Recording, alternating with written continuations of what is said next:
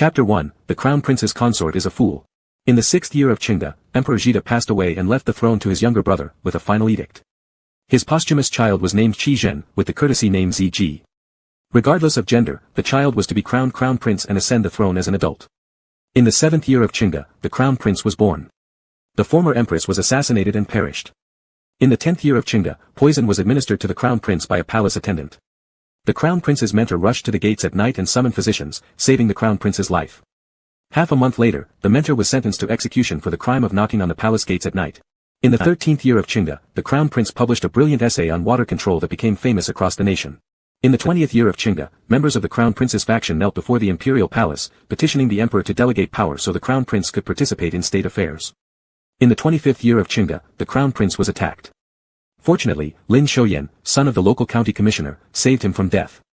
However, Lin Shouyan suffered severe injuries while rescuing the crown prince and developed a high fever which would not subside. Upon regaining consciousness, he was afflicted with dementia. By leveraging this act of saving grace, the emperor forced the marriage between the crown prince and Lin Shouyan. For the country's crown prince to have a male spouse was considered a great humiliation. It was the coldest part of winter, all the springs frozen over. Slap. Slap. Slap. The crisp and loud sounds of slaps echoed through the back garden of the eastern palace. A guard, bound tightly, knelt on the ground, his cheeks already swollen high from being struck repeatedly by the eunuch before him.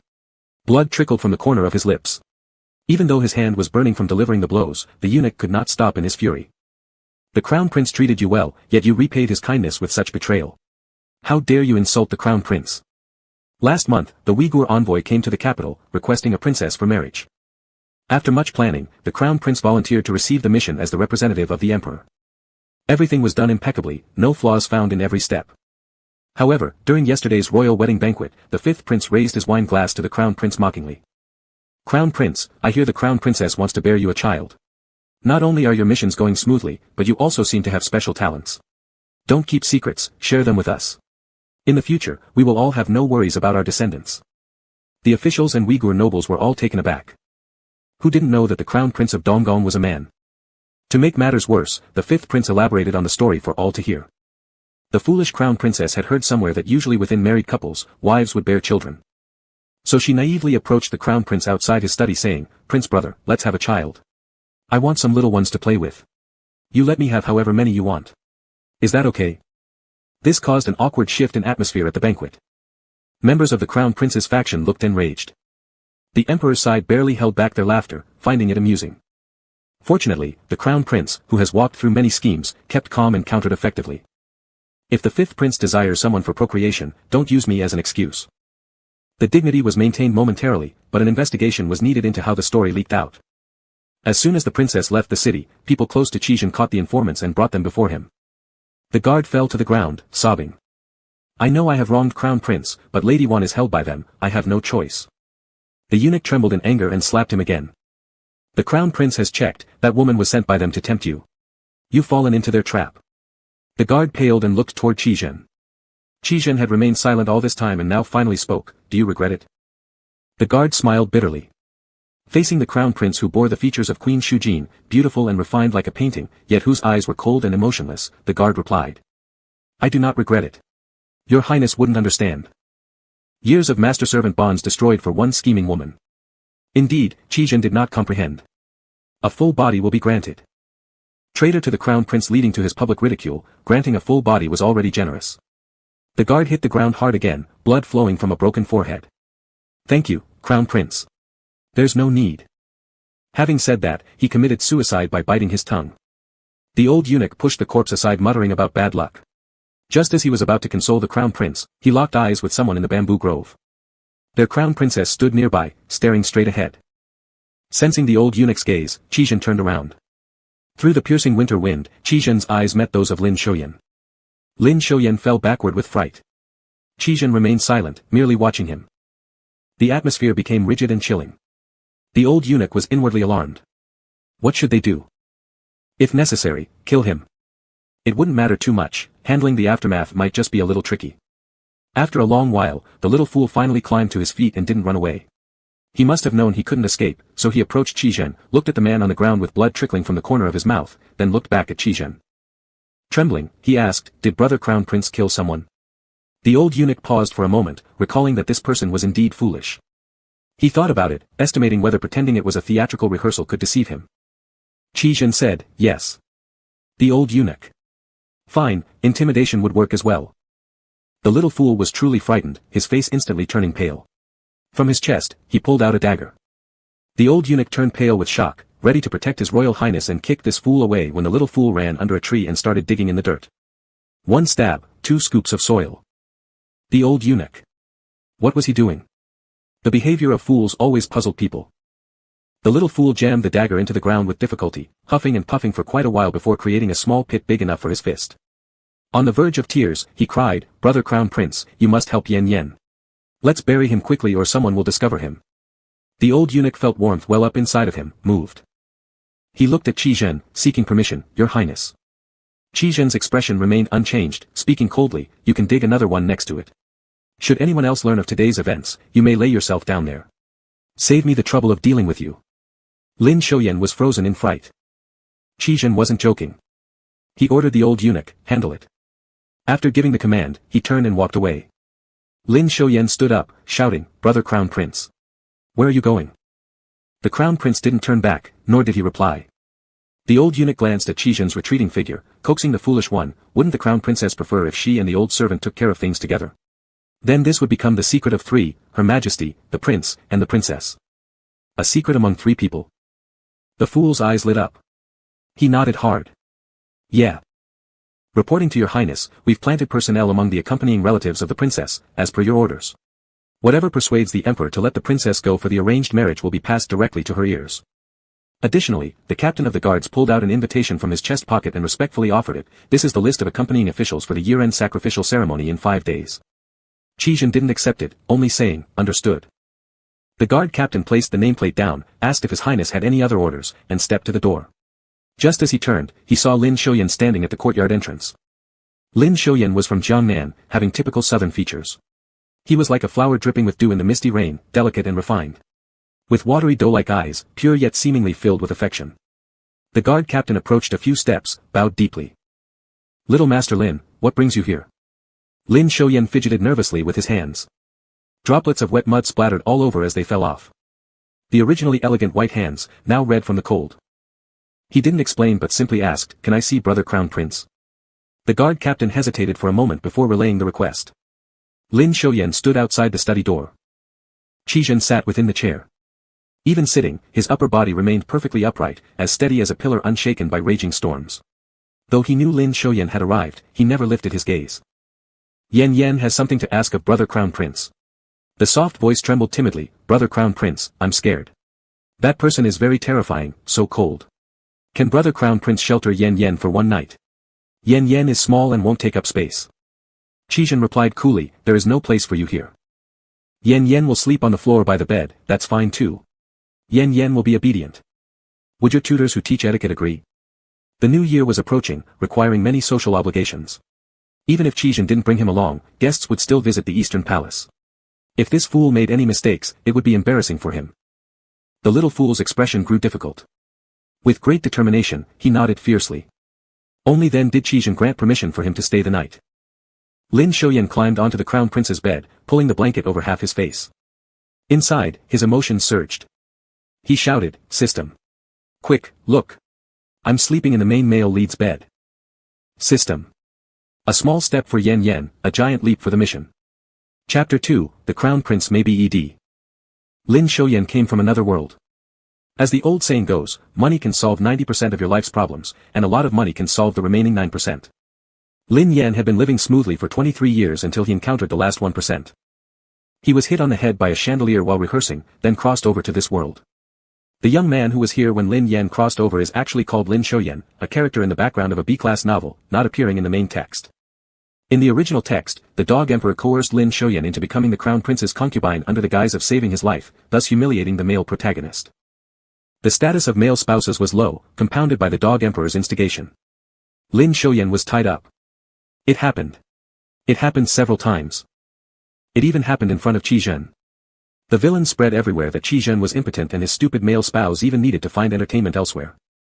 A vast grassland grew on Qi Zhen's head as he cut down Lin Shouyan, completing the achievement of establishing initial credibility.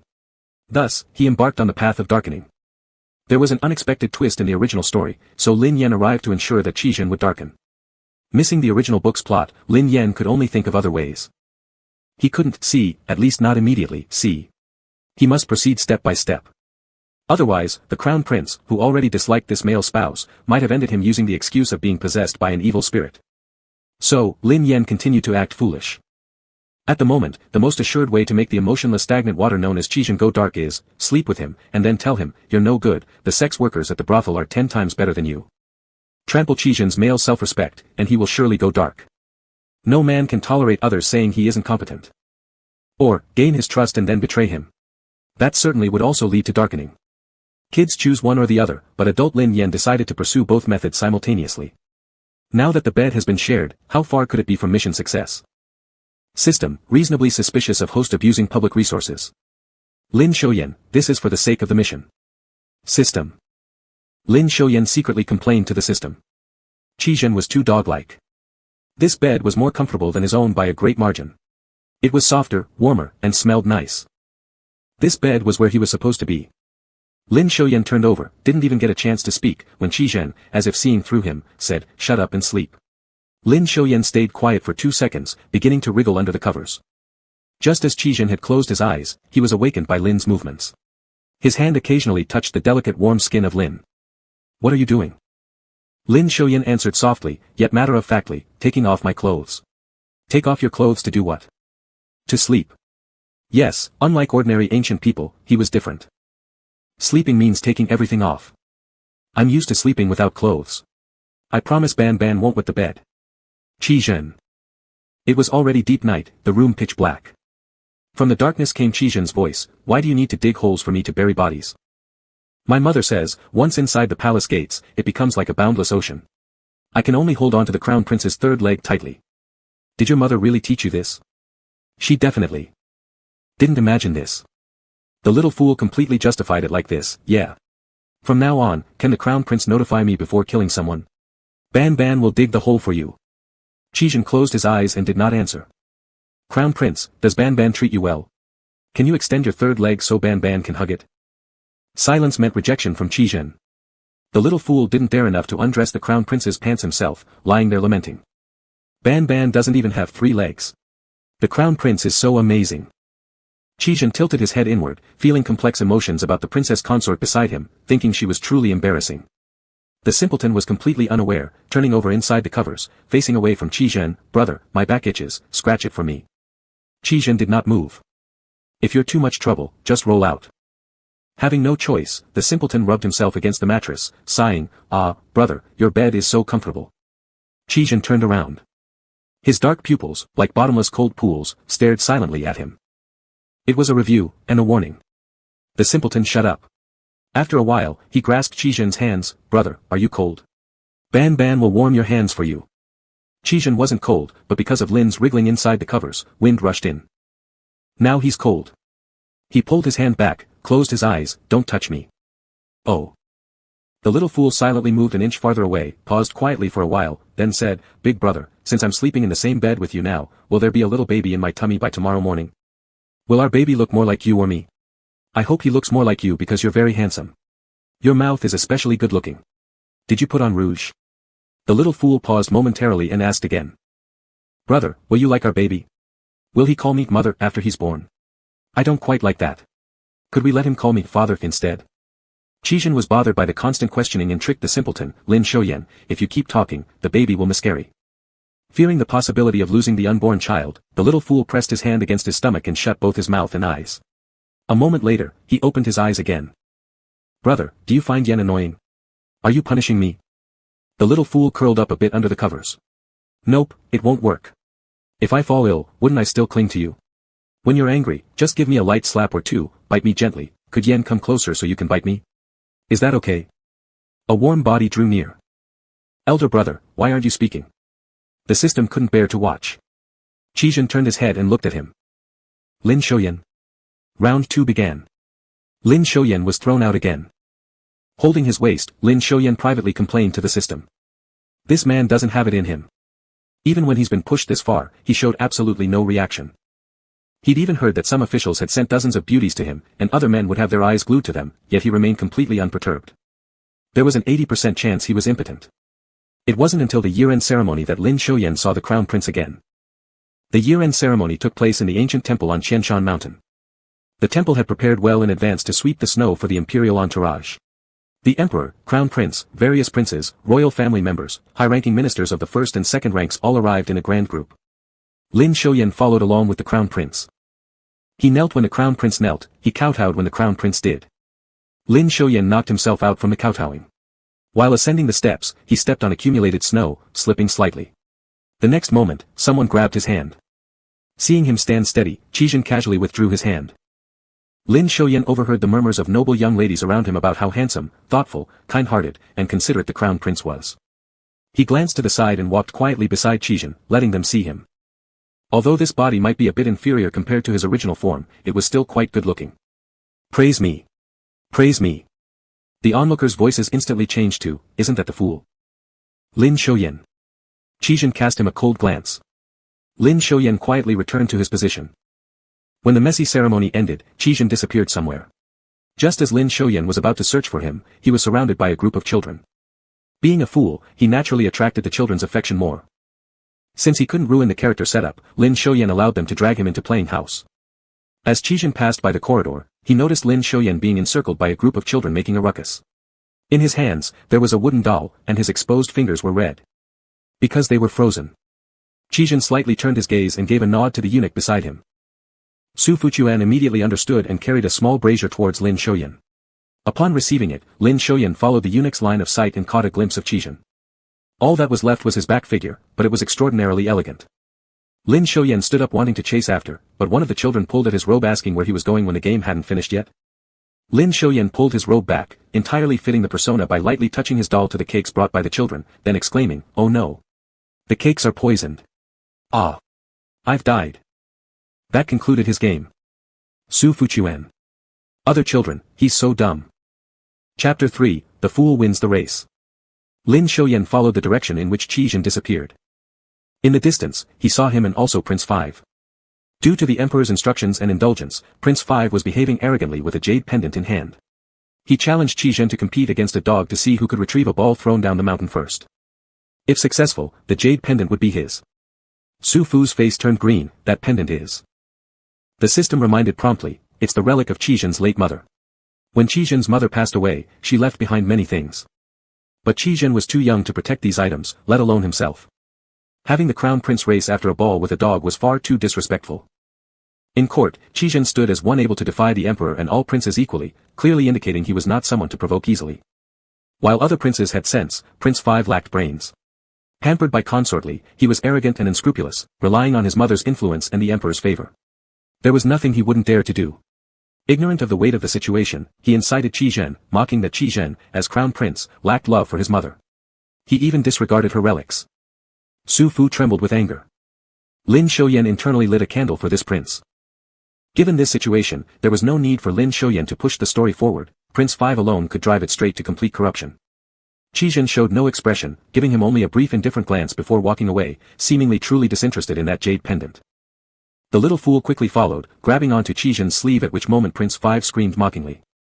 Isn't this the crown prince's consort? Why isn't she staying in the women's quarters? What brings her out here? The little fool acted as if deaf, stubbornly clinging to Qizhen's sleeve, eventually capturing his gaze. Crown Prince brother, Ban can participate in the race. Qizhen's gaze fell upon him. Wouldn't it still sound undignified for the crown prince's wife to race with a dog? No, it wouldn't be dignified. But Lin Xiuyan was a fool. And Qizhen didn't care how things went for him. To Qizhen, Lin Xiuyan mattered far less than that jade pendant. But Ban has conditions. Let's place a bet, Crown Prince brother. So, Qizhen asked, what's the wager? To bet if Ban can win. If Ban wins, tonight you can bring Ban to sleep together. Ban dares not sleep alone. If I lose, then it's up to brother's decision. Qizhen neither agreed nor disagreed. The little fool immediately rushed to Prince 5, confidently asserting his intention to participate. This triggered an uproar of laughter. Prince 5's dog was a fierce beast, highly trained, having bitten people before. There was no way anyone could outpace it. Everyone laughed at Lin Xiuyan. Qizhen's expression remained indifferent. By his side, Su Fu was cold sweating anxiously. How could their defenseless crown princess possibly outrun such a ferocious dog? The competition began. A red ball was tossed out. The dog immediately darted out, but just as quickly, it was tackled down by Lin Xiaoyan. Everyone stared in shock. Before they could recover, Lin Xiaoyan delivered a punch to the dog and used his waistband to tie its paws, dragging it down the mountain path. Prince Five's once proud dog now resembled a pig bouncing off the steps, its whining sporadic and weak. Someone finally reacted, unable to hold back laughter. Prince Five's face turned purple with rage. The little fool was still yelling in the cold wind, "Ball! Don't run! Dog, bark, bark, bark!" Prince Five raged, flames of fury rising to his head, "Your Highness! Is this how you normally discipline your own wife?" Qizhen replied coolly, "He's a fool, I cannot control him." Prince Five was speechless with frustration, ready to order someone to save the dog when Su Fu cleverly stepped forward. Bowing respectfully, he said, "Fifth Prince, the competition is still ongoing." Prince Five gritted his teeth. Helplessly, he watched Lin Xiaoyan drag his dog half dead. Helplessly, he watched Lin Xiaoyan loosen the waistband when he couldn't catch the ball anymore. The dog rolled down the mountain trail until hitting a tree with an "ow" and stopping. Helplessly, he watched the little fool pick up the ball, holding it high while running back shouting, "Crown Prince brother! I've won! The race was won! The bet was won!" Without the waistband, the little fool's clothes flapped wildly as he ran upward against the cold wind, his smile unwavering despite the chill. Su Fu clapped happily, turning around to seek credit for Lin Xiaoyan from the Crown Prince. The Crown Prince's gaze lingered a fraction longer on the little fool than usual, his expression slightly more serious than normal. After 2 seconds, he looked away and turned to leave. Lin Xiaoyan was panting hard from running. "System, we'll complete our task tonight. I'm about to turn from dot into dot. System." Su Fu didn't leave. He waited for Lin Xiaoyan to come up and helped him claim the jade pendant. Su Fu also cleverly pushed Lin Xiaoyan to apologize to Prince Five and arranged for someone to carry the dog back up. Afterwards, he flattered the little fool by saying that the Crown Prince had a cold exterior but a warm heart and truly appreciated the little fool's bold actions. Inwardly, Lin Xiaoyan thought, who needs his appreciation? Just let me play with him tonight. Lin Xiaoyan's wish came true. Lin Xiaoyan entered the Crown Prince's quarters in Qianshan Temple. Sure enough, the bed was big, soft, and fragrant. It was their destined place. Suddenly, the system reminded him, there's something wrong with the cake on the table. Lin Xiaoyan walked over. On the table, there was a plate of beautifully crafted pastries, smelling delicious. Will I die if I eat them? The system hesitated, no, it won't cause too much pain, but... Lin Xiaoyan immediately picked one up and took a bite. The system panicked, I said there's a problem. Why did you eat it? If I don't eat it, wouldn't the dog's plans go wasted? If I eat it, Qizhen will have to thank me. That's a win-win. Hey, can you analyze what kind of poison this is? If you don't know. Lin Xiaoyan smirked, then at this critical moment, I'll just treat it as *type medicine. Rarely, the system fell silent for a moment, then said, you're right. It's a strong type. Shit. A Buddhist sanctuary. And these people are really exciting. Qizhen had just come out from visiting an imperial cousin who lived nearby. His child had caught a severe cold recently, suffering high fever that no doctor could cure. The prince's consort cried every day. Since they were here, Qizhen as the crown prince couldn't help showing concern.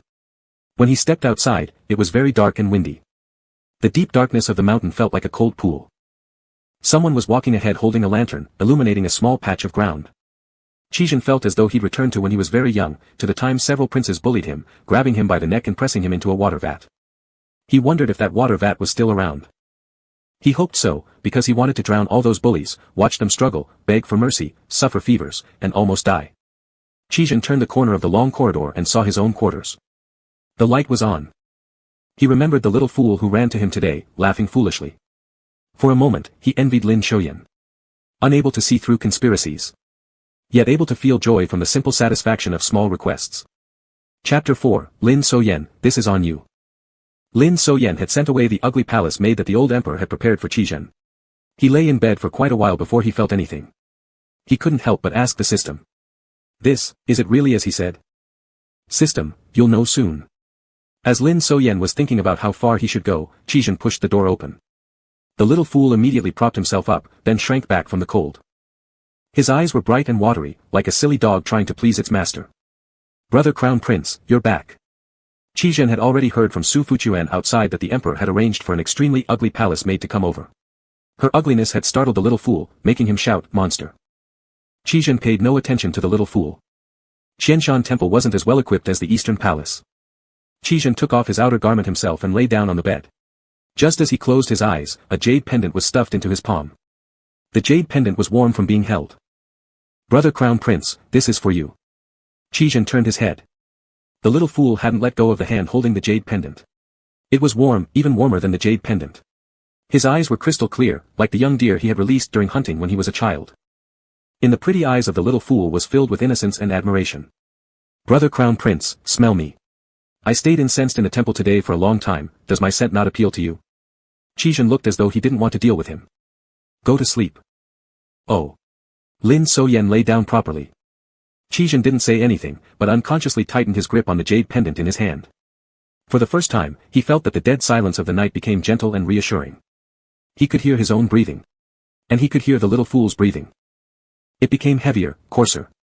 Qizhen opened his eyes. The little fool's eyes were moist, his cheeks flushed, his lips red from water-like rouge now abnormally red, slightly open, panting. "Brother Crown Prince, are you a furnace? Ban won't have diarrhea tomorrow, can you stop being so hot? You're making me."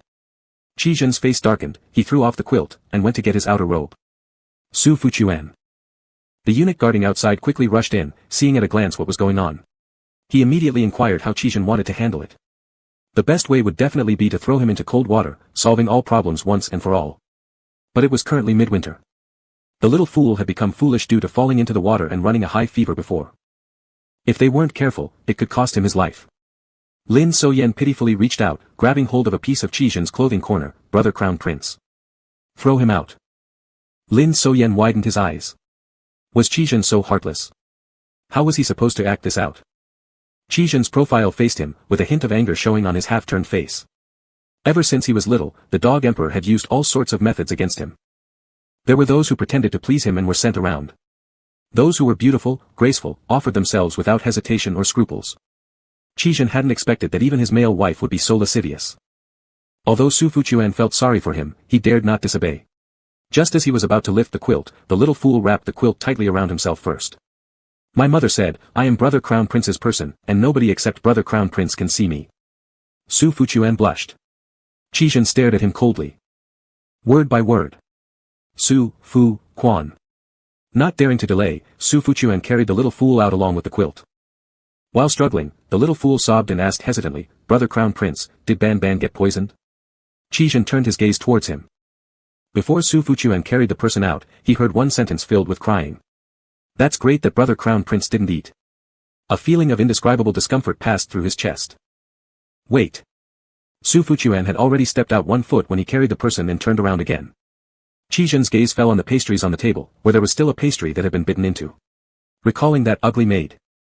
Qizhen instantly understood. He shouldn't think of Lin So-yen as someone who uses any means necessary or harbors ill intentions. He's just a fool. What could he understand? "Don't alarm anyone, go fetch some jade star. Su Fuchuan hurriedly complied, putting the little fool down to get the items.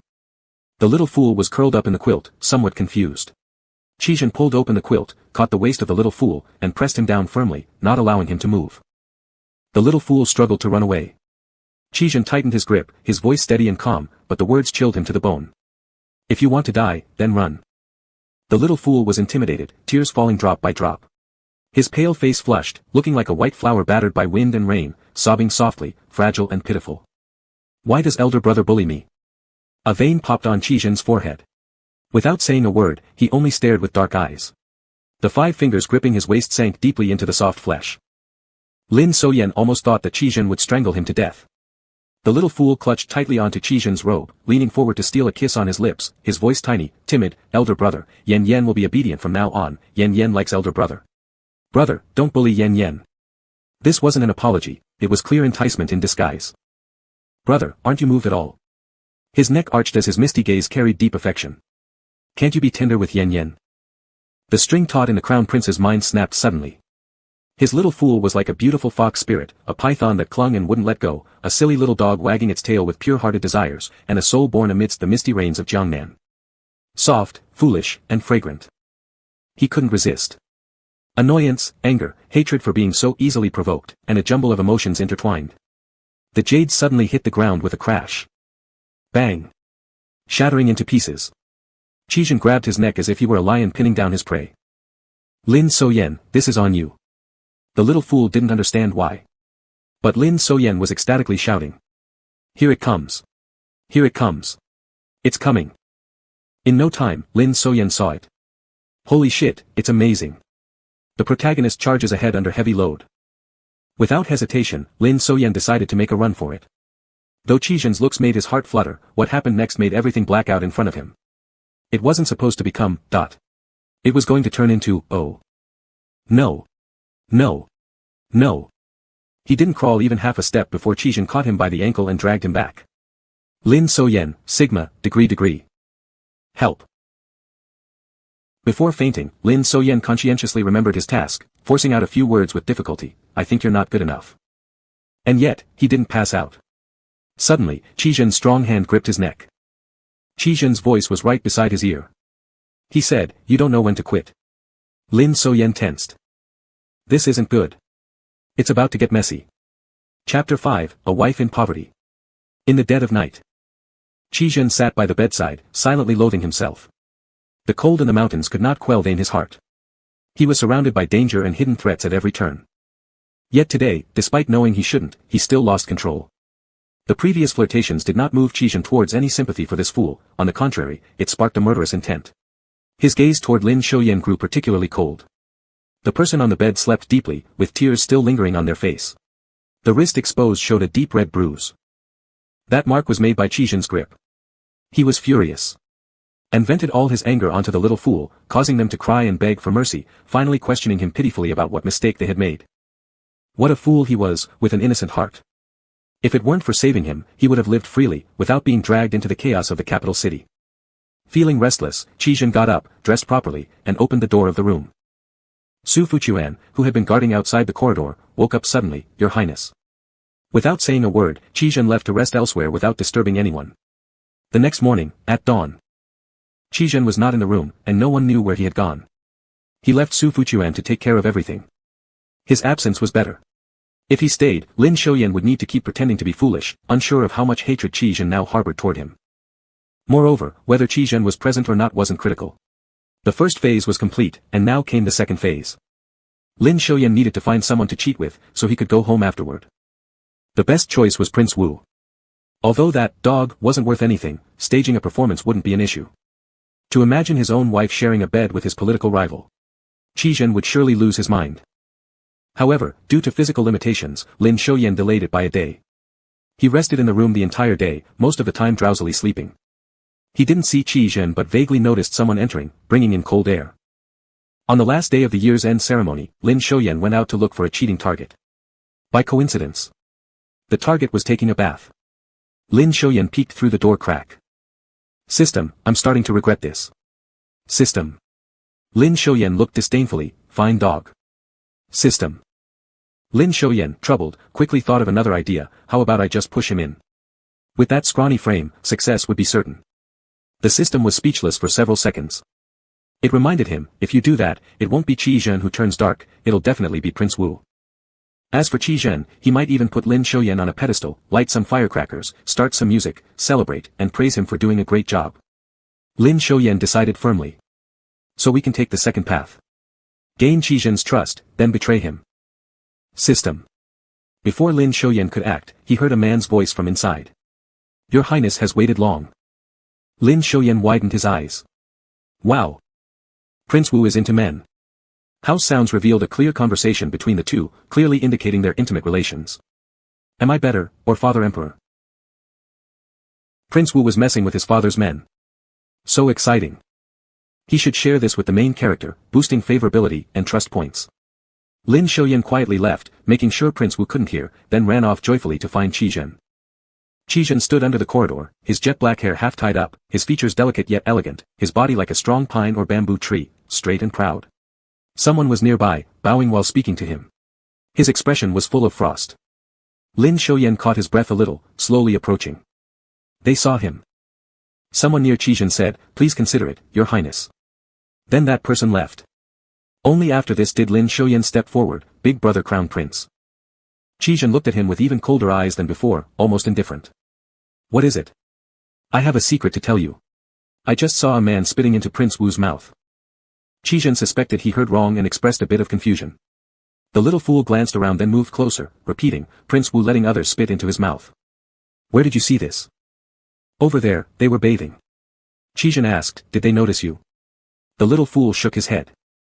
Big brother, why did that person spit into Prince Wu's mouth? Is he very towards Prince Wu? If Yan Yan also dislikes Prince Wu, can Yan Yan go and spit 2 times as well? No. Did you see clearly? Yes, I saw clearly. Prince Wu even asked him who is more important between him and the emperor.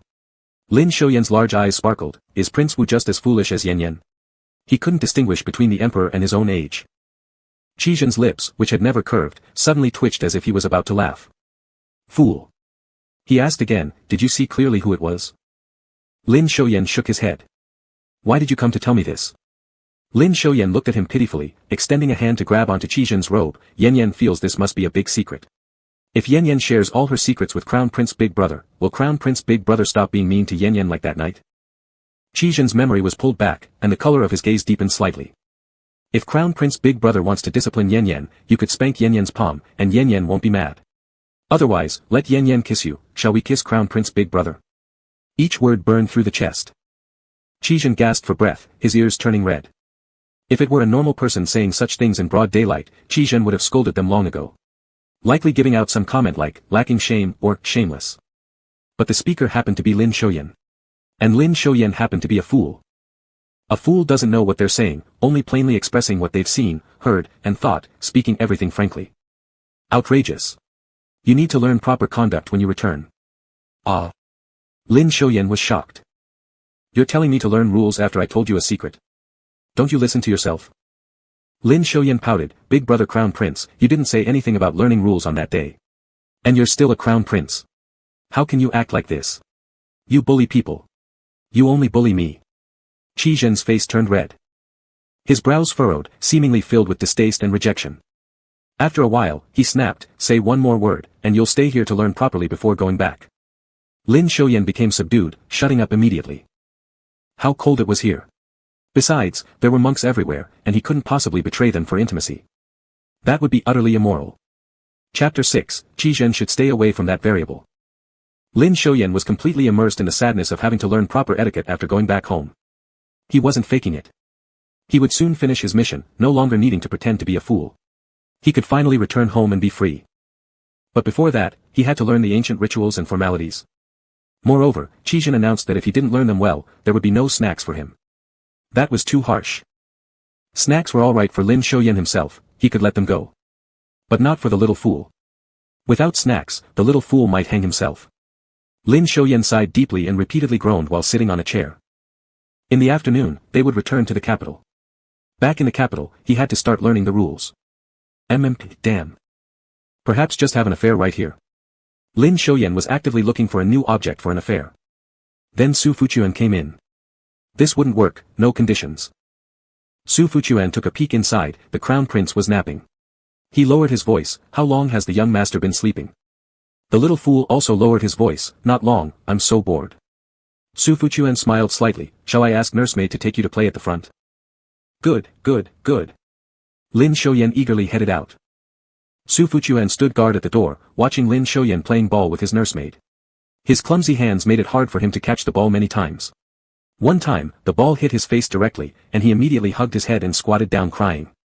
Su Fuquan tried to suppress his laughter but noticed a dark figure out of the corner of his eye and turned quickly, young master, are you awake? Qizhen said nothing, only looked at Lin Shouyan below. Just because he got hit by a ball and cried, a group of people came forward to comfort him, giving him candy, pastries, telling jokes. Especially his nursemaid, who pitted him and blew gently on his face. Qizhen remembered the fool from the collateral branch family he saw yesterday. Although obviously foolish, he was still the most precious gem on the hearts of the king and queen. If his father emperor and mother empress were still alive. Su Fuquan said, young master, the carriage is already prepared. The end-of-year ritual is over, they should return now. Brother Crown Prince. Lin Shouyan saw Qizhen, waving at him. There were still tears in his eyes, and he held a pastry that had been bitten once. He ran towards him and handed him a piece. Brother, this one tastes good. Su Fuquan wanted to step forward and stop him. The Crown Prince's diet is strictly regulated, someone must try the food first before it can be consumed. But he saw that the young master looked down at the pastry in his hand, as if lost in thought. Crown Prince brother, they say that there's a place around here where wishing is very effective. Yan Yan wants to hang a wish plaque. Qizhen glanced at Lin Xiaoyan. It seemed like it was the first time he had truly seen this husband of his. Beautiful to look at, a white, clean face, bright, clear eyes, with an elegant, gentle demeanor different from the men in the capital, like a flourishing white rose. Perhaps, even in Jiangnan, it would be difficult to find someone as beautiful as him. As for the place Lin Xiaoyan mentioned, Qizhen knew about it. They say it's very effective, but there are rules. A person can only hang a wish plaque once in a lifetime, otherwise, all wishes will not come true. This opportunity is very precious, so few people would use it up lightly. Qizhen guessed that only this kind of fool would use it on their first visit to Qianshan Temple. Su Fuquan, accompany him there, don't delay our return to the capital. Su Fuquan responded affirmatively, leading the delighted little fool toward the direction of the wish plaques. Step by step, further and further away. Qizhen watched his receding figure, suddenly feeling something. Perhaps, only people like Lin Xiaoyan, pure, sincere, straightforward, can be unrestrained by worldly conventions, can face their heart's desires and thoughts candidly. No hesitation. No scheming. No self-consumption. Always shining brightly. Such people, in the capital, in the world, are incredibly rare, akin to the sun on the horizon at this moment, bright yet not blinding. Yet equally unreachable, living in a place Qizhen could not touch. Suddenly, Lin Xiaoyan stopped walking, turned around, and dashed back towards him. Like a bundle of warm light, running straight into him, enveloping Qizhen. Brother, you seem to lack energy. Are you sick? A warm sensation spread across his chest. Qizhen looked at him, I am fine. Oh, that's good. Lin Xiaoyan smiled, nevertheless, Yan Yan will still hang a wish plaque to bless brother with health and happiness. The hand hidden in his sleeve tightened slightly. Qizhen gazed at him, wanting to say, do you know how precious that wish plaque is? Lin Xiaoyan stuffed 2 more pieces of cake into Qizhen's hands, smiling as he turned and walked away with Su Fuquan. Yan Yan doesn't know how to write. What should we do? The old servant can write on your behalf. Ah. That won't work. If others see the wish, it won't come true. Qizhen's gaze followed him until Lin Xiaoyan disappeared from sight. He then bit into the cake in his hand. So sweet. Qizhen frowned. It was so sweet, how could anyone eat it? After hanging the wish plaque, Lin Xiaoyan happily returned with Su Fuquan. The carriage and horses were already prepared. As Lin Xiaoyan emerged, one of Qizhen's guards stepped forward and invited him to board Qizhen's carriage. Lin Xiaoyan lit up with delight. This was perfect. Everything Qizhen owned was top-notch. Especially that bed in the Eastern Palace, he longed for it immensely. Lin Xiaoyan climbed onto Qizhen's grand carriage. The carriage was spacious, with soft, fragrant cushions inside. There was even a food box filled with fruits and pastries in the corner. The temperature inside the carriage had been warmed, creating a stark contrast with the cold outside. Seated inside, Lin Xiaoyan eagerly wanted to share this moment with the system. Realizing belatedly that he had completed more than half of the mission, the system's focus had shifted elsewhere, going offline temporarily. Urgent matters could still be communicated via emergency call. Lin Xiaoyan retracted his urge to share. He heard someone calling out to the crown prince and peeked out of the carriage. Once Qizhen finished speaking with the person, he looked over at Lin Xiaoyan and waved. Brother. Come on. Come sit in the grand carriage. Qizhen silently observed him. In the icy wind, his smile was radiant, like a little sun. His white, clean hands, with their long, elegant fingers, had a slight pink hue at the tips. One of the nearby guards said, Your Highness, the crown prince need not worry. Everything has been arranged. The carriage driver is skilled in martial arts, and the horses are of the finest quality. Young Master Lin will face no life-threatening danger. That morning, on the veranda, someone had reported to Qizhen. The 5th prince intended to spook his horse during the return trip to the capital, hoping to cause a fatal accident involving his carriage. With the 5th prince's carefully planned scheme, how could Qizhen possibly avoid falling into the trap? Using himself as bait carried too much risk. The guard suggested instead using Lin Xiaoyan, his crown prince consort, to counter the plot. Qizhen agreed.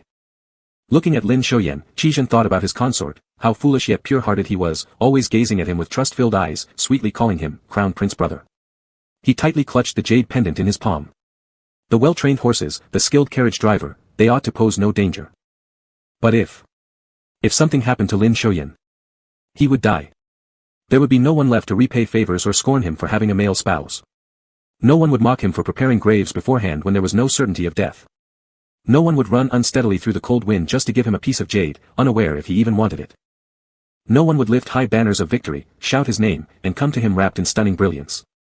There were already so few people who treated him with such sincerity. Knowing full well the sincerity and innocence of Lin Shoyan, he had placed him in danger. Thinking this way, Qi unexpectedly took a step toward Lin Shoyan. The head guard furrowed his brow. He had already fallen for this man-wife once, he needed to distance himself from this variable that tempted him. But the steps did not stop. 1 step. 2 steps. Straight toward Lin Shoyan. The guard spoke to remind him, "Your Highness." Qi heard it, even felt a voice within him telling him to stop. Yet his body honestly led him straight to Lin Shoyan. Lin Shoyan watched him approach, puzzled. Something seemed off, Prince Brother. Qi raised his head and looked at him. Lin Shoyan also stared back. Due to his life circumstances, Qi had become rigid and uninteresting, cold and emotionless like a perfectly functioning robot, wearing an unperturbed expression toward everyone. One couldn't possibly judge his current mood from his blank face. Lin Shoyan couldn't do that. But he grew cautious, even hugging the rear end of the horse. "You're not regretting it and asking Yan to get off the carriage, are you? Prince Brother, Yan really likes this carriage. Please don't make me leave. My little but still hurts and needs the soft cushion." For a national prince to go back on his word, being so petty, it truly tarnishes the reputation of all princes. Qi felt a hint of helplessness. How could there be someone like this? Saying infuriating words, yet his clear eyes showed absolutely no desire. So simple-minded. Lin Shoyan continued to persuade, putting in more effort, "Brother Crown Prince, your carriage is so big, it can easily fit little Yan. If that doesn't work, you can sit on my lap. Anyway, you've pressed down on me before, and I don't mind your weight." His tender, trampled little bottom really needed it. Coquettishly pleading, he spoke without reserve. "Brother Crown Prince? Really not possible? Can't you share with Yan?" Yet, this elicited sympathy. "If it's not possible, then I'll just stay here and won't leave." This made people want to laugh. Qi extended his hand, his voice having softened somewhat. "Lin Shoyan, get down." Lin Shoyan reacted as if a great calamity had befallen him. Shit. He had guessed correctly after all. Pressing himself entirely against the horse's rear end, he cried, "No. No. No." The gentle expression on Qi face froze slightly. Chapter 7, Lin Shoyan, are you pretending to be foolish to seduce me? Lin Shoyan almost got hit. In the end, he obediently came down. But Qi finally agreed, allowing him to take the soft cushions from the carriage away. Lin Shoyan didn't hesitate to take all of them and even dragged Qi onto his small carriage. He opened his food box and shared cakes with Qi. One for Qi. One for himself. One for Qi. One for himself. By the time they finished dividing. Odd number. Lin Shoyan paused for 2 seconds, then quickly took the last one and shoved it into his mouth. "Why did you eat one more piece?" Lin Shoyan swallowed the cake, counted on his fingers Qi wrongdoings over the past few days, and couldn't help glancing at Qi cakes. Even a few pieces wouldn't let go. Qi instantly felt that pulling Lin Shoyan off the carriage was a bad decision. Was he possessed by someone else at that moment? He wasn't interested in these cakes anyway, so he directly pushed them towards Lin Shoyan. As Lin Shoyan ate the cake, he thought about returning to the Eastern Palace soon. Regardless of when this second phase would be realized, his soft big bed should be prepared first. "Prince Brother, can I sleep with you after I return?" "No." He knew it wouldn't work. "Then Prince Brother, give your bedding to Yan. Since Yan can't sleep with Prince Brother, sleeping on the mattress Prince Brother has slept on, covered with the quilt Prince Brother has used, smelling Prince Brother's scent is just the same." Qi almost choked on his words. Looking at Lin Shoyan in disbelief. "Even if you're a fool. Such words shouldn't be said casually. What's the difference between stealing someone's underwear and behaving lewdly by sniffing at the smell?" The little fool blinked innocently, feeling no problem with what he had said. Qi wanted to throw him out. How foolish he was for dragging this person down. He wasn't sure if his carriage had gone far enough yet. Not giving it. Lin Shoyan looked disappointed, like a little dog. He just didn't understand, it's only a set of bedding. Giving it to him, would it affect Qi speed of ascending the throne? Too dog-like. Such a good bed, sleeping alone. Lin Shoyan felt a bit suffocated. Qi glanced at him. Not giving it and still unhappy. Frivolous. Lin Shoyan. Qi said not giving, will not give. Said not to sleep together, won't sleep together. After returning from the ancient temple, he seemed to have forgotten this person and never visited. Su Fuchuan came once, mysteriously handed over a Spring Palace book to him. It was considerately an illustrated version, in case the fool couldn't understand. Lin Shoyan found fun every day with this. After looking at this, Lin Shoyan finally understood that the thing he did with His Royal Highness that day was related to this. He deliberately pointed to the picture and asked the nanny. The nanny's hand trembled while combing his hair, almost dropping the comb, unsure where to put her old face. These two consummated their marriage in the temple. The nanny thought again, if they had already consummated their marriage, why hasn't the prince been seen recently? Perhaps he didn't serve well. The nanny made a quick decision, letting Lin Xiaoyan learn carefully, and removing any thoughts of disrespecting hierarchy. She gave up her dignity and served the young master earnestly to look at the pictures. On the contrary, this confused Lin Xiaoyan. He was just pretending and acting, he wasn't really unable to understand. Discussing this with a similar older female relative was too surreal. Qizhen truly didn't do human things, clearly his technique was lacking. Lin Xiaoyan sent a message to the system, asking him to send some educational resources to Qizhen after seeing the message. He couldn't bear this hardship alone. Just after leaving the message, a servant ran in joyfully, "Princess consort, madam and master have come to visit you in the capital." The little fool stood up immediately. Really? Actually, Lin Xiaoyan was panicking inside. If a bunch of people came in, how would he know which were his parents? Lin Xiaoyan thought for a moment and asked, did mother bring her brother? He urgently needed a cheating target. The nanny smiled, the princess consort only has a younger cousin, not an older brother. A cousin also worked. Will the cousin come? Probably not, young Master Cheng wouldn't leave home either. Then he doesn't need to come. Fortunately, on that day, it wasn't a large group of people who came. Mr. and Mrs. Lin of the Lin family walked at the front. Little Lin Xiaoyan cleverly shouted out before they even approached, "Mother." Mrs. Lin's face immediately lit up with joy.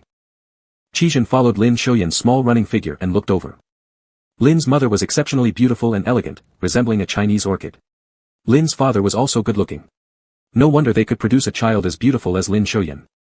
But judging by her looks, she didn't seem like someone who would say things like, hug the third leg of Crown Prince tightly.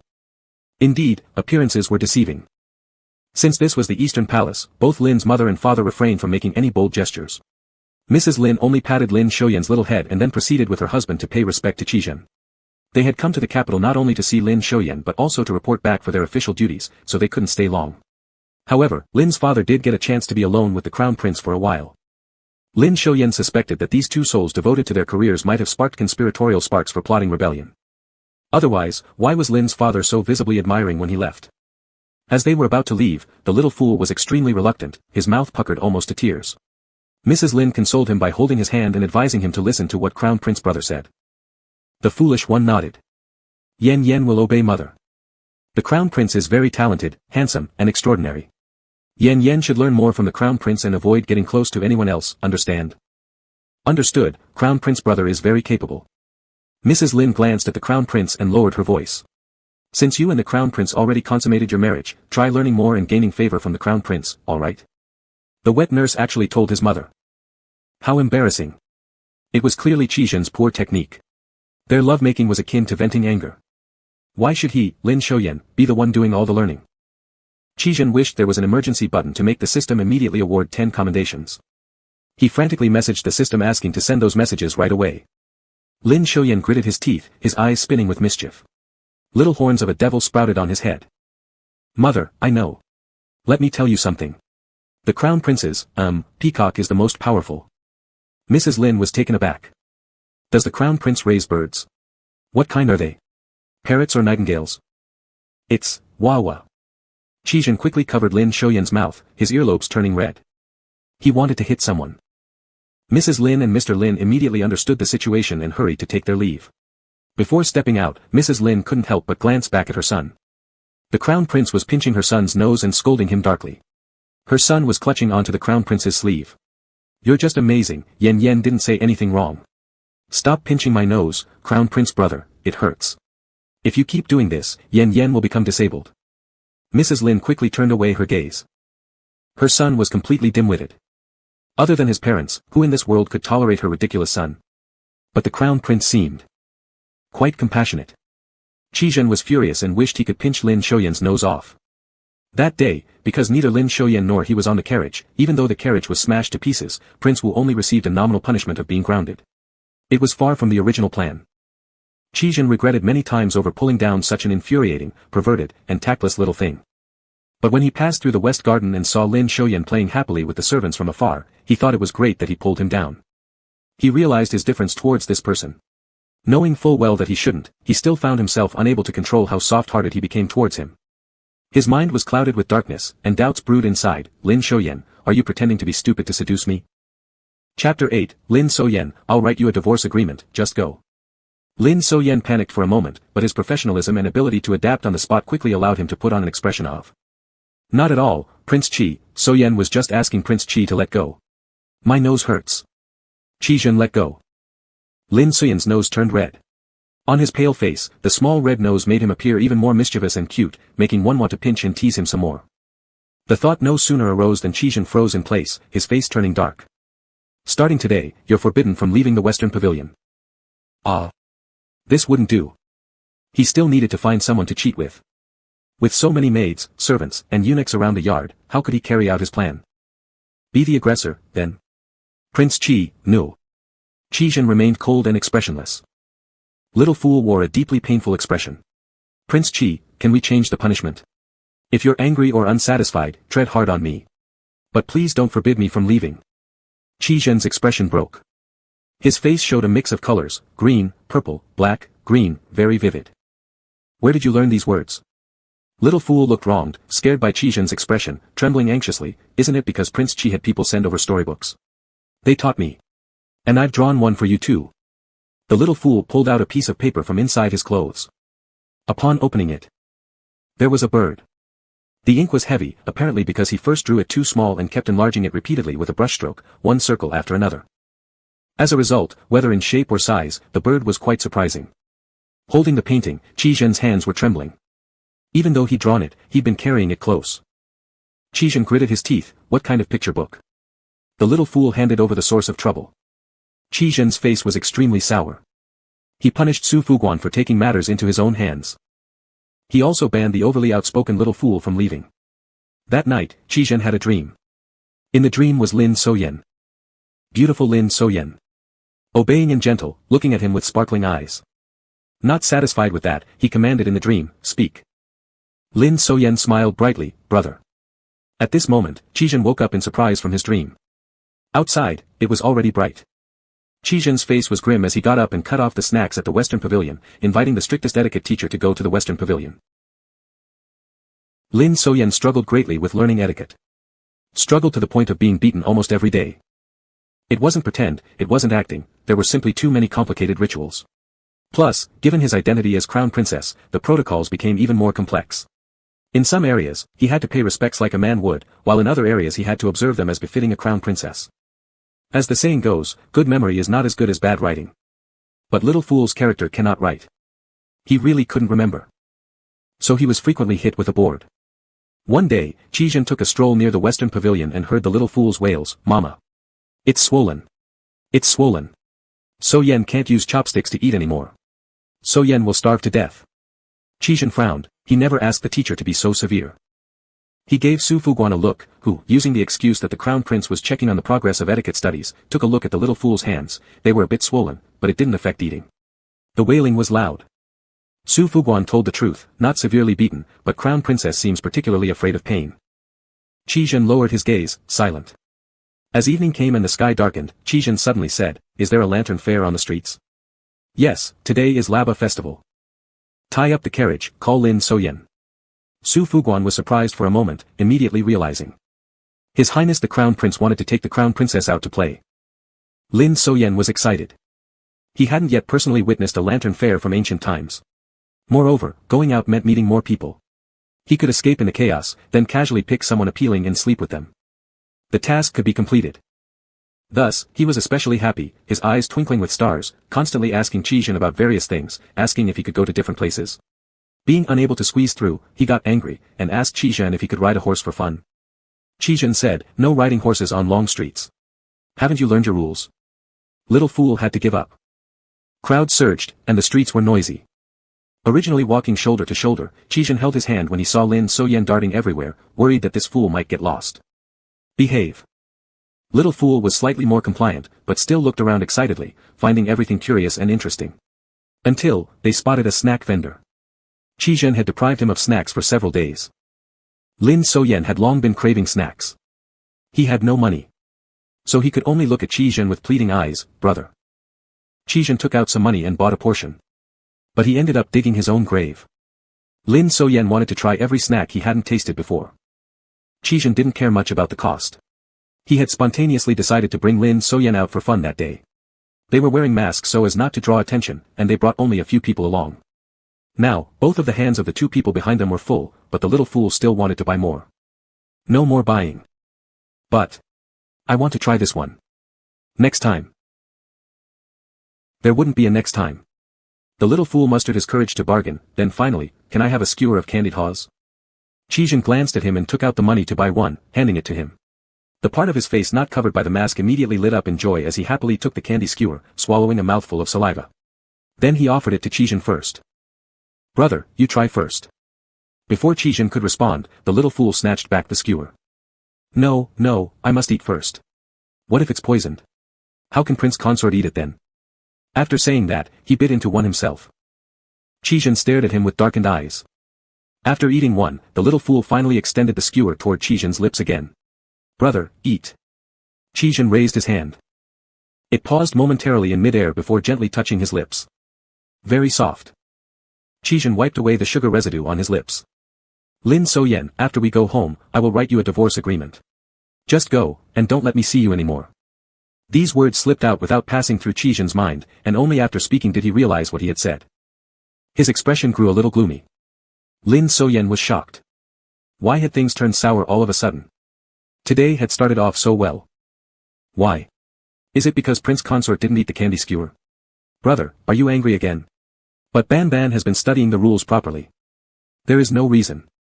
Chijin walked ahead and released his hand. The little fool hurriedly caught up. Why no reason? At least give Ban a reason. Is brother tired of Ban eating too much? If so, Ban won't eat these anymore, I swear.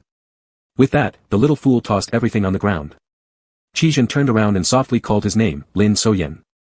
Lin So-yen quickly picked up the items he dropped and handed them over to the attendants behind, who discarded them. The little fool looked pitifully like an abandoned puppy, tears threatening to spill at any moment. Chijin felt somewhat irritated. The tightly pursed lips showed his displeasure. Why does brother act like this? You often go 10 or 15 days without seeing me. Did you get tired of Ban a long time ago? But, on that day in the mountains, brother also consummated our marriage with Ban. Chijin frowned and was about to speak. Suddenly, Lin So-yen rushed forward, embracing his waist. For a moment, Chijin lost his voice completely. Brother. Are you unwilling to take responsibility for Ban? Afraid Ban will cling to you. Ban won't. Anything that makes brother unhappy, Ban will not do. Chijin took a deep breath and closed his eyes briefly. One tear today, and you'll cry right here until nightfall before going back. Lin So-yen rejoiced inwardly. That would be perfect. Just as hoped. A single tear promptly fell. Chijin clenched his fists and turned away, walking off without looking back. However, after taking 3 steps, he turned around again. The veins on his temples and neck stood out, making him look extremely frightening. In the middle of the bustling crowd, Lin So-yen cried silently. Crying hard but without sound. The fire burning inside him found no outlet and instead formed an indescribable pain in his heart. Chijin almost gnashed his teeth together. Lin So-yen, letting you go is for your own good. The little fool lifted his gaze, his eyes were red from crying, and his lower face was soaked. It wasn't hard to imagine how his upper face, hidden by the mask, looked. Brother, go ahead. Ban will stop crying and go home later. Chapter 9, A clumsy little darling can be adorable too. Chijin didn't know what to say, and he also felt a headache coming on. What should he do with this fool? He pulled Lin So-yen into an empty alley, taking off his mask. As expected, he had been crying his eyes out. Chijin couldn't bear to look. Rarely did he show such tenderness. A grown man crying like this, isn't that embarrassing? The little fool pouted. Mother says I don't even have the IQ of an 8-year-old. I'm not a big man, I'm a child. Chijin was speechless. Madame Lin was good at educating fools. Chijin couldn't bear to look at him. I'll buy you some snacks, stop crying. Chijin placed a handful of money in his little brocade pouch. Take it and buy candy. Lin So-yen wasn't very interested, but the fool had to think about it. The fool immediately turned his tears into laughter, weighing the bag. So much money. After putting the mask back on, he excitedly walked towards the exit, as if he had completely forgotten about what just happened. Chijin quickly followed, watching him buy dried fruit and sugar cakes. That sugar cake must have been very delicious, because he bought quite a few, eating half and carefully wrapping the rest. Chijin looked at him. Are you full? The little fool shook his head. I'll take some back for Hai Tang. Chijin furrowed his brow slightly. He remembered Hai Tang, a beautiful maid who knew how to get things done. It was said that Madame Lin once intended to assign her to be Lin So-yen's concubine. Just as the little fool was about to leave, Chijin grabbed his shoulder, pulling him back. Eat here, finish before leaving. Don't bring any back. Why? You use my money to please other women? You're really something. They were already preparing for a divorce, and yet Chijin still cared about this. Lin So-yen rolled his eyes subtly, obediently opening the sugar cake and slowly chewing on it. Chijin stared intently as he ate.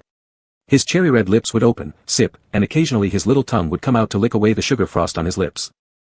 Chijin thought, even though Lin So-yen was a fool, with Lord Lin and Madame Lin around, they would surely arrange everything properly for him. Moreover, Lin So-yen was quite caring, so their marital life would likely be harmonious. Living in mutual respect, they would make a perfect couple. This thought was so grating, so heart-wrenching. Chijin reached out and took off his mask, tucking his fallen hair behind his ear. Let him go. Or keep him. The little fool lifted his gaze, his eyes perfectly pure. Does the crown prince brother want some too? Chijin shook his head, gently caressing his ear. The little fool shivered sensitively and shot him an annoyed glare. Chijin found it amusing, tapping his nose lightly. He finally realized clearly. He had fallen for him. In this tumultuous time when even his own safety was uncertain, he harbored feelings for someone that society wouldn't approve of, emotions he couldn't suppress himself. How should he treat him? Push him away? Divorce him? But every tear the little fool had shed earlier left him feeling increasingly defeated. How did he cry so well? Crying straight into people's hearts. Chijin wanted to stay focused on his goal, yet he couldn't bear to let this fool go. For a moment, he didn't know who was stupider between the two of them. Maybe he could indulge a little. After being so tense for so many years, did he really have to push away someone he cherished, letting him happily cajole others instead? He was the crown prince. And Lin So-yen was his crown princess. They drank from the same wine cup, performed wedding vows, and shared a marital bed. They were within the bounds of propriety. It was only natural. An undeniable truth. Chijin asked him, do you not want to sign the divorce papers? Lin So-yen shook his head. Slowly, Chijin gripped Lin So-yen's hand, his expression softening. That's it then. Thankfully, this was a fool, easily pacified with sweets and pastries. His innocent, pure eyes wouldn't look at anyone else. His care and concern wouldn't fall into the hands of another.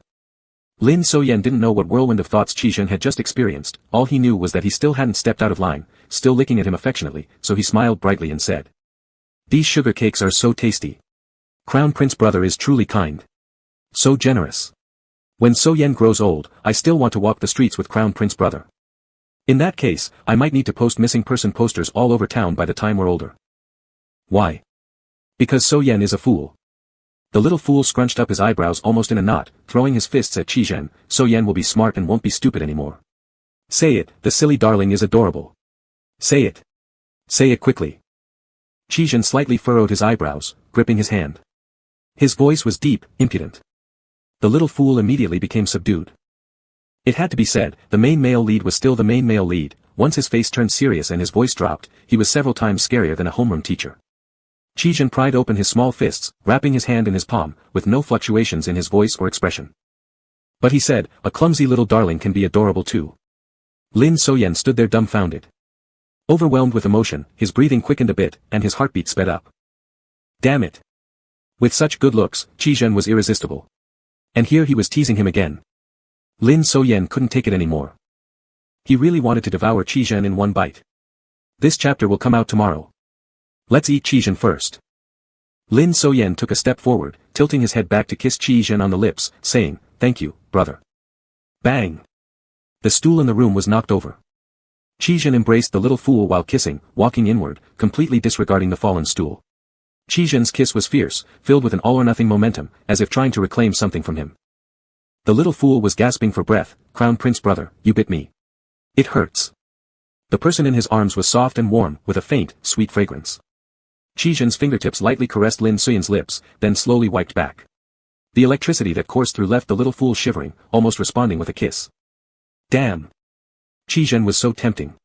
Chijin's learning ability had advanced rapidly, just a kiss made him feel flushed, heart-pounding and weak at the knees. Truly elite. What a great deal this transmigration was, definitely worth it. Chijin placed him on the chair, lowering his eyes to look at him. The more he looked, the more he felt there was no need to suppress himself. I have official duties to attend to. Rest here tonight. Be good and don't try to seduce me again. Lin So-yen didn't feel like debating who was the real seducer, obediently nodding and lying down on the table under the window to entertain himself for a while. Then he went to wash up and climbed into the soft big bed. Comfortable. After quite some time, Qizhen came over after washing up. He stood by the bed, pulled back the quilt, and lay down. The candle in the room was extinguished. Lin Soyen was half asleep when he suddenly heard Qizhen ask him, "Why aren't you taking off your clothes?" Lin Soyen woke up startled. Chapter 10, Big Brother, What is Decency? At night, emotions always run high, especially for the aloof crown prince who was experiencing his first ever stirring of the heart. Since he had decided to keep the person by his side, their union was lawful, and thus Qizhen saw no need to torment himself. When Qizhen came in, Lin Soyen didn't make a move. Even after waiting, Lin Soyen still didn't make a move. Qizhen thought, earlier he had been so skilled, but why wasn't he coming to tempt him now? Lin Soyen was about to fall asleep. It took Qizhen a while to realize this. Lin Soyen was a fool. A fool who did not understand romance. Qizhen felt how absurd it was that he had previously suspected Lin Soyen of seducing him. Turning his gaze, Qizhen found Lin Soyen still fully dressed. "Why haven't you taken off your clothes yet?" Startled awake, the little fool flashed a smile. Yan isn't sleepy yet." He then quickly undressed and lay far away from him, seemingly 8 feet apart. "Aren't you cold?" The space between them could let wind pass through. "Cold." Lin Soyen instantly rolled towards Qizhen. Apparently, pretending to be foolish would eventually cost you. "Crown Prince brother, your bed is so comfortable." Qizhen had an odd expression, seeming to understand something. "Do you like my bed?" After warming up, Lin Soyen grew somewhat drowsy. "It's soft and fragrant, who wouldn't like it?" Qizhen felt somewhat irritated. "You really need some discipline." Lin Soyen raised his eyelids slightly, his brain feeling sluggish, unsure how he needed disciplining again. He wrapped his arms around Qizhen's waist, obediently pressing close. "How does Crown Prince brother plan to discipline me? Are you going to spank me?" "You can spank me, but you can't kick me out." Qizhen sighed helplessly. In the dark, his expression was rather complicated. Once again, he felt that his own crown princess was embarrassing, and even he himself was embarrassing for liking someone who only cared about his bed, and not much else. Qizhen shifted his body and grabbed 2 firm handfuls off him, releasing his frustrations, just as he had done that night. The sensation was great, just like the previous night. Lin Soyen howled in pain, most of his sleepiness vanishing. "Crown Prince brother, why are you doing this?" Qizhen closed his eyes, coldly saying, "Sleep." Lin Soyen closed his eyes for a moment, but still felt uneasy. "Brother, could you move your hand? It's hard for me to sleep like this." It was too dangerous. He feared being woken up by another pinch. Qizhen opened his eyes and stared at him, saying, "Lecherous." "Lin Soyen." He soon realized that Qizhen had misunderstood. Lin Soyen thought silently, "If it wasn't for your kiss then leaving me aside, would I be this lecherous now? Tomorrow, I'll have someone move your things over here. From now on, do not leave this yard unless I'm with you." So, the place of house arrest has changed from the west yard to this one. Then can brother not go out as well? Why? Prince brother is so handsome, smart, and capable. If you go out, people will surely fall in love with you. What if someone takes you away? Who will buy sweets for Yan then? Will people take one look at me and immediately want to abduct me when I go out? Lin Soyen nodded seriously. How could they not? In the books, there are always groups of women trying to crawl into your bed. Mother said that Prince brother will have many beautiful wives in the future and told me not to fight with you. But Yan won't listen. Since Prince brother wants Yan to stay indoors, then Prince brother cannot go out either. That's fair. Of course, Prince brother also cannot look at other beautiful girls. Yan is just as good as them. Qizhen found it interesting and chuckled twice. Indeed, Lin Soyen is no worse, but Qizhen deliberately asked, "In what way are you not worse? How can your little body compare with women?" Qizhen's face could be called stunningly handsome, and with him smiling and speaking to himself, all the thoughts that had disappeared from Lin Soyen's mind came back. They just have a few more ounces above, right? Yan has a few more ounces below. That evens out. Qizhen was speechless. Shut up. Lin Soyen wouldn't stop. He wrapped his arms around Qizhen's neck, looking innocent but full of bad intentions. Then, Prince brother should take a look. See if Yan has those 2 ounces. However, we need to trade. Yan has been wanting to hug Prince brother's 3rd leg for a long time. Where's the leg? Let Yan take a look. Qizhen pinched him again as if pouting. In the future, do not say such words to me outside the room during the day. He emphasized each word, feigning calmness. Though he appeared composed, his palm resting on Lin Soyen's skin was burning hot, and his hoarse voice betrayed all his painstaking endurance. The little fool shrank his neck slightly, appearing somewhat afraid, but actually relying on Qizhen's integrity to push the limits further. Then is it okay to say it now? The little fool cautiously asked, "Do we exchange?" Qizhen sighed in frustration, "No." "Why not?" Brother doesn't want to exchange with me, does it mean there's already a girl you like? Could it be, she has more than 2 ounces? So you don't need Yen anymore? Qizhen closed his eyes, trying to remain calm but failing. Do you know shame, or have any decency? Lin So-yen asked, what is decency, brother? Stupid, lethal strike. Qizhen fell silent. If you talk again, you'll have to memorize 2 books tomorrow. Fine. Dog is still your dog. When Lin So-yen woke up the next day, Qizhen was changing clothes. A blue robe covered him, and his figure stood out like jade stones stacked high, with a row of cypresses green and lush. So handsome, really. Seeing his gaze, Qizhen said, I've ordered them to move your things this afternoon. Lin So-yen was stunned. He couldn't move in. People who come and go from this yard are all Qizhen's trusted ones. How dare those people cross this boundary with him? Yen won't move. Why not? Prince brother is bullying me, Yen doesn't want to deal with you. Su Fuchuan, nearby, almost dropped the thing he was holding. He quickly glanced at the crown prince. The crown prince simply refused, replying coldly, you must move. Prince brother is unreasonable. What logic is there to argue with a fool? Once again, he was losing out due to his identity as a fool. Annoying. Su Fuchuan tried hard not to laugh as he watched the young crown princess huff and turn over. Perhaps due to the large movement, she gasped, letting out a slight SSS. Their crown prince leaned forward, bending down, hurts. The little fool mumbled about how prince brother was bullying her, refusing to show him. The crown prince didn't force her, rising instead to ask the serving maids in the room to add 2 extra layers of clothing for the little fool today. Before leaving, he gave low instructions. As for the one named Hai Tang who's around Lin So-yen, she doesn't need to come over. Su Fuchuan bowed slightly, understood. Chapter 11, in the past, I used my fool identity as a shield, now, this fool identity restrains me. Lin So-yen was forced to move into the courtyard where Qizhen lived. A second before moving in, he was still bargaining. Could the tutor teaching proper behavior not move? Qizhen expressionlessly refused, no. This made Lin So-yen furious, and with his buttocks aching and numb, he avoided Qizhen for 2 or 3 days without speaking. As the new year approached, Qizhen was busy, and more people were coming and going in the Eastern Palace. Whenever some important figure was about to arrive, Su Fuchuan would pull him aside to hide. Therefore, Qizhen realized on the 3rd day that the little fool was avoiding him. He bought pastries from a wine shop and a wooden small eagle on his way back to the palace. Upon returning to the palace, he saw the little fool playing happily with someone else. That person was the son of the minister's house, handsome and elegant in every manner. The little fool seemed to really like him, taking out his precious treasure box, laughing heartily while playing, even sticking close to him. Qizhen's face turned solemn, his deep eyes emanating a chilling atmosphere. Zhou Sudong noticed his return, smiled and stood up, bowing first before saying, Your Highness, I haven't realized until now that your crown princess is such a gem, truly delightful. Qizhen grunted in affirmation, He and this young lord had a good relationship, so Su Fuchuan didn't stop him. Qizhen walked to the little fool, handed him a handkerchief to wipe his hands, then shoved the food box into his arms, go play. Lin So-yen cast a reluctant glance at Zhou Sudong. What a great candidate for cheating. If cheating wasn't possible, just being taken out by him would be great. Zhou Sudong stifled his laughter, I'll come see you again next time. The little fool's face lit up with joy, hugging the food box and walking away with a nursemaid. Zhou Sudong laughed, Your Highness, he is really adorable. Qizhen's expression remained unchanged, anything else? Zhou Sudong quickly took a letter from his chest, Your Highness asked me to investigate something.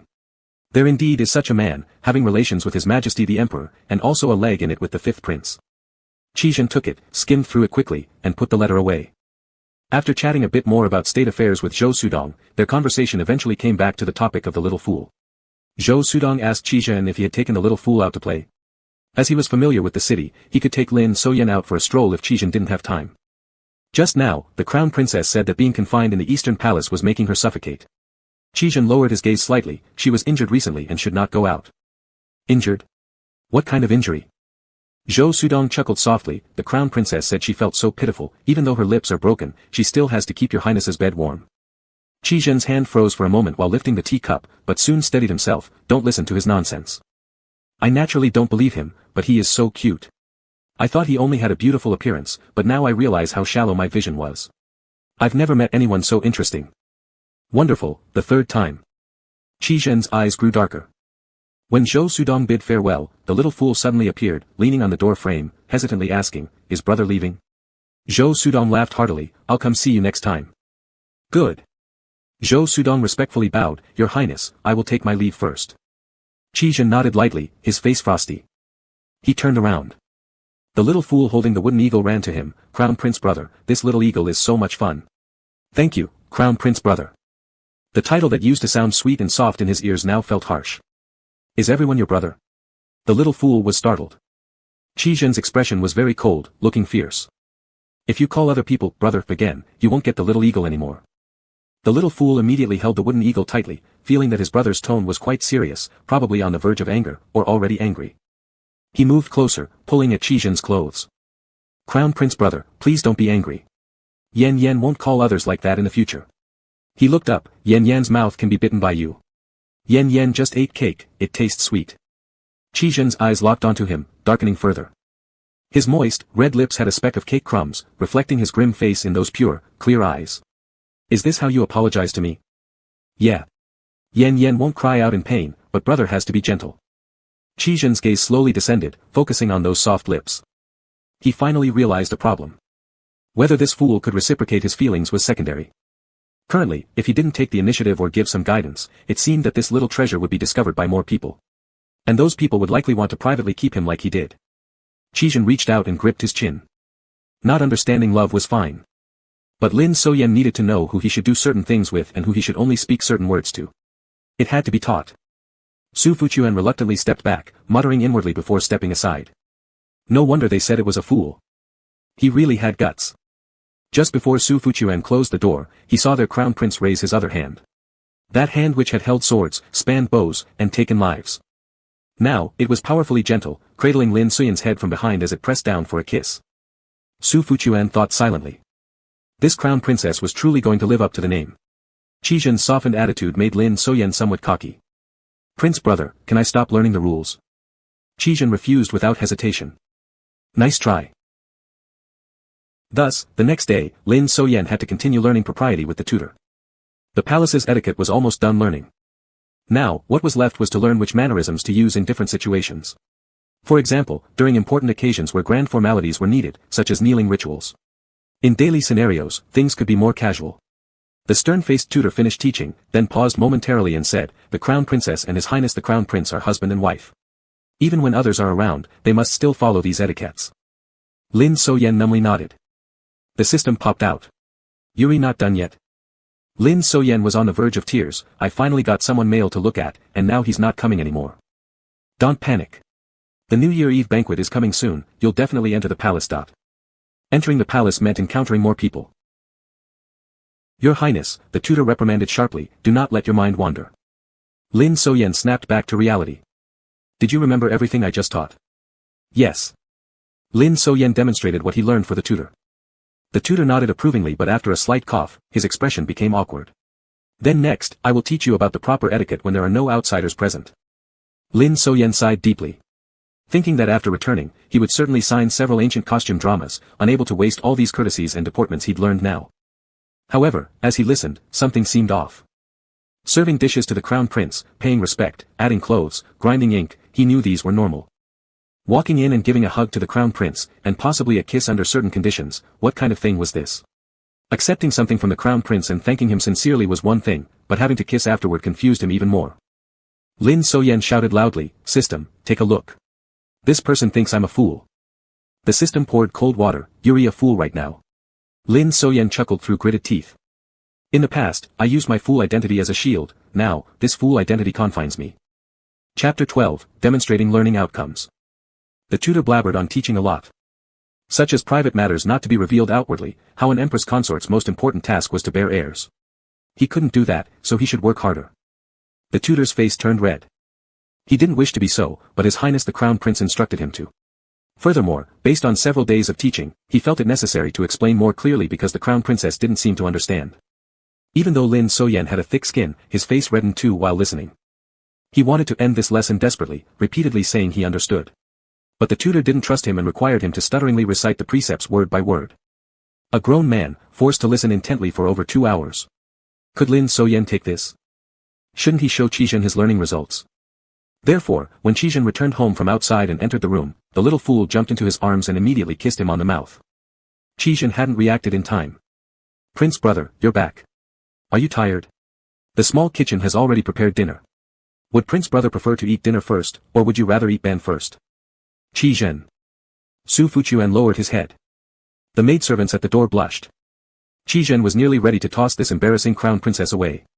Admonitions were already on his lips. Then he suddenly remembered that he had instructed the tutor yesterday regarding teaching the husband as the guide principle to the little fool. It seemed the tutor went overboard, leading to this outcome.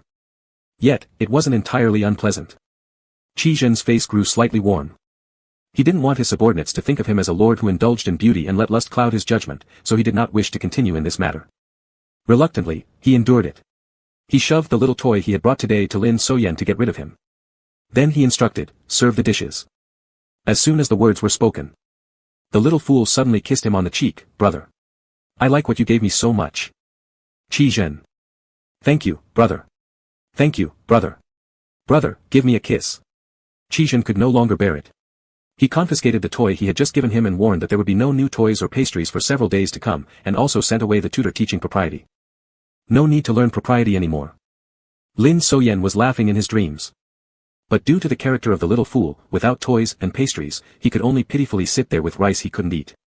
After finishing his meal, he looked lost and lay on the soft couch by the window playing with his hands. The maidservants and eunuchs all stood guard outside. As Lin Soyan was killing time, a small horse suddenly appeared in his hand. It was the toy Qi Zhen had brought back earlier. Lin Soyan was stunned, holding the little horse, looking at Qi Zhen who stood above him. A question mark slowly appeared on his face. Didn't the tutor tell you that you can only be close to me when no one is around?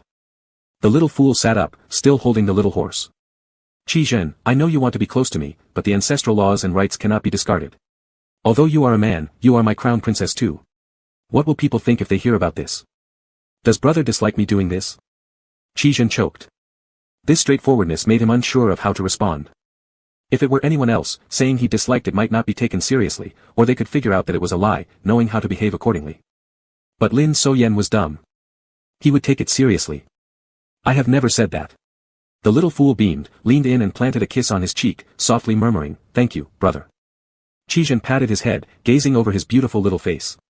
His fair skin, big moist eyes, everything about him was pure and clean. Qi Zhen bent down and picked him up. Lin Soyan wasn't expecting it, and the little horse fell onto the soft couch. Prince brother. Qi Zhen's voice was calm and rich. I've finished eating. Lin Soyan's face turned red immediately, his heart racing fast. Lin Soyan was woken up by an old maid. He had told the maid beforehand that if the prince practiced swordsmanship in the morning, she must wake him up so he could watch. So handsome. And such rare sights. Lin Soyan couldn't help but watch. He simply threw a large cloak over himself, sat on the soft couch under the window, and opened a tiny crack in the window to peek at Qi Zhen practicing swordsmanship. Qi Zhen always disciplined himself strictly, adhering to palace rules meticulously. It seemed all his indulgences were spent here. Seeing that Qi Zhen was almost done practicing, Lin Soyan slipped back into bed to catch some extra sleep. After finishing practicing, Qi Zhen came inside, wiped his sweat with a towel, looked toward the bed, then bent down and picked up the small horse that had dropped last night. He walked over and put it in Lin Soyan's hand before leaving. Lin Soyan was sleeping soundly, vaguely hearing someone call out, little beauty. Then came Su Fuchuan's panicked voice, Master Zhou, you shouldn't call him that. Why shouldn't I? Is Lin Soyan not good looking? Just because you don't dare doesn't mean I do not dare either. Don't think I don't know you secretly want to call him that. Master Zhou, that's too harsh. He should still be asleep. The prince asked me to bring him roasted chicken from Pinxiang Tower. The voices became a bit chaotic afterward. Lin Soyan couldn't hear clearly, dazedly getting up, changing his clothes, and running out. Master Zhou. Zhou Sudong smiled, why aren't you calling me brother anymore? The crown prince forbade it. Zhou Sudong laughed again and tossed the roasted chicken to a servant, His Highness the Crown Prince has something today, so he sent me to keep you company. You're not allowed to wander around recklessly. Lin Soyan frowned slightly. Could it be that Qi Zhen had moved? Otherwise, why would he specially assign someone to watch him? Lin Soyan prodded the system. The system confirmed it. Qi Zhen had made his move against the fifth prince. Qi Zhen exposed the fifth prince's affair with the emperor's impersonator. Now, in the grand hall, the emperor had jumped off the dragon throne in anger and kicked the fifth prince. Lin Soyan applauded inwardly. Too exciting. Lin Soyan had thought that with all the events today, Qi Zhen would return very late. However, he came back earlier than usual, before lunch, and even had a meal together. Zhou Sudong, he was well behaved today and didn't wander around recklessly. He hadn't even gotten out of bed when I arrived. I taught him calligraphy, but he seemed lazy, like he lacked energy. A tiny curve appeared at the corner of Qi Zhen's lips but quickly disappeared. Lin Soyan saw it. Qi Zhen had smiled. He laughed because Lin So-yen couldn't endure any more teasing. This smile was truly too irresistible to hit. Lin So-yen ignored Chi-jun's good looks and really wanted to punch him. Chi-jun said, I have nothing planned for this afternoon, I'll teach him how to write. Lin So-yen's face immediately fell. Zhou Sudong laughed loudly, he heard you. Ha! Lin So-yen's expression darkened even further. He wasn't that dumb. Chi-jun cast a fleeting glance at Zhou Sudong and defended Lin So-yen, saying, Lin So-yen is just not that smart. Zhou Sudong paused, stopped laughing, and gave a curious look at Chi-jun, then glanced at Lin So-yen. The prince actually defended him. Previously, merely mentioning Lin So-yen's name would cause Chi-jun to scowl or frown. Now, he actually defends him. Lin So-yen was overjoyed, showing Chi-jun a big smile and generously sharing half of his pastry with him. Zhou Sudong deliberately teased, Mr. Lin, I've been with you for most of the day, yet you don't offer me anything. Lin So-yen shook his head. It wouldn't be appropriate if I share my affections with others, would it? Giving it to you would be asking for Chi-jun's anger. Zhou Sudong dramatically clutched his heart, shouting, my heart hurts so much. Chi-jun didn't even glance at him but touched Lin So-yen's cup, instructing someone to bring in a warm one instead. Zhou Sudong didn't stay long after that. Chi-jun really did sit with Lin So-yen by the desk, teaching him calligraphy and how to recognize characters. They started with writing Lin So-yen's name. Chi-jun's handwriting was beautiful, powerful and elegant. Lin So-yen guessed that if this were in modern times, Chi-jun's calligraphy could fetch a fortune. As he pondered about how much to set as its price, his forehead felt the palm of Chi-jun's hand pressing against it. Chi-jun nudged him up, saying, by staring that close, do you think you will automatically recognize it? Then Chi-jun lightly patted his waist, seemingly emotionless. Sit properly. Lin So-yen straightened his back. Honestly, this body of his. There was no exaggeration, he already recognized Chi-jun completely. Just a touch from Chi-jun felt like electricity coursing through his body without any outlet. Brother, I don't want to write anymore. He hinted at wanting something else. Like him. Chi-jun's tone remained steady, the new year is approaching soon. We need to write lantern inscriptions. Are you planning to draw pictures on them like the wish boards at Qianshan Temple? Lin So-yen was speechless. He didn't draw pictures, right? He wrote the words. The ones he wrote behind Su Fuchuan's back. Su Fuchuan didn't even see them. So why was there gossip? Chi-jun took his hand and guided him with the brush. Let me teach you how to write my name. That will be the only thing we learn today. Chi-jun lifted the brush and slowly drew each stroke on the paper. ZG. Chi-jun's given name. Chapter 13, Stop Thinking Naughty Things. Lin So-yen pointed to the G character. This character has so many strokes. Yes, so take your time learning it. Chi-jun adjusted his sleeves for him to prevent them from getting ink-stained, don't always think about improper things. What am I thinking about? Lin So-yen turned in surprise and bumped into Chi-jun's slightly red ears. They locked eyes, their breaths mingling as a faint, unreadable tension hung between them. Exposed. Lin So-yen felt his cheeks heating up. Damn. The main lead must have an IQ and EQ higher than 800. Holding the pen, Lin So-yen said, improper. Brother doesn't like it. Yet, brother yourself. Chi-jun lost his patience, grabbing his hand and guiding the brush to doodle 2 marks on his cheek. The little fool became a little spotted cat. Feeling somewhat irritated, the little fool said, brother is bullying me. If brother doesn't like it, then Ban will find someone else. Chi-jun's expression instantly turned frighteningly cold, speaking sternly, no. On purpose, the little fool smeared the ink on his cheek onto Chi-jun's sleeve. If brother doesn't want me to study, why insist? And what can Prince brother do if Ban still cannot learn? Chi-jun fixed his gaze on him, added another mark on his cheek, and asked, will you learn or not? Lin So-yen burrowed into Chi-jun's embrace to avoid the brush. Drawing on my face. You won't have clothes left either. But Prince's garments were countless, and losing this piece meant nothing. Will you learn? Can you focus? Of course, yes. You're just being lazy and don't want to learn. Dead. Exposed again. Chi-jun sneered, look at your face. Who did this? Chi-jun ordered someone to bring a wet cloth and gently wipe the little fool's face clean. The pale face finally appeared. The crown prince is bullying me. Chi-jun turned his head slightly, showing mercy with a small kiss on the little one's lips and said, ask for something else. Brother. Chi-jun didn't move. His lack of movement indicated dissatisfaction. Lin So-yen suddenly hugged him tightly, whispering into his ear. Husband. Chi-jun froze. He had wanted Lin So-yen to call his private name, the one he had just taught him. He actually. What an unexpected joy. The tension in Chi-jun's mind snapped, and he leaned down to fiercely bite Lin So-yen's ear. Lin So-yen let out a cry from the bite, protesting, don't bite me. You're shameless. Wasn't that what you asked me to say? How dare you turn it around like that? Qizhen spoke hoarsely, have you been wanting to call it for a long time? Study well. Tonight, I'll let you call all you want. No. No. No. No no no. System, I've thought of a third way. System, question mark. To cut off Prince Qi's root. Lin Soyen clenched his teeth, that would solve everything. System, don't let emotions cloud your judgment, it was your idea to seduce him. System, Qizhen's root will be very useful later. Lin Soyen covered his face. I have a bad feeling. Last night went too smoothly, so I think in the future I might need to wear a bag on my waist. System. It's exaggerated. Trust your sphincter. I must have broken some cosmic law in my past life, otherwise, why would I have to endure such torment? System. Isn't this self-inflicted? You don't know, it's like he's been upgraded or something. System, didn't you ask for 10 rounds? Isn't this your own fault? Lin Soyen. Not his rival. Can't let him touch me again. He can't afford to lose face. The system nearly fell apart laughing, reminding him to be careful and saying it would assist closer to the spring festival. Lin Soyen nodded.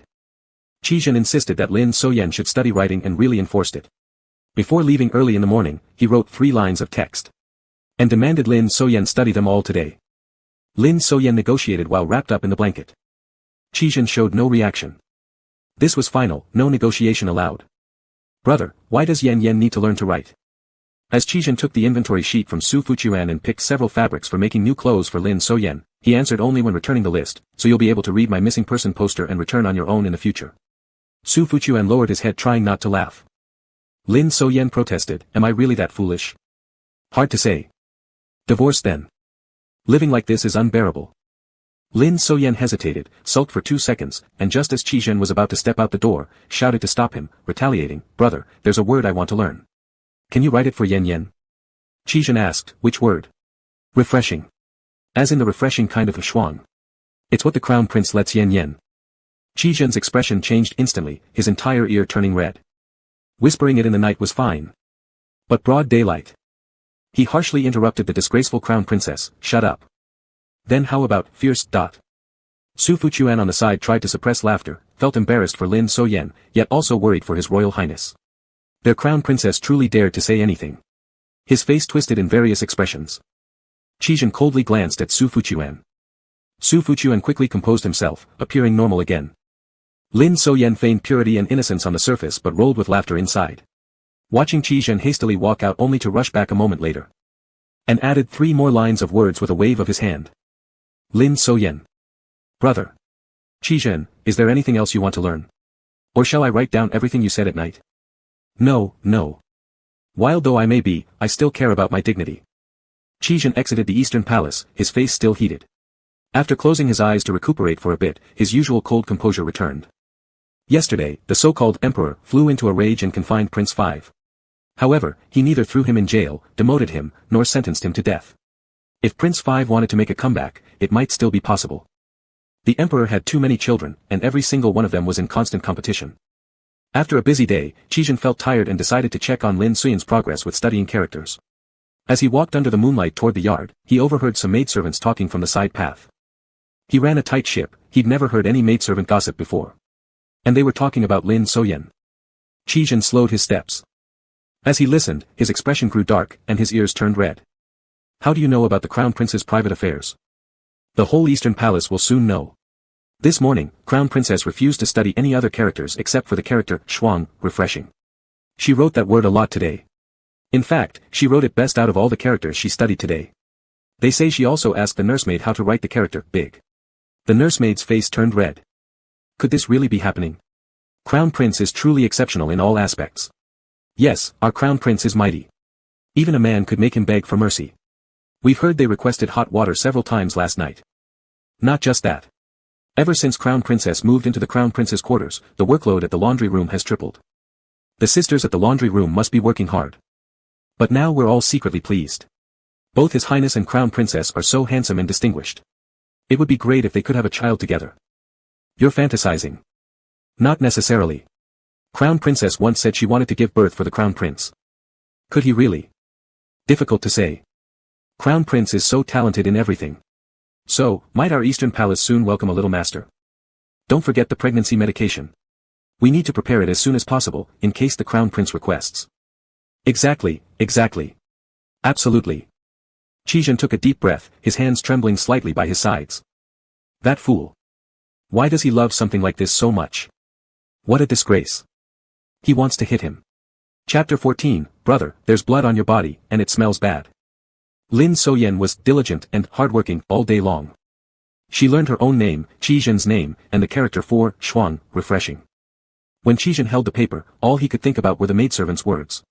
Walking to the bed, seeing the sheets reminded him of the laundry room, which further reminded him of the servant's chatter. His heart grew restless, and he sipped tea. Looking at the teacup, thoughts of the pregnancy medicine came to mind again. He rested his forehead against his hand. Deciding to use an extra quilt, he slept separately from Lin Soyen. He was somewhat worried that little fool wouldn't be happy. He had already thought of ways to comfort her, but then she joyfully crawled into her bed, peeked out, and gave him a quick kiss on the lips. Good night, brother. No trace of unhappiness. Qizhen remained silent for a while, feeling somewhat uncomfortable inside. He stared at the canopy in the dark for a long time, then pulled little fool into his own bed. The next morning, he calmly claimed she had rolled into his arms, using it as an excuse to remove the additional quilts. Prince Five was under house arrest. In the court, the faction loyal to Prince Five was doing everything in their power to try to get him released. On the floor of the imperial court, without Qizhen even needing to prompt them, members of his faction immediately revealed evidence obtained from the princess who had been forced into a faraway marriage alliance. This evidence included previous illegal land seizures, forcing women into servitude, and smuggling salt via government ships, acts attributed to Prince Five. The emperor's face turned ashen gray, punishing Prince Five by relocating him from the prince's manor to solitary confinement in the clan prison, disallowing him from bringing attendants. The following day, Prince Five submitted a repentance document, aware of the enormity of his offenses. Written in tears, it showed contrition and pleaded for Crown Prince to appoint someone to oversee him. The Crown Prince's faction was furious. This wasn't about seeking discipline, it was clearly a deliberate provocation, knowing it was Qizhen orchestrating the matter behind the scenes. Now, if anything happened to Prince Five, Qizhen wouldn't get away lightly. He might be punished even more severely than Prince Five. At present, Prince Five only wished to survive. As long as he lived, there was still hope for a comeback. But if Qizhen didn't seize this opportunity to eliminate him, he would become a significant threat in the future. Qizhen stood in the cold wind as the captain of the guards brought over a shabbily dressed individual. Pale-faced and trembling as he knelt down, the person said, "Thank you, Your Highness, for making it possible." "At that time, I will grant you a quick end," replied Qizhen. "Thank you, Your Highness." 3 days later, an incident occurred at the clan office. A man disguised as a food-serving eunuch assassinated Prince Five. Fortunately, His Highness Crown Prince Qizhen arrived in time, shooting the culprit through the heart with one arrow, thereby preventing any harm to the innocent. Afterward, without changing out of his blood-stained clothes, Qizhen immediately knelt down before the emperor's study and begged for punishment. An hour later, dozens of officials requested an audience. They asked the emperor to punish Crown Prince, along with those responsible at the clan office who had mishandled this situation. To avoid causing concern to the emperor, they even presented their recommendations for new appointments. The emperor was so furious inside his study that he trembled with rage, murderous intentions swirling. Everyone understood the truth behind the events clearly. Despite all his calculations, it hadn't crossed his mind that Qizhen would go so far as to eliminate Prince Five entirely. Yet outwardly, everything appeared perfect. The killer was the elder brother of a woman whom Prince Five had sexually assaulted. Driven by vengeance for his sister, he sacrificed himself in exchange for the other's life, ample motive indeed. During the assassination, many people witnessed it firsthand, providing a sea of eyewitnesses. In public, Qizhen executed the criminal on the spot, eliminating any proof pointing to his own orchestration. Even if the emperor wanted to arbitrarily punish Qizhen, he'd have to follow the officials' requests and penalize the greater offenders at the clan office, which just so happened to be filled with Qizhen's men. Whether punished or not, Qizhen emerged ahead. So angry was the emperor that he wished to kill Qizhen outright. Under mounting pressure, he only sentenced Qizhen to 1 month of house arrest and demoted some negligent supervisors within the clan office. For the position of new principal officer, the emperor chose someone other than those Qizhen had recommended. This perilous step sent chills down the spines of all allied with Crown Prince. Outside the palace walls, Zhou Sudong awaited, sighing with relief upon seeing Qizhen emerge unharmed. Only Qizhen remained calm, acting as though he hadn't personally executed his brother, shot a criminal, or faced the emperor's overwhelming wrath, his life having been on the line. Just as Zhou Sudong was about to offer some words of comfort, a carriage curtain lifted from a vehicle parked roadside. His Highness Crown Prince. The Princess of Zhaoyang descended from her carriage with great indignation. Standing next to Qizhen's carriage, she coldly questioned, "They say His Highness Crown Prince is calm and composed, unmoved even if mountains crumble before him. Judging from today's actions, you certainly deserve such praise." He showed no tears, no trace of sadness at the death of his own brother. Empress Li Fei had fainted multiple times, even making wild statements demanding Qi Zhen's death. Furious, Zhou Sudong shouted, "What nonsense are you spouting, princess? For years, the crown prince has endured quietly, even willing to marry a man. Waiting patiently until this day, he must be delighted inside. Should I congratulate you? Is that forbidden?" Zhou Sudong thought inwardly, "That's congratulations. Who can't detect sarcasm like this?" Qi Zhen's expression remained unchanged, he merely gazed at her. From her sleeve, Princess Zhaoyang pulled out an object, startling Zhou Sudong before she tossed it away. He nearly unsheathed his sword from shock as the object struck the side of the carriage, falling to the ground. Zhou Sudong finally recognized it, a small sachet. Qi Zhen cast his eyes downward toward the sachet. Princess Zhaoyang declared, "Perhaps your highness has forgotten this item. It's the peace charm I sought from a temple when we were children. There were 2 in total, and I gifted one to you. You promised to take good care of it. But now, Princess Zhaoyang dare not share anything with the crown prince anymore, so here both charms are returned to you." With little regard, she performed a casual bow. Princess Zhaoyang takes her leave. Zhou Sudong felt a lump in his throat. Among all the emperor's children, if anyone still retained Qi Zhen's goodwill and familial affection, it was this Princess Zhaoyang. In her youth, Zhaoyang had protected Qi Zhen. Thus, he treated her well and trusted her.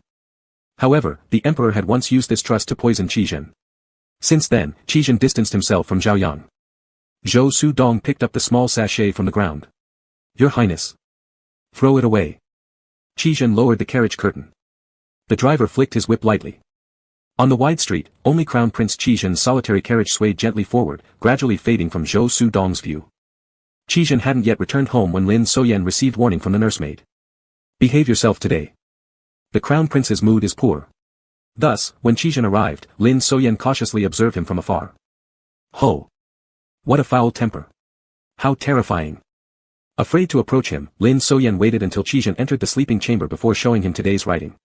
Without much interest, Qi Zhen placed it aside, retrieved a small sachet from the cabinet, and set it ablaze with candlelight.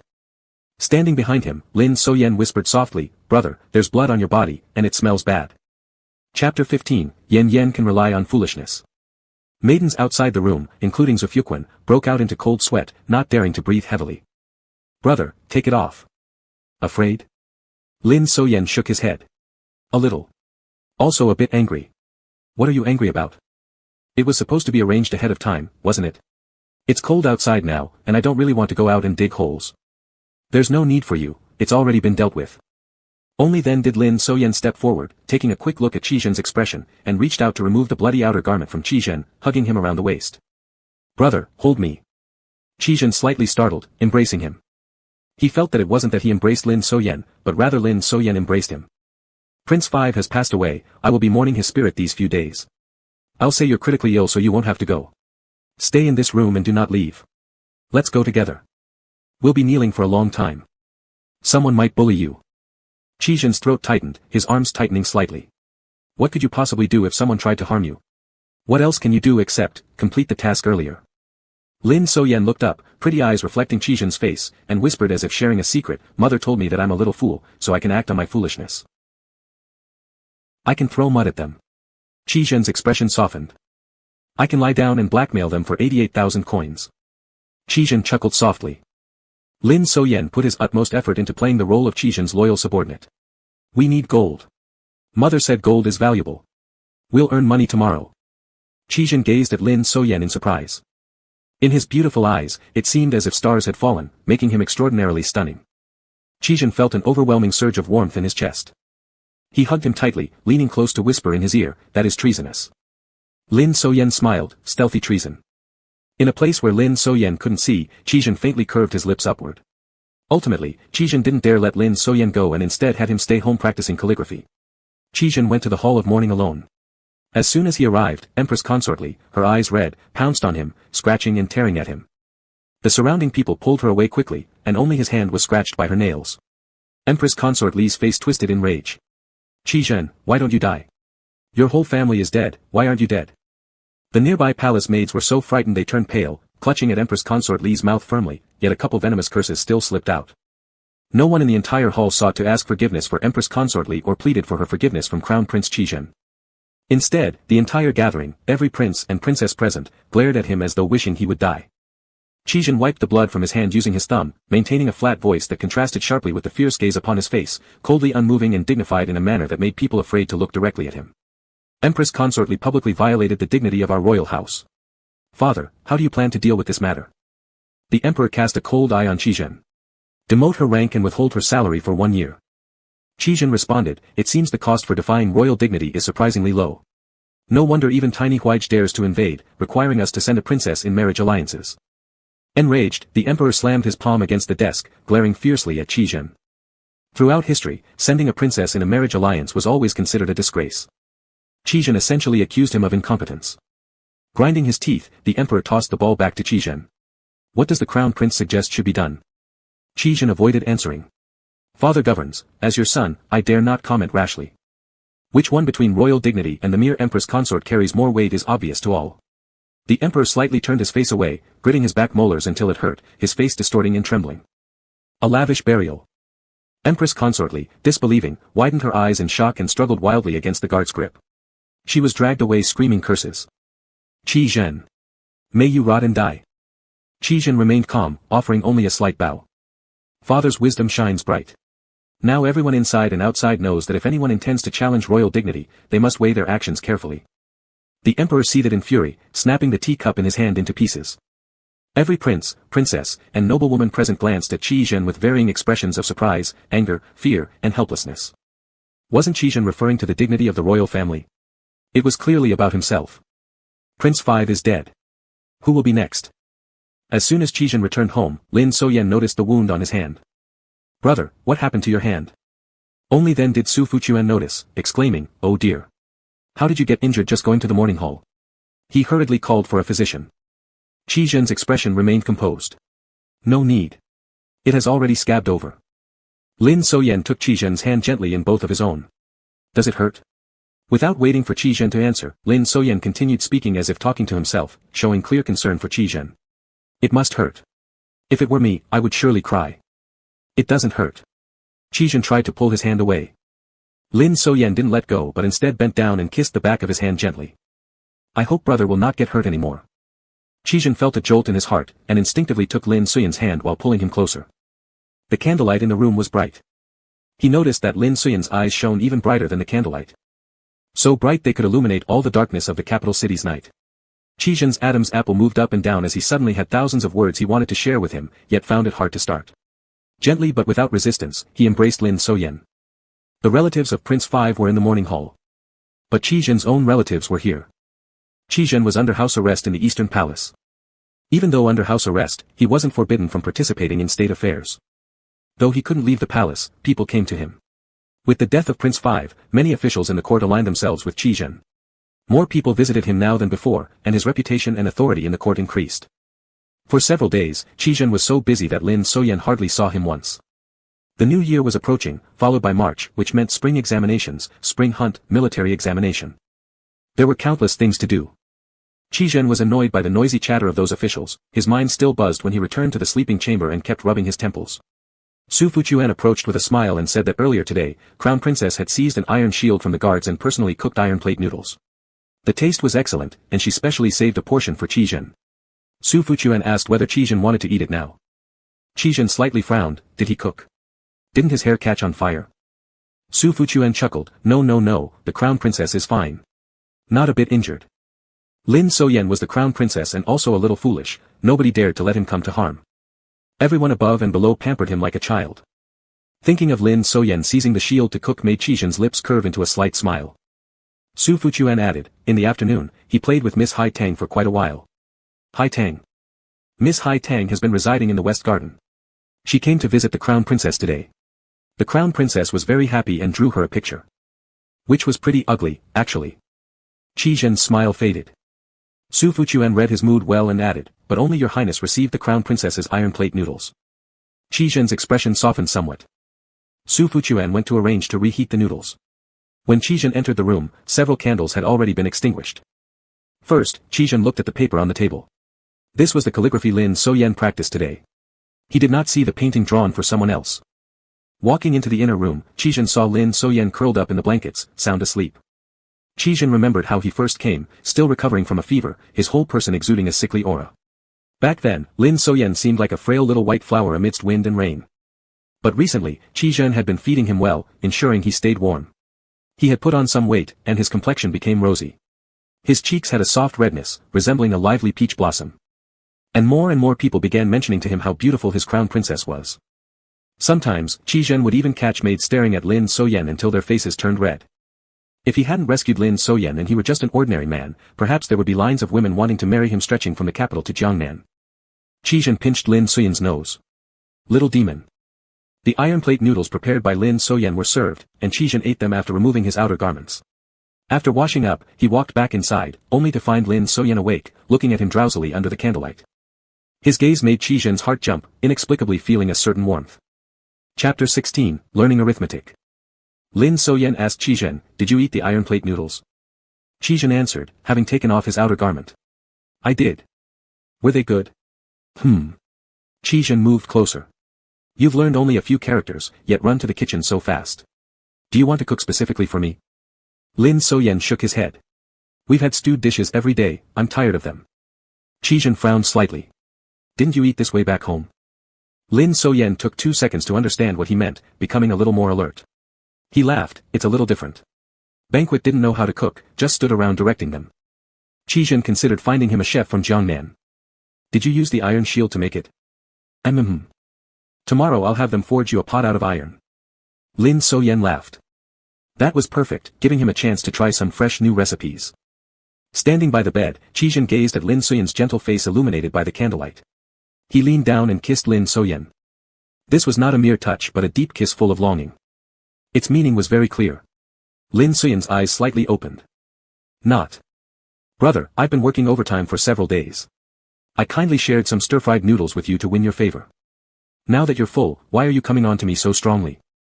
Qi Zhen raised his voice, "Su Fuquan." Su Fuquan was waiting outside for orders. "Tell those who come tomorrow that all issues will be addressed the day after." Su Fuquan caught on quickly. "Prepare some hot water." "Yes." Lin Soyen widened his eyes. "Is Qi Zhen off work tomorrow? Is he planning to battle through the night until dawn?" Lin Soyen moved back a little nervously. "Brother, aren't you tired?" Qi Zhen leaned forward and kissed him, rubbing his hand on Lin Soyen's waist as he loosened his clothes. The habit of sleeping naked had been lost after they slept together so long. "I'm full." "That. So I'll have you now, Soyen." Lin Soyen's heart fluttered at the suggestion and hesitated, thinking about not having such high-quality company in bed afterward. He softly bargained, "Then be gentle." Qi Zhen bent down and kissed him again. "If Yan Yan calls me husband 100 times, I will stop." "What?" Lin Soyen was greatly shocked. No wonder, someone who had watched 10 rounds would know such tricks. Lin Soyen shyly smiled, pondering silently that when he couldn't hold on anymore, he'd speed up the counting when he suddenly realized a severe problem. His smile froze. "Brother, I can only count to 30. Qi Zhen chuckled briefly. "Really? You know 8 myriad 8, how could you possibly only count to 30? Lin Soyen swore by his manhood. Qi Zhen absolutely knew. That chuckle was proof. Shit. The dumb guy persona harmed me. Lin Soyen thought he might have called Qi Zhen husband more than 500 times and beloved over 300 times. When Qi Zhen held Lin Soyen in the bathtub, he ordered the servants with a hoarse voice to change the bedding. He even generously let Su Fuquan give some money to the laundry staff. Lin Soyen wished he could die on the spot. What did the reward mean? Empathy for the hardship of washing sheets? Lin Soyen was angry. The first words he spoke the next day were, "Crown Prince brother, Yan Yan doesn't want to be with you anymore."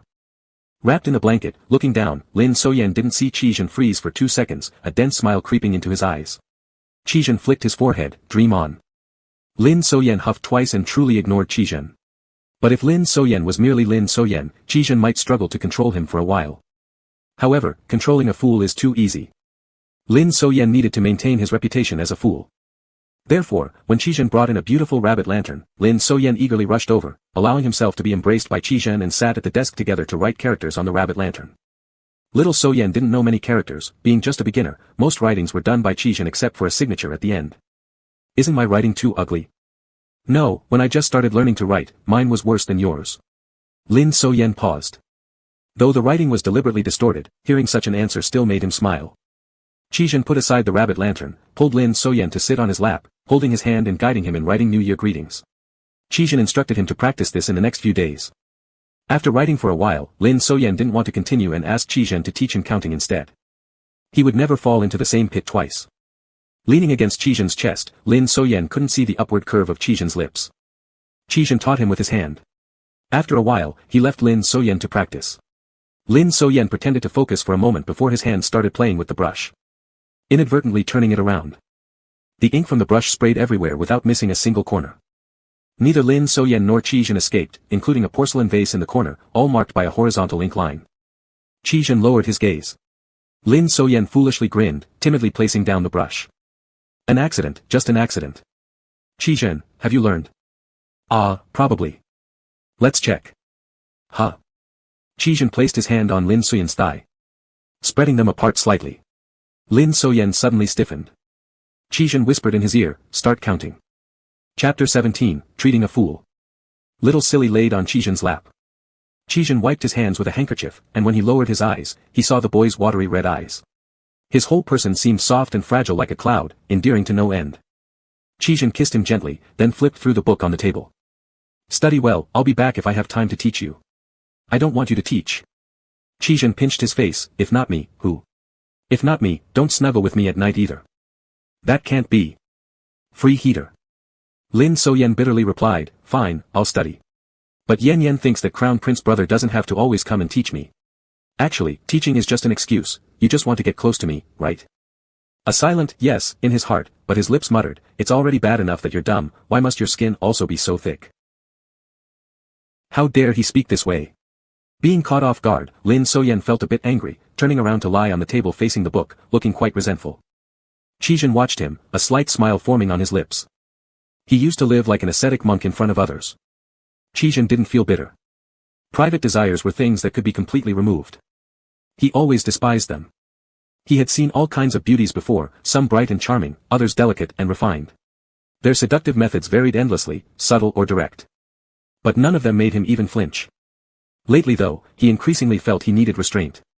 When Lin Soyan lay next to him, those thoughts would naturally arise, which was acceptable. Sometimes, merely catching a glimpse of him from afar would make him want to call the person over for a kiss, or a hug, or just a pat. Yesterday, it was even more embarrassing. While discussing matters officially, a single word, banquet, brought back memories of Lin Soyan. Thoughts about every little detail concerning him emerged, making him unable to resist and let out a chuckle. Everyone at the table was shocked. Fortunately, after years of self-discipline, Qizhen wouldn't let such a moment ruin his image. But after thinking about it later, it was all due to this troublemaker. Qizhen looked down. In his sight was a short nape of Lin Soyan's neck, white and tender. From the slightly open neckline, a tiny red mole could be faintly glimpsed. This mole was in a place hard to notice. If it weren't for where Qizhen stood, and if Lin Soyan hadn't tied up his long hair, it would have been impossible to see. Now, this mole followed its owner's breathing, rising and falling slightly. Each time he kissed here, Lin Soyan would cry harder. Qizhen reached out, pressed lightly on the mole, stroking it gently. Lin Soyan almost jumped. Highly sensitive. Brother, what are you doing? Stop bothering me. If you keep this up, I won't be with you anymore. Qizhen nonchalantly withdrew his hand, tidied up the desk, changed their clothes dirted by ink, and called people to clean the ink stains in the room made by Lin Soyan. Not wanting to be with me, with whom then? The maidservants and servants you brought from Jiangnan. Do you like them better? Lin Soyan was looking at the maids and eunuchs entering and exiting. He realized that if he didn't quickly escape the identity of a fool, Qizhen might bully him until there was nothing left of him. He paid no attention to what Qizhen said, mumbled a then turned around, brother, Yan Yan feels smarter now. Qizhen put down the scroll, his expression suddenly becoming serious. Where? Smarter in what? Yan Yan recognizes many words, and today I've learned to count too. I think I'm recognizing characters faster. If Yan Yan works hard at studying, can I be as smart as you one day? So, starting today, I will double my efforts and study well. Can you write more characters for me, brother? Qizhen cast a skeptical look at him, testing him on the characters he'd learned the previous few days. Indeed, he remembered them all. If this were true, it would be a good thing. Qizhen pinched his ears and taught him to read and recognize characters. In the evening, he did check again and found that he truly memorized quite a few. Little Silly was very happy and became motivated to work hard. For several consecutive days, whenever Qizhen passed by the window, he would find Lin Soyan studying. In just 3 days, Lin Soyan could already awkwardly finish reading an entire book. The nanny was moved to tears. Haitang was ecstatic. Su Fuchuan exclaimed that heaven had opened its eyes. Only Qizhen wasn't too pleased. Because Little Silly only had eyes for studying now, there was no room for anything else. Previously, whenever he entered the door, Little Silly would rush over to greet him. Now, when Chijin tried to hold and kiss him, Little Silly would instead ask, holding a book, what a certain character meant. No matter how the thoughts in Chijin's mind churned and nearly exploded, he could only first tell him how that particular word was pronounced. As he became increasingly preoccupied with such thoughts, Little Silly became less so. And there was a certain person called Haitang, who perhaps saw that Lin Soyen had hoped for recovery, had become even more attentive recently. She had even privately asked Lin Soyen about returning to Jiangnan. Chijin invited an imperial physician to diagnose Little Silly. The physician diagnosed but came to no clear conclusion, so he prescribed a formula for strengthening the body. Holding the prescription, Chijin stood on the corridor and heard Lin Soyen talking inside the house with the nanny about what gift to give Miss Haitang for her birthday. Lin Soyen took this matter very seriously. The prescription slowly crumpled in his hand. After a while, Chijin entered the room. Lin Soyen immediately looked over, seeing his displeased expression, so he asked, "Is the pulse condition not good?" "Very good." The physician said, "It's getting better." "This physician is not up to standard. There's something wrong with this physician." The physician said, "Perhaps due to the expulsion of turbid qi from your body and some recuperation, you're improving." Chijin placed down the prescription, his face calm. "When you were severely ill before, there had accumulated much turbid qi within your body, clouding your mind. That's why you were foolish." Lin Soyen listened with surprise. "Then how did I expel it?" "1 drop, 10 drops of blood." Lin Soyen slightly narrowed his eyes. "And how did I recuperate?" "It's me." Chijin lowered his eyelids slightly, lightly coughed, and the tip of his ear slowly turned a pink hue. "I am your medicinal guide." "Heh. He he he he he." Chijin remained as composed as ever, steady like an old dog. Very deceptive. If Lin Soyen wasn't pretending to be a fool, he would have believed it. Chijin didn't know what possessed him, originally just wanting to keep the person by his side. But the longer he kept him, the more he wanted. Thus proving that people are always greedy. Since the lie had already begun, he continued weaving the story. "You've been married into the Eastern Palace for quite a while now, and only after returning from Qianshan have you gradually started to get better." More lies. The ancients say, those close to vermilion turn red, those close to ink turn black. You don't understand. What a guy. Still indirectly praising himself. Go ahead, keep making it up. At that time, you were very foolish. Later, when you wet the bed, the next day you could recognize more characters. Lin Soyen found this explanation without flaws upon hearing it, even thinking it made sense. Chijin cited the imperial physician, that's what the imperial physician said too. Your imperial physician isn't reliable. Brother, will you not become foolish then? No worry, I'm smarter than you by much. So, this is your reason for deceiving me? Tricking a fool like this, don't your conscience hurt? A despicable thing like Chijin should be locked up.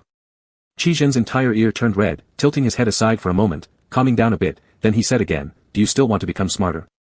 Just a few days ago, you confidently declared that you wanted to become smart, now you're hitting yourself with your own stone. Lin Soyen opened and closed his mouth several times. A thought formed in his mind. You damn bastard. Chijin's tone became a little stricter. Lin Soyen, don't hide your illness out of fear of treatment.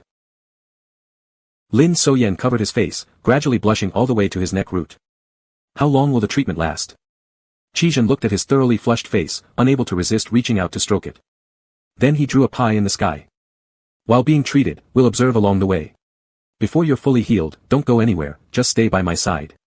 Chapter 18, The Fool Who Doesn't Want to Be Treated. On the night Chijin indulged in his deceit, he tasted its sweet rewards. When little Silly had rolled far away, he openly brought him back. He coaxed him to take the medicine. Lin Soyen refused, saying it was bitter. Chijin said, good medicine tastes bitter. He told him to behave and eat a little more. Little Silly broke down crying, Yen Yen doesn't want to become smart anymore. Unable to control his laughter, Chijin gently lifted Lin Soyen's cheeks, gazing into his eyes. Lin Soyen dumbfoundedly returned his gaze. Seeing his dark, storm-like eyes, it seemed like even his sight wanted to ruthlessly trample over him. He pressed forward slightly, tenderly pecking his lips. You are good in any form. So gentle it was almost unbearable. Lin Soyen was captivated and heart-pounding. Chijin. Could this man take him away or what? Little Silly, feigning illness, was in low spirits. Chijin said, if you're uncomfortable, don't get up to secretly watch me practice the sword. When was he discovered?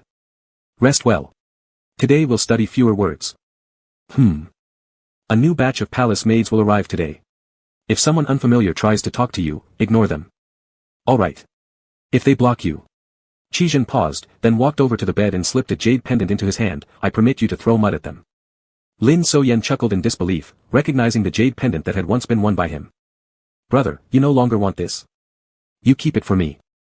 Qizhen pinched his nose. This made Lin So-yen suddenly recall last night when Qizhen had also pinched his nose, laughing while telling him to be quieter.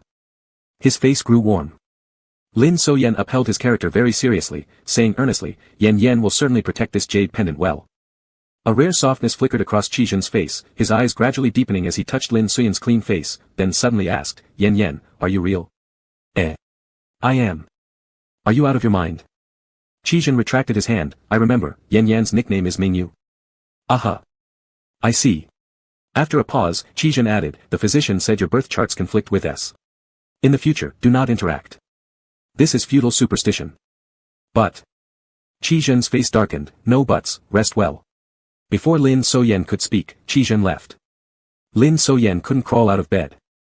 When Haitang arrived with some homemade pastries she'd made, Lin So-yen was half asleep, thinking he had heard Qizhen's voice, but it wasn't clear. Qizhen opened the door and entered. With plenty of charcoal fire in the room, the little silly one's cheeks were rosy red, plump, soft to the touch, and warm. Just looking at him made people like him even more. Even though his movements were light, Lin So-yen still woke up. Big brother. His voice was soft and hazy, like a feather, scratching at Qizhen's heart, making it itch uncomfortably. The itching made the blood in his body warm, and his breathing slightly heavier.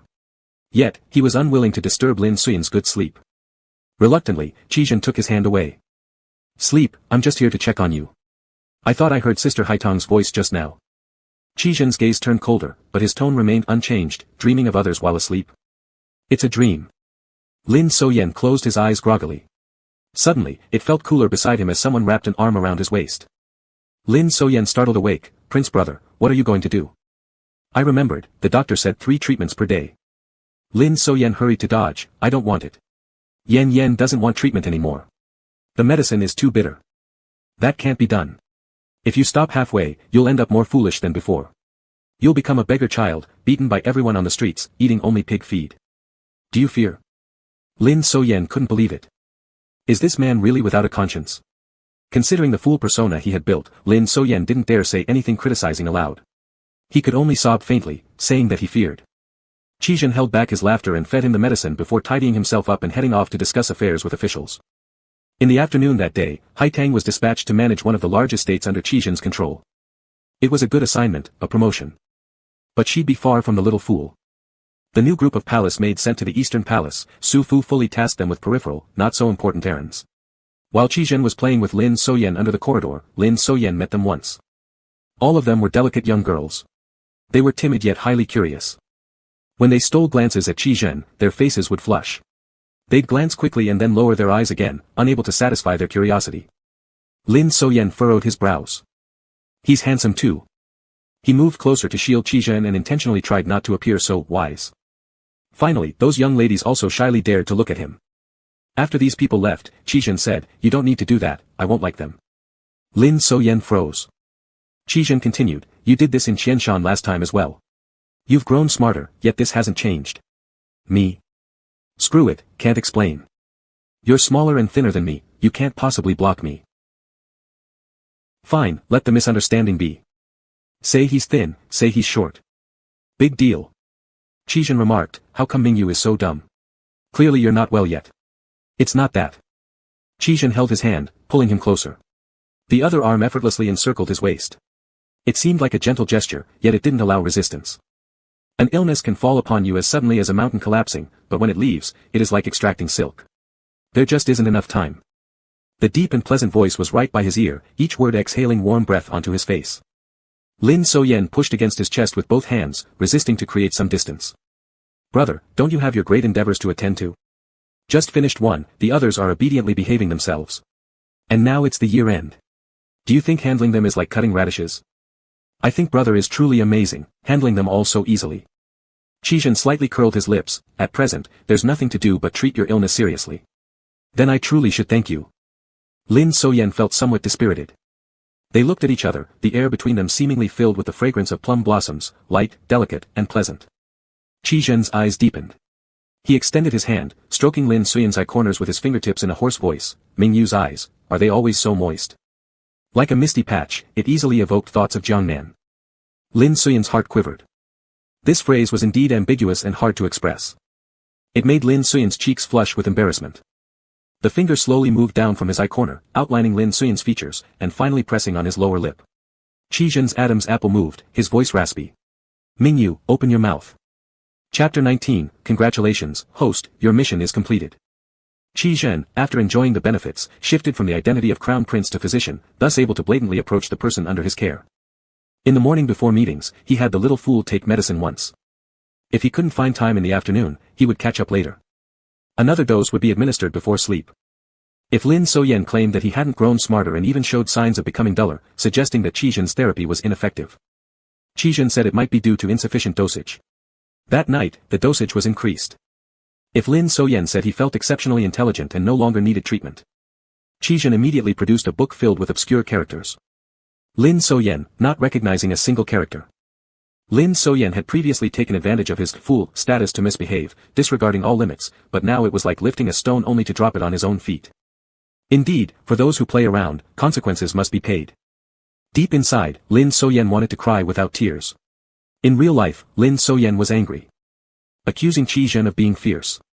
My compassion for you cannot suffice, and here you blame me back. Who is actually blaming whom? Lin Suyan pouted, showing weakness. Big brother crown prince, the medicine is too bitter. Can we have less? Absolutely not. Curing an illness comes with suffering. Are you being too delicate? Want my compassion for you? Qi Zhen was becoming more adept at these tricks. Lin Suyan couldn't help but applaud him. Holding his hand, Qi Zhen pulled him closer and kissed his forehead. Are you satisfied? Are you satisfied that I've shown you compassion? Lin Suyan looked disdainful. I never wanted your kind of compassion. There's no way he can stay in this house any longer. Lin Suyan crossed his arms. I dislike my brother. Qi Zhen pinched his small nose, speaking gravely. Dare you? Lin Suyan immediately corrected himself. No, brother, let go. Let go. Hurts. Hurts. Qi Zhen turned into 3-year-old Qi.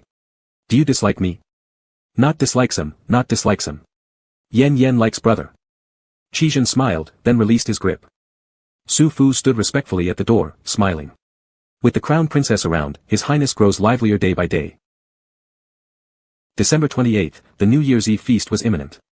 Lin Suyan could not rely solely on infidelity, so he decided to search the crown prince's study for a minor document to pass along to someone else. In this way, the document would become irrefutable evidence of his betrayal against Qi Zhen. So, in the evening, Lin Suyan was particularly enthusiastic, unrestrainedly attaching himself close to Qi Zhen's ear, mentioning the desire for offspring pills, saying he would bear children for him, asking whether he was satisfied and happy. Qi Zhen noticeably paused, pecking his lips, humming in affirmation. Extremely tender. Using a sobbing tone, Lin Suyan asked, Can I go into your study? Qi Zhen smiled. Truly, you are asking something from me. Qi Zhen didn't inquire what he intended to do inside but simply said amidst Lin Suyan's persistent questioning, Want to go in? No one stops you. Lin Suyan sniffled. Had he known it'd be so easy, he wouldn't have performed. How embarrassing. The next day, under Su Fu's guidance, Lin Suyan entered Qi Zhen's study. Qi Zhen had only one request, do not take anything out of the study. Lin Suyan wandered left and right. Sitting in front of the desk that Qi Zhen usually used, he casually flipped through some papers nearby and found a few profiles of court officials. After jotting down a few names, Lin Suyan was satisfied. After playing around in the study for a while, Lin Suyan started to feel hungry. Happening to look up, he saw a maid carrying snacks walking by. He quickly asked Su Fu to stop her and bring him a serving. The maid hesitated slightly. Qi Zhen was holding discussions in the front hall. These pastries were supposed to be taken to the front hall. Su Fu said, His Highness the Crown Prince does not favor this kind of pastry, the Crown Princess should be given priority. You can then go to the kitchen for others with milder tastes. The maid nodded, giving all the small plates of pastries to Lin Suyan. While Su Fu arranged the table, he said, Crown Princess, don't scatter crumbs everywhere, this is His Highness' study. Lin Suyan nodded and was preparing to bury some little surprises for Qi Zhen on his imperial paper, sketching some small figures when a sudden surge of sweetness tinged with blood arose from his throat, which could not be suppressed. With a loud wah, he spat out a large mouthful of blood. Everything went black before his eyes. Amidst Su Fu's screams, he pressed the emergency call button of the system. Then he completely fainted. An unknown amount of time passed. System, begin detecting host vital signs, protection mode initiated. System, no abnormalities detected. System, pain has been blocked. Lin Suyan asked, what's wrong with me? System, you've been poisoned. System, congratulations to the host, the blackening value of the task target, Qizhen, has changed. System, your mission is complete. Chapter 20, at the moment something happened to Lin Soyan, how could he remember any disguise or scheming? Changed. System, yes, it has changed. Lin Soyan thought carefully, is it because I've been poisoned? System, it should be. Lin Soyan was surprised, shocked, and utterly stunned. He didn't expect that Qizhen, who seemed so cold-hearted, would have his blackness value shift due to his poisoning. Soon, he understood everything. He was Qizhen's person and his bedside companion. If the person beside your bed was about to die from poisoning, who wouldn't be angry? Moreover, if he hadn't stopped that tray of pastries, it would certainly have been Qizhen himself suffering the consequences. Lin Soyan, so what about that plate of pastries? System, it's an existing plot point in the original book. After Qizhen killed the fifth prince, the emperor hated him deeply and set up this scenario. Since Qizhen is the male lead, you know, having an aura, he wouldn't die. Originally, a gluttonous official in the main hall died. Who knew? Lin Soyan. Who knew, it turned out to be his own greed that nearly led to his death. Lin Soyan, can I leave now? System, not yet. System, this is a slow-acting poison.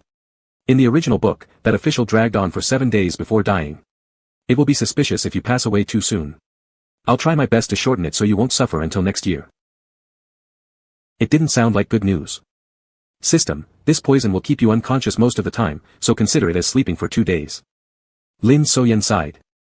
Alright. After vomiting blood in the study, Lin Soyan fell into unconsciousness.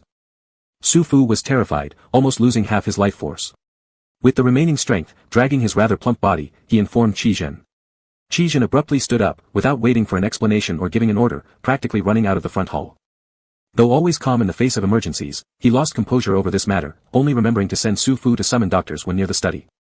All the royal physicians residing in the Eastern Palace should be invited, even those from the medical bureau. Anyone who can be summoned must be summoned. When Qizhen arrived at the study, the first thing he saw was fresh red blood. The scene was heart-wrenching. When Qizhen picked Lin Soyan up, he realized his hands were trembling.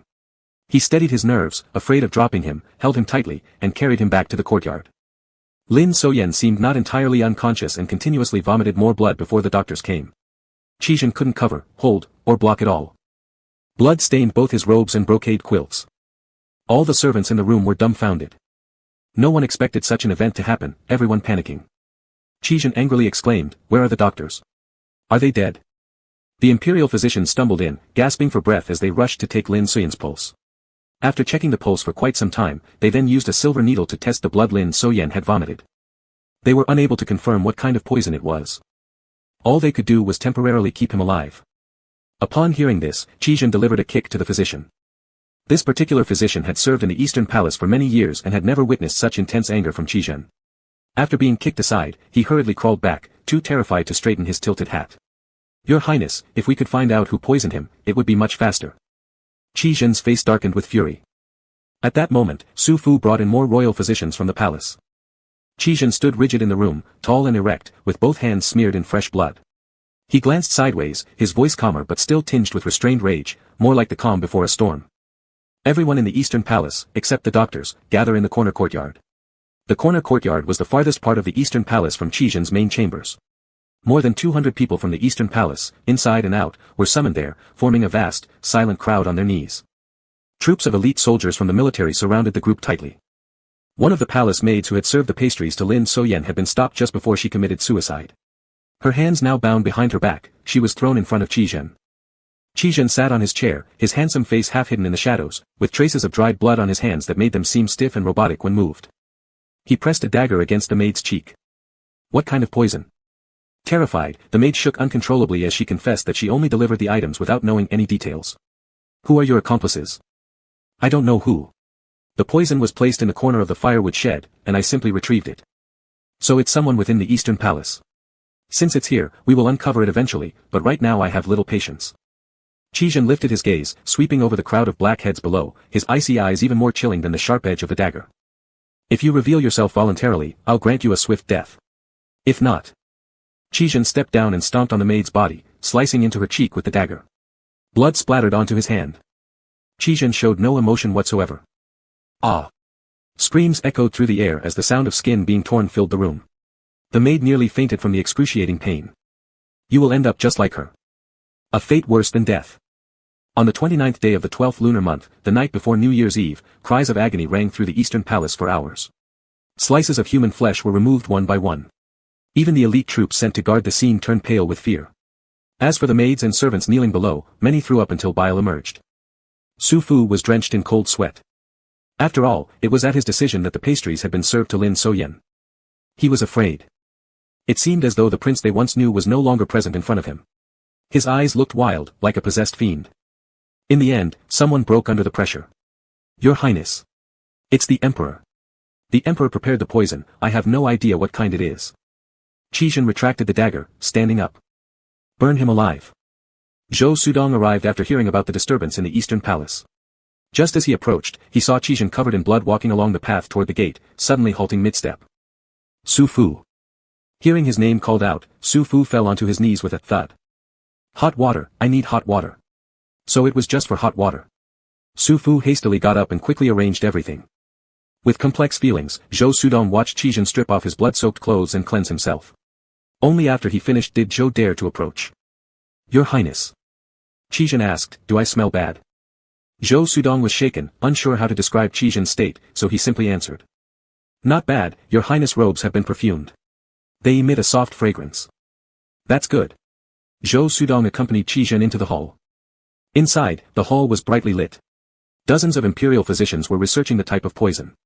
Upon seeing Qizhen enter, they all kneeled en masse, lowering their heads in silence. Any leads yet? Your Highness, we haven't determined anything. However, the poison takes effect slowly, so it won't kill anyone instantly.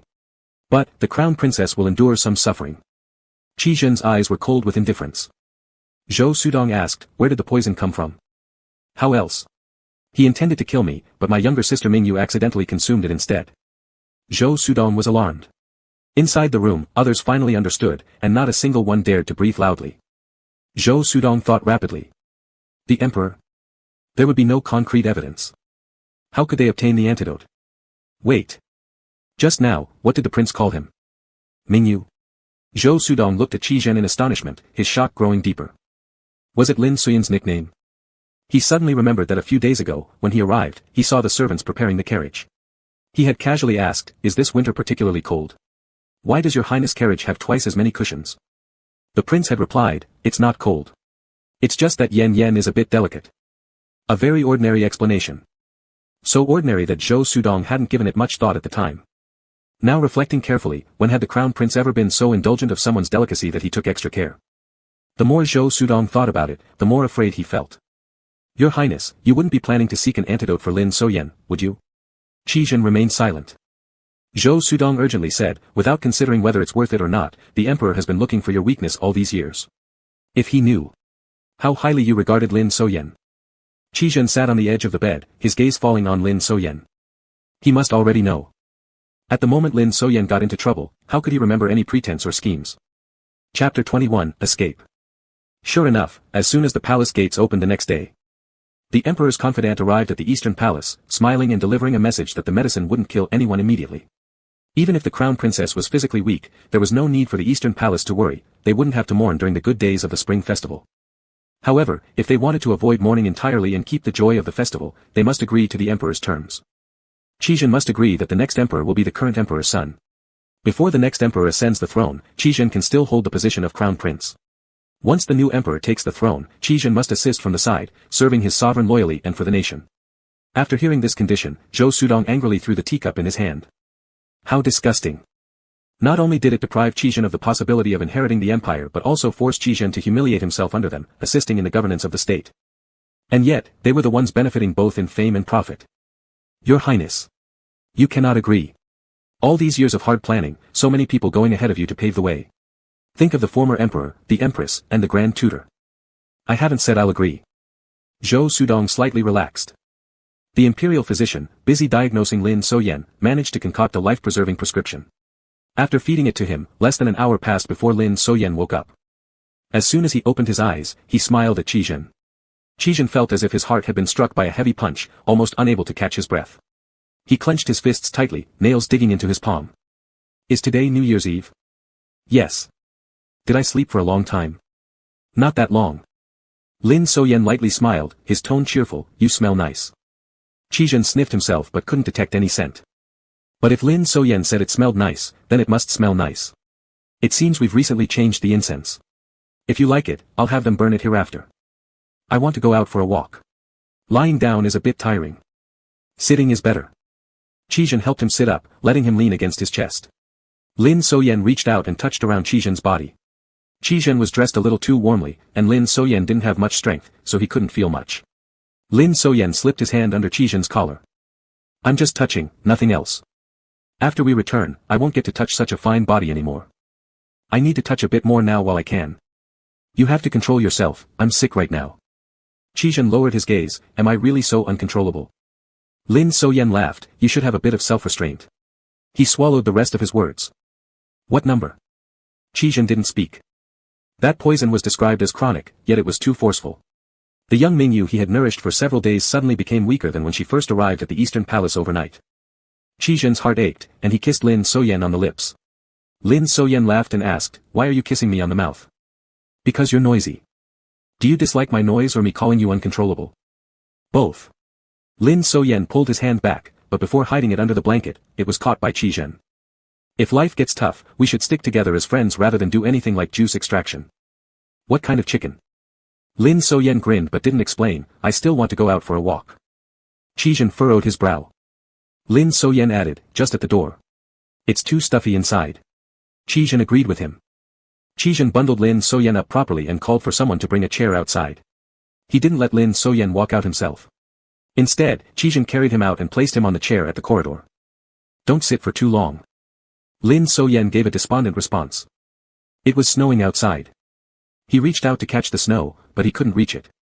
Shakily, Lin So-yen stood up. Chijin anxiously followed him, walking down the steps with him. Just as Chijin was about to say they shouldn't go any further, Lin So-yen stopped. Lin So-yen caught a snowflake, watching it melt in his palm. Finally, it was time to bid farewell to this world. Finally, it was time to go home. If he weren't maintaining his character, he would have sung "Good Days" at the top of his lungs. Chijin stood behind him. He looked so frail, as if he might dissipate in the snowstorm at any moment. A servant brought an umbrella. Chijin took it and held it over both of their heads. Lin So-yen, who had played his role from start to finish until now, turned back with a weak voice. Today is New Year's Eve, and there's a night banquet at the palace. I can't accompany you. The pain in his heart grew more intense. Chijin could barely breathe. I won't go either. Go. I haven't tried the pastries from the palace yet. ZG, could you bring me 2 pieces? Chijin's throat was dry and tight. Do you only want the pastries? Lin So-yen managed a faint smile. You look sad, brother Chi. I don't want you to be so upset. A sudden stab of pain hit Chijin's chest. Lin So-yen knew he was going to die. He knew. This fragile person, there was no way Chijin could save him. Chijin gritted his teeth against the pain in his chest. It wasn't the first time he'd lost someone important. His life of hidden dangers, the court filled with threats on all sides, forced him to remain calm even if it felt like an arm was being torn off. Chijin had vented before, resented, grown tired, and even wanted to give up. Whenever these feelings arose, people died for him, or his own life was on the line. Even if he stayed still, someone would push him forward. That was when Chijin started to realize. From the moment he was born, he was given a mission, to become emperor and reclaim the empire. He learned maturity, patience, strategy, and detachment, discarding emotions. Once upon a time, and even now, he had like-minded friends, iron-willed subordinates, and followers willing to follow his lead. They appeared, then disappeared. Everyone should be like that. There are no reunions without farewells. Lin So-yen should be the same. Now he was leaving. He was leaving. It seemed like losing him hurt more than losing everyone else combined. He didn't want him to leave. If the emperor learned about Chijin's weakness due to the poisoning, then this matter also made Chijin realize. He had already fallen deeply in love with him. He wasn't a weakness, but untouchable scales. Chijin made a decision in his heart, I will definitely save you. He couldn't wait a moment longer, he wouldn't take any risks. Being immersed in politics, he had seen too many honeyed words and sycophancy. Compared to empty promises, he preferred to express himself through actions. When he resolved something in his heart, it was more moving and resolute than any sweet words of love in this world. Chijin tilted the umbrella toward Lin So-yen, his gaze exceptionally gentle. Princess consort, you're wet. It's time to go back inside. Even though there was no physical contact, Lin So-yen stiffened. His heart went numb, and his heartbeat quickened. Suddenly calling him princess consort. It was a little flirtatious. Lin So-yen obediently responded and accepted Chijin's hand. Qizhen placed him back on the bed and pulled the covers over him. I'll go right now. Where to? The night banquet. The banquet is still early, isn't it? The night banquet is indeed still early, but according to protocol, the dishes need to be prepared starting 2 days before. They should be ready by now. I'll go to the imperial kitchen to fetch them. Lin Soyen was shocked. Isn't that against the rules? Qizhen removed his coat. I'll ride my horse. Don't sleep, wait for me. Lin Soyen widened his eyes. Wait. Hold on. You're not supposed to ride your horse down the main street. That's what you taught me, didn't you forget? Qizhen hesitated slightly. Forget about the rule about not riding horses down the main street. Forget about years of painstaking planning. If the chess game collapses, it can be restarted. He wanted Lin Soyen to live. I haven't forgotten. He looked at Lin Soyen. I've broken the rules for you, so think about how you'll repay me. If you can't think of anything, it doesn't matter, I'll tell you when I come back. He would tell him that he wanted him to be his crown princess consort, then empress, and forever by his side. Driven by desire, or self-indulgence, Qizhen leaned closer, lowering his head, and planted a kiss on Lin Soyen's forehead. His skin was very cold, and Qizhen's heart ached from the chill.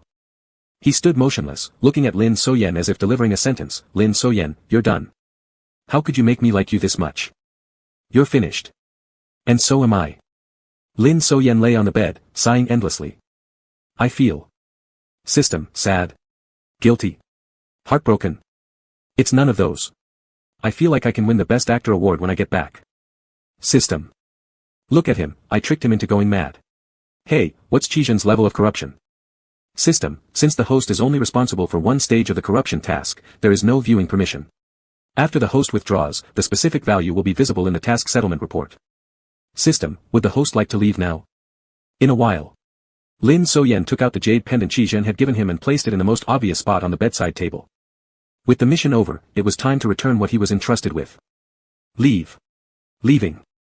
Chapter 22, the Crown Princess Consort dies on New Year's Eve after the snow clears. The snow stopped.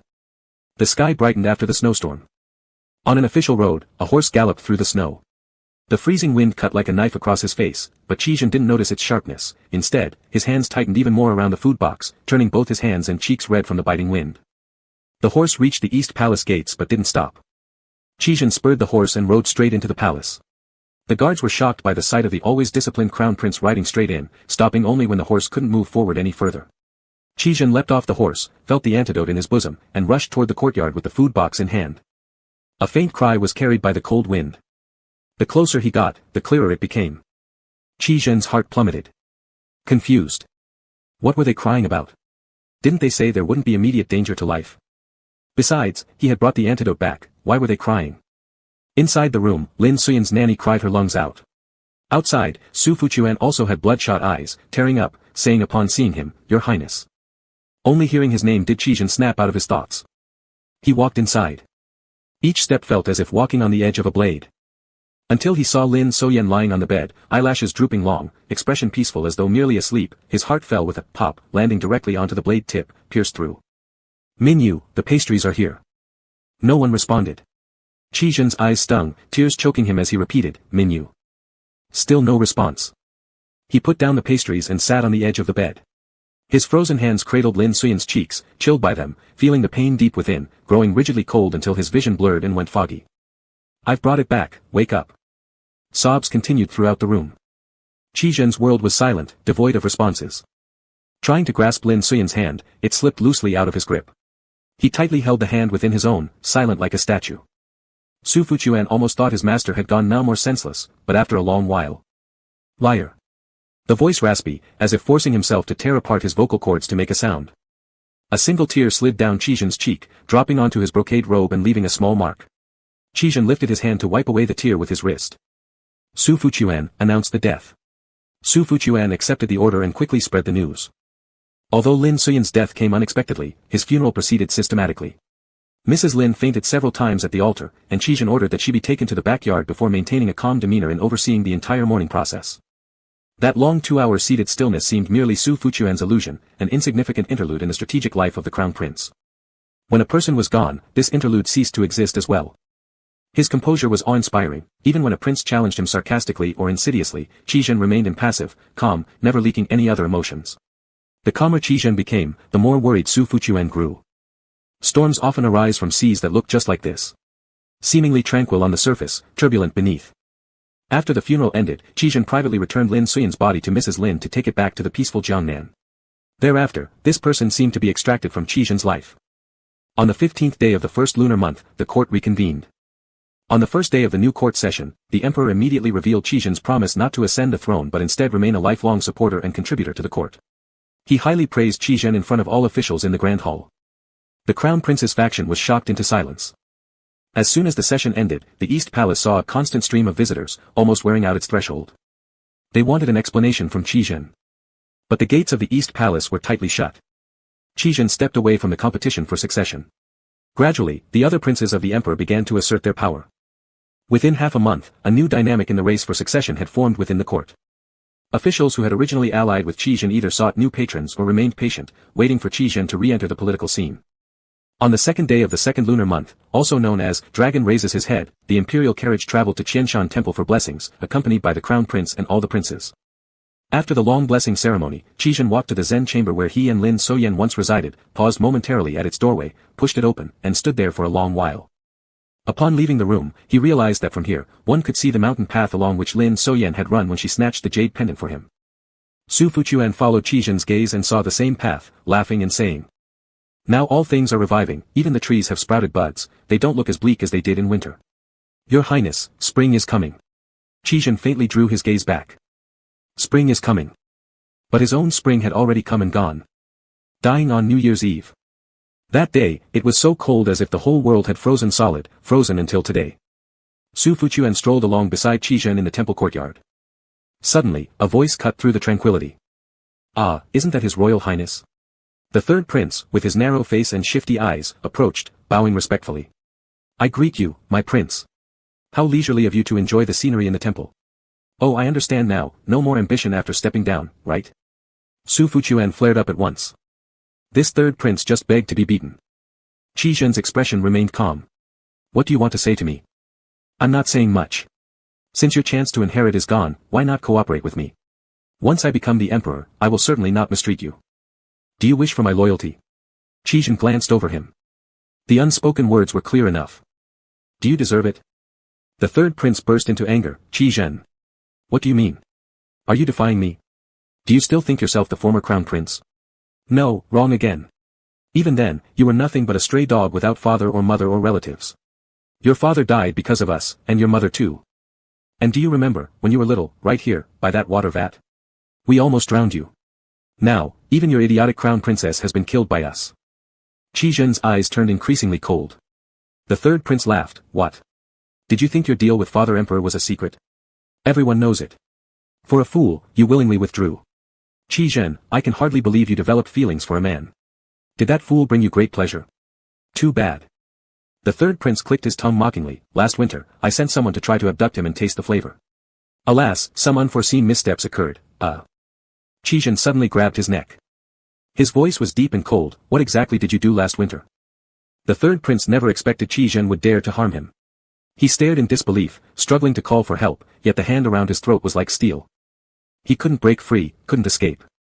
His face gradually turned blue and purple. Su Fuquan was terrified beyond measure, desperately looking around to see if anyone was nearby. He was truly afraid the crown prince might strangle the third prince to death. And he didn't dare intervene. With Qizhen's unpredictable temperament, Su Fuquan feared he'd get dragged into trouble. Qizhen said, "All that nonsense you spewed earlier, I remember every word." Holding the third prince's neck, he dragged him to the water vat and shoved him headfirst into the water.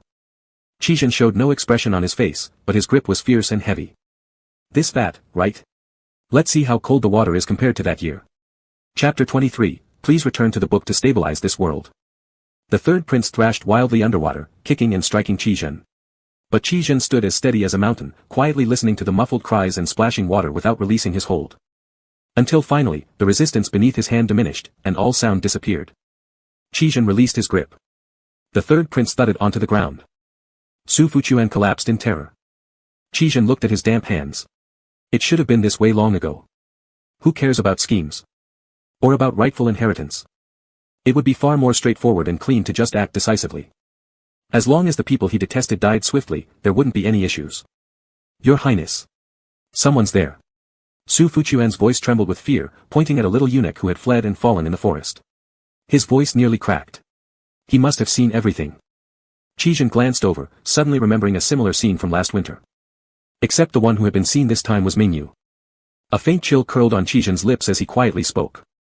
Kill. In the next moment, a figure darted out beside Qizhen. In only 2 breaths' time, the little eunuch's neck was snapped. Even the body was taken away by the shadow guard. Ting, ting, ting. Sounds echoed through the forest. Qizhen turned his head. Su Fuchuan, what is that sound? Su Fuchuan hurriedly knelt down. Your Highness, it's the wishing plaques.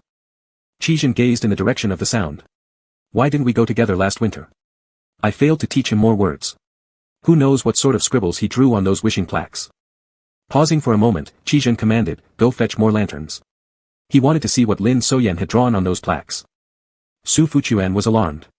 There were hundreds or even thousands of wishing plaques on the trees. It might take forever to find them all. He feared that Crown Prince might come up with an extreme idea, cutting down the ancient tree which held all these plaques just to make searching easier. But he dared not dissuade the Crown Prince. The Crown Princess of the East Palace died on the snow-melting New Year's Eve. Half of the Crown Prince's life also perished on that day. The other half dragged him along like a walking corpse, completely devoid of vitality. At the Total Control Center of the World Crossing System, an announcement broadcasted. Congratulations to host Lin Yen for completing the mission. Please proceed to the settlement center to print out your task documents, submit them, and wait for review. Estimated review time, 30 minutes. After exiting the book world, Lin Yen arrived at the Total Control Center. The system led the way, please don't rush, host. After the review is completed, you can return home. I'm not rushing. 2 months in the book world, each step brought him closer to going home. Now, he no longer felt the need to hurry. Following the directions, Lin Yen printed the necessary documents, submitted them, and waited for the review result. 20 minutes later, the Central Control Center sent a message. Qizhen's level of darkness had exceeded expectations, precise calculations of the darkening value were ongoing, thus extending the review period. The little system got excited, you've gone above and beyond the task. The main control may reward you. Other exceptional hosts returned to their own worlds with rich rewards. Such as becoming handsome, tall, beautiful, wealthy, or experiencing something enduring. The little system prompted, you can think about what you want in advance. Lin Yen felt delighted. I want a perpetual motion boyfriend on the same scale as Qizhen's size and specifications. Little system, okay, it's not like we can't give you that. Lin Yan's joy doubled. You really can give me that? Lin Yen was filled with anticipation. 20 minutes later, the superior of the small system summoned Lin Yen into the office. Mr. Lin, hello. First, congratulations on successfully leaving the task world and arriving at the main control center. According to the system inspection, your mission subject has reached a very high degree of darkness. Lin Yen was thrilled beyond measure. But the next second, the stability of the task world is now at risk of collapse. Lin Yan's face fell. What? Since this unexpected situation also involves Mr. Lin's responsibility, we hope you will re-enter the book world, making the male lead appear earlier and directly connect to the redemption plotline of the main text. Of course, our side will provide appropriate compensation. Lin Yen could barely accept it and abruptly stood up, I have to go back. At present, the mission system lacks personnel, and you are the best candidate. How am I the best candidate? I'm not even the protagonist of the book, I can't save him. If you're unwilling to go again, we cannot send you back. Because according to the upper level approval, your task remains incomplete. The report was pushed back with a bright red stamp reading. Unqualified. Are you playing games with me? Lin Yen lost his temper. You never mentioned too much isn't acceptable either. The other party replied calmly, within certain controllable limits, it indeed can be acceptable. But our system has never encountered such a high value before. Calculating in a unit of time in the book world, so far, just 9 months after your departure, Qizhen has killed all but one of the Emperor's children. Just one left. The Emperor originally had 8 sons and 3 daughters. Only one left. Stunned, Lin Yen held up 9 fingers. 9 months, all killed. The funerals couldn't even keep up. Yes, those in the capital who deal with funeral supplies have all made a fortune. The other party offered a professional smile, Mr. Lin, you are very capable. We believe you can handle this task. How about No? With how crazy he is now, I'd probably suffer too if I go back. The other party continued to smile, please rest assured, Mr. Lin. Although we cannot directly interfere with the characters in the book world, we will do our utmost to protect every host. The system will provide a protection mechanism worth 90 million units to support your future missions. At the same time, we will choose another optimal host for you. This will minimize direct contact with Qizhen. Your task is to find the other protagonist of this story and stabilize this small world. Chapter 24, Return. So it turned out this mission was about being a matchmaker. Could Lin Yen say no? Those glaring red words, unqualified, were right there before his eyes. He couldn't refuse. He felt that the protection worth 90 million units was actually composed of his mental damages, hard labor costs, keeping silent when wronged, staying up late fees, performance cooperation costs, and general wretchedness. To hell with it. Lin Yen spat out an ancient Chinese curse word through gritted teeth as he received the new mission briefings. Mr. Lin, please keep it polite. Already being polite. Only by cursing aloud can my mouth stay clean. Swallowing it down makes my heart dirty. Lin Yen gave the other person a sidelong glance. People who don't curse might have dirty hearts. The other side. They felt subtly attacked. The system sent Lin Yen to the teleportation chamber.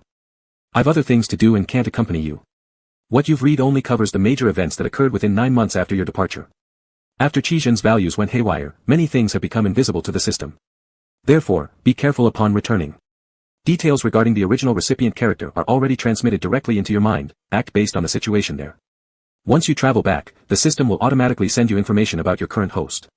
Avoid any direct encounters with Qizhen at all costs. He's genuinely gone mad. Lin Yen paused mid-step. Why? Didn't they investigate? The little world is almost collapsing. No one had time. Probably those morons. Moronic princes and their moronic emperor. As Lin Yen stepped into the teleportation chamber and closed his eyes, when he opened them again, the surrounding area was filled with noise and chaos. The emperor has passed away. Your ma, Jesty. Lin Yen was shocked. Corresponding data quickly appeared in his mind. The original host was from a branch of the imperial family, originally named Wei Yen. Back in the second to last year of winter, he ran a high fever that wouldn't abate, leaving him mentally incapacitated and physically frail. After Qizhen killed all of the emperor's sons, he forced the emperor to recognize this imbecile as a son, renaming him Qi Yen. Under Qizhen's influence, the boy was enthroned as a puppet emperor. An idiot? And even the idiot emperor? Qizhen wiped out all of the emperor's sons yet didn't proclaim himself emperor. He mused deeply, so much so that he didn't notice someone approaching. When he did finally realize, he swiveled his head and locked eyes with the person. Aya! Lin Yen jumped violently in fright and screeched before retreating to the corner of the bed. What was that sound? The young eunuch was pale as a sheet. All of the palace servants were momentarily dumbfounded, forgetting their mourning. A moment later, one quick-thinking eunuch immediately knelt down and paid homage profoundly. Heaven opens its eyes. The emperor has risen again. The emperor, true dragon son of heaven. Long live the emperor. Lin Yen. The royal physician, who had confirmed the emperor's death, was now stunned, rushing forward to feel for the emperor's pulse. The pulse was still weak, but it carried a sense of liveliness. Faint yet continuous. He was alive. The physician quickly wrote a prescription and instructed the eunuchs to fetch the medicine. The hall was once again in a state of urgency. Who would have guessed that within just the duration of drinking a cup of tea, the emperor could both die and come back to life? Too busy. While everyone else was occupied, Lin Yen took a moment to sort out his thoughts. 2 years had passed since his last involvement here. He'd only been briefed on what happened over the span of 9 months, the rest. He looked around furtively. A handsome, elegant eunuch approached. Does your majesty desire some candy? Lin Yen thought for a moment and, sticking to the character role, nodded. Being an imbecile, he was used to it. The candy came swiftly. While eating, Lin Yen considered. Instead of wasting time pondering the present situation, why not take the initiative and act? Instead of waiting to see, better to go and make things happen. He beckoned the eunuch closer, and the eunuch leaned in to listen. Does your majesty have any orders? I dreamed of an immortal. Your majesty, you should refer to yourself as Zhen. Lin Yen thoughtfully nodded. I dreamed of a Zhen. The eunuch. With a sigh, the eunuch gave up.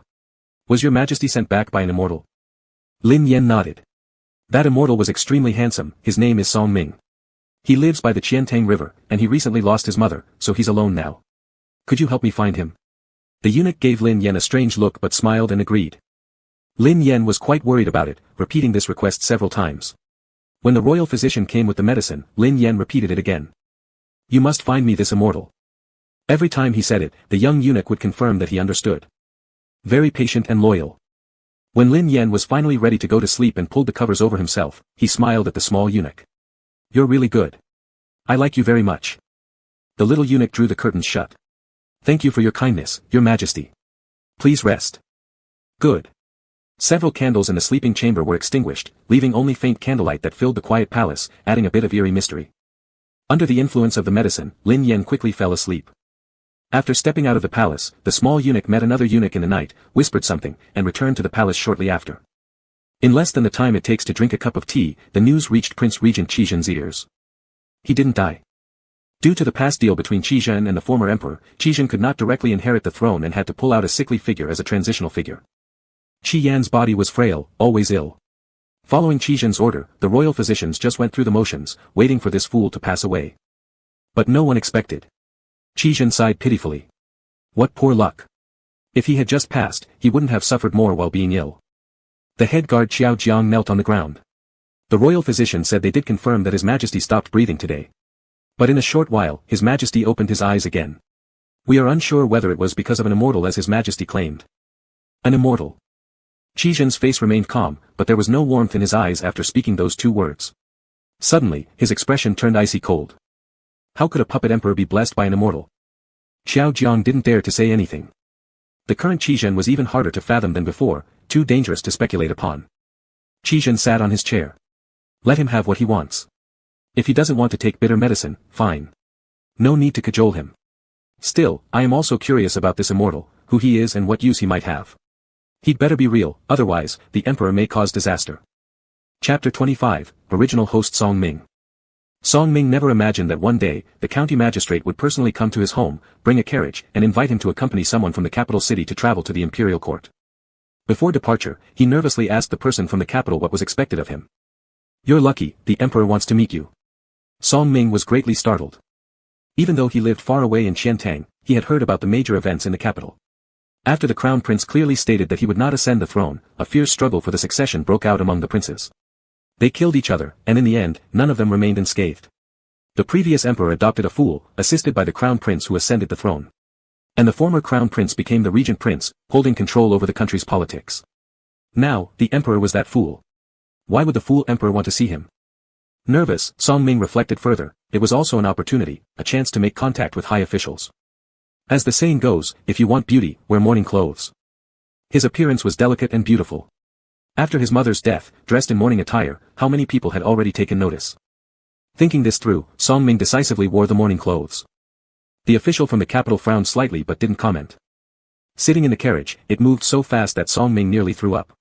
His hair got messy, his clothes got disheveled. By the time he entered the capital, he looked like a refugee. Fortunately, the person receiving him gave him some time to tidy up. Then they led him into an alley and told him to wait. Not long after, a large carriage approached and stopped next to him. The front curtain lifted, and Song Ming saw the person inside. Handsome, yet radiating such overwhelming and sharp aura that Song Ming automatically knelt down the moment he caught sight of him. He noticed that person holding a small wooden tablet in his hand, but didn't know what it was. Is this you? A monotone voice, yet melodious. Song Ming lowered his head even more, his eyes could only see the bricks on the ground. I am Song Ming, a commoner. An immortal? The other party sounded interested. Do you practice immortal arts? Song Ming didn't know what the other party was talking about, so he shook his head. I do not. The curtain dropped. Wash up and send him into the palace. Bestow upon him the title of consort. A light sentence fell like a feather, and with a flick of the whip, the carriage drove away. Song Ming waited until the sound of the carriage faded before raising his head. When he straightened up, he realized his back was drenched in sweat. Were all high officials in the capital this authoritative? Consort? Was he someone they could bestow such a title upon? Let's go. Song Ming nodded. He was led into a large inn where they instructed him to wash up and gave him a bunch of strange items. What was the tube for? What was the ointment for? And this? Jade. Momentum. Song Ming stared in shock, eventually understanding. The emperor lusted after his beauty. He was about to enter the palace to serve the emperor. Lin Yan was dumbfounded the moment he saw Song Ming. When he heard from the attendant Xiao Jinzi that Prince Regent Qizhen had thoughtfully bestowed this immortal as his consort, he became even more stupefied. Was Qizhen sick? Was he sending his own wife to me? Lin Yan was seething but still had to stick to his character and ran to him, falling to his knees and stretching his neck to look at his face. Immortal. Song Ming was startled and confused. Kneeling and reaching up like this emperor must be toxic. Lin Yan grasped Song Ming's hand. You truly are an immortal. Was it cold during your journey? Are you hungry? Would you like something to eat? Come on, bring the dishes. Yes. The attendant responded and withdrew. Soon, the table was filled with dishes. Song Ming felt a little dazed. So many dishes, such a splendid room, such a wealthy life. When he looked again at the emperor opposite, he seemed so foolish, so easy to manipulate. Was this the start of his happy life? Song Ming, unfamiliar with court etiquette and fearing to anger the emperor, ate very cautiously. He wondered if he would need to sleep with the emperor after eating. Would this fool even dare? Lin Yan watched him with his face cupped in his hands, seeing him finish, and smiled broadly while gripping Song Ming's hand. There are some beautiful flowers in the flower house. You take them to give to the Prince Regent. Go find your future husband, move him, save him. The salvation of this world depends on you. Attendants? Song Ming. Having prepared to sleep with the emperor, Song Ming ended up being sent by the young emperor to deliver flowers. In a daze, Song Ming carried a large bouquet carefully tied by the young emperor, took a palace carriage, and got off at the Prince Regent's residence. The Prince Regent wasn't there, so he handed the flowers over to the Prince Regent's steward. The next day, the young emperor still asked him to send flowers. The third day, the young emperor still asked him. The fourth day, the young emperor did it again. This time he met the Prince Regent. It was that official who sat inside the carriage. He kneeled in fear. Prince Regent Qizhen coolly said, "The flowers you sent before haven't withered yet." Song Ming. Back in the palace, he relayed the exact message to the young emperor. The young emperor looked troubled while cupping his face. After a while, he said, "Then tomorrow, send him vegetables." Song Ming. Why had he come here? Lin Yan had everything planned out. To capture a man, one must first capture his stomach. He specially called upon the imperial kitchen to prepare dishes that Qizhen liked, waiting for the next day for Song Ming to deliver them and keep refreshing his image. Unexpectedly, in the morning, Lin Yan was woken up by Xiao Jinzi. They put on layer after layer of clothing, and a crown was placed on his head. Then they dragged him through a frantic run to the Purple Dawn Hall. Holding onto his knees, barely catching his breath, Xiao Jinzi asked him to quickly sit on the dragon throne. Lin Yan peeked through the carved screen, seeing many officials outside. Qizhen stood on the steps, his posture somewhat relaxed, but his aura extremely imposing. Though he didn't sit on the dragon throne, he was as if sitting on it. Someone below was accusing him. "My lord has not shown up for many days. It must have been your doing. A few days ago, it was reported that my lord had already passed away. You concealed this information. What were your intentions?" Lin Yan pulled his court robes a bit higher and stepped forward. As he walked, Qizhen's figure became clearer. Lin Yan suddenly felt guilty for no reason. It was he who had triggered Qizhen's dark side. Lin Yan's legs went weak, and he wanted to run. But it was unclear who saw him first and shouted, "Long live the emperor," causing a chorus of cries to echo outside as a sea of people knelt down. Qizhen turned his head, catching Lin Yan's gaze. In that moment of eye contact, Lin Yan saw it clearly. Qizhen frowned. Lin Yan didn't dare to sit on the dragon throne. It belonged to Qizhen. He feared sitting there would lead to Qizhen striking him down. "What do you want with me?" Qizhen's voice was icy. "Some think I attempted to harm the emperor." "No. Your Majesty." A voice called out in the grand hall. "Since winter began, your Majesty has not been in good health. Now that you're better, please attend court soon. Otherwise, this grand hall will become Prince Regent Qizhen's personal domain." This statement immediately drew support from others. Lin Yan understood now. Qizhen's position as regent seemed a little forced. There were those beneath him who weren't satisfied. After all, with him being just a fool emperor, so easy to manipulate, some must have thought, if Qizhen could control him, they could too. Qi Yan shook his head. The jade decorations on his crown nearly hit his face. "I want to sleep. I don't wish to attend court." The officials. Qizhen's brow furrowed deeper, turning his head toward Lin Yan. Lin Yan gulped. Did he displease Qizhen by saying that? He sought Qizhen's approval, so, should I go instead? The officials. Qizhen suddenly smiled, as His Majesty wishes. A smile that made one's skin crawl. Lin Yan felt a bit overwhelmed. Throwing caution to the wind, he said. Happily. I still think sleeping is more joyful. So, I won't come anymore. The officials reacted as though facing a great enemy. Your Majesty. Your Majesty. Absolutely unacceptable. Your Majesty. If you're under duress, blink your eyes. Hearing this, Lin Yan's eyes widened. Looking at Qizhen, can I leave now? With the young emperor staring at him like a copper bell, Qizhen snorted with a faint laugh, averting his gaze, and said, if your Majesty doesn't wish to, it's our duty as ministers to relieve your Majesty of this burden. An official stepped forward, Qizhen. Don't go too far.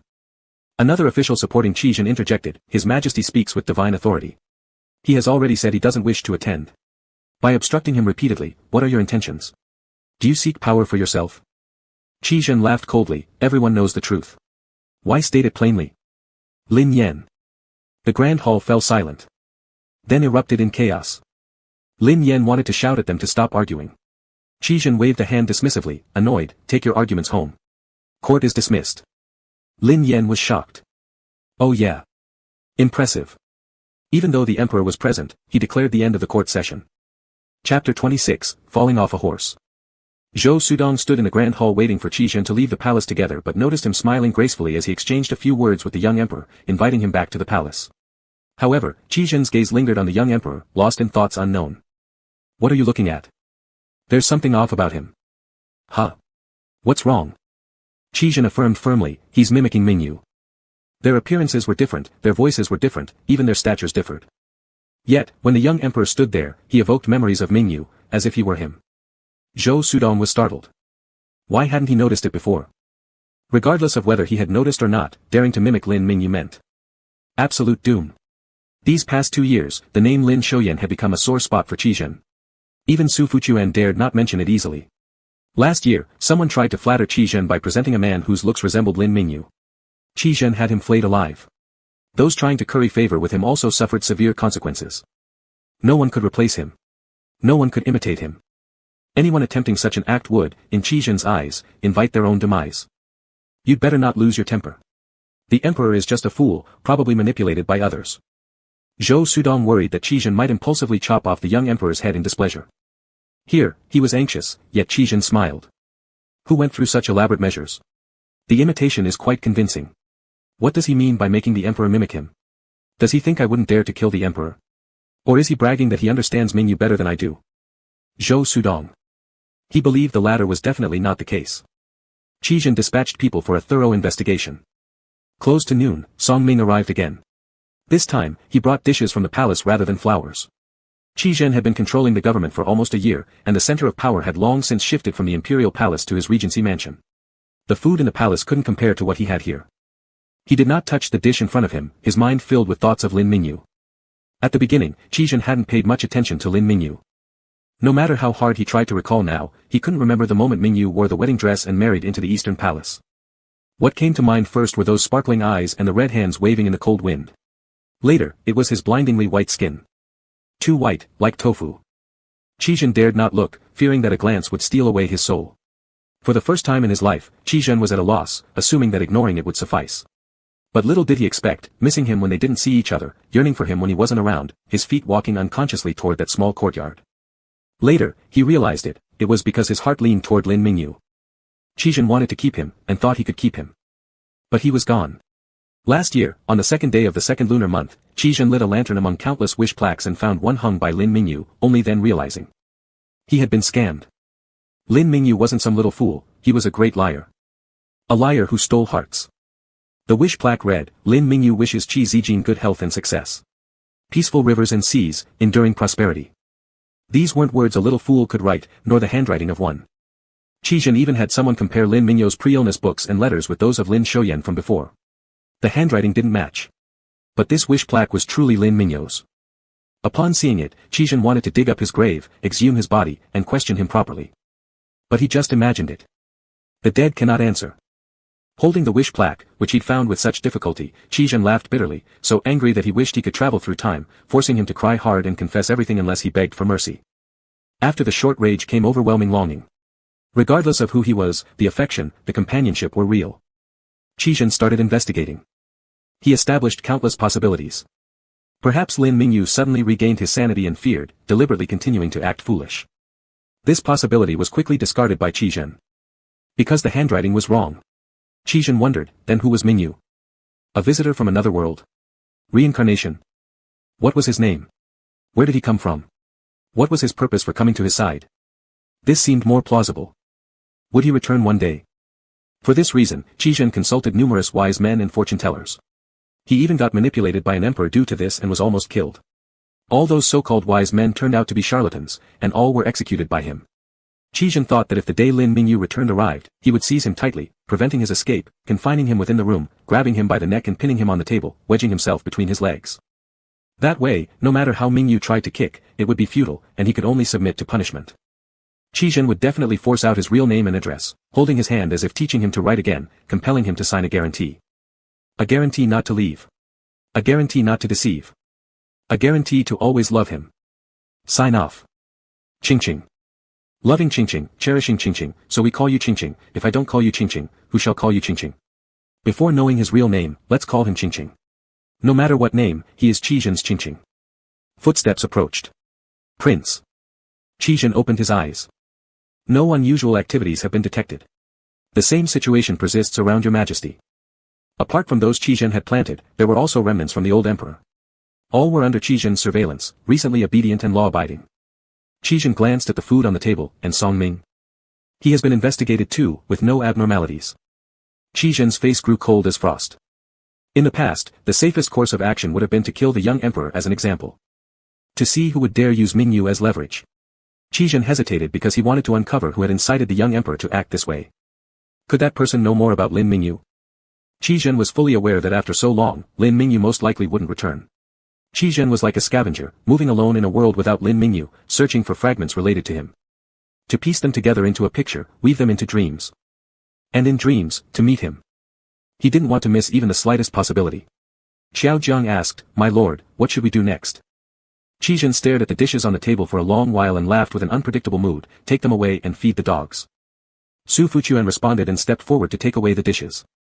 Qizhen said, "Prepare the carriage, I'm going to the palace. If there's no way to find out, then just ask directly." When Lin Yan saw Qizhen, he was dumbfounded. Why did he come? All the surrounding attendants and palace maids knelt down and paid their respects. Qizhen didn't even glance at them as he walked straight up to Lin Yan. "I've come specially to thank your majesty for gifting me these dishes." Saying thanks, but neither kneeling nor bowing. Lin Yan took a step back. "Song Ming sent them, why don't you thank him too?" Qizhen didn't even look at Song Ming once, asking instead, "Has your majesty made any new friends recently?" After pondering, Lin Yan nodded and pointed toward Song Ming. "A new friend?" Qizhen smirked slightly. "Recently, I've witnessed something interesting. Would your majesty like to accompany me to see it?" Lin Yan wanted to shake his head, but upon meeting Qizhen's gaze, it turned into a nod. His instinct told him that if he dared to say no, he'd surely be dragged away by Qizhen. Qizhen's current demeanor exuded too much pressure. Qizhen gave a faint smile and extended his hand toward Lin Yan, then, "Your majesty, please follow me." The young emperor looked at the hand Qizhen had extended, swallowing hard unconsciously. He felt that Qizhen was inviting him to descend into the underworld. Save the emperor. Chapter 27, not the Qizhen he knew. Qizhen brought the emperor down to the dungeon. Slap. Slap. Slap. The sound of the leather whip striking flesh echoed clearly in the empty, narrow prison cells, every strike accompanied by screams of pain, instilling fear. Lin Yan's legs went weak. Would Qizhen go completely mad here and commit regicide? It's hard to say. This is really hard to say. Lin Yan felt fearful behind Qizhen. Walking ahead as if strolling leisurely through a garden admiring flowers, when Qizhen noticed he had fallen a few steps behind, he turned around. The sunlight streaming through the high window of the cell illuminated his side face, mixing light and shadow, lending his handsome features an indescribable artistic quality, while the curve of his lips bore a horrifying charm. "Your Majesty." These two short words sounded like a curse claiming one's life. Lin Yan quickly moved forward. "Perhaps your Majesty has never been here before. If not, be careful, you might unknowingly step onto a puddle of sticky blood." All the hair on Lin Yan's body stood up. The further forward they walked, the louder the ear-splitting screams mingled with the crackling sounds of whips against skin became, the brighter the light grew. It seemed like there was a skylight here, making it bright during the day without needing candles. Such a design not only saved money on candles for the court but also allowed those stubborn criminals bound here to suffer from wind, sun, rain, snow, and frost, losing most of their lives without even needing human executioners. Just as Qizhen revealed a bit of his figure. The officials overseeing the torture sprang to their feet hastily, rushing over to flatter Qizhen, nodding respectfully. Why would a nobleman like you degrade himself coming here? He glared at the little servant who had brought them in behind them, didn't even bother to inform. Do you want your head chopped off? Qizhen. The person being tortured screamed suddenly, cursing loudly. You son of a bitch. Last emperor treated you well. You harm your siblings, deceive the throne, scheme for power and betray trust. Bastard. You will die a miserable death. The last word, death, was shoved back into the victim's mouth with a punch from the official. Committing treason against superiors, spewing nonsense. I see you're looking for death. Blood gushed out. Qizhen appeared indifferent, sitting down on the redwood official chair prepared for him, taking the hot tea offered by the official, and sipping it leisurely. Only then did he lift his eyes to look at the petrified young emperor. Your Majesty, are you frightened? Let's not even consider whether His Majesty was scared. Everyone else in the dungeon was absolutely terrified. They all fell on their knees with thump thump. The young emperor was nothing more than a puppet set piece. On the first day of his ascension, Qizhen stood before him and self-proclaimed himself regent king, paying absolutely no attention to the young emperor. Moreover, since late last year, the young emperor had been ill, with very few people having seen him, it was nearly impossible for anyone to recognize him. No one would have thought that Qizhen would bring the young emperor along. And treating him with such disrespect. Sitting while the emperor stands. Frightening the emperor senseless while drinking tea. Your Majesty. Even if you lack wisdom, you should at least understand the difference between right and wrong. How could such a person be qualified to serve in our court? Do you know how many people he has killed? Qizhen gave a faint smile and answered considerately, Your Majesty, I've lost count of them all. Directly or indirectly, it must be, about an entire city's worth. Lin Yen was startled and took a step back in fear. Your Majesty. This man massacres innocents indiscriminately, disregarding the law entirely. He is a lunatic. Where is his respect for you? If this continues, our dynasty will surely perish. Your Majesty. Lin Yen felt completely overwhelmed. He knew it. But what could he do, being nothing more than a fool? Could he go up to Qizhen and say, Stop killing people, I don't like it? Would Qizhen really stop? Please. For matters like these, turn to Song Ming. Qizhen looked at him, Is your Majesty afraid? It can't be helped. Why do so many oppose me? And why are there so many I dislike? He chuckled, Your Majesty, aren't all men born with 2 eyes and a nose and mouth? So why does someone just have to look so offensive? Lin Yen couldn't answer. Qizhen put down his teacup, grabbed Lin Yen by the wrist, and dragged him forward. Lin Yen struggled but couldn't break free. He was forcibly hauled over to stand before the person being beaten, forced face to face as Qizhen held his jaw. Your Majesty, do you find him offensive? Lin Yen trembled with fear, What do you plan to do? Qizhen leaned closer slightly, whispering in Lin Yan's ear, I have a question that's been on my mind. I would like your Majesty to resolve it for me. Since last winter, has anyone mentioned a certain person to you? Who? Lin So-yen. Lin Yan's pupils contracted sharply. Can't recall. No matter. I'm not very patient with others. But I'll grant your Majesty some consideration. Suddenly Qizhen seized Lin Yan's neck tightly, pressing his face forcefully onto the wooden rack where the prisoner was bound, forcing their faces together. The strong stench of blood invaded Lin Yan's nostrils. He felt nauseous, trying to retch. Qizhen. Are you mad? The emperor is precious and esteemed, yet you dare treat him like this. Do you know it's a capital crime punishable by the extermination of 9 generations? Qizhen laughed lightly. His laughter echoed eerily throughout the prison. The officials kneeling in the cell shivered with terror. Lin Yen was stunned. He barely even noticed the pain of the wooden frame pressing against his cheek. The heavy smell of blood filled his mouth and nose, overwhelming him with nausea. In front of him was the man who'd been beaten, whose skin pores, bloody eyes, torn flesh were clearly visible as they trembled from anger. How revolting, how horrifying. He received his throne from me, what can I not do? I. Qizhen didn't hear clearly and frowned, silence him, enough noise already. I can't hear what your Majesty is saying. Lin Yan's body froze with terror as he saw the jailer approach with red-hot coal in hand. Qizhen. What do you intend to do? You madman. Madman. Even in hell, I will not let you go unpunished. Madman. Eh. The red-hot coal was violently shoved into the prisoner's throat. Close proximity allowed Lin Yen to hear the sound of burning flesh, to feel the heat of the coal. The man's anguished screams almost pierced through his eardrums. Ah! His stomach churned uncontrollably.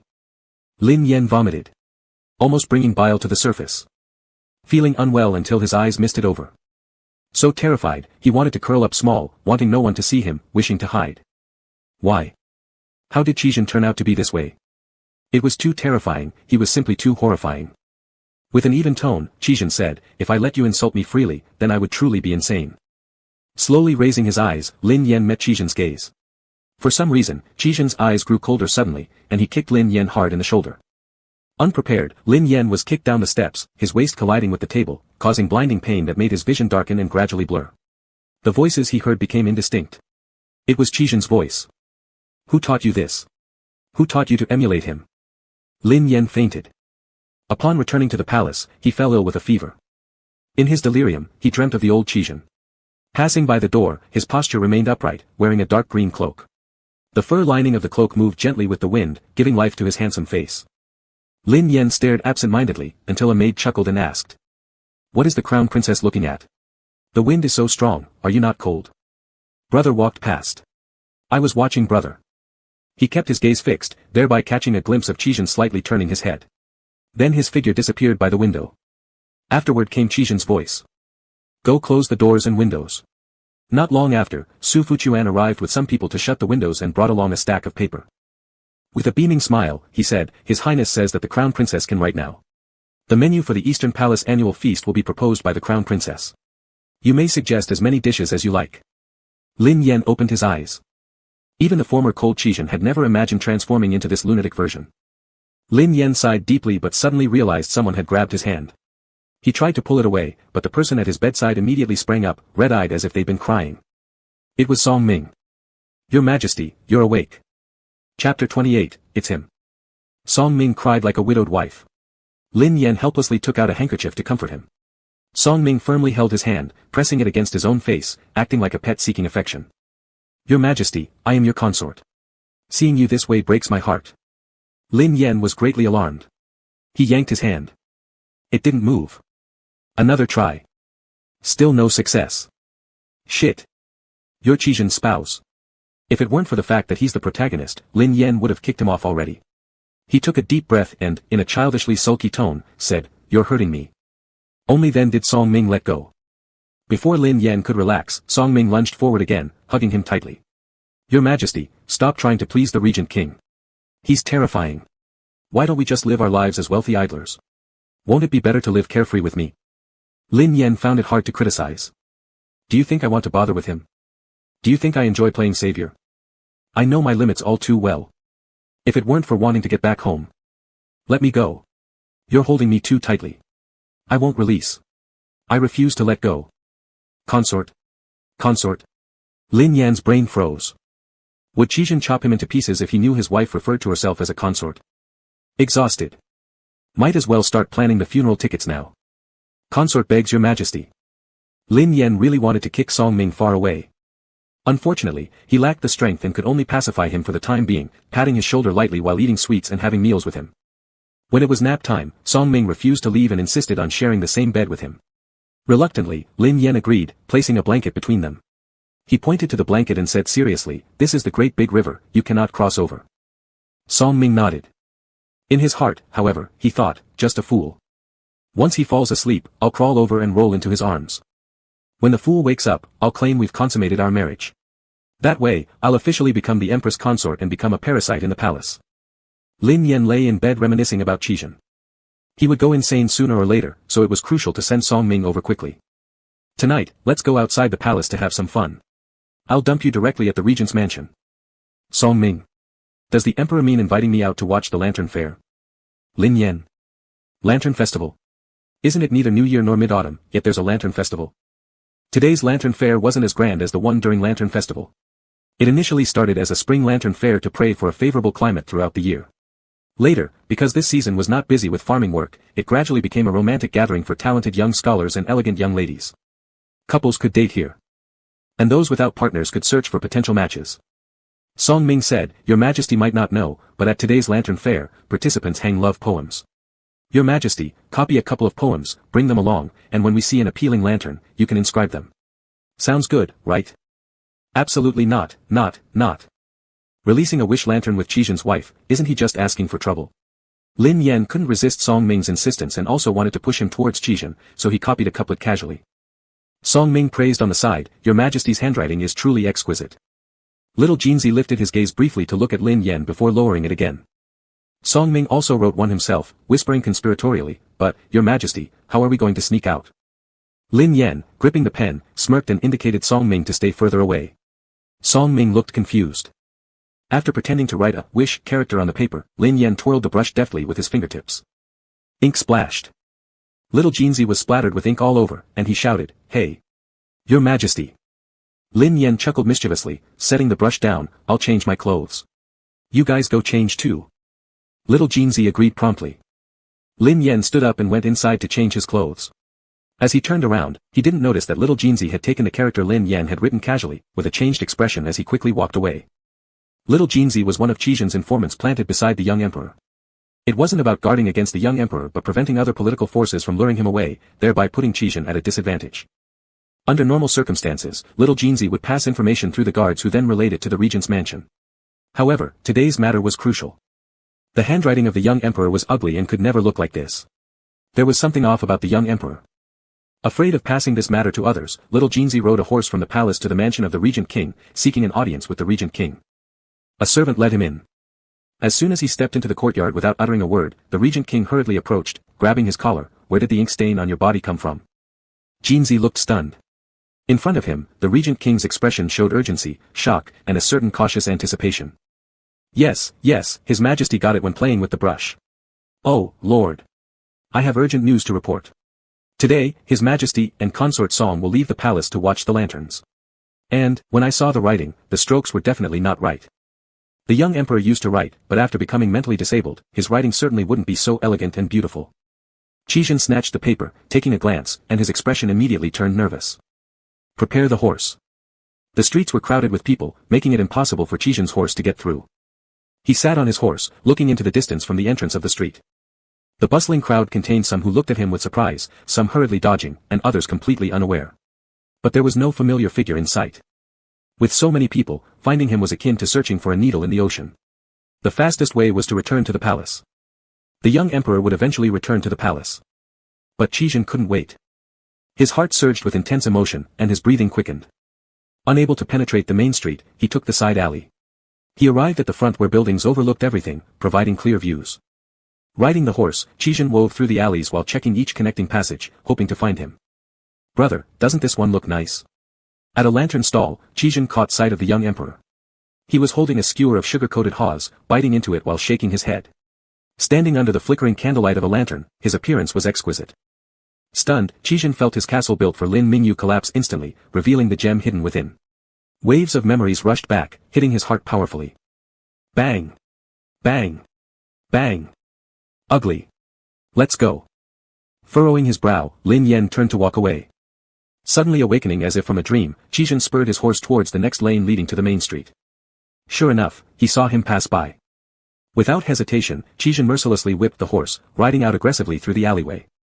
At the mouth of the alley, he sharply pulled on the reins, stopping. The horse let out a loud neigh, its front hooves lifting high. People on the main street were terrified, cries of alarm echoing one after another. Lin Yen turned his head to see what happened and was immediately grabbed by Song Ming. Brother, does this one look nice? Let's buy it. This lotus lantern has a little rabbit in the middle. Lin Yen reached out, only to suddenly have his wrist tightly grasped. The grip was strong, slightly painful. He turned his head. Qizhen stood before him, his eyes slightly red-rimmed, breathing heavily as if he had run there. The thousands of lanterns behind him lit him up magnificently. Qizhen tried several times to speak, finally settling on an appropriate address. Your Majesty, you really made me search hard. Chapter 29, could Qizhen be scheming against him? Lin Yen took a step back. What the hell? Qizhen. Seeing Lin Yen retreat half a step and noticing the fear on his face, Qizhen suddenly remembered what he had done to him a few days ago in the prison cell. Qizhen showed signs of regret, breathing rapidly with burning eyes. He took a step forward, wanting to check if Lin Yan's waist was injured from the collision, intending to hold him close, embracing him comfortingly. Song Ming gritted his teeth, standing between Qizhen and the young emperor, glaring. What do you want to do? Interrupted by someone, Qizhen responded menacingly, what is it to you? Despite being afraid in his heart, Song Ming wanted to win favor with the emperor, mustering his courage. You gripping his wrist like that will hurt him. As if reminded by him, Qizhen suddenly remembered. He relaxed his grip a little but didn't let go, enclosing Lin Yan's hand in his and taking a look. Indeed, it had turned red. He massaged Lin Yan's hand. Lin Yan was even more frightened. What kind of trick is this? Qizhen giving him a massage. Suddenly realizing what was happening, Lin Yan quickly pulled his hand away, trying to maintain his image. What are you doing? With Lin Yan's hand gone, an emptiness filled Qizhen's palm and heart, bringing sharp pain. He looked at Lin Yan with confusion. Why doesn't my Yan Yan recognize me? Qizhen lowered his eyes, regaining his composure. I heard that His Majesty sneaked out. The street is so crowded, I am worried about you. Do you think I'll believe that? Qizhen glanced at the flower lantern in Song Ming's hand. Do you want this flower lantern?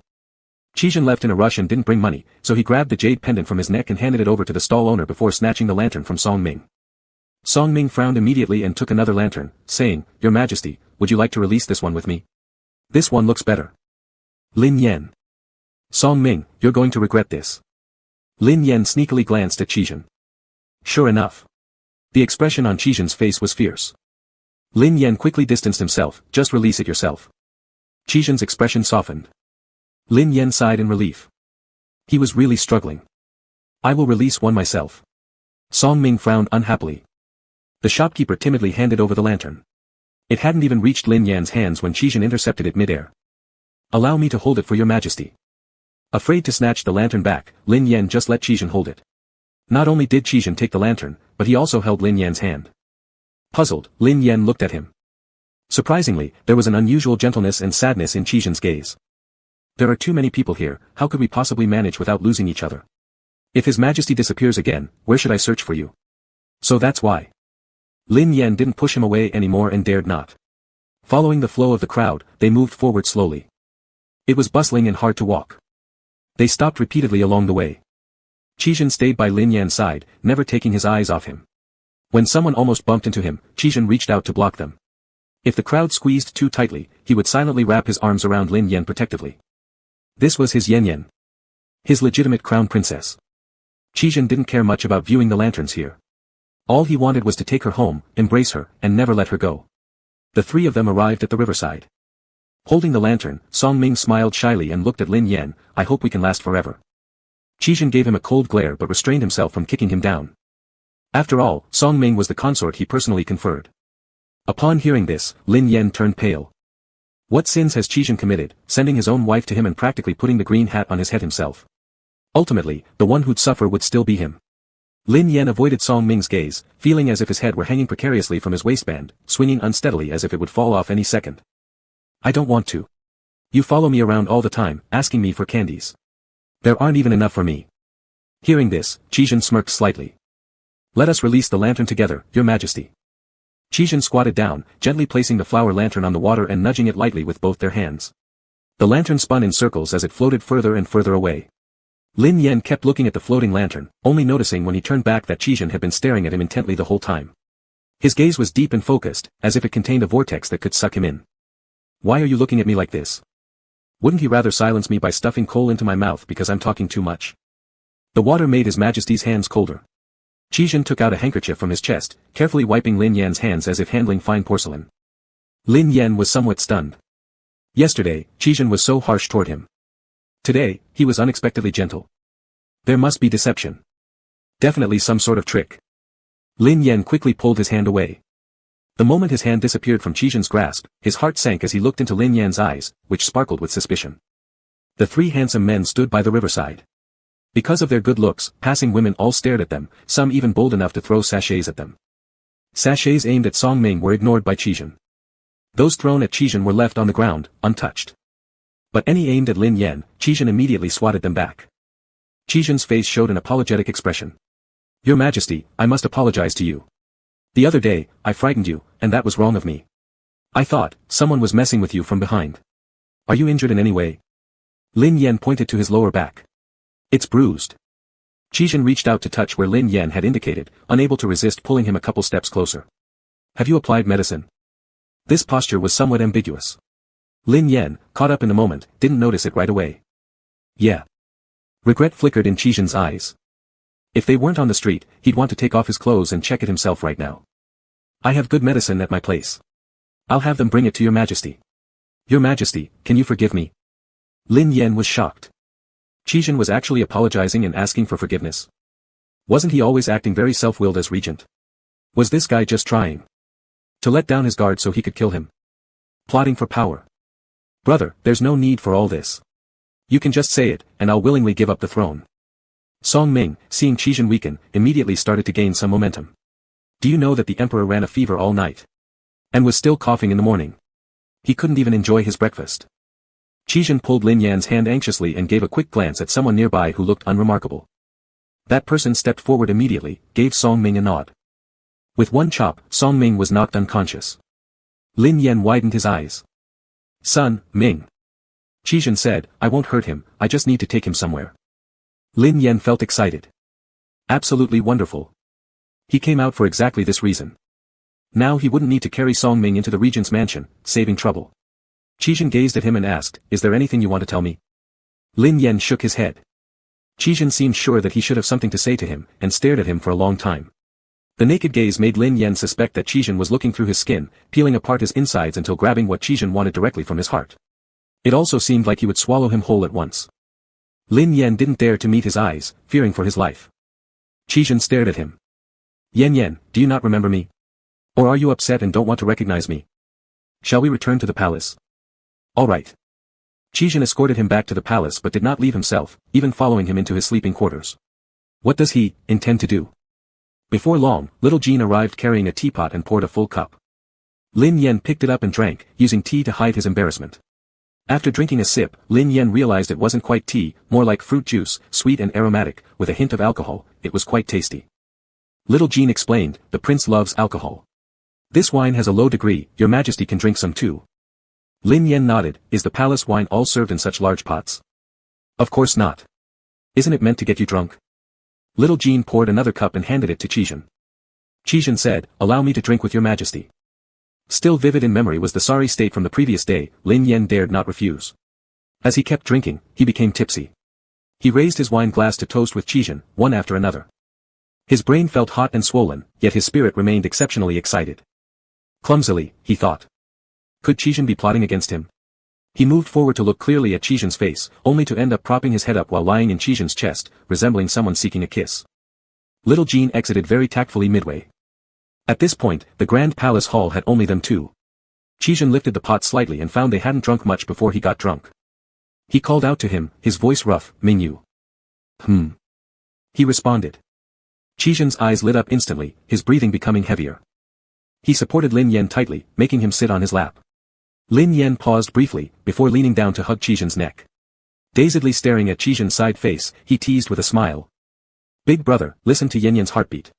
It skips because of you, how terrifying you are. Qizhen's breathing suddenly hastened, distracted by his smiling face and bewitching eyes. Leaning down to kiss him, Lin Yen laughed and resisted faintly. His hands lacked strength, appearing reluctant to accept while inviting himself closer, almost twisting his waist towards the man's embrace. As soon as Qizhen added a little force, he kissed Lin Yen's lips. Quite forcefully.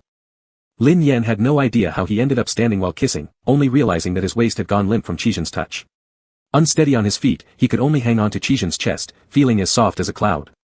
Qizhen simply scooped him up by the waist, and they fell together into the soft brocade bedding. The moment his hand touched the waistband, it was stopped. Lin Yan's smile was sly, like a little fox. Not possible, big brother. You don't belong to me anymore. Chapter 30, His Mingyu has returned. I do. Lin Yan laughed, you don't. You don't even like me. Qizhen frowned slightly, do you think I don't like you, so you refuse to acknowledge me? Lin Yan shook his head. Qizhen paused for a moment, Mingyu, what's your name? Lin Shouyan, of course. I mean your real name. Lin Yan thought for a moment and smiled, can't say. Qizhen reflected. If one cannot mention their true name, there must be some kind of restraint on him. Not saying it now is fine. As long as he's Mingyu, Qizhen doesn't care about his appearance. Qizhen sat up. Can you not reveal your identity? Lin Yan nodded. Qizhen pondered, is Song Ming related to your return in any way? Lin Yan nodded again. Do you need to protect him? Lin Yan nodded again. It can also be said this way. Answering all questions like he'd taken truth serum. Qizhen understood. It's likely Song Ming is the reincarnation of some god or demon. Lin Yan's condition for returning seems to be protecting him in the human world. It must be so. This kind of plot often shows up in tales. He pulled Lin Yan up, but before pulling him into his embrace, Lin Yan slumped into him like there were no bones left, playing with the hem of his clothes. If I keep him with me, will you let me raise him? Lin Yan caught the key words. To keep him. That's perfect. Qizhen looked down, locking his gaze on Lin Yan's face. Their eyes met, and the temperature in the room seemed to rise. Qizhen reached out and cupped his face. Just when Lin Yan thought he was going to kiss him, Qizhen merely held his face, examining it as if it were some beloved treasure. Happily, seriously, and deeply looking at him. Qizhen asked softly, Mingyu, did you come back for me? He answered immediately, yeah. All because you turned evil. Escaping system control. The world is nearly collapsing. How could I not come back? Qizhen, hearing this unhesitating, yeah, felt his heart and lungs nearly stop, his blood boiling. Like a naive boy who hadn't known intimacy yet, he eagerly kissed him until Lin Shouyan couldn't take it anymore and pushed him away. Qizhen grinned, if you won't tell me your name, then I'll call you Qing Qing, okay? Qing Qing. Drunk Lin Yan, upon hearing the term Qing Qing, lifted his chin and planted a kiss directly on Qizhen's lips. You're pretty clingy. Qizhen chuckled. Unavoidably, he marveled inwardly that Qing Qing truly was a good nickname. Qing Qing, I'm so happy. Lin Yan glanced up and kissed him again, mockingly complaining, aren't you done yet? You don't even like me, and yet you ask me to kiss you. Qizhen laughed while hugging him, his chest vibrating with laughter. After laughing enough, he lifted his face again, as if he couldn't get enough of looking at him. Making his heart itch, wanting to kiss. Like someone enchanted, Qizhen lowered his head. Who says I don't like you? Lin Yan suddenly said, I'm dizzy, I want to sleep. Alright. Qizhen helped him lie down, unwilling to look away even after ensuring he slept. He held his hand and repeatedly kissed it. After a long while, he called Xiao Jinzi inside. Qizhen could roughly guess when he returned. On the day the young emperor passed away. From that day until today, everything that happened, Qizhen needed to know. Xiao Jinzi didn't understand, but seeing the Regent Wang's attitude towards the young emperor just now, it wasn't like usual. Instead, it carried a sense of intimacy. Flattery and offering help, His Majesty said he liked me a lot. Qizhen's face immediately darkened, and he kicked Xiao Jinzi far away. Get out. The hall regained its quietness. Qizhen sat by the bed, watching the person nestled in the soft brocade bedding. Unable to resist, he lightly caressed his cheek. After touching wasn't enough, he gently pressed his fingertip against his lips. Breathing became heavier. Qizhen noticed the flowers in the vase within the hall. Mingyu once asked Song Ming to send him flowers. For days straight without stopping. He had given so many hints. It was one thing that he failed to understand, but another that he even took him to a filthy dungeon and became rough with him. The flowers Mingyu sent, he only saw once, the rest of the times, he didn't even glance at them before having them thrown away. Now no matter how hard he tried to recall, he couldn't remember what those flowers were. He also sent him dishes. Qizhen sighed. He fed them to the dogs. Qizhen carefully lifted Lin Yan's clothes. On his lower back, there were still lingering bruises. He lightly touched them, causing Lin Yan to hum softly. Qizhen lowered his head and pressed his lips against Lin Yan's lower back. Then he sat on the edge of the bed, holding Lin Yan's wrist, feeling his pulse with his fingertips, and gazed unwaveringly at Lin Yan for a long time. When Lin Yan woke up groggily the next day, he saw Qizhen's face. He thought he was still in the Eastern Palace and without thinking shoved his hand into Qizhen's clothes. It seemed like he hadn't touched this body for quite some time. As he caressed it, his hand was suddenly pinned down. Qizhen's voice sounded restrained, Your Majesty. Lin Yan woke up startled. Startled, he hugged the blanket and sat up immediately, resembling an innocent maiden whose purity had been violated. Qizhen was surprised by his reaction and paused momentarily, saying, Last night, Your Majesty drank wine and was restless, making a fuss. I stayed overnight out of concern for any unexpected incidents. This was just Qizhen's excuse. In reality, he simply dared not leave. He feared that Mingyu would vanish again if he wasn't careful. Last night, he summoned all the imperial physicians to diagnose the young emperor's condition. Previously, Qizhen hadn't paid much attention to this young emperor, but now he dreaded even the slightest ailment or discomfort. Lin Yan nodded dully. I was still half asleep just now. Your Majesty's momentary action means nothing to me. Qizhen got up, grabbed the clothes hanging from a rack and put them on, glancing back as he saw the person bundled up in the blanket. Defensive. Vigilant. This demeanor felt like being pricked by needles. Qizhen lowered his eyes. No one understood his present state better than himself. He frightened Mingyu.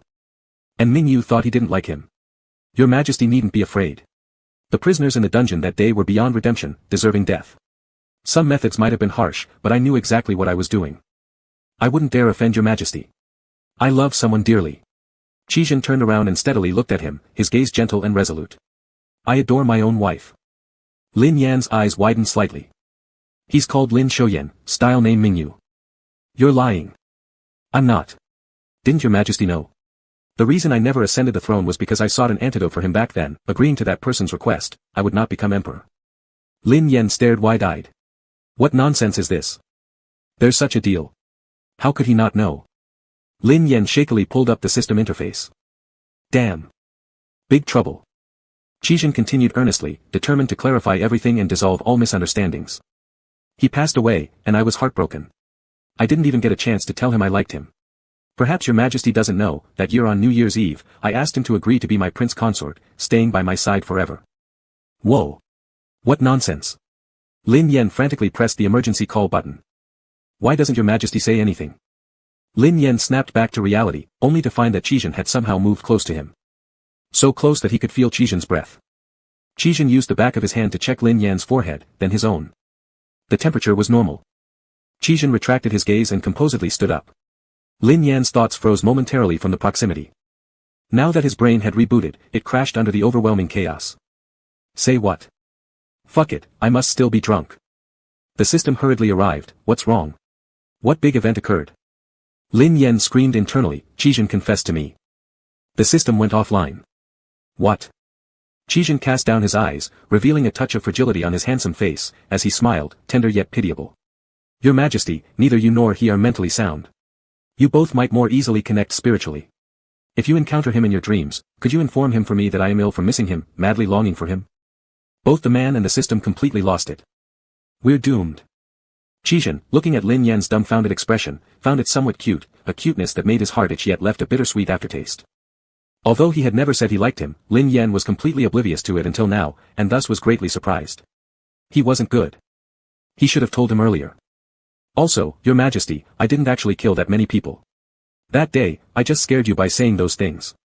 That statement was a lie. He had changed too much. Qizhen didn't want Lin Yan to think he killed indiscriminately. What would Your Majesty like for breakfast? I will inform the Imperial Kitchen. Lin Yan, at this moment, had no time to think about what to eat for breakfast. All his focus was on shouting at the system. What's wrong with this main character? How could the settings jump and fall for a gamer? The system retaliated, weren't all these your own doing? Everything, anything goes. Qizhen nodded, walked out a couple of steps, then suddenly remembered something and smiled. Xia Jinzi has been serving Your Majesty for a long time. He wants to go home, and I've approved it. Does Your Majesty have any objections? Now who had time to care about Xia Jinzi or anyone else? The heavens were falling apart. Lin Yan was almost driven mad. Qizhen, however, was delighted. With bright spring light and warm sunshine. His Mingyu returned. Chapter 31, The Minister Can't Forget, Can't Let Go. I wish to reunite with him again. After leaving, Qizhen left Lin Yan some time to cool down and think. He couldn't help but face a reality, he had become Qizhen's white moonlight in his heart. Wouldn't it increase the difficulty for Song Ming to charm him? System, humph. Lin Yan consoled himself, but they are destined protagonists chosen by the author, an inseparable pair, so everything should be fine. System, humph. I'll give you bad reviews if you humph again. The system immediately stopped. Lin sir, do you have any good solutions? Lin Yan, advise him to let go. Determined, Lin Yan got up and started dressing. Your Majesty. Your Majesty. Hey. Minister Qin. You cannot come in. No. Minister Wang, you can't either. Minister Jiang. Don't stop me. Your Majesty. Outside the hall came hurried footsteps and anxious calls. Lin Yan turned around and saw an official shouting, Your Majesty, rushing over while stumbling against the threshold but not falling. After regaining his balance, he charged straight toward Lin Yan. The 3 or 4 people behind him were all stunned. This group belonged to the faction of the former Dog Emperor. After Qizhen took power, they naturally did not submit to Qizhen. But neither did they truly serve the young emperor. Their faction planned to set up a regent, control the government, and push Qizhen aside.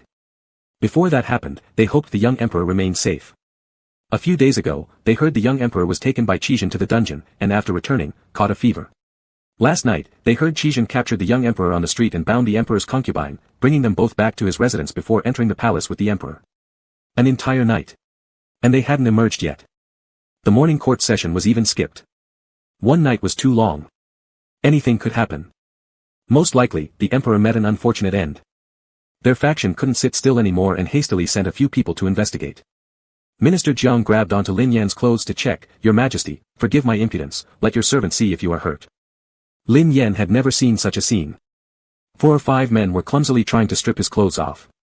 His clothing was in disarray, and his belt had already been pulled away. This wasn't examining injuries, it was outright harassment. While shouting, No, no, I don't want this, he fled towards the entrance of the hall. Qizhen, hearing the commotion from outside the hall, rushed in. Upon seeing him, the young emperor immediately hid behind him. Frustrated, the ministers faced Qizhen's icy gaze. This look exuded danger, clearly warning them, step forward if you want to die. The ministers hesitated. Minister Qin quietly moved the emperor's belt behind his back and explained, we just wanted to check if his majesty is injured, nothing more. Qizhen turned around, adjusted Lin Yan's clothes neatly, and unbuckled his own belt to tie Lin Yan's waist with it. His waist was very slim, lightly wrapped by the belt, requiring only a little strength to accentuate his slender waistline. Qizhen couldn't help but recall how he used to like pinching his waist to tease him. Back then, this way, he wouldn't be able to escape. Following the old ways, Qizhen subtly squeezed Lin Yan's waist with both hands. After adjusting the belt, he reluctantly withdrew his hand, fondly playing with his fingertips as he recalled the feeling from just now. But his voice was cold, and his glance conveyed annoyance at their interference. His Majesty doesn't consent. Seeing the little emperor obediently standing still, following Qizhen's every command, the ministers instinctively thought that Qizhen must have cast a spell on the young emperor. What a fool, too easy to deceive. Minister Wang said sarcastically, Prince Regent has his own residence, so why is he staying in the palace? His Majesty drank some wine last night. Minister Jiang immediately shouted, how dare you let His Majesty drink wine? Qizhen glanced at Lin Yan and said, it won't happen again. Unusually tame. In an instant, the faces of the ministers were filled with question marks. If it were before, Qizhen might have given a cold laugh and retorted, so what if he drank? What are you going to do about it? Or, perhaps, simply kicked Minister Jiang down, staring from above, do you even deserve to question me? The ministers exchanged glances, unsure of Qizhen's game plan. Minister Wang said, since His Majesty drank wine, he might feel unwell. Let us summon a royal physician to check him. Upon hearing this, the other ministers immediately nodded in agreement. Qizhen did not refuse. The imperial physician arrived, checked the pulse, stated the emperor was perfectly fine, and was about to leave. Minister Jiang suddenly said, wait. One person's word isn't enough. Please send someone to my residence to bring my personal doctor here as well. After this statement, the rest of the ministers were enlightened. That's right. With Qizhen controlling the government, everyone in the imperial medical institution probably had one tongue, a tongue loyal to Qizhen. If they only relied on the imperial physicians for diagnosis, they might not truly know if anything was wrong with the young emperor. Lin Yan wanted to say there was no need for such a grand display. He knew better than anyone whether something was wrong or not. But remembering he was considered foolish by others, he wisely swallowed his words. He glanced at Qizhen next to him. Qizhen's eyes were lowered, lost in thought. Facing such provocations, he remained unfazed, which was completely different from when they met at the court. At this moment, Qizhen seemed gentle even in facial contours, his figure exuding a bit of loneliness and vulnerability, almost heartbreakingly fragile. It seemed. He wasn't as terrible as they said. Lin Yan moved closer, whispering, you. Qizhen raised his gaze. The minister's attention became instantly alert. Qizhen's tone was gentle, is your Majesty hungry? The kitchen has already prepared breakfast. Shall I call them in? Shock. Qizhen always referred to himself as, this king, no matter who he addressed. Today calling himself, your subject, was certainly off. Straightforward Minister Jiang, Qizhen. What exactly do you plan to do? Your Majesty. Do not eat. Today, come with me out of the palace for a walk and try some street food outside, shall we? Qizhen glanced at Minister Jiang indifferently, making Jiang nervous. But soon, Qizhen turned away, without contradicting. He just asked, does your Majesty want to go out for food? Speaking softly, seemingly avoiding disputes with them. Lin Yan observed Qizhen closely. He changed into a light-colored garment, which didn't appear as stern as dark ones, making him look more comfortable. His face and features also softened. Do you want to go? Qizhen countered, does your Majesty wish this subject to go? I think I'll pass. Going out of the palace would be quite troublesome. Qizhen nodded and summoned the eunuch to serve the meal. The ministers glared fiercely at Qizhen, fearing he might harm the young emperor. They looked like they wouldn't leave unless Qizhen left. Qizhen gave a subtle hint to the servant serving the dishes, who then withdrew. Before half an hour passed, someone rushed to inform them that Minister Jiang's son was caught cavorting with prostitutes. Minister Jiang's complexion changed several times, his face flushed with embarrassment as he bid farewell. After some time, similar news came to Minister Qin's home, then to Minister Wang's home. The ministers departed one after another in small groups. The hall emptied, leaving only Qizhen and the young emperor. Aren't you busy? You should leave. Isn't Song Ming at your place? I've given you two an opportunity, now shouldn't it be the time for you to act alone? Hurry up. Don't bother me by lingering around, seeing you makes me irritable. Your Majesty, yesterday this subject thought of his deceased wife and felt sorrowful. I don't wish to return to my residence. That can't be allowed. Your official wife is waiting for you at home. But she passed away. Qizhen stared directly into Lin Yan's eyes, full of affection, captivating and mesmerizing. It made Lin Yan feel like those words were being said to him personally. But this subject cannot forget her, cannot let her go. This subject wishes to reunite with her once more. Lin Shouyan opened his mouth but couldn't speak for a long time. Chapter 32, Qizhen actually liked him. Your Majesty, it wasn't easy for this subject to ascend to this position. In many difficult situations, I had no choice but to kill people. But compared to those I've killed, I've lost even more. There are many people in the court who wish to harm me, so they defame and insult me. They think I'm a madman simply because I have more power than they do. But actually, there is no difference between them and me. The political arena is full of strife, you kill me, I kill you. If I didn't stay vigilant and strong, would probably be shot by arrows on the street. Regarding the incident in the prison last time, I sincerely apologize to your Majesty. I deeply regret involving you and scaring you. Qizhen's voice was soft and filled with loneliness. Lin Yan didn't know what to say. He understood that Qizhen had no choice, and that most of Qizhen's madness was due to external factors. Even worse, part of Qizhen's madness was caused by Lin Yan himself egging him on. The most important thing was, Qizhen said he loved him. Lin Yan didn't know what to do. I'm not angry. Upon hearing this, Qizhen finally revealed an expression of relief. This subject thanks your majesty. Qizhen accompanied Lin Yan for a walk in the imperial garden. Accidentally, they noticed some flowers blooming in the garden. He asked, Your Majesty, will you give me flowers today? Lin Yan was dumbfounded. That was just to make Song Ming feel more present. Weren't you supposed to dislike flowers? I like them. Will your Majesty send me flowers again? Lin Yan hesitated for 2 seconds before replying, If your wife finds out about the flowers I sent, she will definitely get angry. How could you possibly enjoy my gift? Qizhen wore a mischievous smile, unable to resist pinching the earlobe that kept bobbing up right in front of him, which looked as fair as jade. Your Majesty, this subject knows better. Lin Yan covered his ears, What are you doing? Qizhen explained naturally, There's something on your Majesty's ears. Lin Yan didn't investigate further, walked a few steps, and then remembered a very critical question. When did you start liking your wife?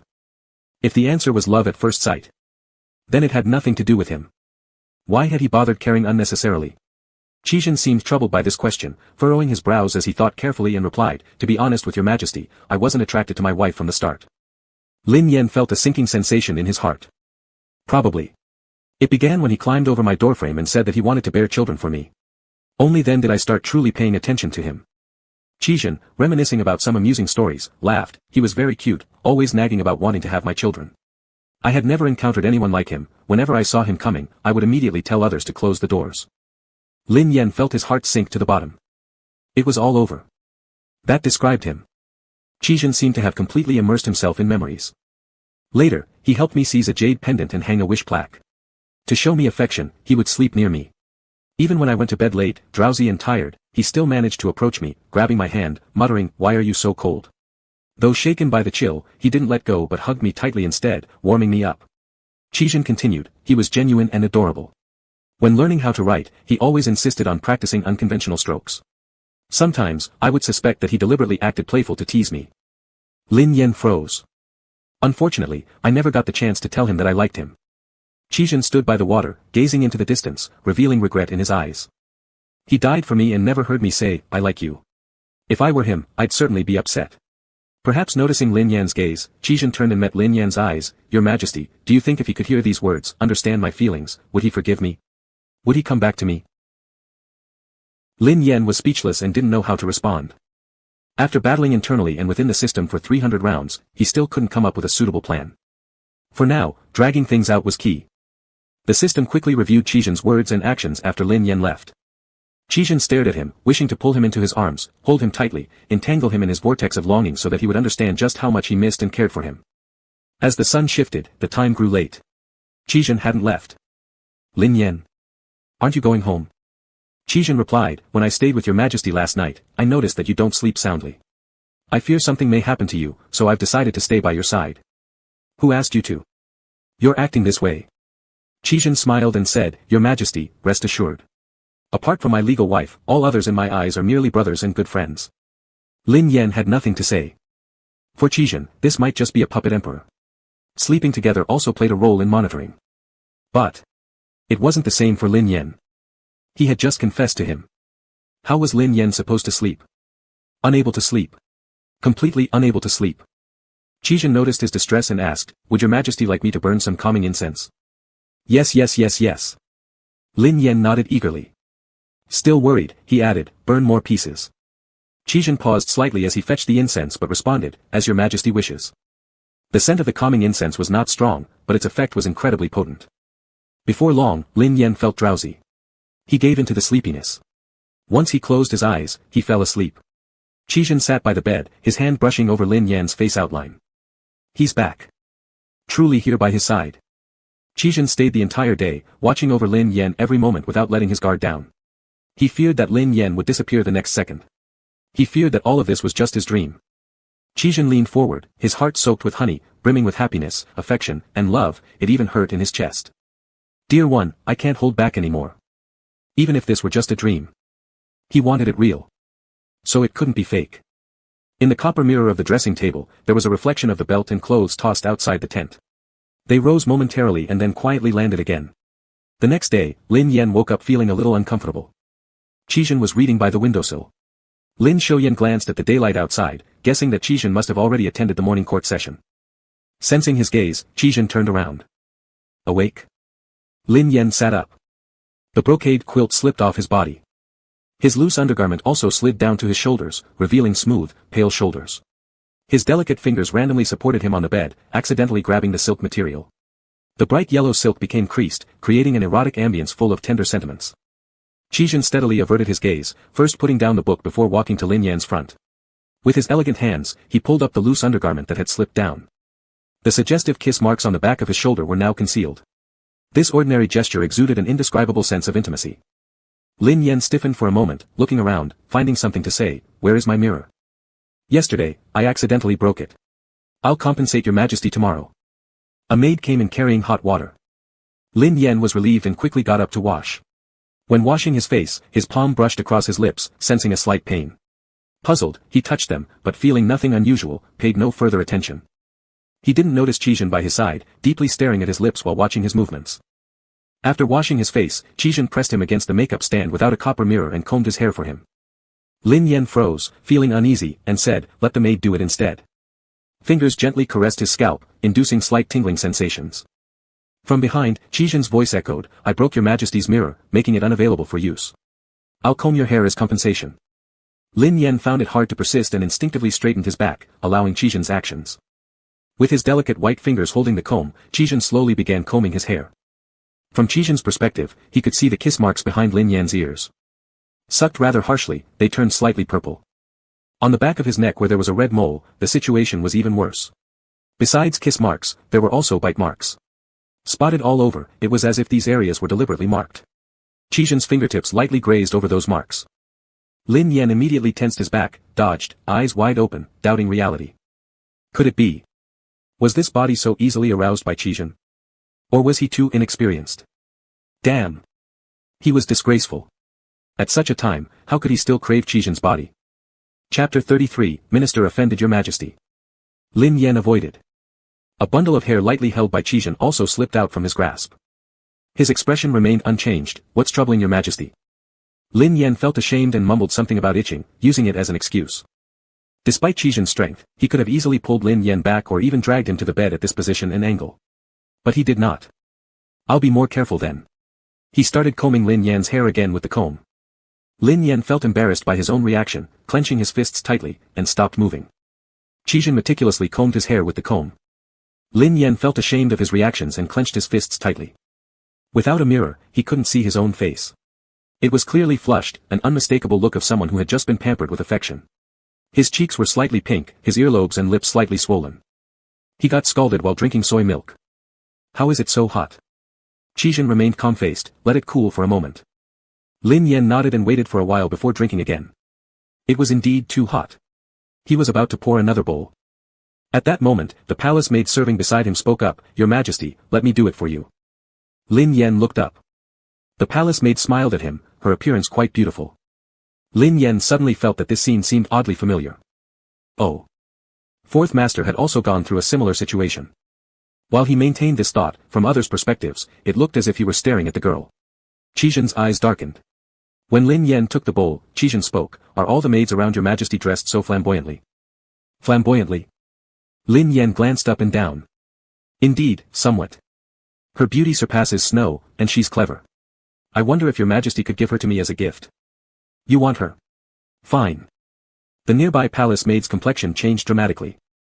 She had been sent by the court minister to seduce the young emperor. But her mission failed from the start. After quickly agreeing, Lin Yan realized something was wrong. Why would Qijin need a woman? Song Ming had already been given to him, so why would he need a female? Could it be? He went straight back. Lin Yan tensed, You wouldn't possibly like her, right?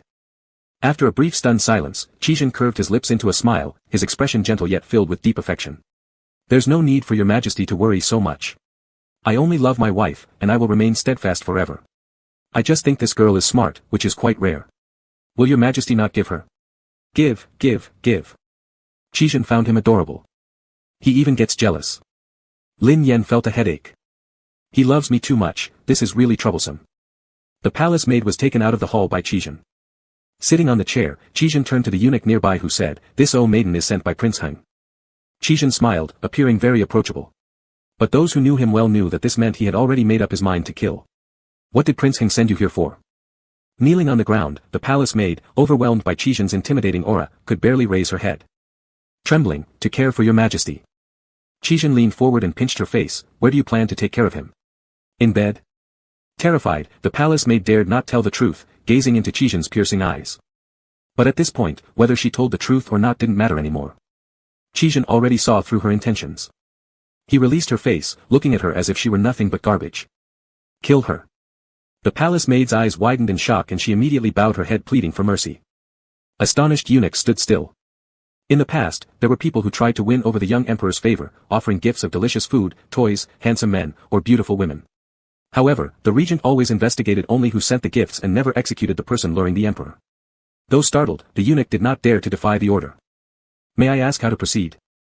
Mingyu returned, and Qizhen's mood was exceptionally good. "Just make it quick." In this palace, Qizhen did not wish to hear any screams.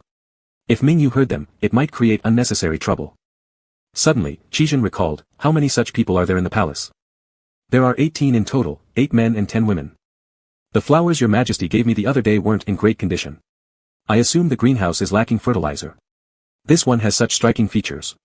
After disposing of her, send her body to the greenhouse to nourish the flowers. Have the rest of them help take care of the plants as well, so they may know their place should they act dishonestly, they will understand where they end up after death." Hearing these words, the eunuch barely managed to contain his revulsion. Using humans as fertilizer. It was undoubtedly cruel. That palace maid became completely pale, repeatedly bowing her head while crying for mercy until her forehead bled. Qizhen showed not a trace of pity. In the afternoon, 2 people in the flower house were frightened insane, while many others threw up. Among the 18 people, some went mad, some urinated themselves, some fainted due to weak legs falling down the steps, resulting in several deaths. None of these waves reached Lin Yan's ears. Ever since waking up that morning, he hadn't felt too well. He ordered a heated pool to be prepared so he could soak in warm water. The water temperature was warm, and the steam from the pool floated gently around. Comfortably leaning against the edge of the pool, Lin Yan closed his eyes, letting the softly swaying warm water wash away his troubles. Qizhen only learned that Lin Yan had come to soak in the hot spring after being informed by a palace servant stationed outside the hall. He originally didn't plan to do anything, he just wanted to come over and keep him company. More precisely, he wanted Lin Yan to accompany him. Lin Yan had been away from him for over 2 years. Regaining him brought Qizhen immense joy but also left him somewhat fearful of losing him again. He entered the hall and saw the shadow of a figure through the screen. The sunlight outside was very bright, passing through a layer of gauze and falling softly on the little emperor, making his appearance more gentle. The young emperor had an elegantly slender body like jade sculpture and ivory carving, with white skin. Now, having soaked himself warm, there was a rosy flush all over his body, resembling a rose. Qizhen's Adam's apple rolled twice as he struggled to suppress his intense thirst. Rounding the screen, he could see more clearly. Lin Yan's back appeared like plum blossoms in full bloom, exotically charming. Unable to see it himself, at this moment, Lin Yan was completely comfortable soaking in the water, half-closed eyes hinting at drowsiness. Suddenly, the hot water around him rippled. Frowning, Lin Yan hadn't had time to turn around when someone already encircled his waist with one hand. "What is your majesty doing here alone? Why don't you let people serve you?" Lin Yan was startled awake. "What are you doing here?" Lin Yan thought his glare was fierce, unaware that his bones had softened in the hot water. His dark eyes shimmered with water-like reflections, appearing dazed, and his eyelids turned slightly red. He was currently stark naked. Qizhen's arm tightened slightly. "Your majesty lacks judgment. I'm worried if you fall asleep here, you might drown." "I am not that stupid." Qizhen couldn't help laughing, his chest vibrating, shaking against Lin Yan's back, making Lin Yan's entire body go numb. Qizhen's warm breath by his face felt even hotter than the pool water. At this point, Lin Yan realized how dangerous the situation had become. Completely undressed and pressed against the edge of the pool by him. "Let me go first." Qizhen did not release him, nor did he speak. Instead, his gaze dropped. Lin Yan followed his line of sight and froze in place. Thinking of throwing a punch, realizing he wasn't strong enough, Lin Yan immediately covered Qizhen's eyes instead. "Do not look." Qizhen did not close his eyes. His long lashes fluttered lightly against Lin Yan's palm, tickling it. Ticklish to the point he almost let go. But considering his embarrassing situation, Lin Yan couldn't release his grip. Qizhen behaved properly after that, no longer moving recklessly, and merely laughed once, showing a relaxed demeanor. Yes, my lordship has insulted your majesty. If you know you've insulted me, why don't you roll away quickly? Only. Qizhen suddenly changed his tone. Does your majesty understand what is happening? I heard the last time, upon waking up and discovering the situation, you cried your eyes out. What? Has Qian really fallen this far? Using his other hand, Qizhen removed Lin Yan's hand and held it gently in his own. The hot water brushed against their waists. Their heartbeats pounded heavily in Lin Yan's mind. Would you prefer men or women? Qizhen paused, his gaze locking onto Lin Yan's cheeks, his voice growing deeper and husky, seductively enchanting. I can also be an option. Whom does your majesty want?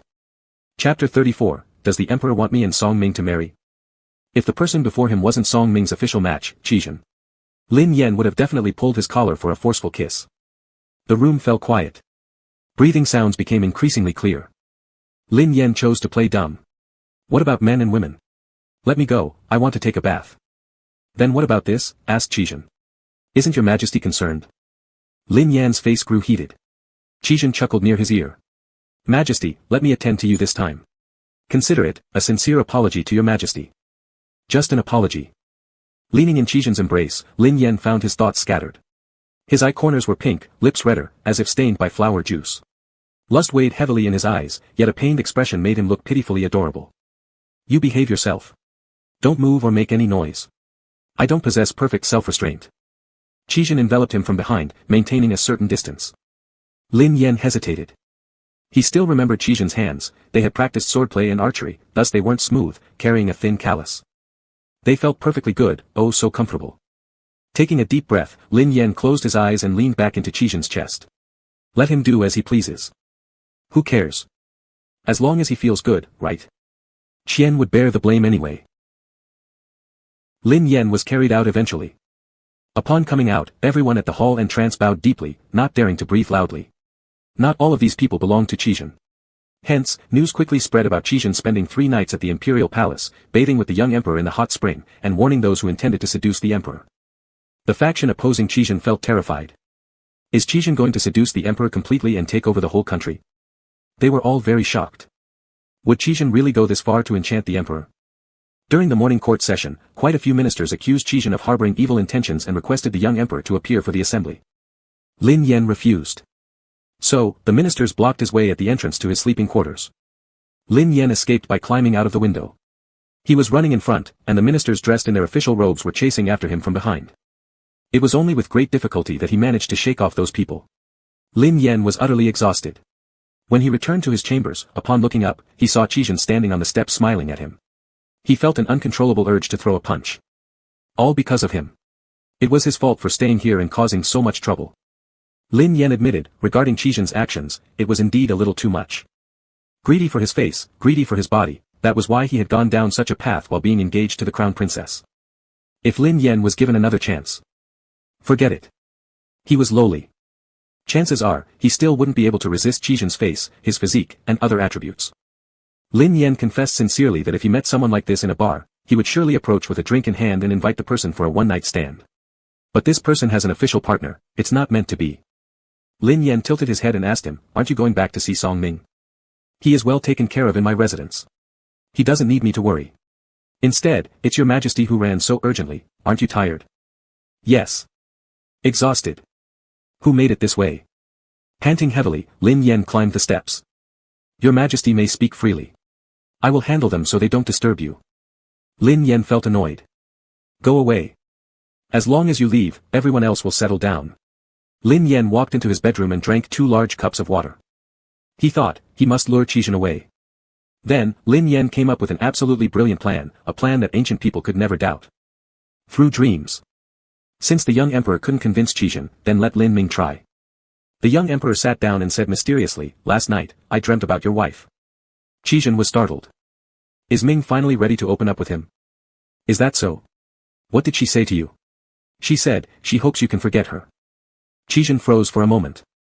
He felt something heavy drop onto his chest, making him feel like he tripped and started falling. His face turned extremely pale. What did you say?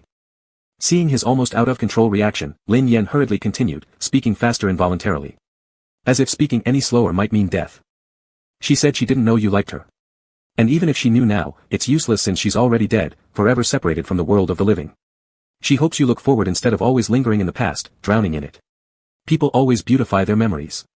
She said you two didn't truly understand each other, so it's better to let go and find someone new. Didn't understand, Qijin softly repeated. Lin Yan's heart thudded. She was just a fool, there's nothing particularly good about her, right? Don't tell me your preference is for fools. Qijin stared at him, his voice deep and cold. She wasn't. She acted foolish near me. Lin Yan was dumbfounded. His thoughts halted. Frantically pressing the emergency button. How does he know? This isn't scientific. I've known for a long time. In fact, I even knew she wasn't actually Lin Shoyan. I didn't care about her secrets or who she really was. I just wanted. For her to come back. Lin Yan's heart raced anxiously. When did he reveal a clue? How much did he reveal? And how much did Qijin know? Even knowing he had been deceived, Qijin still wants her back. Could he possibly love her this much? Lin Yan was grateful he currently had Qian's appearance, otherwise, he really wouldn't know how to face Qijin. Lin Yan tried to guide, but that's impossible now. You should let her go and seek a new companion who can be by your side. Look around, check out those nearby, ones who have walked with you, ones who sent you flowers. Around you.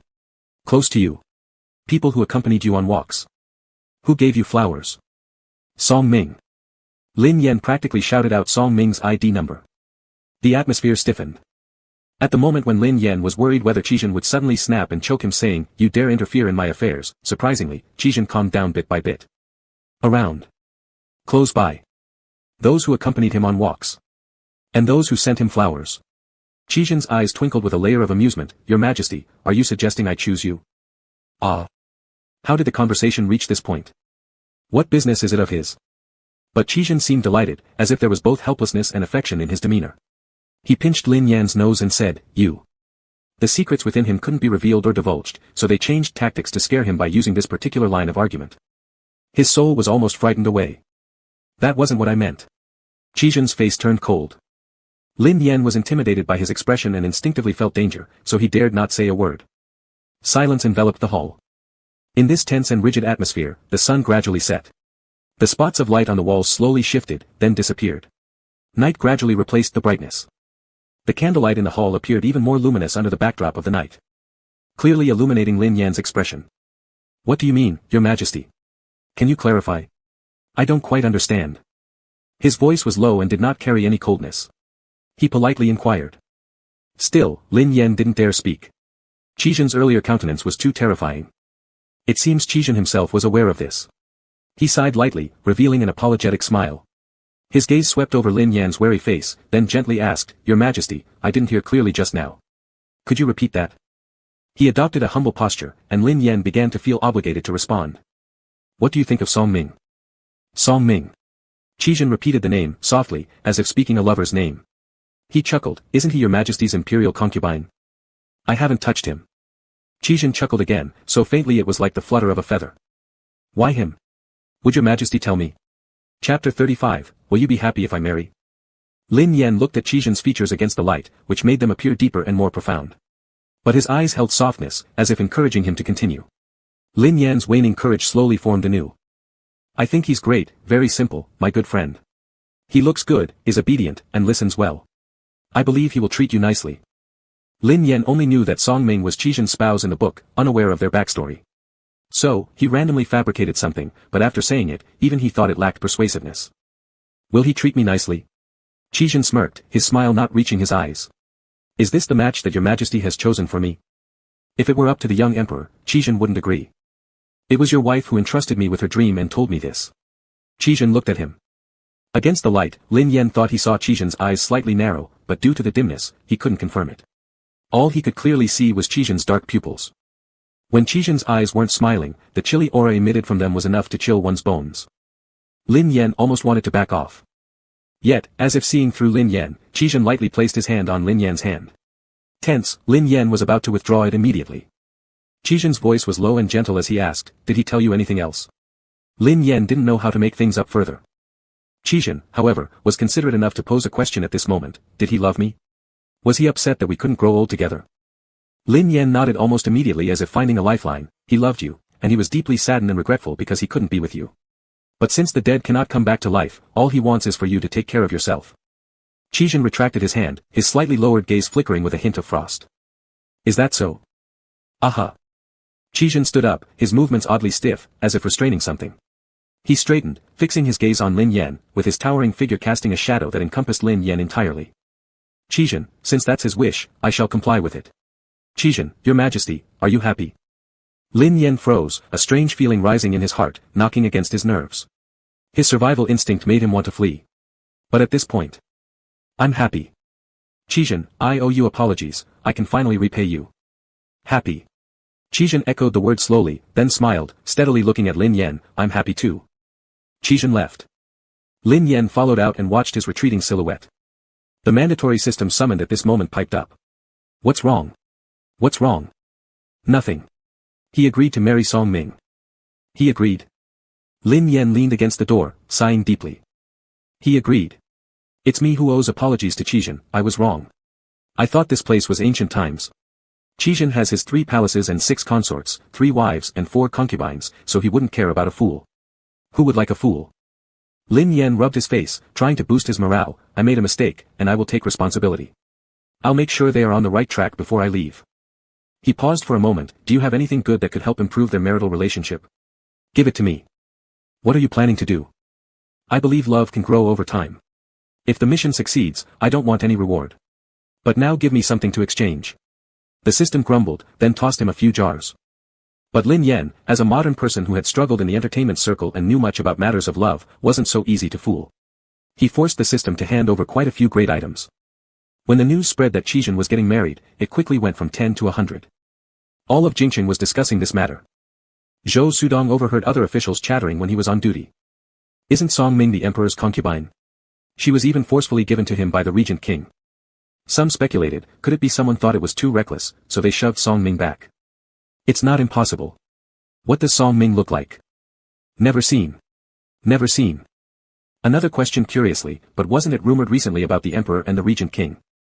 Zhou Sudong immediately perked up his ears at this. You heard it too. I did. And what have you heard? What have you heard? All the officials were astute people, but none dared to say something definite after exchanging glances with one another. However, who could resist gossip? Someone suggested, how about each of us reveals a little bit? Agreed, said one in approval. I heard it from an eunuch in the palace. The emperor and the regent bathed together. I heard the regent stayed 3 nights in succession. I heard from a palace maid that the emperor had marks on his neck. All those gathered around drew a sharp breath simultaneously. Gradually realizing, it was indeed a splendid royal drama. Everyone looked at each other, suddenly sensing an eerie agreement, and muttered unevenly. The emperor is a homosexual. They've slept together. They broke up. They've turned enemies. Zhou Sudong. What the heck was all this nonsense? After his shift ended, Zhou Sudong directly rushed to the regent's mansion. There were lanterns everywhere, large red ones hanging high. Servants bustled back and forth, barely even greeting him. Zhou Sudong met with Qizhen directly. Why are you marrying Song Ming? Zhou Sudong knew how important Lin Xian was to Qizhen. Does Song Ming have some sort of secret? In recent days, the court ministers hadn't stopped making difficulties regarding this matter for Qizhen. Qizhen said, remember to come drink wine on that day. Zhou Sudong didn't know what Qizhen had in mind, couldn't ask and got no answer, so he just left it alone. He stayed for dinner, but unexpectedly, after dinner, the young emperor came. It seemed like he ran here himself. After rushing inside, soon afterward, someone from the palace came chasing after him. Surrounding him, nagging non-stop. The young emperor found it annoying, covering his ears and walking around the table. Zhou Sudong looked at the young emperor, inexplicably thinking of Lin Xian. He was also a fool, doing and speaking as he pleased. Sillier than anyone, yet freer than anyone. Lin Yan slammed the table, annoyed, am I not allowed to see Qizhen? Can't I help since he's getting married? The attendant then had nothing to say. Lin Yan sat on the table drinking tea, locking eyes with Zhou Sudong. He smiled, you look really handsome. Zhou Sudong smiled back, thank you for your praise, your majesty. Lin Xian returned a smile, looking around. This place was so familiar. Before long, Qizhen came in, followed by someone carrying an item. Your majesty, since you're here, please help me write a matrimonial contract. The content had already been drafted by Qizhen, so the young emperor just needed to copy it down. Zhou Sudong was about to laugh, how could Qizhen let a fool write the matrimonial contract, but then saw the young emperor pick up the brush correctly, dip it into the ink without hesitation, first test the flow on another piece of paper to evenly distribute the ink, then start writing on the bright red sheet. Perhaps unfamiliar with some characters at first, his writing was somewhat crude, but after copying 2 or 3 times, it gradually took shape. Zhou Sudong exclaimed in surprise, the emperor has a truly fine hand in calligraphy. Qi Zhen's former crown prince consort was also a fool, and she couldn't write either. Su Fuquan glanced over upon hearing this, his expression turning both shocked and skeptical as he looked at Qi Zhen. Qi Zhen's face remained calm, even cold. Chapter 36, Since the emperor feels indebted, then please help me by licking it clean. Curious baby Zhou Sudong kept looking at the young emperor, finding him increasingly peculiar. How come you can write? Could it be that you know all these characters? I don't recognize them, but who can't copy from an example? The young emperor frowned, showing a hint of irritation on his face. Don't bother me, what if I make a mistake while copying? Qi Zhen replied, if you make a mistake, just copy it again. The young emperor lowered his head and answered, rest assured, I will definitely give you the best copy. Qi Zhen let out a somewhat cryptic laugh, you are indeed thoughtful. Zhou Sudong's heart tightened. He had been friends with Qi Zhen for many years and understood that his laughter earlier was due to extreme anger. He leaned closer to Qi Zhen and lowered his voice, has the little emperor offended you? Qi Zhen's deep gaze fell on Lin Yan, who was writing the matrimonial contract with great care, each stroke meticulously done as if fearing even the slightest error. The more careful Lin Yan was, the more Qi Zhen felt a fire burning in his chest, a pain radiating through his organs. He wanted to snatch the pen from Lin Yan's hand, grab his neck, and pin him down onto the matrimonial contract, questioning. Are you so eager for me to marry someone else? Qi Zhen closed his eyes briefly before reopening them, erasing the previous malevolent look. But Zhou Sudong was startled by the confident glance Qi Zhen threw him, sizing him up. Zhou Sudong wouldn't believe for a second that what Qi Zhen truly wanted was the little emperor. What Qi Zhen wanted had to be the grand dragon throne under the little emperor's bottom. Bad news awaited the little emperor. Extremely bad news. Unaware of this, Lin Yan wrote 3 copies of the matrimonial contract in succession, each with neat and impeccable handwriting, evidence of real effort put into it. He let Qi Zhen choose. Qi Zhen simply kept them all. Zhou Sudong mockingly remarked, when I get married, your majesty must write my wedding contract too. The little emperor casually replied, sure, if you pay. Zhou Sudong, surprised, teased him deliberately, your majesty is favoring others. Why does he get it for free? Lin Yan shrugged slightly. Because I am biased. Qi Zhen tilted his head slightly, his gaze resting on the young emperor's face. His smile was radiant, his eyes clear, his porcelain-like complexion beautiful. Lin Yan sensed Qi Zhen's gaze and gave him a wider smile, lively and spirited. Zhou Sudong continued to tease him, and if the prince asked you to do something else, would you also do it for free without asking for anything? Lin Yan said, other things require payment. As long as the money is sufficient, I'll do anything. I'll climb on the roof to tear off tiles for Qi Zhen or even make him an emperor. Zhou Sudong stared, instinctively glancing at Qi Zhen. Does giving money mean taking the imperial throne? Zhou Sudong couldn't help but feel itchy to ask how much this cost on behalf of his good friend Qi Zhen, saving the trouble of endless conflicts. Yet Qi Zhen only said to the young emperor. An emperor's word weighs 9 dings, do not forget. Lin Yan swore solemnly, I certainly won't forget. Qi Zhen said no more and went to take care of other matters. This time Lin Yan brought the finest embroiderers, tailors, and craftsmen from the palace to express his sincere gratitude. Qi Zhen didn't refuse and only asked what patterns he thought would be appropriate for the wedding attire. Lin Yan helped think of some ideas and left the artisans behind, returning to the palace with the eunuchs himself. On the way back, because he was so happy, he even stopped at a wine shop and drank several large cups. In the end, it was Qi Zhen who received the message and hurried over to stop him from drinking more. Lin Yan was pouring himself another drink when Qi Zhen stopped his cup, causing the wine to spill entirely onto his hand.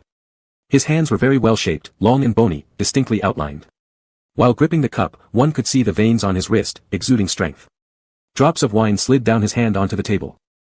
Lin Yan hastily wiped it with his sleeve.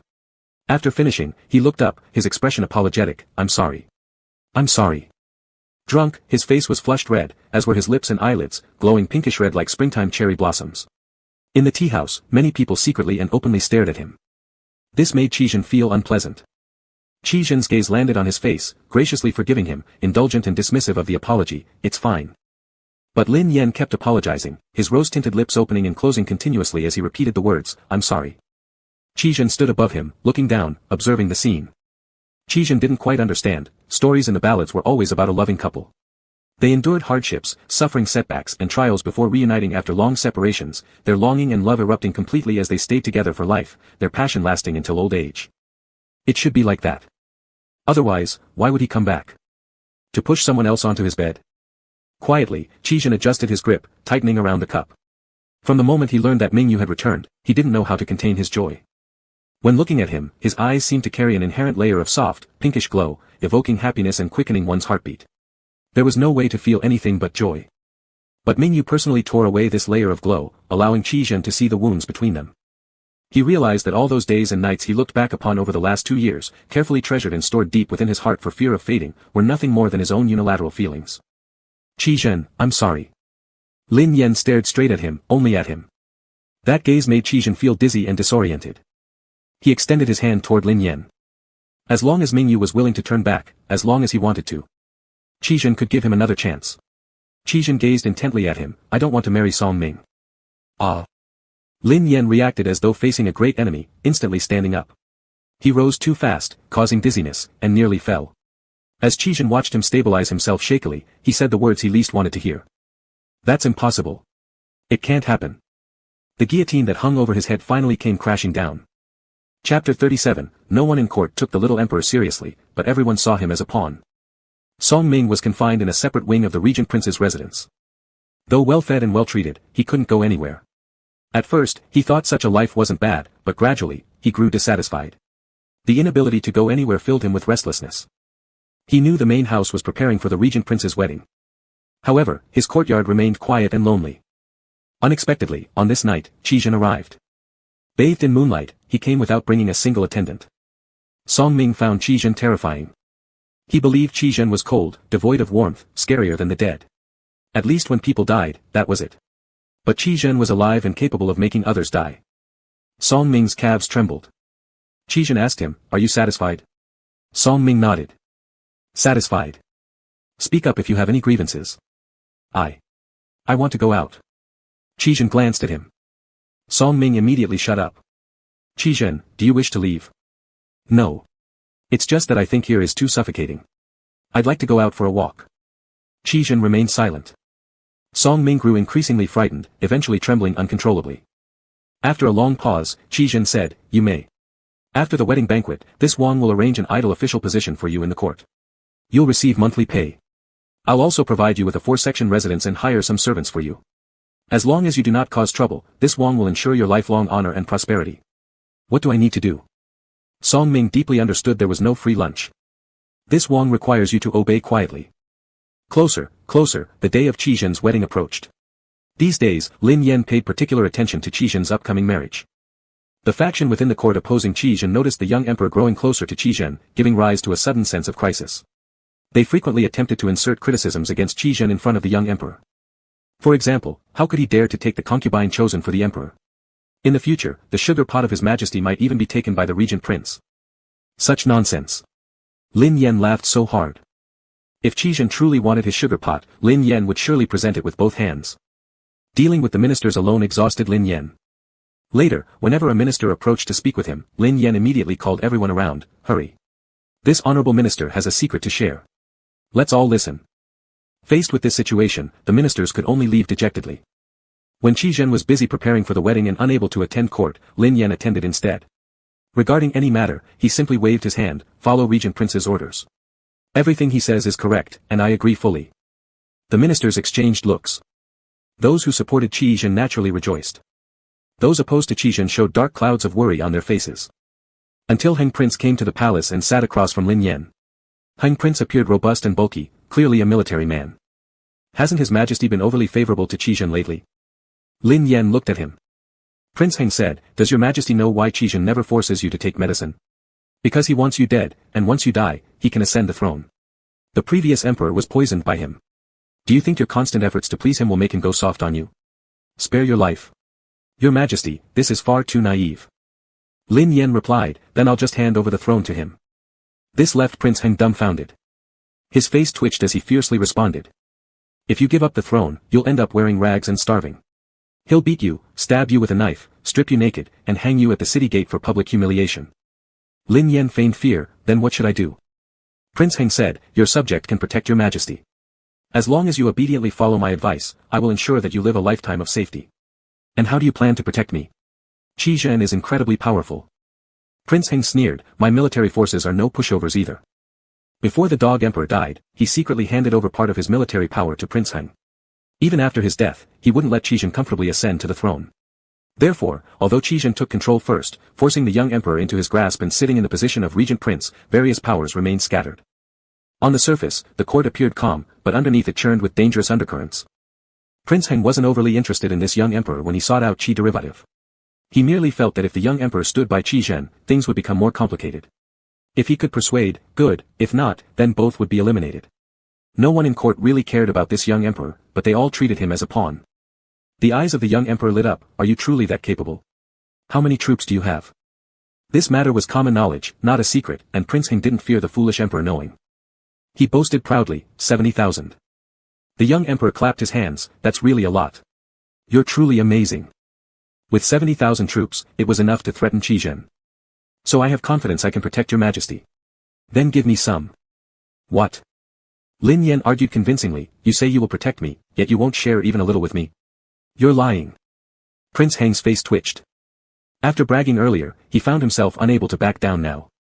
He gritted his teeth. Fine. Lin Yan extended his hand. I want 5,000. 5,000 playmates to hide and seek with me. This made Prince Heng furious, muttering curses inwardly. What kind of idiotic bastard is this? To ask for 5,000 soldiers to play hide and seek. Lin Yan laughed. He he he. Playmates. Playmates. Good friends forever. Prince Heng wanted to kick the young emperor flat. Damn it. Even becoming a puppet like this guy was pure luck. Biting his teeth, Prince Heng indeed allocated 5,000 soldiers to the young emperor. Lin Yan went to inspect them and saw that they were all lower-ranking soldiers who received poor treatment within the army, looking pale and emaciated. The leading officer reported on their military situation to him. Though they had been sent here, they still obeyed Prince Heng's commands in reality. After all, holding military power, how could Prince Heng let go easily? This officer was surnamed Yen. Although talented and ambitious, he did not come from an influential noble family and thus was disgraced and reassigned to entertain the fool. Showing little regard for pretense, his tone was rigid, his attitude dismissive. Your Majesty, all 5,000 soldiers are here. Is there anything your Majesty wishes to command? Lin Yan had no specific orders, strolling around everywhere. The soldiers paid no attention to the young emperor, continuing their own tasks. Not until lunchtime, when the young emperor began to cause a fuss, did they notice.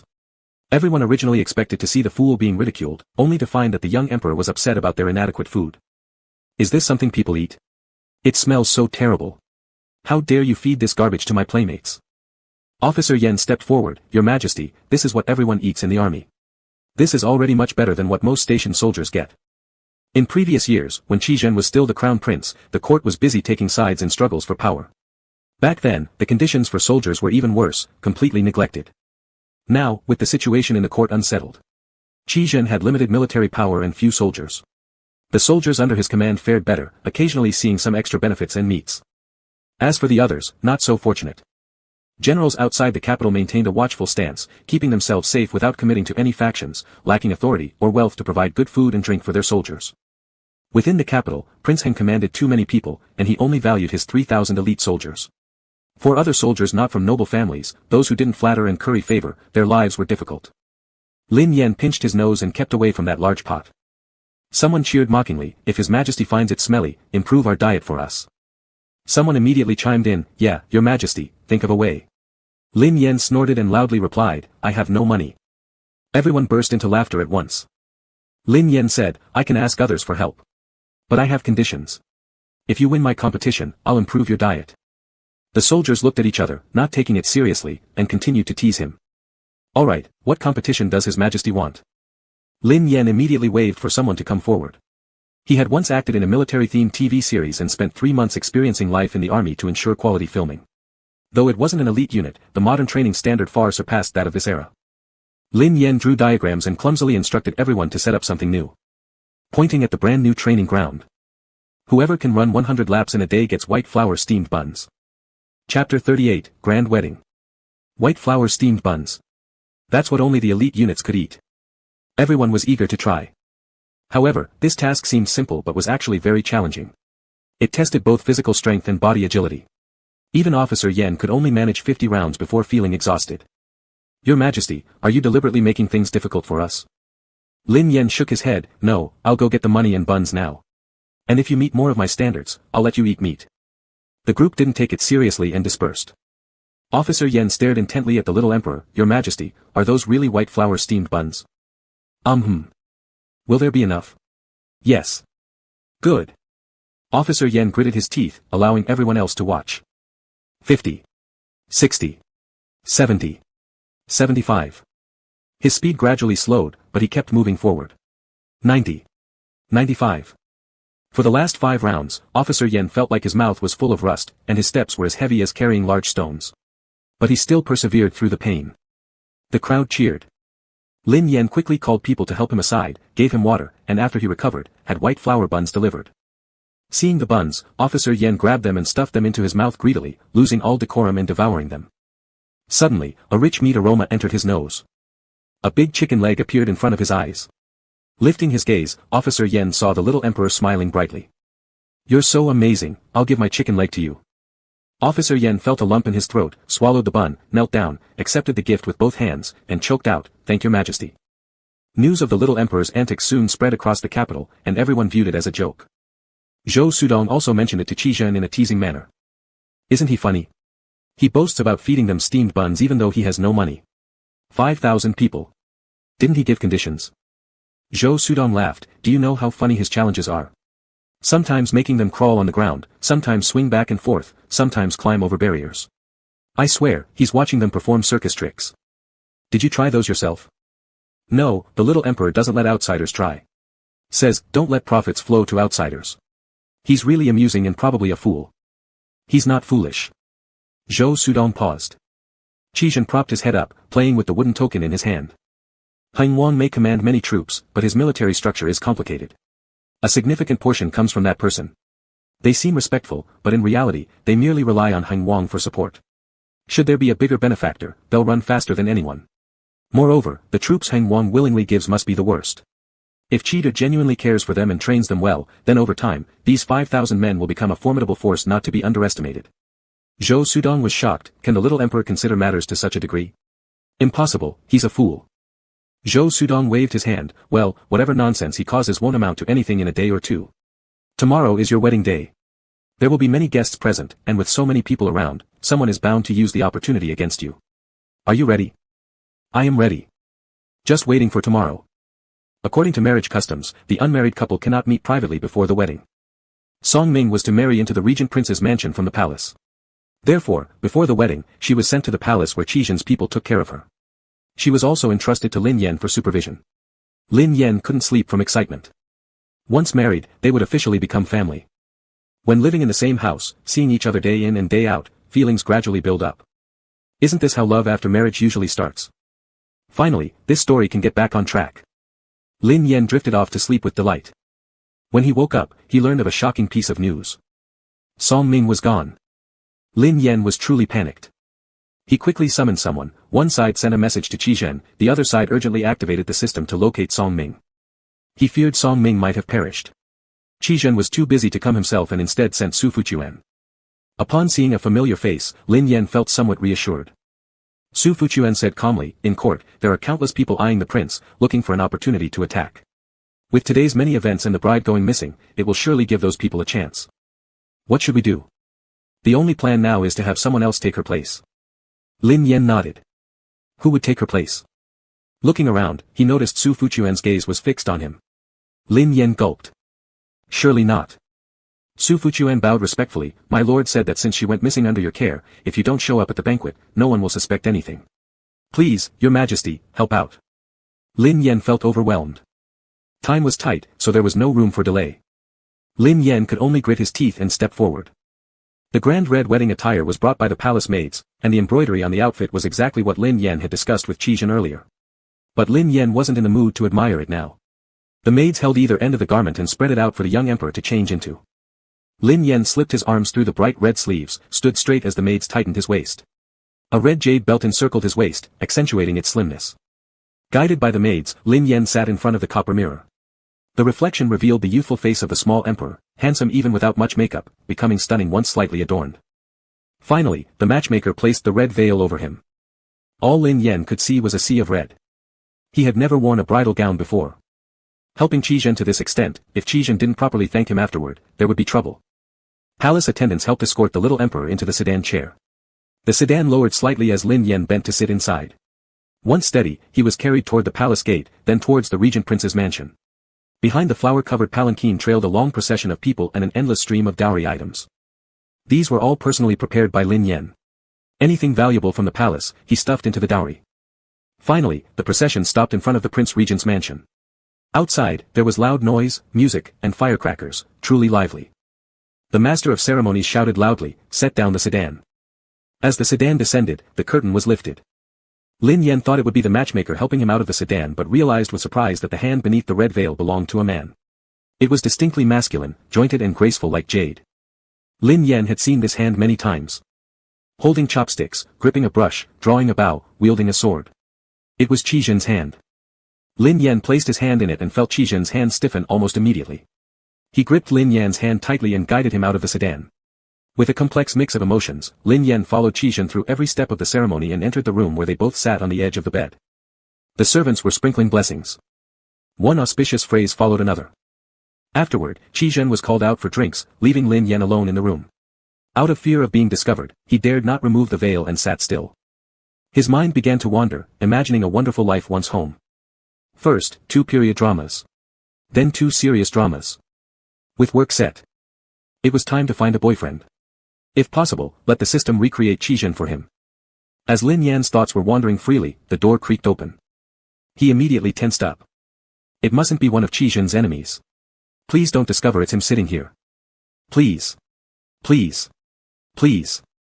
A pair of red shoes appeared in view. Today, apart from Qi Jin, nobody else could wear such vivid red shoes. Lin Yen breathed a sigh of relief. Thankfully. Rip. A slight electrical sound buzzed in his brain. The system suddenly burst out yelling. Lin Yen. Run. Song Ming was hidden away by Qi Jin. Lin Yen looked up in shock.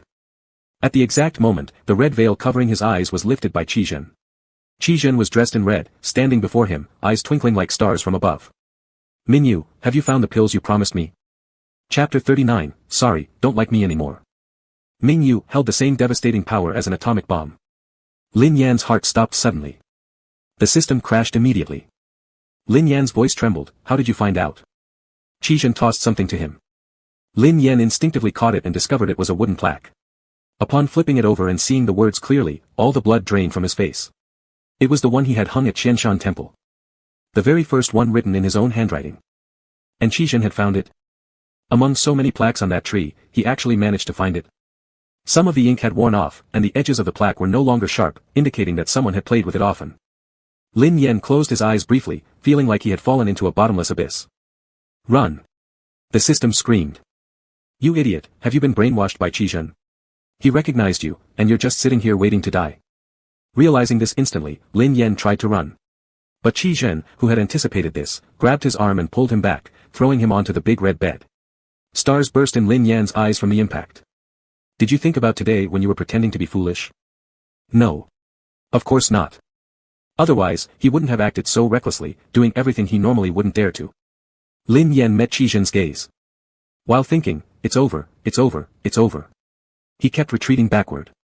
Those deep eyes once had unconcealed sharpness and a cold indifference, but now they had become much more reserved. It was like a sharp sword being sheathed, letting only a fraction of its edge show while still appearing dangerous. Qi Jin stared at him.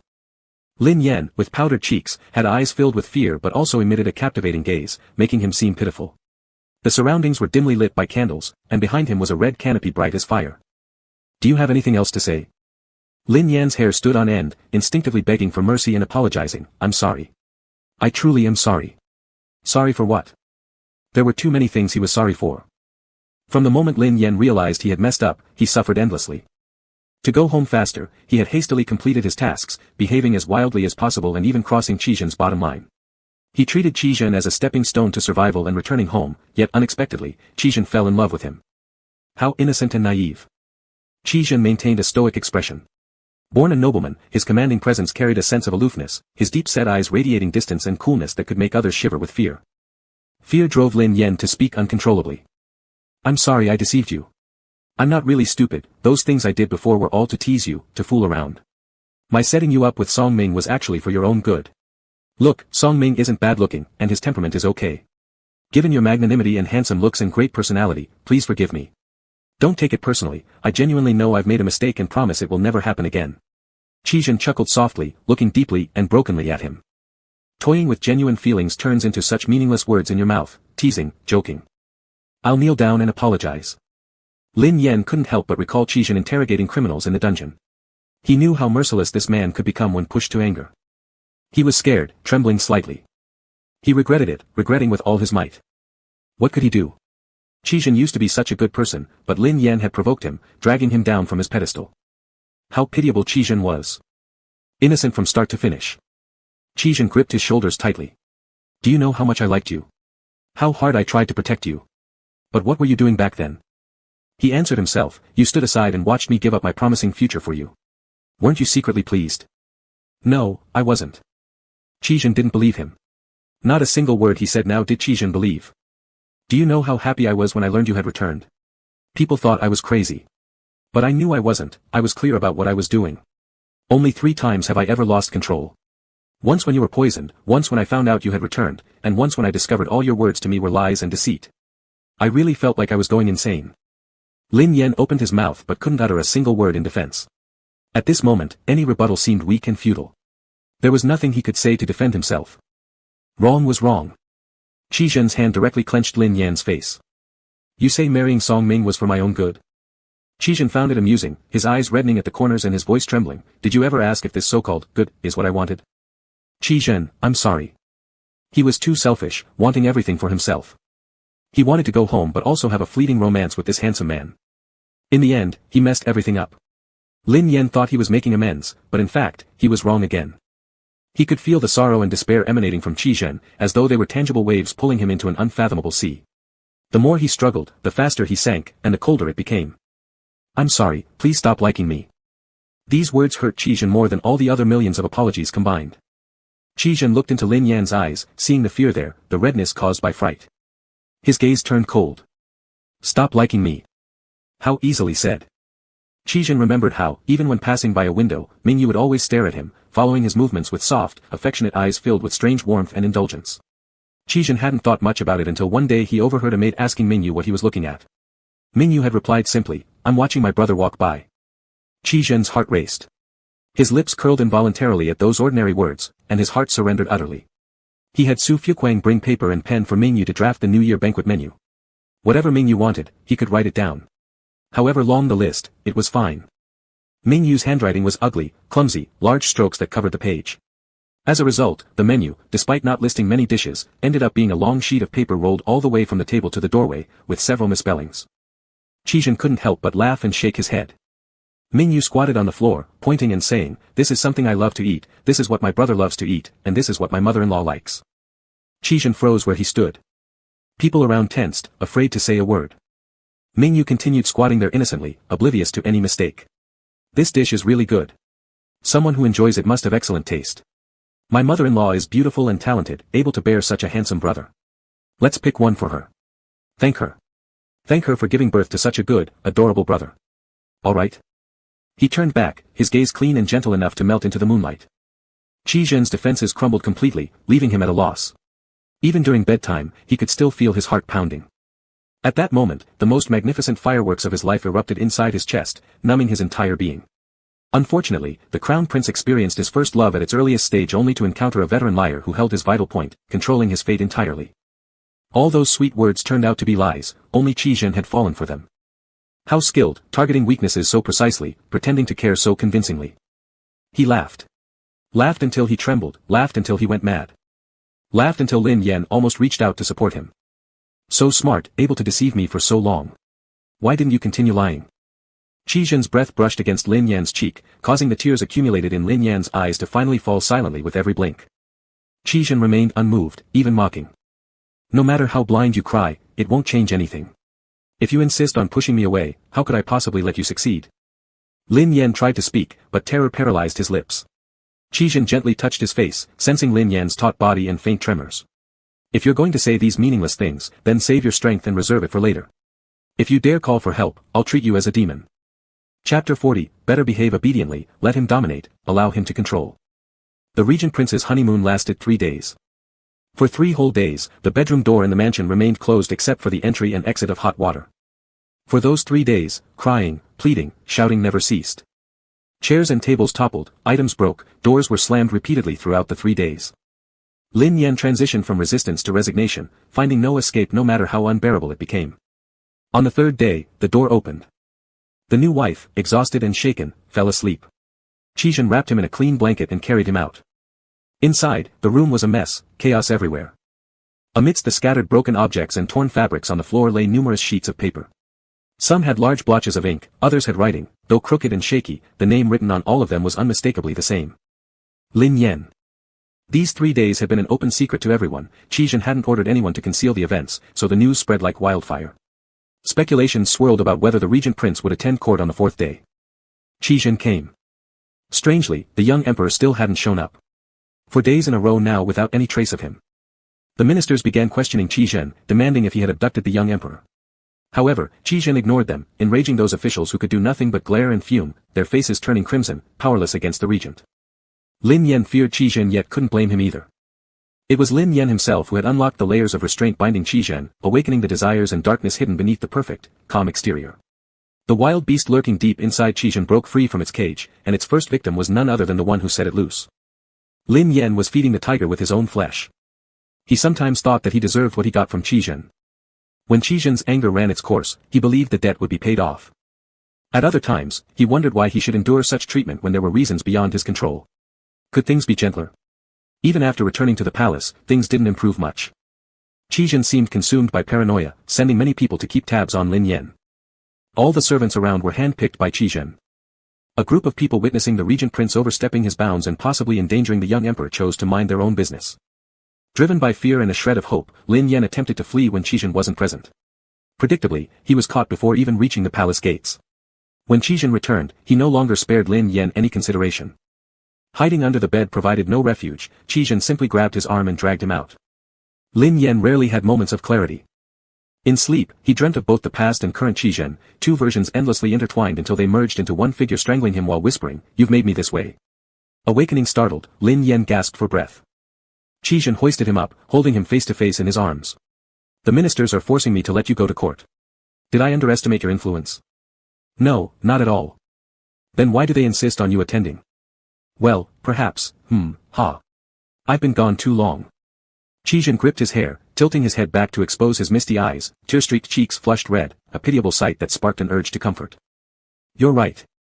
With that, Qi Zhen pressed him back into the bed, pinning him down firmly as he ordered, "Then today you'll go to court."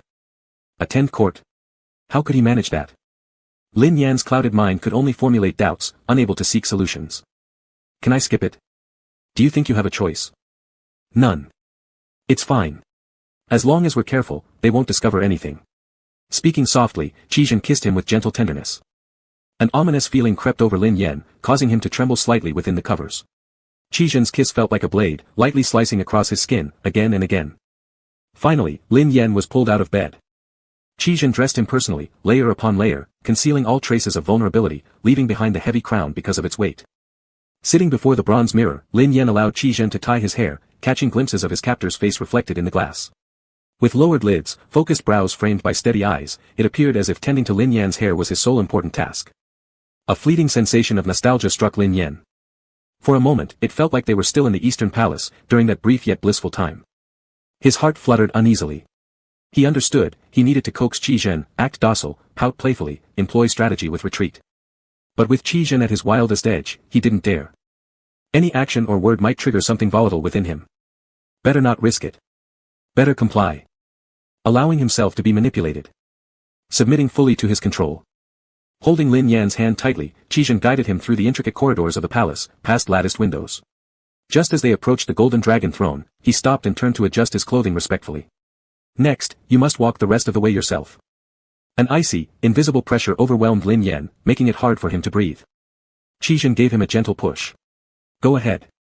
Step by step, Lin Yan moved forward, growing increasingly nervous with each step. After only 3 strides, he paused and looked back. Qi Zhen wore a smile on his face. "Don't even think about asking for help. In this court, I still have the final say." As long as he didn't let go, no one could take Lin Yan away. Lin Yan knew that Qi Zhen wouldn't forgive him. Letting him go to court was merely allowing him to breathe some fresh air, just like a bird in a cage, being allowed to fly around outside when it had been well behaved for a while. However, if during this time of flying, anything happened that displeased the master, the bird would be yanked back into its cage, covered with a shade cloth, enduring doubled anger and new tortures from its master in the darkness. Every bit of soreness on his body reminded Lin Yan of this fact. Chapter 41, Why Send Me an Umbrella? Lin Yan sat down stiffly, not daring to relax even a bit. The officials below saw him come out and were all enraged. The officials loyal to Qizhen cursed at those loyal to Hengqin Wang, pointing their fingers at them, saying the emperor was fine, so their continuous accusations over several days were malicious suspicions, ill-intended. For a moment, the court resembled nothing more than a bustling market. Lin Yan turned his head to look at Qizhen.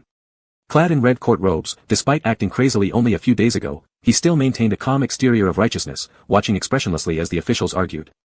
Your Excellency, judging by your Majesty's complexion, why don't we let the Emperor himself speak? Has the Regent Prince offended His Majesty? A loud voice directly challenged the young Emperor. Everyone's gaze turned towards him, including Qizhen's. Lin Yan slowly clenched his fists inside his sleeves. This wasn't to stand up for the young Emperor, they wanted to use his pretext to challenge Qizhen. No, no bullying. Heard that? The Emperor said no. The Emperor is confused, what he says doesn't count. You're simply making trouble. The Emperor speaks golden words, and you dare to question him. Maybe you should quit your post, wash vegetables instead. Below, the disputes grew louder. Hengqin Wang shouted loudly, Your Majesty, don't be afraid. Speak freely. This official will support you. Lin Yan shook his head, I have nothing to say. I haven't been bullied. This. Heard that? The Emperor has spoken, so what else do you want? All day you mean no good. Who means no good? Is caring for the Emperor wrong? If you truly cared, why mention this now? If you truly cared, you'd sleep outside the palace gate to watch over the Emperor every day. How gullible am I to believe your false care? Qizhen glanced at him, noisy, isn't it? With just a word from him, the noise in the court subsided, and all eyes focused on him. Lin Yan nodded. It really was noisy, making his brain buzz incessantly. Qizhen smiled faintly, since His Majesty finds it noisy, let's dismiss the session. The officials looked at each other, hesitating, then dispersed gradually. Zhou Sudong stood among the crowd, waiting for the session to disperse to say a few words to Qizhen. Unexpectedly, the young emperor moved his lips slightly, and Qizhen leaned close to listen attentively. Unsure what the young emperor said, Qizhen chuckled. He stood far away but heard Qizhen say, I should find better materials for His Majesty so as not to embarrass him. Lin Yan wished to die right there, clinging to Qizhen's clothes, pleading quietly, I know I've done wrong, please don't let others deal with me. Knows he's done wrong. Qizhen repeated softly, his tone ambiguous. In that case, allow me to handle it myself. Would His Majesty prefer I handle you first or start with this chair? Though his words were respectful, his actions were disrespectful. Lin Yan begged for mercy, Qizhen. Qizhen's eyes darkened slightly, standing straight, and met Zhou Sudong's gaze. He gave a glance and dismissed the rest of the people. In the vast golden hall, only Lin Yan and Qizhen remained. After tidying up the dragon throne, descending the steps together, Lin Yan's legs went limp, almost causing him to kneel on the ground. Qizhen lifted him up, carrying him all the way to the sleeping quarters. Upon reaching the bed, Lin Yan hugged the quilt tightly. Qizhen stood beside the bed, examining his sleeve, smiling, and showed it to Lin Yan. It's wet. Lin Yan's face flushed deep red instantly, changed quickly. He feared Qizhen might parade around in his madness. Qizhen changed his clothes. Just after finishing, someone came, and unknown words were exchanged. Subsequently, Qizhen left. Lin Yan rested on the bed and was awoken by thunderclaps later, discovering heavy rain outside. He summoned an attendant, ordering him to bring an umbrella to Qizhen. After giving the instruction, he lay down again with ease. When Lin Yan woke up, he found Qizhen sitting by the bed, his clothes wet, his face wet, and his hair wet too. There was a small puddle of water by his feet. Lin Yan sat up. Why are you so wet? Didn't I ask someone to bring you an umbrella? Qizhen just looked at him. Lin Yan felt a little scared under his gaze. Won't you change? You'll catch a cold. I've been thinking about a question. What? Why did you send me an umbrella? Lin Yan froze. Because it's raining. It's raining, isn't it? Isn't this exactly what would keep me from coming back? Don't joke around. The rain will stop eventually. And getting soaked might make you sick. The medical conditions in ancient times were poor. Although Qizhen had some special protection, he could still drag on with an illness for days, feeling terrible all along. But it seemed like Qizhen couldn't get out of this question. He asked again, why? He looked confused, like a lost dog abandoned by its owner. Aren't you supposed to not want to see me? If I didn't come back, no one would bully you, if I didn't come back, then. Lin Yan thought for a moment, slowly moved to the edge of the bed, leaned forward to him, and kissed him, cutting off his words. You're freezing, go wash yourself. Qizhen looked at him for a while, smiled enigmatically, stood up, and took off his soaked outer robe. You know how to soothe people well. Before Qizhen finished his bath and returned, Lin Yan fell asleep again. As soon as he opened his eyes, he saw beige sleeping attire. These days, all he had seen was Qizhen's body. Seeing these clothes now brought unexpected comfort. Qizhen placed his hand on his waist, pulling him entirely into his embrace. His other hand gripped Lin Yan's wrist as if he was afraid he would run away. The soft breath fell on Lin Yan's hair, giving a faint sensation like a breeze brushing past. To those who don't know, they might be mistaken for lovers. Even when Lin Yan moved slightly, not struggling yet, Qizhen woke up. His dark eyes stared at him, sharp and stern, his voice equally harsh. Where are you going? After being disciplined for so many days, even the most oblivious person could learn. To turn over, my body hurts from lying down too long. Upon hearing this, Qizhen frowned, got up, and asked where it hurt. Wherever Lin Yan pointed, he would massage there. Hadn't you chosen better? Why must you pick this frail one? The latter part, Qizhen didn't say aloud. This frail one almost died because of him. Lin Yan felt a lump in his throat. As if I have any choice. Qizhen stood up.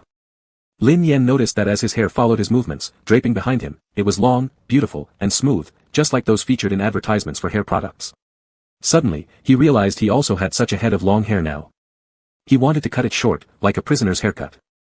Then, Qizhen wouldn't be able to pull his hair and force kiss him anymore. While Lin Yan was contemplating whether having his hair cut off in this era would lead to public execution, Qizhen suddenly said, I wrote both your name and mine on the royal register. Chapter 42, left or right, this place is quite big anyway, it won't ruin you. Lin Yan was startled. A few days ago, Qizhen had asked about his background and purpose for being here. Due to confidentiality issues, Lin Yan couldn't answer.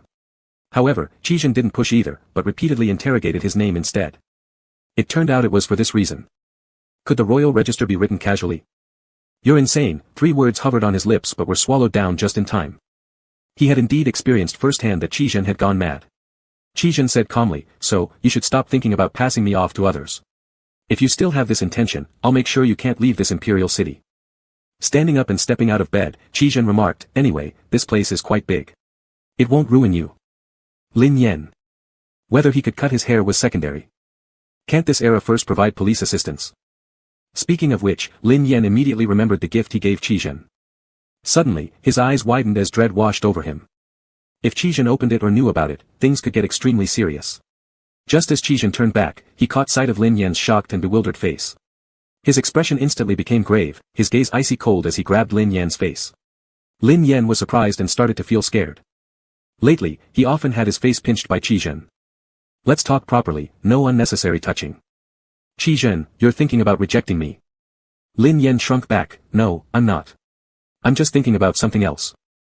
Qizhen frowned unhappily, still thinking about other things while we're in bed. Are you thinking about a man or a woman? I'm thinking about my mother. Qizhen fell silent. Lin Yan couldn't help but give himself a mental thumbs up for his clever response. Lin Yan had a chat with the system. Currently, he had 3 options. The first option was to placate Qizhen while secretly cultivating his alliance with Song Ming.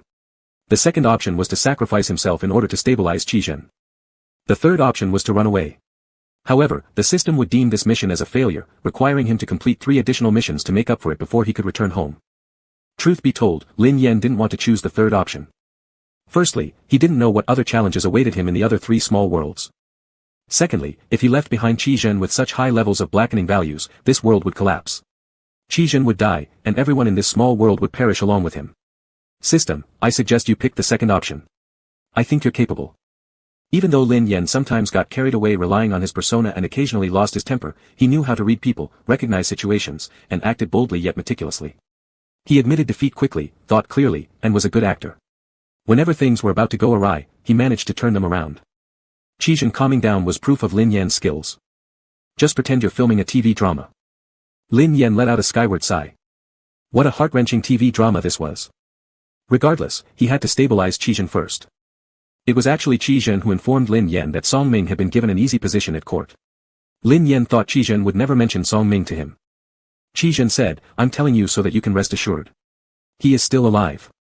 Well, thanks anyway. Lin Yan poked the bottom of his bowl with his chopsticks and turned the matter over in his mind. When you talk nicely like this, you look pretty good. It's way better than throwing me onto the bed without warning. Qizhen nodded. Then next time I'll tell you before I throw you.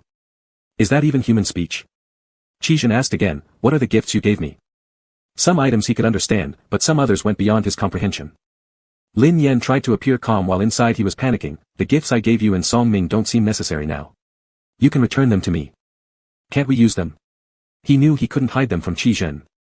Lin Yan forced himself to stay composed. They can be used, but you're already powerful enough.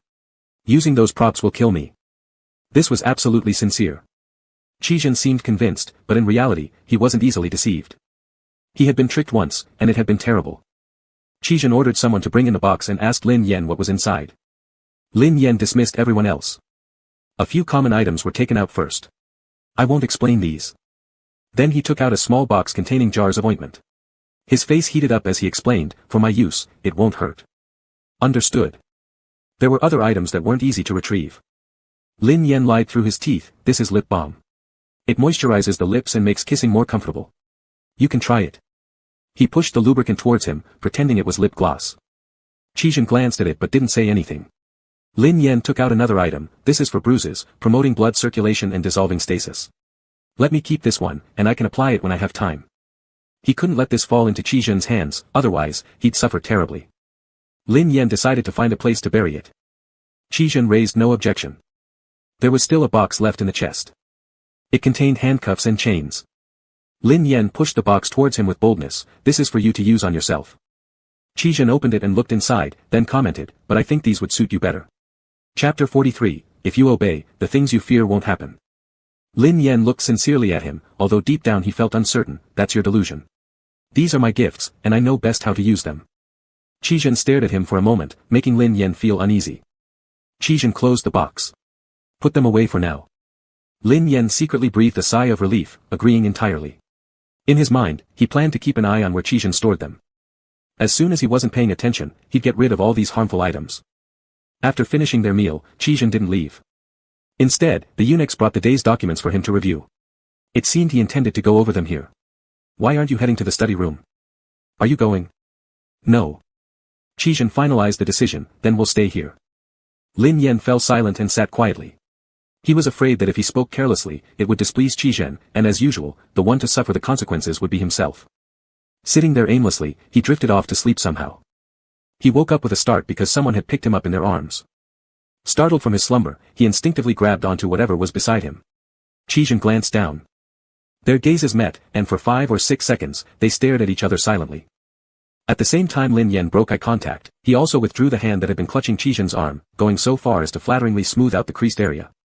A shadow of displeasure entered Qi Zhen's clear eyes. Lin Yan hurriedly said, next time don't carry me like this. It's embarrassing for a man to be held this way. In the past. Then next time I'll carry you under my arm. Being carried under the armpit? That wasn't too bad either. Definitely better than being princess carried. Go sleep on the bed. Sleeping like this will make you cold. Qi Zhen placed him on the bed and his gaze landed on Lin Yan's neck. This body was truly too fragile. The bruises from when Qi Zhen had throttled him a few days ago still hadn't faded. They remained visible on his neck, shocking to look at. Qi Zhen reached out to touch them. Lin Yan immediately shrank back reflexively. Qi Zhen's hand froze awkwardly in midair. The atmosphere seemed to freeze over. Crap. Instinctive fear overpowered rational thought. I just wanted to touch. Qi Zhen explained calmly, as if trying to reassure him.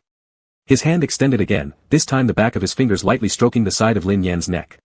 The body never lied, where the fingers touched, the skin clearly tensed. Lin Yan's brain stopped functioning momentarily, all his senses concentrated on the point where Qi Zhen's touch lingered. Lin Yan was confident that if Qi Zhen tried to strangle him, he could dodge at an instant speed. But it didn't happen. Instead of rough treatment, Qi Zhen's forehead lightly grazed against the side of Lin Yan's face. In the quickening rhythm of Lin Yan's heartbeats, he kissed his neck softly. It tickled, and his warm breath was noticeable. Lin Yan's face turned red instantly. What the hell? What are you doing? If you obey, the things you're afraid of won't happen. Can you do that? Lin Yan nodded frantically. Nodded like a chicken pecking at rice. Even a second of hesitation would be disrespectful to his own safety. Qi Zhen, take out your ointment. I'll apply it for you. Ointment? It took Lin Yan a second to react. He realized. That one. I'll do it myself later. Qi Zhen looked at him but didn't force the issue. Lin Yan pretended to retrieve the supposed ointment, then upon grabbing it, concealed it in his palm. He pressed the emergency button, asking the system to retrieve this harmful item. He rolled over on the big royal bed and faced away from Qi Zhen. Sleepiness came over him, and he drifted into slumber. This time, he had a dream. He dreamed about the time Qi Zhen brought him to the great dungeon. But the person tied to the frame wasn't anyone else, it was himself. And his mouth was stuffed with smelly cloth. Qizhen wielded a whip, asking if he admitted to being Lin Shoyan. If he refused, Qizhen would lash him. Seeing the whip with barbs, Lin Yan became furious. How could he confess with such a disgusting rag in his mouth? You bastard! The more he cried, the sadder he got. In his haze, he felt someone touching his face. Lin Yan woke up. Inside the sleeping chamber, the candles burned brightly. Qizhen sat by the bedside. Did you dream about me? No. You kept calling me a bastard. Lin Yan immediately confessed, I dreamed that you blocked my mouth to stop me from speaking, insisting that I admit to being Lin Shoyan. That was utterly unreasonable. It's not my fault for cursing at you. Such random dreams. Perhaps you've done too many guilty deeds. I haven't done many guilty deeds, except for the one concerning you. Qizhen paused for 2 seconds and gazed at him. If you already know you've done wrong, when will you give me your heart? Lin Yan's heartbeat quickened, internally mocking Qizhen for his play on words. He shifted the topic. Everyone around Little Emperor is yours, right? He pondered it over. He didn't have many chances to write with a brush. It was only during the Lantern Festival that he did so, and then Qizhen found him afterward. His reaction was a bit strange, and later he couldn't even shake him off. Qizhen answered, yes. Lin Yan, you already recognized me, yet you pretended for so long, acting knowingly ignorant. The air grew deathly silent. Lin Yan regretted his own sharp tongue, cursing himself for why he had to criticize Qizhen just now. He cautiously raised his head to see Qizhen's expression in order to respond. But unexpectedly, he met his intense gaze. Qizhen stared straight at him, speaking slowly and deliberately. I knew it was you, yet I still acted along with you. Lin Yan, do you know why? Chapter 44, he lost a battle and there was no way out. Lin Yan almost instantly regretted it. He was so regretful that he felt like his intestines were green. Why did he dig a pit for himself and then jump right into it, even lying down inside, patting himself and saying, come on. Bury me. He gritted his teeth, pretending ignorance, I don't know. Qizhen grabbed the back of Lin Yan's neck, pulling him closer in an absolutely controlling posture, forcing him to look up and meet his eyes. There was no escape, no way to hide. Is it that you truly don't know? Or you're afraid to say? Lin Yan didn't speak. Qizhen continued, I knew it was you, but I still agreed to your request, went through great lengths publicly marrying Song Ming. Secretly, I abducted you. Until today, I haven't leaked this matter. Why is that? Lin Yan trembled. I knew it was you, not exposing you, not acknowledging you, still calling you your majesty, treating you as my sovereign. Again, why is that? Lin Yan's eyes began to dodge. Qizhen slightly increased the force of his grip on Lin Yan's neck, pulling his gaze back. I knew your heart isn't for me, yet I still inscribed our names in the royal registry. Again, why is that? I knew you hid things from me, but I still carried your wish card with me every day. Again, why is that? I was born the crown prince, years of strategizing. Yet I gave up a perfect opportunity to deal with that person. Now, I still haven't ascended the throne. Again, why is that? 5 consecutive accusations hit Lin Yan hard, making him sweat cold beads. Qizhen's eyes gleamed with fierceness, but he drew near, forehead touching Lin Yan's forehead, voice lowering, becoming softer. I've already said so many times. His tone seemed tinged with slight grievance. It's you who chooses to feign ignorance when you know the truth. Lin Yan felt oppressed and agitated. He was, indeed, pretending ignorance while fully understanding.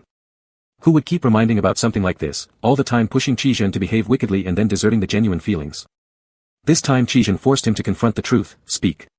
This time, you tell me, why did I do all those things? Lin Yan had a feeling that he'd fought a major battle, lost, and was left with nowhere to go.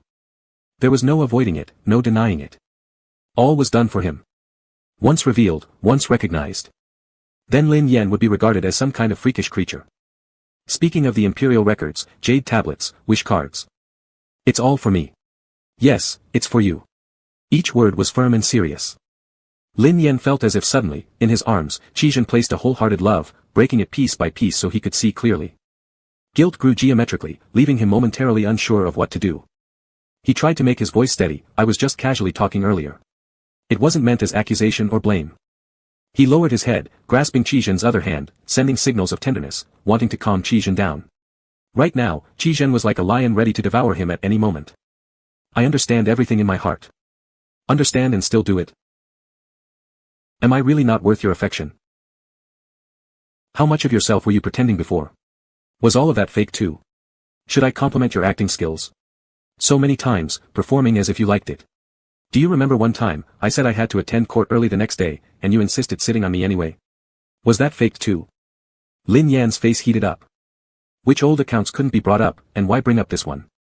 Qi Zhen never used to say these kinds of words. Such words were always his.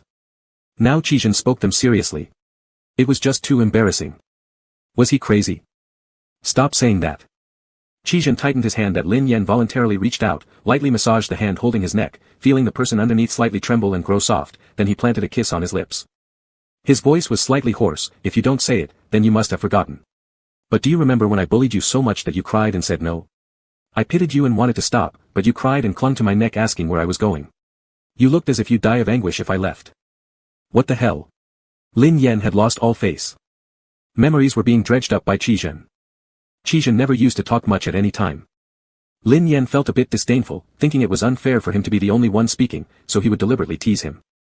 The current Qi Zhen is entirely his doing. Unpleasant memories indeed. Back then, he really acted too recklessly due to his status. Lin Yan lifted an arm to cover his eyes. He gritted his teeth. I remember, please stop. A warm chuckle sounded near his ear.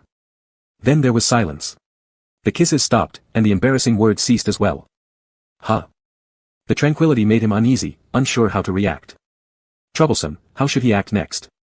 As Lin Yan didn't know what to do, a hand pulled down his arm.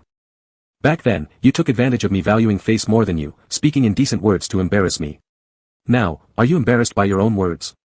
Never mention it again. How did you turn into this person? Before, we could see the badness beneath the skin, but it wasn't serious. Now this badness is concentrated enough to drop ink. Qi Zhen's expression turned slightly solemn, but quickly became light-hearted again. Perhaps I missed you too much. Come over here and write a guarantee letter. Guarantee letter? What kind of guarantee letter? Qi Zhen spread out a sheet of paper and handed him a brush dipped in ink. Though his tone was calm, the content scared Lin Yan. I know you're good at acting, but don't do things that make me unhappy. I'll dictate, you write. Lin Yan had no choice. Like a student who has made a mistake, he was pressed to the desk with a pen in hand. Qi Zhen's voice was melodious, yet the words he spoke made Lin Yan's scalp tingle. I, Lin Yan, am now making a sworn promise. To heaven above, and to hell below. I will not seek divorce from Qi Zhen, nor betray him or run away. I swear eternal fidelity and marital harmony. Witness this contract. This is life-threatening. Qi Zhen tapped the end of the paper, sign and put your fingerprint. Lin Yan obediently signed his name. Qi Zhen pushed the seal pad towards him, and Lin Yan pressed his fingerprint. Qi Zhen pointed under his name again, right, dear. Dear. Lin Yan frowned, resisting from the bottom of his heart. Which family writes dear on a guarantee letter? It's too sticky and cloying. He didn't want to write it. Seeing his difficulty, Qi Zhen asked, can't you write it? Lin Yan remained still. Qi Zhen pulled him up, sat down himself, then pulled him onto his lap. He held Lin Yan's hand that gripped the pen from behind, teaching him to write like in old times. Dear. Lin Yan's whole body felt restless. Originally, Qing was pronounced with a nasal sound. Qi Zhen got up, grabbed something from the table, and stamped it on the paper. Lin Yan then realized it was the imperial seal. Using an imperial seal on a guarantee letter. Qi Zhen set the seal aside, carefully folded up the guarantee letter, and stored it. Remember well what you've promised. If you break it someday. Lin Yan sat stiffly upright. Then what? Qi Zhen suddenly smiled, I'll whip you with a whip lined with thorns. Why does he say everything so openly? Lin Yan's small face went pale. No, the wise adapt to the times. Me, the wise. From now on, I'm Lin Junjie. Qi Zhen snorted, you better be. There's more. You wrote the marriage proposal before our wedding, now sign your name on it. 3 red marriage certificates written by Lin Yan were laid out before him. There was no other option than to sign. One signature should be enough, right? Sign them all. I fear one day you'll dig through the cabinets and tear them up. His current credibility level is way too low. With these documents, even if we go before the authorities, you would be ruled to belong to me. So now they are legally protected. After Lin Yan signed, he watched Qi Zhen carefully put away the guarantee letter and marriage certificates. Slumped over the table, he no longer showed the arrogance he once had. If he had known he would fall from grace, he absolutely wouldn't have been so reckless. Now there's no place to cry. He looked dispirited, grabbing the corner of Qi Zhen's robe as he saw him about to leave. Qi Zhen turned back. Lin Yan sought reassurance, when you said you'd whip me earlier, that was a joke, right? Qi Zhen didn't reply.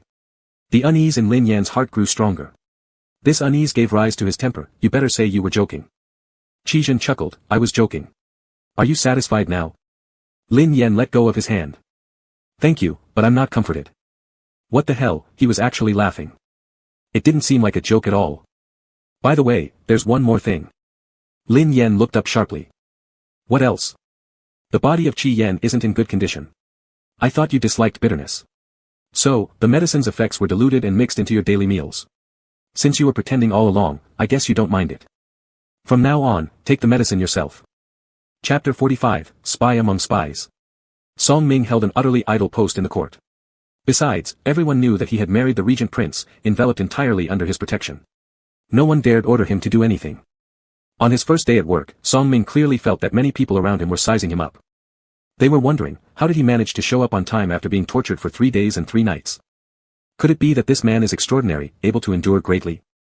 Or perhaps, Qi Zhen isn't very capable, just stretching out the battle. Song Ming had no idea what they were thinking. His recent life was smooth sailing. He was planning to head to a tavern for a drink after work. While still at home, he had heard about the famous wines in the capital city. He wanted to taste them. Unbeknownst to him, as soon as he stepped out of the door, someone reported his whereabouts to the ever-constant prince. The ever-constant prince was fondling the jade beads in his hand, with a smug look in his eyes. The former emperor had oppressed Qi Zhen harshly, gradually making Qi Zhen grow into a rock. Soft or hard methods against him would always be resisted. At the end, even the former emperor himself was poisoned by the pastries Qi Zhen fed him and died. All who were opposed to Qi Zhen were looking for any opportunity. Is there someone Qi Zhen hates that can be used against him? Yes. But all of those people have been killed by him. Is there someone Qi Zhen fears? Yes. Someone once saw Qi Zhen's deceased crown princess hugging a pillar during broad daylight, throwing a tantrum. Qi Zhen watched her coldly for a while, then gritted his teeth, lifting her up while muttering, I fear you. Does Qi Zhen have someone he admires deeply, whom could be used as leverage? Yes. Qi Zhen admired his deceased crown princess deeply. Is there any regret inside Qi Zhen's heart, or unfinished business that could be exploited? Yes. Qi Zhen's wife passing away might be one of the greatest regrets of his life. The ever-constant prince sneered. They finally got hold of this weakness back then. Just when the former emperor was going to exploit it, that person actually died. Upon learning of Lin Xiaoyan's death, the former emperor was also afraid and had the poison makers beaten to death. Promising slow and excruciating death, but how come Lin Xiaoyan died so quickly? To use a weak point effectively, one needs to control Qi Zhen properly. If it's destroyed outright, it would only anger him. Sure enough, the former emperor ended up dead. And all of his children perished too. Now that Qi Zhen has married Song Ming, there must be something different about him. With these vivid examples before him, the former emperor and his children, Prince Heng wouldn't make such foolish mistakes again. Keep an eye on him, find out what Song Ming likes, give it to him, and befriend him. Song Ming was drinking wine at the tavern, where someone from the ever-constant prince's group approached him and presented a dish of pastries. Only the top 2 pieces are real, and the rest are gold bars. Did he accept it? He accepted. Qi Zhen let out a low laugh, finding it amusing. Guess Prince Heng thinks Song Ming can be manipulated. He paused slightly, then turned his head toward the hall. Just let him try. Ensure Song Ming is safe and doesn't die. Another pause. Qi Zhen said with a hint of distaste, doesn't know how to sleep properly. The guard reporting this matter followed Qi Zhen's gaze inward curiously. It was the young emperor, who was hugging a pillow, sleeping soundly on his stomach. The guard didn't find this unusual, since the emperor seemed somewhat mentally challenged. What surprised him was the regent prince. His tone sounded contemptuous, yet his expression was unusually gentle. He looked again at the young emperor. Qi Zhen withdrew his gaze coldly. What are you staring at? The guard quickly retracted his gaze and lowered his head. Qi Zhen ordered, have someone bring the emperor's medicine, and you may retreat. Yes. Qi Zhen approached the hall and slapped Lin Yan's buttocks. Lin Yan let out an ow and sprang up, ready to explode, but upon seeing Qi Zhen by the bed, he suppressed his anger. Qi Zhen, you sleep so untidily, always sleeping the whole day. Lin Yan grumbled discontentedly, it's all because of you. Tired, wants to sleep. But hurts, can only sleep on stomach. Qi Zhen pinched his nose. After that day's intense questioning and negotiation, Qi Zhen noticed that Lin Yan's attitude had improved quite a bit. The fear and wariness in his eyes had lessened, and he even dared to throw some small tantrums at him. Indeed, Lin Yan seemed adept at handling matters, talkative, good at persuasion, and easy to get close to. But in reality, only sincerity could win him over.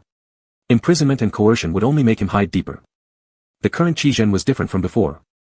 To put it bluntly, after going through so many things, his skin had thickened.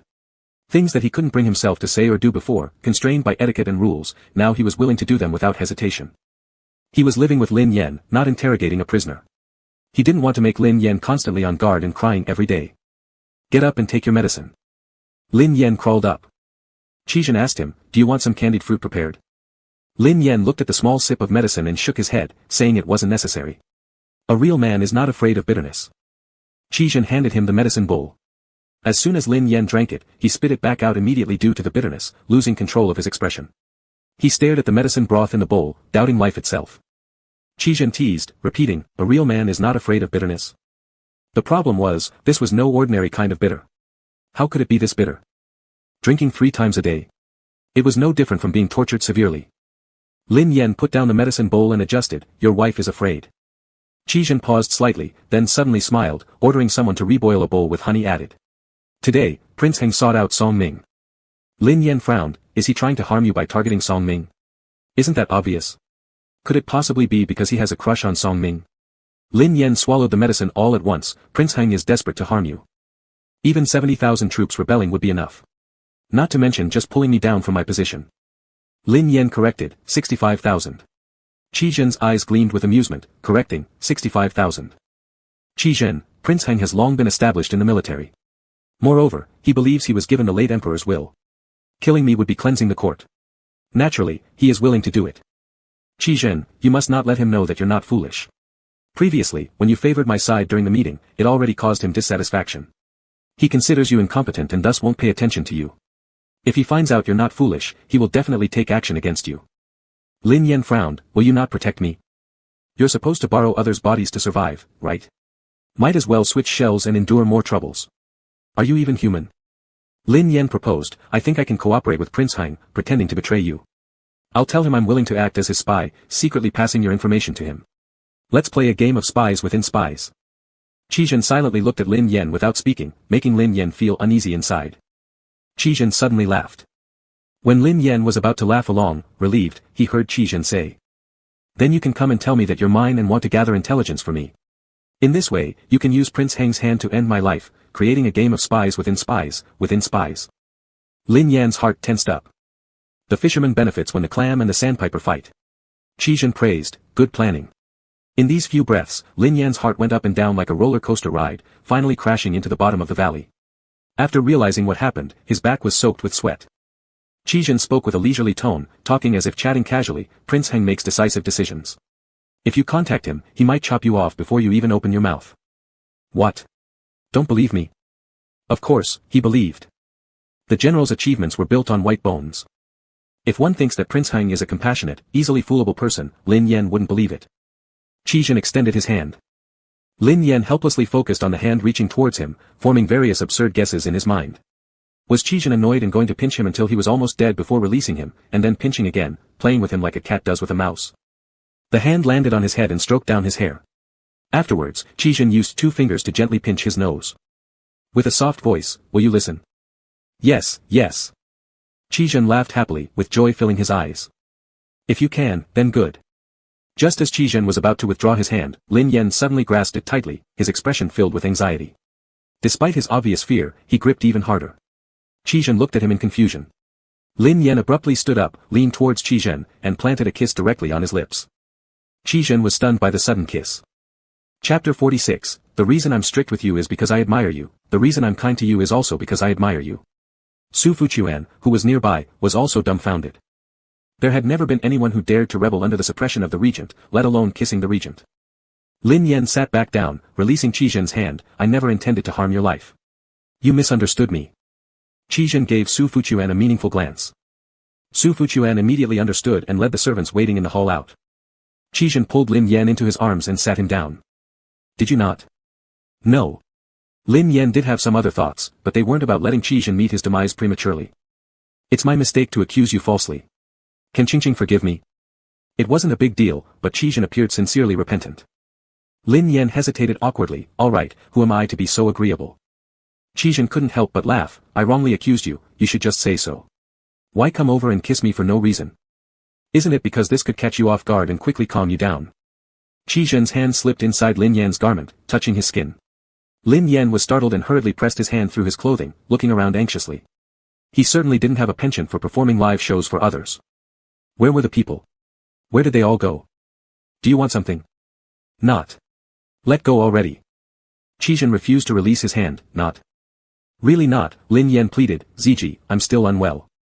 Upon hearing this call of Ziji, Qizhen felt a slight flutter in his heart and gently kissed his cheek. I didn't expect you'd remember. Qizhen released him. Are you severely uncomfortable? Let me take a look. No need. Who would be comfortable with that? I'll just rest a bit, it's just swollen. Qizhen did not insist further, calling someone to bring in some snacks that Lin Yan liked. He then instructed that Lin Yan hadn't touched the pigeon soup at noon, so it wouldn't be necessary to serve it again. Is the iron pot ready? It has already been prepared. Send it to the kitchen and let the chef devise some dishes to taste. The inner attendant followed the order and left. Lin Yan hadn't expected such special treatment with an iron pot, mustering the courage to timidly make a request to Qizhen, saying what dishes he wanted to eat. The local chef might not prepare well with the large pot. He had eaten enough stewed dishes here. Qizhen handed him paper and pen, allowing him to write detailed requests. Once he finished writing, Qizhen handed it over to his subordinates, ordering them to complete within 1 day. For a moment, Lin Yan felt a little overwhelmed by the favor. Why do you sometimes treat me so harshly and other times so kindly? Qizhen replied, being harsh on you is because I desire your affection but receive no response, causing me to lose control. It's also to remind you not to leave, which helps engrave the lesson deeply. Threats and intimidations can only keep someone physically present. To truly confine a person, they must do so willingly, needing proper coaxing and care. Otherwise, what's the point of merely imprisoning their body? As for being kind to you, it naturally stems from my admiration for you, wanting to treat you well. Lin Yan's face turned red, struck by this direct confession and unsure how to respond. Qizhen seemed to think his cheeks weren't red enough, so after dressing properly, he walked to Lin Yan, caressing his face with a calm tone and added. So adorable, I always feel compelled to be nice to you. Lin Yan blushed so much he wanted to hide. Do you have any more questions? No. I will be leaving to handle some official duties, returning later in the evening. Stay home obediently, there's no need to wait for me, just sleep. Okay. Qizhen turned to command the palace maids and attendants that if His Majesty wishes to play anywhere, they should be vigilant, ensuring he doesn't catch a chill or get hurt. After finishing, he departed. Even after quite a while, Lin Yan still felt a heat lingering on his face. Just as he was about to rest, an attendant reported that Prince Heng was requesting an audience. Lin Yan refused to see him. No matter how formidable Prince Heng looks now, he was merely a stepping stone on Qizhen's path to becoming an emperor.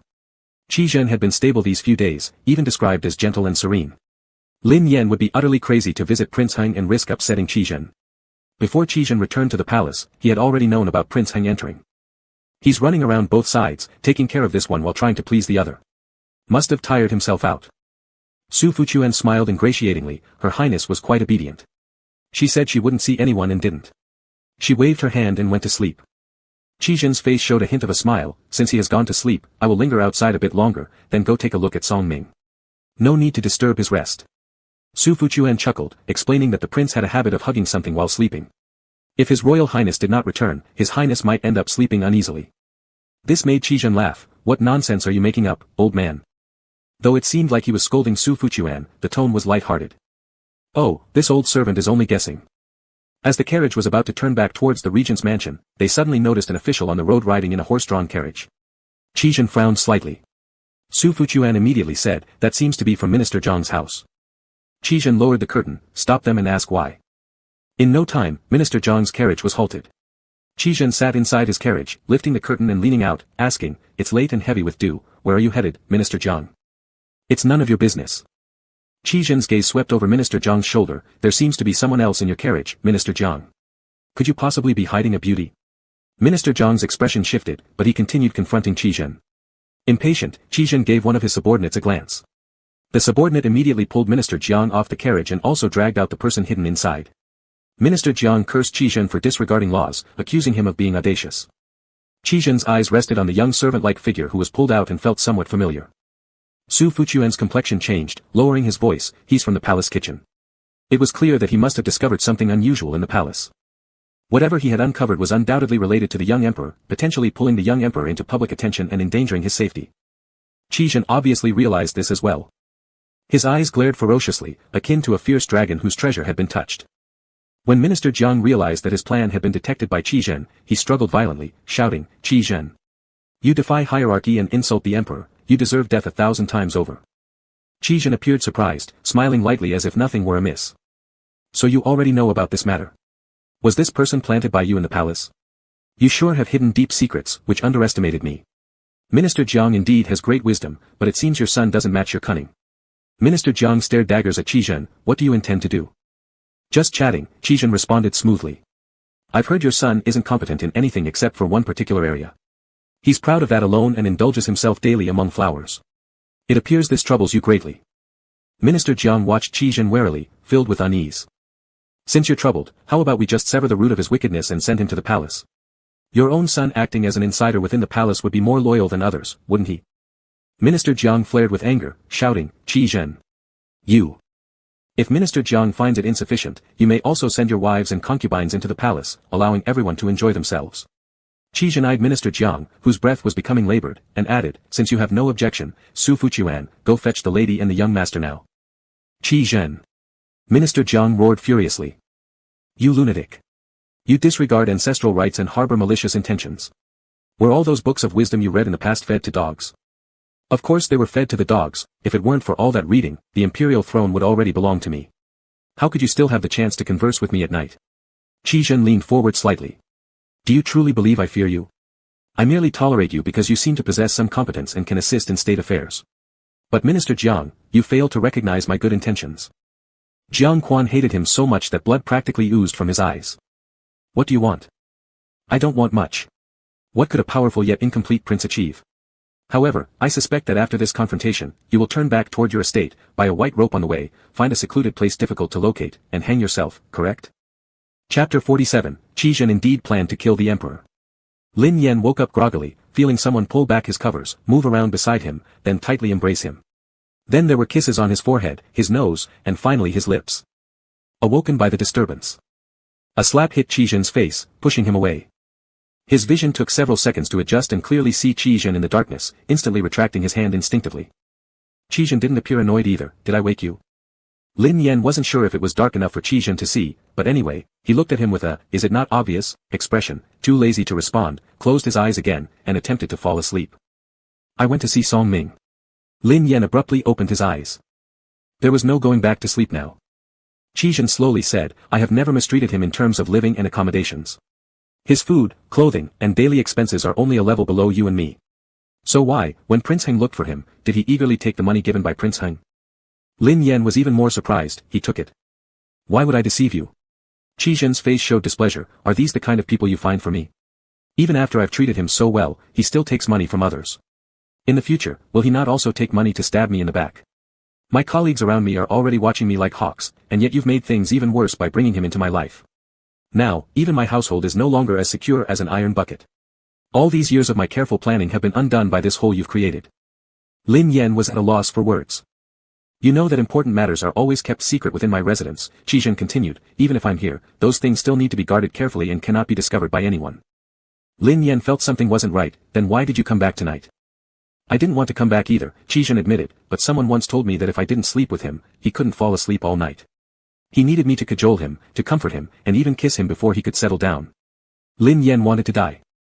No one can laugh while facing their own embarrassing past, and if they can, it must not be bad enough. Lin Yan's embarrassing past was the worst possible embarrassment.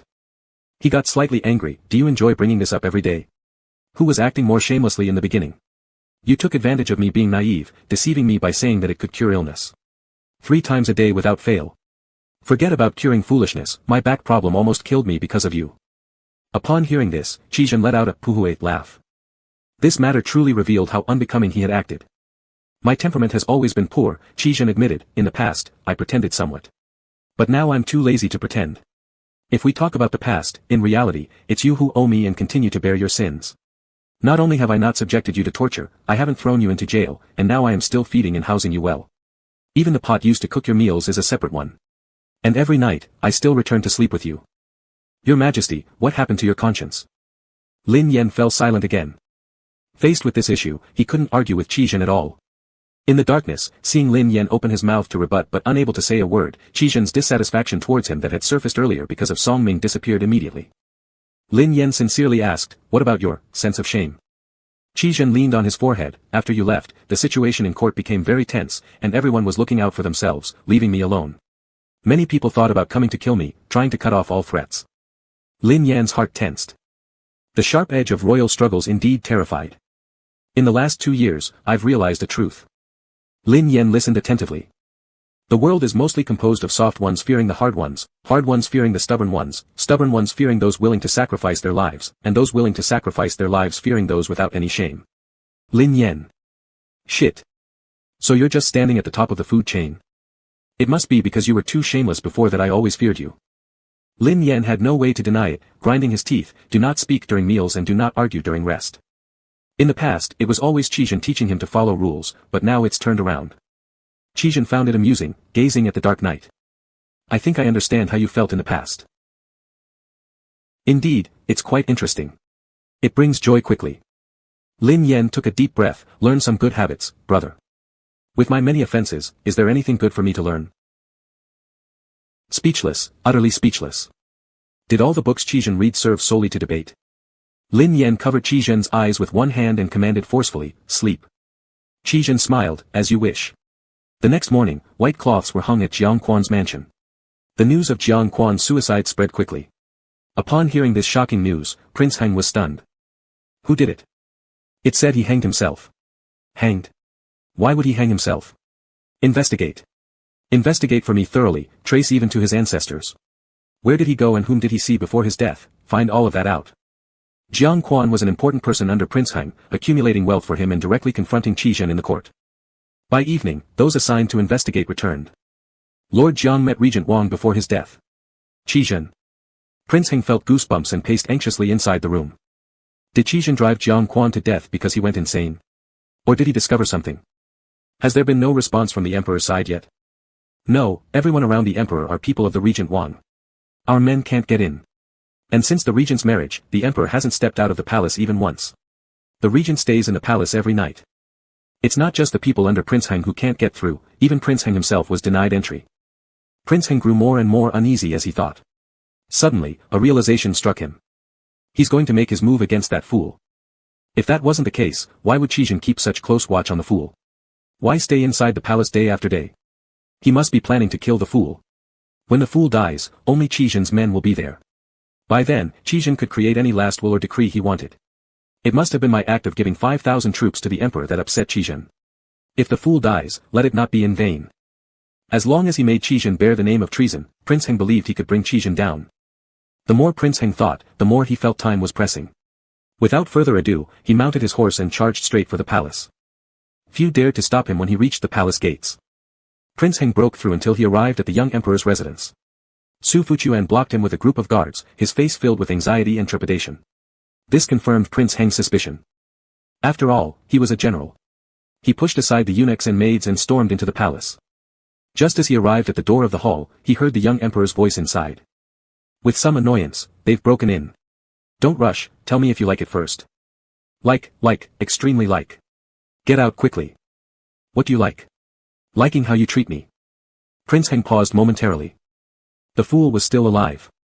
Qizhen was indeed forcing him. Fueled by rage, Prince Heng violently shoved open the doors of the sleeping chamber and was about to storm in. Just then, Qizhen appeared from behind a screen, tidying his outer robe with a stern expression. Is Prince Heng declaring war by storming into the palace like this? Qizhen. You villain. What have you done to His Majesty? As he spoke, he tried to barge in again. Qizhen blocked him with an outstretched hand, his eyes cold. You barging in like this will frighten His Majesty. Won't let him see. The less he sees, the more suspicious it becomes. Qizhen. I suspect you're attempting regicide. Lin Yen had just finished dressing and dashed past him like a gust of wind, grabbing Prince Heng's hand with excitement and gleaming eyes. Are you here to play with me today? Prince Heng was flabbergasted by the emperor's unexpected behavior. He stammered and asked, Your Majesty, are you all right? I'm fine. Let's all play hide and seek together. Prince Heng. I didn't come here to play hide and seek with you. Prince Heng grabbed the young emperor's wrist. Why hasn't your majesty left the palace recently? The moment Prince Heng posed this question, Qizhen's face flashed a piercing coldness like the reflection of a blade gliding over his features. It was quite intimidating. Qizhen is here to play with me, so I don't want to go out. Prince Heng froze. This answer deviated far too much from what he had expected. He stared fixedly at the young emperor's face, rosy and fairly white, soft, and those moist eyes clear and pure, captivating like rare gemstones. He paused again. Was the young emperor always this handsome? Your majesty isn't lying. Only you ever lie. You promised me powerful soldiers, but they're all so weak. Not one capable fighter among them. Give me another 5,000 men. Prince Heng. The corner of Qizhen's mouth relaxed slightly, as if about to smile. Enraged, Prince Heng nearly ground his molars to pieces. All right. The fool has fallen for Qizhen's tricks. Your Majesty. Qizhen is no good person. Not a good person. Why does he spend time playing with me then? None of you bother to play with me, you think I'm foolish. One refuses to entertain me, another won't even acknowledge me. But I find Qizhen good. He's so handsome, literally, like a celestial being descended from the heavens. There's no one handsomer than him in the whole world. Someone this handsome couldn't possibly be bad. And I am not foolish. The last 4 words were said with great determination. Prince Heng's facial muscles twitched. Damn it all. Who exactly is the fool here? Qizhen stood aside, watching. Hearing these words, he turned his face slightly away. When Lin Yan teased him, the onlooker probably had a similar feeling to what he felt now. He couldn't bear to listen. But his face was heating up a little. Even though Qizhen knew it was just to hoodwink Prince Heng, his ears still turned red. The strange injustice and dissatisfaction in his heart somehow smoothed out. Prince Heng stormed off in anger after flapping his sleeves. Lin Yan sprawled at the palace gate after finishing his performance. After hollering twice, "You need to come play with me," he walked back. Qizhen stood under the eaves, his elegant figure resembling a bright moon. He smiled, "Are you standing here to see if I'll run off with him?" Qizhen had to admit, yes. The moment Prince Heng grabbed Lin Yan's wrist, Qizhen was nervous. He feared Lin Yan would take this chance to complain to Prince Heng. If Prince Heng wanted to drag Qizhen down, he wouldn't miss this opportunity, even if it meant dragging the young emperor along. As Lin Yan chased Prince Heng to the palace gates, Qizhen was tense as well. Not until he saw him turn back did he feel relieved. Yes. Lin Yan had merely intended to jest, but never expected such an answer from Qizhen. But upon calm reflection, it should be impossible. That fleeting sensation was an uncontrolled surge of emotion.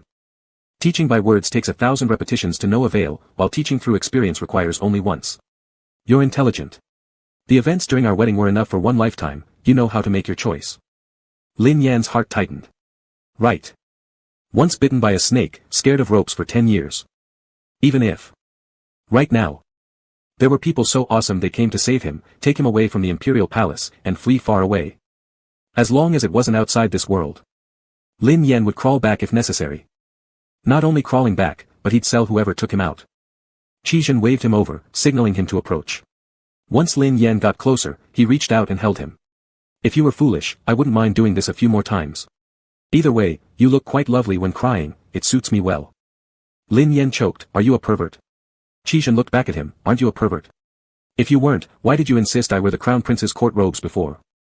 Quickly, Lin Yan covered his mouth, his face flushed. "I'm a pervert, okay? I admit. Still, isn't it because you looked too enchanting in your court robes? Brother, please stop talking about it. It's all about saving face." Qizhen's eyes brimmed with a growing smile. With his free hand, he pulled Lin Yan's hand down and held it in his palm. Lin Yan's face burned hotter. Their hands remained intertwined at the entrance to the sleeping chamber. What kind of elementary school pure love is this? He was so embarrassed that he could leap. Lin Yan wanted to crack jokes with Qizhen to relieve the discomfort this situation caused him. But as soon as he raised his gaze, he met Qizhen's eyes. His eyes were too beautiful, like having sprinkled stars inside, deep and commanding, truly the most beautiful eyes he had ever seen. Add to that his irresistibly handsome face. If this man were elsewhere. Face intact, libido intact. Qizhen grasped his hand, adjusting the grip with his heartbeat, tightening a bit before loosening again, for fear of causing pain, supporting his hand gently. So careful, so gentle. I was just teasing you before, don't be angry. I'm not going to keep constraining you like this forever. You can go out and play, enjoy the flowers outside, or watch the fish in the pond. As long as you don't leave me, you are free. I don't want you to leave me. This statement sounded contradictory, but Lin Yan understood. His heart received a jolt. In the past, even uttering a few words more than needed was hard for Qizhen, yet now, worried about angering Lin Yan, he had blurted out such a lengthy speech. He spoke slowly, apparently for the first time opening up so sincerely, speaking lightly, slowly, and seriously.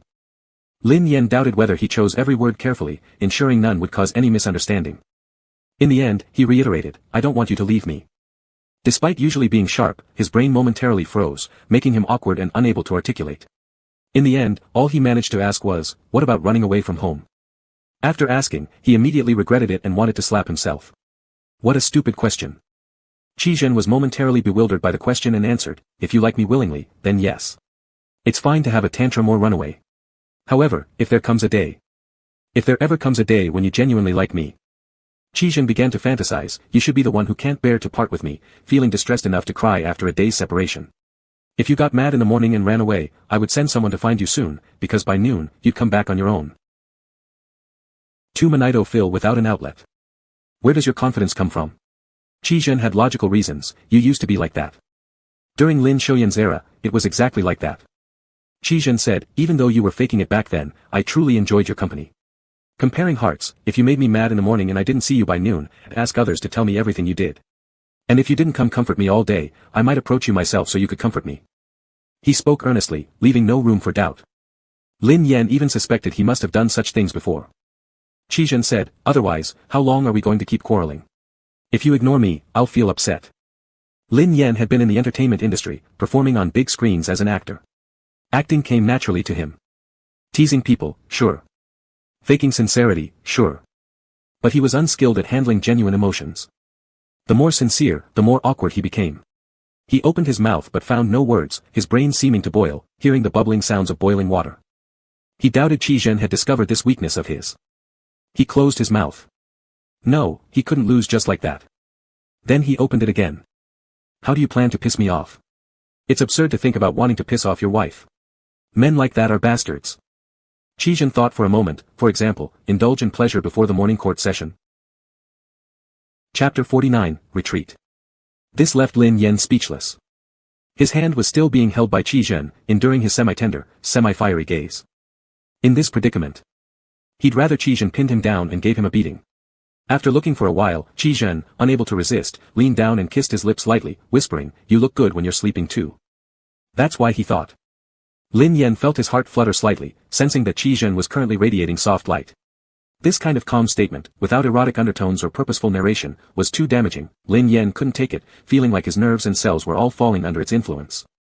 Outraged but ashamed, he struggled fiercely. You're looking at the young emperor. Realizing what he had said, Qi Zhen's tone had been sincere, but after seeing Lin Yan's reaction, upon reflecting, he realized his words were more teasing than mere fun. His ears burned. Even so, mindful of previous lessons, Qi Zhen, shedding all his dignity, clarified further. It's you, I'm looking at you. Lin Yan fell for it, abruptly withdrawing his hand. Panicking, speaking rashly. I need to go pee. Let go. Qi Zhen. The next day, Qi Zhen woke up as usual. His eyes hadn't opened yet, but like every other day, he hugged him tightly and bent down to kiss him. But this time, the sensation was different. He opened his eyes curiously, only to find Lin Yan sleeping with a scarf covering his face. Qi Zhen stood there for a long time, realizing what was happening, and started laughing until his chest vibrated. The laughter grew increasingly unrestrained until eventually, he couldn't hold him anymore, lying on the grand bed, laughing loudly, waking Lin Yan up and startling Su Fu, who rushed inside from outside. Lin Yan groggily opened his eyes and sat up. What's wrong?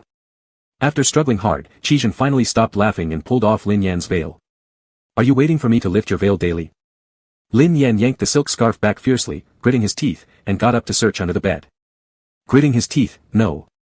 Prince Heng left the palace, boarding the carriage that came to greet him, his expression gloomy. What a dog, Qi Zhen. Using his handsome looks to bewitch the young emperor into submission. The more Prince Heng thought about it, the angrier he became. He suddenly grabbed his coachman and pointed at his own face, asking, how does this face of mine look? The coachman was startled but his survival instincts made him stammer out, valiant and extraordinary. Fucking hell. Prince Heng quickly released his grip, pushing the coachman away. It didn't sound like a compliment at all. If competing based on looks wouldn't work, he'd have to make the young emperor realize that Qi Zhen was a heartless devil, a man who killed without mercy. If that failed, he'd have to kill that fool. The day after, Qi Zhen dismissed court early and took Lin Yan out onto the street. Their outing was low-key. They went to an elegant tavern, entering a private room. The private room overlooked the bustling streets below, and opening the window allowed them to watch the lively crowd of merchants calling out their wares. Despite the tension in the court, the commoners were still living relatively peaceful lives. Lin Yan reached out to pick up some roasted pork from the table. This flavor reminds me of the last time we had it together. Qi Zhen took a sip of tea. This tavern is mine. Lin Yan paused. You own businesses. With Qi Zhen's status, did he even need to engage in commerce? Wouldn't countless people already try to bribe him with money? Yes, Qi Zhen said casually. A few streets in the capital city and numerous estates belong to me. Half the salt and iron trade in the court is under my control. But I only act as the silent partner behind the scenes. Lin Yan stared at him, speechless. My goodness. So wealthy. Seeing his astonished expression, Qi chuckled. Why are you so surprised? Even when I was still the crown prince, I owned quite a few businesses. Without them, where would the money come from? Relying on royal authority for wealth? That would only lead to rampant corruption in the court, which would ultimately cause our dynasty to decline. This was the first time Lin Yan heard Qi seriously talk about state affairs, sparking his interest. So others, like Prince Heng, do they also have their own businesses? Investigations showed that he did have some, but he's too crude and loves meddling, so his ventures failed pretty quickly. Lin Yan almost laughed. Qi continued, but some of his allies have thriving businesses. What kind of businesses? The flesh trade. Lin Yan froze. The late Minister Zhang's son frequently visited brothels that were owned by his family. He blinked for a second, more shocked. Minister Jiang died. As far as he remembered, he met this official not long ago. Last month, the man seemed perfectly healthy. Now he was dead. Qi expression remained unchanged. It said he hanged himself. The two simple words, it said, conveniently distanced him from suspicion, and Lin Yan felt nothing but sorrow. In the ruthless game of power struggles, death was always around the corner. How terrifying. It sent shivers down one's spine. Looking at Qi, Lin Yan thought to himself. Though Qi might be untouchable due to his main character spotlight, there must still be dangerous moments. Those scars on his body, when did they happen? Under what circumstances? By whose hands? What's wrong? Nothing. Just feels a little unsettling. I'll protect you, he paused as if trying to reassure Lin Yan, or perhaps to prove his point. Outwardly, there are only 2 guards by the door, but in reality, there are over 30 hidden. If anything happens, it'll take mere seconds before over 100 men can respond. Since I've brought you here, I will ensure your safety. Qi voice was deep and cool, his gaze steady and locked onto Lin Yan. His pupils were dark and fathomless, like the deepest well in the world. Lin Yan's heart rate became slightly irregular. It really wasn't easy for him to step out just once, considering all the arrangements and effort. Not only that, Qi probably put himself at risk as well. Lin Yan silently resolved in his mind. Once we finish today's outing, no more trips outside. At that moment, a sudden commotion arose from the next room. Someone exclaimed loudly, "So, you're supporting the Regent King?" The question made Lin Yan freeze mid-bite, startled as he looked towards Qi. As usual, Qi sat there calmly under the sunlight, exuding an aura of aloofness. It was as though the chaos around him automatically formed a barrier, leaving his world untouched. He sat quietly, steadfast as a mountain within his own universe. The voices from the neighboring room grew heated. Then do you support Prince Heng ascending the throne instead? What's wrong with Prince Heng? He has accumulated numerous military merits and received high favor from the late emperor. The imperial decree clearly stated that Prince Heng is a key minister to the nation. On the other hand, look at the Regent King. He personally vowed not to contest the throne with the late emperor. Now he dares to compete after all. What kind of promise-breaking and ruthless person is this? How could someone like this deserve to be the ruler of the nation? Chapter 50, Great Talent. When the Regent King was still the crown prince, he suddenly pledged not to vie for power. Did you ever think why? What secrets lie beneath that agreement? You support Prince Heng because of his military achievements, right? Then let me ask, how does one earn those military merits without killing? If you base your support on his respect from the late emperor, then I must question whether the late emperor was truly wise and virtuous enough to merit such loyalty. How could the late emperor not be virtuous? The country is stable, and the people live peacefully. If the late emperor was so virtuous, why didn't he return the throne to the then crown prince, who is now the Regent King? And speaking of peace among the people, Emperor Jita worked hard to bring stability to the country. Are we not merely enjoying the fruits of his labor now? As for the country being free of war, how does one explain the princess forced into marriage to Huaij a few years ago? Younger brother, I was just making a casual remark. Why are you so aggressive? All right. An elderly man's voice interjected, you two have been arguing the whole way here. If you get any louder, people on the street will hear. Then what? All 4 of our heads will be on the chopping block. Lin Yan felt cold sweat break out for them. I think your head should roll right now. Lin Yan glanced at Qi. He appeared lost in thought. Feeling Lin Yan's gaze, he finally turned his eyes. Do you find it too noisy? Qi asked. I'll order them to lower their voices. Lin Yan was surprised. Aren't you mad? A group of scholars chatting privately, what is there to be angry about? Do you think I lack that much grace? This tea house is unlike others. Its prices are lower and its ambience more refined, making it favored by scholars. With the spring imperial examination approaching, more and more scholars are coming to the capital, and such discussions happen every day. It's good that these talented individuals who haven't yet entered government service are concerned about state affairs. Lin Yan caught on. You planned it this way. Deliberately setting up such a tea house as a gathering place for literati. Qizhen said, people of high status often stay within their lofty walls, and if they never listen to the common folk, it's no different from being blind and deaf. Moreover, sometimes the participants in an event can be blinded while outside observers see clearly. They always offer some unexpected clues and news. Take Mr. Zhang's brothel, it's also a place where intelligence flows. Lin Yan had gained new insight into Qizhen and couldn't help but marvel. In the past, he only cared about Qizhen's face and bird, but now he could see the emperor's grace and strategizing. Will you play favorites with the one defending you? Qizhen chuckled softly, the sound lightly drifting into Lin Yan's ears. I don't even know his name or recognize his handwriting. How could I favor him? The chief examiner for this year's spring examination hasn't been decided yet. My choice wasn't to Heng Wang's liking, and Heng Wang's choice, I rejected. Fine. Let you two fight it out. However, that scholar has an exceptional vision. Lin Yan snorted twice. Isn't it because you like those who speak well of you? Qizhen replied nonchalantly, yes, otherwise how would I let you persuade me? Lin Yan's ear tips turned red, along with the white skin at the back of his neck. He muttered a curse under his breath and picked up his cup of tea, only to see his red face reflected in it. He clenched his teeth and put the cup down. Out of sight, out of mind. Apparently, the people next door had finished their meal and left the private room, still talking as they walked. Master, you said you'd bring us to experience the scenery and cuisine of the capital. Where will we sleep tonight? Is it at the big inn we saw earlier? Huh. No, I've already arranged it. Where? At a temple outside the city. You can pray when you're awake at night, asking Buddha to bless you with success in the exams. What? No other option, since I have no money. Why bring us to eat here then?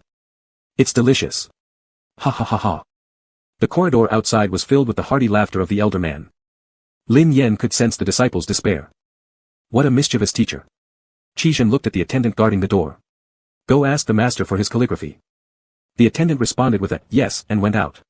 Not long after, he returned, saying the old man refused to write, so Qizhen said, give him 1 tael of gold, and ask him to write, virtue bears all things. Not long after, the gold came back, together with 2 pieces of paper. That old master only asked for 1 tael of silver from my servant and gave 2 works of art.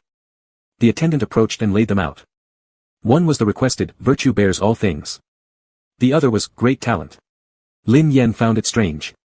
Why didn't he take the gold? Forget the gold, what does great talent mean? Qizhen rolled up the piece of calligraphy. Complimenting me. Lin Yan, are you not embarrassed?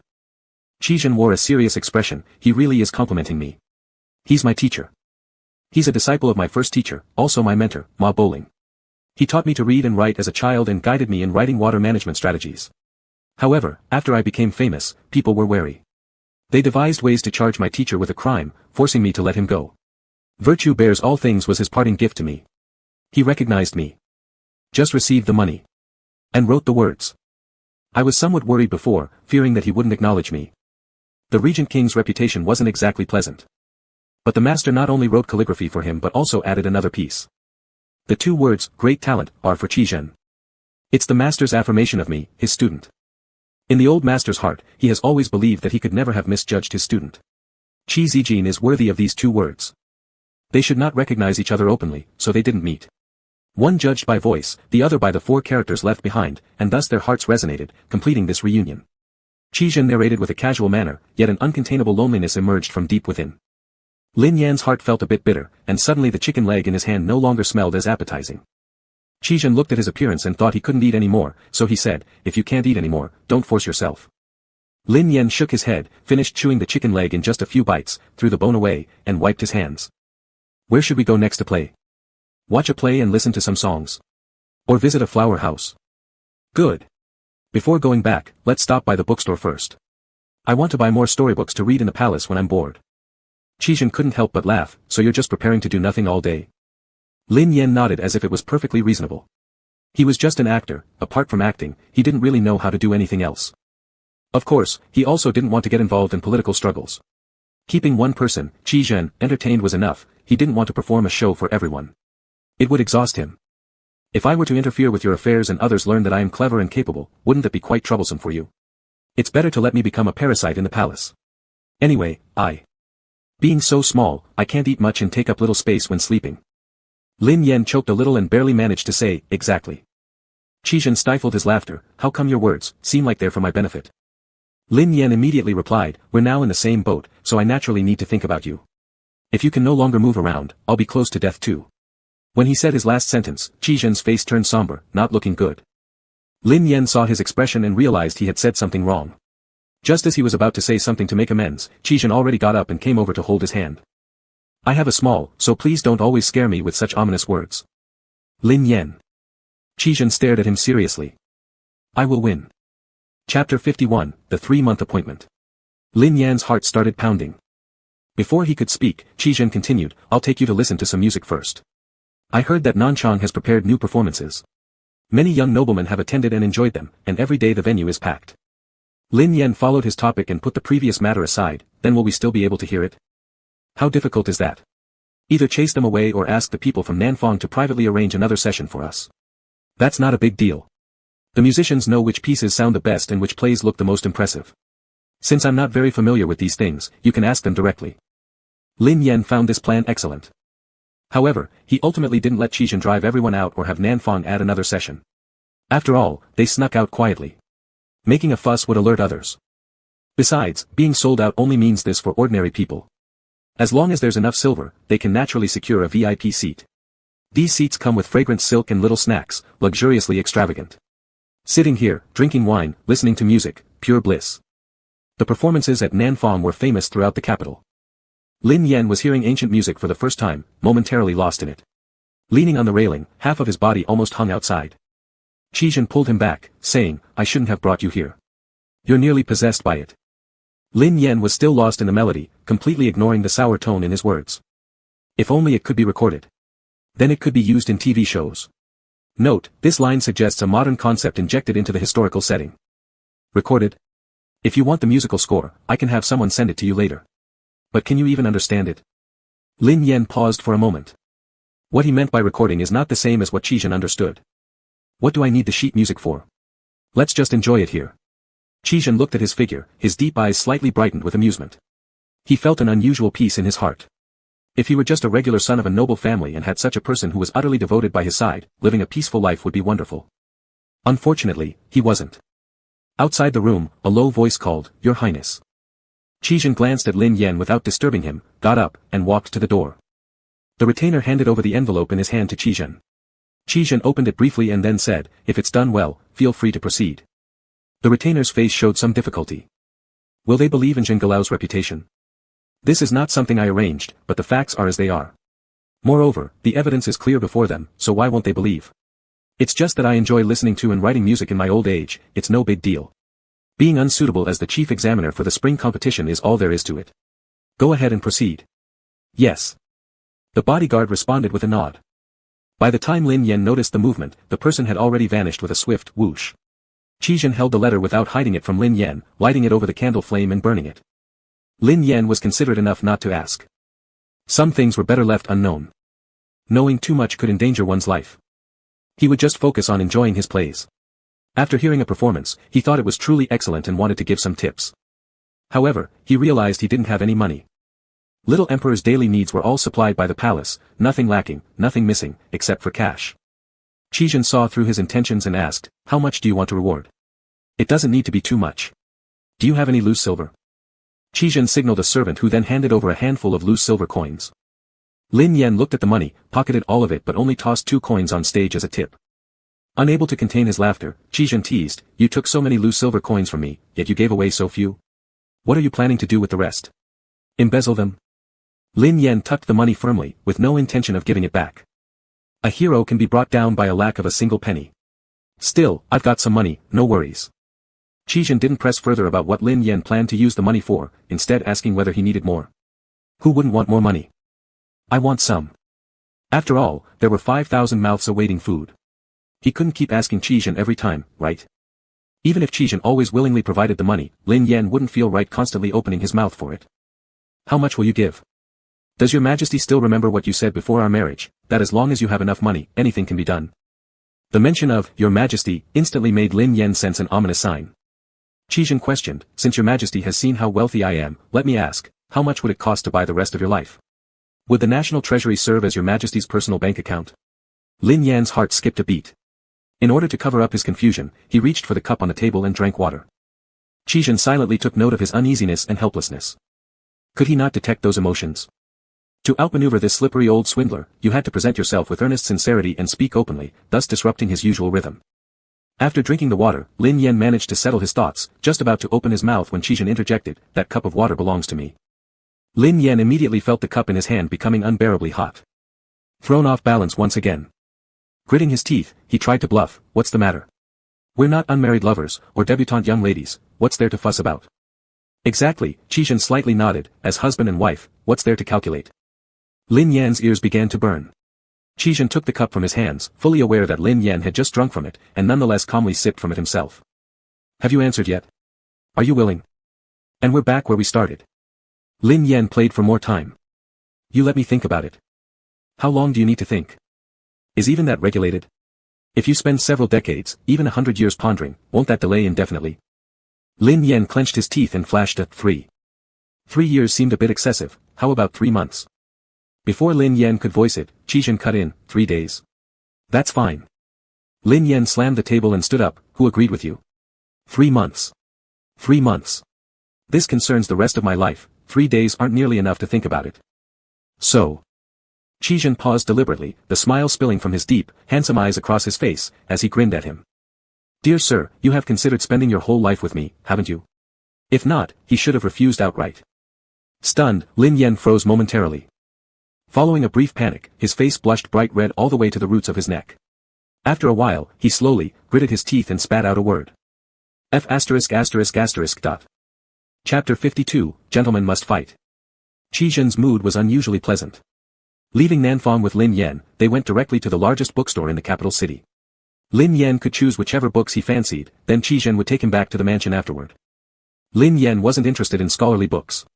He exchanged a glance with the shop owner, who quickly understood. The two men exchanged knowing smiles. The store owner invited him into the private cabinet. The books in the private cabinet were absolutely exquisite. Commonplace scripts and novels weren't worth mentioning here. There were also quite a few restricted illustrative books. Lin Yan was fully absorbed in his reading when he suddenly heard an urgent and flustered ching ching. Lin Yan walked to the door, lifting the curtain. "What's wrong?" Qizhen turned around, his previous panic slightly dissipated as he breathed a sigh of relief. He quickly walked up to Lin Yan, hugged him tightly, pressed him close for a moment to disperse the panic he had felt when he didn't see Lin Yan upon turning. The bookstore owner's expression was subtle. Qizhen let go of him but held his hand. "Why were your steps so fast?" Lin Yan saw the suppressed uneasiness in Qizhen's forced composure and felt a bit annoyed. The political situation in the capital was chaotic. So just following the bookstore owner into another room without a word was far too careless. "I'm sorry, I'll let you know next time." The bookstore owner observed them carefully. "Never mind. What books caught your eye?" Lin Yan hid the book behind his back and gave a nervous laugh. "Nothing much." The bookstore owner immediately suggested, "Gentlemen, this way, please. We have some other fine storybooks over here." The shopkeeper directly led them to a pile of books. Qizhen picked one at random. The Affair on Longyang Island. Then another. Stories about the current crown prince and his crown princess that must be told. Qizhen. He held Lin Yan's hand with one hand, not bothering to turn the pages himself, so he handed the book to Lin Yan. "Take a look." Lin Yan glanced at it, his vision going black momentarily as he feigned calmness. "I can't focus since you're holding me." Upon hearing this, Qizhen released him. Lin Yan. Lin Yan took the book, praying first that it wasn't what he thought it might be. After a deep breath, he opened it. Skimmed through it briefly. And closed it. Qizhen's eyes twinkled mischievously. "What's wrong?" "Nothing, this book isn't very interesting." "Are there others?" Qizhen pulled a few more from the shelf, reading their titles aloud. Handsome Crown Princess sets fire to her husband's heart. Wedding day, cornered against the wall by the Crown Prince himself. This Crown Princess is hard to handle. Unable to hold back his laughter, Qizhen casually flipped open one, blushed slightly after 2 pages, yet his tone remained composed. "Never would have imagined there are such exquisite creations in the world." "Exquisite my ass." Lin Yan wanted to leave. But thinking of Qizhen's earlier reaction, how could he dare walk away now? The bookstore owner chimed in with a smile, introducing them. "In our great land of Qi, though marriages between men are rare, they do exist. The former crown prince was the first. Many people remember his handsome and charming crown princess. Compared to you two, she wasn't any less attractive." Qizhen nodded in agreement. She indeed was very beautiful. Hearing this, the owner got even more excited. This couple, because of their striking appearances, has become popular among folk stories. Though these tales are fictitious, they sell exceptionally well. There's an entire shelf full. Qizhen slightly tilted his head in acknowledgement, showing utmost composure and calm while handling the books without hesitation, as if flipping through classics instead of questionable banned literature. Lin Yan stared wide-eyed. A whole shelf? All these books, who wrote them? Does this person ever sleep? Work? Eat? With such leisurely days, does he think the lives of the crown prince and princess are playthings? Does he have no sense of shame? The bookstore owner opened his mouth but found himself at a loss for words on how to respond. Qizhen nearby slightly tilted his face, his shoulders trembling lightly as he tried hard not to burst out laughing. Nervously, the owner offered, how about you check out some other selections? There are those involving fictional characters too. Others? Who? Well, there are many. Such as the late emperor and the old Prince Heng, also Zhou chief secretary and the coroner. But those don't attract many readers. Lately, there have been quite a few about the regent prince and his consort. Would you like to see? Before Lin Yan could answer, Qizhen furrowed his brows, regent prince and his consort. Yes, they recently married, hence quite a few stories popped up. Coldly, Qizhen asked, where are they? The owner quickly rummaged through the shelves, here, newly released, not many yet, only 2 copies. However, based on my prediction, there will probably be a lot more soon. Won't there be a lot more? Qizhen's icy tone startled the bookstore owner. Confused as to how he offended this customer again. Taking the book randomly, Qizhen skimmed through it. The language is overly flowery, devoid of truth, filled with fanciful assumptions, sentences are choppy, and there are numerous typos yet you have the audacity to peddle it? Are you desperate for money? The owner was already drenched in sweat. There are only a few in the capital who write about this. I didn't see him criticize those of the crown prince and crown princess earlier, but he tore apart the works on the regent prince and his new wife completely. Qizhen slowly recited, did the regent prince lay down his sword for the newly arrived Lady Songming? The regent prince laid down his sword. Qizhen threw the book to the ground as if it were some unbearable trash, disdainfully sneering. Nonsense. Given his situation, telling him to drop his sword was asking him to wait for people to rush up and hack him to death with their swords. And all for the newly arrived Songming. It was good enough that he hadn't killed her for her foolish past infatuation with Lin Yan. Qizhen was brimming with hostility. After calming himself momentarily, he finally looked at Lin Yan, are you done choosing? Lin Yan held his selected book, yes, I'm done. I've made my choice too. Lin Yan glanced at the book in Qizhen's hand, and his face twitched slightly. Qizhen took his chosen book out of the inner cabinet. As soon as he stepped out, a servant took the books from both him and Lin Yan and placed them on the carriage. The servant went to pay. Lin Yan climbed onto the carriage before Qizhen did. Standing by the carriage, Qizhen quickly whispered, I don't want to see such nonsense books about me and various other individuals circulating in the market. The servant standing by the carriage was a disciple of Su Fuquan, sharp-eyed and bright-hearted. Hearing this, his expression stiffened, his body became rigid, and he replied with a simple, yes, before going to take care of it. After lifting the curtain, Qizhen got inside and immediately saw the look of utter helplessness on Lin Yan's face. Lin Yan said, you've never cared about these things before. Let me guess, you've hidden all of them away yourself. It used to be his sole amusement back then. To others' books, naturally I wouldn't look. But those concerning myself and my own wife, why shouldn't I read them? What he said made so much sense that Lin Yan couldn't refute it and simply ignored it. Who would have thought that Qizhen couldn't even wait until they returned to the palace and started reading right there in the carriage? Lin Yan wanted to say something but feared stirring trouble for himself and thus swallowed his words. Qizhen held the book in his hands, you need not stare at me like that. If you want to read, we can read together. He even extended it towards Lin Yan slightly. Lin Yan, already annoyed and embarrassed, lit up easily. Who wants to read that? To read his own private literature. That surely meant something was wrong with his brain. Qizhen might be fine, after all, someone higher up may still find some fun. But for someone lower down, was he supposed to read about how he was imagined to be treated by others, doing this and that in various ways? Just now, Qizhen had been fully absorbed in reading the book and hadn't noticed Lin Yan's reaction, but now upon a glance, he realized Lin Yan was flustered. He put down the book and consoled Lin Yan. Actually, the writing isn't very good. They know nothing about our inner stories or our personalities, they make up everything. I know the characters in the book are not you. The two of us in the book love each other deeply. That's what I'm interested in, not the rest. Lin Yan understood. Qizhen envied the couple in the book and wanted to compensate for his regrets in reality. Lin Yan didn't want to continue this conversation further and risk digging himself into a deeper hole, so he remained silent. Qizhen thought Lin Yan was still angry or didn't believe him, so he provided an example. I just saw a section in the book, on our wedding night, where I lust after your beauty, pinning you down on the bed to consummate our marriage. Secretly longing for me for years, you're half shy, half nervous, telling me, Prince Crown, please be gentle. I am afraid of the pain. Lin Yan felt like an elder on the subway checking his phone. Qizhen said, this is not like you. If it were you, you should have been holding my neck and saying, Prince Crown, do not pity me. Go ahead. Lin Yan was shocked, then furious. He was ready to vent his anger right now. Men must fight. You're nonsense. Hand over the book. Thank you little treasures for the gifts and the encouragement. Please dear new readers also give me a hand. Love you all. Chapter 53, The Emperor's Joy.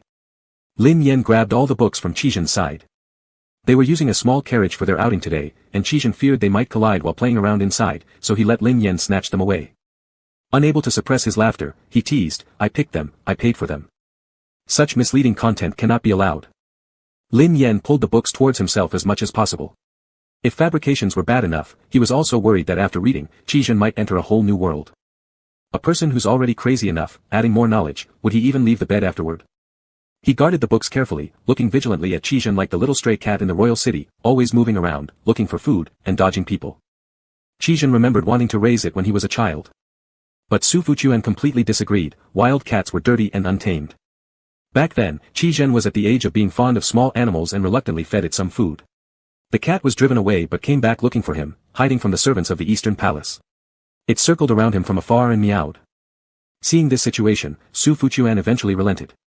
But then someone else found out and under the pretense of danger, used the guise of concern to kill the cat right in front of his eyes. Lin Yan wasn't that cat. He was much cuter than that cat. And Qizhen wouldn't let Lin Yan become like that cat. Thinking this way, Qizhen's expression involuntarily softened, and he leaned closer. Lin Yan tensed up instantly, why are you getting so close? Qizhen's gaze was dark, immeasurably deep, yet tinged with gentleness. That gentleness seemed almost seductive, tempting. His slightly hoarse voice carried a sense of restraint, sounding very alluring. Each time I watch you sleep, I have improper thoughts. Lin Yan. Qizhen paused momentarily, and his words seemed somewhat difficult, I feel a little unable to restrain myself now too. Unable to restrain? Unable to restrain what? Every nerve in Lin Yan's body was taut, quivering as every word from Qizhen resonated within him. He scolded angrily but weakly inside, I told you these books shouldn't be read. If you hadn't read them, would you really act lewd in broad daylight, in public, inside a moving carriage? Qizhen's expression froze briefly, I just want to kiss you. Damn. Is this supposed to be the improper thought? Lin Yan glared at Qizhen for a moment before understanding. Qizhen was, after all, an ancient person. Their intimacies were always in the sleeping chambers with everyone dismissed, not allowing anyone to see. Whether out of conservatism or possessiveness, Qizhen fundamentally didn't want anyone else to witness their moments together. Lin Yan seemed to rationalize it, but after a while, felt something was still off. Were those improper thoughts when you said watching me sleep also about kissing me? Yes, but not entirely. Qizhen explained, I think it's inappropriate because the timing and location are bad. Secretly kissing you or doing other things secretly isn't right either. This is what Qizhen had been taught by his upbringing. The carriage moved slowly. Though the official road was level, being pulled by horses still caused slight swaying. The car curtain, moving with the swaying, brought in the light of the setting sun. It illuminated Lin Yan's slightly red face, making it look especially appealing as if glazed. Lin Yan. What? You're blushing. Lin Yan immediately fell silent. Qizhen placed his hand on Lin Yan's chest, not teasingly, but seriously sensing. Your heartbeat is fast too. Lin Yan wanted to curse. Just kiss already instead of pulling these ambiguous stunts that fog the brain. Qizhen then placed another hand on his own chest, mine is also fast. Lin Yan closed his eyes. Life-threatening. Wants to hit him. The next second, an impatient kiss landed on his lips, bringing an unstoppable momentum with an almost frightening invasiveness. Lin Yan was dizzily kissed until he was lost in sensation and still leaning against the carriage afterward, trying to recover. Lin Yan glared at him. Wasn't it improper? Then why did he kiss without saying a word? Qizhen smiled as if reading Lin Yan's mind, I thought you were closing your eyes, waiting for me to kiss you. You're quite imaginative. Sudong told me this. Zhou. Sudong. What kind of education should he impart? As soon as the carriage entered the palace gate, an attendant followed alongside and softly called out to His Highness the Prince. After a moment, someone inside responded, his voice slightly raspy, what is it? There's news from the palace. The attendant presented a slip of paper with both hands. Qizhen reached out of the carriage window, took the slip of paper, and lowered it for another kiss to the person in his arms before sitting up straight again to finish reading. On the slip of paper, it said that Prince Heng sent imperial guards with a large horse-drawn carriage into the palace, claiming that the carriage contained a gift for His Majesty.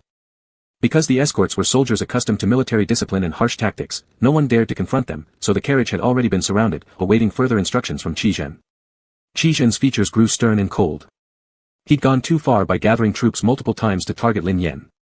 Qizhen crushed the slip of paper in his hand, Prince Heng has sent you a gift. For me. What is it? I don't know. It's inside the carriage, guarded closely, not allowing people to approach or check. It must be gold and treasures. What else needs people watching over it? Lin Yan was slightly excited but quickly calmed down and looked at Qi Zhen. Can I accept it? Ask me. Lin Yan looked at Qi Zhen. The surprise on his face wasn't feigned. Lin Yan said, he's surely giving me gifts to make a breakthrough through me to get to you. So I'm asking you, if I take it hastily, I'm afraid it might cause you trouble.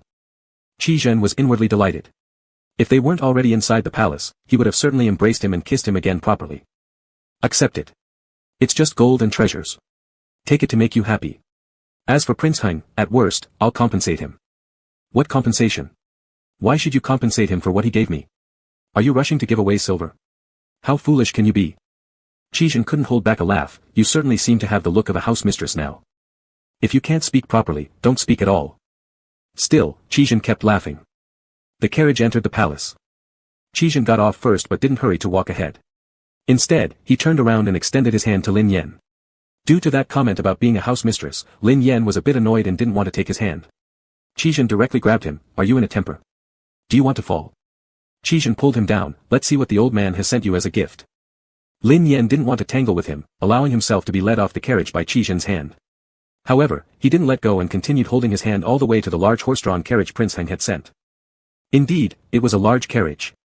Lin Yan's eyes lit up. Qi Zhen chuckled and instructed, unpack and check it. The head guard immediately obeyed, commanding the surrounding guards who were alerting everyone, and started unloading the cart.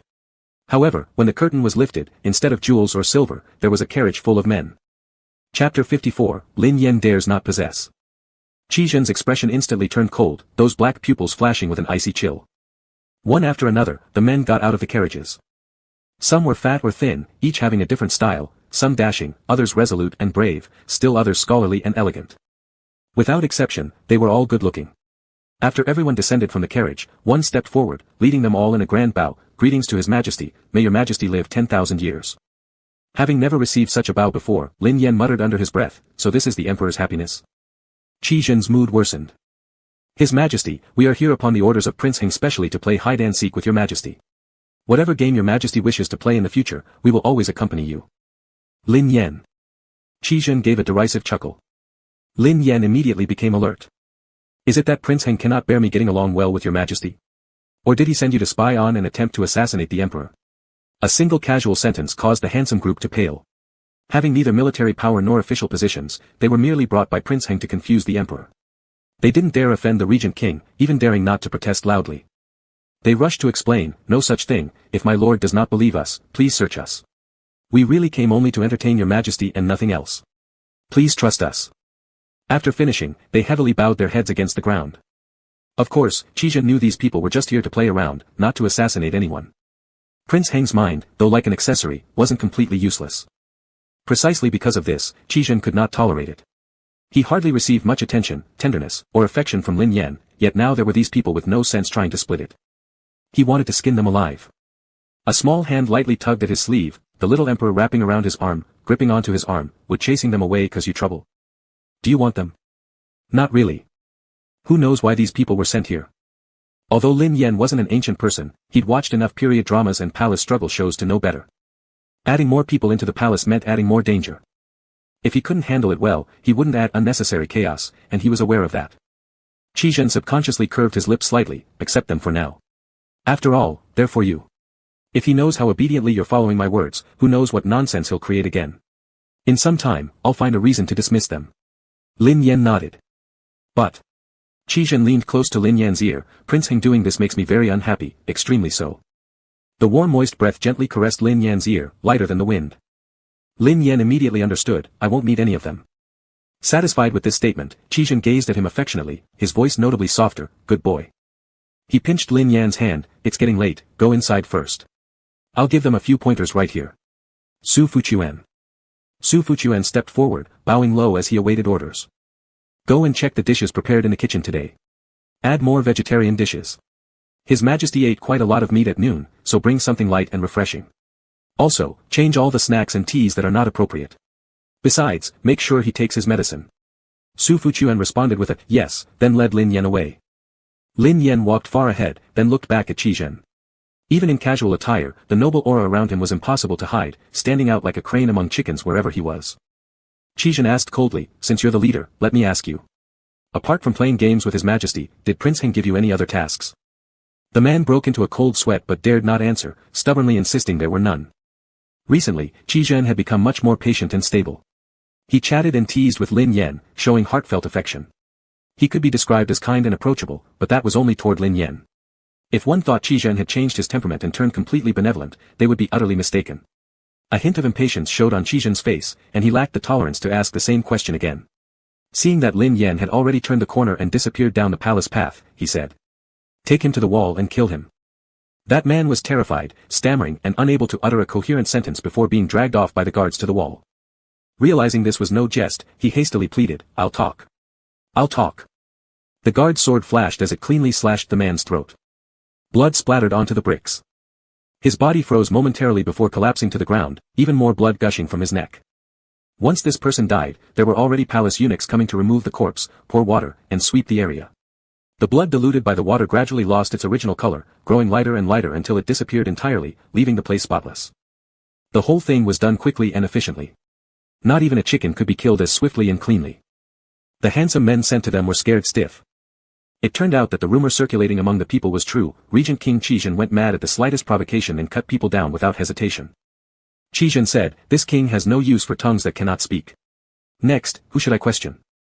His icy eyes gleamed like those of an eagle soaring high in the sky, instantly making one feel like prey marked for death. I'll talk. I'll talk. One of the men trembled as he crawled out and kowtowed several times on the ground. Prince Heng ordered us to win the favor of His Majesty. If necessary, climbing onto His Majesty's dragon bed is also acceptable. He also gave us red history books, just in case we needed to refer to them. We were told to carefully record every word and action between Your Highness and His Majesty each day. How do you plan to transmit the information outside? Prince Heng said that once we settled down, he would arrange for people to sneak the messages out when collecting the chamber pots. I see. Qizhen's expression remained calm. Now that your leader has met a violent end, from now on, you will be the leader. The man who had crawled out trembled violently at the recollection of the previous person's gruesome fate. Do you need any instructions on how to watch them or what sort of messages to send? No need. No need. Your servant will follow only Regent King's commands from now on. Qizhen grunted affirmatively, a touch of indifference in his tone. He ordered them to be taken down and settled.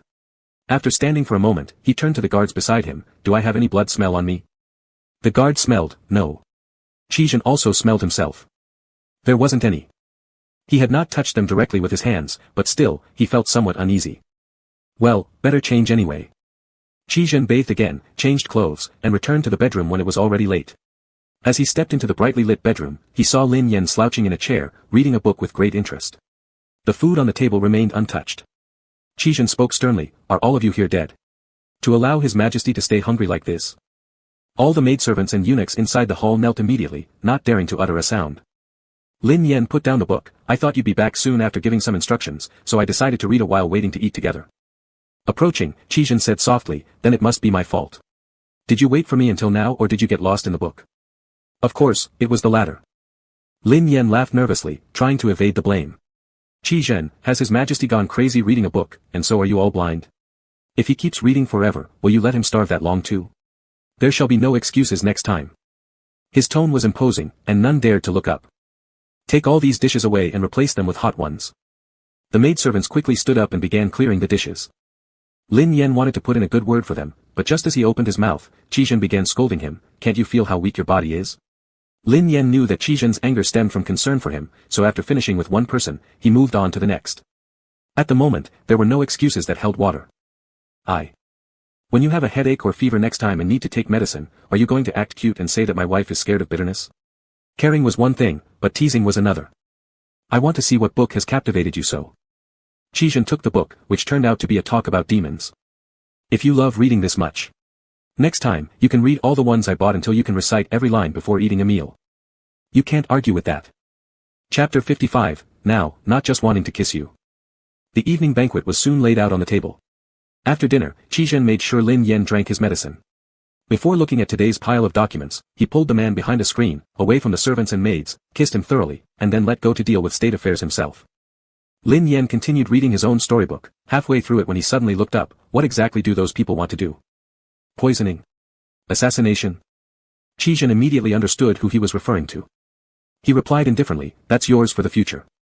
Lin Yan jumped off the dragon bed, furious. Is Prince Heng's brain broken? With nothing better to do, meddling in things that don't concern him, sending a bunch of men to. I'm still the emperor, yet he dares to overstep like this.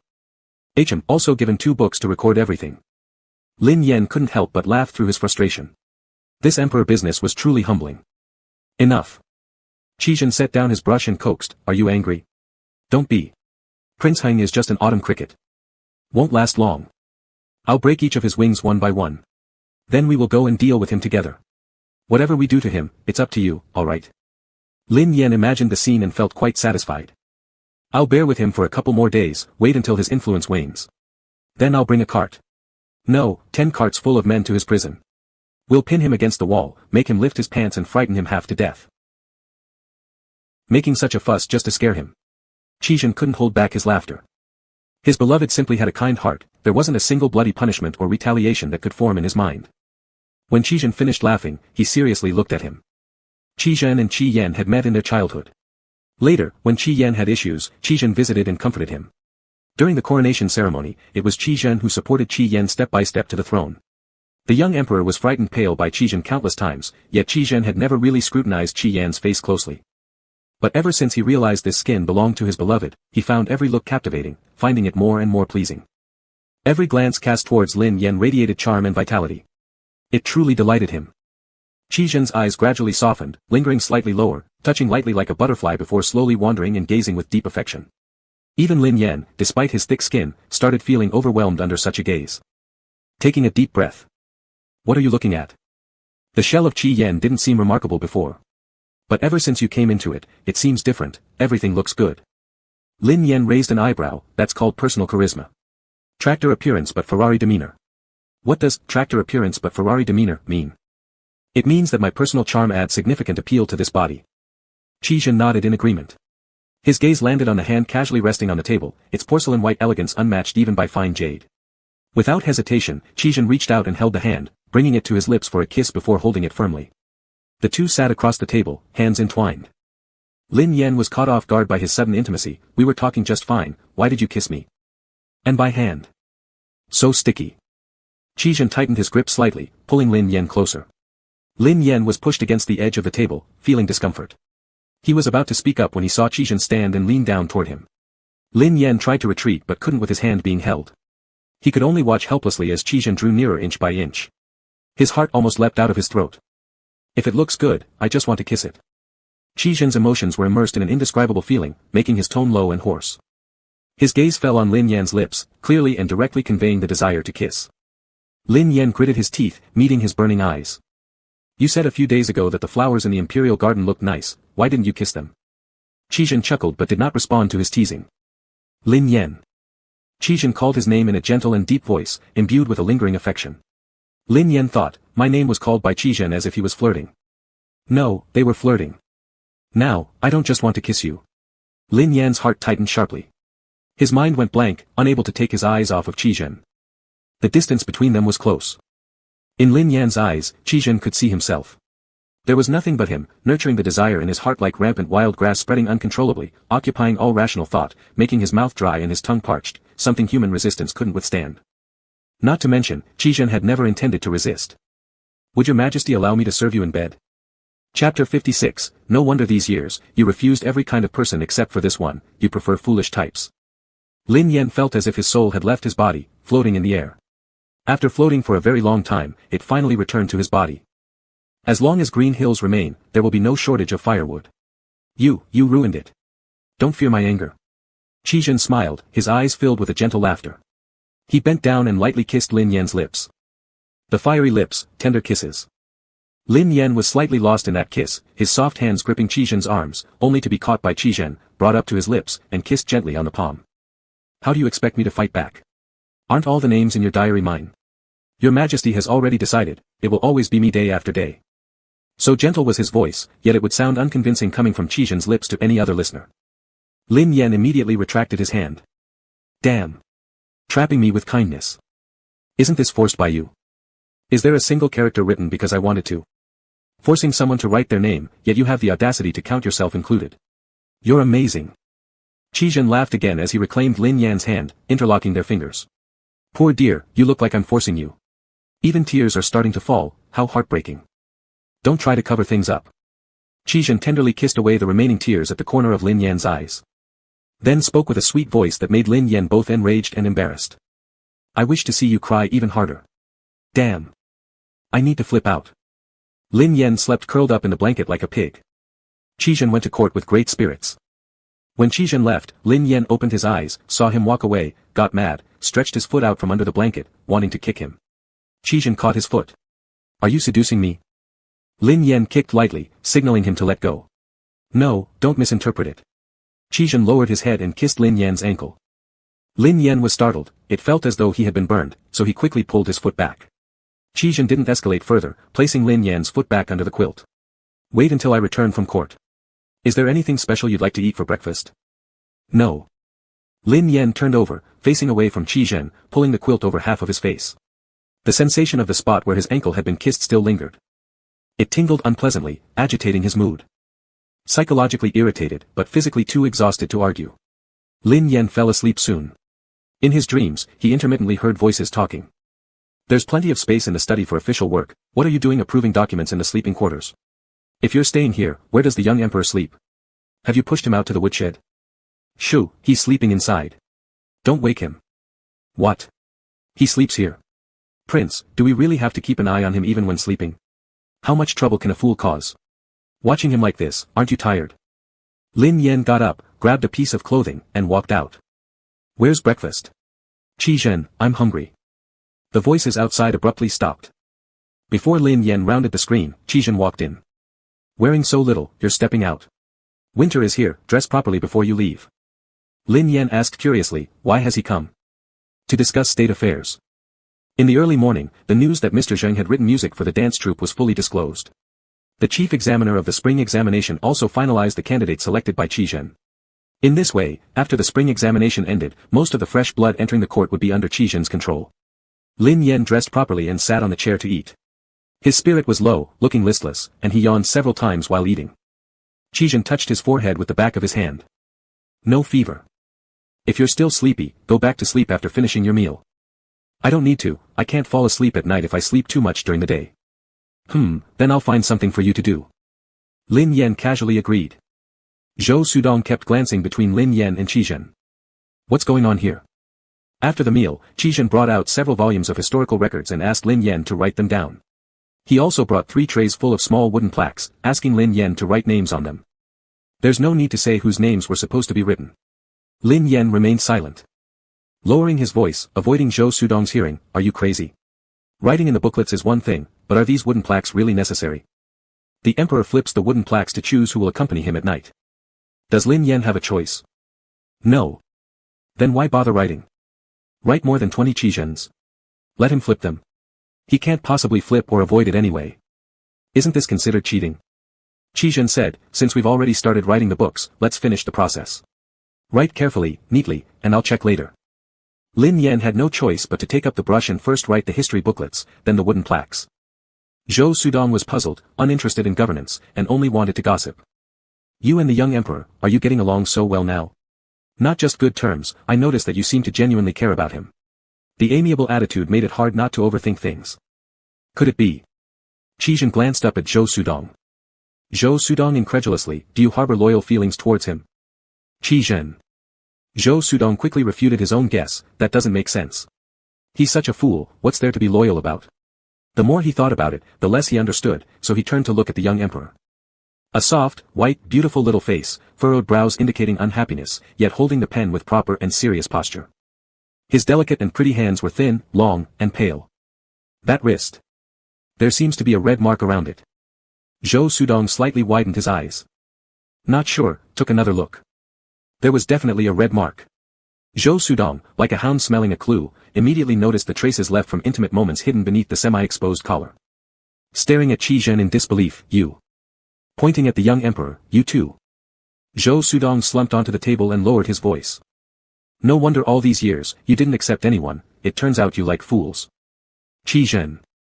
Zhou Sudong, we've been friends for so many years, and I couldn't figure out that your preferences are so unusual. Qi Zhen. Chapter 57, pet name. The more Zhou Sudong thought about it, the more amazed he became, and the more he felt his discovery was truly remarkable. He even began listing the advantages of being a fool. I can actually understand you. A fool, their mind is pure, a childlike heart. If you're kind to them, they'll return the kindness. Simple and straightforward, no schemes or intrigues. Even if someone exploits them, probably a little deception would solve the problem easily enough. Qizhen pinched the bridge of his nose, feeling somewhat headache. What nonsense guesses, it's hard to believe Zhou Sudong has such a brain. You don't have to hide it from me. We've been friends for years, I've seen you when you were still wearing open-crotch pants. Although your tastes are uncommon, there's nothing wrong with it. I don't care, and neither should you. I respect your preference. Pfft. Lin Yan managed to suppress laughter throughout the entire conversation, trembling shoulders and shaking handwriting, every stroke was shaky. Qizhen took a deep breath and endured. If you have nothing else to do, you can leave. The state affairs have not yet been discussed. Won't leave. Zhou Sudong put aside his curiosity about personal matters and began discussing government issues with Qizhen. He discovered that whenever any relatively complex issue arose or when they encountered nonsensical opinions or strategies from the officials, Qizhen would glance at the young emperor. Just one glance would improve his mood. Sometimes, he'd even have a faint smile on his face. Zhou Sudong thought to himself, if he's in this state, there's no way he doesn't have that kind of preference. Who is he trying to fool? What did you make him write? He seems so serious about it. Qizhen replied indifferently, write my name. Zhou Sudong was astonished, how many times does he have to write your name? It takes so long. My name has a lot of strokes, it needs to be written multiple times to look good. Zhou Sudong nodded. A name with a lot of strokes might well be Qizhen's nickname. Even his nickname is given out, there's no way he doesn't like someone dumb. Zhou Sudong sighed inwardly. This grand imperial city truly is a place where people get devoured. Not only has the crown princess of Qizhen been devoured, but they've turned Qizhen, such a fine person, into this mess. The court disputes should end as soon as possible for everyone's benefit. Zhou Sudong curiously asked, what's going on with Song Ming from your residence? Someone entrusted me to help take care of him, that's all. Lin Yan tightened his grip on the pen imperceptibly and continued writing with his head down. Zhou Sudong didn't press further. After discussing state affairs with Qizhen, he left. Before leaving, he leaned close to the young emperor and reminded him. Your Majesty, if you obediently follow the regent prince here, I'll find you anything delicious you want later. Whatever you fancy, I'll manage it for you. Remember, listen only to the regent prince in the future. Do whatever he tells you to do without hesitation. Be it raising your hand or bending over, don't think twice. Only he cares for you, everyone else is lying to you. Impressive. This guy is really Qizhen's true friend. One after another, deceiving fools come so effortlessly to them. Lin Yan let out a mischievous chuckle, devious thoughts bubbling up. Nodding vigorously with an exceedingly sincere tone, he happily responded, got it, Shamyao. Zhou Sudong was bewildered, what is Shamyao? Lin Yan guessed right away that Zhou Sudong wouldn't know. Some book I read recently mentioned that the largest animal in the ocean is called Jing. It says that when this beast dies, its remains nourish myriad creatures. Its life was magnificent, and its death generous. So extraordinary. So noble. That's why it got an especially beautiful name, Jingluo. Zhou Sudong looked puzzled, then what does Shamyao have to do with Jingluo? Lin Yan explained solemnly, deliberately, slowly. There's also a creature in the sea called Sha, even more powerful than Jing, it can eat so many people at once. Lots of fish in the sea are afraid of it. It's the king of the ocean. And just like Jingluo, it has a lovely name. Its decline is called Shadayo. Zhou Sudong chuckled, so, Shamyao originates from Shadayo. Exactly. Lin Yan picked up the pen and earnestly wrote, Shadayo, for him. Zhou Sudong held the paper, boasting proudly in front of Qizhen, look, your majesty gave me this. How auspicious. From now on, whenever I meet someone, I will tell them I'm named Zhou Shadayo. Do you have one too? Qizhen glanced at the words on the paper. Though individually the characters didn't suggest any specific meaning, listening to Lin Yan's explanation made it seem plausible. But Qizhen knew at once that the little rascal was pulling someone's leg. I don't need one, you having it is enough. Qizhen paused, then glanced at Lin Yan. He gazed back, eyes filled with anticipation. Qizhen pushed the matter further, His Majesty's kindness is boundless, keep it well. That's naturally appropriate, I thank His Majesty. Zhou Sudong folded the paper carefully and put it away neatly. Without lingering further, he left. Qizhen then questioned Lin Yan, what exactly does Shadayo mean? Lin Yan knew full well that he couldn't hide it from him, so he explained, the two words suit his temperament perfectly. Oh. So. Qizhen stood by the table, eyes slightly lowered, looking at the wooden plaques on his desk, do these align with my temperament? At first, Lin Yan had written the names properly and carefully in the history ledger. Each stroke meticulously crafting, Qizhen. But as time passed, patience wore thin, and fatigue set in, the letters became gradually hazy, their forms connecting more fluidly. Eventually, who knows what squiggles were formed. As for the wooden plaques, Lin Yan didn't dare to lose control too much since there weren't too many. But after writing Chi Zhen twice, it felt dull. Then he added Chi Zij. Then, Chi Beauty. Chi Handsome Face, Chi Big Bird, Chi Giant Foundation, Chi Root Solid, Chi Brother, Chi Freak, Chi Naughty, Chi Lovely, Miracle Zhen Zhen. And finally, Chi DG. These were the ones Chi Zhen referred to on the wooden plaques. Lin Yan lowered his gaze, slid the tray toward him. Take a look, do you like it? Chi Zhen randomly picked one up. This doesn't seem like a nice word at all. Why not? Let me explain it to you. These are praising that you have a large bird under your crotch. This one is saying you're great, my big brother, and you will always be my big brother. Yanba, Beauty, and Miraculous Zhen Zhen are all praising how good-looking you are. As for the remaining ones, Freak and Naughty, Chi Zhen could understand them. Chi Zhen pointed at that strange symbol. This doesn't look like a character.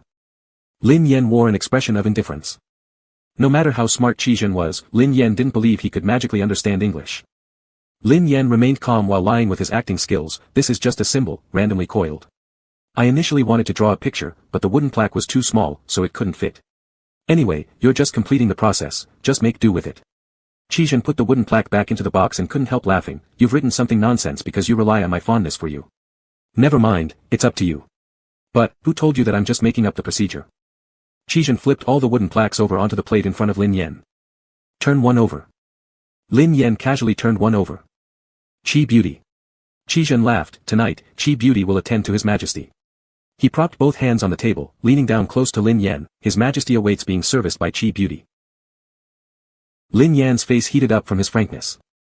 Not only did his face heat up, but he also deeply regretted it. Had he known Chi Zhen would play with this, there's no way he would have written Chi Dog. Now wasn't he cursing himself? Lin Yan made an appeal. Can I rewrite them? Chi Zhen rejected it. No. Chapter 58, King Heng, do you wish to kill the Emperor? Lin Yan had a distinct feeling of lifting a stone only to drop it on his own foot. He steadied his heart and said, you and Su Dong have a pretty good friendship. Did you know each other since childhood? Have you ever fought? Yes, we even fought a battle a couple of years ago. Lin Yan was surprised. You fought a couple of years ago? Yes. Why? Because he scolded you. Lin Yan was even more astonished. Why would he bother to scold me? Chi Zhen explained, at that time, I temporarily withdrew from the political scene. In order not to drag him into it, I didn't tell him about my plans. Later when he found out, he thought I didn't consider him a friend and angrily came to argue with me. So why did your argument turn into cursing you? At first, it wasn't like that, but the more he spoke, the angrier he got. He said that if I dared to hide things from him again, he would dig up your grave, break your bones into pieces, and feed them to the dogs on the street. Lin Yan took a deep breath, shocked by the meanness of it. Yes, so I fought with him. Lin Yan asked again, did he just blame you for hiding things from him and get angry for that reason? No. We occasionally disagreed on policies, but still consulted. If we were to fight over everything, then what kind of governance would that be? Chi Zhen paused for a moment, his gaze on Lin Yan becoming more cautious. Then what about you? Would you be angry with me because of my methods? For example, killing people. The topic carried a little heaviness.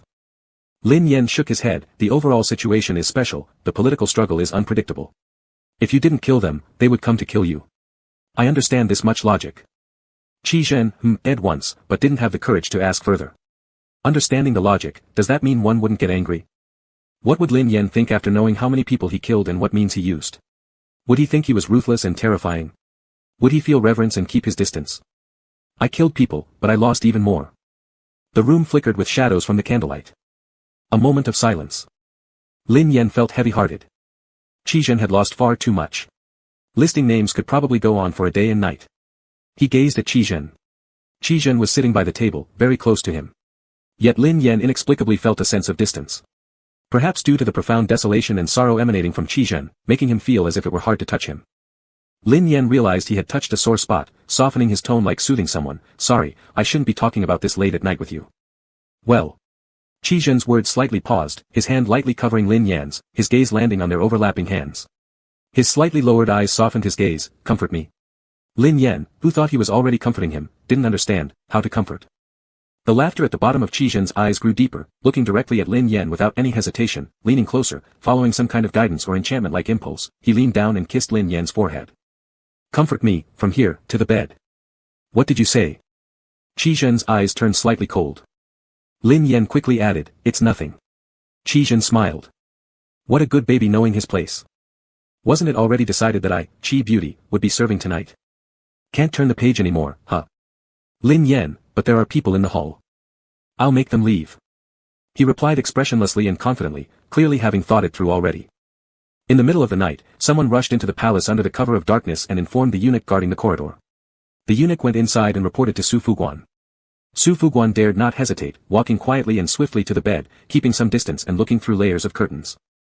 Before he even opened his mouth, the person inside had already woken up, sat up, put on a robe, got out of bed, and bent over to adjust Lin Yan's blanket. Qi Zhen walked out, Su Fuguan lowered his voice and handed over the folded paper that was just delivered. We succeeded. Qi Zhen walked outside while reading the folded paper under the candlelight and returned it to Su Fuguan. Make sure no news leaks into here. Yes. The next day, multiple merchants within the jurisdiction of the Heng in the capital were robbed, children and women from several households went missing, and even people disappeared from officials' residences. The entrance of the local government office was crowded with people early in the morning. Just receiving the cases made the governor frantic. After summarization, there were 18 theft cases and 11 missing person cases. Under the emperor's nose, in the center of the dynasty, such cases were too audacious. Both the regent and Prince Heng issued a death order to the governor, ordering him at all costs to solve the case within 3 days. 2 days passed, but there wasn't even a single clue found. The governor thought he was doomed. Unexpectedly, a young woman dressed in rags ran to the local government office in the early morning, pounding the drum and accusing the deputy commander of the capital city gate guard of forcibly abducting civilians. The government office investigated according to the command and found the missing girls and children on one of the estates under the name of the deputy commander that day. As for the stolen items, they were found in the house of a soldier under the deputy commander's command.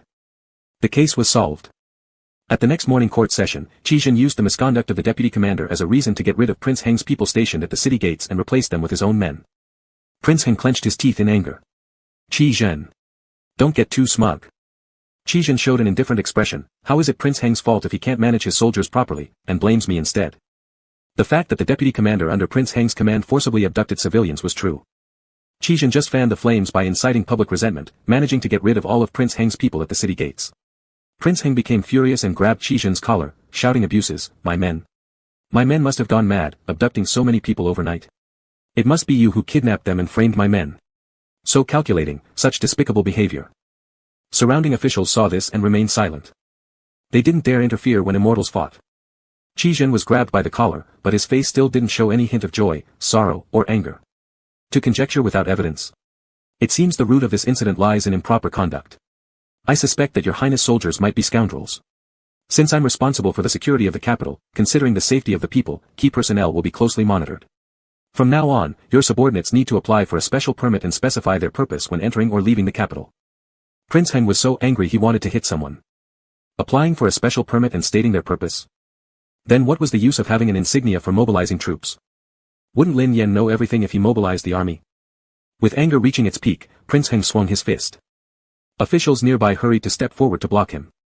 Lin Yan didn't blink. Even if he was about to be hit, his spirit didn't falter in the least. I'm standing right here. Do you dare hit me? Prince Heng didn't dare. All the civil and military officials were watching. Beating someone in the court would require quite the audacity to do so. If it were recorded as being too audacious, the subsequent court members certainly wouldn't support him becoming the emperor. Prince Heng angrily let go, staring fixedly at Qi Zhen with a ferocious gaze, concealing no murderous intent. Qi Zhen patted the wrinkles on his collar. By the way, I have another question for you. This morning, someone poisoned the emperor's tea. Fortunately, the tea was spilled, and his majesty didn't drink it. I've also caught the poisoner. It's one of the ones you sent to the rear palace a few days ago. Qi Zhen's eyes turned sharp. Prince Heng, do you wish to kill the emperor? Chapter 59, Zhou Sudong encounters trouble. Prince Heng said, those people who were sent into the palace have nothing to do with me now, they belong to his majesty. This matter was not instigated by me, so stop framing me. Killing them would bring no benefit to me. But as for you, if his majesty were to die. Qi Zhen interrupted, since it has nothing to do with you anymore, then I'll expel them all from the palace. Do you still want them? If so, send a carriage to pick them up at the gate. Prince Heng's forehead veins bulged with anger, and he finally flung his sleeves and left the hall. Qi Zhen immediately had those men expelled from the palace. Lin Yan resided deep within the palace, not knowing the specifics of how Qi Zhen managed this, but only aware that he had taken control over the city gates of the capital. Alongside the city patrols already under Qi Zhen's command, the entire capital was now in his grasp. Lin Yan, the majority of Prince Heng's troops are stationed outside the city. It was inconvenient to station so many troops within the city, making room for everyone impossible. Lin Yan, now, if he wants to mobilize the troops, it won't be easy. Indeed. First cut off his connection with the outside world, then break down his forces outside one by one. It won't take long before all of Prince Heng's fangs will be pulled out. So powerful. Lin Yan applauded Qi Zhen. Smiling, Qi Zhen leaned closer. Lin Yan thought he was going to kiss him, so he turned his face away. However, the anticipated kiss didn't fall.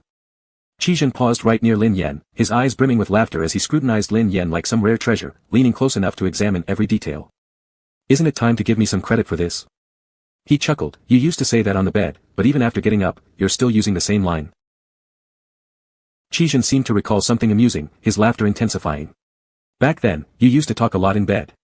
Recalling it, Qi Zhen recounted, Husband, your force is about to ruin me, so big. I'm going to break. Will you still want me if I'm ruined? In the early morning. Is it appropriate to chat about this? Lin Yan thought that if he knew there would be such a day, he'd definitely go back and strangle the impulsive version of himself. He didn't want to acknowledge this now. That must have been your late wife talking, right? I can see that your relationship as a couple was quite good. Qi Zhen burst out laughing with delight. Being so close, Lin Yan could feel Qi Zhen's warm breath against his face. Finally. This electrifying distance shortened. Qi Zhen's breathing became more intimate. Grasping Lin Yan's arm to prevent escape, he refused rejection, and forcibly kissed Lin Yan's lips. Even though they kissed daily, the soft sensation still left Qi Zhen dazed, unable to act gently. Instinctively, he grabbed Lin Yan's head, firmly controlling it, prying his lips apart, and kissing deeply. Your Highness. Su Fuguan rushed in nervously, glancing up and gasping when he saw the scene. He quickly covered his eyes and stepped back outside. Lin Yan snapped back to reality and pushed Qi Zhen away. Frowning, Qi Zhen showed discontent. What is it? Su Fuguan returned to the entrance of the hall, hesitating to speak. Qi Zhen looked at his expression and immediately realized it was an urgent situation. Standing up, he didn't leave immediately. Instead, he lifted Lin Yan's head and gave him another passionate kiss before walking towards the door. Seemed like some ministers wanted to pay homage outside. Lin Yan found it strange since the morning court session was almost due. Why did someone come to find Qi Zhen at this time? What important event couldn't wait even for a moment? Lin Yan just wanted to go out and check when Qi Zhen came back looking solemn, not mentioning a word about the matter. He only stated, I'm going to court, you stay here, don't go anywhere. I'll leave people to protect you. After finishing, he was about to leave, but after stepping out once, he returned and embraced Lin Yan tightly, very tightly, as if trying to merge him into his own flesh and blood. Lin Yan, caught off guard, felt a heavy beat in his heart, and his breathing momentarily paused. Something happened, right? Yes. Qi Zhen didn't hide it from him. He reiterated emphatically, therefore, you must stay here and not go anywhere. Don't leave this bedroom until I return. Relaxing his grip, Qi Zhen's hand intertwined with Lin Yan's fingers, clasping tightly. I'm not imprisoning you, only for a short while, at most a whole morning. Wait for me until I come back. Lin Yan didn't understand why Qi Zhen brought up imprisonment, but he nodded anyway, I understand. Qi Zhen stood in the morning light, his back turned to the glow outside the hall. His slightly drooping eyes carried a deep gaze. He hesitated for a moment and then suddenly bent down to kiss Lin Yan's lips. The kiss was neither tender nor long-lasting. Wait for me. After saying that, he finally let go of Lin Yan, turned around, and left in broad strides. Just before stepping out of the sleeping chamber, he glanced at Lin Yan once more, as if making up his mind, and finally walked away. Su Fuguan didn't follow. Seeing him enter, Lin Yan quickly asked, who came? Qi Zhen looked way too off today. It was Minister Zhou. Which Minister Zhou?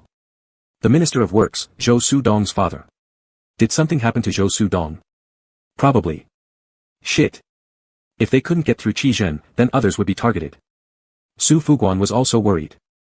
He had seen Qi Zhen grow up and could naturally consider himself as someone who had watched Zhou Sudong grow up as well. When Qi Zhen was little, due to his identity as crown prince, few children dared to approach him. Only Zhou Sudong, fearless like a young bull, climbed over the wall to find Qi Zhen. When Qi Zhen ignored him, Zhou Sudong threw sandbags at him, giving Qi Zhen a big bump on the head. Such was the friendship between them over the years. I wonder if young Master Zhou will. No. If he were already dead, Minister Zhou would have come to invite us for a banquet. Su Fuguan. Not what you think. I just mean, since Minister Zhou hasn't invited us for a banquet. Anyway, he is obviously here seeking reinforcements. Moreover, Prince Heng capturing Zhou Sudong must be for leverage against Qi Zhen. He wouldn't dare to take his life. Su Fuguan nodded in agreement. Both of them anxiously waited for some time but got no news. Such dry waiting was driving both of them crazy. Su Fuguan ordered for tea and breakfast. Before long, a servant entered carrying tea. The tray was barely set down on the table when the person suddenly drew a knife from beneath the tray and rushed toward Lin Yan. Catching sight of a glint of cold steel out of the corner of his eye, Lin Yan had no time to react. Suddenly, 7 or 8 black-clad individuals leapt down from the rafters. One blocked the attack with a knife, kicking the intruder far away, while the rest quickly formed a protective barrier in front of Lin Yan, shielding him. Seeing Lin Yan dazed, one of them reassured him, "Your Majesty need not fear, we are here to protect you on behalf of the king." "Are you, shadow guards?" "Yes." The young emperor's voice trembled. "So, did you see me kissing Qizhen?" Silence. A deathly silence. After a while, the person replied, but quieter this time, showing slight embarrassment. "Yes, but we weren't watching. We're not there when you retire either, by orders of the king." Lin Yan's world went dark, almost fainting right there. Chapter 60, Palace Revolt. The assassin was clearly no match for the shadow guards. Within a few moves, the situation swung into their favor. However, amidst the flashes of swords and knives, the assassin abruptly changed tactics, deliberately taking a hit from the shadow guard's blade.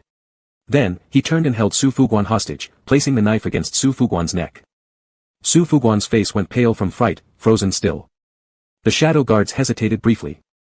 Having followed Qizhen for many years, they naturally knew who Su Fuguan was. But their mission was to protect the young emperor. The shadow guards were about to make their move to capture the assassin. Timely, Lin Yan called out, "Stop. Can't you see he has a hostage?" Since the young emperor gave an order, all the shadow guards paused, unsure of what to do next. Even though Su Fuguan's face had turned pale with fright, his tone was steady and resolute. "Your Majesty should not worry about me. Capturing the assassin is the most important thing now. Ever since the old servant received orders to serve the king, he has long known this day might come. No one will use my life to harm our royal master." Saying this, Su Fuguan attempted to rush toward the assassin's knife. The assassin immediately struck him with a palm, knocking Su Fuguan unconscious, and propped him up while pressing the tip of the knife against his neck. With unwavering eyes, he stared at the young emperor. "Your Majesty wouldn't want him to die." "I wouldn't. If Su Fuguan died, Qizhen would definitely grieve." Lin Yan could not just watch Su Fuguan die right in front of him. "If your Majesty doesn't want that, then come with me. I won't hurt you. I just wish to ask you to attend the early court session." "Who are you fooling? Asking me to attend court makes such a big fuss." The assassin laughed. His original plan was to take the young emperor hostage to the court. "Your Majesty can bring along these guards if you don't trust me." Lin Yan confirmed with caution, "Just going to the court session? I received orders only to invite your Majesty to attend the court session." "All right, I'll go. After I go, you will let Su Fuguan go." In the grand hall, civil and military ministers stood on either side. Qizhen, as usual, stood on the steps leading to the dragon throne, coldly looking down at the crowd below. A civil minister stepped forward. "I've heard that an official from the Ministry of Personnel, Zhou Sudong, did not return home all night yesterday. This morning, a blood-stained fingernail was found outside the door of the Minister of Personnel's residence, indicating that the official had been kidnapped. A government official was kidnapped, and we only knew about it after being notified by the kidnappers. I want to impeach the Minister of War, Chen Ruoli, for dereliction of duty that has caused widespread fear among the people." The Minister of War stepped forward and said, "I have already sent people to investigate. Based on the clues left at the scene, the culprits are no ordinary individuals. They know how to hide their tracks and the patrol routes of the War Ministry." The Undersecretary of the Ministry of Rights immediately countered, with just those words, "No ordinary individuals, do you think you can absolve yourself? How long do you plan to investigate this? Will you wait until all 10 fingers of the official have been sent back?" The Ministry of Justice responded, "Our department deals most frequently with such criminals. The statement is certainly not an excuse. Secretary Wang, if you believe you're capable, then you go ahead and investigate." The Undersecretary of the Ministry of Rights, "This is sheer nonsense. Is this my job? If this matter isn't investigated properly, who in the future would dare to leave their house? Oh, so now no one dares to leave their houses? And when the enemy comes one day, would you, the Undersecretary of the Ministry of Rights, take your family to surrender to the enemy nation?" The Undersecretary of the Ministry of Rights turned blue with anger. While muttering, "Utter nonsense," he secretly looked at Prince Heng and sent out the signal, "I can't handle this anymore." Prince Heng finally leisurely moved from behind the curtain to the front. "I think what the Ministry of Rights said makes sense. Even in the military, we understand the methods of bloodthirsty people. Those bloody nails were surely pulled off the fingers of the official, and the pain involved is unimaginable." Prince Heng cast a sinister look at Qizhen. Minister Zhou from the court, infuriated, could not stop himself from thinking about the picture evoked by Prince Heng's words, tears streaming down his face uncontrollably. Prince Heng spoke in a dark tone, "The Ministry of Justice oversees criminal penalties and should be fully aware. If our actions are too slow, the official's life may not be salvageable." This was a threat. Qizhen descended from the steps. "What do you want?" Prince Heng smiled. What did Regent Prince say? I didn't quite catch it. Qi Zhen's expression remained calm, his eyes dark and inscrutable. When I, Prince Regent, am willing to speak plainly, the best response is to act appropriately. Upon hearing this, Prince Heng's pleasant facade couldn't hold, his expression turning grim instantly. Qi Zhen, do you dare speak to me like that? You sent people to kidnap the official, why shouldn't I speak freely? Qi Zhen, you don't have any evidence. Don't spout nonsense. Do we need evidence? Everyone inside and outside the court knows the relationship between Zhou Sudong and me. If anyone dares to harm him, aside from you, who else would have the audacity to provoke me? Prince Heng denied it outright. It wasn't done by me. I feel that the local authorities should hurry up and send more people to find him. If it's too late, he might really be dead. Moreover, given the failure of the patrol guards in this incident, perhaps it's time to replace the commander. The fox's tail showed itself. Prince Heng took a step forward, speaking in a low voice but arrogantly. You don't know, when pulling the nails off, young Master Zhou didn't make a sound and even swore to kill whoever did this to him. He'd rather die than drag you down. Qi Zhen, you have a good friend. So you need to act quickly, or your friend may commit suicide, and then things would get difficult. Qi Zhen glanced sideways, his gaze sharp like a blade. Prince Heng was undaunted, responding with a smile. Qi Zhen, choose. The patrol camp or Zhou Sudong's life. Dark clouds pressed lower and lower on the horizon. Inside the grand hall, the atmosphere was heavy, and no one dared to speak. This case appeared to lack leads, no clues could be found, and no rescue seemed possible. In reality, the ministers all understood clearly.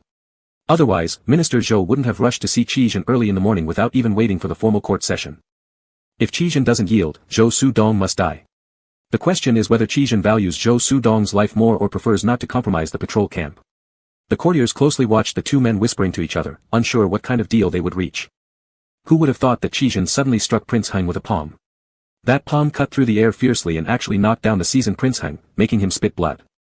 Qi Zhen stood firm, his gaze cold as ice needles piercing the Prince of Heng. To this day, it's only I who gives others choices. Qi Yang, I intended to be lenient with you, so that your 70,000 troops might live. But you insist on dragging them all into death. Prince Heng couldn't believe it. Qi Zhen, have you gone mad? How dare he strike him in the presence of the court? And how dare he proclaim to take his life? Qi Zhen looked at Prince Heng for a moment, then turned around and snatched a sword from one of the guards in the grand hall, decapitating the undersecretary of the Ministry of Rights with one stroke. Blood splattered onto Qi Zhen's face and those surrounding him. Chaos erupted in the grand hall, with some screaming, others retreating, complete disarray reigned. The blood ran down the blade, dripping onto the ground. Under the undersecretary of the Ministry of Rights, a growing pool of blood formed. As Qi Zhen stared at the blood, he let out a low laugh. This is what being mad truly looks like. Chapter 61, Monster. The Imperial Guards under Qi Zhen's command quickly moved in and surrounded the grand hall. All the ministers, who had been scrambling about for safety, were now intercepted. Prince Heng was struck dumb by fear, but after recovering his wits, he shouted loudly, attempting to bolster his own courage. Qi Zhen, you've killed an official of the court. You show no humanity or righteousness. What qualification do you have left to stand in this grand hall? And you dared to surround us here. What? Do you plan to slaughter everyone who opposes you? Qi Zhen responded coldly, this throne has always been built upon countless bones. Why should the addition of one or two more matter? Prince Heng sneered, then suddenly shifted his gaze past Qi Zhen, towards someone behind him, shouting loudly, Your Majesty. You see it. Qi Zhen has ambitions like a wolf and sheds blood mercilessly.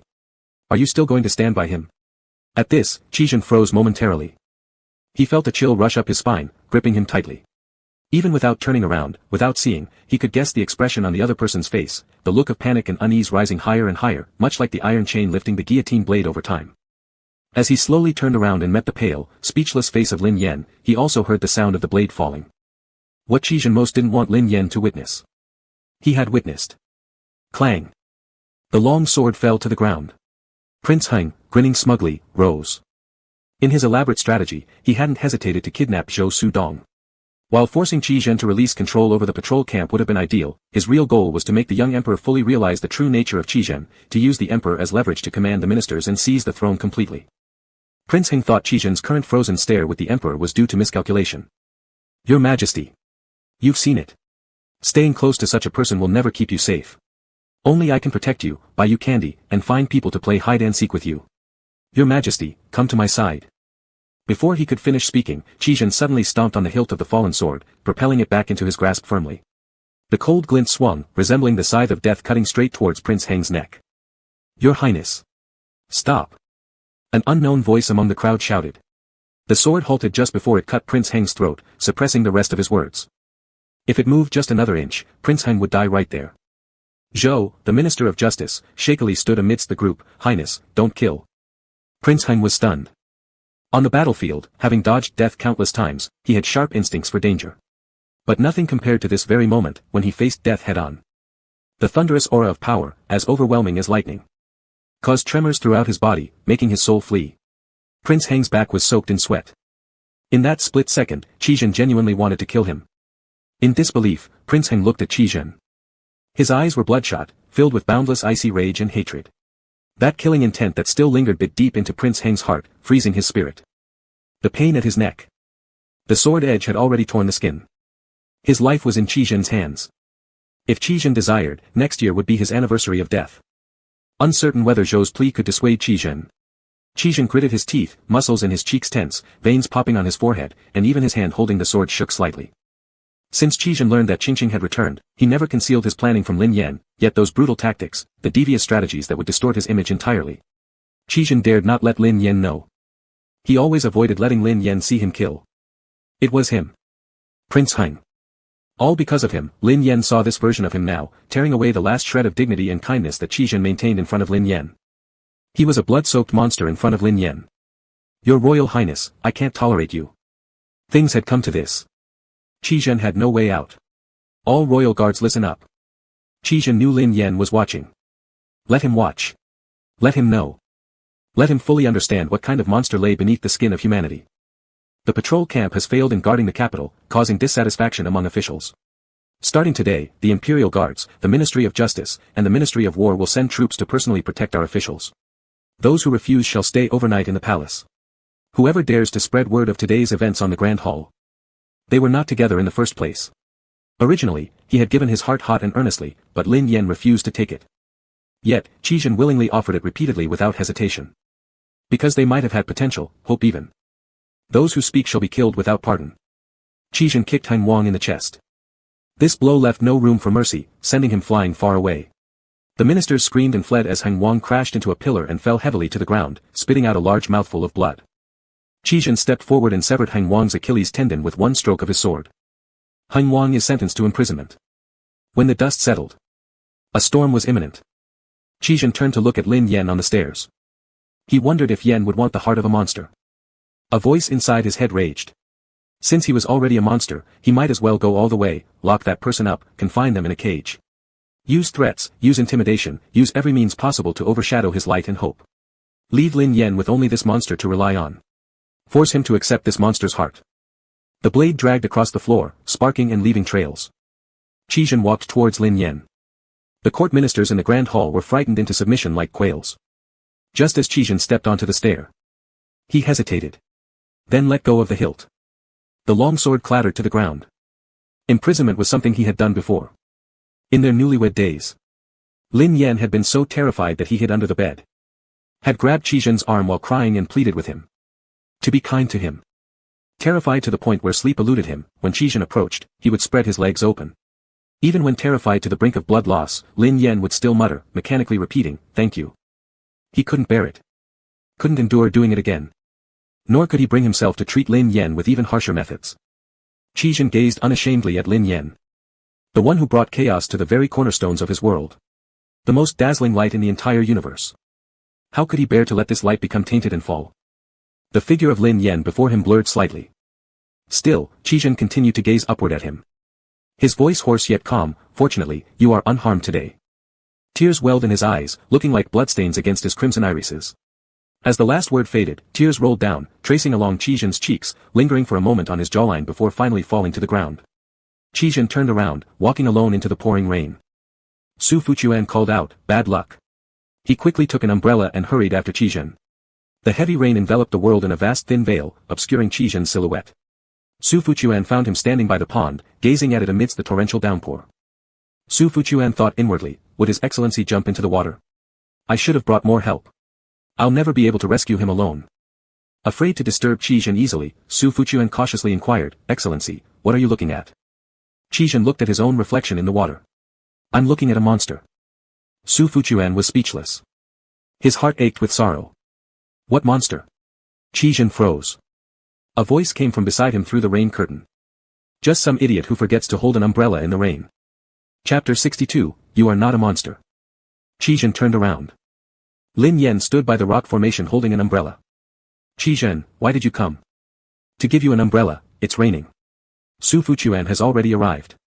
That umbrella's too small. Hardly fits even him. I specifically looked for a larger one. Lin Yan wiggled the umbrella in his hand as he spoke. Hearing this, Su Fuchuan laughed and agreed several times, saying that his umbrella was indeed too small for just one person, then retreated quickly and disappeared. Why are you just standing there? Does getting soaked make you look better? Or is it part of your wet shirt appeal? Let's go back. Lin Yan acted nonchalant as he took 2 steps closer. Aren't you afraid? Lin Yan paused in his step. Faced with Qizhen's serious question, he could not lie. I'm afraid. Of course he was afraid. One swing of the long sword, and a life was extinguished. The person would fall to the ground, eyes still open, the shock not yet dissipated, blood gushing out. They probably never imagined that their life could be taken in an instant. Lin Yan had read books, he knew that the few lines in history books represented the tumultuous lives of countless people, and that great achievements were built upon piles of white bones. History was stained with blood. But knowing about it and facing it directly were 2 different things. Lin Yan stood for the first time at the center of political turmoil, witnessing everyone scheming, laying traps, treating those around them as pawns, and viewing lives as stakes. Lin Yan felt fear, and also found Qizhen strange.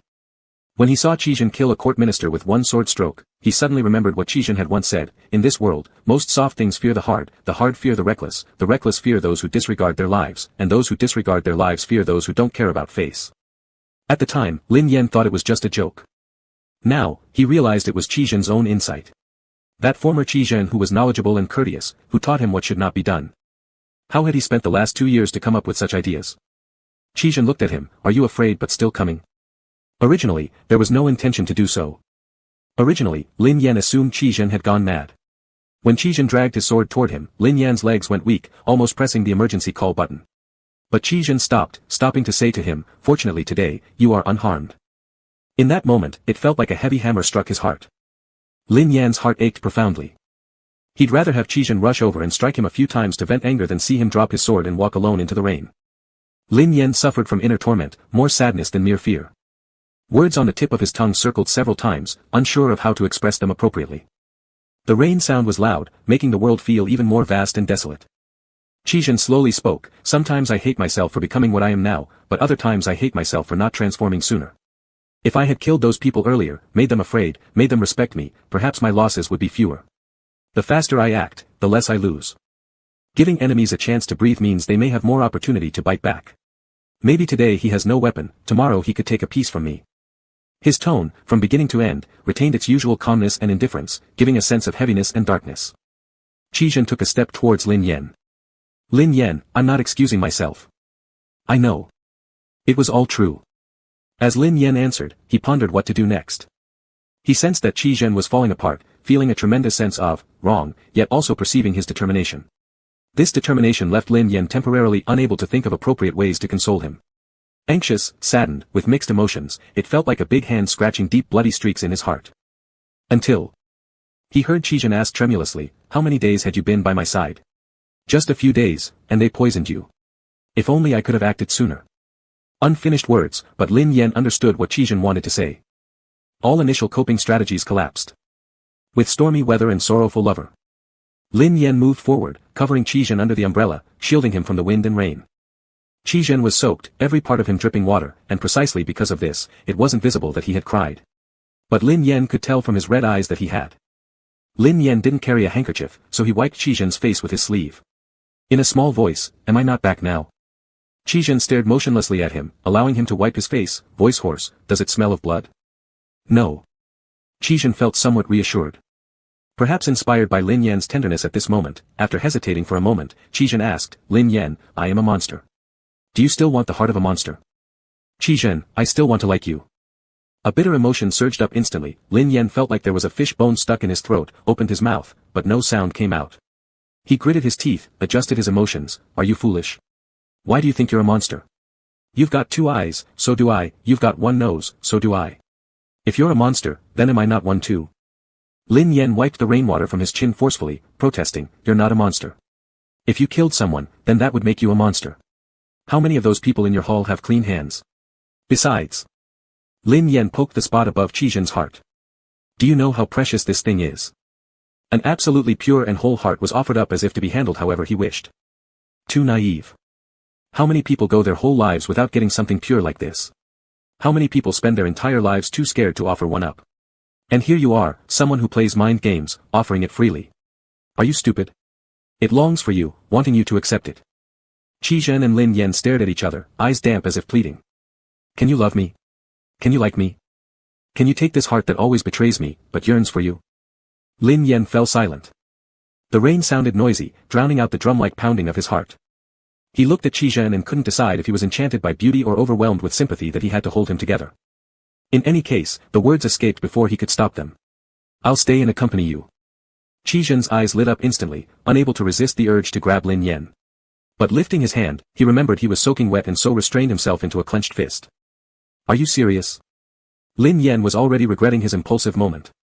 If you heard it, don't ask again or I might change my mind. Qizhen laughed, genuinely delighted. Seeing Qizhen's happy expression, Lin Yen didn't want him overthinking and hurting himself later, so he said, but we need to clarify something, I'm not saying I like you. I'm just staying to keep you company. A fleeting flicker of disappointment crossed Qizhen's face before nodding. All right. That was better than what he had expected. Qizhen focused on Lin Yen and noticed his shoulder was soaked from water dripping off the edge of the umbrella. He pushed the umbrella slightly towards Lin Yen. Use it properly. I'm already wet. You just dried your face. Annoyed, Lin Yen immediately tilted the umbrella back, even more slanted than before. The oiled paper umbrella hit a tree branch behind Qizhen, making a tearing sound as it split apart. A perfectly good large umbrella was now broken. And there stood Qizhen under the rain again. His freshly dried face was ruined. Qizhen couldn't help laughing. Lin Yen scowled, glaring at the hole. Why do you have to stand under a tree? Qizhen stifled his laughter, looking at the angry Lin Yen, his heart felt immersed in honeyed warmth, soft as anything. He wanted to kiss him. But after such an event just occurred, Qizhen collected himself, reaching for the umbrella, turning its broken side forward. Just right, the two of them were once again under the intact portion of the umbrella. Lin Yen tugged at his thoroughly soaked hem. Hurry up and go back. This rain is too heavy. It's like when Yiping asked her dad for money, early in the morning, and yet it pours like this. Who is Yiping? A girl. Let's go faster, my shoes are already squishing with water. Qizhen chuckled and walked shoulder to shoulder with him under the same umbrella. The umbrella's tear slowly shifted unnoticed, tilting more toward Qizhen's side. Chapter 63, so much wanting to kiss you, yet afraid you might be afraid of me. System, so you've decided to sacrifice yourself? Yes. Will Song Ming be affected? System, yes, his husband fell in love with you, thus leaving him husbandless. Just create another one for him as compensation. System, impossible. Since Qizhen's corruption value exceeded limits in this world, we can no longer control it. Song Ming will carve out his own destiny. If you feel guilty about him, give him more money. Lin Yen sighed inwardly. It seemed like there was nothing else he could do. System, may I ask, have you decided to stay because you've fallen in love with Qizhen? No. System, why not? I thought you developed feelings for him. Before answering your question, let me ask you something first. After completing the mission, can I take Qizhen back with me? System, to the real world? No. There's a boundary between books and reality. So, there you go. A lifetime spent here, but when I return home, it may only be 3 days, a week, half a month. And for these few days, I would lose the possibility of loving someone in the decades ahead, leading to a solitary life until death. No way. Just thinking about it makes me refuse. System, I seem to see you growing old alone, limping along in loneliness. Go to hell. System, just a joke. System, to be serious, if you choose to stay behind by yourself, there will also be losses for you.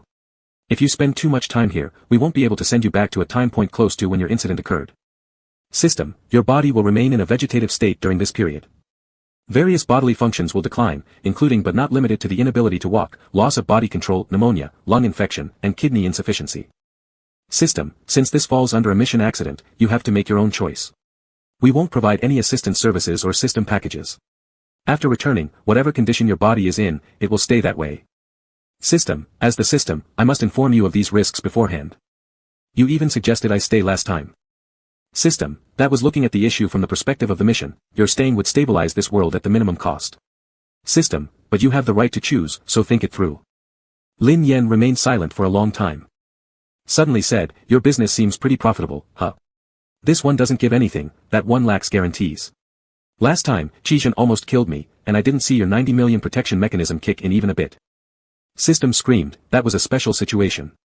Lin Yan, oh, meaning that a knife can't kill me, a sword can't harm me, but Qizhen could stab me to death. System was so angry its data dropped. Damn, but it's true. I'm not going to talk with you about it anymore. The system went offline. Lin Yan's world plunged into complete darkness and silence. His body will fall apart. Shit, why didn't they tell him about this earlier? Lin Yan sighed deeply. Haven't fallen asleep yet? Lin Yan opened his eyes. In the hall, only the candle in the outer room was lit, leaving the inner room dim. Qizhen sat by the bed, holding his wrist. Seeing that he had awakened, he released his grip. Lin Yan sat up, when did you come back? After returning to take a hot bath to drive out the cold, Qizhen handled the aftermath of today's palace upheaval. About an hour ago. So long. You've been sitting here all this time. Did you handle everything well? All taken care of. Su Dong has returned home, aside from his nails, he hasn't suffered any other injuries. I sent 3 royal physicians to tend to his wounds. The court ministers are guarded by the imperial guards, preventing any disorder. As for Prince Heng, I've detained him in the palace. In the coming days, I'll eliminate his followers in the military department. They might retaliate, but they won't cause significant trouble. However, you need to be careful and don't wander around recklessly. Lin Yan nodded and looked down at his wrist. Why do you always hold my wrist? Not your wrist, but feeling your pulse. Qizhen's casual words instantly softened Lin Yan. I just fell asleep. Qizhen always lived in nightmares of losing Lin Yan. So, I know, but I feel uneasy. His tone was as calm as ever, which made people more heartbroken and apologetic toward him. Qizhen gave Lin Yan no time to feel heartbroken or apologetic. Were you scared today? Would you like some soothing incense before sleep? Yes, let it burn. I was indeed a bit frightened, and I need some time to process it. Qizhen agreed and summoned Su Fuchuan, instructing him to light the incense. In no time, the fresh and pleasant scent of the calming incense filled the air. Calming incense was very effective for Lin Yan, burning a small piece would make him drowsy. Today, after being shocked, then caught in the rain, the effects weren't reduced even now. Soon, he felt his head getting heavy. His wrist was held again. Unexpectedly. Lin Yan startled and reflexively pulled his hand back. Sorry, I thought you were asleep. Did I scare you? Qizhen recalled what happened in the grand hall today. I won't hold it anymore. Sleep. I got a fright thinking something nasty was touching me. Lin Yan thrust his wrist into his hand. Qizhen's expression relaxed, a slight smile on his face as he lightly held Lin Yan's wrist, with his fingertip sensing the pulse that reassured him. Lin Yan, are you going to hold this all night? Are you not coming to sleep? I'll sleep beside you, are you not afraid? Will you misbehave? Qizhen was momentarily speechless. No. Then what am I afraid of? It's not like Qizhen would suddenly stab him. Qizhen paused for a moment. Although I haven't acted rashly, I have always been enduring. When I see you, I want to hold your hand, embrace you, kiss you, and do something more. Including now. Since Qizhen became aware as a child, people taught him to read books, learn propriety, and manipulate authority and human hearts. He understood people's inner feelings, the direction of emotions, and modes of thought. Including his own. He clearly knew how to respond and design so that things would remain under his control. But Lin Yan was an exception. For you, it seems I always need to take extra care to restrain my emotions and desires. The dim night did not conceal the naked, heavy, invasive desire in Qizhen's eyes, straightforward and explicit. I want to kiss you so badly, but I'm afraid you might be scared of me. Lin Yan's face heated up, he felt his head even heavier and a little dizzy. Was it the effect of the tranquilizing medicine coming on? He turned over to face the inside. Sleep if you want, or don't. I'm going to sleep. You're not allowed to have fun alone while I'm asleep. If you steal a kiss, remember to let those people on the roof beam go first. Upon hearing the last sentence, Qizhen couldn't help but laugh. He leaned close, supporting himself on the bed edge. They aren't so impolite. When I'm here, they usually stay outside guarding. Usually. In fact, I don't want to sneak a kiss when you are sleeping, I just want to kiss you now. Qizhen's voice came right by his ear. Lin Yan turned his head. Qizhen's gaze was straightforward yet fiery, and the hand gripping his wrist no longer contented itself with just holding his wrist. It slid along his palm, prying open every crevice between his fingers, intertwining their palms together. Now, it wasn't just a heavy head and dizziness. Lin Yan also felt hot. Finished. It seemed because he decided to stay that he fully let loose his usual restraint, merely holding hands made him lose control. Lin Yan. Stop calling me. Why? You didn't call earlier, or later. It feels very much like flirting at this time. Hearing this, Qizhen chuckled pleasantly. I want to kiss you. A soft kiss landed on his forehead. However, in the next second, the anticipated passionate kiss did not follow. Instead, Qi Zhen's face turned grave as his palm pressed against Lin Yan's forehead. He turned his head and said sternly, "Call the royal physician." "Lin Yan. You have a fever." Chapter 64, The Glow of Maternal Instincts. Lin Yan fell gravely ill all of a sudden. Initially, he didn't think the young emperor's constitution was that bad, considering it exaggerated for Qi Zhen to force him to drink medicine daily. Only after getting sick did he realize how truly poor the health was. In the past, if he caught a cold from being rained on, a single pill and a good night's rest would fix him up the next day. But on the young emperor, one night resulted in vomiting several times. Qi Zhen's face turned pale green. Lin Yan burned with fever, muddled and delirious, faintly hearing Su Fuquan scolding people outside. "You were supposed to take good care of His Majesty, is this how you care for him? His Majesty has fallen ill, and you only discover it now. Do you all wish to lose your heads?" Lin Yan wanted to say a word for the palace maids and eunuchs, but he could barely even open his eyes. His head felt heavy, his eyelids weighed down, his throat burning, and his stomach churning violently. A towel touched his face, carefully wiping away sweat along his contour. Originally, the towel carried a slight warmth, but compared to Lin Yan's high temperature, it provided refreshing coolness. Unable to resist, he rubbed his face into the towel. When he sensed it was about to be taken away, his eyebrows immediately furrowed, showing discomfort. As if knowing his distress, the person beside the bed quickly placed the towel back on his forehead. Nice. Much more comfortable. Lin Yan even managed to open his eyes and identify who was taking care of him. Surprising or unsurprising, surprising or not, it depended on perspective. Under the faint candlelight, Qi Zhen cautiously held his hand. The towel slowly wiped through each finger of his hand. Serious, as though dealing with an artifact. Not sure whether his gaze was too direct or not, Qi Zhen suddenly looked up at him. His handsome brows wrinkled with worry, deeply gazing once before leaning closer and gently touching his lips. Lin Yan felt his heart slightly tugged by this kiss. Straining his hoarse voice, he croaked, "It's contagious. After watching over you for half the night, if it were contagious, I'd have caught it already." Qi Zhen handed the towel to a nearby serving maid and took another fresh one from her hand, pulling his other hand to wipe it. "Don't talk anymore." Lin Yan nodded slightly. After wiping, Qi Zhen returned the towel and sat on the bed edge. "Don't look at me like this either." Lin Yan was puzzled. In the dimness, Qi Zhen's outline appeared somewhat blurred. Coupled with his solemn expression, he seemed cold and not easily approachable. However, in his slightly lowered eyes, there were stars-like glimmers. Qi Zhen reached out to tidy up his hair on the forehead. He was burning with a high fever, with red cheeks and a reddened nose, yet his eyes were moist and looked at him both intently and softly. "It's as if you're tempting me." "I didn't. You make me want to spoil you." Then he leaned down again, lightly kissing him tenderly. "Sleep now." Lin Yan closed his eyes. Unsure if it was due to the medicine or how comforting the towel on his forehead felt, Lin Yan quickly drifted into slumber this time. In his dream, he found himself walking towards a door. Upon pushing it open, he saw his living room.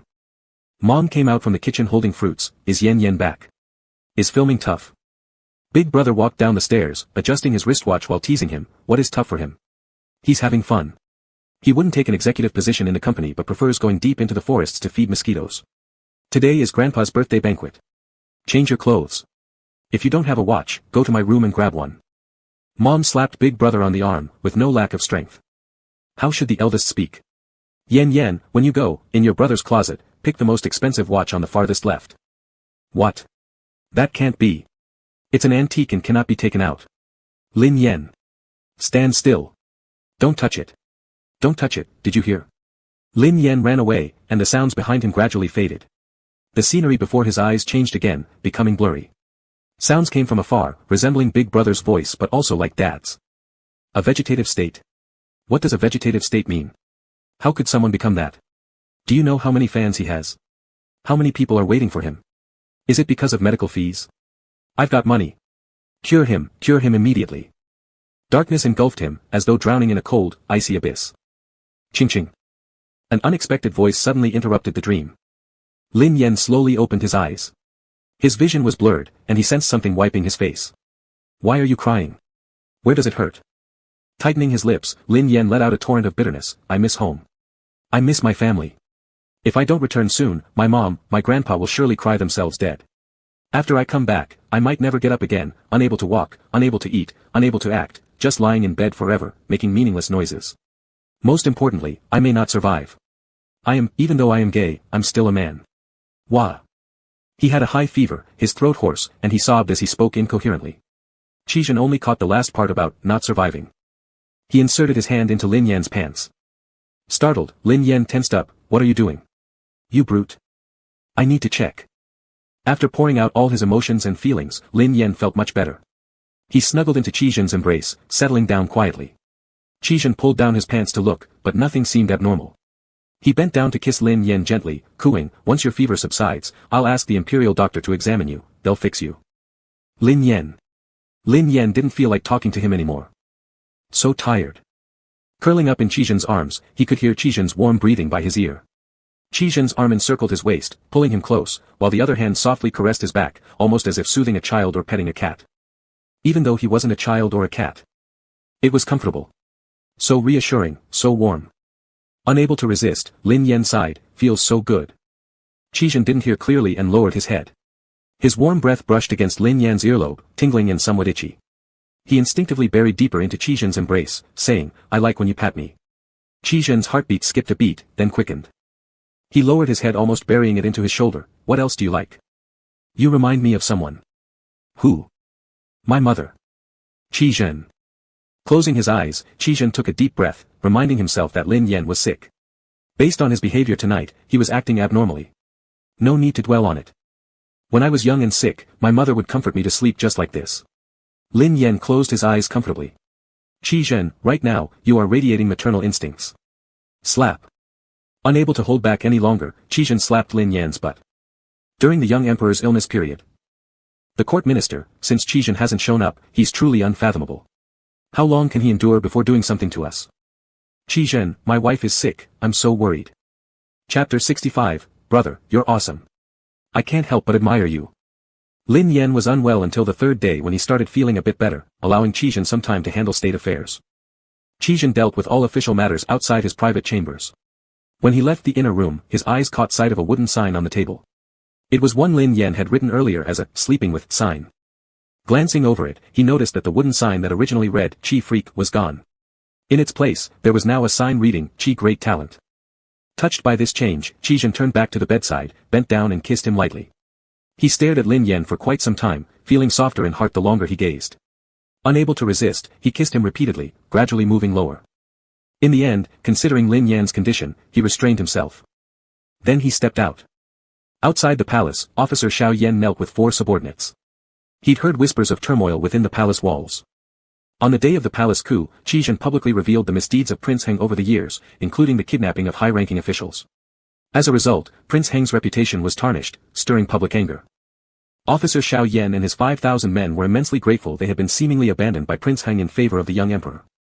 Although the young emperor seemed foolish, he didn't hold back on giving them good rewards like white steamed buns. Now, not only did they rejoice in being aligned with the emperor, but they also remembered his generosity with those white steamed buns. When they heard that the young emperor hadn't stepped out of the palace after leaving the grand hall, they began to worry, fearing he might be entangled in political strife. They wanted to check. But Qizhen wouldn't let them in. The more they weren't allowed in, the more uneasy Officer Xiao Yan felt. Who didn't know what kind of person the regent prince was? His Majesty was a good man, purer than anyone else in the capital. Besides, their current master was His Majesty. If anything happened to the emperor, they would be utterly alone. Inside the palace hall, Qizhen stood far away, observing these men. Su Fuguan approached. Prince, should we let them have a quick glance? They had already been kneeling all day. Qizhen looked coldly. Let them in, look, then leave. Su Fuguan responded with a yes, leading them inside, allowing them a peek through the silk curtain. Seeing the young emperor so ill, Officer Xiao Yan fell to his knees instantly, expressing his loyalty and concern, saying how much he loved the emperor and insisting on staying behind to care for him. This place was surrounded by the regent's people, and he truly didn't trust others to do it. With a darkened face, Qizhen's eyes were deep and unreadable. Su Fuguan sighed inwardly about the reckless dedication of youth. For several days now, every aspect of the young emperor's daily life had been personally cared for by Qizhen himself, without relying on anyone else. And yet, they dared to loudly claim they liked the emperor. Do they have enough heads to risk losing them? What's going on? Hearing the noise, Lin Yan sat up, supported by his hand. Qizhen entered the inner chamber. Through the silk curtain, Officer Xiao Yan saw the regent sitting at the edge of the bed, his palm resting on the young emperor's hand, talking to him. The regent wasn't smiling, just speaking casually, yet his entire figure seemed softened, his voice light, even gentle. He overheard the young emperor say, I feel much better. There's no need for so many people around. You can send him back. Qizhen touched foreheads with the young emperor and lightly placed his hand slightly above his stomach. Are you hungry? What would you like to eat? I'll have someone prepare it for you. I want something sour. My mouth feels bland. All right. Qizhen instructed Su Fuguan to arrange it while he remained seated on the bed edge, letting the young emperor lean against his chest as they talked. Taking the order, Su Fuguan whispered, Officer Yen, it's time to go. Lowering his gaze, Officer Xiao Yen rose, glancing once more inside. Right then, he locked eyes with Qizhen who was looking his way. Cold, cautionary, devoid of warmth, deeper than the darkest night. Like a male lion whose territory had been invaded. A clear declaration of dominance, warning any interlopers.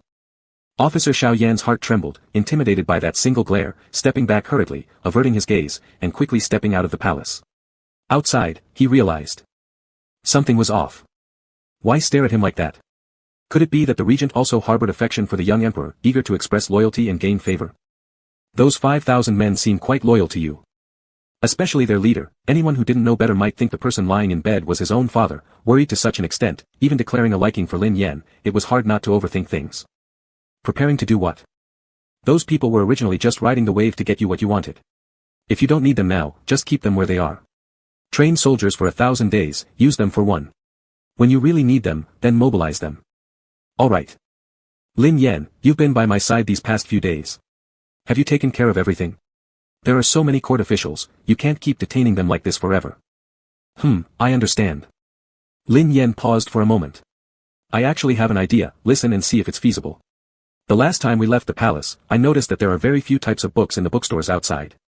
I think most of the books are still in the hands of powerful clans, making it difficult for commoners to benefit from them. In the future, when you ascend the throne and govern the country, you will surely want to improve their level of education. If all the government positions are occupied by members of the noble families, power will be overly centralized, which will be a hidden danger in the future. Why not let them pledge allegiance to you by donating books? Donating books is a good thing. Then you can widely publicize this matter so that all the common people know they are listening to you. Put those ministers on display, there shouldn't be any major problems in the short term.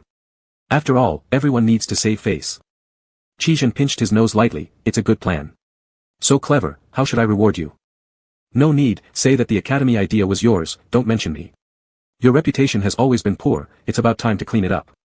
Qizhen couldn't help but laugh as his hand slowly probed under Lin Yan's robes, pressing him into the bed. Madam, having so much concern for me, if my lord doesn't reward her, it might be too inhumane. No. No. Lin Yan was barely recovered and had no strength. He had to guard against Qizhen's wandering hand while dodging his approaching lips. Managing to protect below, but unable to hold the upper line, he was quickly subdued under the soft bed covers, only able to hum under the kisses. Behave yourself, don't move your legs around recklessly. Let me check if you're truly not well enough, otherwise, I'll have to call the royal doctor again. I'm not, The kiss paused briefly before becoming more intense. Before long, Lin Yan lay limp on the bed, cheeks flushed red, lips moist and slightly parted, gasping for breath. Qizhen wiped his hand with a towel by the bedside and smiled, little liar. Sensitive to emotions due to illness, Lin Yan talked too much, having vented without being able to explain himself, simply closed his mouth. Qizhen's gaze landed on his nose area, hesitating momentarily before he could not resist kissing him again. I'll leave the palace for a bit, go take a look at Zhou Sudong. Rest well, do you have anything you'd like me to bring back? I'll get it for you from outside. Lin Yan smacked his lips, I want sour oranges, candy on a stick, preserved fruit, also some cheese pastries from your restaurant. Qizhen touched his stomach, can you handle it? Lin Yan sighed, then just bring me some red bean glutinous rice balls. Qizhen laughed uncontrollably, giving him another peck on the forehead before finally leaving. Upon returning home, all 10 of Zhou Sudong's fingers were tightly wrapped, requiring someone to feed him every day. When Qizhen came to visit, he was just being fed an orange, its sourness making his facial features scrunch together, spitting it out instantly. How can it be so sour? Where did you buy it? Want to poison your master? That servant immediately apologized and prepared to throw away the orange, but Zhou Sudong changed his mind, don't throw it away, send it to Yuna. Her sister-in-law is pregnant, she loves eating this. Sitting down, Qizhen asked, even managing other people's relatives' affairs. Zhou Sudong grinned foolishly, Yuna is a concubine-born daughter, not favored, without status, and gets bullied. When I send the orange, her family knows that I value her, her life can get better. I sent a letter along with it. I heard that when she knew I got into trouble, she cried in her bed covers at home and even tried sneaking out to find me. Zhou Sudong looked happy, once my hands get better, I'll ask my dad to propose marriage. By next year's this time, who knows, maybe I'll already have a child. Oh, we've been friends for years, I'm leading in the lineage department. Qizhen ignored him and picked up an orange from the table, eating a piece. It was indeed sour. Give me some of your oranges. The emperor insists on wanting sour oranges, and we're not sure where to buy them. He's fine, why eat sour oranges? Maybe it's because of continuous nausea and vomiting recently, causing him to lack taste, so he wants something sour. Zhou Sudong fell silent. For a long, prolonged silence. Qizhen asked, are you reluctant to give? Zhou Sudong shook his head and looked deeply at Qizhen for a long time. After half a while, he raised his thumb which was wrapped up, brother, you're amazing. You can really pull this off. I have to admit defeat. Qizhen. Chapter 66, Let me hold you. Qizhen returned to the palace, where a full table of delicious food had been laid out. The food Lin Yan said he wanted to eat was all brought back. Lin Yan's eyes widened, I actually just want a bowl of red bean glutinous rice balls. He couldn't eat any more, really couldn't eat any more. Qizhen took off his outer robe, I haven't eaten either, it won't be wasted, we can try a little of everything, don't be greedy.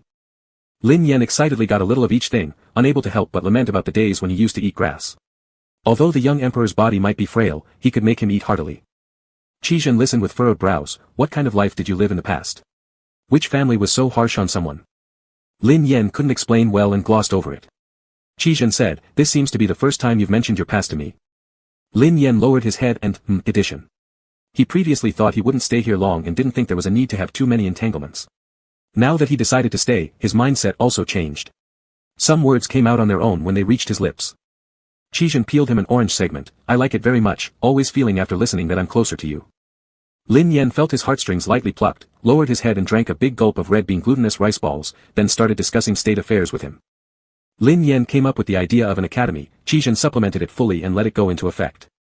In just one day, they requisitioned Prince Heng's mansion and turned it into an academy. On the wall next to the gate, a very large piece of paper was hung. As long as one adult came to donate books with books as their token of allegiance, a string of firecrackers would be set off, and then amidst great fanfare, their name would be written down. Those who use books as tokens of allegiance are limited to the first 10 people, those who come later must not only bring books but also money if they wish to show allegiance. The money collected is used by Qizhen to set up a private school, allowing children of commoners in the capital city who cannot afford school to attend classes here.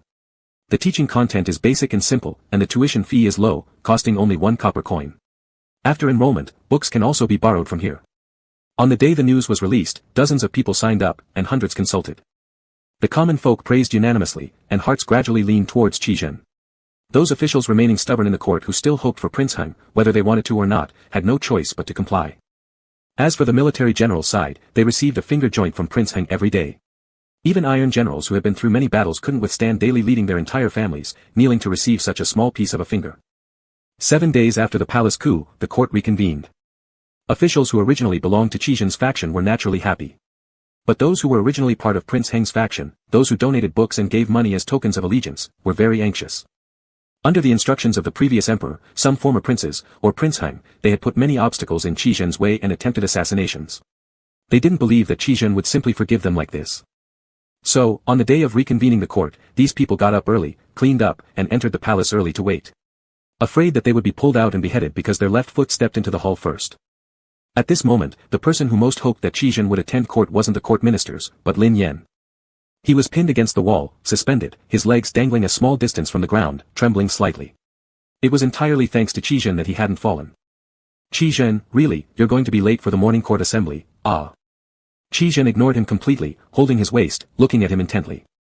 Lin Yan's persuasion was useless, and he dazedly scolded him as a pervert, a beast. The more he cursed, the more Qizhen became spirited, putting more effort into teasing him to see what new words might come out of his mouth. In no time, the person was weakly pleading for mercy, turning his head, using his mouth to kiss him. Finally, Qizhen released him, catching the soft person about to fall, and carried him back to the bed. Lin Yan lay back on the bed, rolling into the quilt, wrapping himself tightly in it, cursing him. Qizhen laughed, wasn't it you who seduced me first? Lin Yan, wrapped in the quilt, clicked away to explain to Qizhen that this was normal. If anyone was to blame, it could only be Qizhen for being too handsome. While Qizhen dressed, he listened, occasionally nodding, showing that he was indeed listening. After he finished speaking, Qizhen said, the way you wrap yourself is ruining such a good quilt. Lin Yan froze, give me a piece of clothing. Qizhen handed him one, it's already late. Lin Yan gritted his teeth, it's not late, it's perfect. Qizhen lowered his head, kissed him, his voice gentle, wait for me to return after court. It won't take too long, rest for now. Lin Yan pulled the quilt over himself, refusing to continue talking to him, which was also a sign of accepting his suggestion. Qizhen went to attend the court session. A group of ministers had already been waiting anxiously. When Qizhen finally arrived late, everyone braced themselves for what would come next. However, all Qizhen did was let Su Fuquan recount the misdeeds of Prince Heng over the years. Every piece of evidence was clear and solid. He ordered the Ministry of Punishments to take back the case files, determine the sentence, carry out the execution, and publish the official announcement. He then instructed all departments of the court to assist the Ministry of Rights in preparing the spring imperial examination before adjourning the court. The officials looked at each other, none of them knowing what Qizhen was up to. On the day of the coup, they all thought they wouldn't survive long. Yet nothing happened today. They painstakingly completed the tasks given by Qizhen without any mistakes. The spring imperial exam ended smoothly. Then came the palace test. The candidates' sealed answers were sent to the Ministry of Rights, from which several top ones were selected and submitted upwards for Qizhen to review the top 3 rankings. Lin Yan took a glance. My goodness. It was all packed full of text. Is there a student of your teacher's? Not sure. Qizhen organized those essays, then reached out to pull Lin Yan into his arms. Look together. I don't understand it. Others who time travel either excel in science or literature. Those in science invent things, those in literature drink wine and recite poems. He, an actor, can do neither. There's no need for you to understand. Then why am I sitting here? Let me hold you. Qizhen spoke calmly and naturally, yet this made Lin Yan's heart flutter. Just focus on your work. Qizhen lightly caressed his waist, contentedly. The politics are complicated. Holding you makes me feel better and helps me concentrate more. Lin Yan muttered softly, I'm not a power bank. What kind of bow? A little treasure that boosts your spirit. Qizhen tightened his grip momentarily, with a calm expression, you are. Lin Yan was speechless, pursed his lips, and lowered his eyes to look at the papers on the table. The words became increasingly blurred, eventually dissipating like mist before his eyes. Not even a single word managed to catch his attention. Chapter 67, Is His Majesty trying to drive me away? Does His Majesty want to be intimate with the Regent King? There is a lot of political business, so everything has been moved to the sleeping chamber for handling, which is rather inconvenient. The Imperial Study does have a room for a brief rest, though it's a bit small and the bed too tiny. Qizhen was considering expanding it, installing a large bed, adding another table and a few chairs in the Imperial Study. Lin Yan could read books and write there when he had nothing to do. He would also be able to see Lin Yan at a glance while reviewing the memorials. How wonderful. Qizhen immediately instructed people to start the work. The top 3 from the palace test needed to enter the palace for an audience with the emperor before final decisions were made. Lin Yan had to go through the motions, just pretending to participate in the process. Qizhen already had the ranking order of first, second, and third place in mind, so calling them in for a meeting was just to ask a few questions and conduct tests. If someone was unsuitable, minor adjustments could be made. After asking a few questions, Qizhen turned around, tapped the table to indicate Lin Yan should pay attention. Qizhen lowered his voice slightly, which one looks best according to your majesty? Lin Yan paused for a moment and quickly understood. Am I choosing? Qizhen wanted him to choose Thiwar, third-place laureate. Traditionally, Thiwar, besides having talent and virtue, must also be handsome. Qizhen nodded. Lin Yan immediately started scrutinizing the 3 candidates below carefully. Honestly speaking, all of them looked good. Qizhen said, the one in the middle won't do. Why? Their learning surpasses the others by a great margin, destined to be the first-place laureate. Lin Yan supported his cheek and observed for quite a while before turning his head. No way, you're the best looking here. Qizhen was shocked for a moment, almost unable to control himself. His Adam's apple moved several times. His slightly upturned corners of his mouth were pressed down repeatedly, but he couldn't help himself and gave up resisting. With a hoarse voice, want to make them leave. Lin Yan instantly dared not say any more nonsense and seriously said, then it will be the one on the left. Qizhen was stirred by his honesty, gripping Lin Yan's hand under the table tightly as he struggled. Let me kiss you later. No.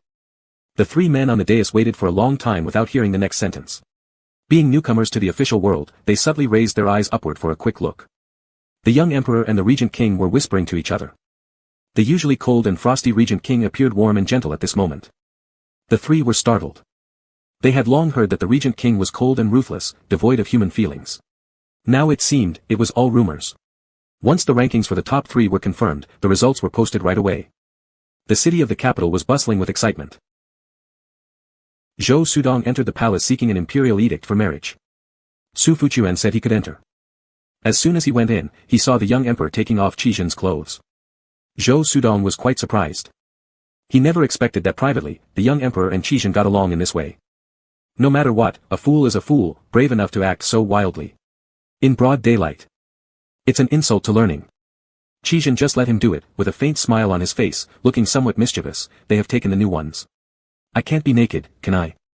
Qi Zhen's peripheral vision caught sight of Zhou Sudong. He froze for a moment, his ear tips turning red, and then straightened up. Su Dong has come, stop messing around. Lin Yan reluctantly let go. Zhou Sudong walked in. What are you two up to? Qi Zhen smoothed out the wrinkles on his clothes, calmly saying, he undressed me, little pervert. Lin Yan wouldn't take the blame, who's really being indecent. Ever since discovering that some of Qi Zhen's clothes were made of particularly good material, soft, absorbent, large, and very useful for padding, Lin Yan had been ordering Qi Zhen to use his clothes for wiping and padding. He got used to it. Earlier, not wanting to dirty the imperial study, he called people to clean up and ended up using Qi Zhen's clothes. Qi Zhen was sitting there, though people in front couldn't see, but Lin Yan sitting next to Qi Zhen saw clearly, unmistakably. Damn. This blatant, sneaky yet tacitly understood kind of intimacy in public. Too stimulating. The two glanced at each other, their eyes exchanging information only they could understand. Lin Yan's face grew hot, glaring at him resentfully. How dare you shift the blame onto me? Never. Qi Zhen didn't expect Zhou Sudong to come at this time either, but he couldn't scold Su Fuchuan for letting him in. After all, Qi Zhen had claimed that the reason for changing clothes was because tea was accidentally spilled. Thinking of such inappropriate things. Once thought about, his mind was full of unspeakable matters, and his body became restless again. Fine, I admit I'm lustful. Qi Zhen acknowledged it, ending the topic right there. He looked at Zhou Sudong. What is it? Zhou Sudong stood up. I've come to request an imperial edict granting marriage, and also asking your majesty to write a marriage certificate.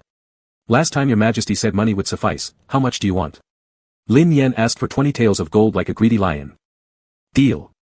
Zhou Sudong readily agreed, taking out prepared draft paper from his sleeve and stepping closer. Qi Zhen and Lin Yan stiffened their bodies involuntarily.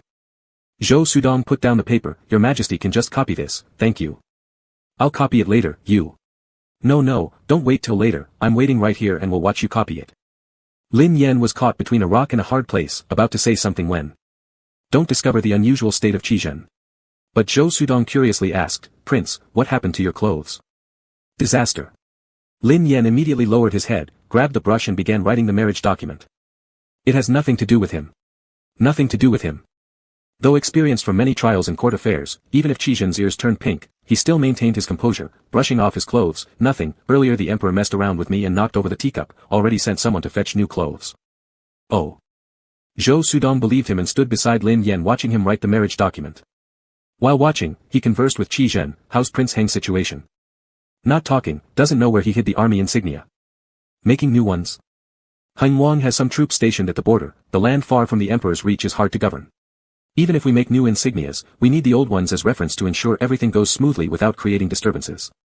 Zhou Sudong sighed, understanding why things were difficult for Qi Zhen. Lin Yan finished writing the marriage document. Zhou Sudong carefully took it, drying the ink on it. Laughing, he said, now everything is ready. Thank you, your majesty. You're welcome, aren't you leaving? Zhou Sudong grinned slyly, is the emperor trying to drive me away? You want to be intimate with the regent king, don't you? Lin Yan was unfairly labeled by this accusation and showed displeasure. Nonsense. Oh, then it's best not to bother. Your majesty. Zhou Sudong leaned in close, turning to look at Qi Zhen and lowering his voice, and you. Zhou Sudong, you two should restrain yourselves. Both Lin Yan and Qi Zhen felt their hearts tightening. Were they discovered? Still couldn't hide it. Lin Yan was embarrassed and avoided Zhou Sudong's eyes. Now, Zhou Sudong became more certain of his guess. Qi Zhen lowered his eyes slightly, and when he looked up again, he had already concealed his emotions well. What nonsense are you talking about? Zhou Sudong signaled with his eyes, you know what I'm referring to. Qi Zhen stayed calm, I don't really understand what you're saying. Zhou Sudong, now determined to let it all out, was ready to take the risk. For the sake of the child. For our child. There was no child, Zhou's brain must be broken. Chapter 68, obviously attracted yet hesitant to act. An ominous feeling crept into Lin Yan's heart. What child? Zhou Sudong pointed at the young emperor, Your Majesty, you have a baby inside you. Isn't that surprising? Lin Yan stood up suddenly, what kind of nonsense are you spewing? Even Qi Zhen, who was always composed, showed shock on his face. Zhou Sudong was somewhat surprised, wasn't he nauseous, vomiting, craving sour things? Qi Zhen. Lin Yan snapped the pen in his hand with a loud, pa. Zhou Sudong, you moron, do men give birth? Scared, Zhou Sudong hurriedly retreated, realizing by now that he'd made a huge blunder. A very big one. It's His Highness the King of Wei. His former wife claimed he could bear children. Damn you. Lin Yan climbed over the table, chair and tried to hit him but was held back by Qi Zhen, cradled in his arms as he worried Lin Yan would hurt himself if too angry. It's the fault of His Highness not making things clear. It's not my mistake to misunderstand. Qi Zhen immediately denied any leading behavior, I did not guide him. Realizing there was no defense for this situation, Zhou Sudong quickly fled. Lin Yan cursed under his breath while pointing at Zhou Sudong's retreating figure, this purebred fool, how did he even get a wife? Did the King of Hell tangle her onto his umbilical cord during his rebirth? Unable to hold back, Qi Zhen burst out laughing, lightly coughed to suppress it. Holding Lin Yan close, he half soothed, half agreed, joining Lin Yan in cursing Zhou Sudong for more than half an hour before calming him down. Qi Zhen changed his clothes and prepared to meet the court ministers to discuss state affairs. Lin Yan sat in the side room, killing time by reading novels. As he read, his focus drifted, distracted by Qi Zhen's authoritative, cold, yet magnetic voice. He couldn't resist standing up and, like a lizard, clinging to the carved window frame to observe Qi Zhen preside over the meeting. He looked majestic, exuding dignity, meticulous restraint, and a tantalizing allure of self-control. Cold yet mesmerizing. Truly deserving of being raised since childhood as a national ruler. Did you use your head when writing this petition? A single cold reprimand sent the minister trembling to his knees with a thud. From afar, Lin Yan could see the sweat breaking out on the minister's forehead. Qi Zhen tapped the desk lightly. Once, twice. Leisurely yet imposing. Appealing. Enchanting. Lin Yan's gaze traveled slowly upward, observing Qi Zhen's lips move as he spoke, the red mouth opening and closing, useless heads can just be severed to save the trouble. The minister was shaking in fear. But Lin Yan found him captivating. It was all Zhou Sudong's fault. Just when everything had been almost forgotten, it came rushing back. The first time Lin Yan had peeked at Qi Zhen by the doorframe, his heart had raced like at a concert. He kept repeating in his mind. So damn handsome. Every person has a face, why does Qi Zhen's look so exceptionally good? Then fatefully, he said those words behind the mask of folly, promising to bear Qi Zhen's child. Little did he know, the antics pulled under the guise of a fool would linger long after their original instance. Lin Yan swore once more within his mind at Zhou Sudong, that idiot. Inside the imperial study, the minister trembled in fear, repeatedly assuring he would seriously reconsider upon returning home. Listening, Qi Zhen picked up the pen from the table and began writing something. His hands were elegant, holding the pen with grace. When finished, he glanced at Su Fuquan beside him. Su Fuquan stepped forward, took it. Lin Yan hadn't noticed him, he approached and smiled, saying, from His Highness the King to the Princess. Lin Yan knew Su Fuquan was aware of his little secret. Privately, when alone, Su Fuquan addressed him as the Princess. Lin Yan accepted it, unfolded it. Why are you looking at me? Lin Yan turned red, outright denying, I wasn't looking. He talks nonsense, obviously discussing state affairs with ministers. How would he know I was looking at him? Don't make things up without evidence. Su Fuquan chuckled softly, handed him another note. Lin Yan, puzzled, opened it. 2 words. Peripheral vision. Lin Yan's entire ear turned red. Su Fuquan smiled, saying, His Highness saw everything.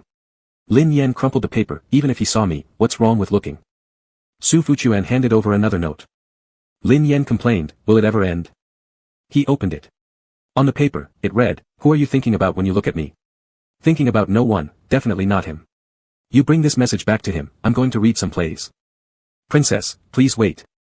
Su Fuquan handed over yet another note. With much patience, Lin Yan opened it. If you're thinking about someone else with that expression, then today I will accomplish nothing. Lin Yan's heart raced heavily. What kind of expression? All he wanted was to think about their past entanglements.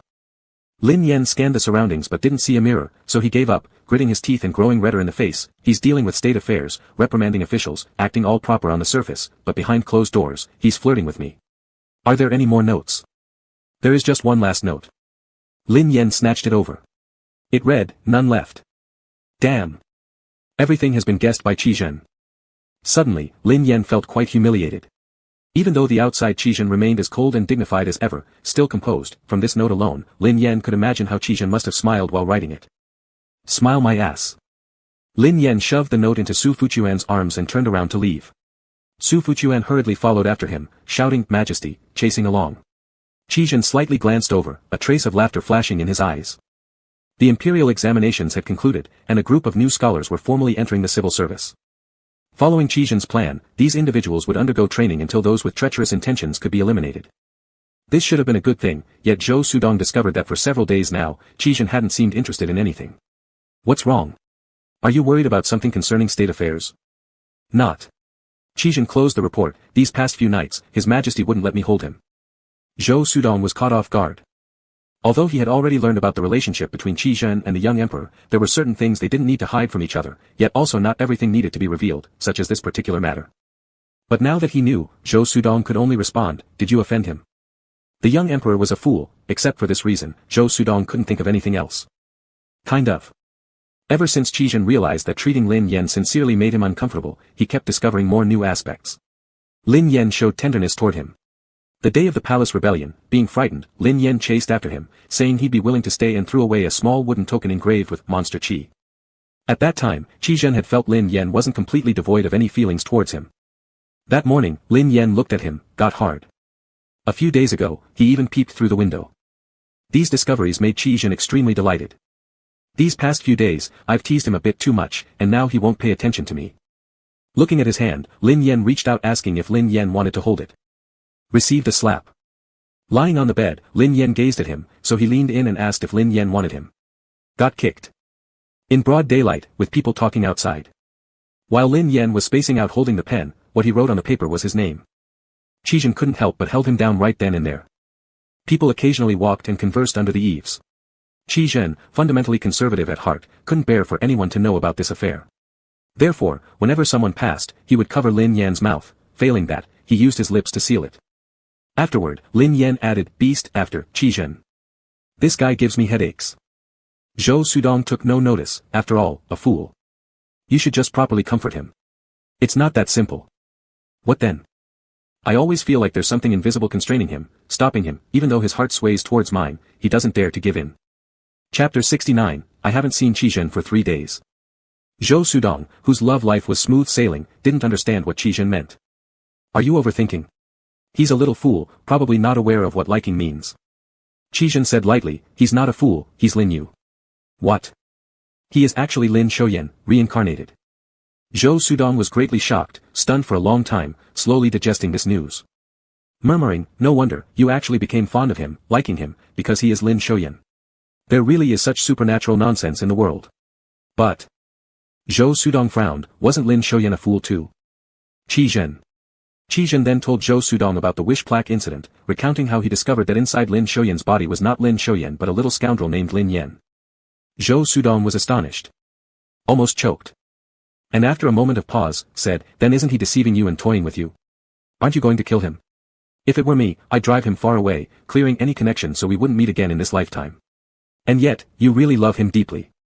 Zhou Sudong shifted his tone, then what you mean by there being something constraining him, is it related to his reincarnation? Qi Zhen replied, I don't know what secret lies within him, nor do I dare ask for fear of breaking a taboo and causing harm to him. Zhou Sudong thought about it, indeed, reincarnation couldn't possibly be an easy matter. There must be secrets that can't be shared with ordinary people. What if there's nothing? Zhou Sudong suggested. No constraints that Qi Zhen had guessed at. Quietly for a moment, Qi Zhen said, then he's just a coward. A coward who's afraid to move his heart even though it has already moved.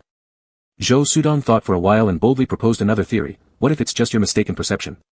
It said one of the 3 major illusions in this world is. Qi Zhen gave him a look. To which Zhou Sudong quickly changed the subject seriously, I think there should be some kind of constraint, or else he's just mouth-hardened. You can show him you're even harder. Qi Zhen looked away.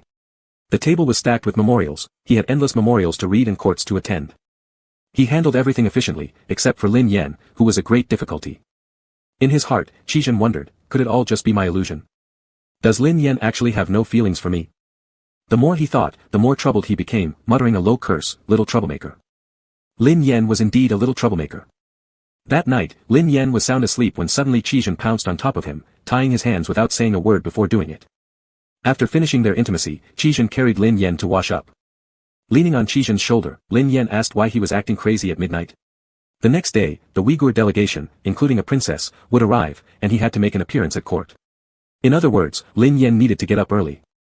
And still, Qi Zhen was fooling around. Qi Zhen said, you're too annoying, so you need discipline. Lin Yan. The next morning, Lin Yan was barely awake, sleepily putting on his clothes. Spiritually dragging his physical body outside. Suddenly from behind, Qi Zhen grabbed his hand, his chin resting gently on Lin Yan's shoulder. He didn't hug him tightly but gathered him into his arms like a lover. Lin Yan's back was pressed firmly against Qi Zhen's chest, fitting together seamlessly. Lin Yan's heart raced fiercely, becoming suddenly alert. Lin Yan. Qi Zhen's warm breath tickled his ear. Lin Yan's heart rate quickened further as he turned to look at him. Qi Zhen met his gaze. At first, Qi Zhen's eyes held a hint of unease, but only for an instant before they gradually brightened with laughter. Lin Yan felt heat rush to his face as he turned away, confused. What are you doing? Qi Zhen planted a kiss on his forehead and pulled his hand to lead him out. I like your eyes very much. Huh? Qi Zhen smiled. Your eyes can talk. Lin Yan was utterly puzzled. What did his eyes say? Do you think I'm bothersome? Completely nonsensical. Perhaps they really did say that. Why are you so happy? Qi Zhen stopped, turned around, and with a smile playing on the corners of his mouth, his bright eyes stunningly handsome, he said. I'm glad either that you're a coward. A coward whose heart moves but dares not act. Or a fool. A fool who moves his heart unknowingly. Or stubborn. Someone who insists even though clearly moved. Hearing such nonsense spew from Qi Zhen's lips, Lin Yan insulted him thrice consecutively, his face dropping immediately, refusing to go to court. Qi Zhen half dragged, half pulled him onto the court grounds. Lin Yan saw the arriving Uyghur princess, whom everyone said was exceptionally beautiful, captivating and enchanting. Through Lin Yan's discerning eyes, she was average. Nowhere near as attractive as Lin Shouyan. Not interested, he was ready to recline on the imperial chair for a nap when he suddenly heard the princess declare, My lord has an extraordinary countenance. At first sight, my heart has fallen for you. May I be so fortunate to share mutual devotion and unswerving affection with you. Lin Yan shot open his eyes. Was this young princess suffering from mental problems? Looking around the entire court, the most handsome and distinguished person was none other than Qi Zhen. And she had fallen in love with him at first sight. Lin Yan could smell a conspiracy brewing. Just as he was about to feign ignorance and reject the idea, Qi Zhen coldly remarked, You don't have that privilege. The young princess flicked her hair coyly and said with a seductive gaze, Your Majesty should say it yourself if you don't like me. My skills are excellent and will surely bring you unique joy. Lin Yan was shocked. The ministers below wore various expressions. There were those who were astonished, others who showed disdain. After all, in ancient times, how could a woman be so bold? It was simply shameless. Qi Zhen's face turned ashen, his eyes cold with frost. A voice from behind him asked, Do you play polo exceptionally well? The princess hesitated, No. Then do you play, Chuiwen, an ancient Chinese game? I don't know how to do that either. Then why did you claim your skills are good? The princess' face tensed. The court ministers suppressed their laughter. Qi Zhen spoke coldly, Since His Majesty doesn't like you, princess, drop this idea and stay quietly in the capital. I will assign guards to protect you. Saying protection, it was actually surveillance. After the court adjourned, Lin Yan walked with Qi Zhen toward the imperial study and asked, Don't you think there's something suspicious about that princess? Do you think she's beautiful? Lin Yan was puzzled, was this the point? Average. Everyone outside says she's beautiful, but you think she's average. Then in your heart, what would be extraordinary? Lin Yan was straightforward, someone like you. Qi Zhen curled his lips into a smile and held Lin Yan's hand, then during Qingming festival, I should burn more incense for my mother. Thank her for making me look this way. With you being so handsome, your mother must have been a great beauty. Apparently so, but unfortunately, I've never met her. Lin Yan's chest tightened momentarily before steering the topic away. The situation in court seemed stable on the surface, but beneath the waves, there are still ripples. With Huigu sending people at this time, and that princess wanting to enter the palace, they surely have no good intentions. You need to be careful. Once they arrive, I'll have less time to spend with you. Will you miss me? Will you feel lonely? Lin Yan chuckled, I'll thank heaven, thank earth, thank fate for keeping you busy so my little bottom can take a break. Qi Zhen chuckled too. Little did they know, Qi Zhen's words would prove prophetic. Lin Yan had a whole 3 days without seeing Qi Zhen. Chapter 70, Who likes Qi Ziji anyway? On the day Qi Zhen left the palace, Lin Yan was unaware. It wasn't until after waking up and hearing Su Fuquan mention that Qi Zhen had left the palace for duty and would return later that night, Lin Yan waited till bedtime but still didn't see Qi Zhen return. He woke twice in the middle of the night, but Qi Zhen hadn't returned either. When he woke the next morning, Qi Zhen still hadn't come back. Su Fuquan was nowhere to be seen. During lunchtime, Su Fuquan returned with a food box full of delicacies, smiling cheerfully as he informed Lin Yan that Qi Zhen would be occupied these few days and wouldn't return to the palace. Lin Yan looked at him suspiciously for a while before breaking into a sly grin. He won't be back these few days. Su Fuquan hesitated, why did he seem so pleased? Yes. Good. Lin Yan happily wandered around the palace for 2 days but soon grew bored. He idly flipped through the wooden plaques with Qi Zhen's name on them and asked, did Qi Zhen say when he'd be back? Wan Fei, Prince's consort, is missing the Wangya, Prince. Lin Yan shot him a glare, which I do see that I miss him. Su Fuquan fell silent. His silence was deafening. Even though he didn't speak, Lin Yan felt that he was silently answering in affirmation. Lin Yan asked, is he coming back today? No. Then let's leave the palace and go play. Su Fuchuan was startled, looking uneasy and hesitating for a moment before finally nodding. Although Qi Zhen had left the palace, he had left behind several secret bodyguards. Around Lin Yan were Su Fuchuan and 2 other attendants. Secretly, more guards followed along as well. Lin Yan strolled down the streets and even visited an academy. He didn't sign up for classes, so theoretically, he shouldn't have been allowed entry. But Su Fuchuan discreetly revealed the imperial palace emblem, scaring the guard at the entrance almost to his knees. The academy had only just opened, yet already many children were studying there, their voices resonating loudly. The book repository was filled with people borrowing books. Borrowed books couldn't be taken out, one could only read them within specified areas. Many people were so absorbed in their reading that they forgot to eat or sleep, their eyes sparkling. Lin Yan also wanted to go inside but suddenly heard bursts of laughter, growing louder until the person choked from laughing so hard and started coughing violently. Lin Yan couldn't help but peek inside. To see an old man. Teacher, what are you reading? Laughing so hard? Lin Yan felt this voice was somewhat familiar. The old man coughed lightly, calm and composed, closed the book in his hand, intending to put it away, nothing. But his student seemed to know him well, suddenly snatching the book from his hand. After just a glance, the student's face turned ashen. Teacher. This is a place for reading and cultivation of the mind, and you. Lowering his voice, as a teacher, during broad daylight, you. The student was too furious to even speak properly. Lin Yan listened more carefully and realized how familiar the voice was, furrowing his brows deeper. He remembered. Wasn't this the person who scolded Qi Zhen and supported Prince Heng when he had dinner with Qi Zhen last time? Then that old man must be Ma Boling, Qi Zhen's teacher. Li Jiangling flipped a page, at a complete loss for words. Grinding his teeth, trembling with rage, his hands holding the book were shaking. It's about the scandalous affairs between the Regent Wang while he was still crown prince and his crown princess. Regent Wang is indeed. Indeed what? Lin Yan rushed forward directly, examining him up and down. Since you look down on Regent Wang, after the imperial exams, you can simply refuse any court appointment and go back to farming at home. Why wear the official robes of our dynasty and collect your salary here? With an angry face, Li Jiangling looked towards Lin Yan. Who are you? Does it matter who I am? This young sir, you charged over here fiercely before I even said anything, speaking to me so harshly. If you have the guts to scold me, don't you also have the courage to say your name? Lin Yan justified himself confidently. Nope. Ha. The others chuckled secretly. Ma Boling didn't hold back at all and burst out laughing. He reached out to grab the book from Li Jiangling's hand and tried to smooth things over. All right, it's nothing but fabricated erotic tales from the folk. Someone must have lost it here. I read it for entertainment, no big deal. You don't need to bring in other unrelated issues, and this young sir shouldn't get mad either. I'm not angry, I just think your student is very interesting. Being in such a place, one should be more aware of the actual good deeds that Qi Zhen has done for Daqi. The powerful families monopolize more than just wealth, they control the ladder for the common people to climb upward. Without this academy, ordinary folks might never touch knowledge, living illiterate their entire lives. Daqi may appear peaceful and prosperous, but in reality, since the previous emperor, it's been suffering from internal consumption. Struggles for succession, battles for positions, these are all wasteful losses. Everyone uses tricks and schemes for power and profit, none are pure. Yet, despite years of infighting within Daqi, the government still manages to maintain some order, and the people live peacefully. Have you ever wondered why? Li Jiangling was suddenly silenced. Lin Yan counter-asked, is it because of Prince Heng's operations in the capital? Haven't you seen the reports in those gazettes, detailing his disregard for human life, forced occupation of fertile land, colluding with wealthy landowners, oppressing the commoners, kidnapping court officials? Li Jiangling was alarmed, looking around nervously. I've never said I support Prince Heng. At this moment, with Qi Zhen in power, saying such could cost his life. So what? When Prince Heng fell, you immediately disowned him. Ma Boling's expression turned serious as he gathered himself and stood up. Wasn't that young master present by the prince's side that day? Lin Yan didn't expect to be recognized so quickly, deciding to reveal his true identity. Yes. Ma Boling slightly bowed. Prince Heng has accumulated countless sins, far beyond description. Naturally, no one would support him.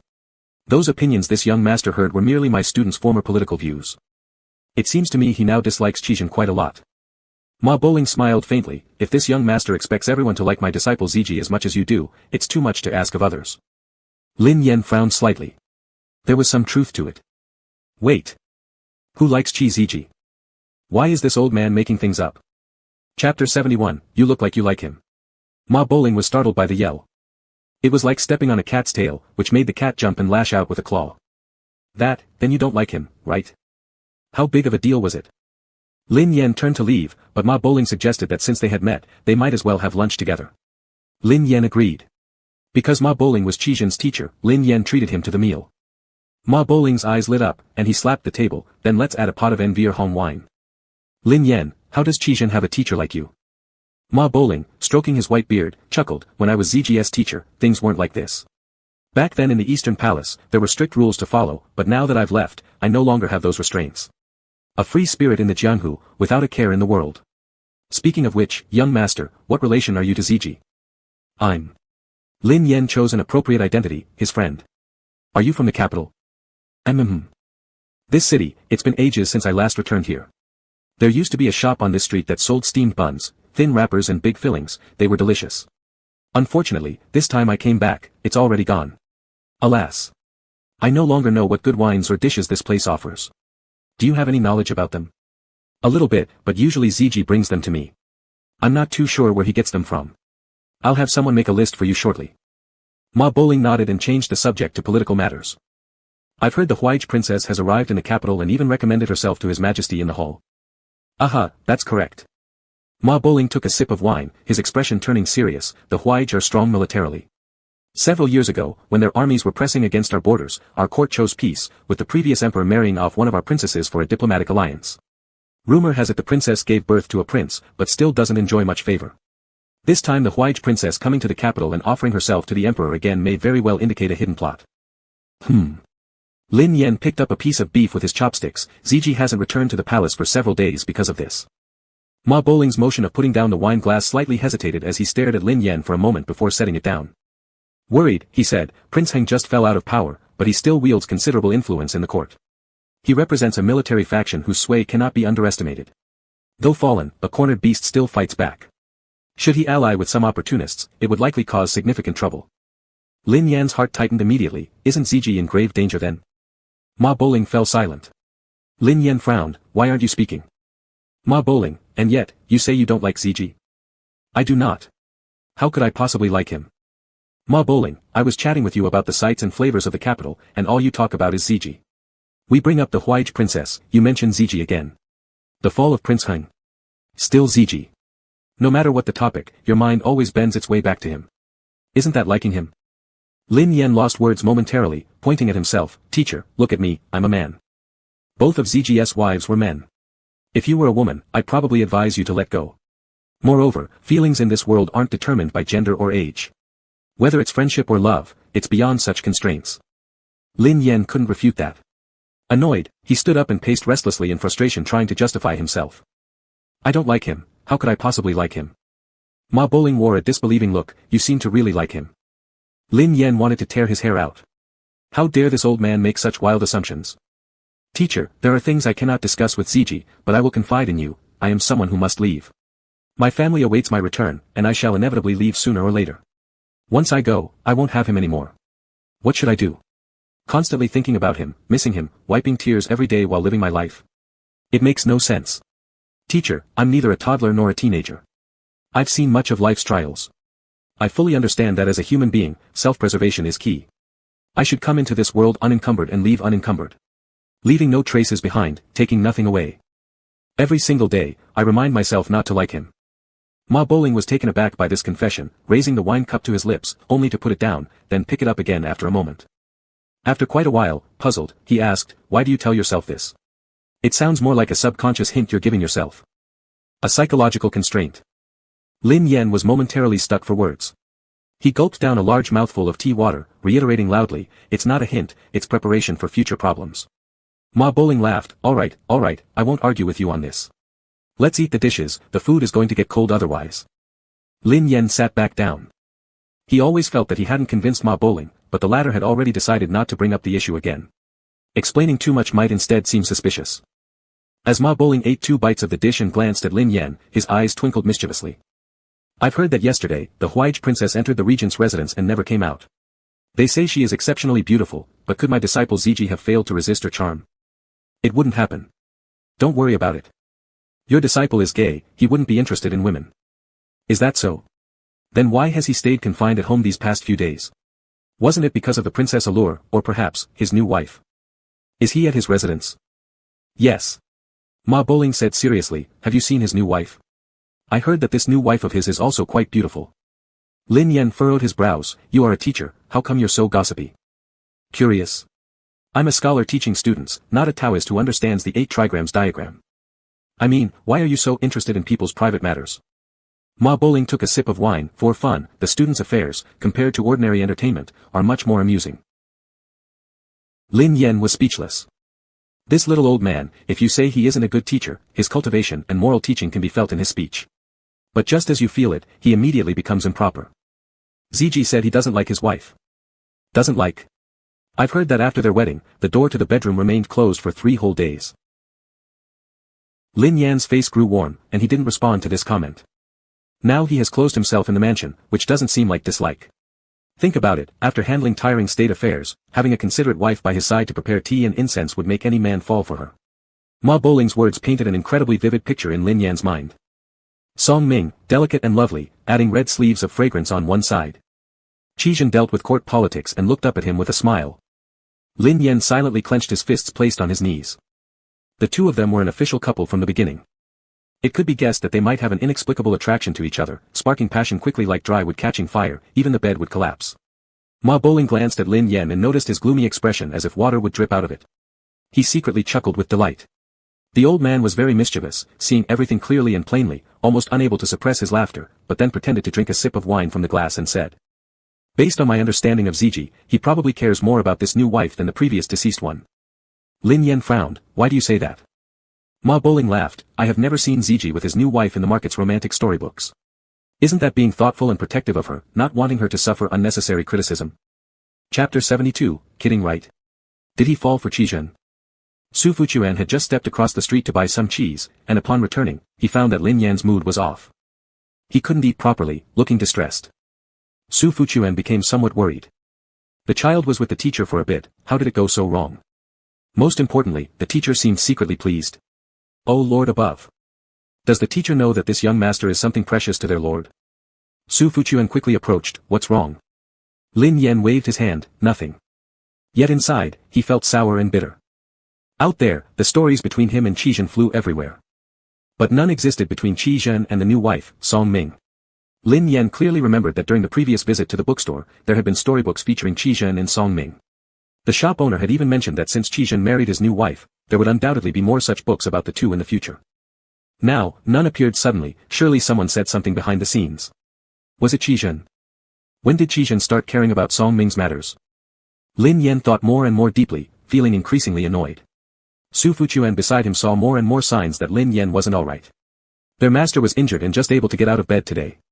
In order to prevent Lin Yan from overthinking or worrying, Su Fuquan deliberately kept Lin Yan by his side. If he didn't take care of Lin Yan well during this time, the master would definitely get angry. Su Fuquan hurriedly walked to Ma Bowling's side. Master, what did you say to the young master? Ma Bowling glanced at Su Fuquan but smiled without speaking. Su Fuquan was nearly panicking. These two were more capable of holding in their emotions. By the time dinner was finished, Lin Yan left with heavy thoughts. Su Fuquan couldn't contain himself any longer and blocked Ma Bowling's path. Master, do you know who this young master is? Ma Bowling replied, he just said that Ziji hasn't returned to the palace for several days, he must be someone connected to the imperial family. Whether a guard, an eunuch, or perhaps some kind of noble royal family member, I cannot guess exactly. However, I do know that the young Ziji has feelings for him. Su Fuquan had served by Qizhen's side for many years and was no ordinary servant. Someone who could be personally accompanied by Su Fuquan was undoubtedly someone Qizhen valued highly. Su Fuquan smiled apologetically. Master, your insight is sharp. Since you know, please quickly tell me, what made this sir unhappy just now? It's not that I've offended him, but I've helped the young master Ziji. Ma Bowling chuckled meaningfully and suddenly grabbed Su Fuquan's arm. You have to tell me first, what does Ziji think of his newly wedded wife? Our prince wants that person to be safe and sound, there's nothing more to it. Ma Bowling let go of Su Fuquan's arm. That is good. True feelings in this world are precious. If one splits their heart into many parts and gives them away, what they will receive in return will inevitably be incomplete. Ma Bowling flicked his sleeves. I am not provoking him, rather, I am helping my young disciple achieve his yearnings. Su Fuquan didn't fully understand, and at that moment Ma Bowling quickened his steps, walking to the side of the carriage where he tapped on it. The curtain lifted, revealing Lin Yan gazing out. Anything else? The last serious question I'll ask you, Ma Bowling said, do you truly not like my disciple Qizhen? Lin Yan was already in a bad mood, and being asked over and over again made him even angrier. He frowned deeply. Sir, your knowledge is vast, easily comprehending most matters in this world, but when it comes to people's hearts, please do not make random guesses. I truly do not like Qizhen. I am very clear about my own feelings. Truly. Really. I don't like him. The reactions you see from me. Lin Yan paused for a moment, trying to articulate his incomprehensible emotions. It seemed so hard to explain. After a brief silence, he decided to approach it from another angle. The reason I keep mentioning him is simply because I've spent quite a long time with him. Yeah. That's right. So it's easy for me to think of him, but it's not because I miss him. Ma Bowling adopted an expression of sudden understanding. If you don't like him, then help me gather some news about the young Ziji and his new wife. I'm quite interested. Lin Yan's face fell immediately. What kind of teacher are you? Why do you always pry into your students' private lives? If you want to know, why don't you investigate it yourself? I'm not your student, so why should I listen to you? Enraged, Lin Yan slammed down the curtain. Moments later, however, he lifted it up again swiftly to interject preemptively, and this reaction of mine doesn't prove that I like Qi Ziji. It's not jealousy. You're not allowed to ask me again. Ma Bowling humbly questioned further, isn't it? It's not. My friend's jealousy is nothing like this. Lin Yan hesitated, recalling. He thought of his university roommates. Then thought of the roles he had acted as in films. When he compared these memories to his current state, he stalled. He gradually started doubting himself. His hands slowly unclenched as the curtain descended, hiding Lin Yan's somewhat flustered face. Ma Bowling laughed uncontrollably by the carriage, finding this young man extremely amusing. How could he be so slow? Realizing everything now, Su Fuchuan tried to suppress his laughter.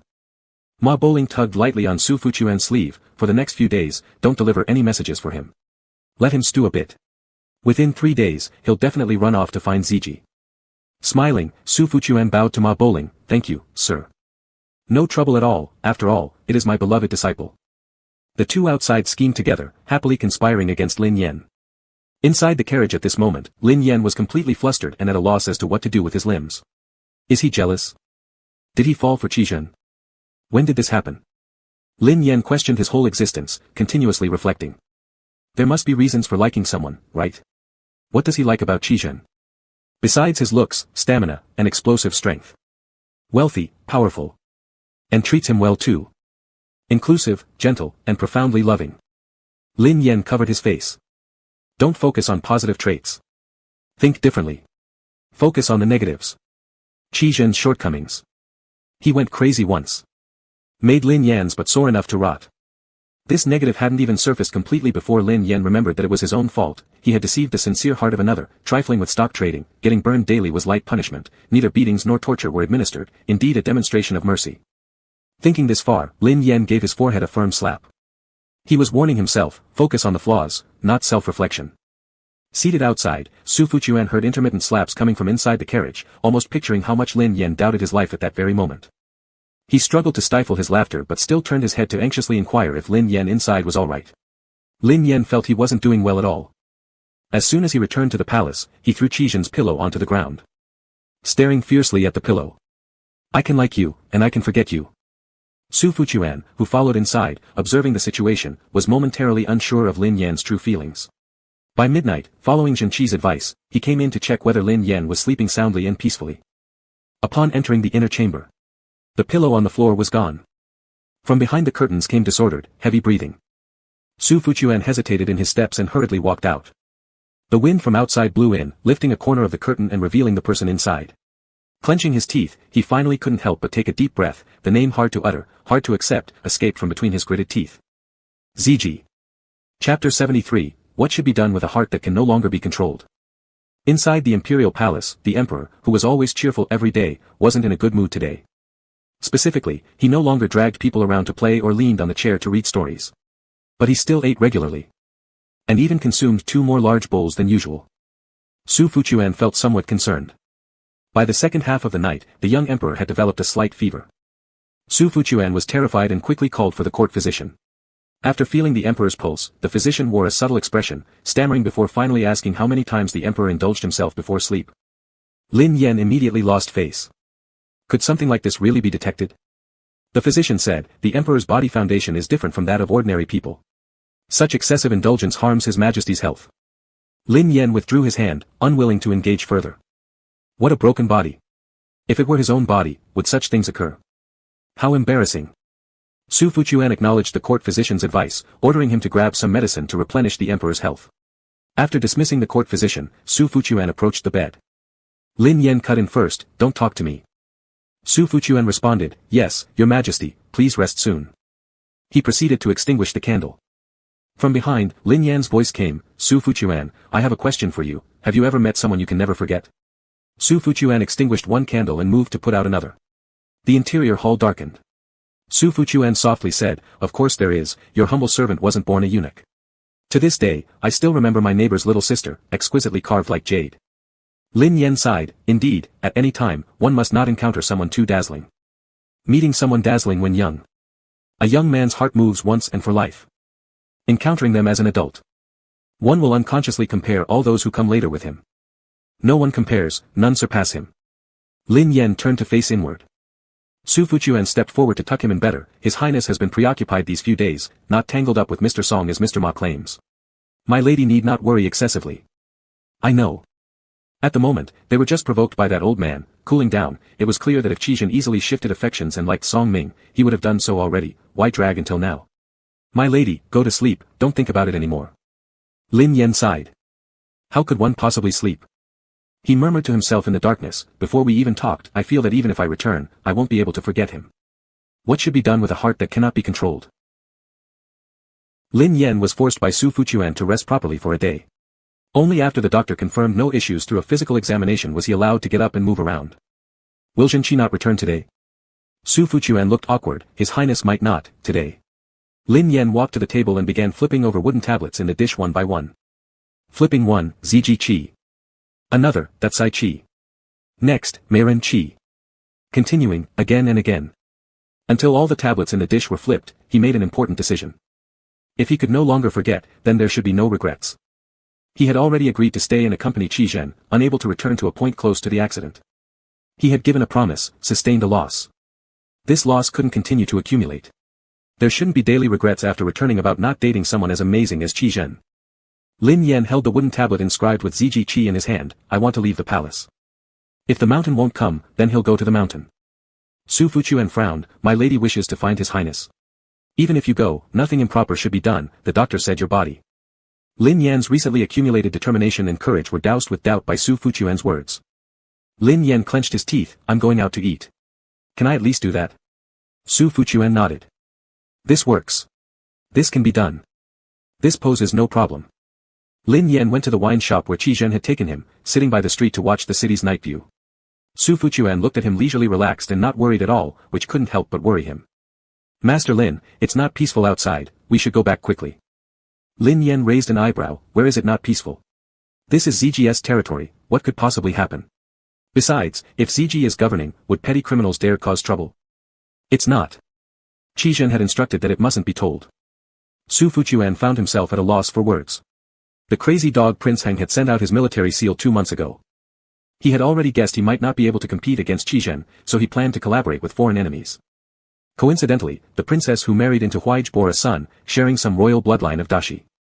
Prince Heng was prepared to bring this young prince back to make him a puppet. But Prince Heng made a fatal error. He thought about losing, but never imagined losing so terribly. The military seal he sent out ended up completely aiding the enemy. Those Huaij envoys brought the princess in, planning to use her death in Dashi's capital as an excuse to attack. Their intentions were insidious. Qi Zhen got injured rescuing the princess. Though the princess was saved, Huaij still used the excuse of her murder in the capital to send troops. With Dashi's military seal, Huaij conquered 2 cities within a day, another one surrendering. Now their army pressed toward the heartland. The situation was grave. Lin Yen said earnestly, "I want to see Qi Zhen."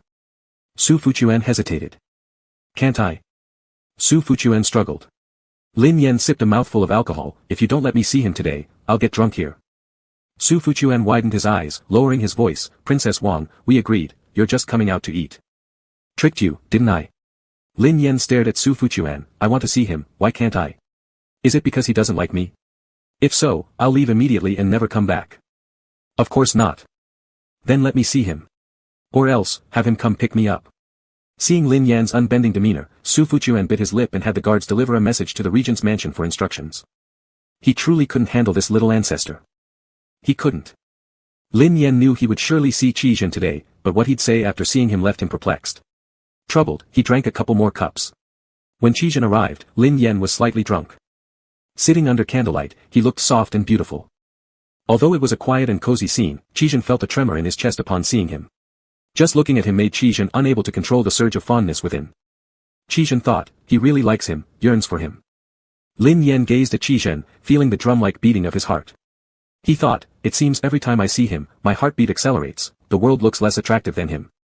Chapter 74, I've realized that I like you, so I've come to respond to you. Qizhen asked, why are you drinking? Lin Yan leaned on the table to stand up. Standing at the door, Qizhen's posture was tall and graceful, handsome beyond compare. I didn't bring any money, but I luckily hid in time when I saw your teacher earlier, or else your teacher would have redeemed me back home. Qizhen stepped back upon seeing him approach. His wound had been freshly treated. During treatment, he smelled blood. It was quite strong. If your teacher sees you, he won't care about charging you. The shop belongs to the family, why should you pay? What do you need me for? I have things to deal with back at the mansion. Lin Yan stopped walking, displeased, feeling discomfort inside. Without answering his question, he only asked, why are you stepping back? There's blood on me. Oh, no big deal. Lin Yan felt better, don't move. Lin Yan walked toward him, the official documents of this tavern bear your name and stamp, making it your property. I shouldn't come here without paying. Earlier, I accidentally broke 2 cups. I imagine everything here is very valuable. I probably owe you quite a lot of money. Maybe even several thousand taels, in gold. Qizhen laughed softly, lightly supporting his face, how could it be worth so much? My place isn't a black market. What do you really want to tell me? Lin Yan had thousands of words he wanted to express, but the most important sentence was too clumsy to utter. He wanted it to be romantic, matching Qizhen's deep affection. He wanted it to be warm, worthy of Qizhen's tenderness. The more he wanted to express his feelings carefully, the more cautious he became, afraid of being unable to express himself properly and sounding inarticulate. Qizhen teased with a smile, aren't you usually talkative? Lin Yan fell silent for a moment. No one says I can't be stammering. Qizhen looked at him tenderly, wrapping him in soft eyes and waiting patiently as Lin Yan stammered through his words. Lin Yan stared into Qizhen's eyes. His heart felt like it was soaking in syrup. His brain went blank. Without realizing it, his gaze dropped onto Qizhen's lips, perfectly shaped, water-red, making him want to kiss them. It stirred a restless thirst. As Qizhen watched his downward glance, the color in his eyes deepened gradually. What are you looking at my lips for? Lin Yan raised his eyes, meeting Qizhen's. It seemed as though fire and sparks exploded in the air, turning into beautiful fireworks. Lin Yan thought, screw all this flowery talk, stop being so hesitant. Kissing you is what really matters. Beautiful, I want to kiss you. Before the words faded, Lin Yan moved closer and kissed Qizhen's lips. Just as their lips barely touched, he was caught in his grasp and dominated. They kissed for a long time. Lin Yan gazed dizzily at Qizhen's extraordinary handsome face, watching his lips that had been kissed red, so beautiful.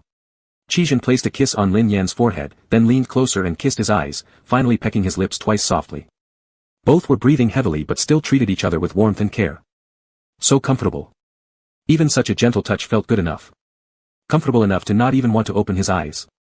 Tap tap tap. Su Fuchuan lowered his voice and called from outside the door, my lord. Qizhen's voice was hoarse, full of passionate flavor, turning slightly to look outside, what is it? Lin Yan watched his rolling Adam's apple, tempted, and sneaked over for a quick kiss before darting back. The hand around his waist tightened abruptly. Qizhen lowered his head, warning him with a glare. Lin Yan tried again to reach and kiss him, when Su Fuchuan interrupted from outside, Lord, there is something extremely important I must report. Qizhen pressed down on Lin Yan's mouth as he approached, saying, I'll go out for a moment. Stay here and don't let anyone see your current state. Who could let others see? Absolutely no one should ever see him like this. Qizhen turned and left. Lin Yan felt weak in the knees, unclear whether it was from the alcohol or the kiss, and shuffled over to sit by the table, lazily resting his head. As soon as Qizhen returned, his eyes followed him every step. Qizhen came to the table, picked up Lin Yan's wine cup, and sniffed it, I thought you might have mistaken aphrodisiacs for drink. He pulled over a chair, sat opposite Lin Yan, and propped him up despite his listlessness, firmly gripping his shoulders, even restraining himself, his breathing still irregular. What does kissing me mean? Lin Yan looked at him, while we were just now kissing, we probably knocked over a porcelain bottle, which must be worth a lot. Don't dodge the question, answer me. This time, Qizhen sounded slightly stern. Lin Yan, can I pay off this debt by using myself? I am the monarch of a country, a priceless figure, however I can offset a fraction. Offsetting a mere fraction at once? According to Lin Yan, if several thousand taels of gold were owed, how long would that take? Next life? Qizhen stared blankly at Lin Yan for a while without moving or speaking. I don't need you to repay me. That's not what I want. Qizhen didn't seek a transaction, nor an unequal relationship. What he desired was mutual love, unbreakable till death. Lin Yan leaned closer, examining him intently. His heart melted like water. Why are you so kind? You won't accept my repayment, Qi Ziji, why do you seem so irresistible?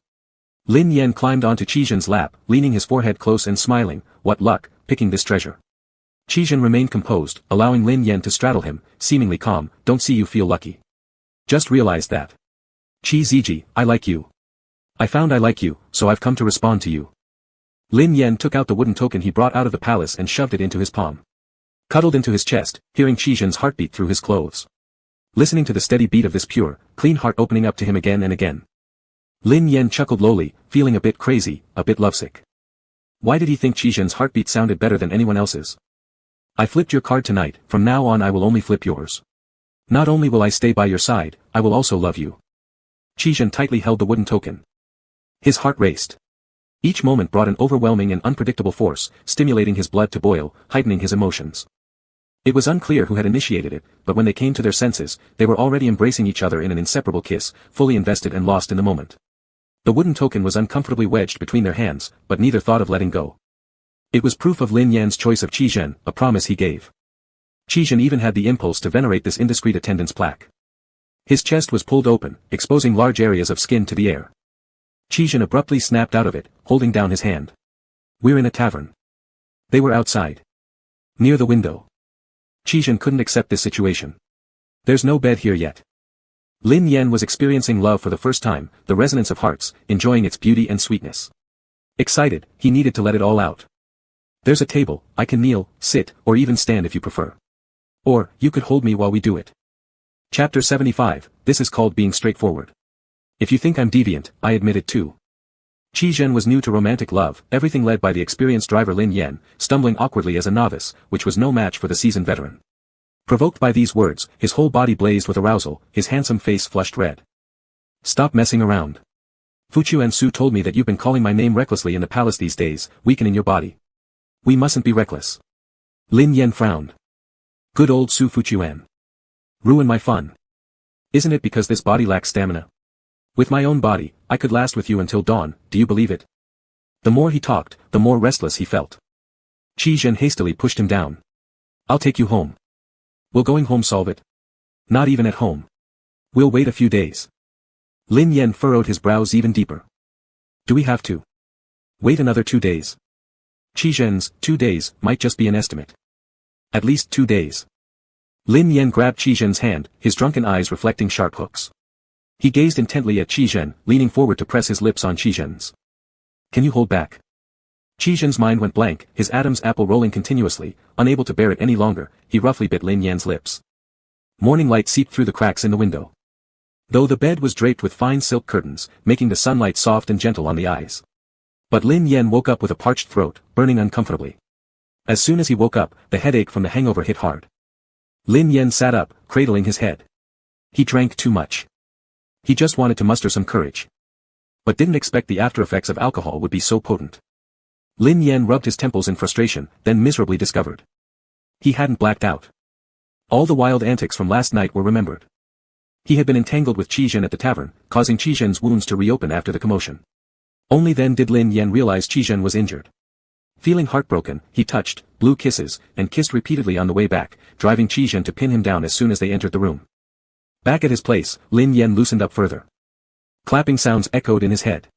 System, too pure and simple for understanding. Some people seem to put on masks but actually take them off. When playing the fool, teasing and flirting feels good too.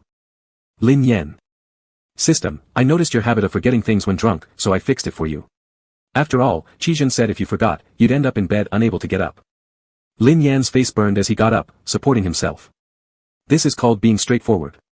Of course, if you want to say I'm deviant, I agree too. After all, at first, I just wanted Qizhen's body. System, straightforward. You call that straightforward? Why are you blushing? And what about peeping through the window crack? Lin Yan tried to open the window. It wouldn't budge. There was a woman's voice outside, has the master woken up? Shall I send someone to attend to you? Lin Yan was puzzled, is my window broken? It's not broken, master. The prince said that once you wake up, you might try to escape through the window, so he ordered us to guard the room thoroughly, disallowing opening windows or doors. If you feel stuffy, His Excellency will return soon and allow you to open the window. Please bear with it for now. Lin Yen was speechless. The system laughed loudly. Why are you running away? Lin Yen wiped his face and lay back on the bed. After all, everyone has dignity. Last night, I performed exceptionally due to overdrinking. I just need a break, I wasn't planning to run away. It's done, a man should be responsible for his actions. Lin Yen paused, how did you suddenly appear? System, to see the commotion. System, you like Qizhen and are willing to stay, stabilizing the small world. Everyone is happy. If you need me, you can call me for assistance until you leave. Alright, noted. Not long after the system left. The door opened. Footsteps approached. And the silk curtains were lifted. Qizhen, dressed in a dark robe, sat by the bed and asked, awake. Do you remember what happened last night? That was a direct hit. Lin Yen hesitated, carefully answering, I only remember telling you that I liked you. The rest. Did anything happen between us? At that moment, a servant girl came in respectfully and asked, Master wanted to open the window earlier. Shall we open it now? Qizhen's eyes narrowed slightly as he appraised him, why open the window? Lin Yen awkwardly smiled, it's stuffy. Qizhen couldn't help but laugh, my bedroom is indeed too small, making my lady feel uncomfortable. Forgive me for this inconvenience. Lin Yen glanced around Qizhen's bedroom. It must be around 200 square meters. He had a feeling that Qizhen saw through everything without pointing it out. Stiffening his resolve, Lin Yen continued the conversation, let's open the window. Smiling inwardly, Qizhen ordered the maid to leave and then opened the window himself. Sunlight streamed in, brightening the room considerably. After standing for a while, Qizhen walked to the bedside and took something out of his sleeve, extending it toward Lin Yen. Lin Yen immediately recognized it, a jade pendant he had once won for Qizhen. It was a keepsake from Qizhen's mother. Lin Yen sat up and stared at the jade pendant dumbfounded. He knew exactly how important this piece of jade was to Qizhen. Do you want it? Lin Yen raised his head upon hearing the voice, meeting Qizhen's eyes. He saw anxiety and anticipation in them. He suddenly remembered the day of the coup when he had asked, do you still want the heart of the monster? How similar this scene was. But this time, he wouldn't let Qizhen down. Lin Yen grasped Qizhen's fingertips, gently pulled him closer, kissed his palm, and took the jade pendant. I want it. Chapter 76, Long-Distance Relationship just after starting to date. Qizhen felt as though the kiss had reached straight to his heart, almost intoxicating. His heart swelled with warmth. By accepting the jade pendant, Lin Yen was completely embracing him. They were together now.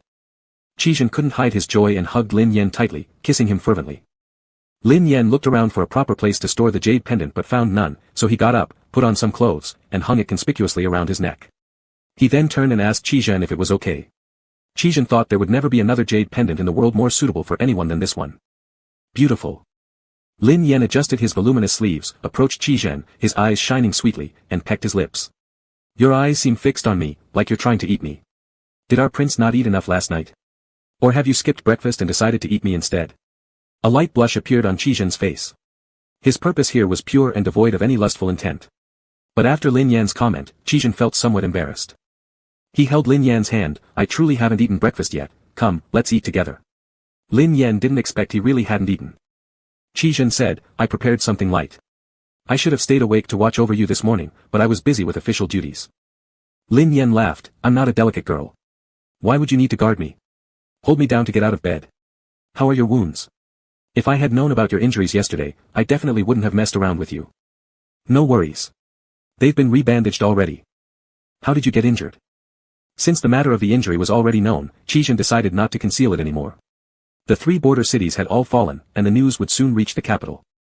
Hearing this, Lin Yan flared with anger, is the crown prince crazy? He sells out the country because he can't defeat you. Is what's inside his skull actually a brain? Isn't it filled with grass instead? And the Uyghur, sending their own princess to get killed by her people? Are they fine? The Uyghurs have strong troops and have not experienced internal turmoil in recent years.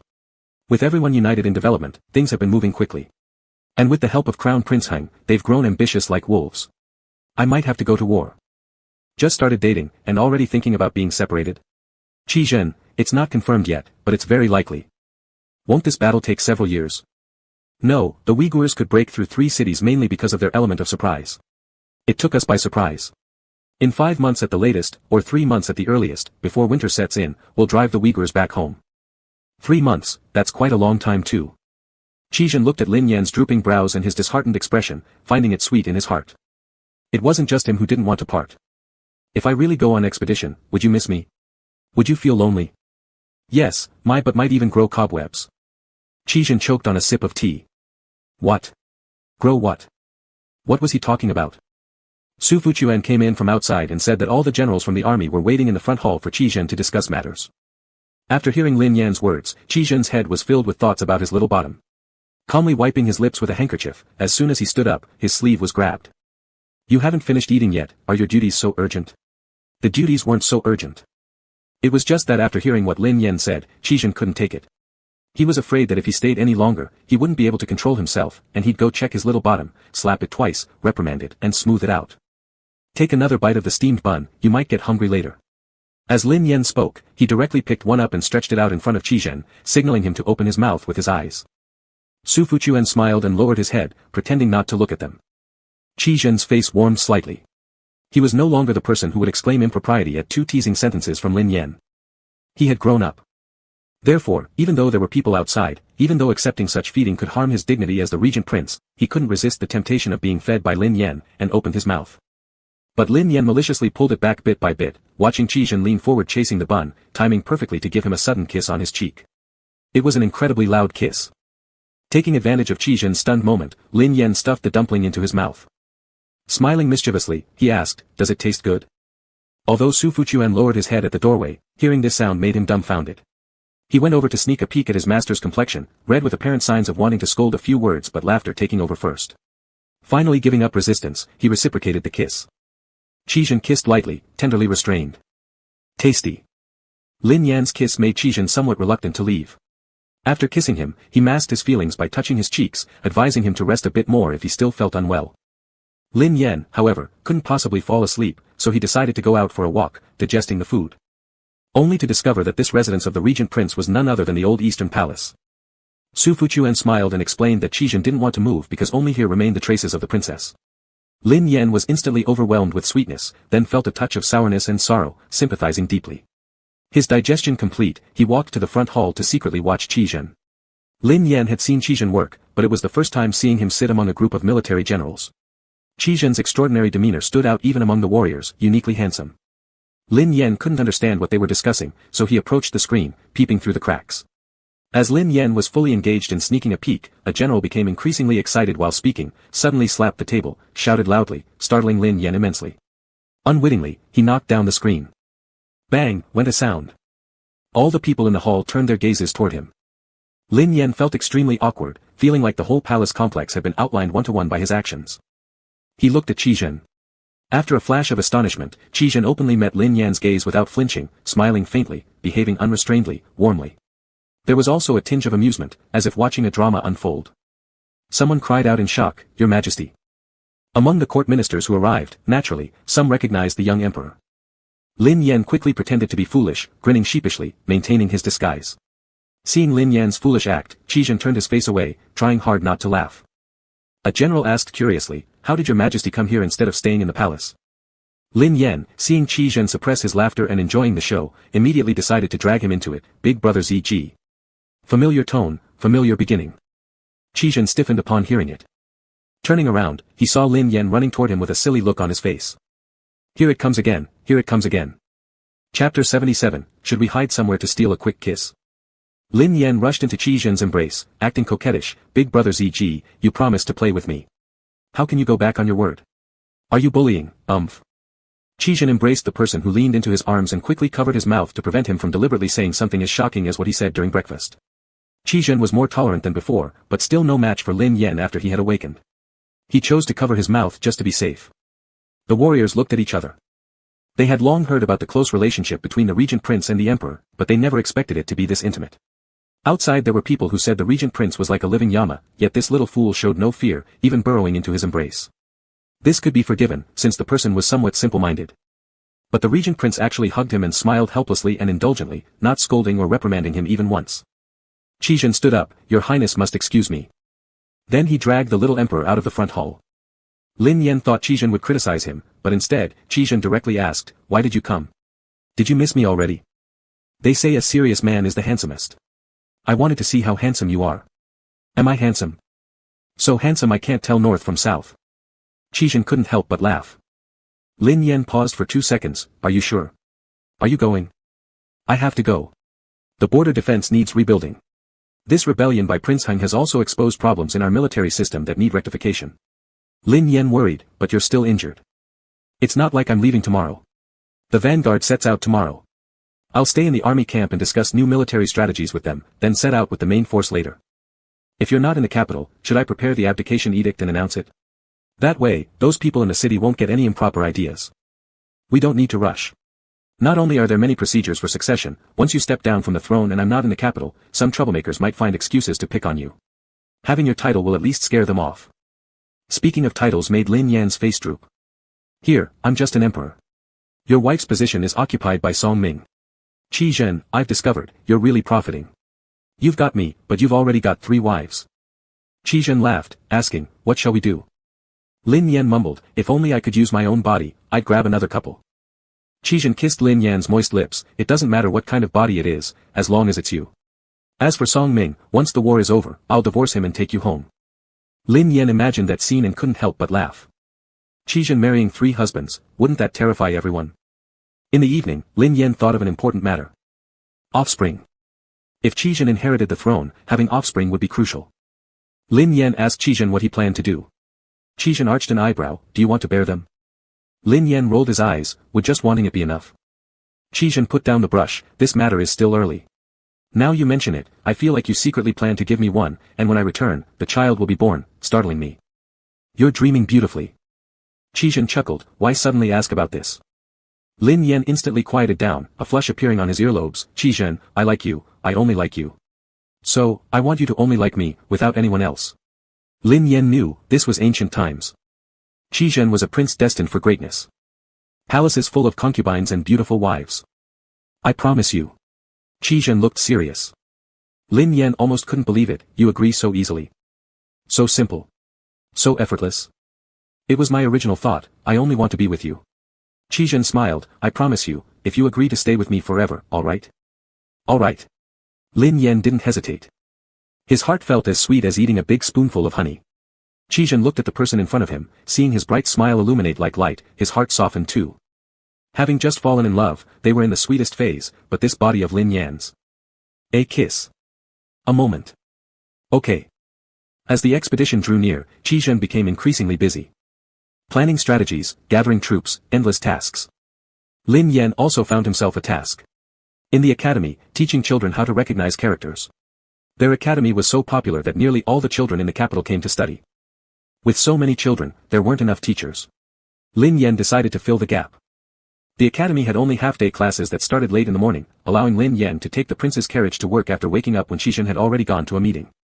In the noon, Qizhen would come to pick him up for lunch. Such days barely lasted 10 before Qizhen had to head out on an expedition. Before departure, Qizhen indulged himself in a hearty meal. Lin Yan's emotions of reluctance reached their peak, he clung on to Qizhen and stayed awake all night. The next morning, Qizhen even woke him up. Their wildness was boundless. Lin Yan couldn't even get up. Qizhen wouldn't let him see him off. But Lin Yan refused to listen. Being in the throes of hot romance, they were so entangled that parting now seemed impossible. How could Lin Yan not bid farewell? Struggling to get up, Lin Yan sent Qizhen off to the gate. As they neared the gate, his heart grew heavier with each step. Muttering, my husband is so handsome, but he's leaving like this for war, I can't trust that there won't be some enemy princess or prince who will fall for him. If they do, I will surely be driven mad. Qizhen wasn't sure if Lin Yan would really go mad, but at this moment, it was him who was dying over Lin Yan's cuteness. Reluctant to leave, he didn't want to leave one bit. He thought, if Lin Yan simply said, don't go, he might impulsively stay. However, Lin Yan wouldn't say it. He wouldn't be Qizhen's shackle or burden. His greatest extravagance was publicly, yearningly grasping Qizhen's wrist and asking, could we waste a little time? Could we hide somewhere and steal a kiss? Chapter 78, An Eternal Bond of Love. A blush spread across Qizhen's face as he glanced around, ordered to wait a moment, then pulled Lin Yan behind the door, hiding them among the greenery. There, Qizhen bent down to passionately kiss Lin Yan. In a pose filled with possessiveness, one hand encircled Lin Yan's waist, the other cradling the back of his head, while Qizhen's larger stature imposed an unavoidable pressure on Lin Yan, as if savoring some rare delicacy, slowly kissing him. With his head tilted back, Lin Yan presented an utterly compliant demeanor. So obedient that it was irresistibly endearing. This gentle, tender farewell kiss gradually became fierce. The hand gripping Lin Yan's waist lost its control, pinching him slightly painfully. Indeed, nothing saddens more than parting. When Qizhen broke away, looking into Lin Yan's clear bright eyes, still feeling unsatisfied, he tugged slightly at Lin Yan's collar. Losing control, he bit down harshly on Lin Yan's shoulder. It was so hard that blood began to seep. Lin Yan hissed and rammed his forehead hard against Qizhen. Are you a dog? No. As soon as the words left his mouth, a warm sensation landed where he had bitten moments before. Again and again. Electric currents ran down Lin Yan's spine, making his whole body feel numb and his face heated. Overcome by passion, he instinctively wrapped his arms around Qizhen's waist. You're behaving even more like a dog, do you know that? Qizhen chuckled darkly, sensing this affectionate gesture from Lin Yan, and kissed him deeply once again. I don't want you to leave. If it weren't for the dangers of battle, I'd have tucked you into my bag and taken you along. Lin Yan, I don't want you to leave either. So, could you make me a jade? Ow. Lin Yan was bitten again. This was a punishment. Qizhen violently pulled up Lin Yan's clothes, his face darkened, not even thinking about such lewdness. Indecent. Lin Yan clutched his own shoulder and mumbled under his breath, you think I don't know you've been sneaking my undergarments into your baggage? Qizhen's face heated. Such behavior indeed made him seem deranged, but the campaign ahead was long. 3 months wasn't short or long, but since he couldn't bring Lin Yan, some comfort was necessary. Otherwise, how would he survive these 3 months?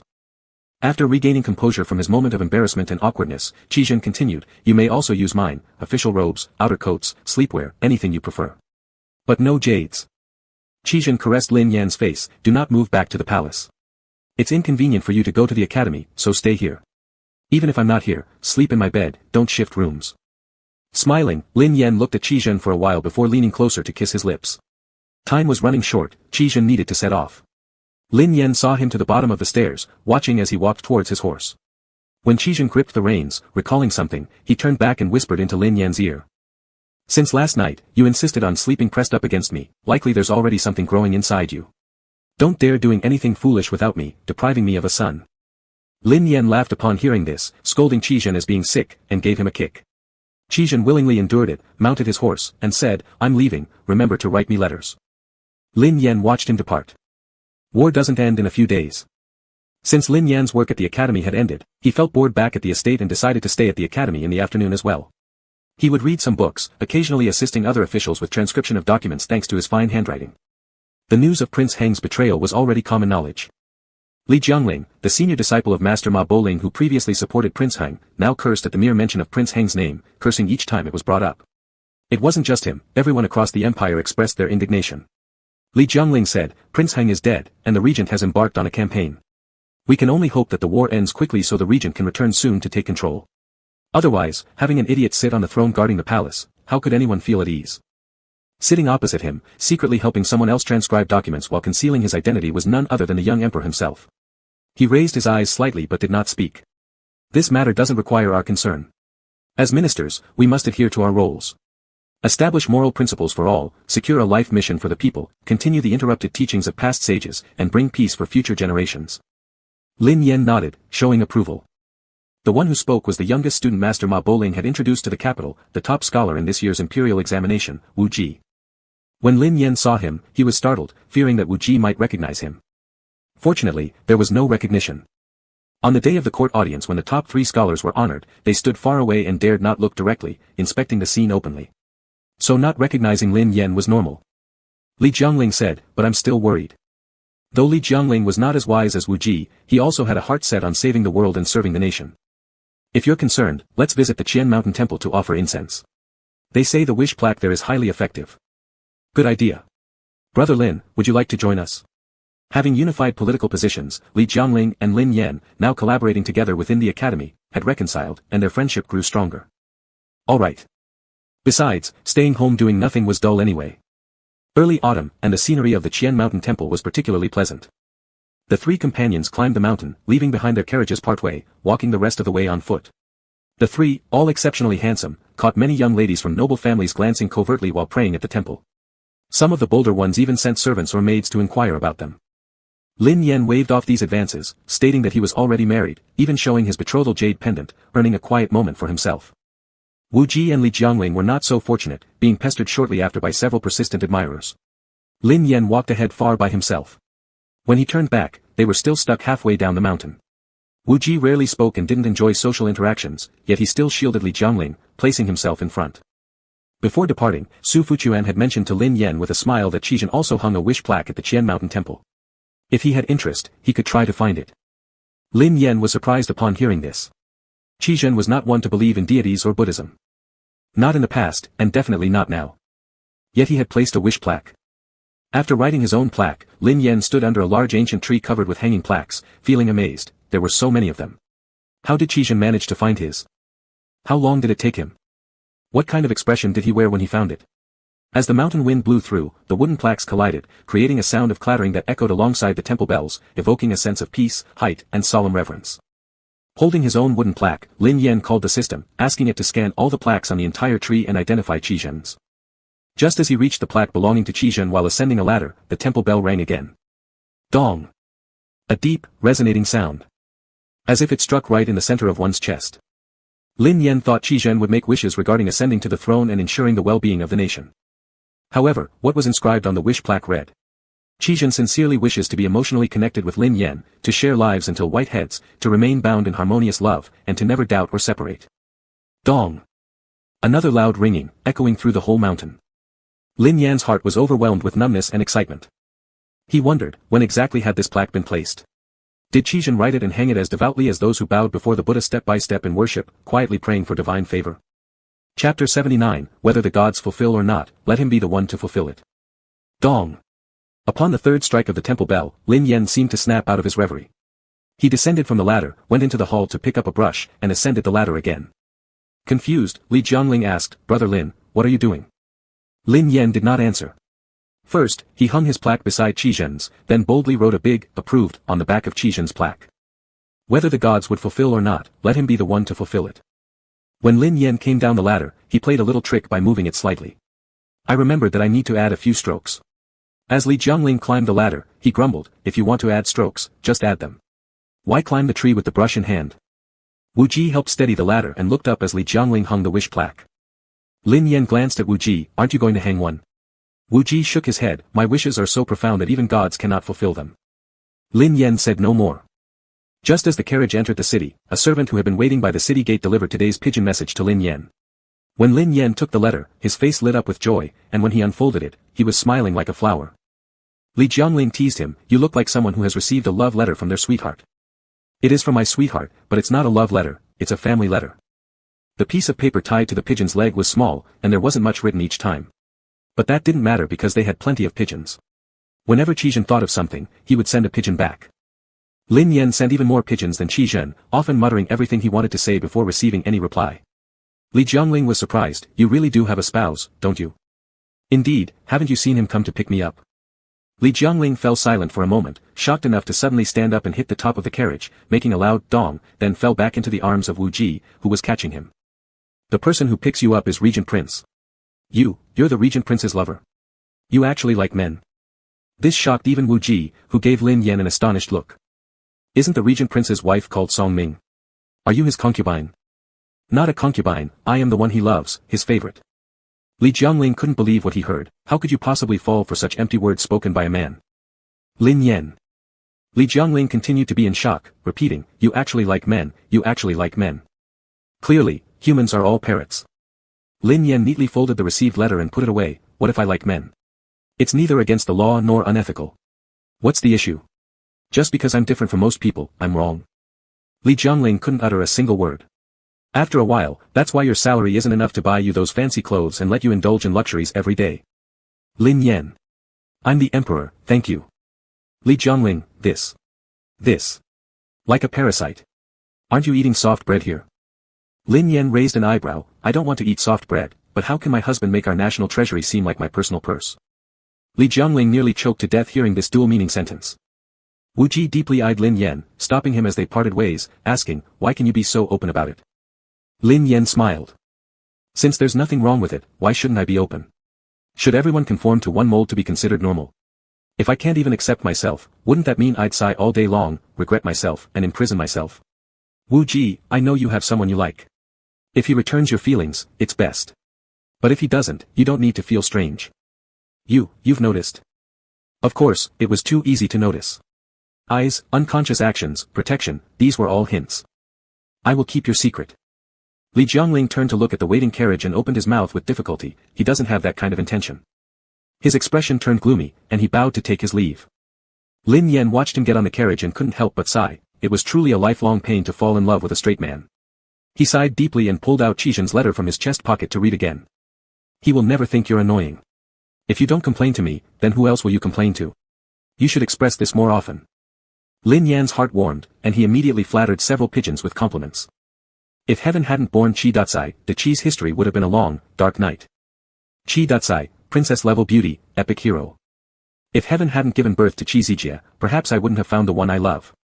In response, Qizhen quoted the phrase, if heaven hadn't given birth to Qi Zijie, perhaps I wouldn't have found the one I love, and added. This can also be expressed more often. Lin Yan broke into a joyful smile. In his letter, Qizhen asked him, what did you wish for at Qian Mountain Temple? Lin Yan replied, I hope the baby in my belly will be safe and sound. Upon receiving the letter from afar, Qizhen was momentarily speechless, then felt amused. He carefully kept all the letters they exchanged, even Lin Yan's complaint about lunch not being tasty was preserved.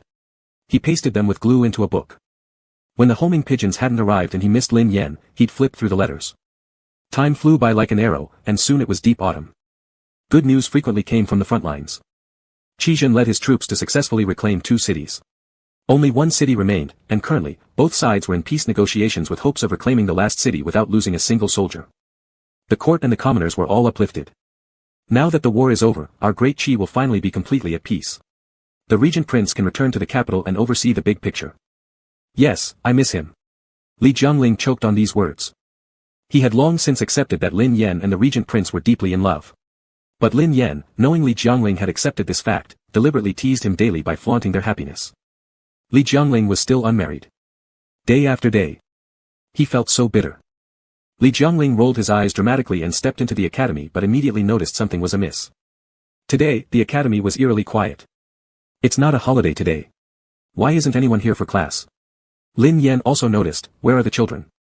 An official who got the news quickly peeked out, you don't know yet? From yesterday afternoon to this morning, more than 20 children went missing in the capital. They say people were still being kidnapped this morning. Now, there are crowds of people at the Yamen gates, and no one dares let their children come to study. Lin Yan was startled, abducting children? Why?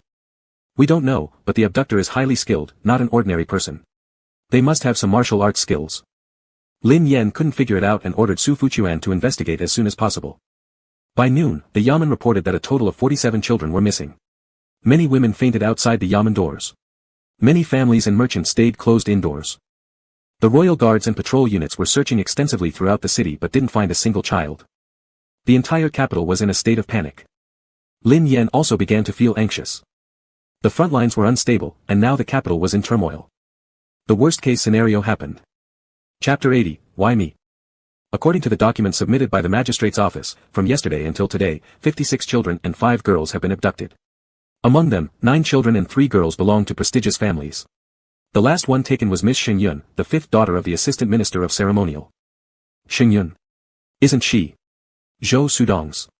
Yes, precisely Zhou Sudong's fiancée. Su Fuquan handed over the copied document. Zhou Sudong has already delivered betrothal gifts to the Xing family, and the 5th daughter was preparing her dowry within the mansion. She left the estate today to shop for cosmetics with her sisters-in-law. Unexpectedly, trouble erupted this morning. When the Xing family carriage returned, they had left the 5th daughter behind. Left her behind? Lin Yan was shocked. Su Fuquan explained, the 5th daughter is a concubine-born child. Just with this brief explanation, Lin Yan understood. A concubine-born daughter, living poorly, neglected. Zhou Sudong had mentioned the situation of this fiancée of his before. Since Zhou Sudong went to fight with Qizhen, he entrusted Lin Yan to look after her. Now, she's gone. Lin Yan asked, did her family punish her disappearance? Su Fuquan replied, they say she was punished to kneel in the ancestral hall. Lin Yan was speechless. A young girl disappeared, her life uncertain. And the punishment was merely kneeling in the ancestral hall, it seemed too lenient. Su Fuquan continued, currently, the Imperial Guard and the City Patrol Corps are conducting large-scale searches in the capital. They will surely find her.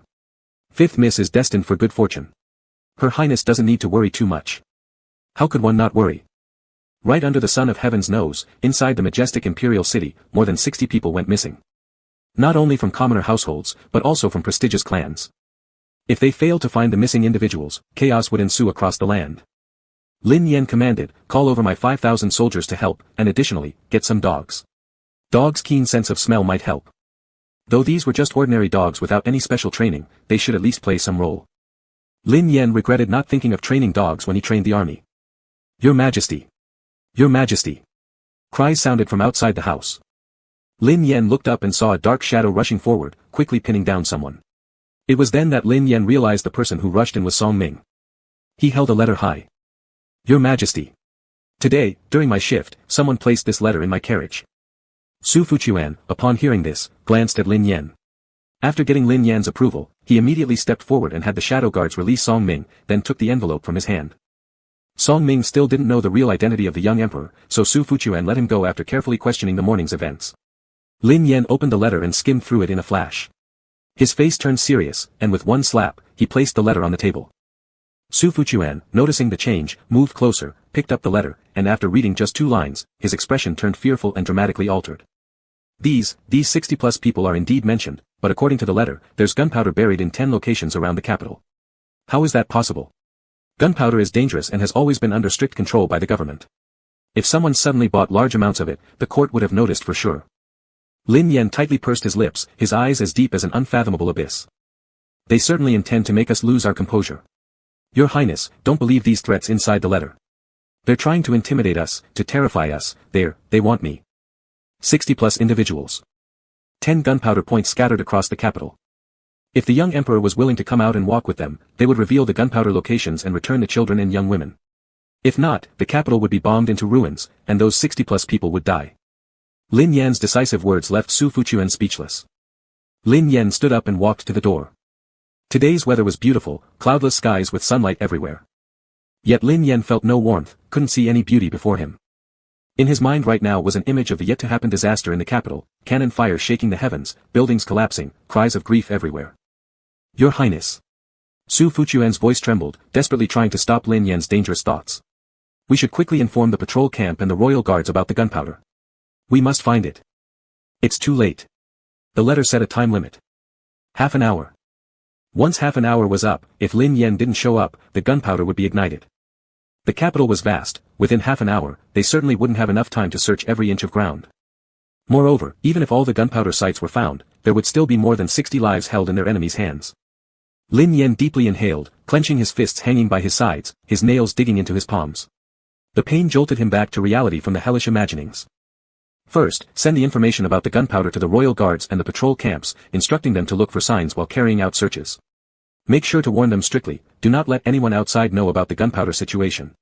This must be handled covertly.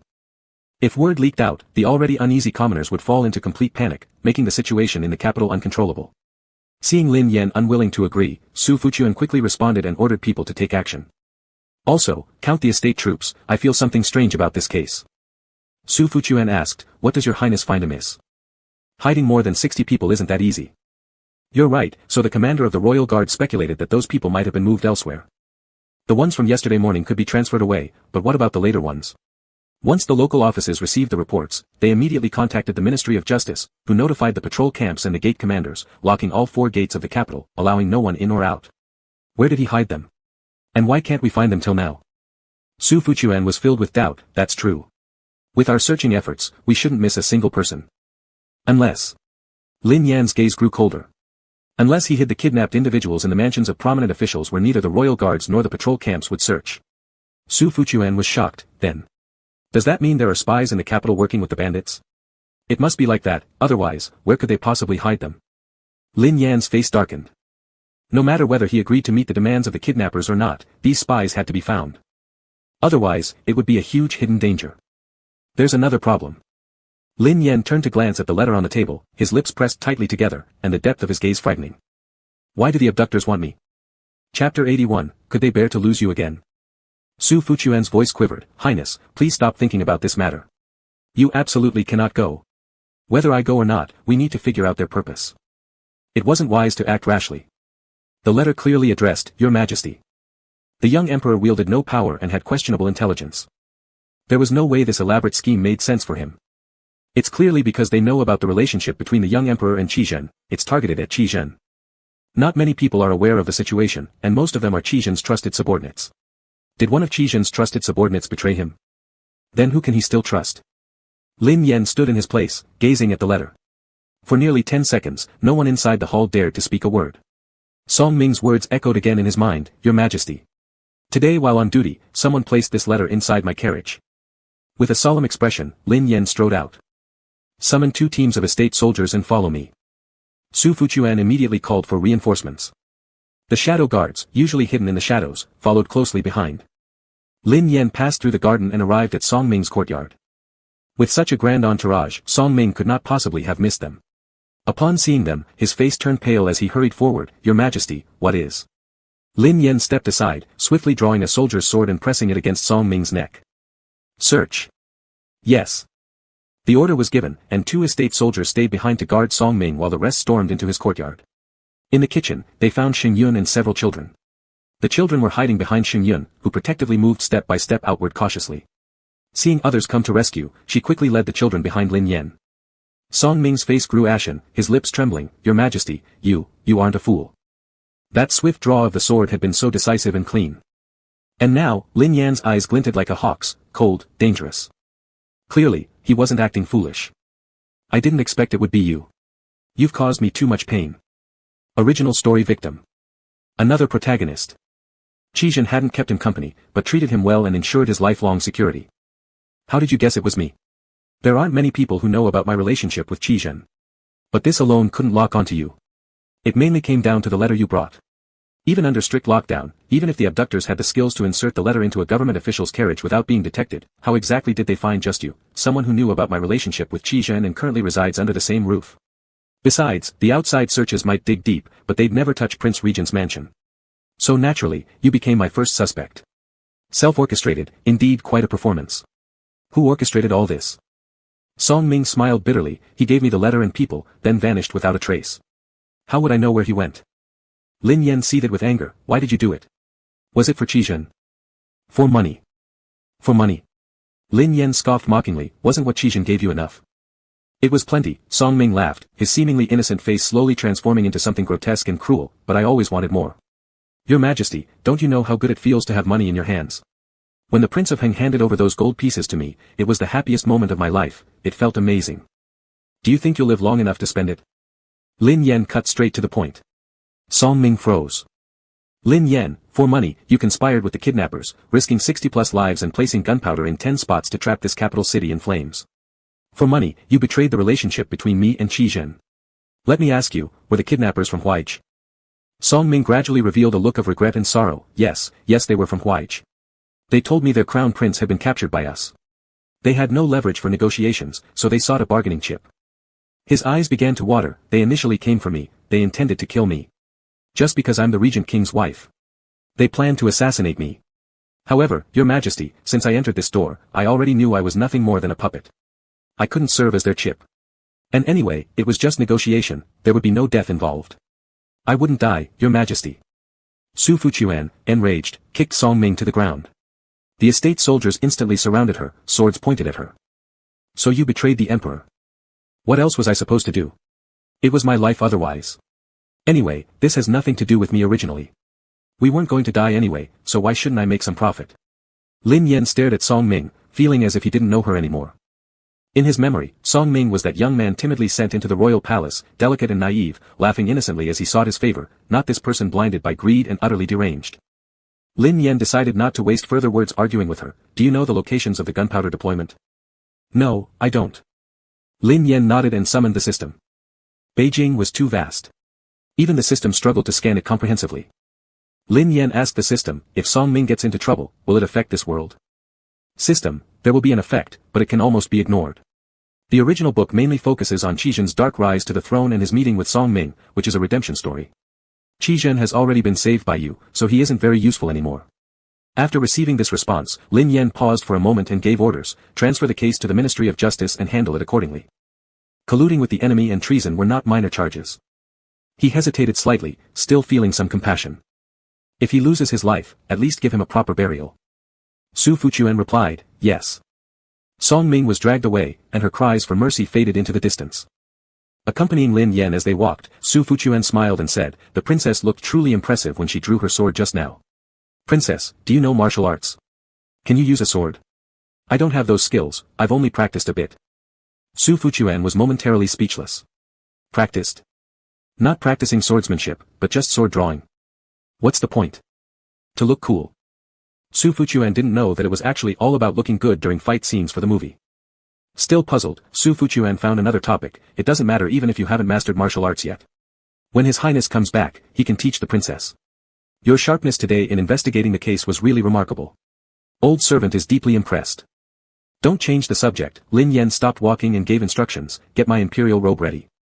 Upon hearing this, Su Fuchuan fell to his knees on the ground. "Princess. You can't go. You're only thinking about the gunpowder and the missing people, but have you thought about our prince? He has already lost you once. Do you have the heart to let him lose you again?" "Leverage," Lin Yan's voice rasped, "since I'm being used as leverage for peace negotiations, there won't be any danger." "What if something goes wrong?" Su Fuchuan cried out tearfully, "What if something happens? How could the prince endure such loss? Do you know what he was like during the time you left? And these past 2 years without you? He seemed like someone who had lost his soul." Su Fuchuan smashed his forehead onto the ground forcefully, and when he raised his head, blood seeped through his skin. Crawling to Lin Yan on his knees, Su Fuchuan desperately begged while clutching Lin Yan's clothes. "It's your old servant begging you. Begging you. I've been with the prince for over 20 years, watching him grow up. To put it bluntly, in my heart, the prince is like my own child. I don't care how this capital city will fare or what will happen to those kidnapped people. All I want is for our prince to be fine. Please. Please." Su Fuchuan continued to knock his head repeatedly on the floor. Lin Yan felt as if a fishbone were stuck in his throat, his eyes reddening and his vision gradually blurring.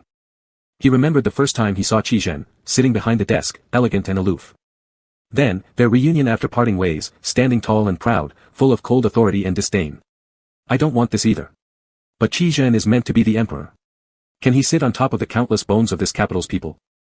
Chapter 82, As the ruler of the Qi, when my people are in peril, I mustn't hide behind others. To govern the world well, one cannot lose the hearts of the people. Su Fuchuan understood this principle too. There must be other ways. No time. This is Ziji's kingdom. If he isn't here, I must protect it for him. Lin Yan helped Su Fuchuan to stand up. "Besides, even if Ziji doesn't ascend to power, or we have no ties, I still can't watch idly as this city burns. I am the ruler of the Qi. When the people suffer, I cannot retreat behind others."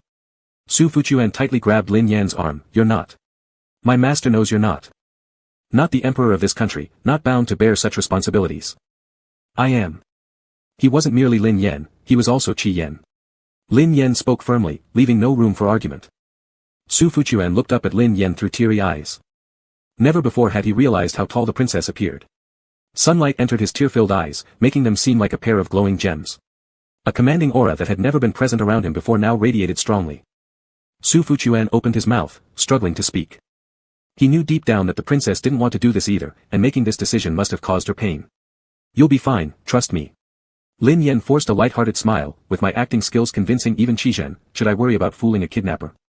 Lin Yan had known since he started this task that the experiences from his career as an actor would allow him to take shortcuts, but it also imposed great limitations on him. One might say that aside from acting, he could do nothing else. He couldn't drink wine and compose 100 poems. Nor could he invent marvelous new devices. He had thought about it, living an ordinary life would be fine. A peaceful and leisurely existence, being together with Qizhen, would be good enough. But at this moment, only he could do it. It required him to act. And only he could pull it off. So now, he was the ruler, the sovereign of this country. "Go fetch my imperial robe. We can't just sit here waiting for doom. I must take some time to make arrangements." Song Ming didn't know before that the young emperor wasn't foolish. The kidnappers definitely wouldn't know either. Therefore, Lin Yan decided to continue pretending to be dumb in front of the kidnappers, lowering their guard, and maybe even tricking them into revealing the hiding places of the children and the gunpowder. "Mo Sun, among all shadow guards, your agility is the best. Quickly inform the front line about the situation in the capital. In case Qizhen doesn't know and gets caught unprepared by the Uyghurs. Also tell him not to express too much reluctance at my departure. The more reluctant he shows, the more dangerous it will be for me, making it harder for me to protect myself." Lin Yan paused for 2 seconds, feeling that his explanation was insufficient, so he added another sentence. "They might dare to commit treason and want to try out what it's like with Qizhen. Mo Sun. All the shadow guards. Su Fuchuan.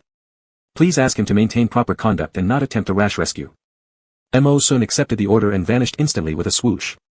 The rest of the shadow guards, quickly get prepared and secretly follow me. Yes. The shadow guards dispersed. Lin Yen walked to the table, picked up the pen, and quickly wrote down 2 identical letters. One letter he handed to Su Fuchuan, the other to the youngest shadow guard. If something really happens to me, these letters must be delivered to Qizhen. Su Fuchuan held the letter. Though only a few sheets of paper weighed heavily like 1,000 Jun.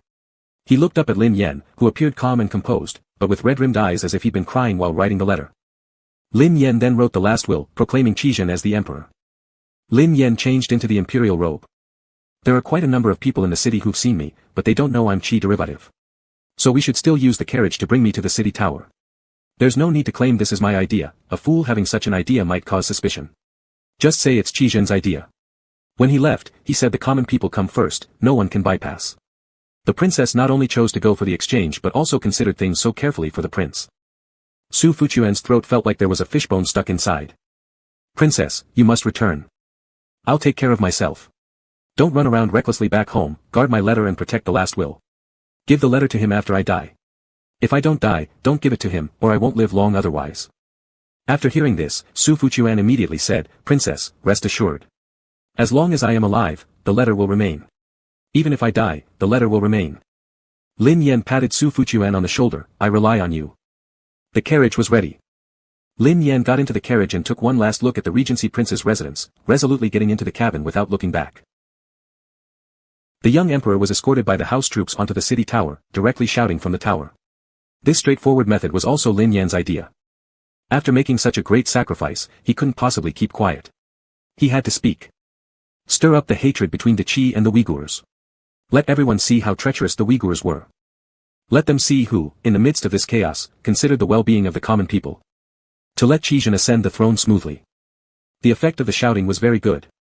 There were many citizens gathered under the city tower. At this moment, they placed personal safety aside and valued national righteousness greatly. Many people were cursing the Uyghurs for being shameless, for being treacherous. They praised Qizhen for being wise and righteous, calling him a good prince. And there were many people crying and shouting for the emperor. As Lin Yen was riding the carriage out of the city, people tried to break through the soldiers' blockade, crying and chasing after, calling for the emperor. Heartbreaking cries filled the air. Lin Yen lifted the curtain for a glance. If the soldiers hadn't stopped them, there was a high possibility that they would have killed the kidnappers. The transaction was completed outside the city.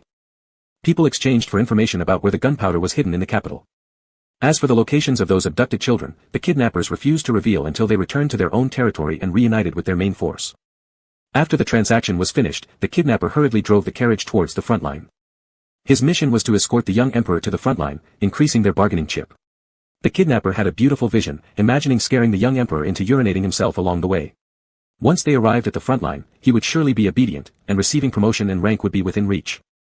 While daydreaming about how big of a mansion would be appropriate, the kidnapper suddenly got kicked in the leg. This sudden kick shocked him to no end.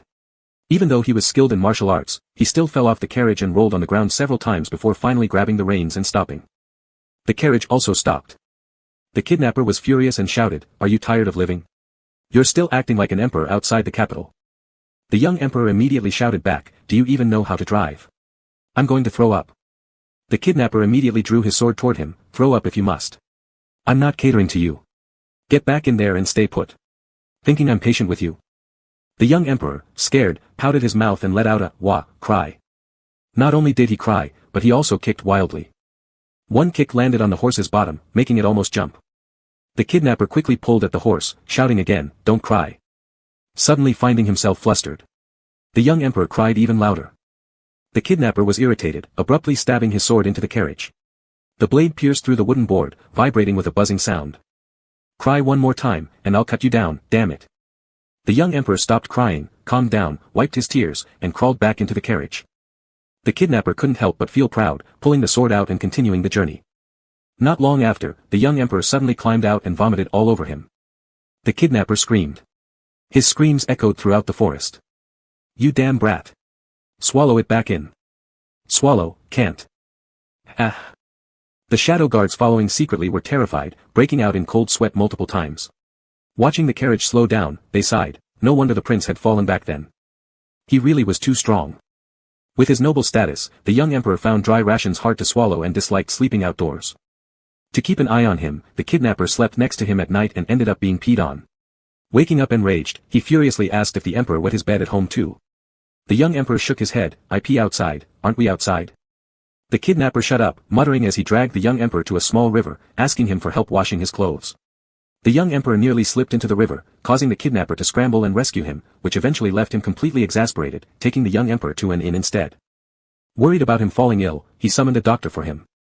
Fearing hunger, he asked what the emperor wanted to eat. The young emperor listed off a huge amount. Veins popped out on the kidnapper's forehead. Are you a pig or something? The young emperor sincerely nodded. Yes, I am. Chiang was indeed born under the zodiac sign of pig. The kidnapper was speechless. The shadow guard perched on the roof laughed so hard he nearly fell inside. Upon receiving the news, Chizhen lost his appetite and couldn't sleep at night, worried endlessly. His beloved would have to endure hardships, eating outdoors and sleeping rough. He wondered if his body could withstand it. In reality, all the way enjoying fragrant food, drinking fine wine, and sleeping in large beds. Chapter 83, Enemy Camp. The young emperor not only had many demands on the road, but he also talked non-stop, chirping like a sparrow. Unable to bear it, the kidnapper fed him knockout drugs. The young emperor slept like a dead pig inside the carriage. The kidnapper hurriedly pushed forward, eventually reaching the front line. Once crossing the national border, the kidnapper joined forces with the Uyghur army. The piece of paper with the hiding location of the 50 children was placed on a rock by the border. Facing thin air, the kidnapper shouted loudly, I know you've been following us all along, take it. But don't even think of saving those people. The leader of the shadow guards appeared, grabbing the piece of paper, and watched solemnly as the young emperor, who was dancing around while leaving with the Uyghur troops. The Uyghurs were different from the people of Dachi. They dressed extremely wild, half their upper bodies exposed with beautiful tattoos. As soon as the young emperor entered the military camp, he heard whistles rising one after another. He chuckled and asked the kidnapper, do your people here not know how to relieve themselves properly, needing others to blow whistles for you? I used to be like that when I was a kid. But now I've grown up, I don't need it anymore. The kidnapper stiffened, regretful. Should have gagged him. At the front, riding a big horse, the general jumped off upon hearing this. Aren't you afraid? I'm not afraid since you look good. The other snorted contemptuously. Third brother. Someone came striding forward, tall and imposing, with a dark face and a commanding voice. Did you receive the prisoner? Is this the young emperor of Dachi? Looks like he hasn't even grown fully yet. Let me send him to see our father king. No, I'll take care of it myself. The other one looked unhappy, frowned, appearing rather fierce. I remember you opposed my plan. Are you regretting it? That cannot happen. As he was speaking, he reached out to grab the young emperor. Pang Teller immediately blocked him. Big brother, he's just an idiot. You've already achieved your goal, so stop bullying him. Which eye of yours saw me? Before he could finish his sentence, the young emperor grabbed the arm of the kidnapper and loudly complained, he's being mean to me. He's being mean to me. No one has ever been this mean to me before. Wah. And then he started crying. Everyone around was stunned. After a moment, some soldiers began to snicker. Hang Taisu's face twitched as he pointed at the young emperor, so delicate, crying on command like a girl. With such an emperor, it's no wonder Dachi is doomed. Since you've come here, I'll teach you how to be a real man. Come here. The young emperor quickly hid behind Pang Teller. You, get over here. Or I'll whip you. Pang Teller hurriedly shielded him, big brother. No, he still needs to be returned. If he gets hurt, we'll have a hard time explaining. Just say he fell. Who would believe the word of an idiot? The young emperor seemed scared and held on to Pang Teller tightly, not letting go. He's hitting me. He's hitting me. He's attacking people. He's going to kill me. Help. Wah, wah. The surrounding soldiers burst into laughter. Hang Taisu turned red with anger, unable to catch the person. What's all the commotion? A commanding voice rang out. The laughing soldiers immediately quieted down, respectfully bowing. Khan. Father. Father. The young emperor peeked from behind Pang Teller. The newcomer looked majestic and extraordinary in his attire. Is this the emperor of Dachi? Pang Taisu, yes. Come here and let this king take a look. The young emperor shook his head like a rattle drum, hugging Pang Teller tightly, refusing to let go. Pang Teller looked embarrassed, trying to pry his hands off but failing. Never mind. The Khan said, if you like him, watch him yourself. Pang Taisu was shocked. Father, this was my idea. Just an idiot anyway, who can't see him? Must you make such a fuss? Pang Taisu fell silent and didn't speak again. Lin Yen hugged Pang Teller and, when the Khan had walked far enough away, turned to Pang Teller who was looking back.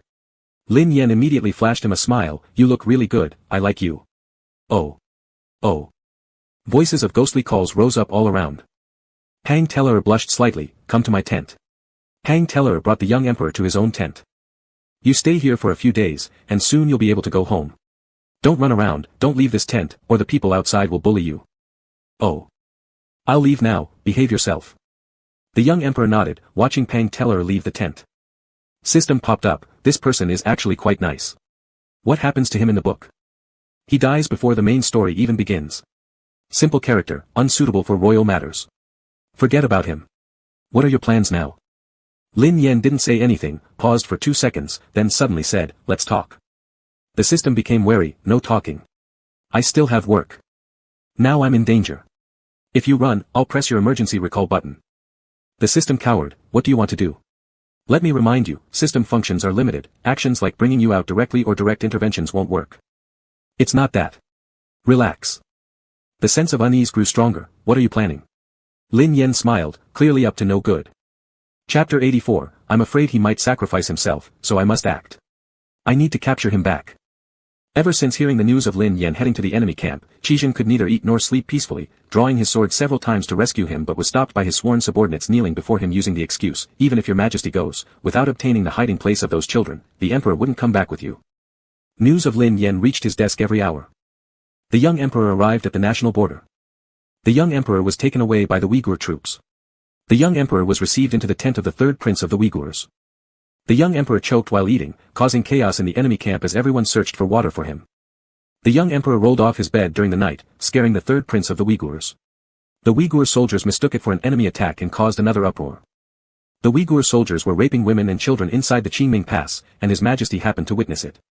He seemed unaware of the severity, squatting there watching for a while, then said that the Uyghurs were small and being chased away. While running, he apologized and said. Qizhen's voice was deep, what did he say? The scout took a deep breath, His Majesty said, even though they're small, they're quite cute. A deathly silence fell over the general's quarters. Then, with a sudden, laughter broke out, making the moment seem even more awkward. The generals couldn't hold their laughter any longer but immediately became serious upon seeing the severe look on the regent's face. They quickly suppressed their emotions. Secret murmurs began in hushed tones. Is the emperor really not sent by our side to torment them? A hero recognizes another, I also think it's like he's one of ours. He's just an idiot, how did the Uyghurs bind him? I heard the Uyghurs thought he had a good relationship with your highness. Do they really believe such rumors? Who cares whether they believe or not, anyway His Majesty is impressive. Zhou Sudong heard this and glanced at Qizhen. He sat silently at his desk, looking extremely stern. The flickering candlelight beside him made him appear like an ancient, solemn painting. Outside the house, the night stretched endlessly long. Zhou Sudong had a foreboding feeling. Sure enough, after the scout finished reporting the situation, Qizhen ordered all the officers in the hall to leave. Then he turned around and reached for his sword. Zhou Sudong quickly rushed forward to block him, holding on to Qizhen tightly without letting up even a bit. Qizhen's eyes were cold and grim, get out of my way. What are you planning to do? He is currently safe in the enemy camp. If you go now, the Uyghurs will surely know how much he means to you. That will only put him in greater danger. Even if you don't consider yourself, think about him. He's so intelligent, causing chaos in the enemy ranks, there's no way he'd be in trouble. Besides, hasn't he already sent a messenger? With such well-planned arrangements, you can just wait until peace negotiations to safely exchange him back. Isn't that enough? Qizhen violently pushed Zhou Sudong aside and drew his longsword. Decades-long friends. This was the first time Qizhen had drawn his sword against Zhou Sudong. The blade gleamed ominously. Between one man and 10,000 people, which would you choose?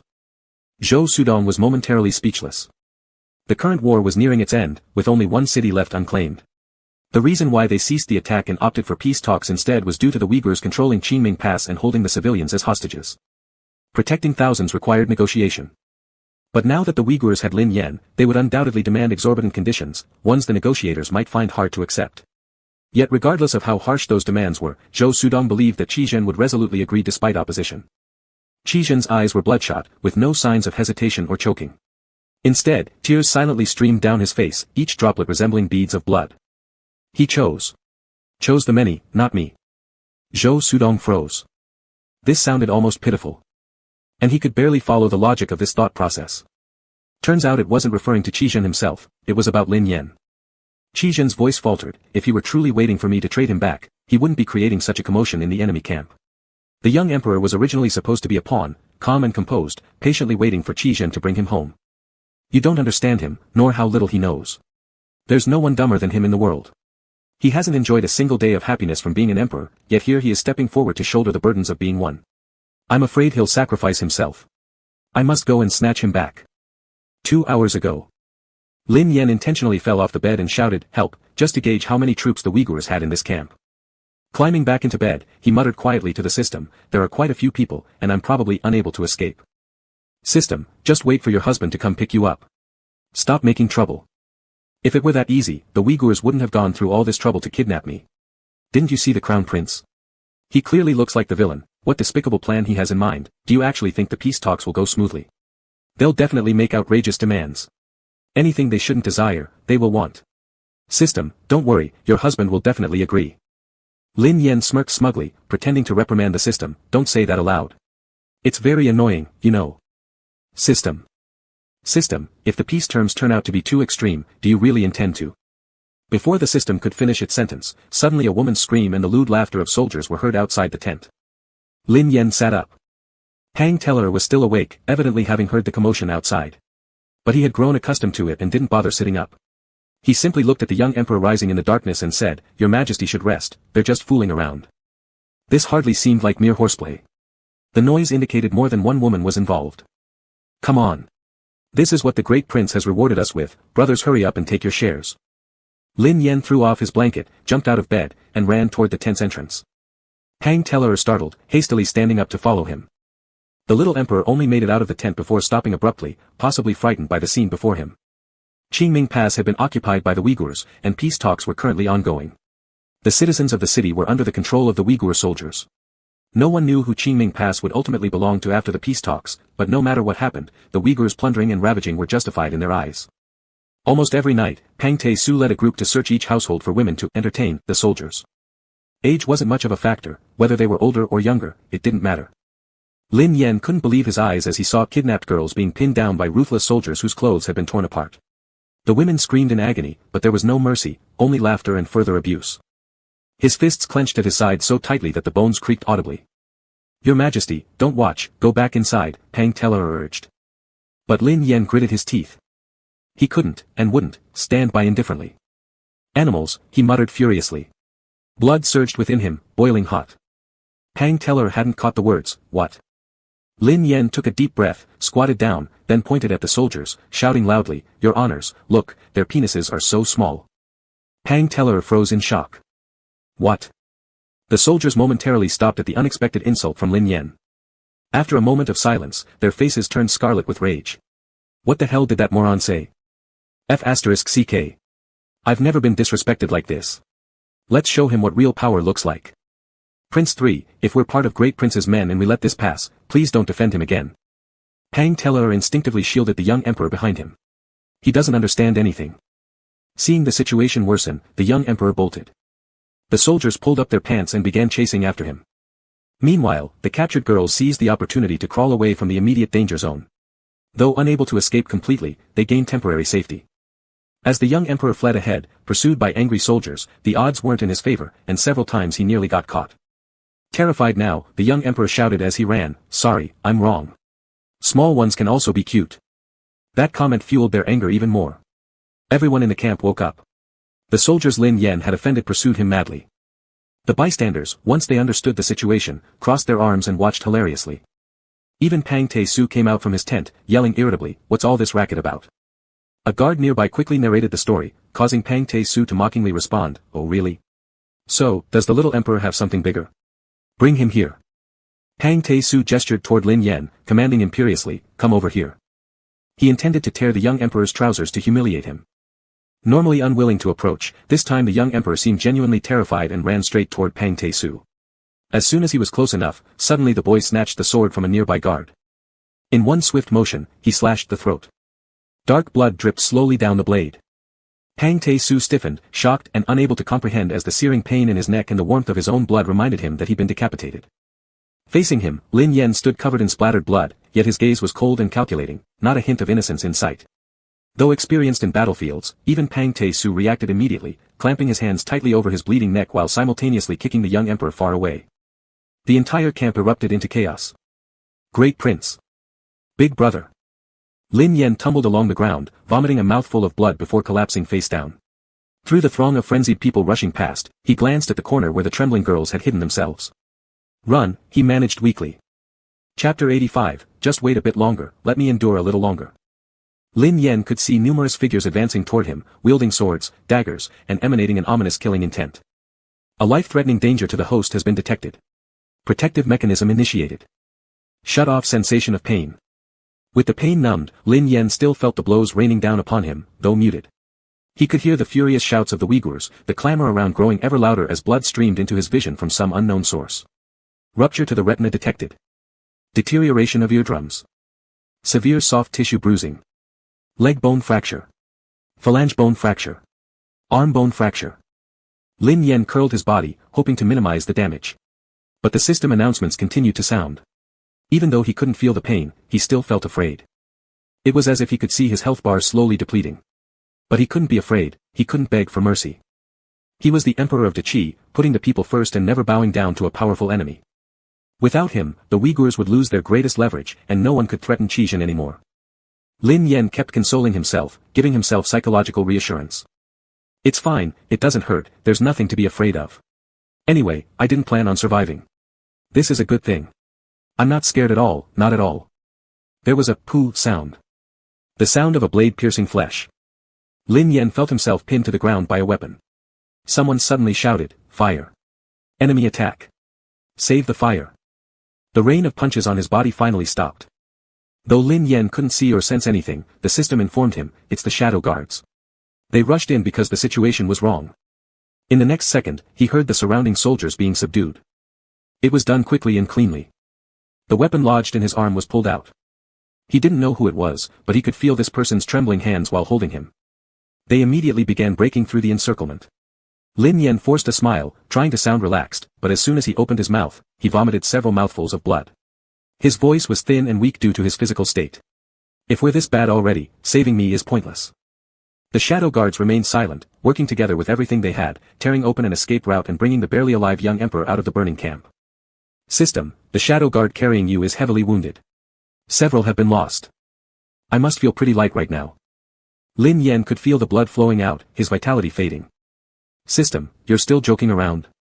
Qizhen has arrived. Lin Yen stiffened. His face finally revealed fear and panic. Why had he come? Compared to his own death, Lin Yen feared more that Qizhen would face his demise. I. Lin Yen instantly became disoriented, grabbing the clothes of the shadow guard. Blocked from sensing pain, he thought he wouldn't be affected emotionally, yet his entire body was broken, there wasn't a single intact part, and wounds were leaking blood. What he thought was a firm grip was actually just a feeble effort to touch the shadow guard. The shadow guard stopped immediately. Your Majesty. He has come. Don't let him see me like this. Save me, save me. I can't let him watch me die. I want to live, I need to live, please save me. That person, who moments ago was still making jokes, was now pitifully pleading, clutching onto the shadow guard's clothing as if grasping the last thread of hope. Save you, I will save you. The shadow guard choked up. Yet, he knew how severely the young emperor was injured. His clothes were already drenched in the young emperor's blood which wouldn't stop gushing out. He was like a strand of silk, ready to be broken by any wind. A cold, mechanical system warning sounded. Warning, warning, life signs critically low, imminent death. Would you like to disengage? No, don't disengage. He's here, he's here. Let me see him. However, his eyelids felt too heavy, even if they weren't, it seemed he could no longer see. His body felt incredibly cold. Was the pain really blocked? Why did he still feel such agony? Qizhen had come.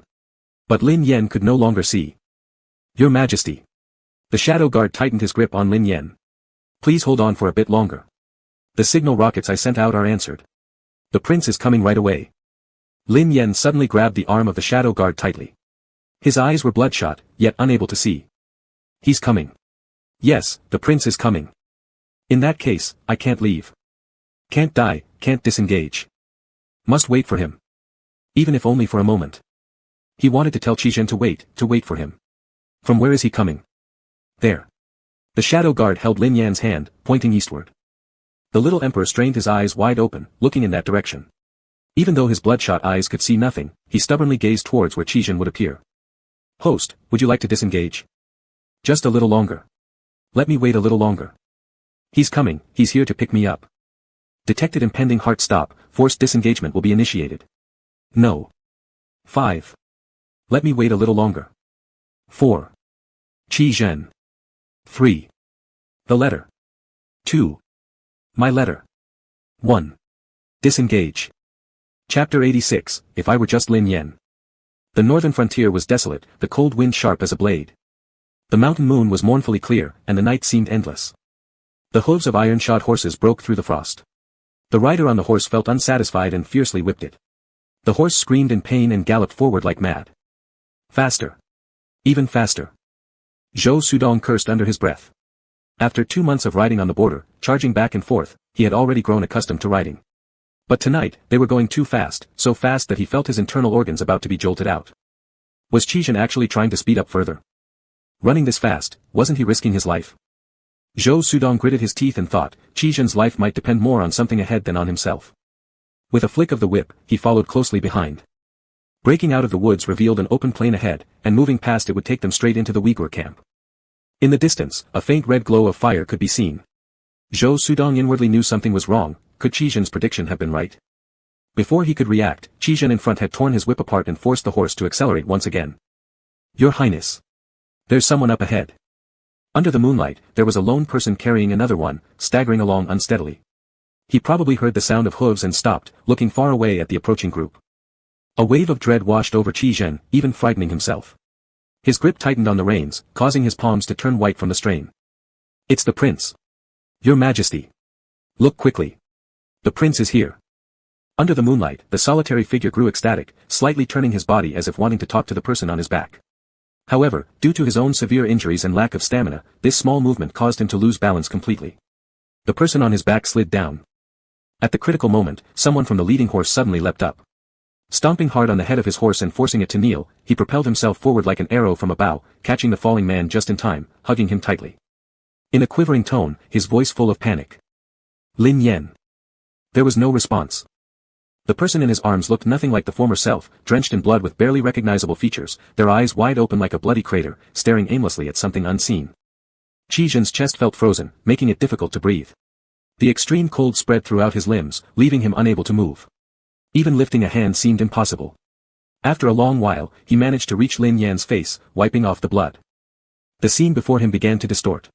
Lin Yan's blood-stained face, his limp body sliding off his back, his smile, his voice, all those letters he'd written, the pigeons that carried messages between them. Everything mixed together like a massive vat of colors, ultimately coalescing into one dark image, the year-end festival from several years ago. It had happened like this before, lying there without any vitality. Not smiling, not speaking. Why can't I clean it? Why can't I clean it? Where's water? Where? The more he wiped, the more frantic he became. He was thrown back. Back to the year-end festival from years ago. Qi Zhen's motions became faster and faster, wanting both to wipe the blood clean and erase the vivid scenes forming in his mind. Struggling for breath, his mind spiraled into madness. Seeing this, Zhou Sudong immediately grabbed his collar, shouting, Qi Zhen. What are you doing? Looking at Zhou Sudong helplessly, Qi Zhen's eyes were vacant and empty. Did I hurt him? Why are you stopping me? He's dead. Short-lived suffering is better than prolonged anguish. Zhou Sudong laid bare the reality in front of Qi Zhen, forcing him to confront it head-on and bloody. Around them, someone sobbed. Tears streamed down Qi Zhen's eyes. Stunned for a long while, he finally lowered his head again, looking at the person in his arms. He's dead. All at once, the surroundings vanished entirely, including the ground beneath him. It was as if he fell from the sky, shattering into a mass of bloody flesh. His pale lips moved, croaking out repeatedly, dead, dead. Tears surged forth uncontrollably. He couldn't hear what he said or his own anguished cries, panic and despair took complete control of his consciousness. I knew it would be like this. Why do you always leave me behind? You promised me, so why wouldn't you wait?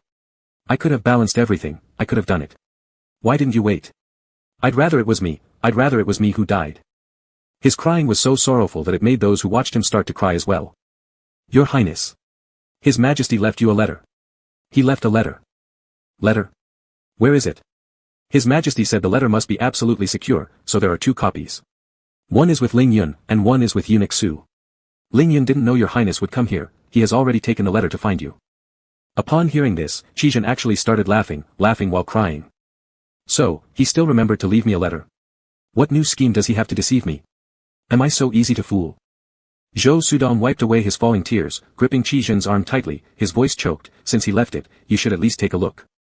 It was like standing on the edge of the rooftop, with half a foot already dangling outside, just about to jump down, when someone handed Lin Yan's letter and asked if he wanted to read it. If he did, he would have to come down. Actually, this didn't awaken any desire for survival within him, yet for some reason, this letter held him back. Qi Zhen gently kissed Lin Yan's forehead. Zhou Sudong felt his worries ease slightly. Let's go home. No. Zhou Sudong's heart once again raced anxiously. Qi Zhen looked toward the sky ablaze with flames, handing Lin Yan over to Zhou Sudong, and slowly stood up.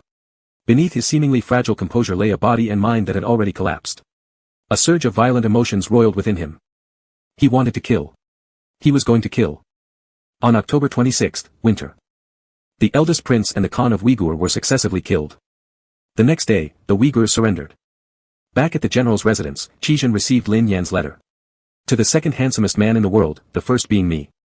My dearest. I love you. I've loved enough already. Done loving. Cutting a long story short, putting important things first. I don't intend to live. Don't get mad. After all, I'm also the Emperor of Dachi, and I should bear my responsibilities, making sure not a single person in the capital dies. Even if I weren't an emperor, just as a human being, I couldn't just sit idly by watching gunpowder explode in the city, taking the lives of more than 50 children. Among them might be my students. They say, once a teacher, always a father. Though different, my son is in their hands anyway. We're both on the same list. Even if it's your son, he would have been bound too. How could we not save them? We must save them. And since the Uyghurs can do such deeds, they certainly won't make it easy for us. I don't want you racking your brains and exhausting yourself, figuring out how to protect the country while keeping me safe. That's almost impossible. I want you to smoothly ascend the throne, gain the people's hearts, and fulfill your lifelong aspiration. I chose this path not because I can leave you behind, but because I love you so much. I have no regrets, and I do this willingly. Lately, I've been thinking, if only I were Lin Yan. Just Lin Yan, nobody else. I wish to love you as myself. Ziji, I'll come back. As long as you wait. If you wait, I will definitely return. Tears blurred Qi Zhen's vision several times, forcing him to wipe them away again and again until he finally managed to finish reading the letter haltingly. The copy stored with Su Fuchuan was indeed exactly the same as Lin Yan said, except for a small tear stain in the bottom right corner. Qi Zhen lightly caressed it with the pad of his finger. It was as if the barrier between life and death dissolved, allowing him to feel the temperature of that tear, the warmth of that person, their vitality. Grief suppressed beneath the calm resurfaced again, causing Qi Zhen to draw a deep breath, trying to regain composure before letting his voice stay steady. You talk so easily, stop crying. Chapter 87, Hitchhiking. Harsh winter. Before sunset, a caravan entered Lintai County, stopping in front of the best inn in the area. The carriage door opened, and 4 individuals disembarked, 2 men and 2 women, all possessing extraordinary appearances, exuding an exotic charm. There weren't many travelers in the inn, yet everyone inside was drawn to these 4, their gazes fixed upon them. Even the innkeeper stared absent-mindedly, listening intently to what the 4 had to say, completely ignoring the envoy's words leading the group. Another day and we'll reach the capital. This carriage ride has nearly disintegrated my bones. Hey! Innkeeper! For superior rooms. The innkeeper snapped back to reality immediately, quickly preparing the rooms, handing over the keys, and smiling kindly while asking if they wanted dinner prepared. The alluring woman among the 4 smiled at the innkeeper, whose entire frame went limp from her charm. Instantly, he added, our inn can send extra dishes. Then thank you, boss. Her voice was melodious like a lark, her speech flowing intricately with small hooks attached. The group headed upstairs. The other guests in the hall started chatting right away. Looks like they're from Yaqin. I heard the new emperor has ascended the throne, and all the surrounding countries have sent congratulatory messages. Even though it's close to the new year, they still sent envoys with gifts. Those 4 must be the beauties presented by Yaqin. With such beauty. Yaqin really went all out this time. Could they not go all out? Look at the Huegu, only 2 children of the royal family remain, cities have been ceded, the head of their own great general has been offered up in surrender. How could the others not try even harder? Inside the hall, people chatted enthusiastically. Suddenly, a voice rang out, Innkeeper, we want rooms. The voice was clear and crisp, like a mountain spring, like ice colliding with porcelain, pure and clean. Yet it carried an inexplicable magnetism that drew everyone's attention. When they looked, they were stunned. Standing before the innkeeper was a young master, quietly standing there with long hair like a waterfall, fair and clean in complexion. That face was as if painted by a renowned master, extremely refined, yet not feminine. Wearing simple clothes but unable to hide the natural dignity emanating from within, he looked like a dust-free young nobleman from some wealthy household, resembling green bamboo.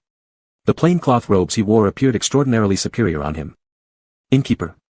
The young master called again, this time with a bit of a smile and a question, making his face come alive, filled with youthful energy.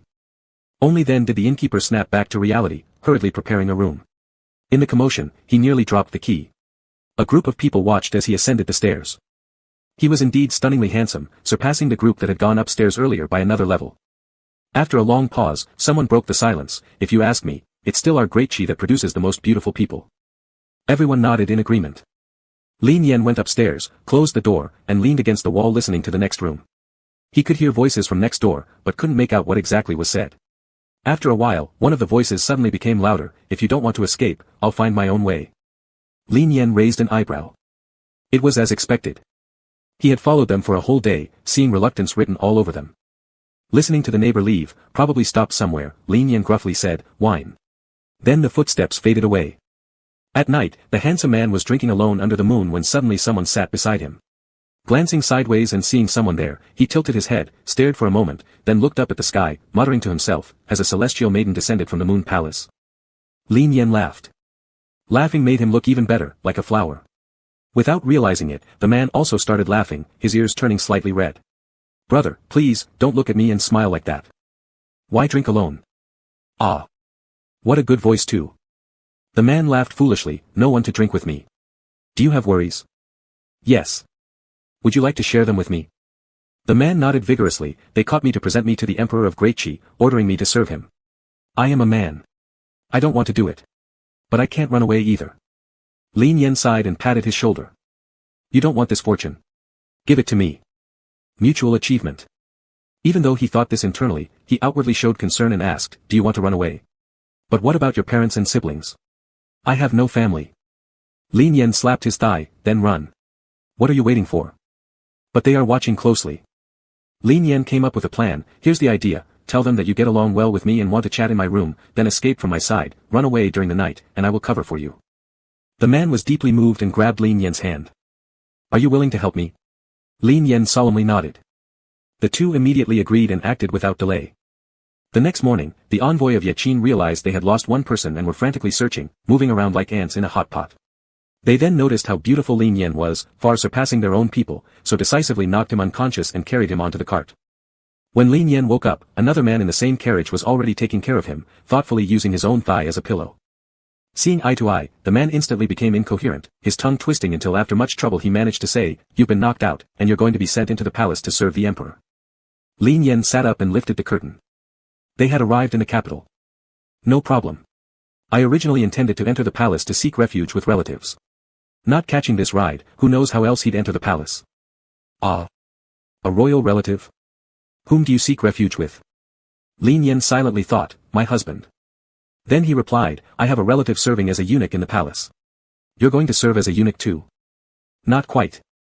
The man relaxed, his face flushed red, and he didn't dare to look at Lin Yen. "With a face like yours, there must be countless girls who would want to marry you.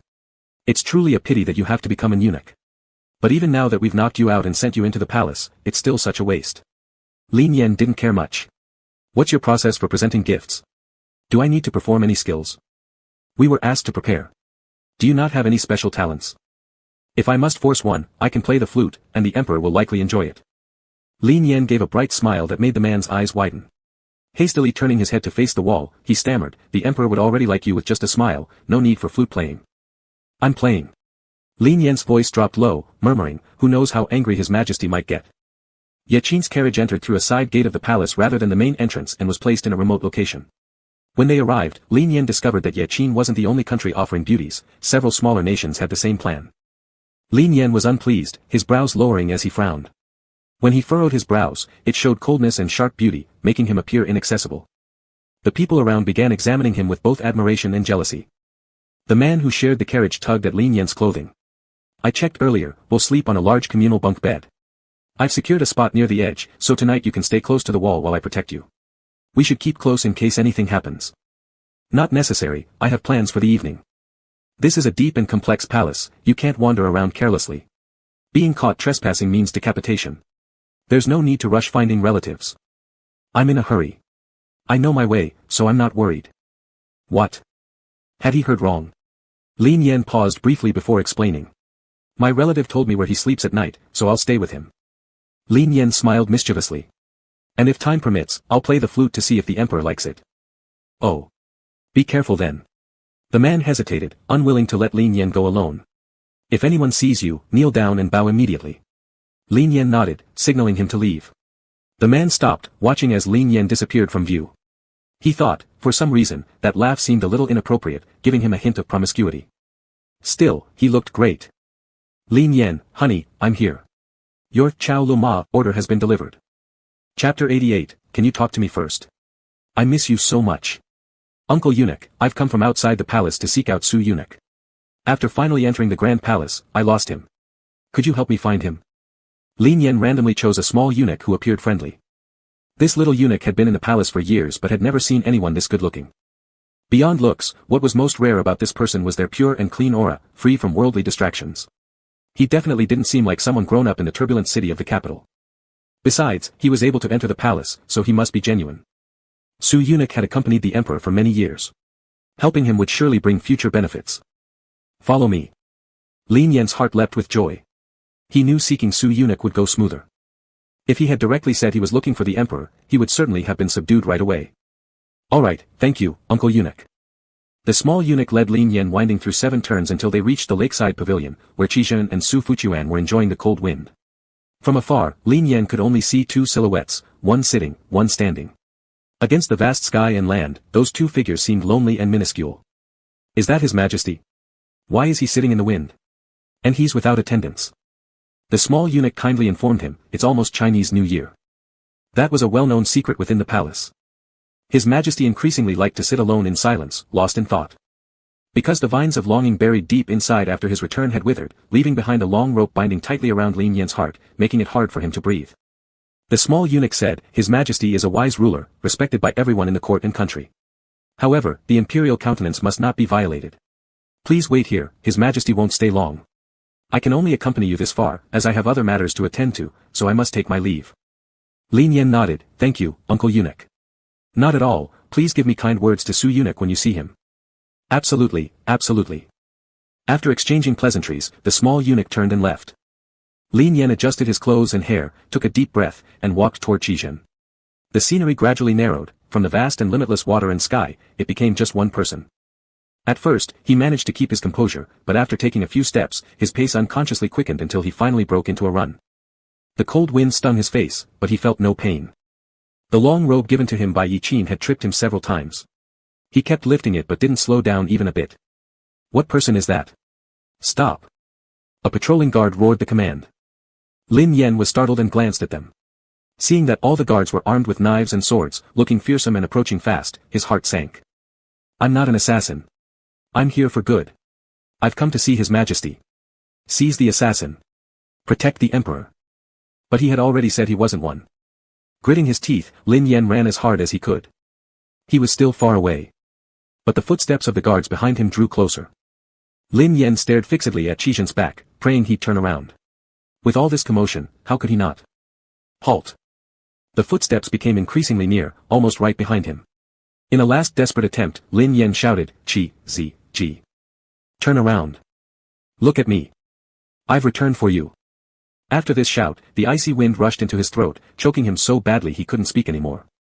The freezing air seemed to seep deep into his organs, making him cough uncontrollably, tears streaming down his face. His speed slowed. The robes caught up with the guards who grabbed him. Lin Yen struggled but couldn't break free. Still glaring at that distant figure, he saw Qizhen slightly turn his head, and suddenly, the flicker of hope in his heart burst into a raging fire. With sudden force, he yanked himself free, losing control as he stumbled forward. Facing Qizhen's eyes, which seemed covered in a layer of gray, their connection was brief. Then he fell into the lake. The cold water was bone-chilling. As Lin Yen fell, he continued sinking. All he heard was the gurgling water, likely from his own bubbles, along with screams and chaos surrounding him. Faint cries of, Your Majesty, reached his ears. Desperately trying to ascend, winter clothes made of thick fabric absorbed the water quickly, pulling him down further. After running so far, he now lacked the strength to swim upward. Help. Help me, gurgle. Suddenly, a pair of hands gripped his armpits and dragged him up. They swam together to the shore. Cold, Lin Yen trembled violently. His face soaked with water, he wiped clean once pulled onto land, regaining his vision. Assuming a nearby guard had saved him, Lin Yan prepared to thank him but froze upon turning around. Right beside him, dripping wet and emerging from the water too, was Qizhen. The joy of reunion rapidly swelled in his chest. His heart beat so hard it felt like it might leap out of his mouth. Forgetting proper decorum, Lin Yan crawled to Qizhen's front, opening his mouth only to be interrupted by Xiu Fuquan, who worriedly called out, "Your Majesty." Lin Yan paused, using the interruption to catch his breath and then tell Qizhen who he really was. Without a word, Qizhen accepted the large cloak handed over by Xiu Fuquan and draped it over Lin Yan's shoulders. Frozen in place, Lin Yan looked up at Qizhen as his eyes slowly reddened. Xiu Fuquan was stunned. "Your Majesty, you." Looking at Lin Yan, a stranger yet handsome young man, Xiu Fuquan wondered why their emperor, who was known to be uninterested in lust, showed such behavior. Lin Yan spoke shakily, "Do you recognize me?" Without answering, Qizhen accepted another large cloak and placed it on Lin Yan's body again. Unconcerned about how Qizhen recognized him, Lin Yan couldn't hold back any longer. He rushed into his arms and embraced his neck tightly. "I miss you so much, I've returned." Without hesitation, Qizhen lifted Lin Yan with both cloaks, cradling him like a child, and started walking swiftly. Xiu Fuquan chased behind with cloaks taken from the guards, struggling to keep up. "Your Majesty, you should wear one too." Ignoring this, Qizhen held Lin Yan tightly. Too overcome with emotion to care about modesty, Lin Yan clung to Qizhen's neck, attempting to ease his burden. Their bodies nearly pressed against each other completely. The breeze stirred by Qizhen's movement hit their bodies, and despite being covered by two cloaks, Lin Yan still felt the penetrating coldness. First, he worried if Qizhen was getting cold due to giving him all the warmth. Then, he tried to snuggle closer, puffing warm air into his neck, rubbing for heat. But soon, the biting cold calmed his overheated mind. Qizhen wasn't as joyful as he'd expected. Lin Yan's back went cold. The atmosphere turned subtly tense. "Where are we going?" Qizhen stayed silent. Nervousness crept over Lin Yan. Could they be heading to a loose soil area where he would dig a hole and bury him? He had acted first and reported later this time, sacrificing himself heroically for the greater good of the people. Although he had left a letter, it was easy to guess that Qizhen would be angry. But he hadn't expected him to be so furious. Since being pulled out of the water, Qizhen hadn't said a word. "I know you're mad at me, and I also know what I did was excessive. I know I'll pay for it soon, I'll get screwed over big time, but can you please talk to me? I miss you so much." Chapter 89, Nothing Can Be Settled by Luck Alone. Qizhen's step slightly paused, but he didn't respond. Lin Yan completely buried himself in Qizhen's shoulder, crying silently inside his neck, babbling incoherently. "I didn't want to be separated from you either. I tried hard to hold on, waiting for you, wanting to speak with you. But, I couldn't wait. I don't want others to use me as an excuse to harm you, I'd never forgive myself if I let that happen. You want to protect me, and I also want to protect you, we both feel the same way. It can't just be that only you are allowed to protect me, while I am unable to step up to protect you." Qizhen glared coldly, "Is it my fault then?" "It's not, it's still my fault." Qizhen asked, "What exactly did you do wrong?" "I shouldn't have made such a huge decision without consulting you. I sent Ma Xuan ahead to inform you, and the remaining shadow guards with me, not to give you any preparation time but to ensure they wouldn't know my plans. The reason for this is mainly because I feared you'd come to rescue me. I love you too much. You should have trusted me to negotiate instead of initiating battle in Hueha's camp and dying prematurely. The main reason for this is partly due to how excessive those Hueha people were, and partly due to fear of their demanding too harsh conditions which you might accept on my behalf, leading everyone else to misinterpret you." A guard pushed open the door of the hot spring palace. Qizhen walked inside. Steam filled the room. "Qizhen, am I supposed to be scared?" "You don't need to be scared, but I am. I don't want anyone to say even one bad thing about you. Also, in my letter, I claimed I didn't regret my actions, it was all voluntary, but it wasn't true. I cried when I wrote the letter, and immediately regretted it after killing them. Why? Because I like you too much and can't bear being apart." Each explanation was jumbled, but Lin Yan continued expressing his affection sincerely. Qizhen discarded the two large cloaks, then carried him into the water. This couldn't continue.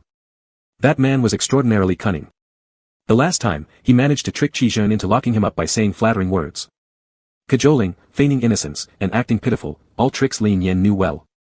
If Qizhen forgave him easily this time, he might attempt the same next time. Hot water covered their waists. Qizhen released him. Lin Yan, with his own efforts, remained clinging onto him. Qizhen spoke coldly, "Get down." "Not gonna.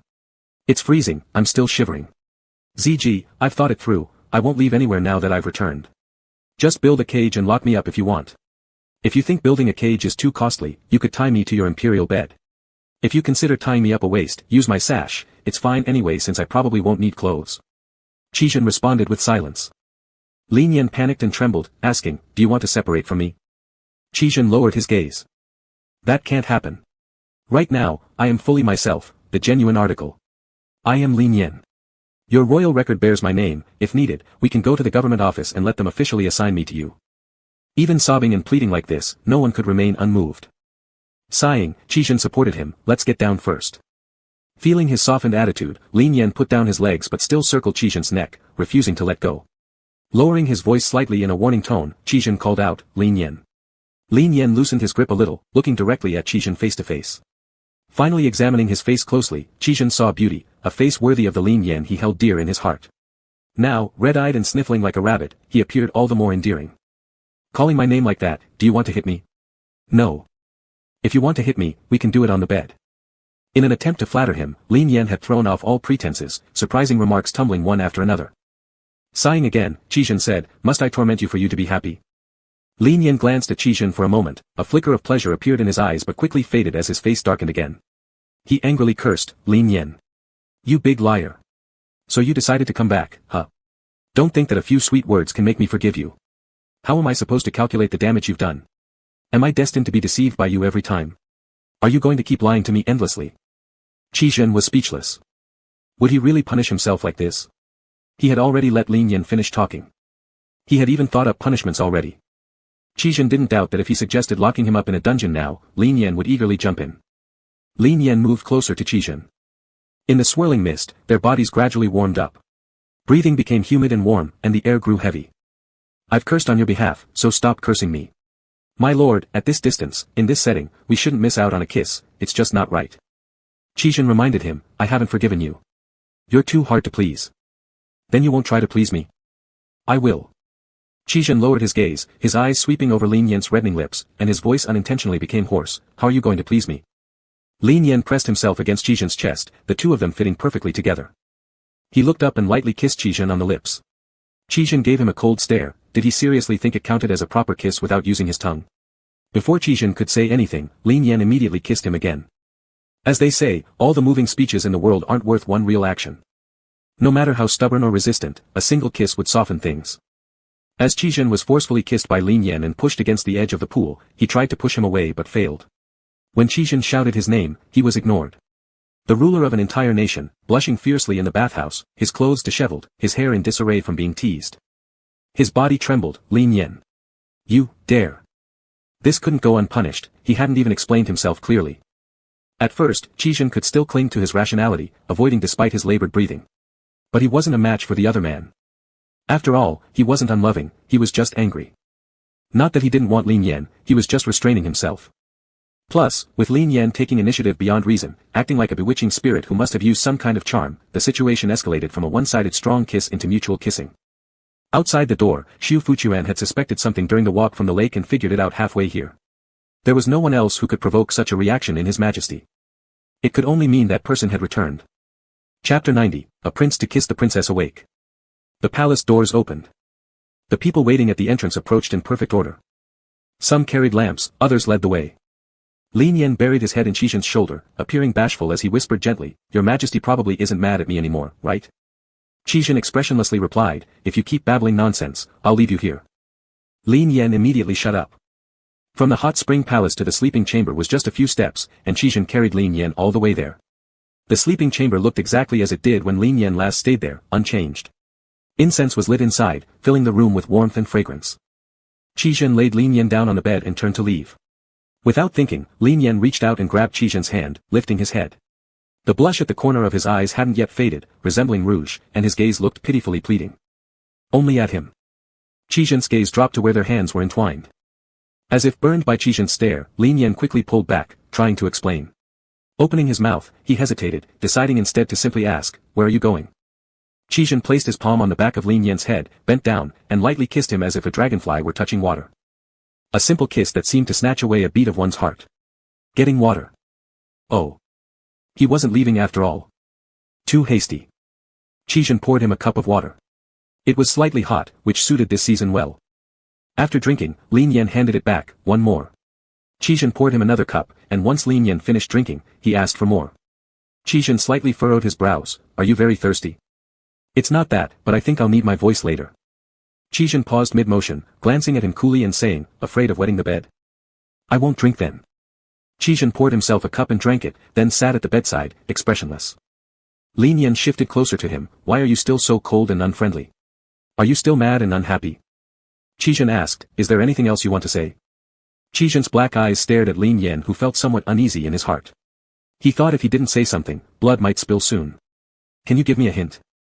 Qizhen grasped his fingers, then held the entire hand. Does it not hurt? Lin Yan's heart felt like it was hit. Sourness, full swelling. Does it not hurt? Injured like that. From coming back until now, you haven't complained about the pain to me. Can't feel the pain. Or do you think I'm not worth hearing your pain? Lin Yan, can't we share burdens together? Are you still hiding emotions from me? The candles in the hall were bright and warm, making Qizhen appear tall, handsome, and full of deep affection. Lin Yan rushed over to hug him, burying his face in his chest and sobbing, it hurts. Qizhen held him tightly. What angers me most is myself. I saw through you but still couldn't save you. He could still remember clearly where on Lin Yan's body were the injuries and their conditions. I'm not unhappy, I just fear this is all a dream. He had too many similar dreams, in which Lin Yan always ended up as a bloody mess. I also fear that you will leave again. Lin Yan's heart ached intensely, and he hugged Qizhen even tighter. Does it hurt? Qizhen also hugged him tightly back. No, it doesn't. Lin Yan put all his strength into hugging, using every ounce of energy until his arms ached, and so did Qizhen, struggling to breathe. Do you still not feel pain? Qizhen had to admit it hurt. Lin Yan relaxed his grip. Then it's not a dream. Qizhen loosened his embrace, gently stroking his face and looking closely at his eyebrows and eyes. Is this your own body now? Yes. Am I handsome? Handsome. Qizhen kissed his forehead, then kissed his nose, and finally kissed his lips. Beautiful. Lin Yan had been praised for his good looks from a young age. He'd heard countless compliments, but none of them compared to Qizhen's simple word, beautiful. His heart swelled with joy. I miss you. Please don't leave again. Lin Yan wrapped his arms around him and kept kissing him. I won't, I can't bear leaving you. Qizhen mumbled in agreement, I'll have people stay far away. This went on until the wee hours of the morning. Lin Yan, with his great physical condition, was tired but not exhausted enough to fall asleep immediately. Qizhen was tidying up the bed, only putting him back down after everything was ready. His gaze was no longer so cold, like water melted from ice, brimming with tender feelings. Sleep now. Lin Yan snuggled closer to him, noticing he didn't seem to want to sleep either, and decided not to sleep as well. Not sleepy, let's chat. Do you want to see the emissaries from other countries? Do you not want me to see them? Lin Yan was straightforward. No, I don't. Then I won't see them. Lin Yan showed his satisfaction by interlocking his hands with Qizhen's. Qizhen, there's one thing I've been very concerned about. When you wrote letters, did you have any confidence you would come back? Lin Yan froze, not expecting Qizhen to be so perceptive. How could he pick up on something being wrong? To tell the truth, I didn't. His negotiation with the system took place that night at the Huij camp. If anything goes wrong this time, I might not come back. So, I won't recklessly endanger myself anymore, I'll protect myself properly. Qizhen guessed this matter. I'll also protect you. Lin Yan felt sweet and couldn't help smiling. Before I returned, I went home and entered my parents' and elder brother's dreams, which delayed me a bit. Otherwise, I could have come back earlier. That's fine. Lin Yan's thoughts began to slow down, unable to say anything significant, so he talked about trivial matters instead. He told Qizhen how both his parents cried, tears streaming down their faces, while his older brother slept soundly like a dead pig, impossible to wake. Then he mentioned how his parents were so loving and long-term devoted, naturally meaning he would be too, implying he would like Qizhen for a very long time. He babbled on, his voice getting quieter and quieter, sometimes even speaking out of order. Yet, Qizhen listened attentively, relaxing fully and feeling inner peace. Ziji, are you still angry with me? Not angry anymore. Then kiss me. Qizhen bent down and kissed him briefly. Lin Yan smiled like a child and snuggled closer to him, almost closing his eyes and gripping his clothes. I like every part of you. I've fallen in love. Qizhen blushed slightly. Behave properly. I want. Qizhen's face turned red from embarrassment but eventually complied with his wish. Lin Yan laughed softly, satisfied. Ziji, princesses will always be awakened by princess kisses. Understood. I'll kiss you awake tomorrow. Chapter 91, it turns out that when he didn't follow, His Majesty would turn around to look for him. In winter, dawn breaks later. Last night, Qizhen had already said that he would not attend court today. Following last night's instructions from Master Xu, the preparations for attending to His Majesty in the morning were postponed. When the sun climbed higher, Master Xu came to serve the meal. The meal was served, but no one was allowed inside to groom or assist. Those laying out the meal all kept their heads low, not daring to look inward. A voice then came from inside. The breakfast has been delivered, let's have some first. It was the Emperor's voice. His Majesty's usual tone is very cold, devoid of any fluctuation, each word exuding imperial authority, but this sentence sounded calm, even gentle. There was no response. Perhaps it was too soft to be heard. I'll go out first. No. This was clearly heard. One palace maid couldn't help her curiosity and glanced inside. The bed curtains didn't move, nor did the shadows inside shift. Go out. Shouldn't it be, get up, if someone were to rise?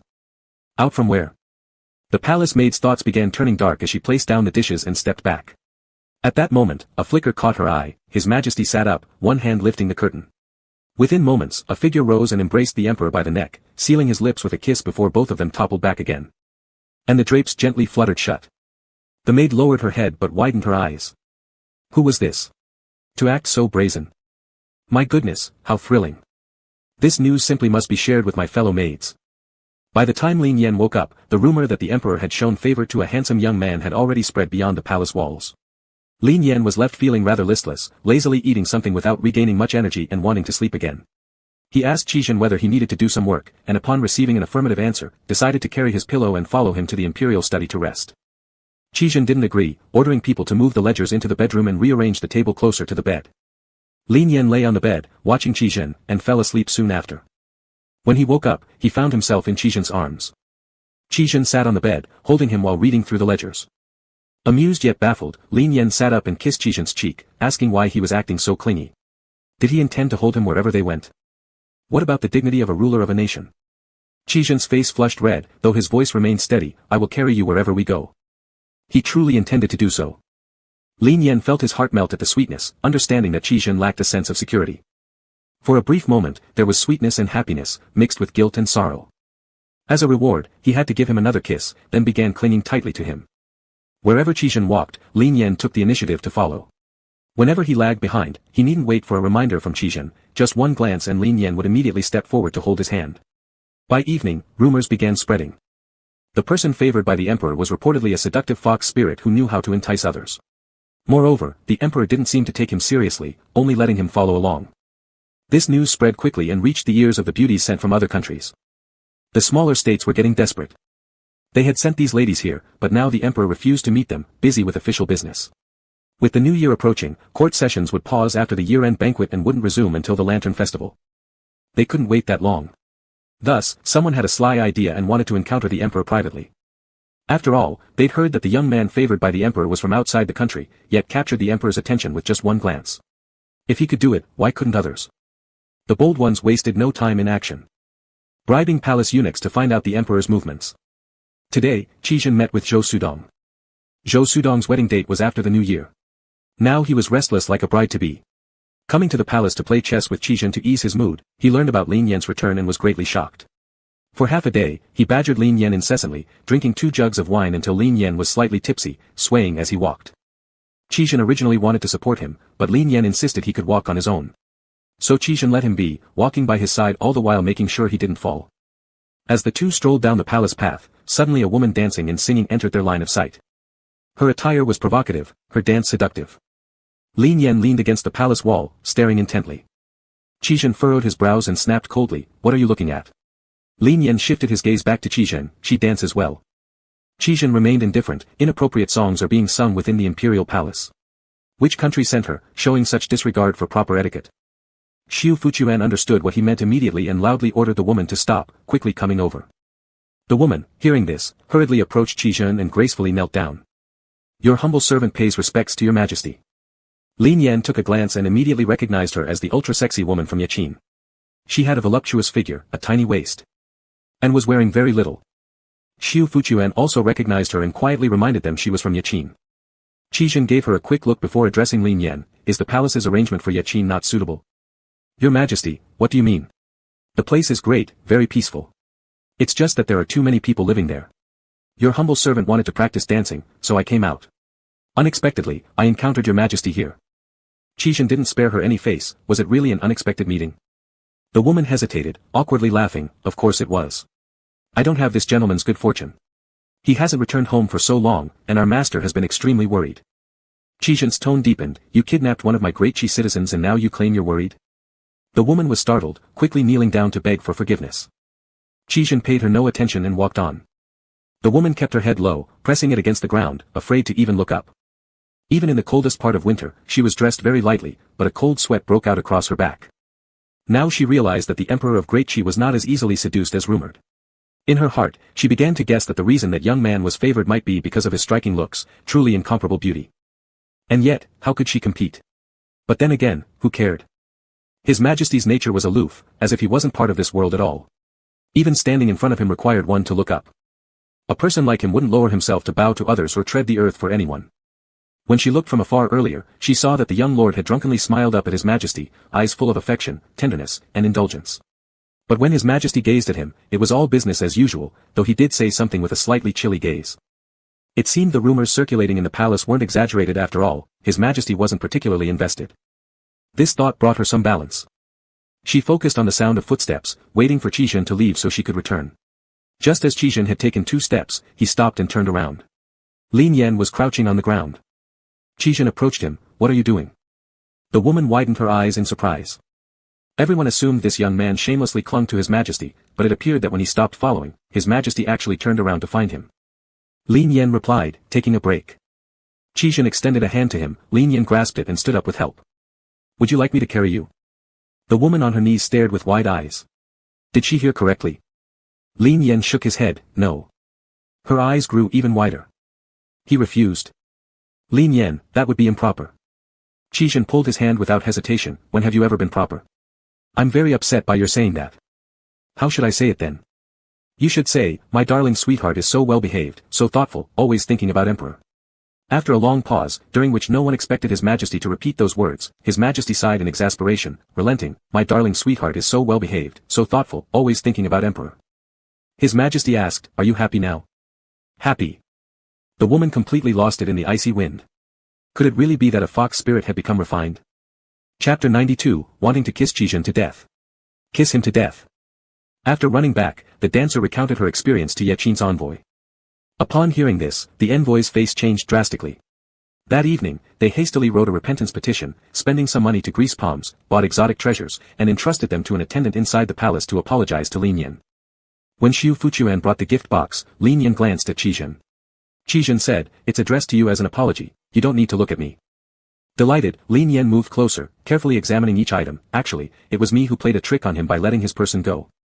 Xiu Fuchuan chuckled and praised, young Master Lin is truly clever beyond compare.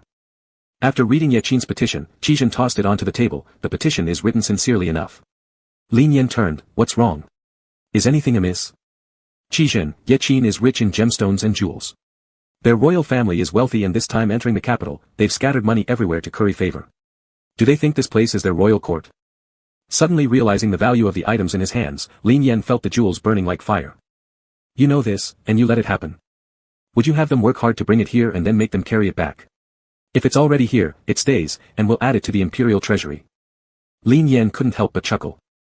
Qizhen added, the tributes from various countries this time include countless rare treasures. Let me take you to the storehouse and let you choose what you like. After you've chosen, I'll distribute the rest as rewards. Holding the jade in his hand, Lin Yan said, my jade pendant is still with you. First, give that back to me. Qizhen's gaze remained unchanged, it's been put away. Change to something else, the amount is up to you. Why? Lin Yan's voice grew louder. That jade pendant was a relic from Qizhen's mother. In Lin Yan's eyes, it was the heirloom given by the old Qi family to their daughter-in-law. A corner is broken. I don't mind. There's a crack. It's not like it's shattered and can't be hung anymore. I don't care. I don't know where it's stored. Lin Yan narrowed his eyes, do you not want to give it back to me? Qizhen didn't respond. Lin Yan pressed on, why? After a brief silence, Qizhen replied, every time I give it to you, you leave soon after. Lin Yan didn't expect this reason, and his heart warmed at once. He thought that superstitious Qi Ziji was so adorable enough to make someone drop dead. How about I pick a piece of jade, and we make a pair of jade pendants? You have to wear yours, alright? Alright. Qizhen accompanied Lin Yan to the storeroom and picked out an exceptionally fine piece of jade. On their way back, they ran into the envoy from Bayan. Lin Yan smiled, I've already had accidental meetings with all the envoys these past few days. They're all coming to see you. That's right, they're here to see what kind of person could win the favor of His Majesty. With me as a model, everyone will copy me. In no time, the palace will be full of clone versions of Lin Yan. Like 2.0, 3.0. Qizhen snorted, Dongsher imitating Shishir. Lin Yan secretly rejoiced. Qi Zhen was the emperor, and countless handsome men and beautiful women in the world were lined up waiting for him to choose. Lin Yan couldn't behave like a lovesick girl, repeatedly asking things like, "Would you fall for that person?" or, "Do you think she looks better than me?" As Qi Zhen and Lin Yan were about to return to the sleeping chamber, Lin Yan saw a girl being stopped by some people from afar. They seemed to be giving her a hard time. He turned to Su Fuquan to inquire. Su Fuquan looked over and explained, "That's the princess of Huaij." Lin Yan remembered that this little princess had come to the capital with the Huaij envoy team. The Huaij had sought a pretext to start a war and actually tried to harm her, intending to kill her. It was Qi Zhen who saved her. She was truly pitiful. Su Fuquan slowly explained, "Nowadays, Huaij is under the control of that third prince, causing chaos. It is said that this young princess volunteered to come to congratulate us. She has been humble and respectful, following the rules and not causing trouble. But what Huaij did previously in the capital city is known throughout the world. Since Huaij and the Qi have such animosity, anyone seeing this princess would likely cause trouble." Lin Yan quickly realized why this princess chose to volunteer. In the battle between Huaij and the capital, this princess herself was also a victim. Any reasonable person could understand her situation and wouldn't deliberately torment her. If someone else had come, they might have been beaten before even entering the capital. Moreover, Qi Zhen had once saved her, and they had established some kind of relationship. The favor of saving one's life. There were many such plotlines in novels. To repay a life-saving favor with marriage, then the more you repay, the deeper the debt grows, binding you forever in endless gratitude. Lin Yan said, "You go relieve her plight. Girls are already unfortunate abroad. Can you help her out, ZG? Is that okay?" Qi Zhen didn't say anything, implying his consent. Having received orders, Su Fuquan went to assist the princess. Fortunately, since Su Fuquan arrived just in time, otherwise the princess's cloak would have been torn and dirted. The princess gratefully bowed to Su Fuquan. Su Fuquan chuckled, "It's Lin Xiaogongzi's wish." "Lin Xiaogongzi?" Su Fuquan pointed from a distance. The princess looked over, and her eyes couldn't help but linger on him. She had never seen such a good-looking person, and she didn't know how to describe his beauty. She became momentarily lost in his gaze. When she snapped out of it, she realized she had been rude and apologized promptly, asking Su Fuquan to convey her thanks to Lin Yan. Su Fuquan said it was fine and then left. The princess stared after Lin Yan's retreating figure and unconsciously followed her for a short distance until he disappeared completely. Then, she stopped, holding her chest and blushing. On the eve of New Year's Eve, Lin Yan noticed that something was off with Qi Zhen. He kept looking at him with sad eyes, as if silently telling him, "Don't leave, love me, hug me, cling to me." Lin Yan felt deeply touched and wished he could shrink Qi Zhen down and carry him around in his arms, kissing him fiercely. That night, naturally, they indulged themselves thoroughly. Lin Yan hugged him tightly, whispering countless words of love, telling him that he was the most handsome, the cutest, and not only did he want to be with him in this life, but also in the next. Only then did Qi Zhen's expression ease somewhat. On the following day, sunlight poured into the sleeping chamber as Qi Zhen watched Lin Yan open his eyes in his arms. At last, a smile graced his face. It was faint and delicate. Lin Yan cupped his face with both hands, "My God. Qi Ziji, are you trying to kill me with that handsome smile?" Qi Zhen leaned down, touching foreheads with him. They stayed tangled in bed for a while longer before getting up. The New Year's feast was already being prepared. Besides the members of the royal family, envoys from other countries would also join for dinner. Before noon, Qi Zhen had already asked palace maids to bring out some pastries from the evening banquet. He tasted one first before offering it to Lin Yan. Lin Yan felt both heartbroken and tender toward him. And wished he could kiss him senseless. Today, Qi Zhen was so clingy. Simply staying close wasn't enough for him anymore. He absolutely had to hold hands, no matter what. How endearing. All because of the deep hurt from that time long ago, even a monarch personally fed him poison before allowing him to taste it. Lin Yan was filled with joy. When will the banquet end? Qi Zhen, you're already thinking about the end when it hasn't started yet. Of course, I can't wait to eat my husband. Qi Zhen tightened his grip on his hand, so do I. He wanted the most intimate, straightforward form of possession to confirm that Lin Yan was by his side. Chapter 93, What does keeping distance in front of women who adore you mean? On New Year's Eve, amidst music and dancing, everyone celebrated. After the congratulatory speeches, envoys from various countries began presenting their tributes and performances. Lin Yan watched intently and couldn't resist reaching for the wine glass. Such a great day, shouldn't they drink 2 cups? But before his hand even touched the glass, it was knocked away by Qi Zhen.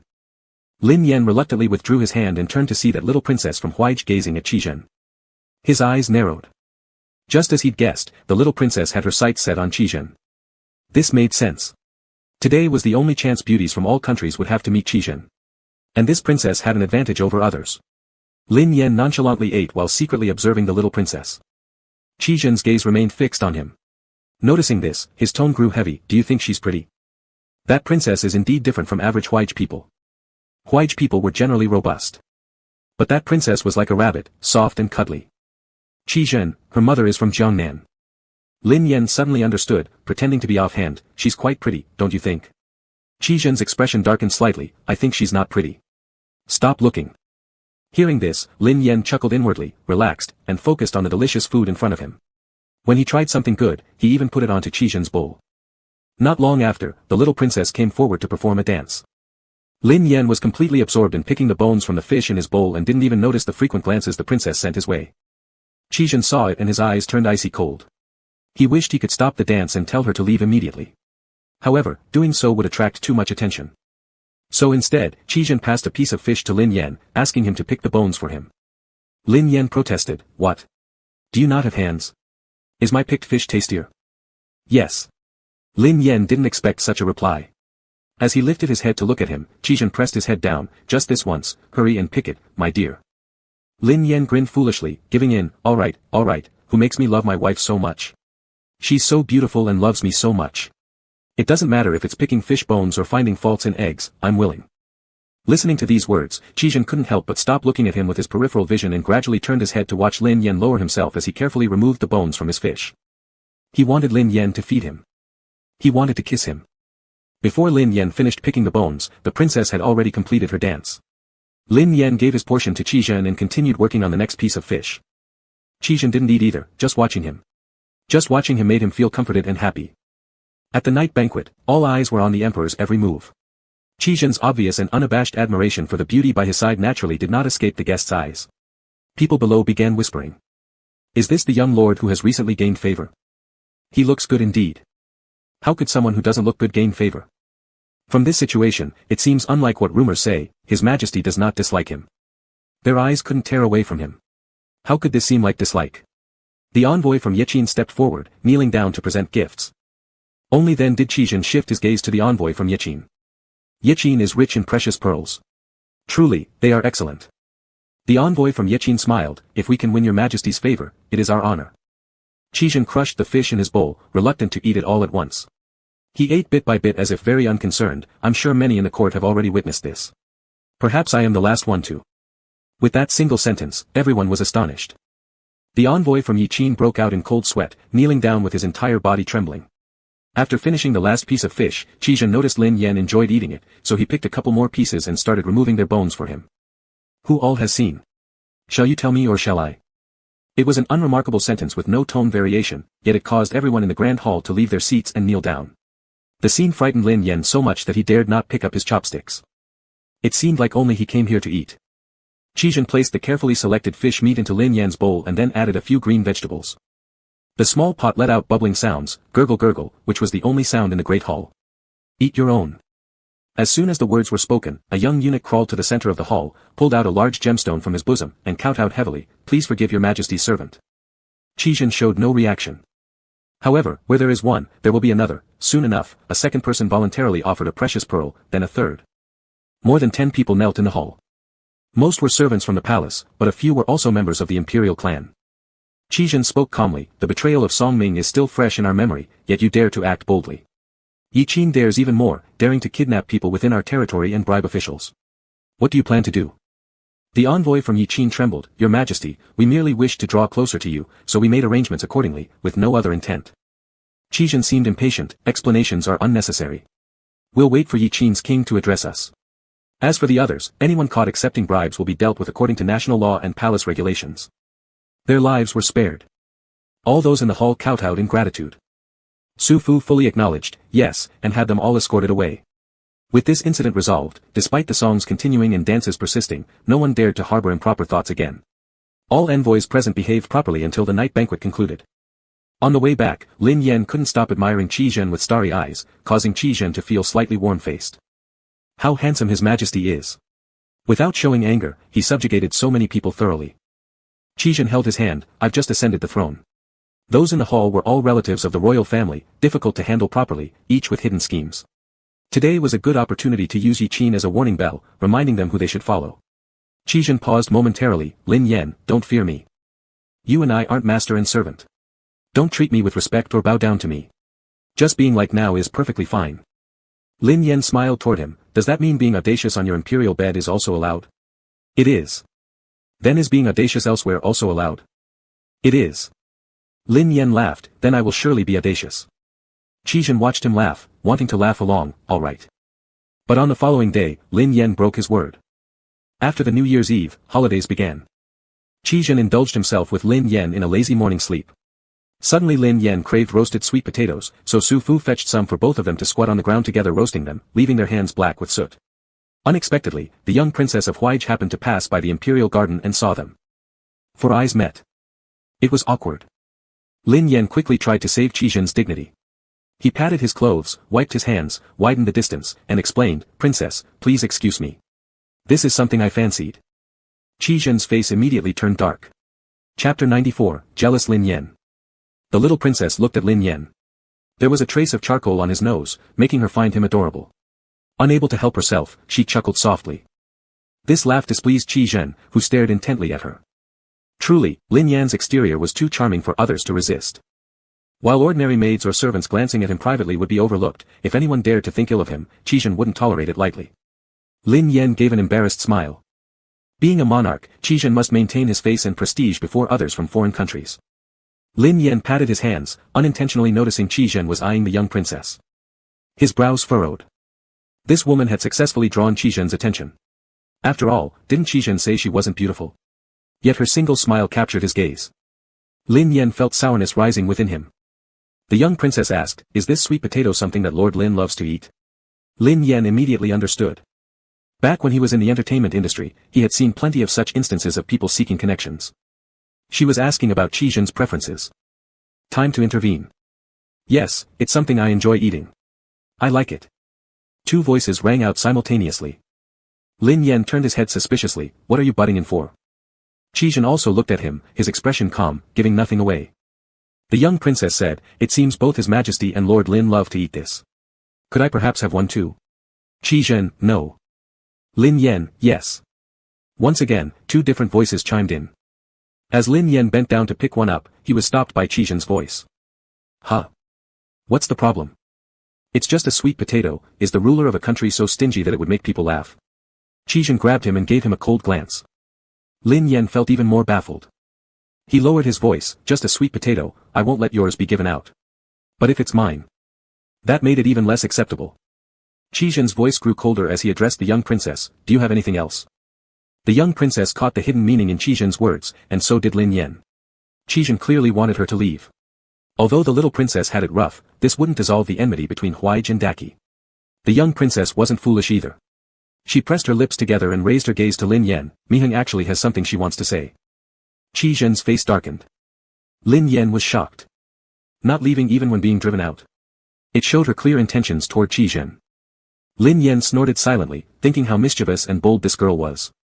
Qi speak. The young princess hesitated and then said, a few words may not be enough to explain properly. Qi then shorten your long speech. The young princess was silenced by Qi. Lin Yen was satisfied with Qi reaction. Right. All outsiders must be rejected. The young princess bowed politely. Before leaving home, my elder brother once said that the war between Daqi and Huaij originally began because of us. Qi cut in, apologies aren't necessary. Caught off guard again, the young princess quickly added, it's not only about apologizing, but also wanting to ally with Daqi. Lin Yen instantly understood. This young princess wanted to marry into their family. Qi how do you plan to ally? Lin Yen suggested, let's find somewhere to chat. I'd like to see what tricks you've got. In such cold weather, standing here might not bother you, princess, but I'm worried His Majesty will feel chilled. His hands are getting cooler. Lin Yen took Qi hand gently and naturally, neither hesitant nor clingy. It appeared perfectly natural, making their actions seem particularly intimate. Qi cast his eyes downward to their intertwined hands. This princess lusted after Lin Yen but couldn't directly interact with him, nor could she reveal her desires excessively. She often used him as a cover, pretending it was casual, which ended up confusing Lin Yen. Now Lin Yen himself came to hold Qi hand and spoke these words. He was likely jealous. Qi studied him, pretending to be calm. His eyes sparkled brightly though, filled with a bit of animosity. Qi almost laughed. Seeing Lin Yen look so adorable made his heart itch, longing to pull him over and kiss him. And, he wanted to see more. To see what else he could do. Alright, then we'll return. The young princess was not deceiving Qi Zhen. If there hadn't been real matters, even with 100 chances she wouldn't dare to lie to her emperor. Huaich suffered a terrible defeat in that battle led by Qi Zhen. With weakened national strength and powerful neighbors surrounding them, coupled with the harsh winter, life had become extremely tough. Under such circumstances, the best option would be to cling to someone stronger. Huaich aimed to lean on Daqi, lowering their posture drastically. Even becoming a vassal state would be acceptable. If His Majesty wishes to cooperate with us, I can stay here as a hostage. Lin Yan shot a glance at the young princess, just as she glanced back at him. Her eyes remained serene, looking at him briefly before averting her gaze. This single glance made Lin Yan feel as if lightning struck. Indeed, the saying, when rivals meet, they glare especially fiercely, holds true. Qi Zhen said, last time you visited, they didn't intend to keep you alive. You staying here? Of any use? The young princess looked embarrassed. My third elder brother is different. Ever since realizing this princess harbored ulterior motives, Lin Yan found her increasingly unbearable to look at. He couldn't help but confront her, really? You're just talking without evidence. Why should we believe you? Even if we did, if you stayed in the capital as a spy secretly passing messages to Huaich, what would happen? Whoever you married, you'd certainly gain a high rank. What if you controlled court officials through internal means? Qi Zhen picked up his teacup, hiding his overflowing laughter under the pretense of sipping tea. The young princess paused for a moment. Daqi could also send people to Huaich to take up posts. Mihun doesn't have to marry, she can stay in the palace indefinitely. Qi Zhen furrowed his brows. Stay in the palace? As a hostage or to cause dissent? Lin Yan couldn't pretend any longer at this point. Without even caring about titles, she only wanted to remain in the palace. How very clever of her. This was something that could not be ignored. The palace is small, there's no room for you. The young princess fell silent. She wanted to stay here, but it wasn't because of Lin Yan. She understood well that she and Lin Yan had no future together. Her staying here was primarily for Huaich. Now that she was not allowed to stay, what should she do? Qi Zhen suddenly asked, are you hungry? Lin Yan nodded. He hadn't had the sweet potato, and now after chatting for so long, he was starving. I want to eat chicken. Chicken is delicious. Will His Majesty approve? Qi Zhen understood. The tips of his ears turned red. He glanced at Lin Yan, finding both frustration and helplessness in his boldness, wishing he could communicate with him purely through glances. If these words were said privately to him, he'd love them. But an outsider was still present, and Lin Yan alone dared to speak such intimate words where others could understand. Lin Yan's eyes were clear, practically asking, what? Qi Zhen couldn't say anything outright for fear of being overheard. He just fumbled past it, nodding reluctantly, hoping Lin Yan wouldn't say something even more shocking. But Lin Yan happily expressed his gratitude, thank you, Your Majesty. Shall we keep the princess for dinner? If we do, I must ensure the chicken is all mine. Qi Zhen. The young princess, does Lord Lin like chicken? Indeed, he does. Qi Zhen massaged his temples. Enough chit-chat. The young princess suggested, Huaich's roasted chicken has a unique flavor. Perhaps Mihun could prepare some for Your Majesty and Lord Lin to try. No thanks, I prefer the chicken from His Majesty's kitchen, nothing compares. Qi Zhen kicked Lin Yan under the table. Lin Yan feigned innocence, why is Your Majesty kicking me? Qi Zhen. Shut up. Just shut up. Chapter 95, I like you, unafraid of what the world thinks, and not planning to conceal it. The young princess left. Qi Zhen exhaled deeply, greatly relieved. A full-course banquet was laid out, with the chicken Lin Yan requested placed right in the center. Qi Zhen and Lin Yan looked at each other. Neither of them touched their chopsticks. Su Fuguan smiled and stepped forward, picking up the chicken. How did the chicken get served without being carved? Let me carve it. After carving it, he returned it to the table. Qi Zhen gestured, place it by him. A plate of chicken was set beside Lin Yan. Lin Yan picked up a piece with his chopsticks and took a bite, wrinkling his brow. Why is the chicken so sour? My mouth feels sour. Lin Yan chuckled uncontrollably, am I that obvious? Lin Yan reflected on the things he had said earlier, some of those sentences were indeed too obvious. It made me sound like a bitter concubine who lives in the palace. I can't stay cooped up in the palace forever, it's too terrifying. No wonder there are so many conflicts in the palace, probably because everyone's suffocating. Qi Zhen stiffened. He realized that Lin Yan staying in the palace was for him. Sticking close to him was also for him. Fear, worry. It was all because Lin Yan didn't want him to be apart from him for a single step. Lin Yan proposed, find me something to do after the Lantern Festival.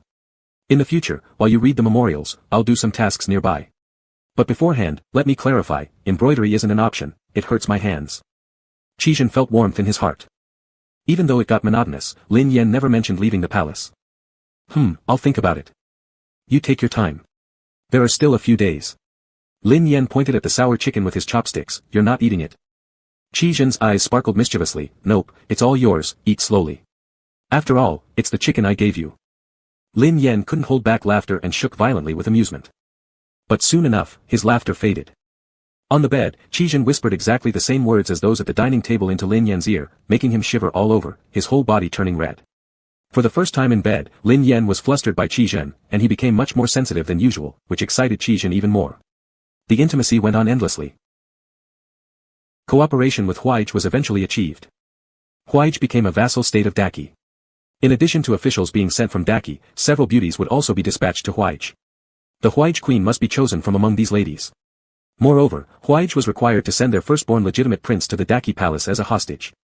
From then on, Huaij would benefit immensely from leaning on a great power. With Huaij and Yechen resolved, what about the other smaller nations? Who told you Yechen is resolved? Lin Yan was puzzled. What else can he possibly do? There are quite a few small countries around Dachi. But if they could form an encircling situation, it would be like annoying flies. I want not only to intimidate them at the New Year feast but also see who will approach Yechen and who's asking for death. Lin Yan understood, let them expose themselves. Or should I go find them? It would waste time and energy. If there were better ways, there's absolutely no need to mobilize manpower from our side. What are you going to do then? Learn from you. Learn from me. Tell the world that their coming to the court is officially for celebration but actually to plot harm. You want to make a big fuss out of this? Qi Zhen put down the cup in his hand. This matter is already a huge one. Within a few days, rumors spread on the streets of the capital city. Bai Yan secretly contacted spies and emissaries of Yechen with intentions of forming a military alliance and committing acts against the Qi. Not long after the Huaij incident had passed, here came another. In the afternoon of the same day, carriages of Bai Yan were pelted with rotten vegetables by the citizens. The envoys of Bai Yan didn't even dare to step out of their carriages, trembling in fear inside. Scholars and commoners alike stood by the roadside criticizing the incompetence and cunning of Bai Yan's envoys. Things got more and more heated. As a result, the envoy from Bai Yan dared not step outside the door anymore, not to mention leaving the capital. Meanwhile, the situation of Yechen grew increasingly grim. Lin Yan leaned against the balcony watching the commotion. Truly united now, I just saw a kid kick one of the envoy's legs. Annoyed, the envoy tried to retaliate, but was instantly surrounded by adults and given a good thrashing. It was hilarious. With a common enemy, unity naturally arises. Lin Yan turned his head. Was this all part of your plan? This is my real intention. Qi Zhen did not take the foreign enemies seriously. The court of the Qi had been turbulent for too long. The people indeed realized it. With unrest in governance, hearts inevitably became restless. Although everyone, high and low, bowed to Qi Zhen, what he aimed for went beyond mere submission. What Qi Zhen sought was genuine submission, perfect harmony. Lin Yan leaned on the railing in admiration. You're really amazing. I'm glad I was foolish back then. If I had even a bit more wit, I wouldn't have been able to match you. No wonder your teacher said you were exceptionally talented. It's entirely accurate. Qi Zhen stood on the tall building, the wind fluttering through his robes. The realm does not belong to me, Qi Zhen alone. It doesn't belong to anyone. The world belongs to all its people. Hence, it's necessary to unite the people. They lack focus now, so I'll give them a goal. Powerful. Powerful enough that no nation would dare to covet or overstep the Qi. Bai Yan and Yechen won't be leaving anytime soon. Implementing new policies now fits perfectly. Lin Yan applauded for Qi Zhen. Qi Zhen looked at him. I'll fulfill your wish. What wish? Lin Yan almost blurted it out, then remembered the wooden plaque written by Lin Xiuyan at Qianshan Temple. A little moved, Lin Yan held back laughter and deliberately said, it's not just for me, you were born for this purpose. Saying such sweet words to flatter others, truly skillful. Qi Zhen, peace throughout the land, no more wars forever, and your safety assured. Lin Yan couldn't hold back his laughter any longer. I'll help you then. I'm familiar with public opinion matters. Will you help me? Yes. Should I appoint you as an official, or crown you as empress? Noble consort will do. Lin Yan planned, this way, I can experience the feeling of promotion. Qi Zhen. But empress? Still no thanks. Lin Yan looked at the commoners on the street below the capital city. As emperor, you should still have a woman as your empress. Qi Zhen pulled him closer, looking deeply into his eyes, firmly and solemnly declaring, I will never have anyone else. Ever.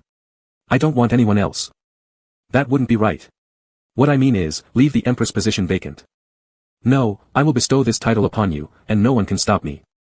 I like you, unafraid of what the world thinks, and I have no intention of concealing it. Being with you, if I can't even offer you this recognition, how could I call myself your man? Lin Yan's heart trembled, tickled by a strange warmth, resisting teasing and correcting, I am your man. In broad daylight. Qi Zhen's ear tips flushed red, his gaze darted around confirming no one could hear before softly responding with a then asking, shall I address you as husband? Chapter 96, cannot call his majesty afflicted with longing. Lin Yan gaped repeatedly at the surroundings, gripping Qi Zhen's hand tightly as though observing some rare treasure, you dare tease me in public. He's grown up. Previously, he only teased in private. Lin Yan had better not talk. The more he talked, the more ashamed Qi Zhen felt, so he pushed him away a bit. Those who stay close to ink get stained. Lin Yan curiously asked, why black? Regardless of this, I haven't said yes or no yet, but you've already pushed me away. I want it, you should say it quickly. Qi Zhen avoided his eyes, feeling somewhat embarrassed to speak. The more he acted like this, the more Lin Yan wanted to tease him, watching him expectantly and urging him with his eyes. Qi Zhen glanced around and moved closer slightly, husband. Lin Yan's face immediately turned bright red from embarrassment. His eyes were, however, sparkling with excitement. Wife, you are so cute. Qi Zhen didn't understand, wife. Did he mean an old woman? It means wife, my beloved. In my place, we call it that way. Call me, husband. Qi Zhen understood the meaning of wife, so naturally it wasn't hard for him to understand the meaning of husband. Since he had already called out husband, calling husband wasn't embarrassing anymore. Husband. Lin Yan was completely satisfied. So satisfying. Qi Zhen couldn't help but laugh. At night, Qi Zhen kept calling Lin Yan husband. Lin Yan couldn't hold on any longer. Qi Zhen continued teasing him. Husband, why are you so quick? Why isn't the husband saying anything? Lin Yan covered his face, help, save me. Qi Zhen laughed uncontrollably and embraced the soft and affectionate him face to face, your wife will save you. Lin Yan fell, utterly defeated. On the 6th day of the first lunar month, in the literary men's favorite wine house, there was a heated discussion about Bai Yan and Yechen. Suddenly, one person said, I always thought the emperor was hot-tempered and difficult to deal with, but after all these events, I realized that only the emperor truly cares for us. I won't mention petty things, during the war against Huaij, it was the emperor who led the troops, co-slept, co-ate, and co-lived with them, everyone knows this. Last year, the emperor established an academy, allowing children who couldn't afford schooling to learn how to read and write. What does this mean? Someone stood up, emotionally charged, it means that the commoners have more opportunities to rise. Another recalled, when I was a kid, my family was poor, books were expensive, so I could only pretend to be a rich man's book child to steal reading. In the end, I got beaten half to death. After this statement, everyone began talking about how hard their childhoods were, and how lucky the children of the capital now were to attend school. That first person added, not just as scholars, yesterday I heard a neighbor's child say that soldiers are being treated much better than in previous years. This year, during the spring festival, the soldiers' families also received gifts. In the past, those officials deducted military salaries, protecting each other, turning a blind eye. Those people with power wore gold and silver, a single teacup costing as much as an average family's annual expenses. How many soldiers fight for their lives yet cannot eat enough or dress warmly? Have the previous officials ever noticed? Exactly. They don't care about the life or death of those below them, they only value their own glory and wealth. They're obsessed with money. But our emperor is different. Yechen attempted bribery inside and outside the palace with gifts of silver and jewels, yet the emperor forced them to return it all. Recently, someone tried to bribe a certain official, but ended up being thrown out, both the person and the silver. They were afraid of receiving it, lest they suffer the same fate as those people. Our emperor, while humiliating Yechen, clears the corruption in the court and eliminates bribery. The rest of the people listening to this realized something, exactly. The emperor really thinks deeply, every step carries profound meaning. In the crowd, someone shouted loudly, long live the emperor. Everyone else immediately cheered, long live the emperor. For a time, the entire building echoed with, long live the emperor. Even passers-by outside stretched their necks to see what was happening inside. The wine house buzzed happily throughout the afternoon, finally quieting down when it became pitch dark. As those literati and students walked out of the wine house, 2 or 3 people were full of fighting spirit, full of confidence for the future, their homeland, and their emperor. In the elegant room on the 3rd floor. The scholar who spoke first stood before a handsome young man. That young man threw him a piece of silver, you've done well, this is your reward. The young master is too kind. Even without the young master's plan, I would still speak on behalf of the emperor. All those words were actually from my heart. The young man smiled, do you think the emperor is good too? Yes, otherwise I wouldn't have taken up this task for you, young master. Our majesty is a bit cold in nature and does not like to talk about what he has done. So, we speak on his behalf. Yes, yes, yes. This silver is for you. In the future, I may need your help again. All right. That person took the silver and left. Qizhen came out from behind the screen. I collected intelligence and public opinion, but it turned into you using it in reverse to promote me. That momentum just now made it seem like they were going to war. Lin Yan chuckled, this is nothing yet. I plan to start a journal, calling it a newspaper would be more precise. A newspaper? Yeah, write about your great achievements, praise you properly. If necessary, we can also release messages you want to put out there. If not, we can write some interesting things, broadening the horizons of common people. Or some life hacks that make daily living easier. Qizhen thought it was good and let Lin Yan proceed with it. On the 15th day of the first lunar month, the first national newspaper was released. Its name was straightforward and powerful. The Great Qi National Newspaper. The first edition had 300 copies, all sold out within an hour, astonishingly fast. The second edition was increased to 600 copies, yet it was still not enough. Many who couldn't buy it could only borrow one to read. Tea houses and book buildings had a new essential activity, reading newspapers. Every day, cheers could be heard coming from them. Ordinary families' children learning characters could also roughly read the national newspaper, resulting in street corners being filled with young voices reading the paper, drawing envious looks from many illiterate people. After the academy reopened, enrollment numbers surged, including not only little kids but also many older children wanting to attend school, and even some girls who saved up a copper coin by doing handicrafts and embroidery work so they could study. The academy master sent out urgent calls for help. After pondering for more than 10 days, Qizhen asked Lin Yan, do you want to return to the academy? You're letting me leave the palace. Or should I lock you here? Would you? Qizhen took a deep breath. It was already hard to make this decision, asking again might lead to regret. You're going to teach, not running away from home. Lin Yan immediately sat obediently, I want to go. Go then, just don't corrupt the children. I promise I won't.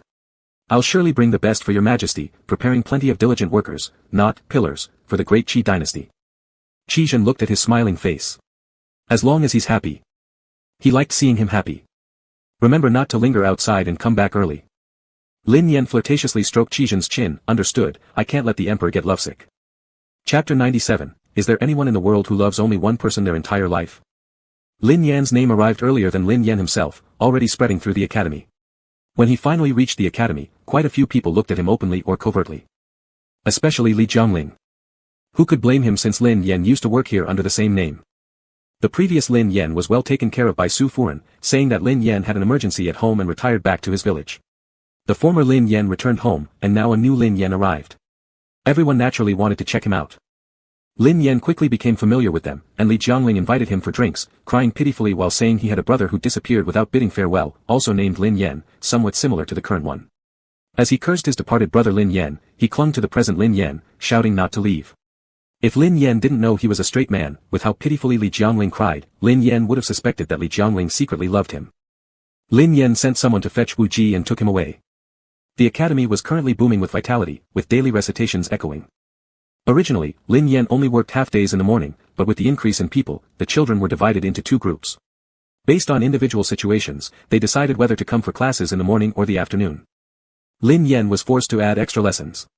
Not only that, because he interjected in scholars' promotion arrangements related to the academy, officials from the Ministry of Rights thought his ideas were good and called him over to refine and implement them together. Lin Yan was forced to work overtime. Fortunately, the improvement of the academy system concluded quickly, broadening the path of promotion for those from humble origins. On the day of implementation, Lin Yan was dragged by colleagues to have a drink. Afterward, Lin Yan walked down the road arm in arm with Li Jiangling, with Wu Ji following behind them. Li Jiangling patted Lin Yan's shoulder, for so many days, every time I asked about your family situation, you evaded it vaguely. I'm sleeping at your place today. Lin Yan stared at him, his eyes unfocused due to intoxication. He nodded, sure. My place is big. Many rooms. Get on the carriage, I'll take you there. Li Jiangling shouted upon hearing this, good. The two drunkards leaned on each other, and with Wu Ji's help, climbed onto the carriage using both hands and feet. Lin Yan patted the driver's shoulder, home. The driver obeyed. When the carriage reached the palace gate, the driver noticed another carriage parked inside the gate and stopped. Wu Ji, the only sober one, thought they had arrived and lifted the curtain to look, but was surprised. In the next moment, Lin Yan popped out of the carriage, frowning, why stop here? Wu Ji asked, yeah, why are we here? Trespassing into the palace without a decree was a serious offense. A figure emerged from the front carriage, tall and elegant, every move radiating with nobility. Because it was dark, Wu Ji couldn't make out who it was, but Lin Yan moved suddenly, jumping off the carriage and running towards that person. Li Jiangling came out of the carriage, what's going on? Who did Lin Yan see? Judging by the figure, it might be His Majesty. The other person also moved, walking a few quick steps toward Lin Yan and scolding, "Why run? You almost fell." Wu Ji confirmed it was the emperor by his voice, just as he dragged Li Jiangling off the carriage to bow in respect. Then he saw Lin Yan grab Emperor Qi Zhen's face and kiss him loudly. Wu Ji started to doubt. Could it really be the emperor? If so, how could he allow such familiarity? Li Jiangling stared straight ahead at the two people who were almost hugging each other, his drunkenness fading immediately. "Wu brother, I think I drank too much earlier, getting up too abruptly when that happened. I clearly saw Lin Yan force himself on his majesty, violating rank." Wu Ji paused. "I saw it too. Do you think we should run away fast?" Wu Ji looked at Li Jiangling. Li Jiangling swallowed nervously. Friends are meant to sell each other out during tough times. Wu Ji. The carriage driver glanced at the two, saying, "That's His Majesty." Then, the driver got off the carriage to bow. Wu Ji and Li Jiangling hurriedly followed suit, pricking up their ears. In front of them, the emperor said, "You've drunk so much again." Lin Yan replied, "Don't be angry. That stingy official I often talk about invited me today. I couldn't miss this chance to get back at him. Is food in the palace not enough for you?" "It's different." The two of them. Wu Ji and Li Jiangling instinctively stiffened. Even without looking, they could feel the emperor's gaze on them, heavy as if carrying thousands of caddies. They wanted to kneel. "They'll stay at our house tonight." "All right, I'll arrange it. Let's get back in the carriage first." Wu Ji and Li Jiangling bowed their heads low. After a while, an attendant approached them. "Please follow me." Wu Ji and Li Jiangling exchanged looks. Li Jiangling, fearful, said, "Can I get out once I go in?" The attendant smiled. "In the palace, what little Master Lin says, counts. Please come along with peace of mind." Li Jiangling let out a sigh of relief, his recently gained vigor dispersing instantly, reverting to being a drunkard. Only through Wu Ji's assistance did he manage to stay overnight in the palace. The next morning, Li Jiangling suddenly sat up, startling Wu Ji. Wu Ji sat up as well, asking curiously, "What's wrong?" "Wu brother, I had a nightmare last night. I dreamed that Brother Lin forced a kiss on His Majesty." Wu Ji lay back down. "It wasn't a dream." Li Jiangling almost screamed but covered his mouth in time. Looking around. Inside the palace. He looked down. A palace bed. "Last night, we spent the entire night sleeping in the palace." Wu Ji turned over, facing outward, and hummed in confirmation. Li Jiangling lay back down. Such a hard-earned opportunity, he decided to lie down a bit more. The palace. "Now I regret not staying awake all night last night to take a closer look. Tell me, what's the relationship between His Majesty and Lin Yan? And, does the name Lin Yan not belong to just one individual, but whoever His Majesty cherishes? Is it like a title?" Wu Ji burst out laughing. "Possibly." Li Jiangling became increasingly convinced that his reasoning was correct, excitedly patting the nearby Wu Ji. "If Lin Yan has such status, shouldn't I be able to ask him for something? What do you want?" "The national newspaper. I've never been able to buy one before." Wu Ji laughed until he shook. Li Jiangling lay on the bed, touching the quilt, then the pillow, and finally reaching out to touch the mosquito net. "A wonderful place indeed. Do you think he could like someone else? The last Lin Yan liked Your Majesty and claimed you only like him, and this Lin Yan seems to like you too. Yet, you happen to be the least affectionate person in the world." Li Jiangling sighed deeply. "Do you think there is anyone in this world who would love only one person their entire life?" "There are." "What?" Wu Ji's voice was so low that Li Jiangling didn't hear it clearly. Wu Ji turned over and looked straight into his eyes with determination. "There are."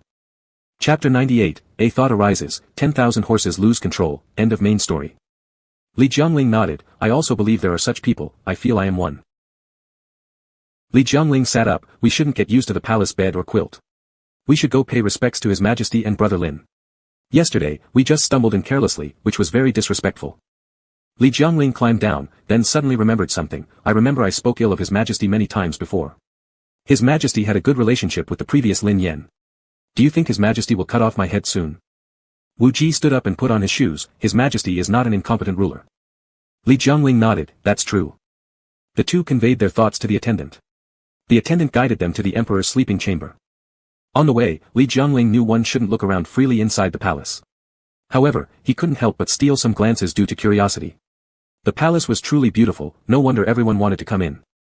However, looking up and seeing only the four-cornered sky gave Li Jiangling a sense of being trapped.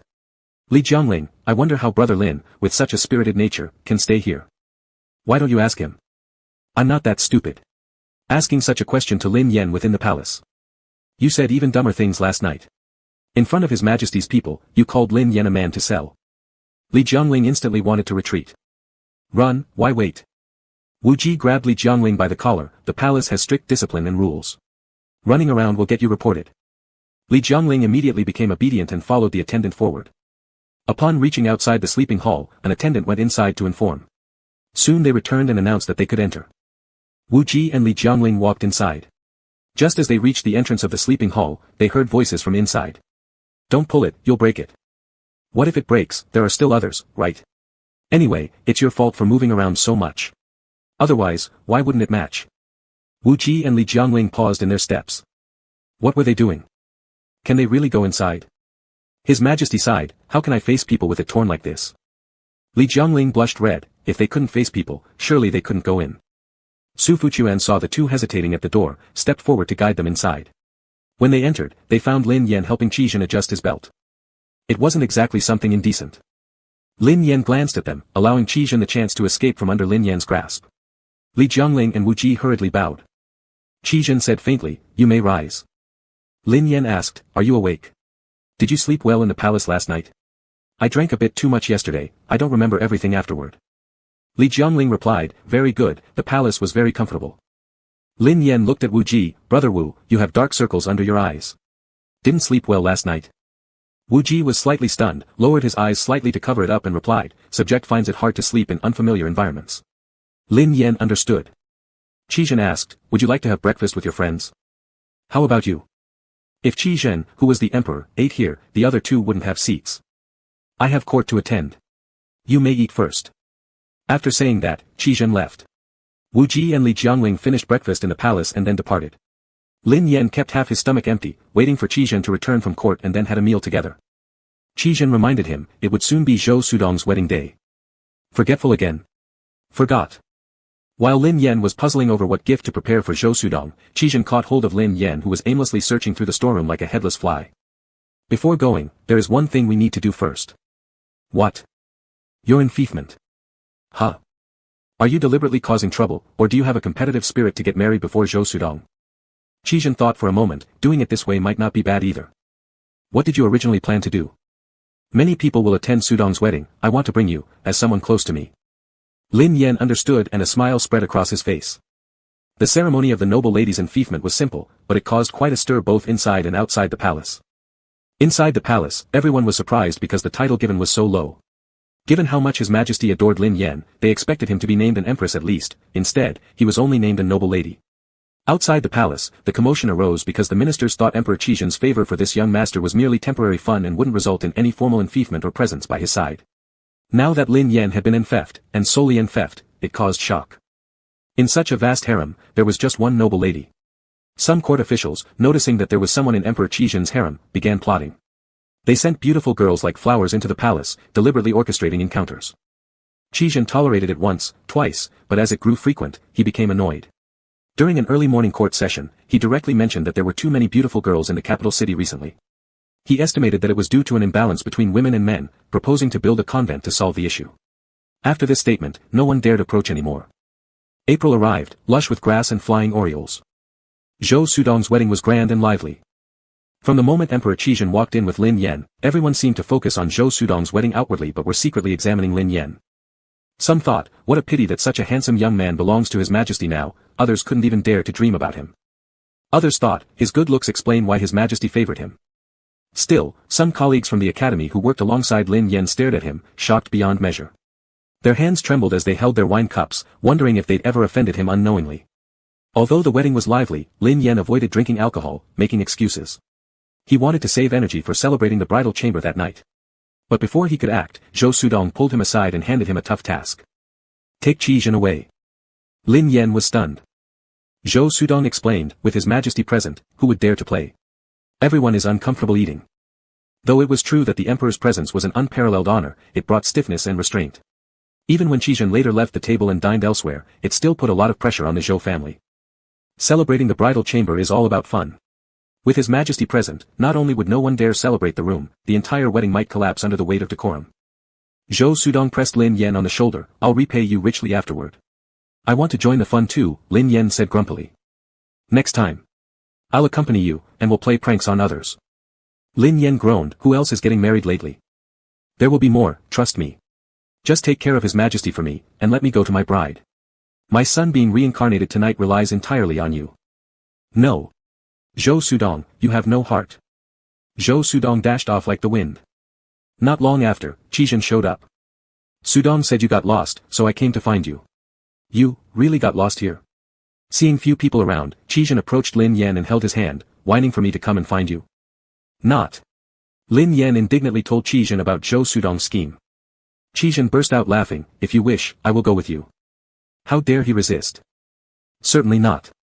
After thinking for a while, Lin Yan sighed, still, don't ruin his son's chance of reincarnation. But how dare he tell the current emperor not to join the celebration of the bridal chamber? My friendship with Sudong won't break because of this little matter. Most importantly, he deeply loves his wife. Lin Yan met Zhou Sudong's new bride before. At that time, Lin Yan rescued her from Song Ming's grasp. Lin Yan remembered she wasn't exceptionally beautiful, but she exuded the demeanor of a noble lady. Suddenly, a loud sound erupted in the sky above the Zhou estate. A huge firework bloomed, and then fireworks started to bloom uncontrollably, lighting up the dark night as if it were daytime. Many servants ran out to watch. Qizhen chuckled, perhaps he chased away anyone wanting to disturb the bridal chamber. Lin Yan understood. He just wants to watch the fireworks alone with his wife. Turns out, he's pretty good at this. Qizhen embraced him, beautiful scenery should be shared with loved ones. Lin Yan gazed at the fireworks, teasing, I originally thought Sudong would like an extroverted type of woman. Love arises naturally from the heart. Lin Yan joked, is liking me also by heart? Of course. Don't you feel compelled to fight your feelings? Qizhen thought for a moment and smiled, I did try to resist. But when one thought sprang from the heart, it felt like 10,000 horses running wild. Unstoppable. Traveling for thousands of miles. Lin Yan's heart swelled with sweetness as he looked at the fireworks in the sky. Clinging on to Qizhen's romance, he tightened his grip on Qizhen's hand. Once gone, no rope can tie you back. Don't suppress yourself. Loving me will never make you regretful. Qizhen gazed at him, I've never regretted it. Main story complete. Chapter 99, Bonus Chapter, 01. Lin Yan, the most popular teacher at the academy. The reason was simple, he had a handsome appearance. Even young ladies from prestigious families found ways to enroll in his class. When the situation wasn't so severe, one or two of them would come, disguised as maids. During class, they would always point at certain characters and ask Lin Yan how to read them, or claim that their handwriting was ugly and ask Lin Yan to guide their hand in writing. At first, Lin Yan didn't realize it until he noticed Qizhen being jealous. He chased after Qizhen, assuring him that he truly regarded those students as his own children, with absolutely no romantic feelings toward them. Qizhen ignored him. The next morning, Qizhen insisted on driving him to work. As soon as the carriage stopped at the academy's gate, someone outside shouted, Master Lin has arrived. Qizhen glanced at Lin Yan. Lin Yan chuckled, I promise I'll walk in there with a cold face. Do they know you're my noble one? They do. Did you tell them? Lin Yan's confidence suddenly rose, I did. Why don't you believe me? Do you want to fight? Someone outside knocked on the carriage, a girl's voice saying, why doesn't young Master Lin get down? Is he feeling unwell? Qizhen's gaze turned colder. Lin Yan's bravado faltered, should I go down and say it again? Qizhen didn't tell him not to. Lin Yan understood he needed another reminder. He reached to open the curtain but was held back by Qizhen. Not in person. Tell me something then. Don't miss me. Qizhen didn't let go. Lin Yan realized what was implied between the pause in his earlier words. He leaned back and kissed Qizhen on the cheek. You're stickier than a puppy. Qizhen feigned anger, impudence. We'll be even more impudent when we get home tonight. Lin Yan smirked, teasing, and then lifted the curtain, stepped down from the carriage, announcing loudly, Good morning everyone, I'm His Majesty's noble one, and I've come to take my shift. Everyone fell silent. Qizhen chuckled inside the carriage. Lin Yan became more adept at his job at the academy, managing to free up quite some time each day. Qizhen tested out many new policies regarding state affairs and, on Lin Yan's suggestion, set up a research department specifically responsible for developing ways to enhance agricultural productivity, and the results were promoted freely among the people. They also trained military dogs to search for criminals. Seeing that Lin Yan had plenty of spare time, Qizhen gave him 2 shops, one a tavern and the other a silk store. The daily revenue from these 2 shops equaled that of 3 streets. In addition, he gave him an empty shop in a prime location, large and spacious, letting Lin Yan decide which business to start himself. Lin Yan immediately felt like he'd struck gold. I'll have them send the account books of the 2 shops this afternoon. You can normally visit the shops and oversee the business if you have nothing else to do, but be home before sunset. That last sentence made Lin Yan chuckle. The curfew before sunset reminded him of his elementary school days. Are you not afraid I'll make losses with such great businesses? Can we afford to lose it? That trial and error cost is too high. In modern society terms, it was equivalent to giving him 200 million yuan just to try the waters. Lin Yan remembered wanting to start a business in junior high school, and his brother gave him 10 yuan. He instantly abandoned the idea of starting a business. With me backing you, what's there to fear? True. Qizhen said the national treasury was already his money bag. Qizhen remarked, if the shops run a continuous loss for 3 months, I will reclaim them. Just now you said, with me backing you. A smile tugged at the corner of Qizhen's lips as he stated, prompt stopping of losses is also part of backing. Lin Yan was rendered speechless by these 4 words. He needed to carefully consider what kind of shop he should open. For now, he would smoothly take over the current 2 shops. Lin Yan originally thought it would be difficult, bracing himself to be challenged, only to find everything unusually smooth, so smooth that it seemed impossible to incur losses. It was almost as if Qizhen had written favoritism across his forehead. In the end, Lin Yan decided to open a winehouse, essentially a modern-day bar. He called in master chefs from the palace to assist. From the day the winehouse opened, business boomed immensely, with Lin Yan earning heaps of gold daily. Businessmen coming to the capital bought his wine and transported it thousands of miles back home. Lin Yan even opened a small trade route, using the official ships of the Ministry of Personnel, taking advantage of the momentum to deliver reports across the country and promote joint development. By the end of summer, the Yellow River flooded, and Wu Ji was assigned to join army generals for disaster relief and rescue operations. Lin Yan didn't originally need to get involved in this matter, but the problem arose during a discussion at the academy when he said a few extra words. All the officials and scholars of the academy looked at him with renewed respect, and the next morning at court, some fearless ministers brought up Lin Yan's name.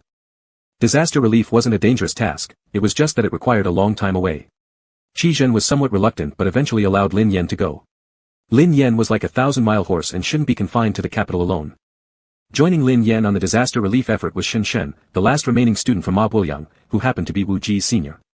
Lin Yan remembered that he had always supported Qizhen among Ma Buoyang's 3 students and also achieved remarkable results in the imperial examinations. When the group arrived at the Yellow River Basin, they worked tirelessly. After dealing with the flooding of the Yellow River, all the men were exhausted like dogs, even the rescue military dogs lay lifelessly on the ground. Before departing, Lin Yan had pouted with Qizhen, vowing that he would not think of him at all once gone, nor write a single letter. Now, overcome by unbearable longing, he secretly penned letters or wrote small notes whenever he couldn't contain his yearning. Unbeknownst to him, these accumulated writings filled an entire wooden box, almost spilling over. Lin Yan prepared to find another wooden box. Or destroy these embarrassing little items before returning to the capital. He lifted the flap of his tent and saw Shen Shen walk hastily in front, followed stealthily by Li Jiangling and Wu Ji. Lin Yan. The moment he opened his mouth to call Shen Shen, Li Jiangling dragged him into their scheme. Brother Shen is going to meet his lover. Want to come watch the drama? You're both seniors and juniors, why are you sneaking around so sneakily? That girl of his is cute. I once mentioned her casually and asked him to introduce her to me. Since then, he refused to let me see her. So why do you still follow him? And drag Brother Wu along? As Shen Shen disappeared into the distance, Li Jiangling asked, do you want to go? Lin Yan replied without hesitation, yes. Chapter 100 Bonus Chapter, 02. The sky had just started to darken. Lin Yan, Li Jiangling, and Wu Ji were hiding behind a straw stack. They saw a clear and adorable young girl step out of a carriage. She looked anxious, joyful, and fervent all at once. Shen Shen was equally worried and delighted, don't jump down. You sprained your ankle last time you jumped. Noah Noah, take my hand. The young girl took Shen Shen's hand as she stepped down. When the two stood together, their voices became quieter, making it impossible to hear what they were talking about. Lin Yan, this young miss is indeed beautiful, no wonder he doesn't want to let her go. Li Jiangling, back then, how would I have known this was the person he fancied? This girl seems to be a child raised by his relatives. Officially, she's considered his younger sister. Whenever he chatted with me, within 3 sentences he'd inevitably talk about his younger sister, Noah Noah this and Noah Noah that. When questioned, he would only say that he views her as an elder brother. Wu Ji, they're well suited for each other, don't interfere unnecessarily. Li Jiangling, and how did you know? Aren't you like me, still single until now? What good does having sharp eyes do? Lin Yan glanced at Li Jiangling and then turned his head to look at Wu Ji. Wu Ji felt Lin Yan's gaze and locked eyes with him. What are you two doing here? Shen Shen's voice rang from above them. Li Jiangling lifted his head and chuckled awkwardly, is Brother Shen also here to admire the moon? Lin Yan covered his face in embarrassment. Wu Ji sighed heavily. Shen Shen, where exactly is the moon? Li Jiangling looked up, gave a nervous laugh, and immediately betrayed his ally, Brother Wu dragged us here. Wu Ji didn't bother to respond, Brother Shen, is this your younger sister? Noah Noah, these 3 gentlemen are my colleagues. Noah Noah bowed respectfully, greetings, honored gentlemen. As her gaze passed over Lin Yan, it paused briefly. This subtle change didn't escape Li Jiangling, who grinned slyly, "Brother Shen, it looks like your sister has taken a liking to our esteemed Mr. Lin." Shen rolled his eyes. Instead, Noa admitted gracefully that Lin Yan was quite handsome, and her gaze was unconsciously drawn to him. Although Lin Yan was praised, Li Jiangling proudly bragged, opening and closing his mouth to declare, "Our esteemed Mr. Lin is the most beautiful person under heaven." After dinner, Noa couldn't help but ask, "Why is this gentleman called esteemed?" Shen fell silent. Li Jiangling laughed, "Because he truly is an esteemed man, esteemed by his majesty in the palace." Noa was astonished. "I've heard rumors, but I never thought I'd encounter someone from the palace here. I assumed all palace people stayed inside." Wu Ji said, "Lin Xiong isn't a sorrowful recluse trapped in the inner court, his heart holds great ambitions."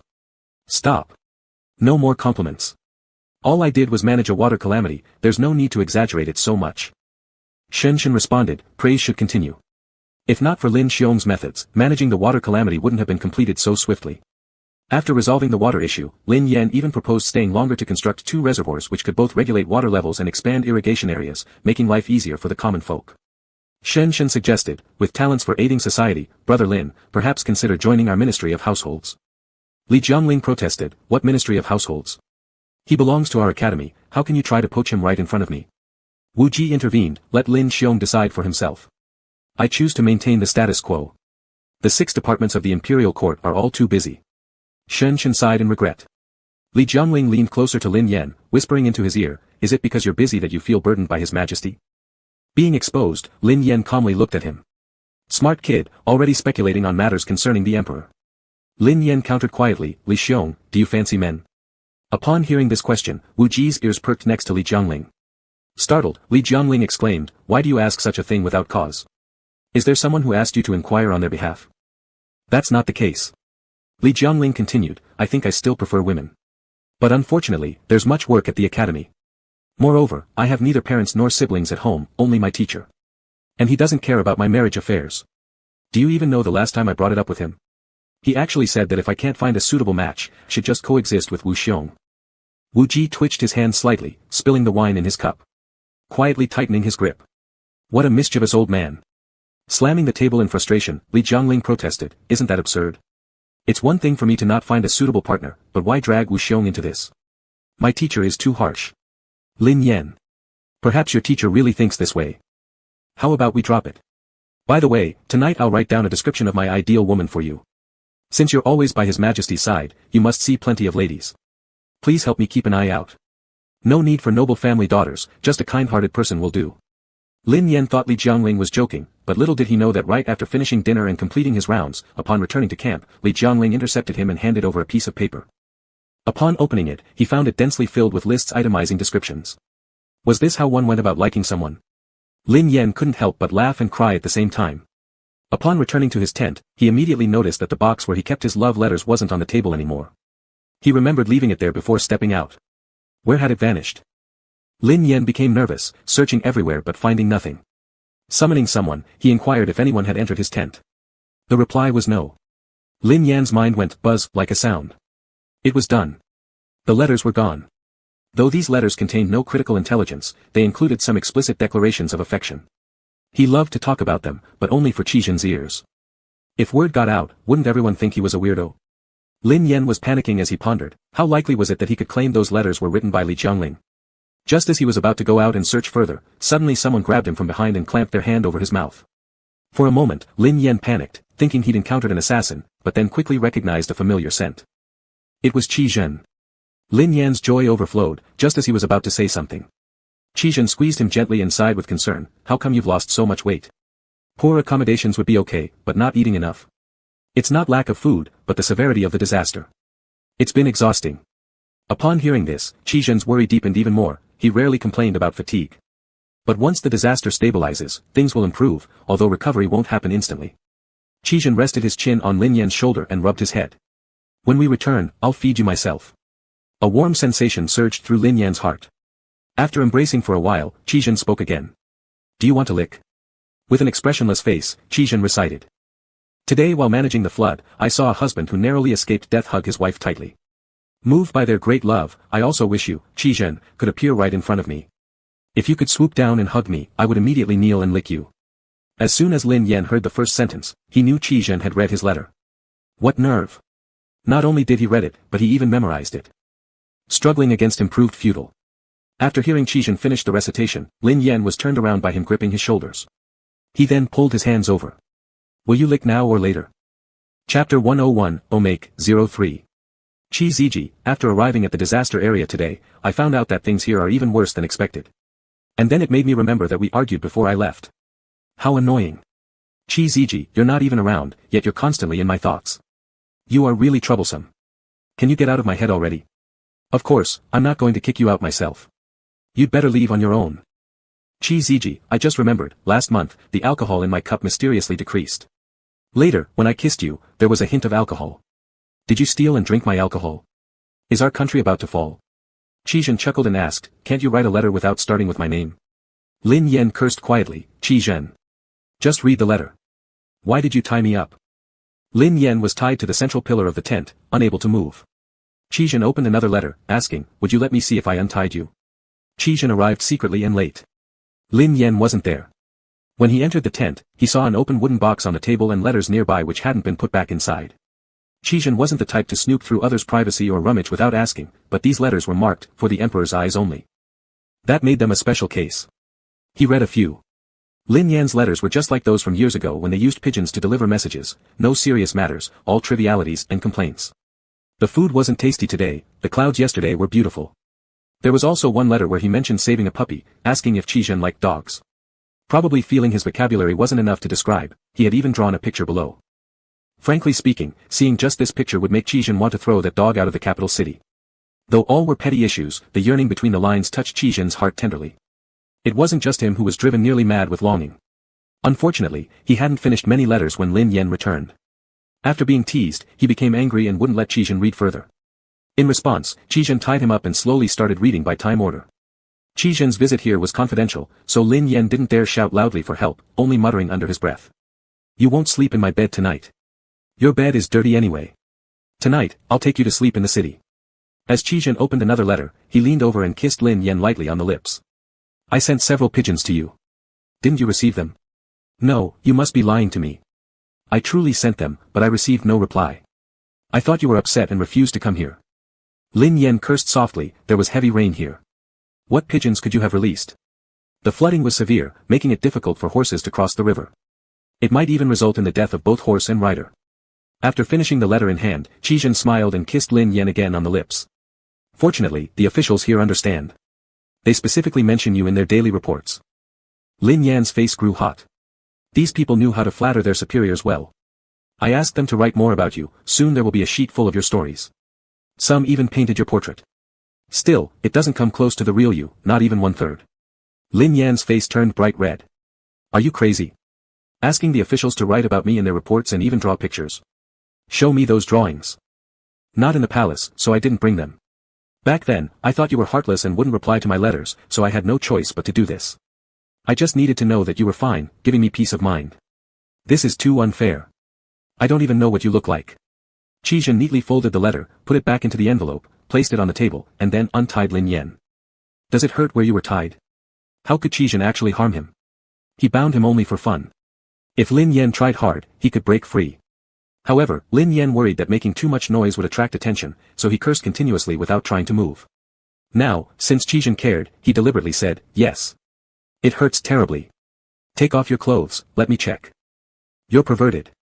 Qizhen paused momentarily. I'm just checking if you got marks. What are you thinking about? Lin Yan opened his mouth, looking for excuses. I mean, this is a tent. Any moment someone might walk in. That Li Jiangling particularly likes to barge into my tent. Qizhen looked at Lin Yan's waist, noticing no redness. Unhappy after hearing that, he questioned, why does he enter your tent? To discuss things. Lin Yan searched for new quilts in the room. Yesterday, it was sunny, so he ordered someone to air dry them. This moment felt perfect to change them. There's no need to go to the city either. Aren't you tired? I'll ask someone to send some hot water. We can wash together. Qizhen nodded, took over the task of changing the quilt, and let Lin Yan call someone to bring hot water. After laying out the quilt, Qizhen looked around. When he entered earlier, his heart ached for Lin Yan, the conditions here were too poor. Even after another look, he still felt pity for Lin Yan. He regretted not bringing a carriage. The hot water came quickly. Lin Yan had them leave the water at the door, and in the bathtub, neither of them went too far with their actions. Lin Yan sympathized with how tired Qi Zhen was from riding a horse. They helped each other and then didn't mess around further, hesitating even to look into each other's eyes. Every time their gazes met, their Adam's apples would roll, their breathing deepened, and it became unclear who made the first move as they embraced, kissing passionately. Yet Lin Yan wanted to gaze upon him. The person of his constant thoughts, who descended before him like an apparition, impossible to restrain from looking. They kissed until the water in the tub grew cold. Qi Zhen pressed on his shoulder and forced himself to push Lin Yan away. After washing, both tumbled into the covers, bodies touching each other, leading to losing all self-control. He felt heat radiating from every inch of his body, wishing to plunge back into the cooling water again just to regain some composure. The sound of soldiers patrolling outside woke Lin Yan up a bit. We can't kiss anymore, I can't control myself if we do. Qi Zhen lingered on his lips, one last time. This one lasted a long while. The next morning, Li Jiangling, after eating breakfast, found it strange that Lin Yan hadn't shown up to eat. Calling Wu Ji along, they decided to go together to check. Recently, the few of them living and working together amidst the disaster had less concern for formalities in daily life. Li Jiangling started calling out a few steps from the tent, announcing loudly by the entrance, I'm coming in. Wait. The voice inside sounded panicked. What's wrong? I haven't dressed properly yet. What's so difficult? We're all men. Didn't we all fish together in the river a few days ago? No, wait. Then came Lin Yan's voice, lowering it, but tents have no privacy, it was clearly heard, full of worry. Can you hide somewhere? Li Jianling's eyes widened. The Emperor's favored one has sneaked off. Chapter 102, Extra, 04. Li Jiangling hesitated for a while, preparing to pretend he didn't know anything. Another voice came from inside, why should I hide? Li Jianling's eyes widened in disbelief, how audacious. Soon, Lin Yan emerged, the curtain lifted, leaving Li Jiangling and Wu Ji stunned. However, Wu Ji reacted quicker, pulling Li Jiangling down on their knees. Li Jiangling was extremely glad that he hadn't rushed in just now for the Emperor, lest it might have seemed like catching someone red-handed. Emperor Qi Zhen arrived too suddenly. When the officials here got the news and ran over, they didn't even bother straightening their tilted hats. As Qi Zhen ate breakfast, he listened to the reports of the local officials.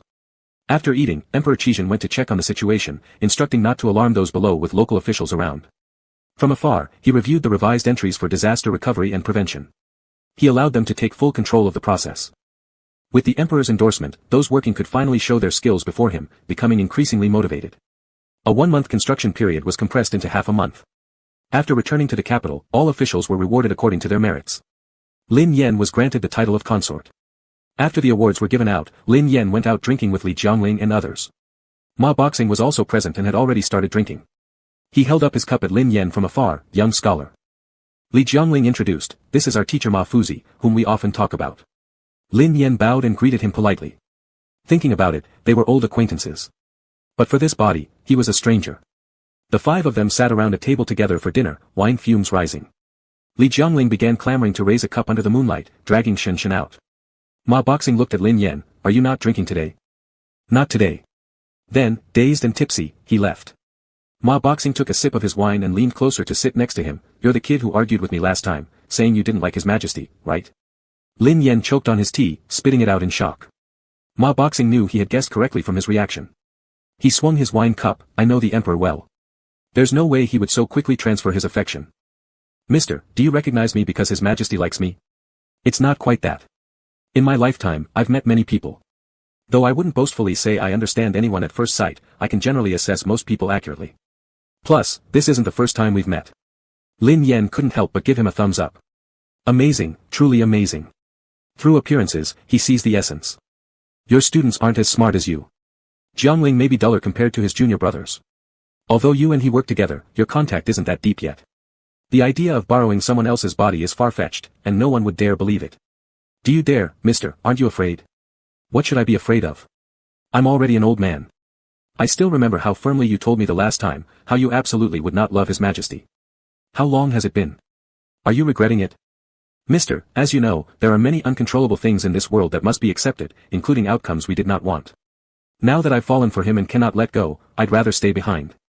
Ma Boxing commented, waking up timely, embracing everything willingly, having a clear mind. Very good, you're very good. Lin Yan clasped his hands together in respect, too much praise, too much praise.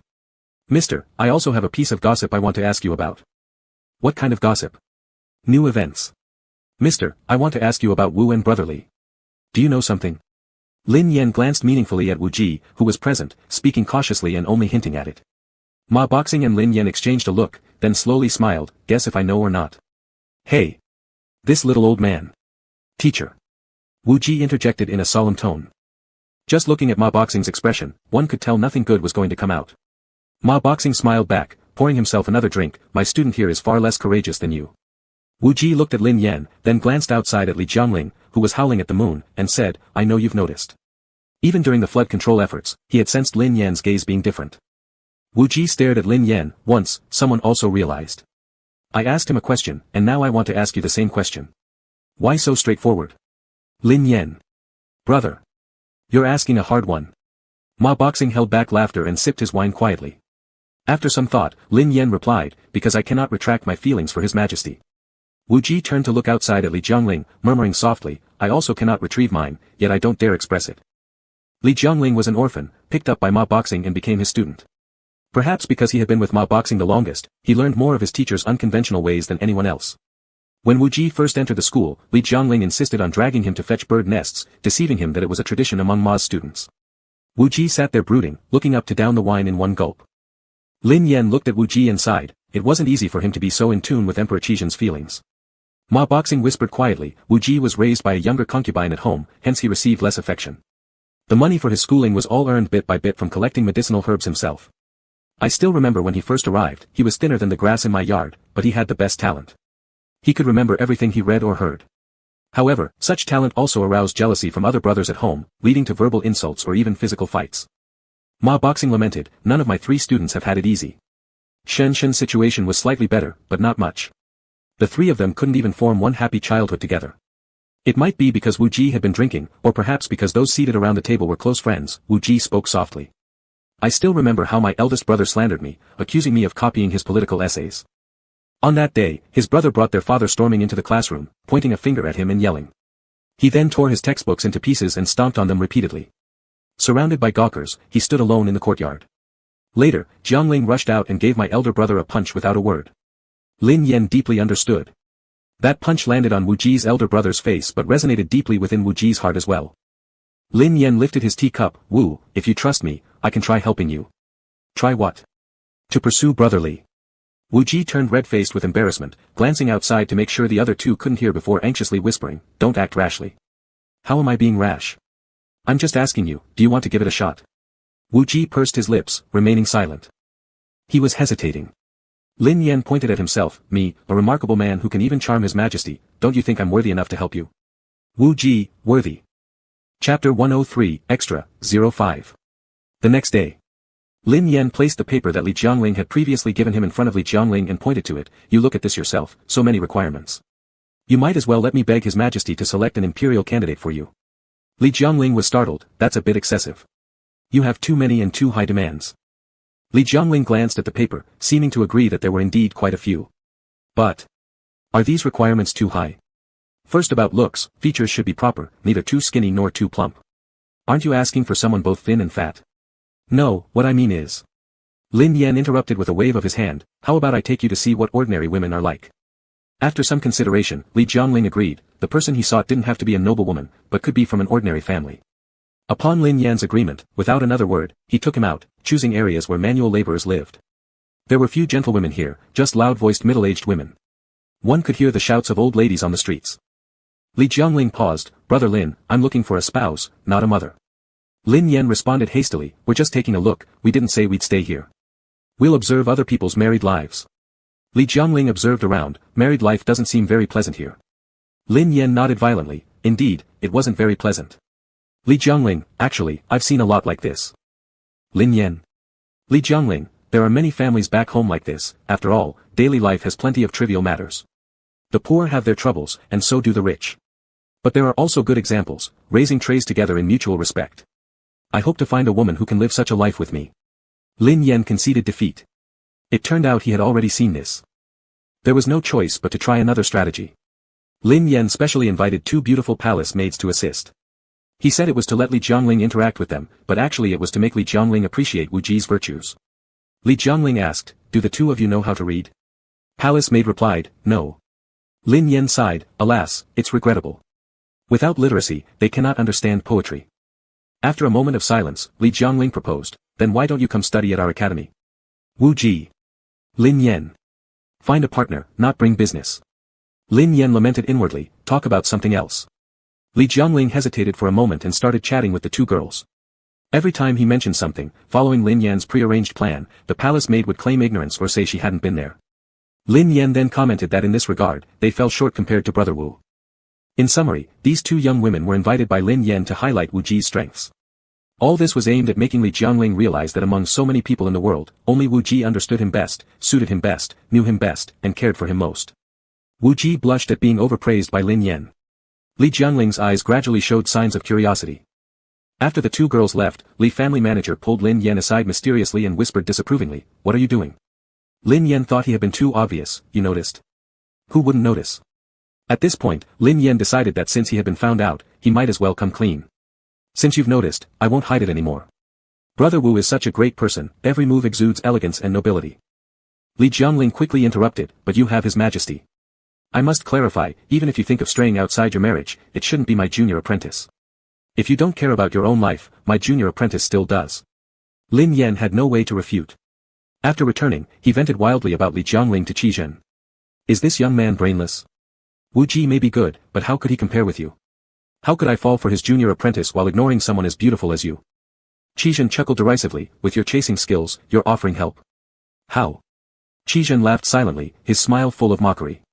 Lin Yan directly climbed onto his lap, gripping his neck, "Do you not like me this way? If you dislike it, why does it stir your emotions?" Qi Zhen held his waist and tilted his head up, letting Lin Yan grip as he wished, smiling and saying, "I didn't feel stirred by your stubbornness." Lin Yan refused to admit defeat, "You're the stubborn one. Mine is called innocence and cuteness." Qi Zhen had just stopped laughing, but now Lin Yan had him laughing uncontrollably again. His Adam's apple rolled under Lin Yan's palm. It was tempting. Lin Yan flicked his fingers lightly and moved his hand away, then leaned down to bite Qi Zhen's Adam's apple. A circle of red teeth marks appeared, with Qi Zhen's Adam's apple in the center. As the Adam's apple rolled, it seemed like the teeth marks came alive, incredibly seductive. Qi Zhen winced in pain, SSS, immediately picking him up, "If you don't admit to being innocent and cute, are you going to tempt me this way instead? Did I get teeth marks? Yes. Should I go to court tomorrow with the tooth marks you left on me?" Lin Yan quickly reached out to smooth them, trying to make it less visible. Otherwise, who wouldn't know these marks were left by him? Qi Zhen smirked, "What can be done now? All the officials will see it. You didn't warn me earlier. If I knew, I would have bitten another place after pulling down your clothes." Qi Zhen tilted his neck up, giving Lin Yan a perfect view of his jawline and neckline. Was Qi Zhen deliberately teasing him by tilting his neck? "Lick it? Shit. I would lick it even if you didn't say anything." Lin Yan leaned over and planted a firm kiss on the teeth mark he made. Qi Zhen carried him toward the bed. Today while the inner court was organizing the warehouse, they found something. "What is it? Another treasure? Is he about to reward me?" "It's the wooden box you gave me for my wedding." The person in his arms froze. The people below didn't quite understand what was inside it, so they brought it to ask him. He hid it under the covers. "Do you want to take a look? Why hasn't this troublemaker thrown it away yet?" Lin Yan sucked in a cold breath. Because he forgot. This time, since he returned without bringing the system along, there was absolutely no way the system could take those items back. Lin Yan regretted not remembering this earlier. Always worrying about others' affairs, why don't you also care about yourself? Lin Yan was placed on the bed, propping himself up with one hand, his fingers brushing against the wooden box. "Am I going to be thoroughly dominated today?" Qi Zhen couldn't help but laugh, leaning down to plant a heavy kiss on his lips. A court minister brought up the matter of heirs today. As expected, the unavoidable had come. As the emperor, heirs were a major issue. Qi Zhen had no way to adopt other princes' children because he had killed all the other princes. Qi Zhen placed his hand on Lin Yan's stomach. "Darling." A tender, gentle voice. Lin Yan almost fainted on the spot. "Yan Yan, my treasure." Lin Yan lost consciousness. "Can't you bear children at all?" "Absolutely not. Sorry for letting you down." Qi Zhen smiled wickedly, sincerity can move even the hardest hearts. "If I work twice as hard, do you think I can move heaven? Finding excuses to dominate me." Lin Yan flipped and crawled deeper into the bed, using both hands and feet. Qi Zhen laughed and pulled him back, placing his hand on the box and the quilt. "I want you to tell me again, who exactly is this thing meant for?" "Everyone wait a moment, there will be a modern chapter extra." "Modern chapter? That's going to be the modern chapter." Lin Yan's deal with the system brings Qi Zhen back home. Chapter 1040 Make 06. Lin Yan blushed and lowered his head, "It's for us." After hearing this, Qi Zhen understood the answer. "Is this from your hometown?" Qi Zhen took out the box, opened it. "I'm not sure what some of these are used for. Can you explain?" Lin Yan nodded, picked up an item, and said it was an ear clip, which he then tried to wear on his ear. He struggled a bit but eventually managed to put it on. The clip had 2 large red gems, looking quite beautiful once worn. It swayed with Lin Yan's movements, drawing people's eyes. Do men in your hometown also wear these? It's just for beauty, wearing them for a long time makes the ears more sensitive. Qizhen touched Lin Yan's earlobe, which was already slightly red. One could imagine how red and swollen it would get if worn longer, much like the red gem on top. Lin Yan's earlobes were naturally sensitive, and being made even more so would likely cause his body to tremble at the slightest touch. Seeing Qizhen's interest, Lin Yan flipped his hair back, showing one side of his neck. Qizhen couldn't help but let his hand move along Lin Yan's neck downward. The brilliant red gems highlighted his porcelain white skin, smooth and delicate, making one want to bite into it. Indeed, it looks good. Lin Yan's half side felt numb under his touch. He wanted to take off the clip, but Qizhen stopped him. Keep it on, I want to see. Alright. There are others, this necklace is for my neck. Qizhen frowned, like a dog. Lin Yan laughed, isn't it nice to be your personal little dog? Qizhen thought about it briefly before stopping himself. His cheeks turned red. He shoved the necklace back and closed the wooden box at the same time. He couldn't handle all that stimulation just yet. Seeing Qizhen's shy expression, Lin Yan found him irresistibly adorable, feeling like living and dying repeatedly from excitement. If you don't like it, we don't have to use it. It's just something to show you anyway. Qizhen flicked the pendant hanging from Lin Yan's ear, this almost makes you look like a woman when dressed. At home, many people dress their male lovers as women. After all, no matter the gender, they're considered wives. They also wear especially seductive clothes. With your thin skin, I think you might never adapt to such customs. Qizhen paused for a while, wouldn't it make you feel humiliated? No. It's just for fun, where is there humiliation in this? Then I'll send someone tomorrow to buy some belly coverings. Lin Yan stared wide-eyed. Lin Yan couldn't understand. Lin Yan fell into the pit he dug for himself. Qizhen played with the earring, red really suits you. I'll have Su Fukan pick a similar size from among the girls, no one will know it's bought for you. But won't letting Su Fukan go already tell who it's for? Then should I ask the shadow guards to handle it? There are female guards in the shadow guard corps, she could find one of approximately the same height. Not really, after all the build-up, you're just wanting me to wear them. Qizhen hummed affirmatively, his eyes sparkling, his cheeks flushed red, and a smile lingering on his face. Lin Yan looked at him, wavering in heart, and reluctantly agreed, a couple of times wouldn't hurt. Get something longer like this. Lin Yan demonstrated with his hands. Qizhen's smile deepened. He pulled Lin Yan into his arms, pressing his waist toward the bed, laughing, that can't possibly be called a belly covering. That's called an apron. With the ear clips on, his ears stood out, snow-white against the scattered black tresses. Qizhen gazed deeply, captivated by a burning desire, almost devouring Lin Yan with his eyes. Yet he hesitated, taking a long moment admiring him like a treasured plaything. Lin Yan became increasingly uncomfortable under his intense gaze. Are you going to do it? If not, let's sleep. Lin Yan looks too good. I just want to keep looking. This piece is exquisitely crafted, I'll have someone make several pairs. Stop it.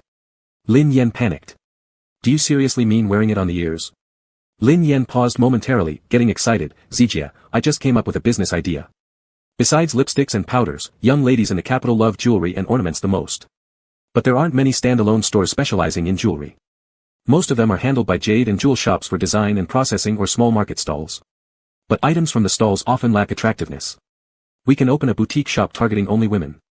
We could sell earrings, necklaces, bracelets, etc. We'll get rich. We'll become wealthy. Qizhen took a deep breath, slowly exhaling with great patience. Where are we now? Talking business plans on the bed. Truly impressive. Lin Yan chuckled and immediately wrapped his arms around Qizhen's neck, initiating a kiss on Qizhen's lips before flipping over and pinning him down on the bed. The 2 clamps, though undamaged, were covered in sweat. The fine gems now appeared dull, as if shrouded by a veil of haze. Qizhen took off the clamps. He realized their subtle allure. His thoughts began to wander. If they were clipped elsewhere, wouldn't that be even better? The next day when Lin Yan attended court, his legs felt like jelly. Li Jiangling thought he had upset Lin Yan and came over with tea to apologize. Lin Yan had no one to vent his grievances to. Li Jiangling might never understand how terrifying it was to have a boyfriend who was so smart and naturally gifted without needing to be taught. Since Lin Yan found it hard to explain, he decided to blame it on Li Jiangling and accepted the tea. Li Jiangling said, yesterday, I thought about it after I went back. I think what you said makes perfect sense. What did I say? That among all the people around me, only Wu Ji truly understands, cares for, and loves me. When we were studying, among the teacher's students, I had the least talent and was the slowest thinker, often ridiculed by others, but it was always Wu Ji who would argue against those bastards. Though Shinshin also cared for me, it was Wu Ji who protected me the most. You're right, Brother Wu cares for you the most, anyone can see that. Li Jiangling sighed, fiddling with his teacup, though I may not be as smart as my 2 junior brothers, I know there's no such thing as unrequited kindness in this world. Since Wu Ji cares for me and protects me so much, I should. Lin Yan felt he glimpsed a ray of hope. You should. Li Jiangling slammed the table with determination, should find him a wife first. Chapter 105 Extra, 07. Lin Yan wanted to beat Li Jiangling's dog head. People. At least. Should. Not. Be this dumb. Ma Boli, who happened to be here reading a book nearby, suddenly laughed so hard that he sprayed all the tea in his mouth out. Most of it landed on the book in his hand. Lin Yan and Li Jiangling both screamed and frantically tried to save the book. Li Jiangling held the book tightly, heartbroken.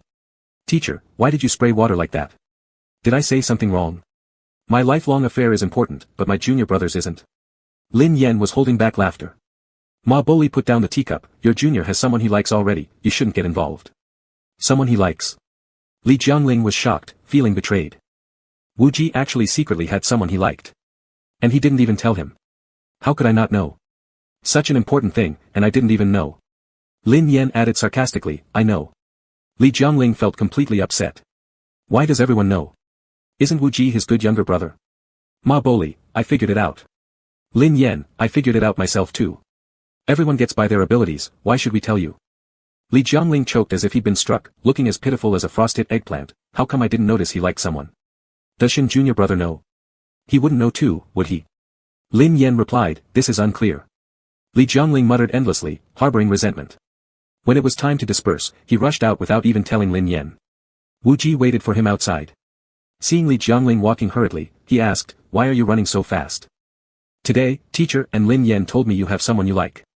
Wu Ji didn't expect such a question, nor did he expect that teacher and Lin Yan would directly expose the matter, thus hesitating for a moment. Since Li Jiangling was staring at him intently, he naturally didn't miss this slight change in Wu Ji's expression. Is it true? Wu Ji looked at him, do you really care? Of course I care. You seem a little angry. Of course I'm angry. They all knew, except for me. I believe there must be a reason why you didn't tell me, but if I couldn't find out myself, then all these years of our friendship have been wasted. Wu Ji's eyes flickered, just because of this. It's also partly because you didn't want to tell me. We 3 are closer than brothers, yet you concealed something like this from me. I've never hidden anything from you. Wu Ji turned away, and started to walk off. Seeing that Li Jiangling thought he was somewhat mad, he hurried after him, why are you mad? You're the one who should be mad. Wu Ji stopped and looked at him, I have somewhere to go tonight, go back yourself. Then without turning around, he got on the carriage and left. Li Jiangling didn't understand, and felt a bit aggrieved. It was Wu Ji who hit it first. Everyone else knew, only he didn't. But now Wu Ji was mad at him. Li Jiangling was utterly speechless. If he wants to be mad, then let him be mad. He'll be mad too. They'll both ignore each other. Lin Yan and Ma Boli were right at the academy's entrance, seeing this scene. Lin Yan couldn't help being a little worried, they quarreled. Ma Boli shook his hand, when Wu Ji first came, they quarreled every day. Lin Yan was stunned. Jiangling is a lively kid, his mind isn't as smart as his 2 juniors. In short, his emotional quotient was average, and his intelligence wasn't enough. When Jiangling first came to study, because of his family reasons, his character was very quiet, often sitting alone under a tree reading books. Jiangling used to always provoke him, annoying him every day. At that time, not only did they argue, sometimes they would even fight physically. Lin Yan listened with great interest, wishing he had some sunflower seeds in his hand. Then what happened? Then after that time when Jiangling acted on behalf of Wu Ji, no matter how annoying Jiangling was to Wu Ji, he would never avoid him or fight with him anymore. Sometimes, I can't even stand it. But when Wu Ji gets annoyed, he would casually say, don't you have any books to read? Lin Yan, consumed by curiosity, said, Master saw through this early on. Then what? If you didn't do something about it, it doesn't fit your style. Ma Boli and Lin Yan exchanged a glance, then Ma Boli said seriously, although I love to watch the commotion, I wouldn't do anything against my own apprentice. Moreover, Jiangling is different from others. Naturally, I've observed Wu Ji for quite a while. After confirming that he wasn't just fooling around, I placed them in the same courtyard. Hearing the first half of his sentence, Lin Yan felt ashamed of his thoughts. But when the rest came, Lin Yan was speechless. Ma Boli was still Ma Boli. What's with that look on your face? Wu Ji likes Jiangling, and Jiangling also cherishes this little brother. What's wrong with the 2 of them living together? You're not worried Wu Ji might one day lose control and tackle Li Jiangling? Ma Boli replied indifferently, in my observation, you would do it, but Wu Ji absolutely won't. Lin Yan felt somewhat offended. Li Jiangling stayed mad for quite some time. However, he was sulking silently because Wu Ji had never shown up, leaving him nowhere to vent his anger. Lin Yan was a little worried and asked him about it.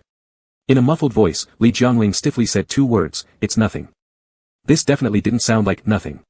Wu Ji's anger even reached Qi Zhen's ears. Today in court, he lost focus in the hall. Lost focus in the grand hall. How brave of him. Qi Zhen couldn't help but laugh. Yes, so I punished him. And there happens to be a tough mission lately, I sent him off to take care of it. Lin Yan asked, is it very far? Not exactly far, but it'll be hard work.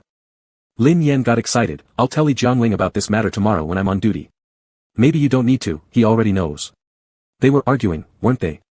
How did he know? Of course, it was because this matter had caused quite a stir. The top scholar who had just been promoted and given rewards for water control achievements actually zoned out in the grand hall and got caught by the emperor. He not only got his salary docked but also assigned a grueling task. After getting this news, Li Jiangling hurried to Wu Ji's residence. Wu Ji was packing his things. Li Jiangling hadn't sulked at him for a long time, not knowing how to comfort him. He stood there for quite a while before finally opening his mouth to say, this journey will be arduous for you, let me buy you some specialties from the capital. Not necessary. Then I'll go find Lin Yan, have him help intercede for you and try to win back imperial favor. Not necessary. Li Jiangling stopped talking. After quite a while, he said, are you still mad at me? I don't understand, what are you mad at me for? Wu Ji put down the clothes in his hands. Yes, why be mad at him? He was just such a person. Li Jiangling couldn't read his mind or respond to him. This was something Wu Ji already knew.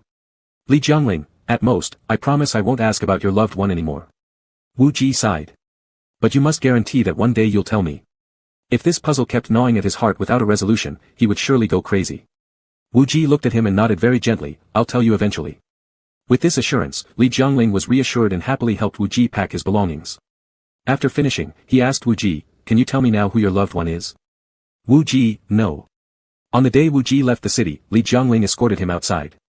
Watching him walk away far into the distance, he still couldn't resist galloping after him on horseback. When will you tell me? Is now still not the right time? Chapter 106, Bonus Chapter, 08. April 18th, Qi Zhen's birthday. This year's birthday was unlike the previous ones. It was the 3rd year since Qi Zhen ascended the throne, and he had rescued the De Qi dynasty from its former state of decline. De Qi now presented an appearance of flourishing prosperity. Qi Zhen's previous birthdays had been handled very carelessly due to his busyness, to the extent that his courtiers couldn't bear to watch. Especially the first birthday after his ascension, which should have been a grand celebration, Qi Zhen merely held a banquet and let everyone disperse. The palace did set off fireworks for quite some time. These fireworks were bought with the money Lin Yan earned from her tavern. This year, even the officials who were content with Qi Zhen's perfunctory celebration style felt that the commoners weren't satisfied. As early as 3 months ago, the people from all regions started thinking about what they could give His Majesty as a present. From Jiangnan came a gift crafted by each family contributing a thread, taken to the temple for blessings and purification, then embroidered by Jiangnan seamstresses into a large, Fu, character. Some more simple-hearted folk simply contributed fresh vegetables, fruits, chicken eggs, duck eggs, collected by local officials and shipped via the Ministry of Household Vessels for use in the Emperor's birthday feast. The capital city went one step further.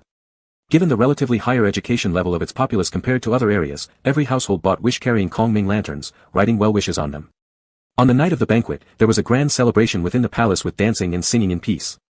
Lin Yan pulled Qi Zhen up onto the tower and gazed at thousands of Kongming lanterns rising over the capital. Worried Qi Zhen might not see clearly, Lin Yan tilted his head back and read aloud the well wishes written on the lanterns. Qi Zhen firmly held his hand, his eyes reflecting Lin Yan against the backdrop of thousands of luminous lamps. Su Fu had prepared a Kongming lantern long beforehand, just waiting for Lin Yan to beckon him. Zijia, let's release one too. Su Fu handed the Kongming lantern up. Zijia, what is your birthday wish? Qi Zhen looked directly into Lin Yan's eyes, I wish every year to be like today, and this day to recur every year. Lin Yan smiled, took the lighter from Su Fu, lit the Kongming lantern, and released it with Qi Zhen, watching it soar higher and higher until it reached the celestial beings so that they would fulfill Qi Zhen's wish. The banquet ended somewhat late, and Lin Yan sneaked back to the sleeping quarters while Qi Zhen wasn't paying attention. When Qi Zhen broke away from the officials and turned around, only Su Fu remained. Smiling, Su Fu approached, Lord has already returned to the chamber, saying he has prepared a special gift for your majesty. Thus, Qi Zhen returned to the chamber. Lin Yan used to prepare gifts for Qi Zhen in a conventional manner, considering Qi Zhen had just ascended the throne. If news spread about extravagant or licentious gifts, it wouldn't be good for Qi Zhen's reputation. But this year, with everything stable, why not go big? Before Qi Zhen's birthday, Lin Yan had specially commissioned a set of clothing. Due to its extreme immodesty, it was divided into pieces given to different people for making, and after receiving the finished products, Lin Yan had to assemble them himself. By the time it was completed, Lin Yan's face was completely red. Putting it on now and looking in the mirror made his face burst into flames with embarrassment. Not having time to scrutinize it further, nor wanting to, he heard voices outside. Lin Yan immediately lifted the bed curtain and dived inside, facing away from the outer hall while silently praying. "Qizhen, you'd better spurt blood from your nose right here, or you don't deserve how stunning I am." Footsteps gradually drew closer, then suddenly stopped. Even without turning around, Lin Yan knew that Qizhen's gaze was fixed on him, wearing thin gauze, under which were just a few fine threads holding the fabric in front, leaving his entire back basically exposed. Lin Yan's face flushed, his heartbeat accelerated, breathing became excessive, his hands trembled with nervousness. He didn't know if Qizhen had already lost it and started bleeding from the nose. But either way, Lin Yan could already feel himself reacting strongly. Qizhen approached. "Is this my gift?" The bed curtain was lifted. Lin Yan slightly turned his head and happened to be caught by Qizhen, pinching his chin and turning him to face him. Against the light, he appeared even more striking with deep-set eyes, his dark desires hidden in those unfathomable depths, unpredictable and dangerous. Qizhen stared at him for too long, so long that Lin Yan managed to break free from the hand pinching his chin. Stiff limbs left him unsure where to place his hands and feet. If someone had told him earlier that he would be willing to do this much for someone he likes, he'd never have believed it. However, he had gone this far, and Qizhen didn't pounce like a ravenous tiger. Lin Yan was thoroughly dissatisfied. Qizhen asked, "Who made the clothes?" "Divided it among 3 people to make and then I assembled it myself. No one knows the full design." The dark jealousy brewing in Qizhen's heart faded. "That's good." Lin Yan asked, "Don't they look nice?" "Nice. Then why are you so calm?" "If I wasn't calm," Qizhen paused momentarily and counter-asked, "Do you want to skip your duty at the academy tomorrow?" Lin Yan lowered his head and softly said, "I've already taken leave." A pleased light laugh sounded beside his ear. Qizhen held his hands, pressing one onto his head and smoothly pushed him down into the bed. "Then I will unwrap my present." Lin Yan closed his eyes in distress but couldn't resist wanting to see Qizhen's expression, so he opened them again. "You haven't said whether you like it or not yet." "Like it? I love it." Qizhen pressed close against him, their skins touching, there was no hiding any reaction. Lin Yan startled a bit. "Tonight, it seemed especially good. I thought you had no reaction. Just at the sight of you, I wanted to devour you." Lin Yan, both shy and excited, asked, "Do you want another collar?" Qizhen's breathing paused momentarily, feeling as if his entire body was about to boil from the heat. "Fairy." Lin Yan took leave for 3 days and later extended it for 2 more days. The young students at the academy were glum. Li Jiangling was also unhappy. Even he could imagine that Lin Yan's long leave must be due to celebrating the emperor's birthday. Once the emperor's birthday is over, Wu Ji's birthday would soon arrive. But he had not returned to the capital yet. Though the two often corresponded by letter, Li Jiangling's letters were usually 6 pages thick, full of everything he wished to say and share. In contrast, Wu Ji's replies were always on just 1 page, concise and clear despite his high level of education. In mid-May, Wu Ji returned to the capital. Upon returning, he went straight to report back. Before Li Jiangling could see Wu Ji, Lin Yan saw him first. Being away for this long, he looked tanned and thinner. "Brother Li has been talking about you every day. If you don't come back soon, I think he'll miss you out of his mind." Even with Qizhen still around, Wu Ji couldn't help but smile modestly and said, "He frequently writes me letters, and they are always many pages long." Lin Yan got excited. "Separating the two of you seems to have strengthened your feelings for each other." "Perhaps not stronger, but he often asks when I'll return. Every time I mentioned something interesting or tasty in my letters, he would keep reminding me to bring them back." Lin Yan felt genuinely happy for him. Wu Ji realized he should stop after his first sentence, but unable to contain his joy, added another line. After speaking, he glanced at Qizhen, lowered his head, not daring to speak further, thinking how quickly it could end so that he could go and see Li Jiangling. It had been too long since he'd seen him. He missed him so much. Chapter 107 Bonus Chapter 09. After leaving the palace, Wu Ji rushed straight home. His house was small and he didn't have many servants. After he left, there were just a few of them tidying up at home. Before reaching home, an official stopped him, insisting on taking him out to celebrate with drinks. Since it was his superior, Wu Ji reluctantly followed along. Upon arrival, he learned that news of him completing his mission successfully had already spread throughout the capital city. Not only was he the top scholar, but he had also completed the emperor's task magnificently. His future prospects seemed boundless. The official who intercepted him had taken a fancy to Wu Ji and wanted to marry his daughter off to him. Indeed, in the capital city, many families who found marrying into the palace hopeless had begun shifting their focus toward young talented men. This official acted swiftly, disregarding proper decorum, and intercepted Wu Ji first. During dinner, he even had his daughter play the zither and made her meet Wu Ji. Wu Ji got the hint but ambiguously brushed it aside with some excuses. When he finally returned to his residence, it was dusk. Drunk from the wine, he had been sent back by someone else. As soon as Wu Ji got out of the carriage, he saw Li Jiangling standing at the entrance, a smile instinctively forming on his face as he walked over. How long have you been waiting here? Li Jiangling grabbed his arm and pulled him close, their bodies pressed together. Wu Ji's heartbeat skipped a beat before accelerating intensely. Li Jiangling's voice lowered, you smell so good. Wu Ji felt his Adam's apple move involuntarily. Could it be that after being apart, this boy finally understood his feelings? He had never spoken such teasing words before. Isn't she one of the young misses from a noble household? I've heard about it. Many officials in the capital want to marry their daughters off to you. Wu Ji's heart, which had warmed momentarily, cooled down again. Excitedly, Li Jiangling continued, how does that young miss look like? Is she beautiful? What's her temperament like? Wu Ji removed his hand and walked inside with a cold face. The servants came to greet him, but he waved them away. Persistently, Li Jiangling asked, why aren't you talking? So what if that girl doesn't appeal to you? We can find others. Or is it because you've been gone for too long and still cherish the person you have in mind? Wu Ji remained silent and kept walking indoors. How come you don't say anything? It's been so long, and you still haven't told me who that person is. I asked Master, I asked Lin Yan, they wouldn't tell me either. I understand why they don't say, but your silence confuses me. Wu Ji abruptly plunged into the room and closed the door. Li Jiangling was shocked, how could he be shut outside the door like this? He pounded on the door, you don't have to talk if you don't want to.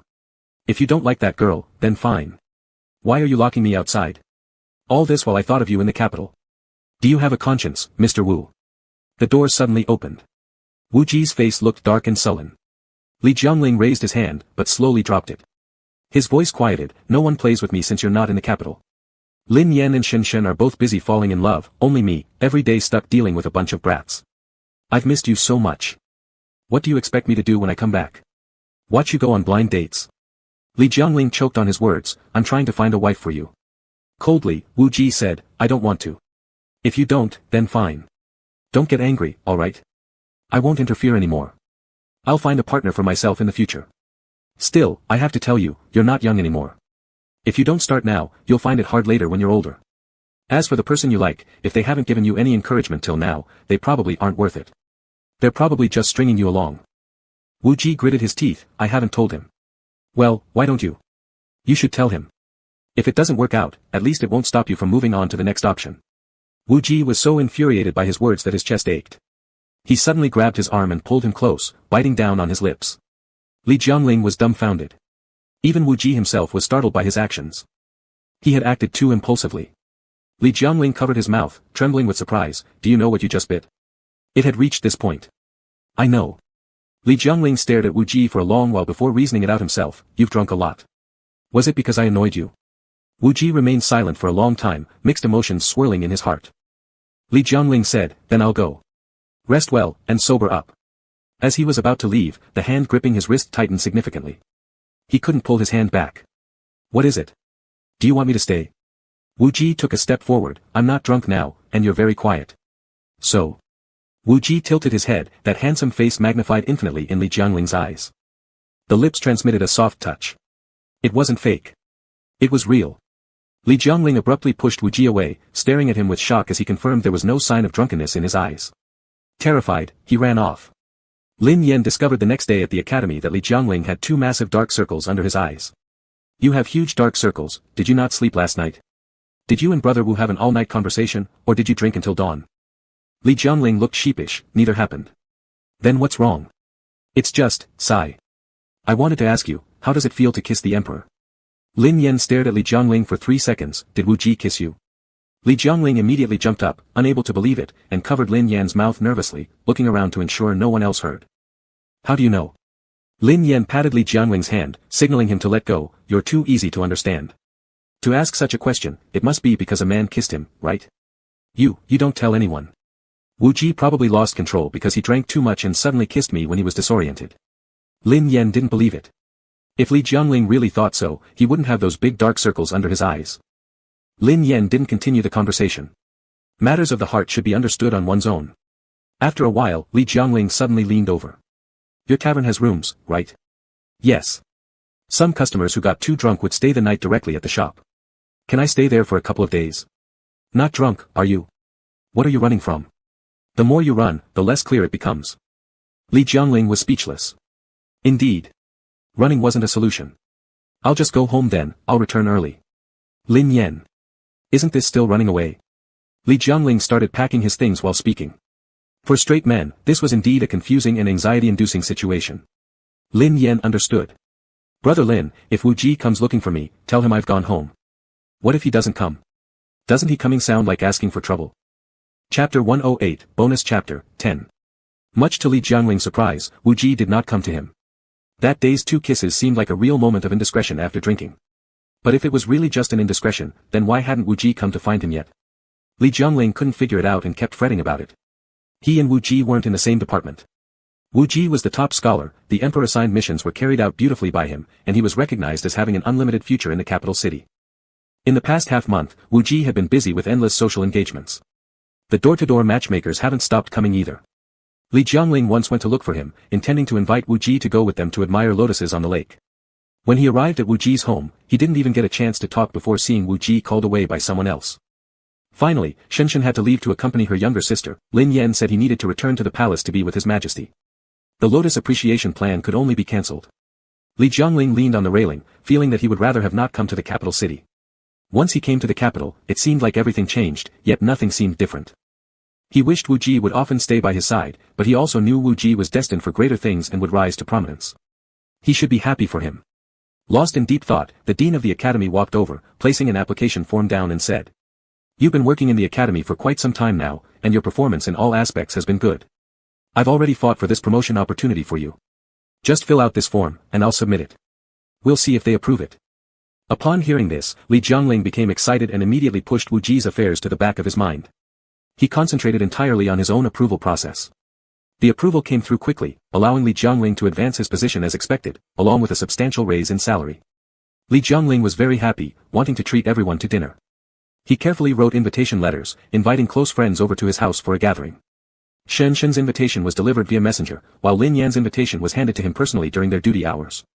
As for Wu Ji, Li Jiangling wanted to ask him personally. Hitching up a carriage, when Li Jiangling reached Wu Ji's residence, he happened to see a young woman standing in the courtyard, seemingly a maid from a wealthy household. "Our miss merely wishes to invite you to admire flowers at our estate. Why are you so unreasonable? Do you know how many people want to join our miss in flower viewing?" Wu Ji's expression turned somewhat cold, the word refuse clearly written on his face. With much gratitude for Miss Cheng's kind thoughts, Wu does not care for flower viewing. The maid's face flushed red with anger, turning her head to notice Li Jiangling standing nearby, looking bewildered. She snorted. "And who are you?" Li Jiangling lifted the invitation in his hand. "I've come to invite Brother Wu to my humble home as a guest." The maid's eyes flicked around. "If you have one more invitation, my master will come too." Without hesitation, Li Jiangling hid the invitation behind his back. "I've never met your master, my humble abode is quite modest, I wouldn't dare extend an invitation. You want to invite him, don't involve me. Invite him yourself, keep me out of it." After hearing this, the maid decided not to bother with Li Jiangling anymore and instead focused her attention on Wu Ji. Unexpectedly, Wu Ji said, "All right, I'll go." Li Jiangling was surprised, his eyes widening. "You were unwilling just now, how are you willing now?" The maid acted quickly, shoving the invitation into Wu Ji's hands cheerfully. "Then our miss will be waiting for you at the mansion." The maid happily left. Li Jiangling rushed forward anxiously. "You dislike that miss, right? Why suddenly agree now? Isn't it supposed to be unrelated to you?" Li Jiangling choked on his words. "Don't be angry. I'm just. Just what?" Wu Ji pressed on, pressing relentlessly. Li Jiangling replied, "I'm just worried he might accept the invitation from my hand and then chase after you all the way to my house. Won't that make you even more upset?" Wu Ji asked, "Are you considering whether I'll be unhappy or if she won't come to your place?" His tone was hard, pushing step by step. Li Jiangling was annoyed. "What difference does it make? That miss likes you, one way or another, you can't escape her interest. You're just thinking I should quickly take a wife and settle down. Yes, isn't there a problem with me thinking that?" Wu Ji got so mad he almost looked ready to explode. Li Jiangling had never seen him this angry before, both shocked and at a loss. He actually made Wu Ji this upset. Then should I stop thinking like this? Wu Ji fixed his gaze intently on Li Jiangling. The unwavering stare made Li Jiangling feel uneasy, unsure of how to respond. Wu Ji's facial expression made him even more puzzled. His anger dissipated rapidly, transforming into sorrow. After kissing him that day, Wu Ji realized he had been carried away due to the alcohol. When sober, his awareness of the impulsiveness grew even more. He had never dared to see him again. He was afraid. Afraid of seeing the fear in Li Jiangling's eyes, afraid of seeing his evasion. But now, judging by Li Jiangling's calm description, it seemed as if he hadn't even considered what happened seriously at all, only Wu Ji had been self-tormenting alone all this time. It would have been better to face his fear and his avoidance. Do you think I'm sick? If you don't feel so, why haven't you taken my feelings for you seriously? Or do you find them too cheap to give them a second thought? Li Jiangling's mind buzzed as it went blank. Every word spoken by Wu Ji made sense on its own, but when strung together, Li Jiangling couldn't comprehend what they meant. I kissed you, isn't it clear enough? Li Jiangling got frightened, stepping back 2 steps from shock. You can't possibly be liking me, can you? Wu Ji remained silent. Li Jiangling hoped with all his heart for a denial. There wasn't one. Li Jiangling was in utter disarray, unsure how to respond. He turned to run, but Wu Ji's voice stopped him. Give me an answer. Don't torture me anymore. Panic-stricken, this deeply moving sentence kept him from turning around to see the look on Wu Ji's face. And then he ran. He ran far away until stopping to catch his breath. His whole world was shaken by this revelation. Even into the next day, it was all he could think about. Lin Yan saw right through him but didn't say anything directly. He asked, didn't you go to deliver an invitation to Wu Ji? What happened? Didn't he accept? Oh, right, the invitation, I forgot about that. How he brought the invitation along and ended up bringing it home baffled him. Weren't you going just for that? Why did you bring it back? Li Jiangling's brain started working. It might have been slow starting up, but his words came slowly too. As he spoke, he hit upon a point of breakthrough, lighting up his eyes. I met someone on the road yesterday, yes, a friend of mine. He has something troubling him. Lin Yan's eyes slightly narrowed. Really? Your friend? What's troubling him? A friend of mine, his brother confessed to him. Confessed his love. Lin Yan poured himself a cup of tea, prepared to hear the gossip. Then. So, I wanted to understand more. Tell me. When 2 people are together, it should be because of emotional attraction, right?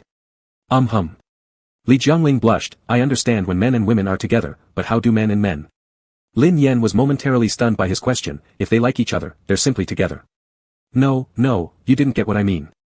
Li Jiangling's face grew increasingly red, to a bizarre degree. At that moment, Lin Yan suddenly understood. You're discussing something undiscussable. Chapter 109 Epilogue, 11. After Li Jiangling and Lin Yan had an in-depth conversation, they found out that actually, there wasn't much difference, it was all about entering a cave, with the distinction being merely which one. After realizing this, Li Jiangling couldn't help but feel deep respect for Lin Yan. He even felt a bit incredulous. Does it really not hurt? After asking this question, Li Jiangling suddenly felt embarrassed. He hastily gestured to Lin Yan to stop speaking. Never mind, I don't need to know. Why do you not need to know? It should be a concern for my friend's brother. You might have some misunderstanding about your friend. Li Jiangling, upon hearing this, became annoyed. What do you mean by misunderstanding? My brother, you don't understand him. The truth was exposed. Lin Yan chuckled mischievously. Your brother? Li Jiangling's expression changed immediately as he scrambled to recover. Right, my friend, isn't he just like my brother? Anyway, thank you, Brother Lin, for answering my questions today. After saying this, Li Jiangling rushed away like someone trying to avoid being caught. Lin Yan thought that Li Jiangling hadn't fully grasped the situation, at least not understanding his own position. When Lin Yan mentioned this to Qi Zhen also agreed. After Li Jiangling figured out the details of relationships between men, he realized many things weren't as terrifying as before, but he also became more conflicted. He couldn't agree to Wu Ji's proposal just because the matter didn't seem so scary anymore. That would be a lack of responsibility toward Wu Ji. Li Jiangling believed that he shouldn't actually like Wu Ji. If he liked Wu Ji, he wouldn't have been arranging a spouse for him. But if he truly answered Wu Ji in this way, their relationship would likely not return to what it used to be, making them unable to remain friends. Li Jiangling was so troubled. In his turmoil, the day of the banquet he had organized arrived. Li Jiangling sent the invitation to Wu Ji through a messenger. The reply he received was uncertain. Li Jiangling understood, he comprehended. Being well-liked made people busy, plus there was a young lady who invited him to enjoy flowers. If he really could not come, Li Jiangling would not hold it against him. When the day truly came, and Li Jiangling stood at the entrance looking for a long while without seeing Wu Ji's figure, he felt a sense of loss. By the time the gathering ended and Wu Ji still had not shown up, he sat alone in the room for a long time. He really isn't coming. Was he enjoying the flower viewing with another family's young lady? Li Jiangling regretted not asking earlier about which young woman it was so that at least he would know Wu Ji's feelings toward her, whether or not he genuinely liked her. Li Jiangling was deeply worried. Unable to resist, he went to inquire further. It turned out to be from the household of a third-rank official in the Ministry of Revenue. The young lady in question was known for her beauty. It was precisely due to her overconfidence in her appearance that she took such an active approach towards Wu Ji, believing that there was no way she wouldn't win him over. Li Jiangling sneered. No matter how beautiful, can she compare to Lin Yan? Lin Yan was universally acknowledged as the most beautiful person in the capital city. Even passers-by, including elderly grandmothers, would remark on the beauty of that face. Li Jiangling started imagining wild scenarios. What if Lin Yan matched with Wu Ji? Would it be suitable? As excellent as Lin Yan was, he couldn't quite measure up to the place Wu Ji held in Li Jiangling's heart. Barely suitable, but Lin Yan already has someone. So then, who would be better? Li Jiangling fretted himself sick over these thoughts. He wrote down every name of the young ladies he knew in the capital, comparing them. Suddenly, a servant outside said he had something to report. Li Jiangling quickly hid the paper in his bosom in a flustered manner and called the person in. Upon hearing Wu Ji was sick, Li Jiangling was greatly startled. Putting everything else aside, he hurriedly prepared his carriage to go see him. Wu Ji was indeed ill, running a fever, lying in bed with his face flushed red from the heat. Li Jiangling stayed by his bedside like a mother-in-law, sighing endlessly, saying things like, "How am I supposed to leave knowing you're like this," or, "You're this old and still can't take care of yourself." Wu Ji endured listening for a while. This sweet burden was becoming too heavy. He reached out and covered Li Jiangling's mouth. "You're giving me a headache." Li Jiangling immediately stopped talking wisely. After a moment of silence, with his eyes fixed on Wu Ji, he clearly wanted to speak but couldn't hold back any longer. Wu Ji sighed. "What do you want to say?" "I just wanted to ask, how was your outing to view flowers with that young lady?" "I'm lying here. How can I view flowers?" Hearing this, Li Jiangling was delighted and said, "Not bad. I've inquired about it for you. This young lady is overconfident about her beauty, but her character is not great. Her father is only a third-rank official, though it might benefit your career, you might end up feeling mistreated." Wu Ji smirked lightly. "Are you hoping for me to be with her, or not hoping for us to be together?" "Not really, it's not suitable for you, and you wouldn't like it." "I would like it. I wonder if it could be fulfilled." As soon as these words came out, Li Jiangling's face turned red in an instant, stammering, "Have you thought it through? Are you sure you want to like me? Do you understand what it means between men?"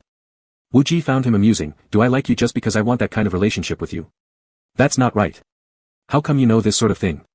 Li Jiangling felt as though he had stubbed his own toe, a sharp pain so piercing he couldn't utter a word. After mumbling for half a day, he decided to shift the blame. "It's all because of you, which made me ask someone else about it." There was no need to guess, this person must have been Lin Yan. Wu Ji found it hilarious, let out two soft chuckles, then said, "So, what do you think?" "I'm not sure." "Not sure yet?" Li Jiangling barely dared to look at Wu Ji. Wu Ji propped himself up and sat up. "Let's make this clear. Let me ask you first, now that you've learned about it, can you accept it?" "Li Jiangling, if you can accept it, why can't I?" Wu Ji's heart leapt up slightly, pounding a little faster. "Now, if I were to kiss you, you could move away if you didn't want to."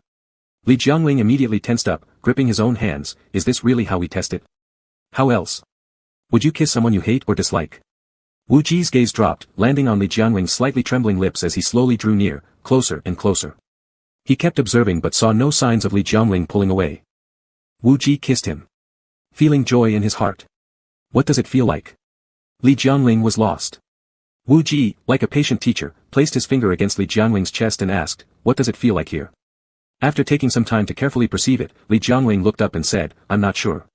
Could you kiss me again?" Wu Ji, "I hate that you're such a blockhead." Li Jiangling, "Not sure, can you kiss me again?" Wu Ji, "Being dense has its own merits." Chapter 110, Bonus Chapter, 12. Wu Ji was momentarily too happy to say anything, the surging emotions within him like a volcanic eruption driving him almost into colliding his lips with Li Jiangling's. He kissed him hurriedly and fervently. Li Jiangling was startled by his forwardness, off balance, he nearly fell to the ground. It was only through Wu Ji catching him that he ended up sprawled beside the bed, half of his body hanging over the edge. Wu Ji, you. Like a small chick, Li Jiangling's first reaction was resistance. But Wu Ji was like a mountain, impossible to push away.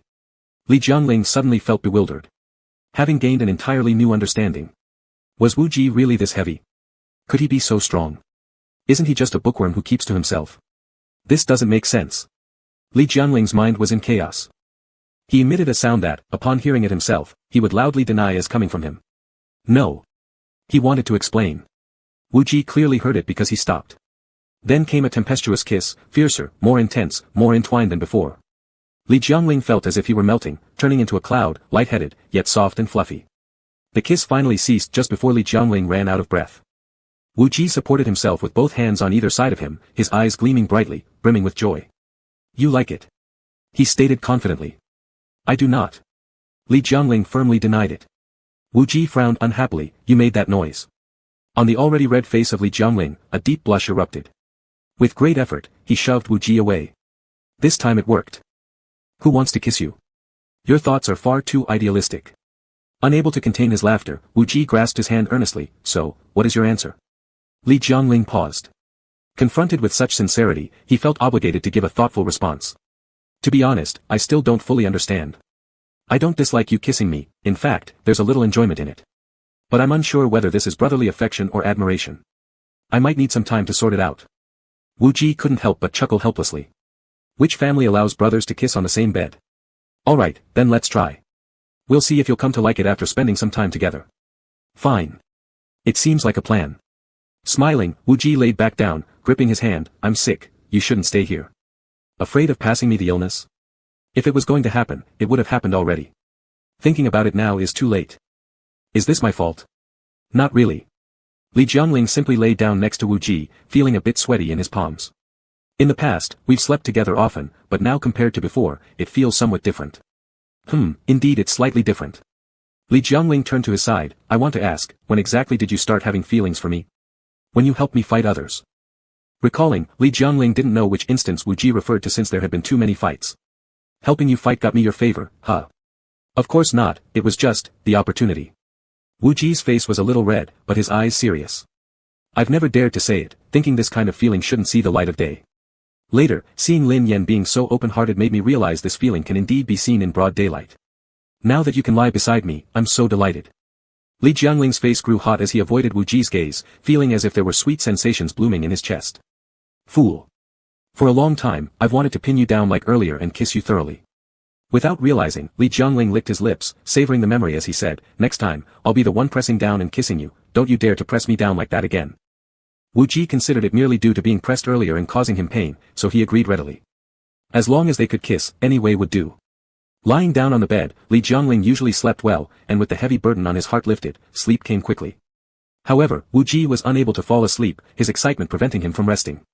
Li Jiangling's breathing was deep and steady, looking obedient while sleeping, making one genuinely fond. Unaware of how long Wu Ji stared at him, possibly for quite a duration, long enough for Li Jiangling to change position twice, turn over, and even place his hand on Wu Ji's waist. Wu Ji reached out to hold his hand down, refusing to let go. Li Jiangling remained completely unaware, dreamless throughout the night, sleeping deeply.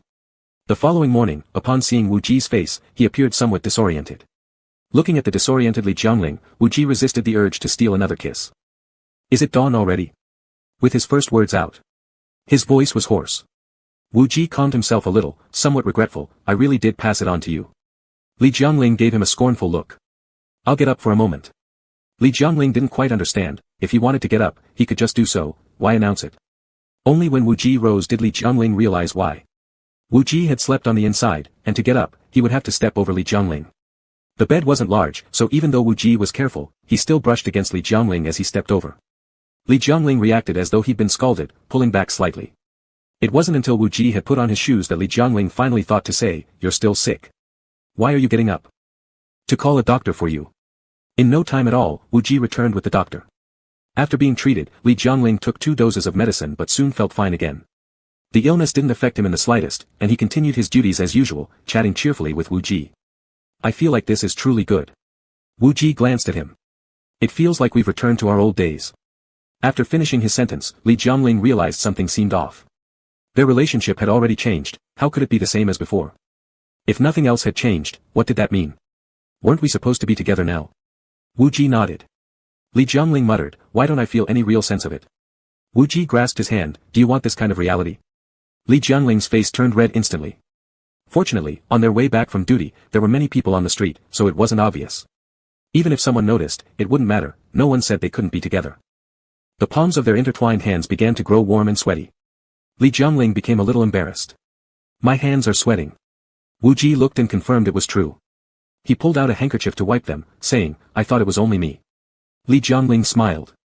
Realizing Wu Ji's hands were also sweaty. Chapter 111, Bonus Chapter, 13. Compared to Lin Yan and Qi Zhen, Li Jiangling's romance was incredibly pure. Even after the first month of being together, they had only held hands. Lin Yan was surprised when he heard this. Besides that one time, you haven't kissed. Wu Ji is busy, and I am also quite busy. Lin Yan was speechless. He didn't fully understand this couple's style of love. Though Li Jiangling seemed nonchalant in his response, Lin Yan's words deeply struck a chord within him. Was holding hands for a month too slow? He added, Wu Ji and I will have meals together. You and I have meals together as well. Wu Ji and I take evening walks together. We sometimes walk together as well. Li Jiangling ran out of things to say. So, how exactly were they supposed to conduct this romance? He humbly sought advice from Lin Yan. Lin Yan told him that there is no fixed pattern in love, it mainly depends on one's own heart. Wu Ji said she wanted to give it a try with you. Have you thought it through? Do you still want to continue trying? If not, then it's best to end it quickly and not delay her. Li Jiangling fell into deep thought. Wu Ji was excellent. She used to take good care of him, and after they were together, she showed attentiveness in all aspects. Being with her made him very happy. And he often thought about Wu Ji. Thinking about her made everything interesting. Even if Li Jiangling wasn't particularly perceptive, he knew such feelings weren't common. He felt different about Wu Ji. I think I might like her. Lin Yan, I think it's better if you tell her. Wu has few words but harbors much in her heart.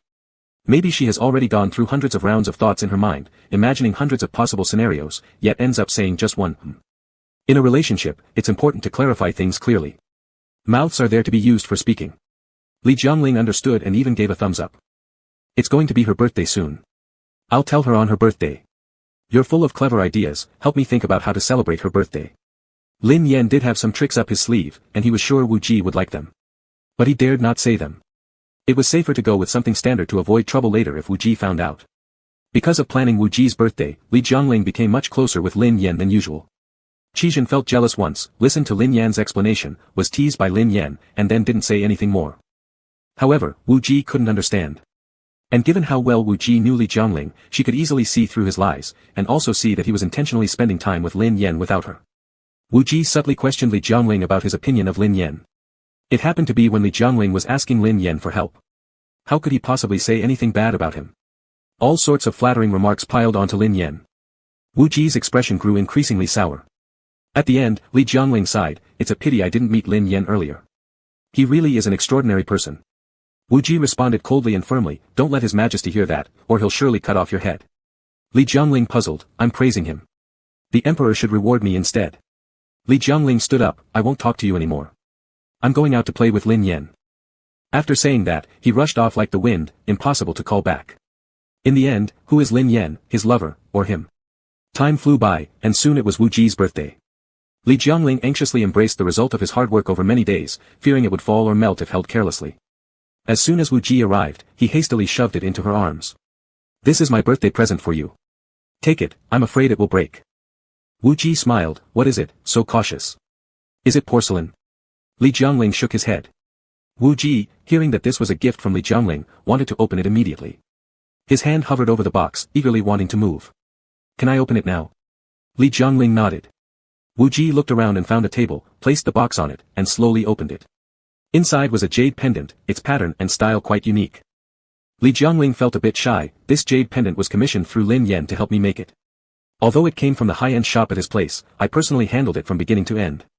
Selecting materials, deciding patterns, polishing, even including the silk cord on top, all done by myself.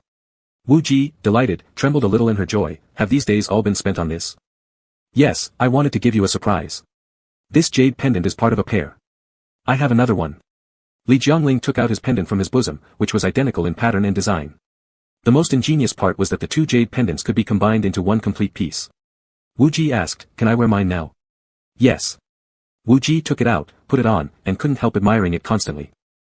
Li Jiangling said, I also learned a few dishes from Chef Lin Yan, and I forged an iron pot for you. I'll cook them at home for your birthday. But most importantly, there's something I want to tell you, I've thought things through, and I like you. His confession blended into the mundane details of their conversation, seemingly casual, but Wu Ji immediately caught onto it, looking at him joyfully, and despite being outside, she couldn't resist embracing him. I heard it. You like me. Li Jiangling felt a little shy, nodding slightly with a soft voice, yes, it's true. I'm so happy, Jiangling, truly so happy. Just because you're happy doesn't mean you have to hug and kiss me in the middle of the street, alright? At least I have some dignity as a teacher. Wu Ji laughed and let go of him, holding his hand with one hand and gripping the jade pendant with the other, laughing all the way back home. Even the house steward was a bit surprised. Li Jiangling prepared 2 dishes, while Wu Ji had someone bring several others from the restaurant, setting up a full table. It looked somewhat extravagant. Li Jiangling lamented, if you keep this up, we'll be eating leftovers for days. Neither of them had ever wasted food before when they struggled financially. No worries, I'll eat it. Pick what you like best. Looking at the table, Li Jiangling realized everything but the 2 dishes he cooked were exactly what he liked to eat. Judging by the spread, it was hard to say whose birthday it really was. For the occasion, Li Jiangling specially bought a fine bottle of wine from Lin Yan. Its rich aroma filled the air. Li Jiangling had secretly resolved to steal a kiss from his beloved tonight, so he indulged in 2 cups of wine, becoming tipsy with flushed cheeks. He leaned toward Wu Ji and gave her a light kiss on the lips. Lin Yan said that since it's your birthday, this might be the best gift for you. Wu Ji smiled, no wonder you called him a remarkable person. Indeed, very remarkable. Wu Ji used her large hand to cup the back of Li Jiangling's head, pulling him closer after briefly letting him go. Their lips touched again, and the intoxicating aroma of the wine spread between their teeth. As the alcohol slowly clouded their minds, ambiguity bloomed. And the atmosphere heated up. Amidst their kisses, Li Jiangling suddenly found himself being lifted and laid down on the bed, his clothes loosened. Li Jiangling snapped back to reality. No. Wait a moment. Things shouldn't unfold this way. Wu, You've had your chance. Chapter 112, Bonus Chapter, 14. Su Fuquan was ordered by Emperor Jita to accompany the Empress on her side. After the death of the Empress, Su Fuquan was responsible for taking care of Crown Prince Qizhen. Su Fuquan watched Qizhen grow up. His feelings towards Qizhen were rather complicated. He hoped that this child could become the emperor in the future and be an enlightened ruler, avenge the Empress, but at the same time, he also hoped that Qizhen would grow up worry-free like ordinary children. From the moment Qizhen fell into the world, people had already started leading him down the path to becoming a wise king. When other children were playing, Qizhen already held books to recognize words, read books, and understand propriety. When other children were fighting over food, Qizhen already knew not to eat more than 3 mouthfuls. When other children became infatuated and harbored secret feelings during adolescence, Qizhen had already become a cold person, able to use conspiracies and open tactics to carve out factions in court, tugging with the emperor and princes. The court ministers all believed it was a good thing. However, Su Fuquan did not think so. That child, though his, never acted like a child should. Su Fuquan remembered clearly, when the crown prince was 2 years old, he started enlightenment, reciting books. For failing to recite them properly, his little hands were beaten swollen by his tutor. The crown prince cried out to him, Su Fuquan. At that moment, Su Fuquan really wanted to hug him and take him away from this capital city, not to be this imperial aristocrat. But he couldn't. The crown prince was born with a mission to bear. After that, the crown prince never called Su Fuquan with such a pleading tone again. The only friend around the crown prince was Zhou Sudong. This kid was quite naughty and rebellious.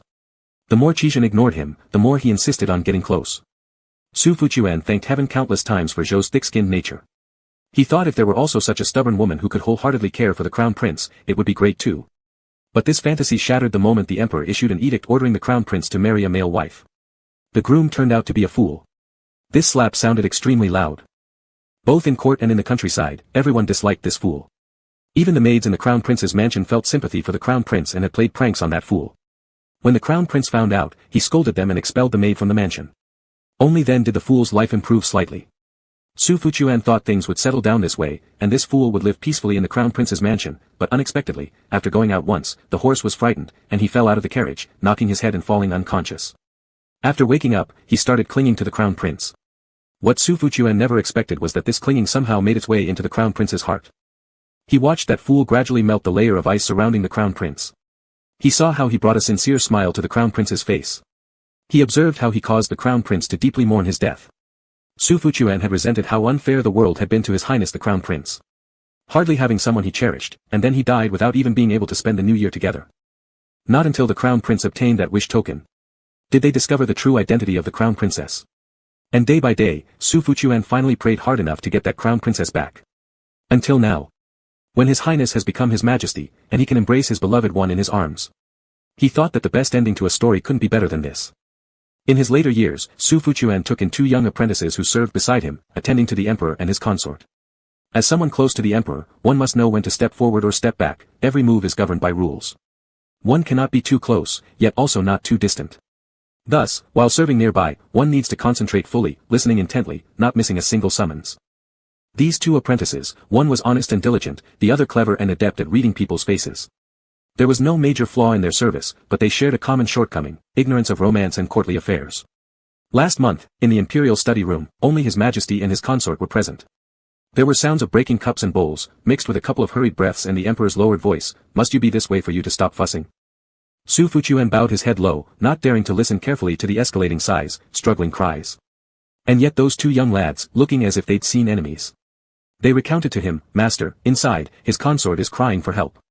"Right, master, the emperor even said he would tie up his consort, shall we go in and advise against this?" Su Fuquan was utterly tired in his heart. The other day, at the hot spring palace, again it was only his majesty and his consort. No one knows where his consort got some bells, which were tied to his feet. Whenever the curtain lifted, one could catch sight of those suspended trembling feet making a crisp, ling-ling-ling sound, now fast, now slow.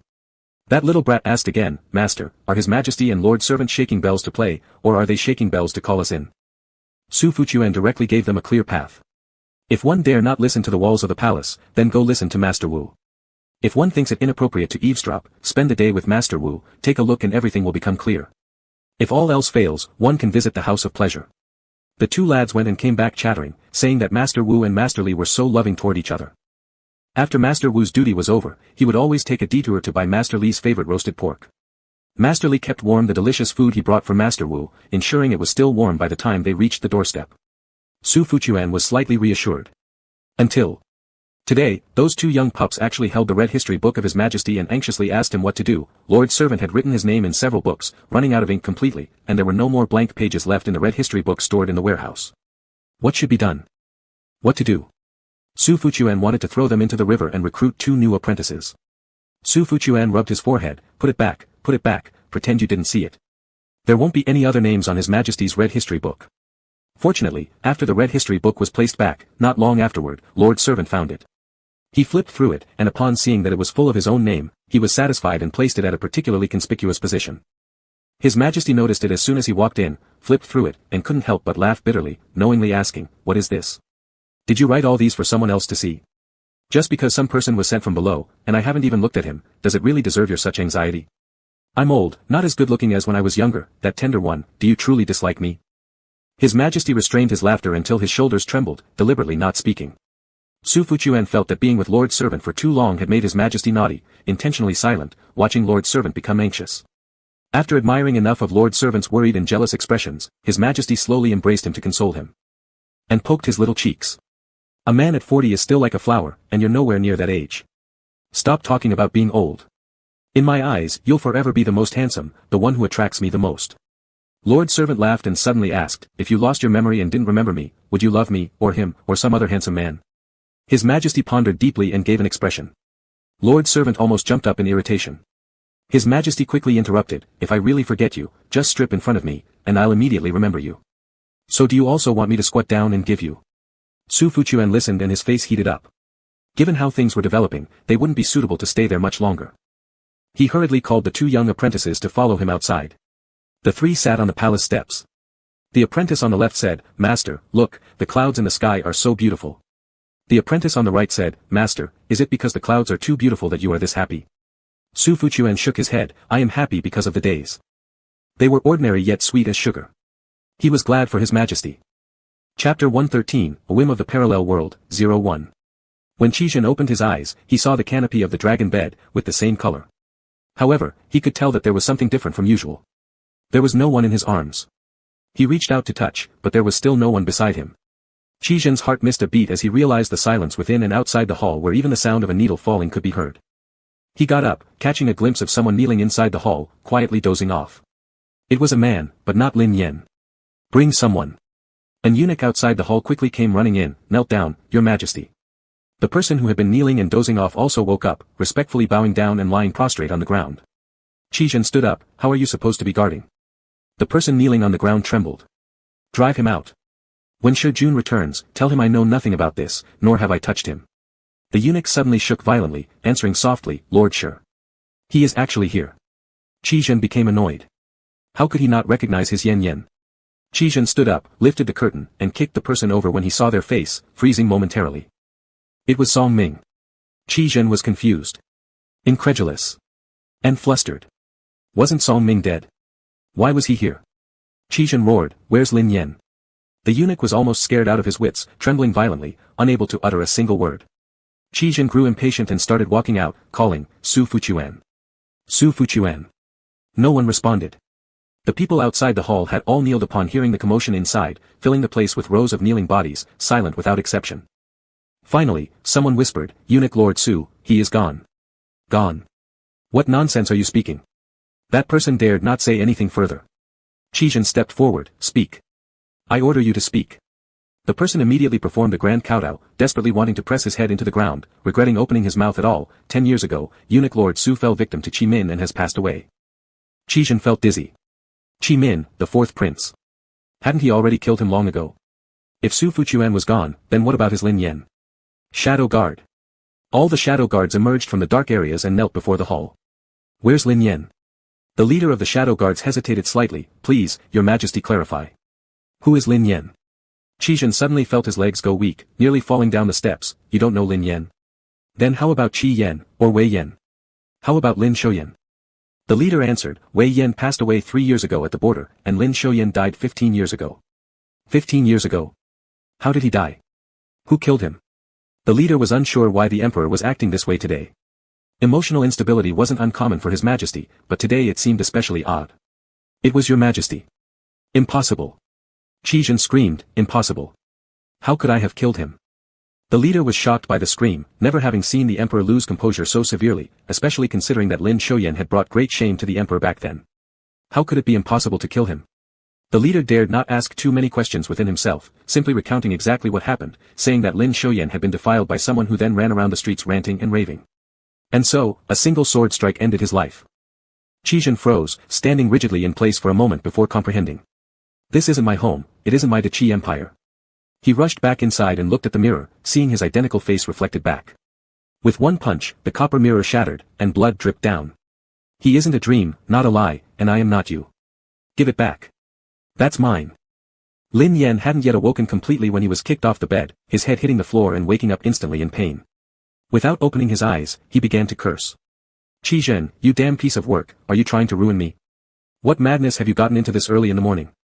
Muttering curses, he crawled back onto the bed, kicking Qizhen twice, pulling the blanket around himself. I was utterly exhausted by you yesterday, and I need some more sleep. We'll settle accounts after I wake up. There was no response around him. Lin Yan was truly exhausted. Today, he didn't have to go to the academy, and at such times, Qizhen always found ways to wear him out, exhausting him thoroughly. He closed his eyes, rested for a while, but gradually began to feel that something was off. Even without looking, the gaze fixed upon him gave an unsettling feeling. He opened his eyes to see Qizhen smiling and saying, I must have slept through, forgotten that you were here. He reached out and adjusted his collar lightly. The bite marks and love bites spread from his neck to the places that were visible, and those that remained hidden were countless. Qizhen got up, took the clothes on the rack and put them on. Even after he was fully dressed, no one came in to attend to him. This had never happened before. He turned his eyes toward the person on the bed who was looking at him with a puzzled gaze. Was it the doing of the person who brought him here? Who could have accomplished this in his palace? Qizhen found it interesting. It had been a long time since anyone dared to act so rashly. He hadn't felt such intrigue for a long while and decided not to expose the truth just yet. He walked out to see what the outside looked like, but then saw Su Fuquan enter. Qizhen suddenly froze. Your Majesty, shall I send for a meal? What meal? Who cares? The one on the dragon bed sounded quite angry, let him starve. Su Fuquan chuckled softly. Qizhen stepped forward, placing his hand on Su Fuquan's shoulder. The body beneath his hand quivered slightly, and Su Fuquan looked up at him with a questioning gaze, Your Majesty. Qizhen retracted his hand, clenching his fists tightly, his nails digging into his palms. It hurt. It wasn't a dream. He ventured further out, only to find the grand hall extravagantly decorated in an absurd fashion. The most laughable sight was a swing hanging from an extremely valuable pine tree. The people in the hall treated him with respect, yet their faces lacked any sign of fear. Su Fuquan approached, Your Majesty. The person inside yawned and emerged lazily, shoes half on, dragging them as they walked behind Qizhen and threw their arms around him. Su Fuquan lowered his head, smiled, and withdrew. Is something wrong? Did you have a nightmare? You seem off ever since you woke up. Was it a dream? Though he had already tested, he still needed confirmation. Lin Yan wasted no words, she pinched his arm hard to avenge being kicked, and after finishing, she rubbed it gently, Does it hurt? It's not a dream. What kind of nightmare did you have? It wasn't a dream. It was a real experience. I dreamed that Su Fuquan was dead, Su Dong was dead. Lin Yan quickly covered his mouth, Shit, don't say that, or next will be me.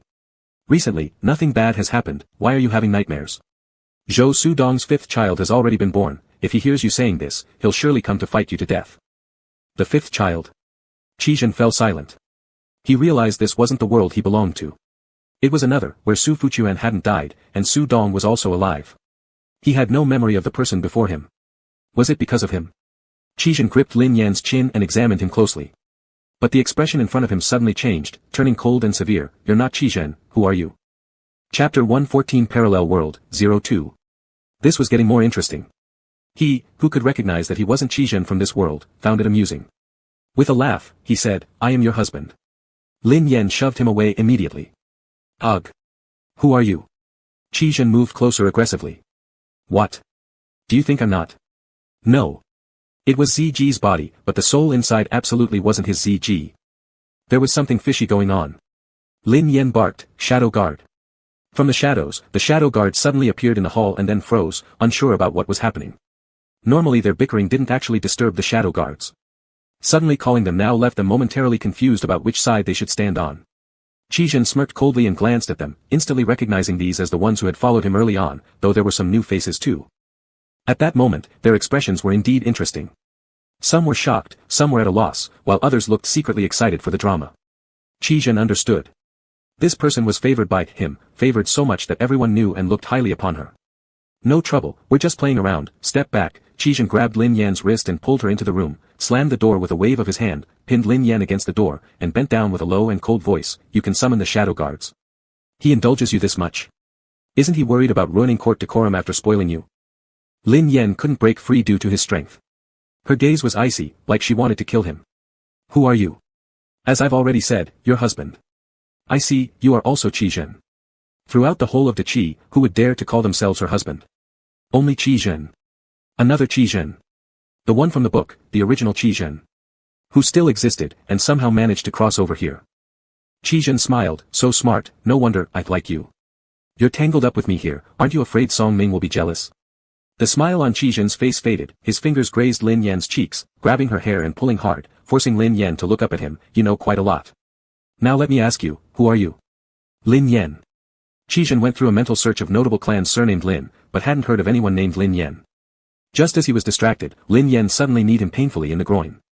Qi Zhen immediately doubled over and took several steps back. Seeing his reaction, Lin Yan felt both pity for him and concern for her own future. This was the only way out, she had no other choice. She made sure to hold back just enough earlier so it shouldn't cause any lasting harm. Lin Yan tried to escape through the door. Qi Zhen spoke cruelly, one more step forward, and I'll kill you. Everyone in the hall was stunned. Lin Yan stopped, turning back to look at him.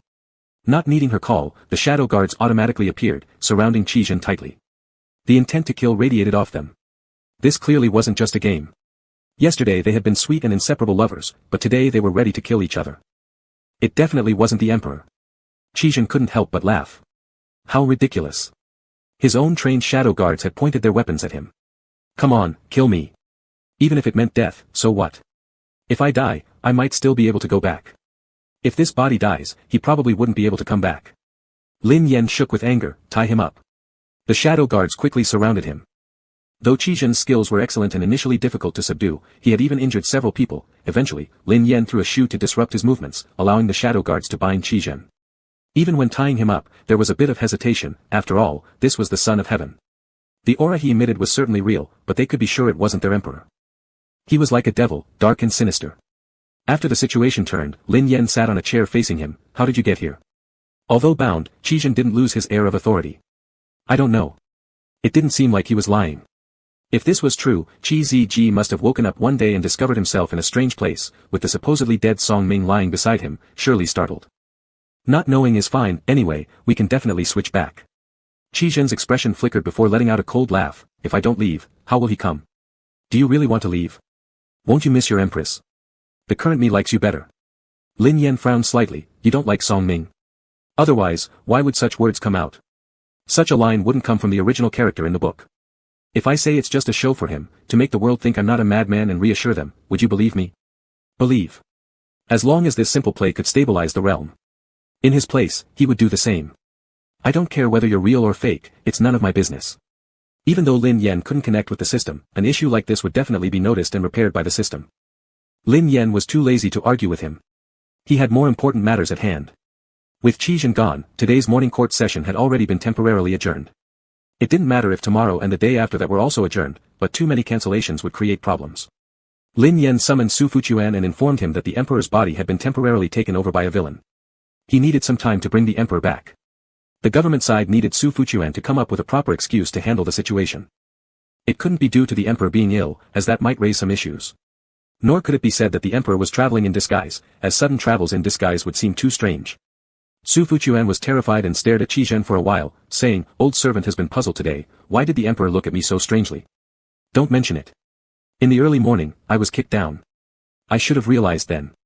When the emperor comes back, remember, we will both say that we immediately recognized it wasn't him, and bound the person right away, or else he won't be pleased. Got it. Then I'll go take care of it." Qi Zhen. He observed the two people for a moment. "Do you treat him so well?" Such meticulous details were all taken into account. Lin Yan, that's natural. You must have an ulterior motive. Lin Yan thought about it, and decided the words weren't wrong. Yes. What do you plan to achieve? What I can give, you can have. Lin Yan didn't understand why he spoke these words. Was he jealous of everything that this side's Qi Zhen possessed? I don't want what you offer, I only want what ZG gives me. He even lets you call his given name. Also, shadow guards respond to your call. I am truly getting more curious, what makes him like you so much? Qi Zhen didn't act at all like someone who'd been captured. Calm and collected, he still found the time to appraise Lin Yan from top to bottom like a hunter. He suddenly smiled. "Say, if I kill you, what do you think he'll do when he returns?" Chapter 115 Parallel World, 03. He would go insane. Lin Yan took 3 steps back, wary. He couldn't die again. Not even for ZG, could he bear it. "I'll find someone to take care of you."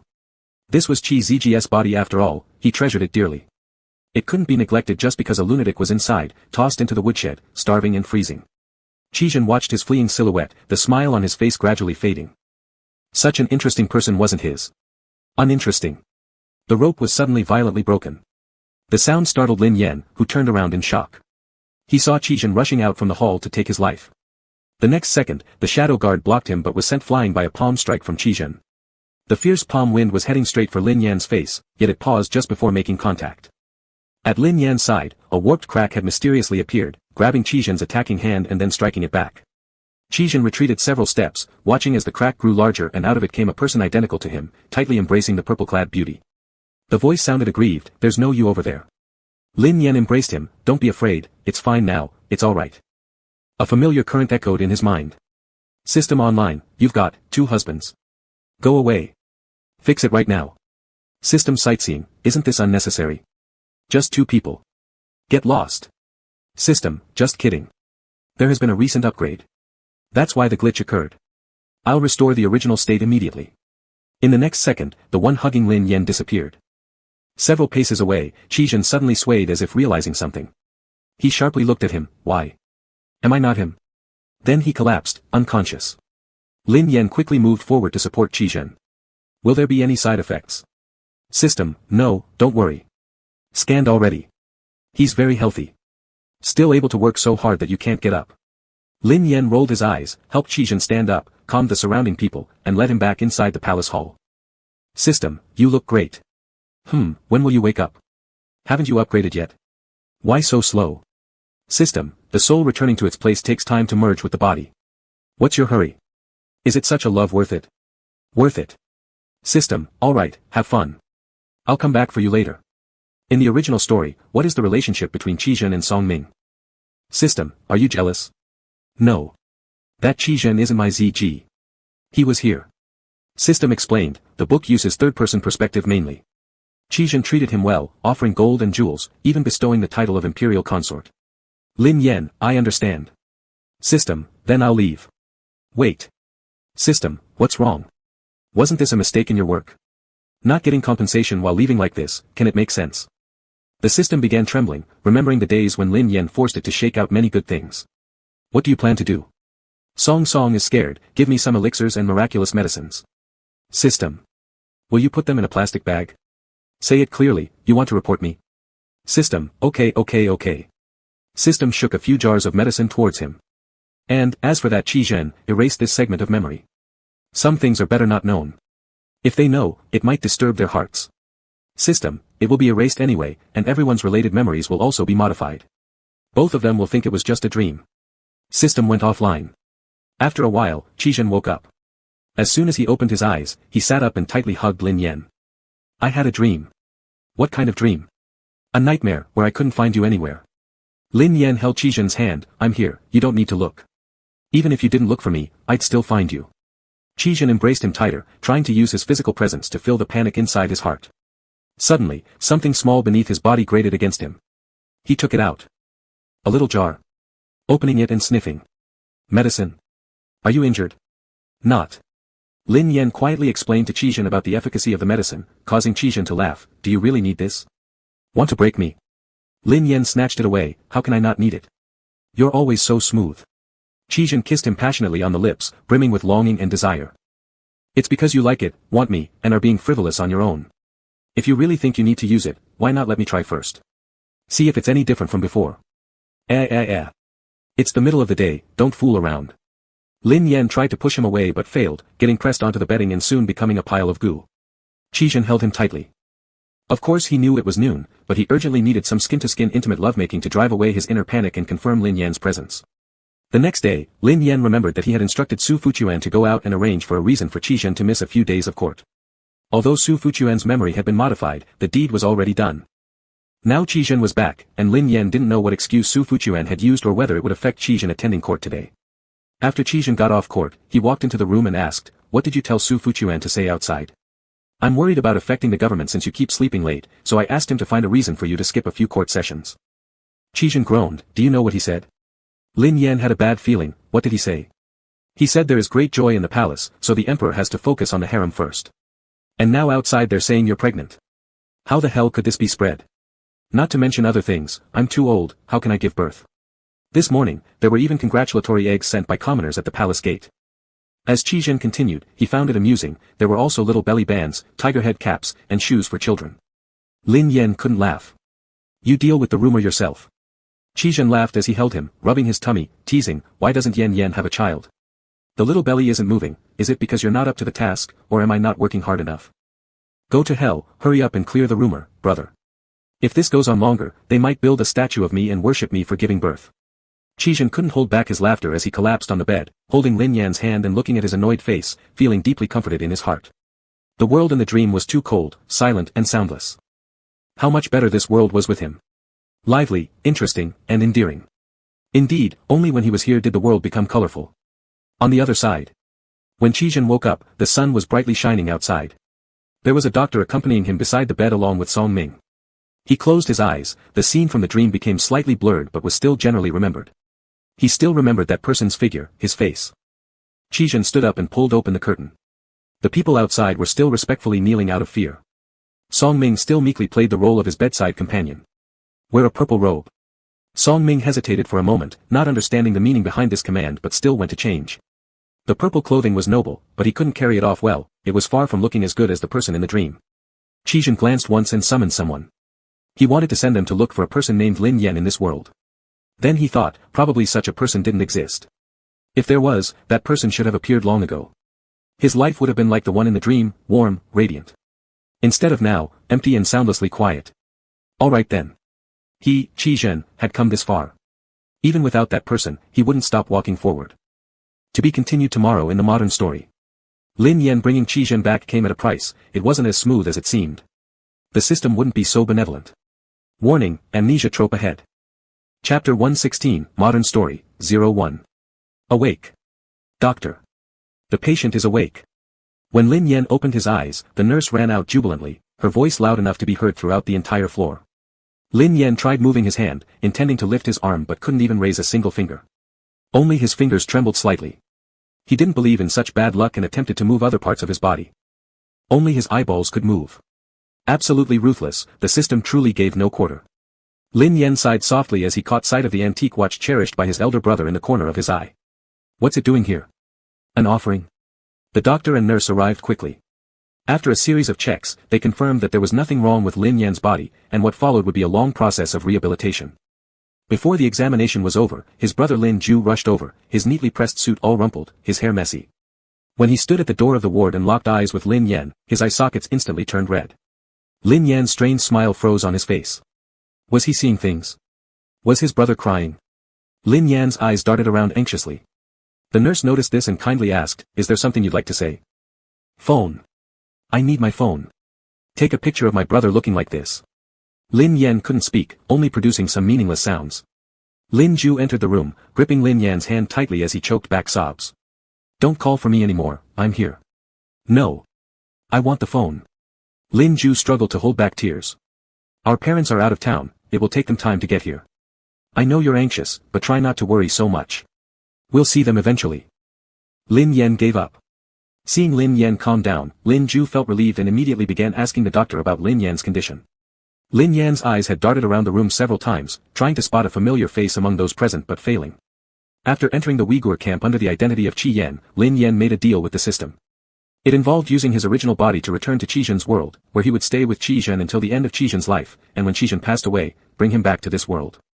In exchange, Lin Yan needed to complete 100 tasks. Moreover, when Qi Zhen came to this world, he wouldn't have his memories, only regaining them when he decided to give Lin Yan a ring. After completing the 100 tasks, Lin Yan hurriedly sought a transaction with the system, only to be told that Qi Zhen had agreed to come early and was already in this world. There was no need for Lin Yan to actively search. Within a month, he was bound to meet Qi Zhen. The feeling of holding Qi Zhen in his arms as he slowly died still lingered in his heart. With his last bit of consciousness, Qi Zhen moved his lips, telling him that he was willing to go home together with him. At that moment, Lin Yan was overcome with emotion. A month. So long. What are you looking at, your eyeballs darting everywhere? There's just an old room to stare at for so long. Lin Yan had words he couldn't express. Lin Ju picked up his antique watch, saying, I dreamt before that you said my watch was fake. Take a good look now, is it real or fake? Not saying anything means you agree, do you know you were wrong? Shit, fine. How did my brother become a CEO? Someone, please take me away. With his only active eyes, Lin Yan glared hard at his brother. Lin Ju didn't expect this reaction, being both irritated and comforted by the fact that Lin Yan was sharp after waking up. He placed the watch down, saying, you always wanted to wear this watch, but I never let you. After dreaming that you said my watch was fake, I often dreamed about you borrowing the watch from me, thinking, if I give you the watch, could you come home? So, I left it here. Lin Yan's eyes misted over with emotion and sorrow filling his throat. You actually woke up. Lin Yan's eyes reddened as he looked at the ceiling guiltily. Sorry, I got enchanted by a male fox spirit. Suddenly, a fiery red color appeared in his peripheral vision. Lin Yan turned his gaze. The fiery red came from a phone case. It read, may all wishes come true, may family members be safe and joyful. Without mercy, Lin Ju took a photo of Lin Yan with red-rimmed, tearful eyes. All the inner gratitude and remorse Lin Yan felt vanished instantly. Shit. Lin Ju admired the photo. A brother moved to tears by familial affection, too precious not to preserve. Lin Ju stood up. Don't move around recklessly, I'll take a few more good-looking ones. The news of your recovery is big, the kind that could crash Weibo. We can't let others profit from this money or traffic, we'll do it ourselves. Don't worry, I won't take a picture of your face and ruin your image. Just a shot of your skeletal hand will be enough to break hearts. Lin Yan didn't want to curse anymore. He was tired. It would be fine if the photo got released. With his reputation, this news indeed could overload several servers. Perhaps Qi Zhen might see it. At this thought, Lin Yan suddenly realized a very serious issue. Once the news of him waking up was publicized, there would certainly be many reporters coming to take photos, with a high likelihood that Qi Zhen might be among them. Considering what he probably looked like now, Lin Yan knew exactly without looking in a mirror. What if he scared Qi Zhen away? If the amnesic Qi Zhen saw him for the first time, found him ugly, and refused to look at him again, then where would their story go? The more Lin Yan thought about it, the more plausible it seemed. As Lin Ju just sent out the Weibo post, he looked up and saw Lin Yan shaking with excitement all over, nervousness written on his face. What's wrong? In haste, Lin Ju pressed the bell, pressing wildly in panic. Lin Yan. What's wrong with you? Don't scare me. Don't.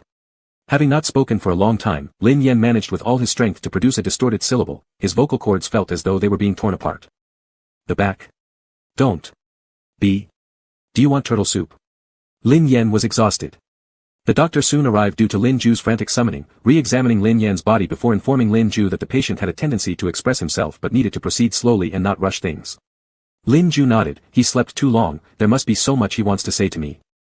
The doctor enviously remarked, the bond between you two brothers is truly remarkable. Lin Yan secretly sighed, watching the doctor and suddenly feeling that perhaps Qi Zhen might also have reincarnated as a doctor. After all, within 1 month, he couldn't possibly leave the hospital, and the people he'd come into contact with the most would still be medical staff. Lin Yan made an arduous effort to lift a finger and pointed at the doctor. A doctor, after all, is a doctor.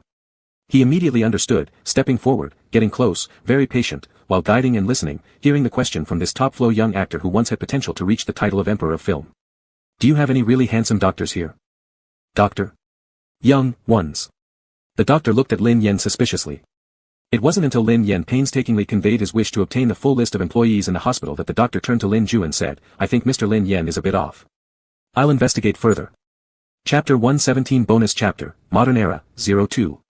After Lin's father and mother learned that Lin Yan had awakened, they rushed to the hospital immediately. When they arrived, after pushing open the door of the hospital ward, their eldest was teaching the second child how to call them Mom and Dad. The scene was somewhat strange, but as long as the child woke up, it was good. Lin's mother stood at the doorway, wiping away tears. Lin's father steadied his emotions, walked to the bedside, and firmly grabbed Lin Yan's arm.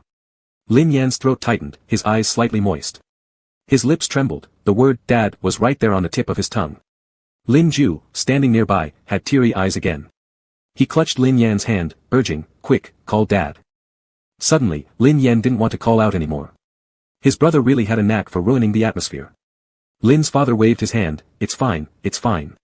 Just waking up is already great. Your mom and I thought you'd sleep for several years, but after more than a year, you've awakened. That's wonderful." Although on the way to the hospital, Lin's father had already thoroughly asked Lin Ju about Lin Yan's current condition, he still needed to consult with the doctor to settle his mind. Currently, Lin Yan's ability to speak was limited. Words came out in single bursts, mostly simple syllables. Although Lin Ju mentioned leveraging Lin Yan's awakening to boost his public image, he wasn't so heartless as to use his younger brother purely for profit. He shut down all interviews, raising the security level around Lin Yan's hospital room to the highest standard. Every once in a while, he would update Lin Yan's recent developments on Weibo. The doctors and nurses responsible for Lin Yan's daily care signed confidentiality agreements. Lying in bed, Lin Yan felt gloomy. With such strict surveillance, how could he possibly meet Qizhen? Would Qizhen have to climb through the window? "I've already communicated with Mr. Lin, so your visit this time isn't a problem. But in the future, you'll need to sign an agreement as well. After all, he's a big star who receives much attention. You're not allowed to bring any electronic devices when entering. Anyway, you don't seem like someone who needs them." "Okay, thank you, teacher. Do you want to wait a bit before going in? I heard that he's sleeping now." "No need. That works." A middle-aged man in a white coat led the young man next to him to the ward entrance, lowering his voice, "I still can't quite understand why you keep coming to see him. According to Xiaolan, even when he was unconscious, you still visited, sitting for hours." "Yes, I did come. I only knew about comatose patients from books, but I had never seen actual cases. I was curious. So one visit should have been enough, right?" "Yes." The ward door opened quietly. Inside the bright room, the person lying on the bed looked pale. Even though he appeared sickly, he was still incredibly handsome, stirring an overwhelming protective instinct and affection. "Don't stay too long." "All right." The middle-aged male doctor left the ward, leaving the young man standing quietly by the bedside. Having just come from the lab, he hurried over after hearing about the famous celebrity Lin Yan's awakening. He looked indeed much better compared to before, healthier, evidently conscious. But with his eyes closed in sleep, at first glance, there seemed to be little difference from before. The young man silently watched for a moment, neither writing nor checking anything, then left. Half a month later. Lin Yan finally managed to persuade Lin Ju to hold a press conference. He urgently needed an opportunity to let someone inside. Before the press conference, Lin Yan asked his styling instructor to do some adjustments. He wanted to appear vulnerable yet resilient, striking enough to make a strong impression. This request put the stylist in a difficult position. Lin Yan's attractiveness was ingrained in his facial structure, so despite his thinness now, he still exuded a unique charm that didn't require embellishment. The stylist merely smoothed Lin Yan's hair and then left. Sitting on the bed, Lin Yan took a deep breath, preparing to welcome Qizhen. Reporters arranged according to schedule entered one by one. But until the very last person came in, Lin Yan didn't spot a familiar face. He couldn't help feeling a little disappointed. However, he soon reminded himself that perhaps Qizhen would see the interview video, prompting him to gather strength once again. In those short 15 minutes of the interview, Lin Yan expended a lot of energy. Once he regained his composure, accompanied by a nurse, Lin Yan headed to rehabilitation. Since less than a month had passed, he wished to look as well as possible before seeing Qizhen, rather than continue needing others to push him around in a wheelchair. Another week went by. Lin Yan finished his grip training, enabling him to eat, grab objects, and even operate his wheelchair to the rehabilitation room on his own. Lin Yan was extremely happy. In his excitement, he lost control of his wheelchair and crashed into a nurse who was taking out the trash.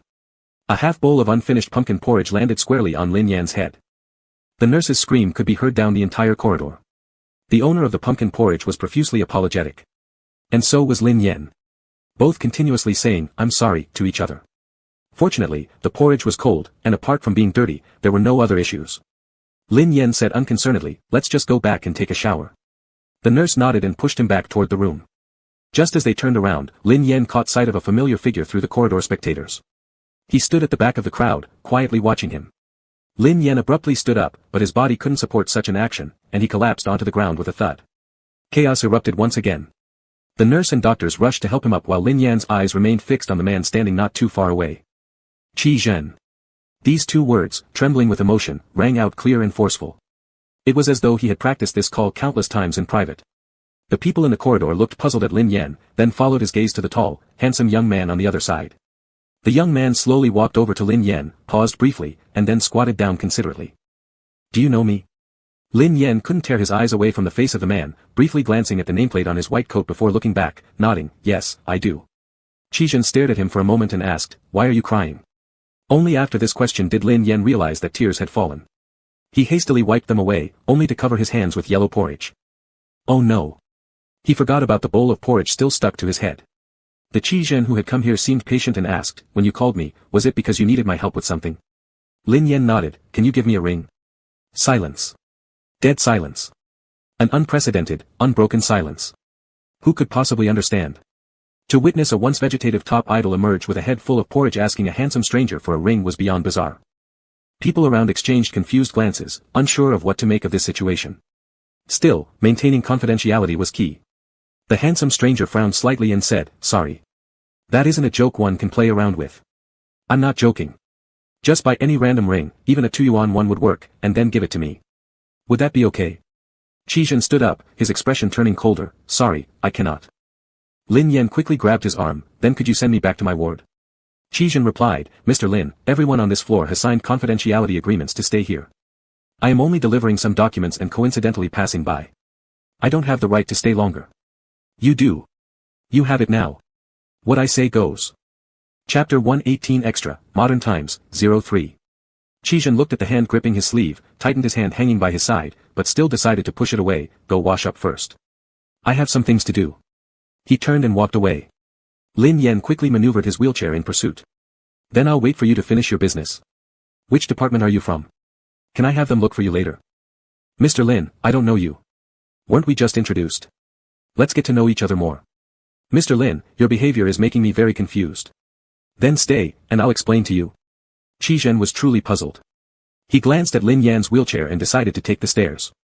Lin Yan wouldn't be able to follow him up there. Unexpectedly, Lin Yan continued chasing after him, persistent. Qi Zhen originally took one step at a time, but seeing Lin Yan come inside, he started taking 2 steps at once. Lin Yan became anxious. In a hurry, he unknowingly pressed a button, causing the wheelchair to directly rush towards the stairs. His mind went blank.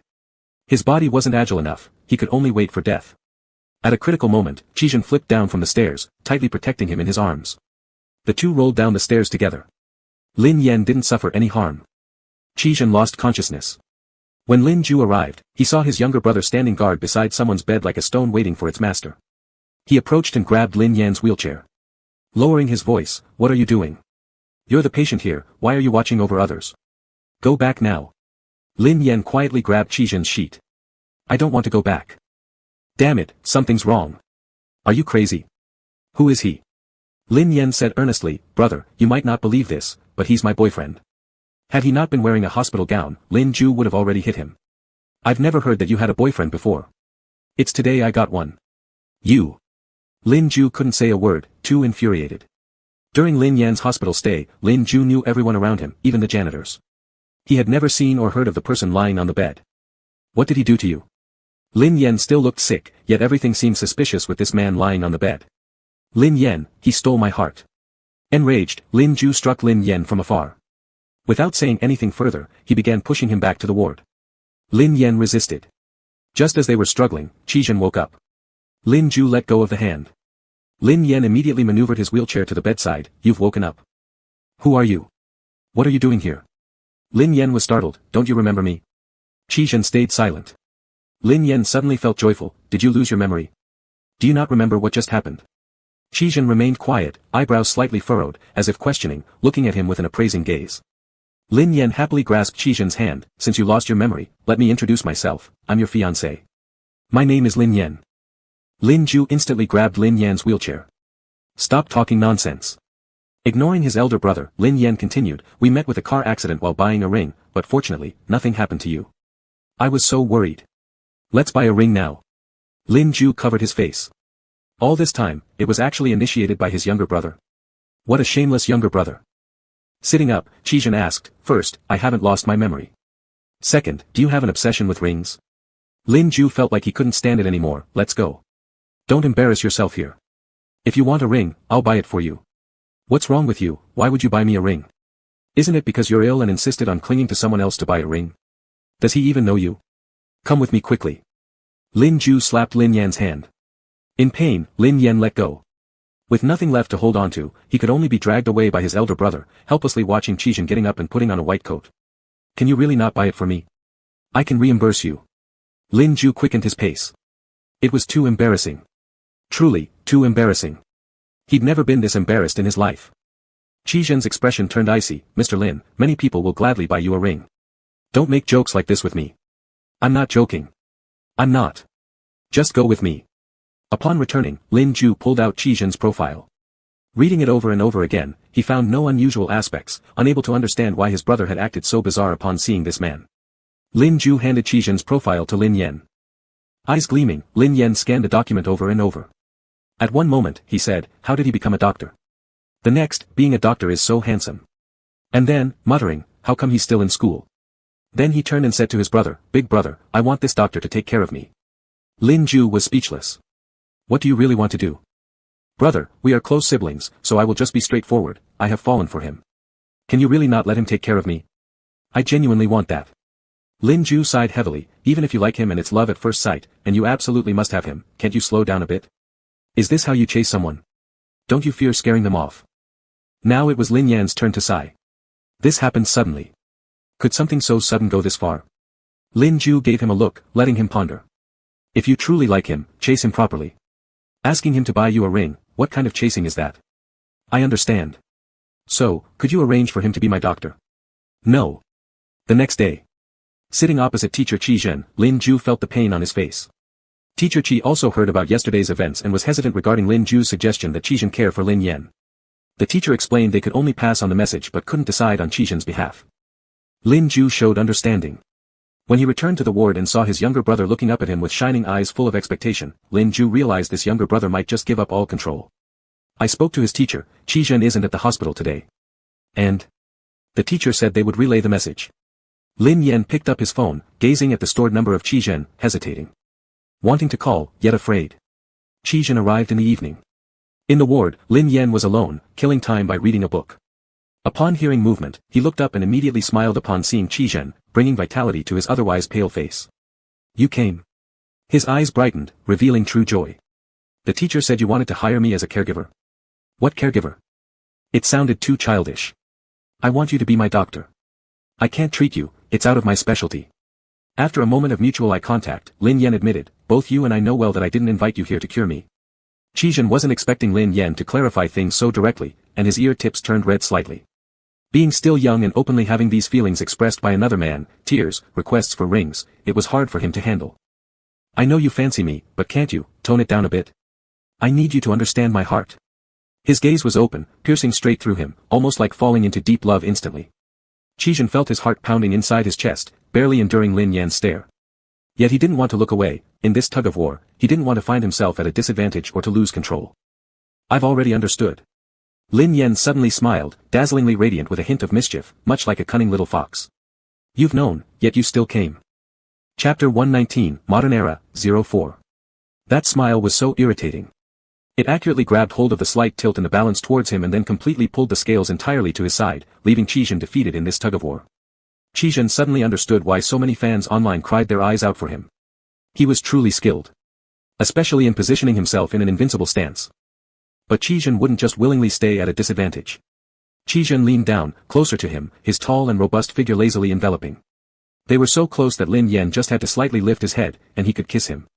Lin Yan silently clenched his fists. Don't kiss. You must restrain yourself. Mr. Lin, you're handsome and rich, but now you're lying in bed and can't go anywhere. Do you think it's me who is more disadvantaged or Mr. Lin who's more disadvantaged? Lin Yan's body went a little weak under Qizhen's intimidating aura, with his heart thumping quickly. You shouldn't talk like that. Afraid? Your words make me, kind of excited. Lin Yan smiled at him, his gaze slowly descending, lingering ambiguously on Qizhen's lips. I've always been curious, why do some people have such beautiful mouths? Qi lowered his eyes, meeting his gaze. Mr. Lin has worked with so many actors, don't you know why? Lin Yen glanced at his mouth again, perhaps it's natural.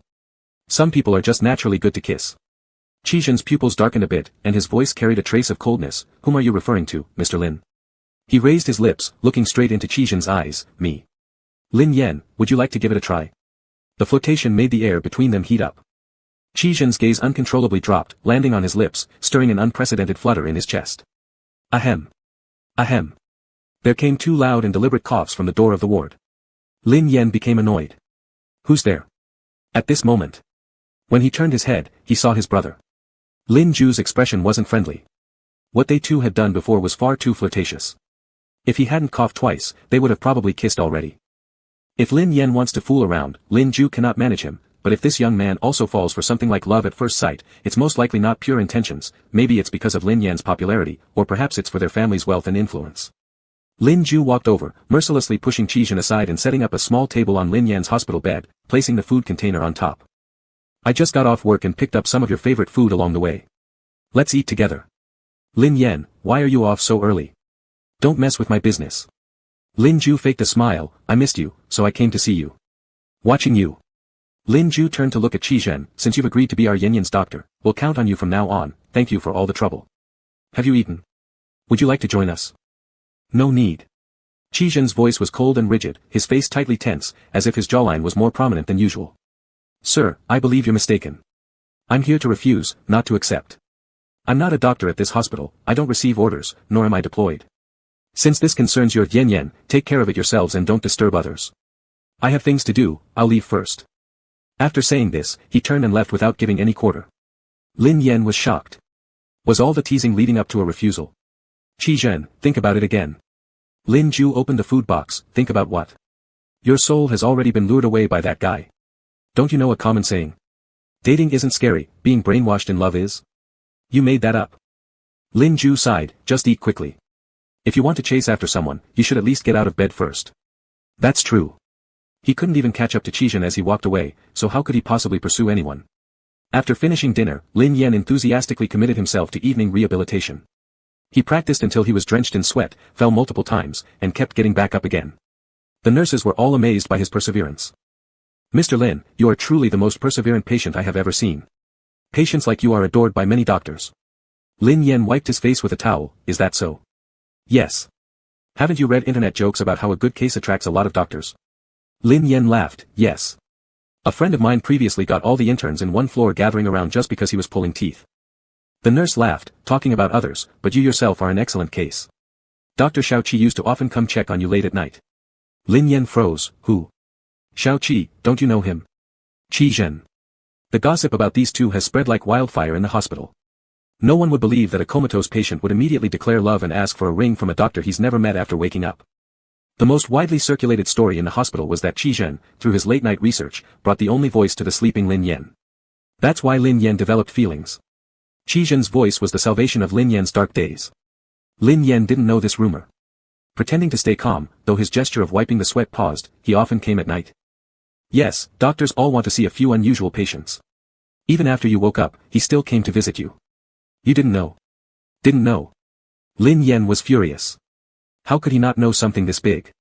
A storm brewed inside Lin Yen while maintaining a serene exterior. I have no idea, maybe he came when I was asleep. Let's go back. I've had enough training for today, I'm tired. Alright, you've trained enough today.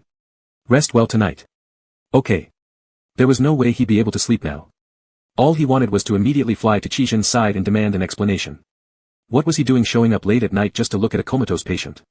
Even for research, shouldn't more cases be better? Staring at him frequently, what did it mean? In the silence of the night. Two men alone. And he couldn't even move then. What a golden opportunity. Did anything inappropriate happen? After returning to the ward, Lin Yen weighed the matter carefully and decisively dialed Qi number. This issue must be clarified. If it isn't cleared up tonight, or any other night from now on, he wouldn't sleep. Chapter 120, Modern Extra, 05.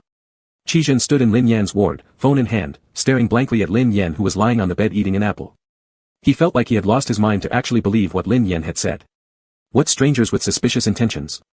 What about not reporting because of being an actor? And what about being alone and unable to fight off a chicken? All lies. Qi Zhen turned around to leave, while Lin Yan remained leisurely. Is Dr. Qi's research topic about comatose patients? Qi Zhen paused, realizing that Lin Yan already knew. Actually, seeing Lin Yan was accidental. His mentor's wife had something urgent come up and asked him to just record Lin Yan's various physical data for a routine checkup. But when he saw Lin Yan, there was this subtle feeling as if this person was something precious he had left behind. Once he saw him, his eyes couldn't move away, nor could his feet. Even Qi Zhen found it hard to believe himself. After leaving the ward, thoughts of Lin Yan often came to his mind, concerns frequently arose, and a sense of unease always lingered, making him want to visit just to calm the turmoil in his heart. These things, however, he wouldn't speak of. Just curious. Curious enough to come so many times. So curious. Are you still curious now? Isn't Dr. Qi interested in following up on the recovery progress of a comatose patient? Qi Zhen looked at him silently. Lin Yan sighed, do you really have to stand so far away? Standing over there, everyone outside can hear me. Do you want us to make headlines together? Qi Zhen moved closer to the bed. In the middle of the night, you tricked me into coming here and then started rambling. Are you trying to offer yourself to me? Qi Zhen's tone was unfriendly. Lin Yan was surprised by his straightforward words. He patted his own legs, saying, I'm not that eager. Getting up would probably be quite dull right now. The veins on Qi Zhen's forehead bulged. This afternoon, does the man in your room know what you've been telling me? Lin Yan panicked, of course not. Qi Zhen's expression darkened. If my brother finds out, he'll definitely transfer me to another hospital. Brother? For a moment, Qi Zhen's face went blank. Upon reflection, the two did seem somewhat similar in appearance. So he was Lin Yan's brother. That explained their familiar demeanor and tone. Lin Yan looked earnestly at him, I want to pursue you. I truly like you. The frustration that had been building inside Qi Zhen since the afternoon disappeared instantly. His heartbeat quickened. I've only met you once. So what if I've only met you once? I can't agree to that. Lin Yan felt a bit disheartened. Qi Zhen added, but I am indeed interested in the case of comatose patients. Lin Yan smiled, his eyes curved happily, then I'll trouble Dr. Qi to help. I'll do my best to cooperate. All right. Lin Yan didn't understand why Qi Zhen suddenly agreed. It didn't matter. What mattered was that Qi Zhen agreed. The next day, among the doctors who came for rounds was Qi Zhen. Dressed in his white coat, standing among a group of middle-aged male doctors, he was exceptionally handsome. After other doctors finished checking Lin Yan and left, Qi Zhen stayed behind to be responsible for giving Lin Yan an injection. Holding the medication from the tray, Qi Zhen asked, can you turn over by yourself? Will you give me an intramuscular injection in the buttocks? Yes. Of course, stimulating leg nerves required a buttock injection. Lin Yan flipped over like a paraplegic patient using his hands with great effort. I don't have the strength to flip back over. Can you help me flip back after this? Sure.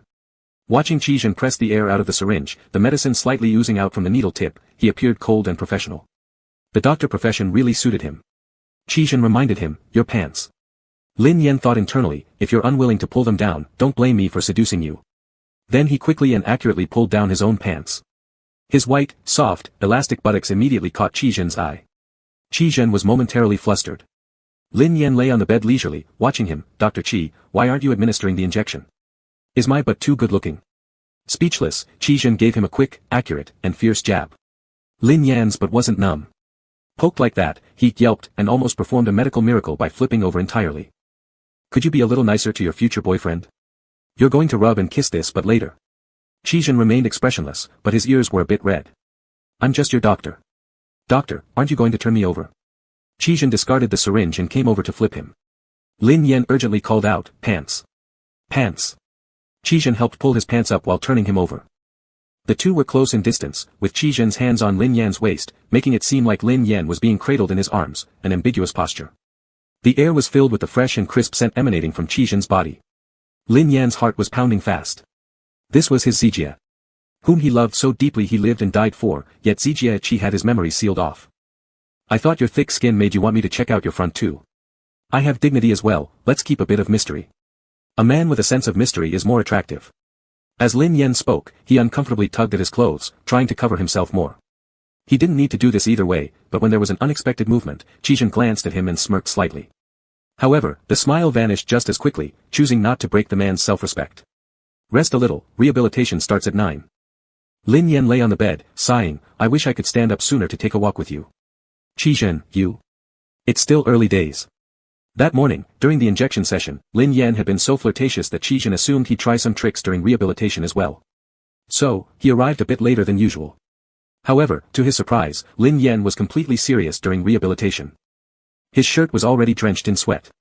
The perspiration running down his forehead stung his eyes, so he closed one eye, both hands gripping the horizontal bar, taking steps forward slowly. Qizhen stepped forward, wiping the sweat off his face. Rest a moment. Wanna finish walking? Qizhen did not say no, merely staying by his side, occasionally wiping his sweat again. When they finally finished, Lin Yan felt somewhat drained but didn't dare release his grip on the bar for fear of falling. Looking at Qizhen, his red eyes from the sweat stinging silently seemed to be asking for a hug. Qizhen steadied him, helping him sit on the nearby sofa. A caregiver came forward to massage Lin Yan's legs and loosen the muscles. Qizhen twisted open a bottle of water and handed it to him. Lin Yan drank a large gulp, easing his own breathing. The rehabilitation room was brightly lit. Qizhen sat nearby, holding the air conditioner remote control, adjusting the indoor temperature and wind settings. His profile was sharp and handsome. When he noticed Lin Yan's gaze, he lightly turned toward Lin Yan. With that one glance, Lin Yan felt like his heart was grabbed and wriggling around inside by Qizhen. He extended his hand. My hand is shaking. Qizhen supported his hand. It was trembling in his palm. This was a normal phenomenon after overexertion, which would ease after a short while. Just as Qizhen was about to explain, the normally trembling hand acted abnormally, tickling him slightly and grabbing onto his hand. Using the excuse of a medical examination, Lin Yan openly took advantage of the situation to touch Qizhen inappropriately. Chapter 121, Modern Era, 06. Doctor, is there anything wrong with my hand? He's still pretending. Qizhen moved his palms slightly and entwined their fingers together briefly while maintaining a calm expression. Hold my hand like this. For a moment, Lin Yan couldn't distinguish who was teasing whom. But the hand extended to him could not be refused. Lin Yan held his hand. Qizhen said in an official tone, gripping ability appears normal. Use more force. Lin Yan tightly squeezed Qizhen's hand. His heartbeat quickened accordingly. It felt as if he wasn't gripping Qizhen's hand but clutching his own heart. He tried to see some playful intent on Qizhen's face, but it failed. His exquisite features, even the slight crease between his eyebrows seemed enticing, yet remained serious. Qizhen studied their intertwined hands like a research subject. He suspected that Qizhen was teasing him, but had no proof.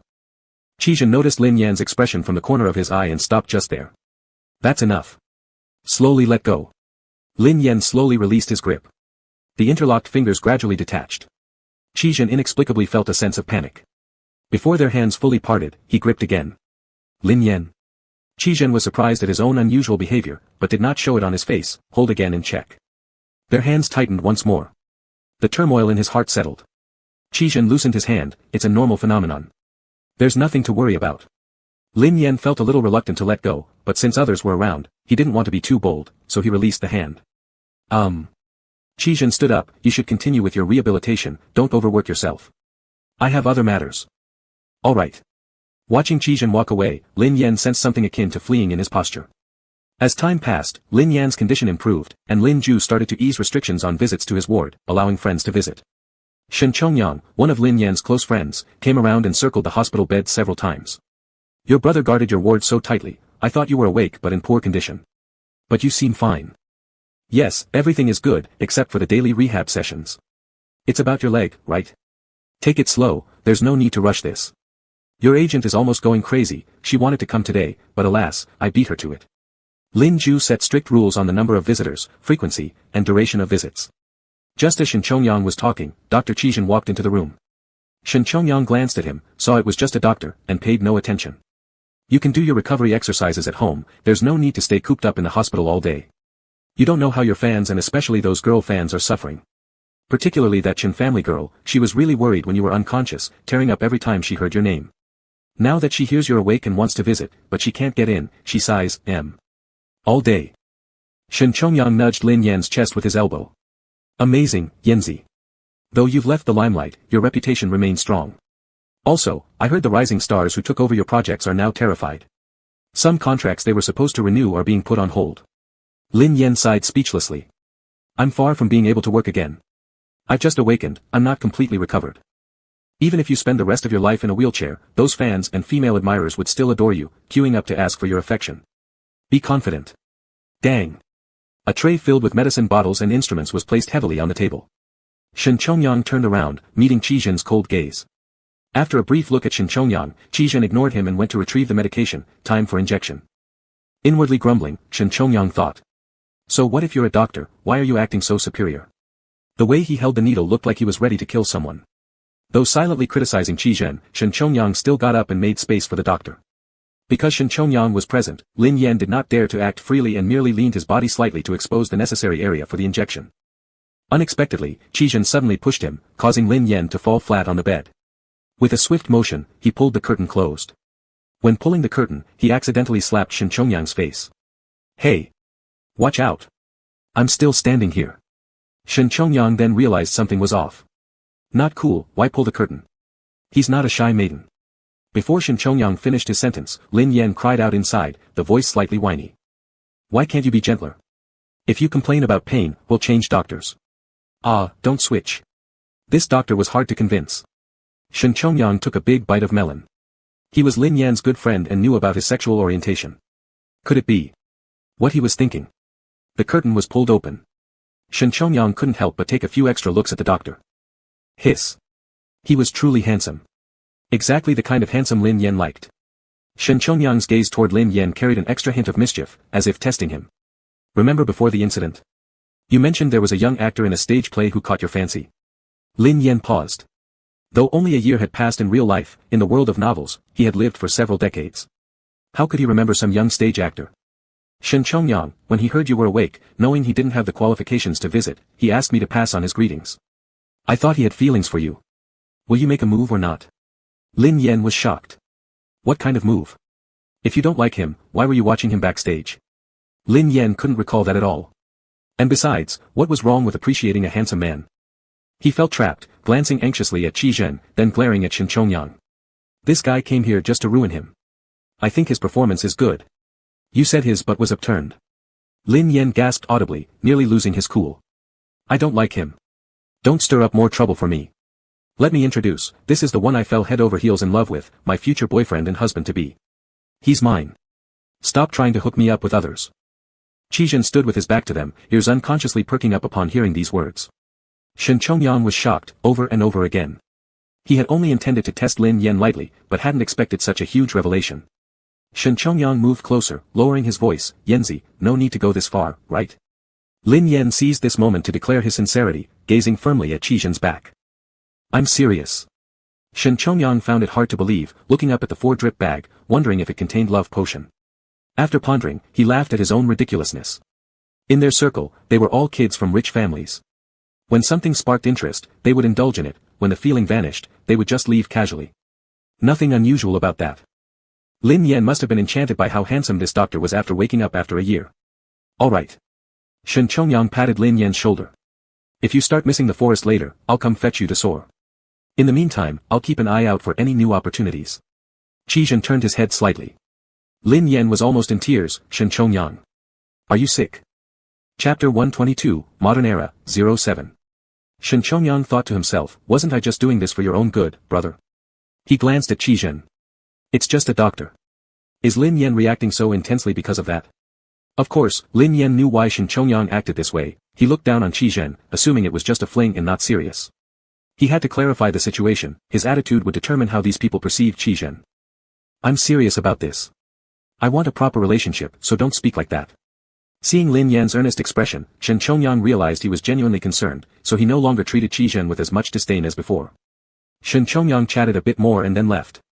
Qi Zhen stepped forward, lifting Lin Yan onto the wheelchair and taking him to rehabilitation. I think I need to explain again, I really have nothing to do with that young actor. As Qi Zhen pushed him from behind, Lin Yan couldn't see Qi Zhen's face, nor the gaze landing on the back of his neck. There was a tiny, white segment of his neck with a small red mole.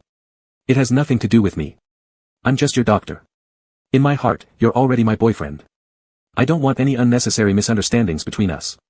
A faint smile tugged at the corner of Qi Zhen's lips as he wheeled Lin Yan into the rehabilitation room. I still have something else to do. Then go ahead.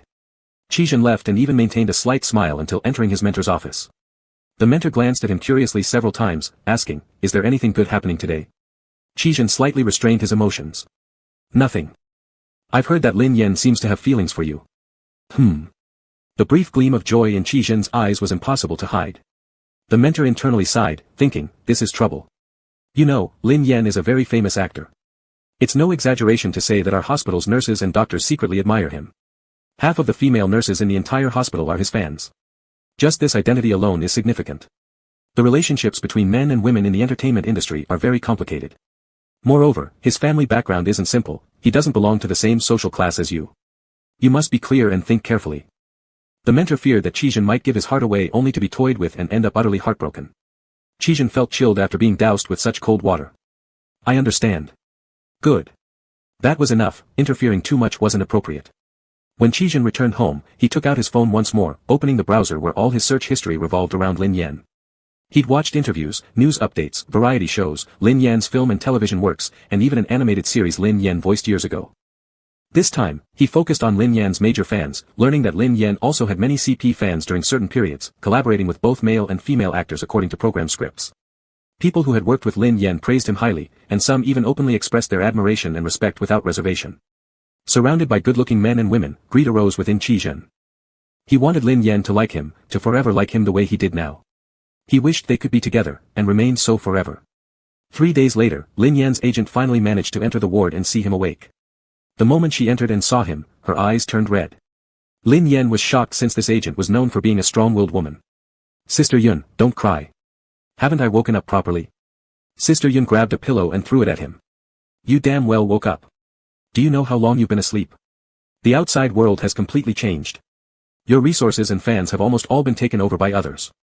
Though Lin Yan currently seemed to have high heat, giving off vibes of an elder returning to the industry, he actually had few concrete opportunities due to his physical condition. Because of his health, neither advertisements nor commercial endorsements were confirmed. Simply put, he had nothing. How's your body? Can you return to work now? Lin Yan was startled. Just now, she seemed ready to cry when seeing him, but now she wanted him to start working immediately. I don't think I can. He didn't want to work, he wanted to lay low. Then let's cut to the chase. There was no escape, was there? You currently can't take on jobs, but you can be more active on Weibo and let the fans know about your recent situation. Keep your heat going. I'll try to get you some work that you can handle. Lin Yan nodded, remembering something important. I'm in a relationship. Sister Yun was considering what kind of job Lin Yan could handle when she heard this statement. Without much thought, she absent-mindedly replied with an aha, before realizing what he said. She abruptly raised her head. What did you say? I'm in a relationship. You were single before you came to the hospital, but now you have a partner after lying in bed for over a year? It might be hard to believe, but it's true. Yun didn't believe him. Who is it? As if on cue, just as Lin Yan mentioned his lover's name, Chijin happened to walk in. Lin Yan immediately turned toward him, his eyes sparkling with delight and a smile lighting up his face. He looked like a complete love fool. Following Lin Yan's gaze, Yun also perked up. How handsome. His good looks, his physique, and his dignified demeanor made quite an impression. Yun even thought of signing him for representation. Dr. Chi. Here to check up. Chijin gave a quick examination, wrote some notes in Lin Yan's medical chart, and then left without a word. This left Yun still a bit excited. Him. Aha. What about his family background? Don't know, haven't asked. You haven't even inquired about your partner's family background? Why would I? I'm dating him, not his family. We've only just started. How far has it gone? I'm pursuing him. Yun was so frustrated she could punch something. She'd been thinking, if his background wasn't too fancy, they could try pulling him into show business. Judging by this doctor's physique alone, he had star potential. He seems very aloof, a bit cold, and doesn't appear particularly interested in you. He sounds hard to pursue. You really like that type? You wouldn't understand, but I specifically like this kind of indifferent attitude. Yun looked at Lin Yan as if he were intellectually challenged. Are you sure your brain hasn't rotted from sleeping too long? Not at all. I simply like him. What's wrong with that? Anyway, everything about Chijin suited him perfectly, it was entirely his own choice. Nobody else had any say in it. This left Yun speechless. Idiot. Lin Yan's eyes widened. Why are you cursing me? Guys like him, they're quiet as tombstones, might look good from afar, but as a boyfriend? You should go home and hug ice cubes for all the warmth they'll give you. Have you ever seen such a handsome ice cube? Don't think I missed how you checked him out earlier, with a ravenous wolf-like stare. Were you thinking of signing him? You're already lusting after him yourself, yet you criticize me. This is totally different between us. How is it different? We can't see eye to eye on this. You and I will never see eye to eye. The two argued fiercely in the room, their faces flushed red with frustration. Neither noticed a piece of white clothing lingering by the doorway. Chapter 123, Modern Interlude, 08. Hard work pays off. After a period of training, Lin Yan finally stood up. He could leave the wheelchair behind and slowly walk with crutches. Lin Yan's first long-distance walking challenge was from his ward to Dr. Chijin's office. He walked intermittently and by the time he arrived, he was drenched in sweat. Look, I can go for walks with you now. Dr. Chijin gazed at him, his heart swelling with emotion. I feel like I won't be able to make it back. Can I rest here a bit? Dr. Chijin stepped forward, helping him to the seat, crouched down, grabbed his leg, and began to massage it on his thigh. Dr. Chi, are you this considerate to all your patients? Dr. Chijin recalled what Lin Yan had said to his agent in the ward. Just likes those who ignore people until they care. More or less. Lin Yan said, my brother said he wants to take me home. Dr. Chijin's movement slightly paused for just an instant that went unnoticed. Lin Yan had been hospitalized for a long time. Now, he already could rely on crutches to walk and soon would be able to use only one crutch. In due course, he'd regain full independent movement. As good as the hospital conditions might be, nothing compared to being home. Dr. Chijin stood up. Understood. So, I want to ask you, can I lure you back home with me? Dr. Chijin was still in his doctoral program and didn't officially work in this hospital, which made luring him home quite feasible. Working as his private doctor would also count as solid experience to add to his resume. Of course, my brother will pay you. If you agree, I can help negotiate for more compensation. Dr. Chijin sat back in his chair. Not wanting to part ways. But if he just nodded without hesitation, wouldn't it seem too eager? Dr. Chi, promise me, please. Without you, I can't eat, can't drink, how am I supposed to get better? Dr. Chijin looked at him. Once again, Lin Yan begged him, and after some apparent reluctance, Dr. Chijin reluctantly nodded. Lin Yan's discharge was a major event. Inside the ward, the Lin family could still maintain control. But once outside that hospital building, things became much harder to manage. Who knew how many cameras, paparazzi, or fans were lurking, both openly and covertly? There were already plenty of rumors and speculations about Lin Yan's condition circulating online. Some even deliberately tried to prevent his comeback by claiming Lin Yan had turned into an ugly person. In a sense, this discharge counted as his return to the public eye. Thus, before leaving the ward, Lin Yan insisted on dressing up nicely. Yun agreed, calling in a stylist to tidy up Lin Yan. Simple yet clean, his youthfulness was highlighted, along with an indescribable aura of quiet resilience despite his illness. When Dr. Chijin entered the room, he momentarily froze before his brows furrowed. He was dressed too well, it would attract attention. Yun noticed Dr. Chijin's reaction and tried to play matchmaker. What does Dr. Chi think about our Yan Yan's outfit? Doesn't it look great? Dr. Chijin shifted his eyes away. It doesn't look great. Lin Yan was startled, quickly searching for a mirror. What? It doesn't look good. Yeah, it doesn't look good, Dr. Chijin affirmed once more. Yun paused for a moment before saying, ignore him, straight men don't know style. You're going out in this, and I guarantee the screaming outside will shake the whole hospital. Yun wasn't exaggerating. From the moment Lin Yan stepped out into the sunlight with his crutches, the screams never ceased. Fans cried out, shouting endearing names at him. Lin Yan waved happily to them before getting into the car. Dr. Chijin gave him a light push, his tone cold. Get in the car. Oh. Lin Yan obediently got in the car. As the car passed through the crowd, Yun purposefully lowered the window so Lin Yan could greet the fans outside. Before the car had driven 200 meters, Yun saw Lin Yan had already trended on the hot search, with multiple trending topics. Lin Yan discharged. 1 year later, still the looks king. Has time reversed on Lin Yan? Yun checked it out, finding the comments section filled with live chatter from users praising Lin Yan's looks, lamenting over his state, and hoping he would return. This debut performance was flawless. As Yun continued browsing, she found someone mentioned Dr. Chijin. Yan Yan's side doctor is handsome too. Though why is his face so sour? The doctor is gorgeous. But what's his problem? Why must he walk beside Yan Yan? I can't see my husband anymore. Yun glanced at Dr. Chijin through the rearview mirror. Wow. Indeed, his face looked quite sullen. Holding her phone, Yun asked, many insiders have asked about your situation. They wondered if there's any plan for a discharge celebration. Lin Yan smiled, my leg is still crippled, so why have a gathering? Sister Yun agreed, it's better not to. You should rest well. They just want an excuse to check on your condition, and if they can't get close to you, at least they'll catch a glimpse of you. And there were others with ill intentions, wanting to see exactly how Lin Yan was doing so they could adjust themselves for his comeback. Sister Yun, your official comeback is already set, it's the company's commercial gala. The agent's thoughts were aligned with Lin Ju's, no profits going to outsiders. For this first big wave of attention, the money should go to their own company. Moreover, since Lin Yan's accident, various endorsements had gradually shifted to others. Only the Lin family remained steadfast, Lin Ju having insisted throughout that only Lin Yan would represent them, they never signed anyone else. Lin Ju added, direct all your follow-up arrangements to me. For the first comeback, Lin Ju took it very seriously, as he didn't trust others with this.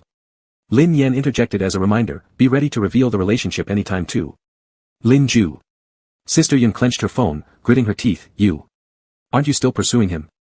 Leaning back against the chair, Lin Yan continued, if we're in the pursuit period when exposed, I'll take full responsibility.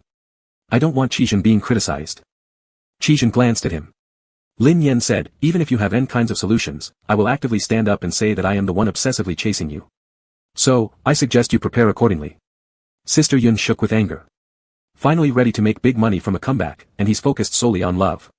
Sister Yun turned to Lin Ju, is there some sort of love gene in your family? Lin Ju quickly denied it, no, it's just him. Lin Yan paid no attention to the complaints of the two people, moving slightly closer to Qizhen, you don't need to worry, I won't let them interfere with your life. I'll protect you. Qizhen's heart rate increased. Hastily, he moved his gaze away, afraid that something might be revealed in their eye contact. He must stay aloof. But how to express aloofness? If you don't bother me, my life will remain more peaceful. The front of the car fell silent. The air inside the entire cabin seemed to freeze. Lin Ju frowned, displeased. Although it's his younger brother who's obsessed, he is overly protective. To him, Qizhen is simply being disrespectful.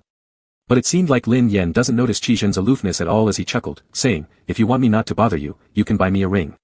Sister Yun. She underestimated just how thick-skinned this kid could be. Qizhen refused, no, I won't buy. Without even confirming the relationship, he wanted a ring. That's unacceptable. Qizhen, aloofness, I must remain aloof. Chapter 124, Modern Era, 09. Sister Yun had envisioned countless times what Lin Yan would be like if he ever fell in love, and what kind of response measures should be taken. But she never imagined that Lin Yan could be so lovesick. In her eyes, Lin Yan was always the one who stayed calm, but how come he got all worked up because of Qizhen? Already a personal doctor who sees Lin Yan every day, they also exchange messages and make phone calls from time to time. Lin Yan even thought about baking desserts at home for Qizhen to eat. Damn, she had really opened her eyes. If you keep staring at your phone waiting for him to reply, I'll confiscate it. You won't get it back tonight. Lin Yan trembled, feeling the fear reminiscent of being under the control of a head teacher during school days. Sister Yun, once you step out of the car, that will be your battlefield. To prepare for today, Lin Ju specially made Lin Yan a wooden cane that was exquisite, luxurious, and low-key, and also gave Lin Yan his treasured watch. Instantly, Lin Yan transformed into a domineering tycoon with an aura stretching 2.8 meters, overshadowing the other celebrities who were going to attend the business banquet. There was a constant flow of people coming over to greet him. Photos from the banquet were continuously leaked online as per Lin Ju's instructions to the manager, putting Lin Yan consistently on the trending list and dominating the charts. This wasn't just a business dinner, it was an unprecedented comeback gala. Sister Yun held her wine glass and lowered her voice, have you seen that person on your left? The one who's been looking at you. Just as Lin Yan was preparing to take out his phone, hearing this, he turned his head to look. He met gazes with the person exactly at that moment. Smiling, Lin Yan raised his glass slightly. The other party hesitated for a moment, turned their face away, and ignored him. Sister Yun, did you see that? That person didn't even acknowledge you. Xiao Shanyu, backed by One Entertainment, is your biggest rival in your comeback.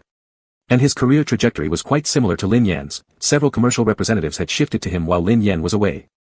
Lin Yan put down his glass and covertly took out his phone again, I've never seen him before. He became famous 6 months ago due to a web drama. At that time, Lin Yan was still dormant. Oh.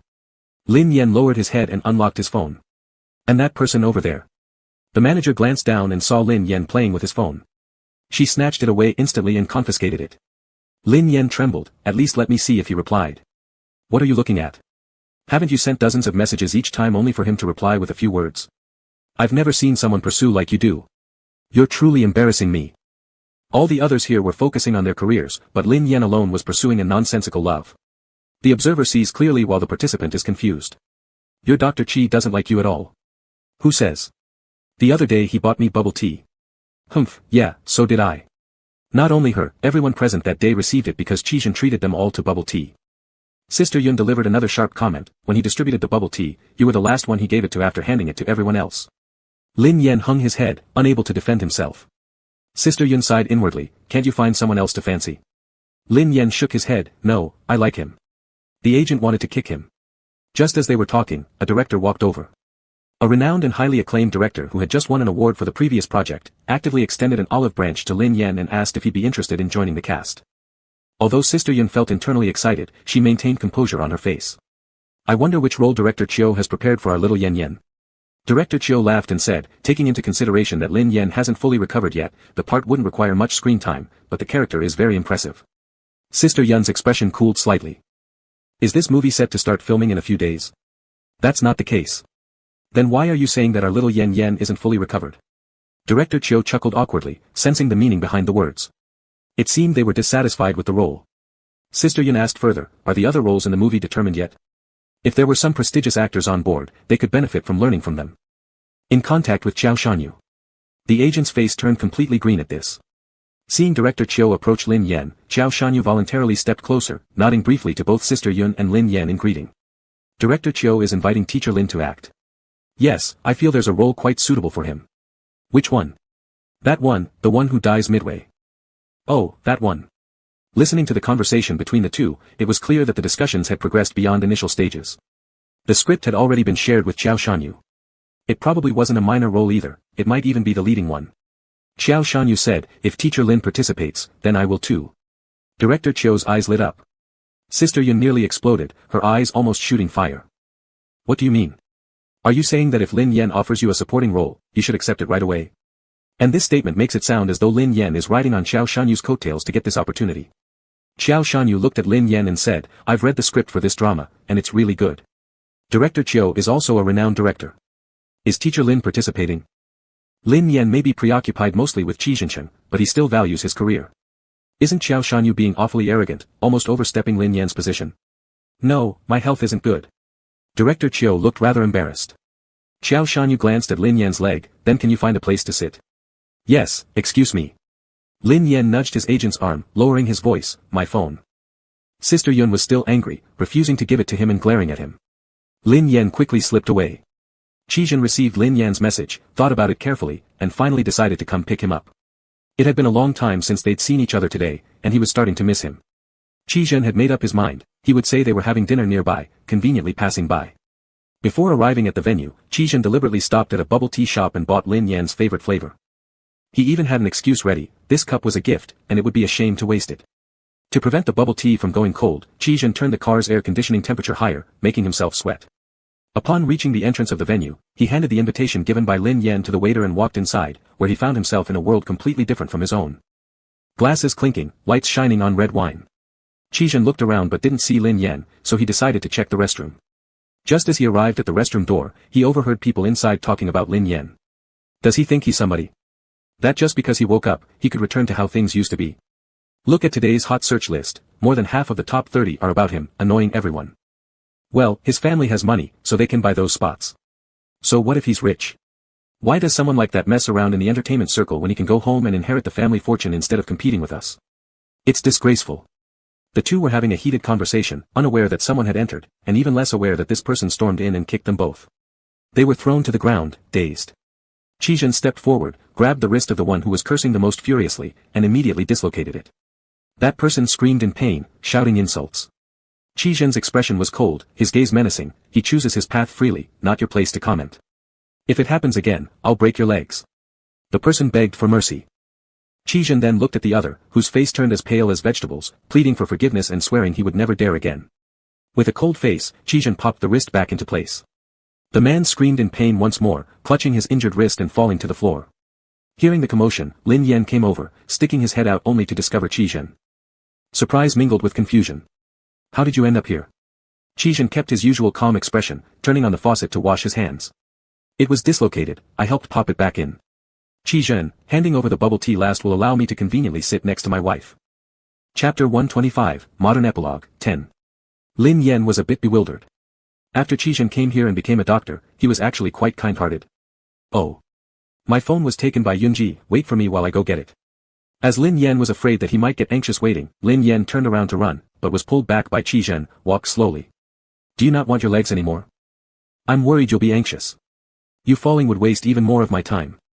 Lin Yan's heart sank a little as uneasiness surfaced on his face, but his voice remained steady, as if devoid of any emotion, I fell myself, so I won't blame anyone else. Qi Jin had a tight expression on his face, looking like he was angry. After Lin Yan said this and left, Qi Jin felt frustrated. This was the second time. The second time he had said harsh words. How should he grasp this balance so that Lin Yan doesn't feel upset, yet likes him even more? Qi Jin was extremely bothered. The person inside the toilet was in such pain they gasped for breath, yet Qi Jin angrily glared at them anyway. The two people inside quickly calmed down, afraid to even move. After standing there for a while, frustration mingled with a touch of sweetness within him. Lin Yan was affected by his words, which could prove that Lin Yan liked him. Qi Jin felt his feelings might be somewhat abnormal, but he didn't know how to correct them, and he even feared correcting them, because he was scared that even a small misstep would lead the other person astray into the colorful world outside. The things we can't have are always the best. Lin Yan retrieved his phone and followed Qijin outwards. The two walked silently. What I just said wasn't what I meant. Lin Yan took a moment to think about which he was referring to, then reacted with delight and a bright smile. Are you worried about me? Qijin concealed it and said, I'm a doctor who cares about the patient's conditions. But that still means you care about me. Qijin didn't respond. Lin Yan slowed down his pace. Doctor, walk slower. Your patient needs to walk slowly. Qijin then slowed down. Behind them was the conference hall filled with handsome men and beautiful women, where wine glasses clinked and people exchanged pleasantries. But they were walking in the quiet night. The night seemed to amplify the emotions hidden deep in their hearts. Occasionally, Lin Yan's hand would brush against the back of Qijin's hand. Qijin noticed, his fingers curling slightly in nervous anticipation of a grip that never came. But Lin Yan did not take his hand. With so many people behind them.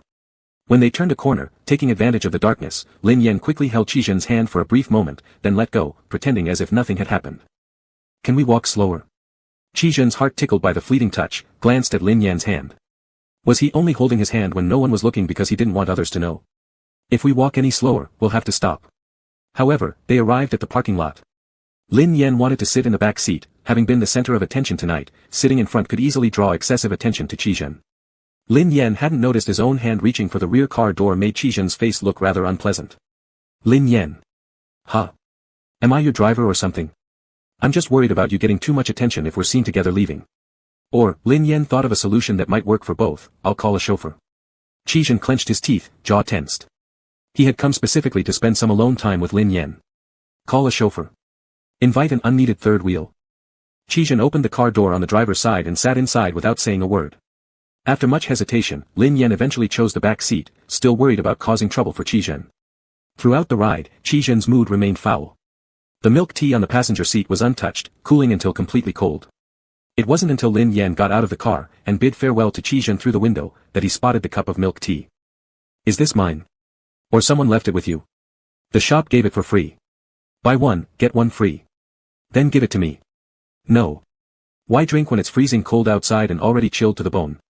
Without mercy, Qijin raised the car window a bit higher but paused, thinking of something, then stopped and looked at Lin Yan from inside the car. If you're so afraid of giving me trouble, then why did you approach me in the first place?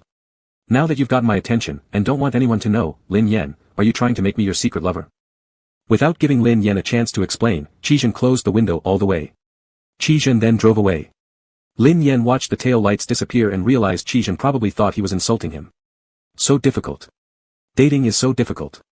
As Lin Yan walked into the house, he sent a message to Qijin on his phone to explain. No reply came. Lin Yan scrolled up and found almost all the messages were sent by him.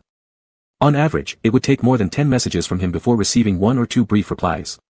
The system must have targeted Qijin's personality, intentionally proposing to erase his memories to torment him. Damn scumbag. Lin Yan made a full comeback, causing joy among his fans. After his comeback, there were numerous work arrangements, but not too heavy. Many scripts flew in, and his first work after coming back was crucial, so careful selection was necessary.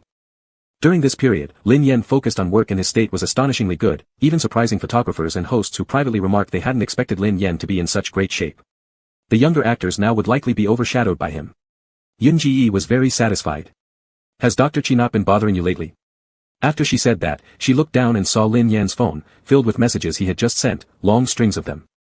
Forget she ever asked. As long as Lin Yan worked hard and cared about his career, she could ignore matters of love. Just now when we were taking photos, everyone from the neighboring set came over to see you. That little kid has reached the top tier, yet his expression management is still so poor, jealousy and disdain written all over his face. You keep this momentum up and return to your peak. Lin Yan nodded, don't worry, I'll definitely make a huge comeback. It's good to have confidence. Lin Yan hummed an acknowledgement. Next was a live stream session. Lin Yan's live stream had high popularity, and for the first 10 minutes, there were constant glitches, with the technical team frantically fixing things until the stream finally stabilized. Then Lin Yan said into the camera, I think the biggest gain from my illness was finding someone I like. The live stream immediately exploded. And went dark. Though the screen was blacked out, voices could still be heard. It was his manager roaring, what the hell are you saying? Are you trying to die? Yun Ji, let's talk calmly. Don't hit me. Don't strangle my neck. Ah. Fans, unsure whether to feel sad for themselves or worried about their idol. In the hospital stairwell. A sudden bang sound echoed, as if someone had collided with a door. The little nurse cautiously pushed open the door and found Qi. His forehead was red from where he had collided, and his phone lay upside down against his chest. Though the screen was hidden, voices could still be heard. "Don't strangle my neck."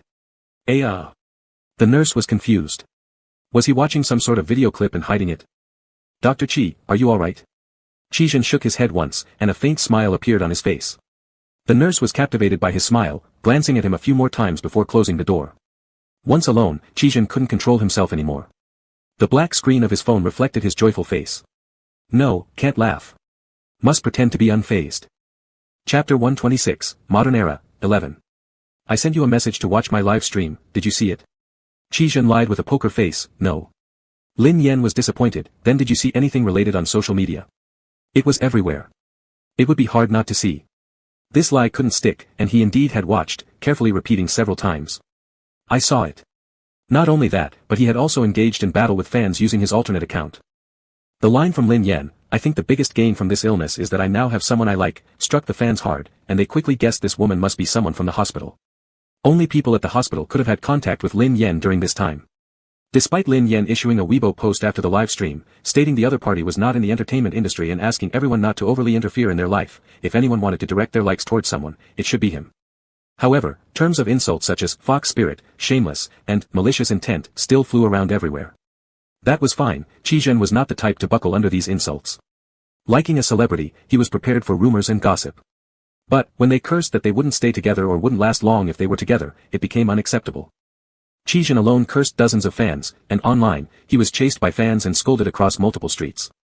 On the homepage of his alternate Weibo account, he posted over 100 updates, "They will definitely stay together, long-lasting, they are true love." He'd rather die than delete them, letting them yell whatever they want. I heard Sister Yun say some paparazzi went to the hospital.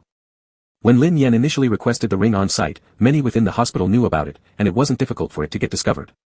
But, they didn't believe it. They didn't believe it was so easy to find out, nor did they believe Lin Yan liked a man. "I've never thought about hiding you away, and I've never thought about having you as my secret lover." Inside, Qi felt elated but remained calm outwardly. "It might affect your career. You were too impulsive. I think it's more important for you to know how I feel about you." As Qi looked into Lin Yan's earnest and clear eyes, seeing his own reflection there, he realized his baseness. Because he wanted to be loved even more, he controlled his feelings, making Lin Yan put himself forward. Because he wanted to step out into the light, he intentionally got mad over small things. One could say that the current situation was entirely guided by him. Qi himself didn't know when guiding it would make him completely satisfied and stop. In front of him, greed continued to grow. Qi reached out, gently caressing Lin Yan's neck based on memory, lightly stroking that red mole. Meeting his pure gaze, he induced-like questioned. "What are your feelings? I like you. Is it just liking?" Qi pinched his neck, "Do you only like me?" "Yes." He was like a devout believer. "Lin Yan, can I trust you?" He was asking him, yet it seemed more like he was questioning himself. "Sure." Qi clearly heard his own heart racing inside his chest cavity. "Come with me." Lin Yan didn't ask where Qi was going to take him, just followed along. He could now walk without crutches, though if he went too fast, it would be somewhat uncoordinated. If he walked slowly, no one would notice anything. The housekeeper saw the two coming down the stairs, assuming the doctor was leaving and came forward to see them off. Lin Yan waved a hand, "We're going out for a while." Lin Yan slowed down, widening the distance between himself and Qi, lowering his voice to the housekeeper, "I may not come back tonight, so don't prepare dinner for me." "Housekeeper." After saying that, Lin Yan excitedly walked out, obediently sitting in Qi's passenger seat this time. The car drove on the road. Lin Yan was both nervous and anticipatory. "Where are we going?" "My place." Lin Yan was ecstatic. "Housekeeper, you really don't need to prepare my dinner tonight." Qi turned into a residential area, "This neighborhood is rented by me." "Aha. This place has a mix of people, let's enter through the underground parking lot." "Aha." Qi looked at him, not understanding why he suddenly became so obedient and excited. This neighborhood where Qi lived was indeed, as he said, mixed and very ordinary. The underground parking lot was also quite dim. But still, Qi took out a hat, placed it on his head, pressed it down slightly, before taking him to board the elevator. Elevators typically stopped on the first floor when exiting the underground parking lot. Fortunately, this time it didn't stop, which made Qi sigh in relief, until unexpectedly, the elevator stopped at the third floor. Lin Yan hastily turned to face the wall. 2 or 3 children came in from the third floor, probably coming down to play at someone's house. After a while, the elevator stopped again at the 5th floor. Lin Yan closed his eyes, feeling a bit desperate. The elevator doors opened, revealing two young girls outside. Qizhen suddenly turned and leaned his hand against the elevator wall, trapping Lin Yan in the corner, lowering his head as if talking to him. With two tall men already drawing attention inside the elevator, when the two girls saw their posture, they exchanged glances. Excited. But then they dared not look anymore, afraid of disturbing them. Lin Yan had never imagined in his entire life that he would be pinned by Qizhen in a crowded elevator, with his heart thumping wildly. So stimulating. Qizhen went all in for his performance, whispering to him, "You don't need to change shoes once we get inside." Afraid of being heard, Lin Yan didn't speak, just nodding. Qizhen lowered his gaze, looking at the person almost in his arms, as both love and desire surged within him. He had brought Lin Yan over here intending to make him understand himself better, to clearly see the gap between them, yet he forgot what could happen when you're alone in a confined space with someone you like. The elevator stopped twice more, and the two girls and the children had all left. Qizhen stood with Lin Yan at his doorstep, unlocking the door. "This is the rented apartment I live in. My parents passed away early, so I worked part-time while studying, relying on scholarships to get where I am now. The car is second-hand. Lin Yan, this is my life. If it weren't for me, you might never step foot into such a neighborhood in your lifetime. Even going upstairs required covering up everything carefully. And when going downstairs later, it would still need extra caution." Lin Yan cursed the system inwardly. 100 tasks. Couldn't even give Qizhen a slightly better family background. At least have fully functional parents. What garbage. Lin Yan walked into every room to take a look. It was a two-bedroom apartment with an independent bathroom, one kitchen, small in size, and not even as large as his own bedroom. Once again, Lin Yan mentally cursed the system. "I've seen everything. Qizhen, leading me here to see your home, can I interpret this as you wanting me to see all of you, that you've taken a liking to me?" Qizhen said nothing. Sometimes Lin Yan was sharp enough to scare people. "I just wanted you to see more clearly, to think it through. When I left the house, all I thought about was spending the night with you, rolling around on the bed, without considering whether it would be a hotel, a villa, or a rental apartment." Their eyes met, as if electricity flowed between them. Qizhen turned away, saying, "I didn't buy condoms." Lin Yan's cheeks heated up. "You know my health condition, I'm very healthy, and there's never been anyone else. You should not have had anyone either, right?" This meant they wouldn't wear anything. Suddenly, Qizhen's heartbeat quickened, his hand hanging by his side tightened, and his voice became hoarse when he spoke. "I haven't agreed to you yet." Lin Yan chuckled softly, stepping closer to him, his eyes seemingly enchanting. "Qizhen, do you realize that sentence should have been said first? You should say, 'I haven't agreed,' before saying, 'I didn't buy condoms.' That would be the normal order for rejecting someone." Chapter 127, Modern Times, 12. Qizhen's breathing lost its rhythm, and his heartbeat went out of control. Lin Yan quickly kissed him on the lips, with eyes shining brightly like a little fox who had stolen some candy. He pulled away, acting as if nothing had happened. "This neighborhood of yours is indeed not very good. Soon it will be time for people to get off work, and there will be more people in the elevator. It should be safer for me to leave in the middle of the night." A grandiose excuse, but he just didn't want to leave. Qizhen didn't want him to go either, so he pretended not to understand the deeper meaning in Lin Yan's words. He used the ingredients from the fridge to make 2 bowls of noodles. Not long after dinner, Lin Yan rested. Seizing the opportunity when Qizhen was taking a shower, Lin Yan boldly lay on the big bed in the master bedroom. When Qizhen came out, he saw the person lying in bed. Asleep.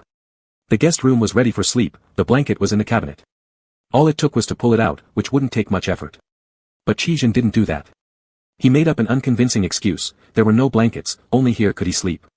Then he got into bed with that bit of secretive thought, keeping a certain distance, watching Lin Yan for a while. Yet, all this still seemed like a preposterous dream. And he had a sense of déjà vu, as if watching Lin Yan sleeping like this wasn't the first time. He couldn't figure out where this feeling came from. But he felt calm and sweet. At 5 o'clock in the morning, it was still pitch black outside. But Qizhen couldn't see because the curtains were tightly drawn. They hadn't realized who moved during their sleep at night. When Qizhen woke up, Lin Yan was in his arms, hugging his waist tightly.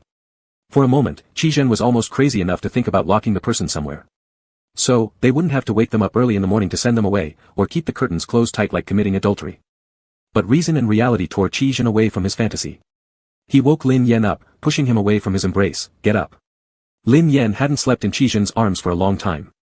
When he sat up, his eyes still closed, he greedily tried to snuggle closer. Mornings are times when things easily happen, and Qizhen had just had that mad thought again. He lowered his voice, warningly, "Lin Yan." Reluctantly, Lin Yan got up.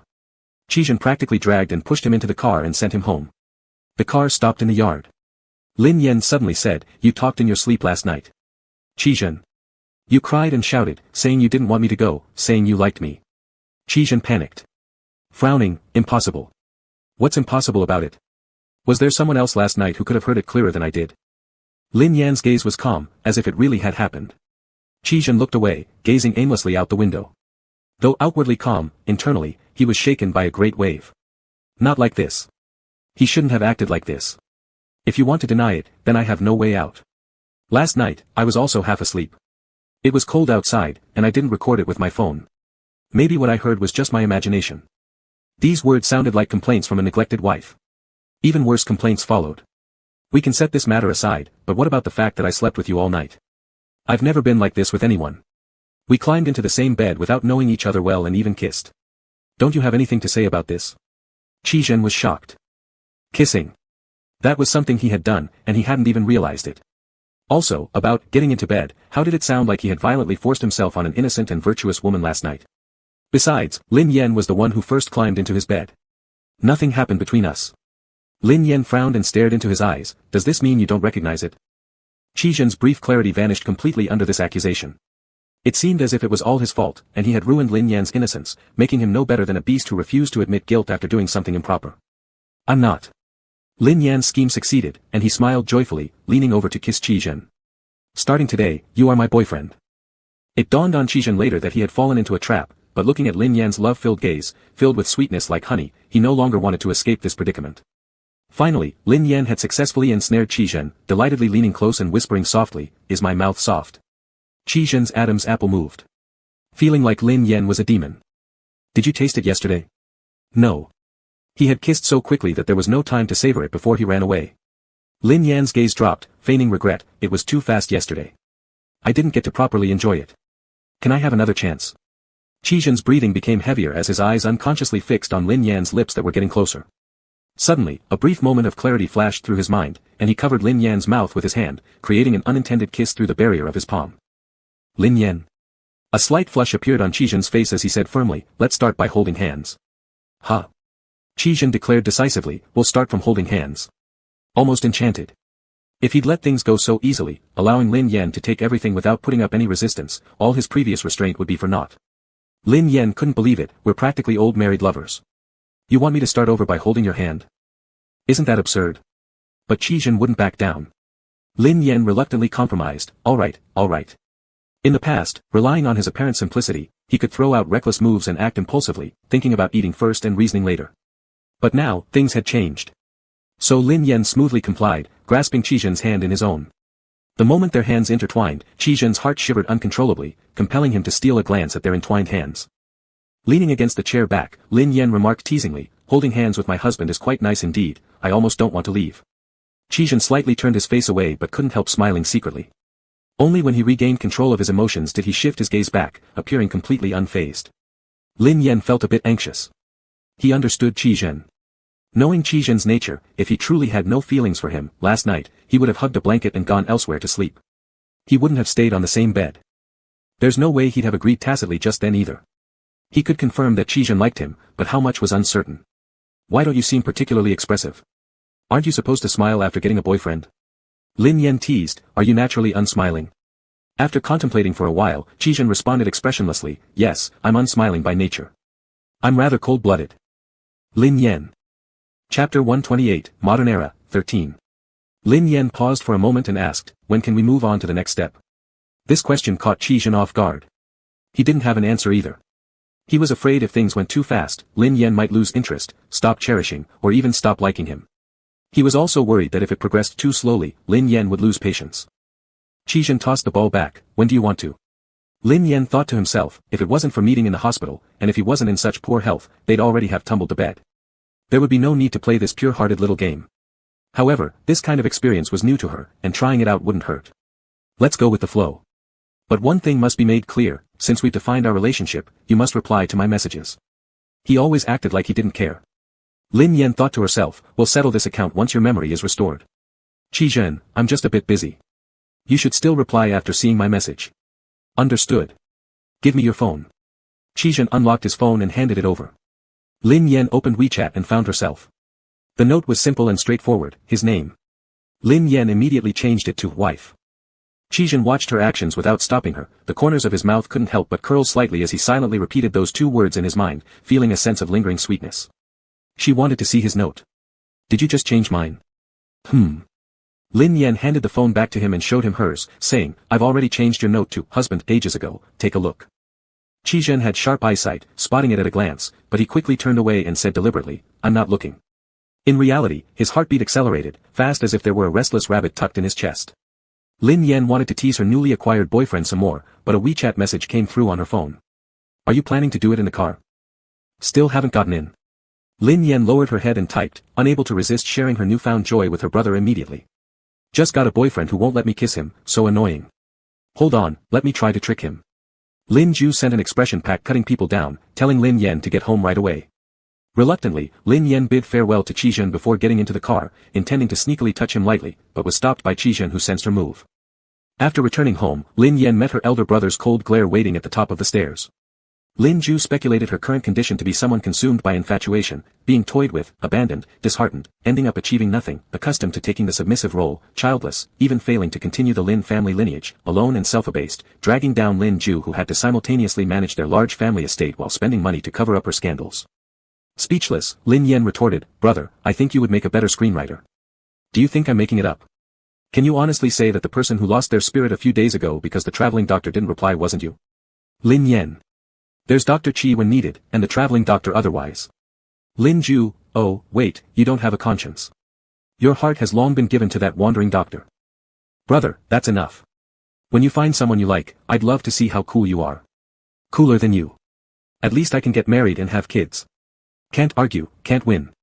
Lin Ju served the brewed coffee, it looks like you're completely under his spell. Not necessarily. Wait till I get him under my control, and watch me settle accounts with him. Lin Ju gave 2 cold snorts showing disbelief, then left for work after finishing his coffee.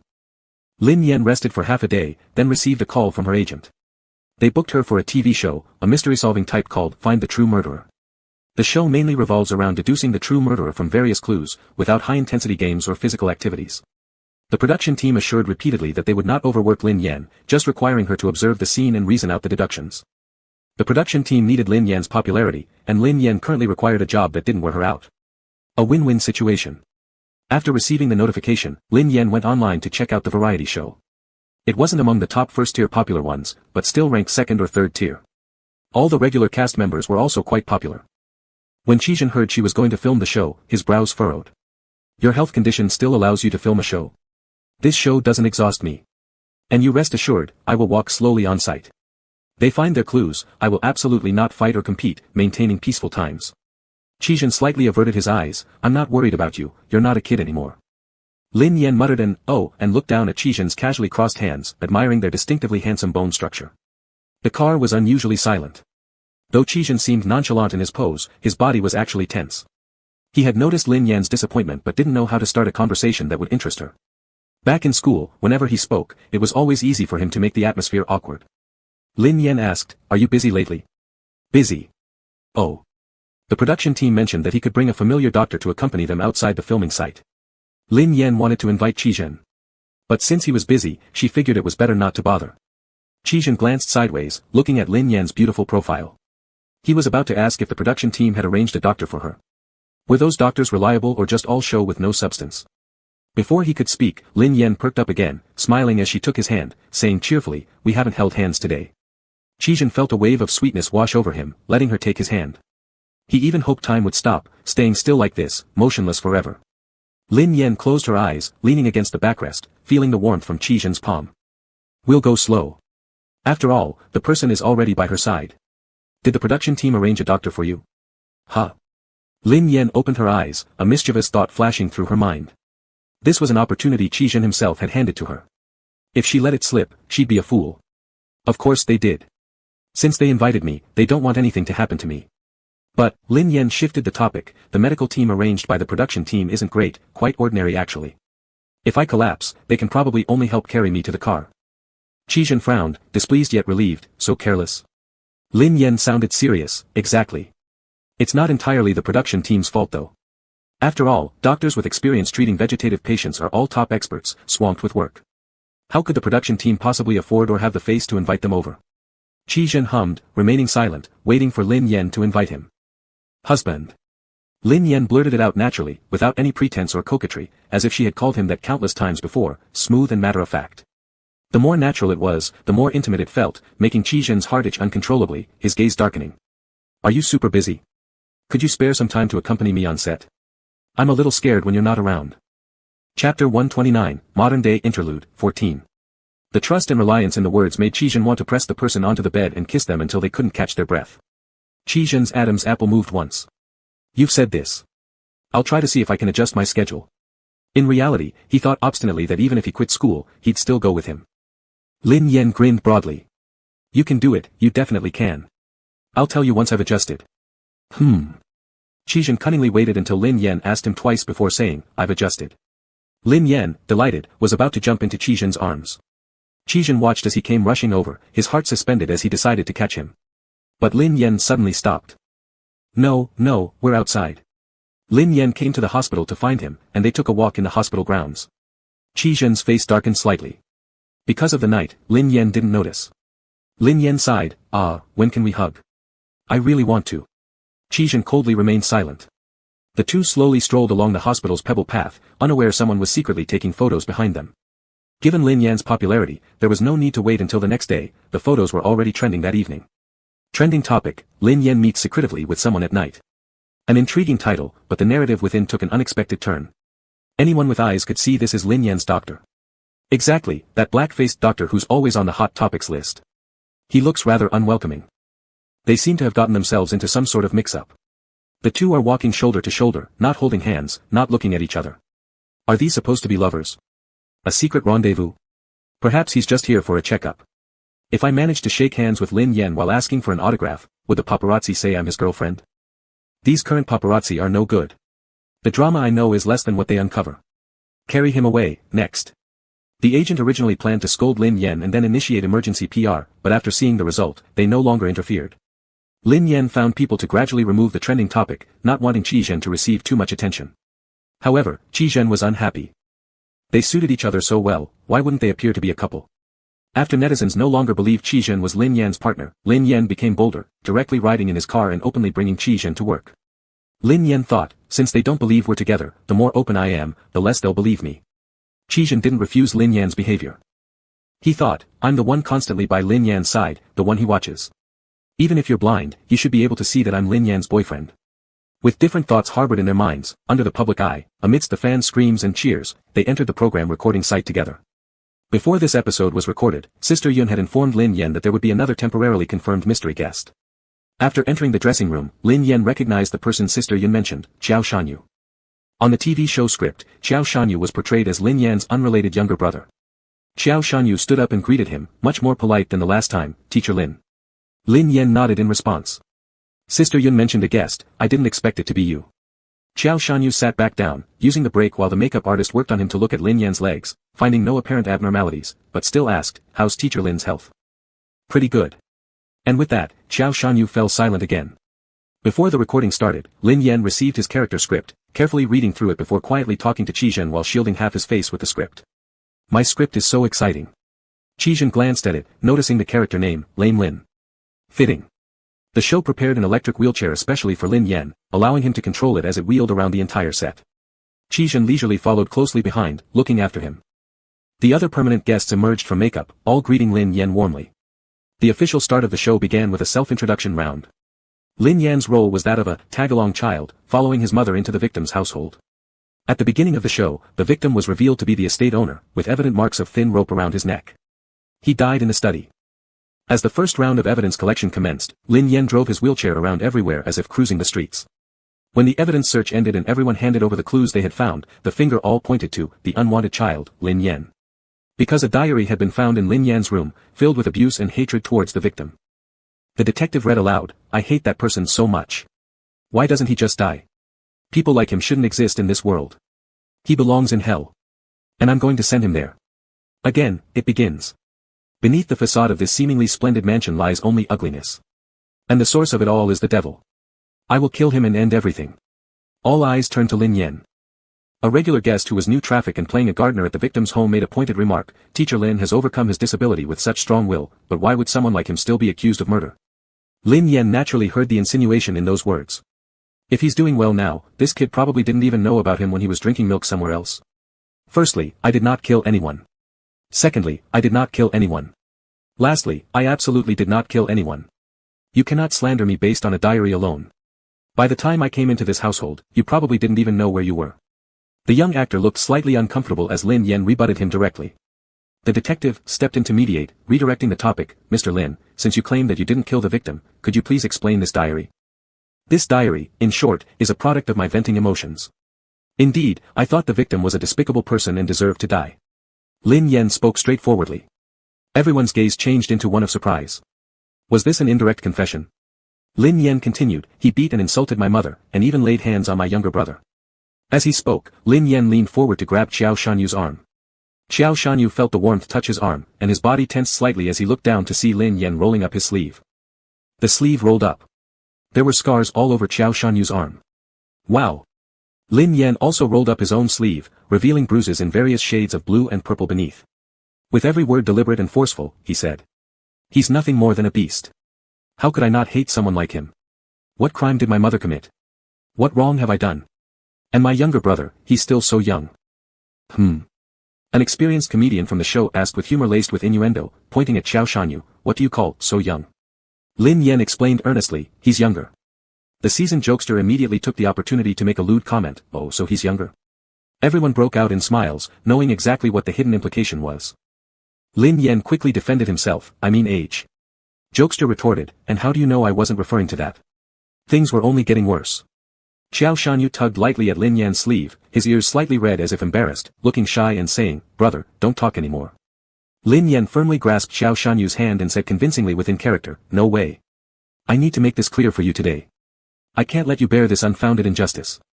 The audience around the table burst into laughter, and the atmosphere became increasingly lively, delivering perfect comedic relief and entertainment. Standing behind the camera, Qizhen glared at Lin Yan and Xiao Shanyu's intertwined hands, his face dark with fury. Chapter 130, Modern Era, 15. This matter of being small or not has finally passed. The discussion returned to the case, and Lin Yan presented his alibi while patting his thigh. A cripple like me trying to strangle him? I'd definitely be killed instead. Moreover, I found something. It's the ledger between the gardener and that scumbag. The scumbag owed the gardener a lot of money. The veteran driver laughed, after your identity was revealed, you kept calling people scumbags, not even bothering to hide it. Lin Yan smirked, I never thought about hiding it. Lin Yan took out the ledger. The victim indeed owed the gardener a great deal of wages. The gardener shed tears and told everyone that because of the delayed payment, his daughter couldn't receive timely treatment and passed away. Others found fishing line in the maid's room, which was suspected to be the murder weapon, but no motive for the maid was discovered. In the victim's wife's room, a large amount of sleeping pills were found, and the wife did not have a solid alibi. In Xiao Shanyu's, the victim's biological son's room, they found love letters filled with admiration and longing, but without any recipients. When the love letters were revealed, the wife clutched her chest and pointed at Xiao Shanyu, saying, son, how could you fall in love so early? Lin Yan quickly agreed, brother hasn't had a girlfriend yet, and you've already moved ahead. Xiao Shanyu mumbled, unable to explain, raising everyone's suspicion. During the second round of evidence search, everyone went to the rooms of the most probable suspects, the gardener and the adopted son.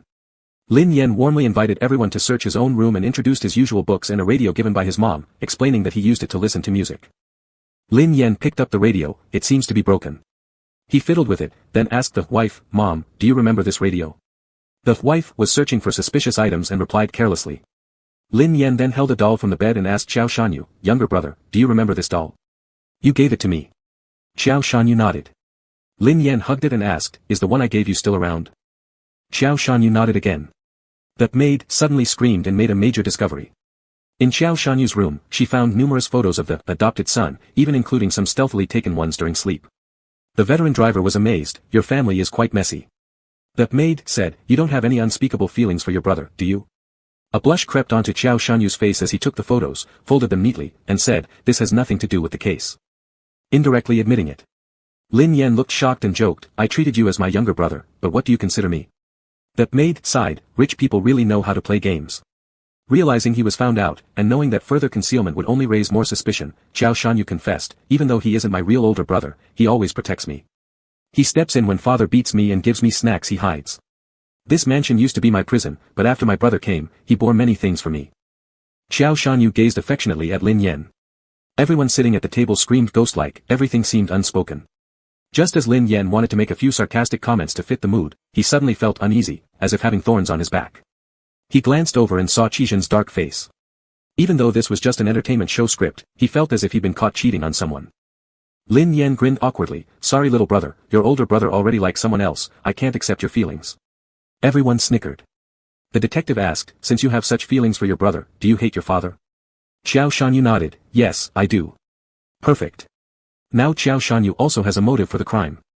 During this second round of discussion, the gardener unlocked the victim's phone and found messages sent by the victim to the maid, forcing her to submit herself sexually. Thus, the maid also gained a motive for the crime. Everyone hated the victim, and all had motives. However, at this moment, the maid said that last night, after she finished cooking soup, the mistress stopped her. She saw the mistress put something into the soup. Suspicion immediately shifted back to the wife. The wife explained, "It was just sleeping pills. I hoped he would fall asleep and stop beating me and my child." Lin Yan remarked, "Then, under the influence of sleeping pills, it seems like he'd be very easy to kill." After Lin Yan finished speaking, everyone looked at him. The gardener laughed with a hint of disdain in his smile, "Mr. Lin, do you realize that what you just said has brought more suspicion on yourself? Mr. Lin is so naive and sweet." Lin Yan's expression went blank as he hurriedly defended himself. That's not what I meant. I didn't kill him.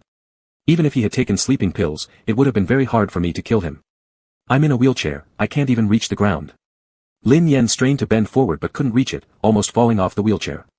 Fortunately, Xiao Shanyu reacted quickly, grabbing Lin Yan and helping him back onto the wheelchair. "Mr. Lin, please stay still." Off camera, a few young girls squealed softly, whispering, "Do you feel like this orthopedic couple is really easy to ship? They're both powerful actors, good-looking, and they look great together." That moment of tension when Xiao Shanyu was concerned and held Mr. Lin, the way he scrutinized him, "It's too much. I love this pairing." Qi Zhen's face grew increasingly dark. Increasingly dark. The gardener deliberately continued, "Yeah, Mr. Lin, please be quiet so you don't cause any more trouble." Xiao Shanyu glanced at him, sitting back down in his seat, "Mr. Lin is in trouble." "Lin Yan. Isn't this guy my opponent? Why is he defending me?" "Unsure, I'll wait and see." That young actor playing the gardener didn't expect Xiao Shanyu to protect Lin Yan. He was momentarily shocked, unable to mask his surprise. As a regular guest on this show, he'd gained quite a fan base here, making it his stronghold. How could he allow Lin Yan, someone who just woke up, to steal his spotlight, audience attention, fans, and trample over him to make a comeback? Lin Yan smiled faintly, replying amiably, "Being in a wheelchair and unable to walk makes me somewhat of a burden." The atmosphere became somewhat awkward. Xiao Shanyu stood up, "Brother, let me push you to find evidence." His actions demonstrated he did not consider Lin Yan a bother. The program director was practically grinning from ear to ear. The more tension among the guests, the happier he was. All sell points, all for dramatic effect. Sister Yun, standing outside the scene and witnessing everything, felt a bit surprised. She was first surprised by Lin Yan's temperament since he hadn't snapped back earlier. Secondly, she was surprised by Xiao Shanyu's attitude towards Lin Yan, it didn't seem fake. Could Xiao Shanyu be such a great actor? Lastly, her astonishment lay with Qi Zhen, who was also present on standby. His darkened face, icy eyes locked tightly on Lin Yan and Xiao Shanyu. He looked like a husband who caught his wife cheating. Chapter 131, Modern, 16. The case was becoming increasingly mysterious. Everyone seemed like a murderer, yet no one did at the same time. When it came to the voting phase, each guest had to vote individually. After the maid entered the room, she mumbled, "First, I rule myself out. Second, I eliminate Teacher Lin." If Teacher Lin were the murderer, he wouldn't have said something like, "It's easy to kill him because he took sleeping pills," which would make others suspicious of him. The victim indeed took sleeping pills, and Mrs. S. alibi wasn't strong enough. "That's it, it's you." Sister Yun watched from the sidelines, observing that plain-looking maid. Though she looked simple, she was quite cunning. This kind of muttering deduction could preserve her screen time, increasing the duration when the show aired officially. As for the gardener, he was even more interesting, swaying back and forth with a face full of indecision. Just his hesitation delayed things for several minutes. Sister Yun found their numerous schemes exhausting and turned her head to check on her artist. Her artist was pulling on the doctor's sleeve, whispering something. Her artist was unbearable to watch. Lin Yan asked, "Isn't it boring?" "Not really." Qi Zhen squatted down, squeezing his calf, "How about your leg? Do you want to walk around a bit?" Throughout the filming of the entire program, Lin Yan sat in a wheelchair. "No need, it's almost my turn to vote." "Did you figure out who the murderer is?" "Nope." He was too busy watching the victim's biological son following Lin Yan around. "Your brother." Lin Yan was surprised. Qi Zhen said, "Just looking at him doesn't give off good vibes." Lin Yan was even more surprised and turned to look at Xiao Shanyu. Since it wasn't his turn to vote, he wasn't being filmed and thus was talking with someone else outside the set. Frankly speaking, Xiao Shanyu was quite handsome, so how come he didn't seem like a good person? Doesn't this kind of appearance mean bad vibes? Qizhen furrowed his brows, feeling even more displeased as jealousy bubbled up inside him. Do you think he looks good? Well, yes, otherwise how could he have so many fans? Qizhen clenched his teeth in silent frustration. In any circle, there aren't as many handsome men and beautiful women as there are in the entertainment industry. Lin Yan sees them every day. Dr. Qi, even if his appearance isn't to your taste, you shouldn't judge people by their looks. With an already inflamed jealousy issue, Qizhen's response worsened upon hearing that sentence. His heart felt as if it was steeped in sourness, making him so angry that he wanted to carry the person away directly. It just so happened that Xiao Shanyu glanced over at that moment. He loves looking at you, and you love looking at him. Why don't you date him then? How does he love looking? Lin Yan's brain suddenly caught on, and he leaned closer to observe Qizhen's expression. Jealousy. He was jealous already. All of it was an act, yet wouldn't there be much jealousy to be felt in the future? Lin Yan wanted to point it out directly but feared angering him, leading to him walking away. Lin Yan hesitated for a moment, smoothly turning the conversation while maintaining his tone, skillfully coaxing him. Eyes are his, am I supposed to go cover them? Besides, if he likes to look at me, what does that have to do with me? There are so many fans who like looking at me anyway. Qizhen's complexion slightly softened. Lin Yan gently pulled his clothing, lowering his voice, I like looking at you. Qizhen's face brightened clearly, lightly slapping away his hand, who I like looking at has nothing to do with you. Oh ho. Why was he acting coy now? That previous expression didn't suggest anything like this. The production team called Lin Yan for a solo vote recording session. Operating his wheelchair into a small room, he immediately cast his vote for himself, looking into the camera lens and saying, it's me. He deserved death, I'm willing to take responsibility, and I don't want anyone else to bear the blame for me. With that, he turned and walked away cleanly and sharply. Sister Yun quietly gave Lin Yan a thumbs up. This behavior, these words, saying they weren't Lin Yan's best moments throughout the entire scene would be an understatement. Time may pass, but as long as every appearance matters. The director was also surprisingly pleased that Lin Yan voted for himself, revealing delight in his eyes. They're all highlights. All highlights. Next was Xiao Shanyu. Facing the camera, he cast his vote for himself and said, brother, I know it's you. This house has been your cage, this time, let me take your place so that you can be free. Sister Yun was impressed. Too clever. She could already foresee how many fans would ship the couple of Lin Yan and Xiao Shanyu once the show aired. The director was wildly thrilled. Highlight. Here comes another highlight. The voting concluded. The one with the most votes was the wife, and she was locked away in a cage. Subsequently, the production team revealed the true murderer, Lin Yan. The adopted son had been able to stand up from the wheelchair all along, proving he had the strength to kill. The physical examination report confirming this was hidden inside the doll by the adopted son. Lin Yan deliberately waved it in front of everyone, lowering their guard instead. Moreover, if they had disassembled that radio, they would have found a mess of tangled copper wires inside, which still had strands of the victim's hair attached. That nanny was shocked. So all your seemingly meaningless actions were just an act. Lin Yan smiled. Yeah.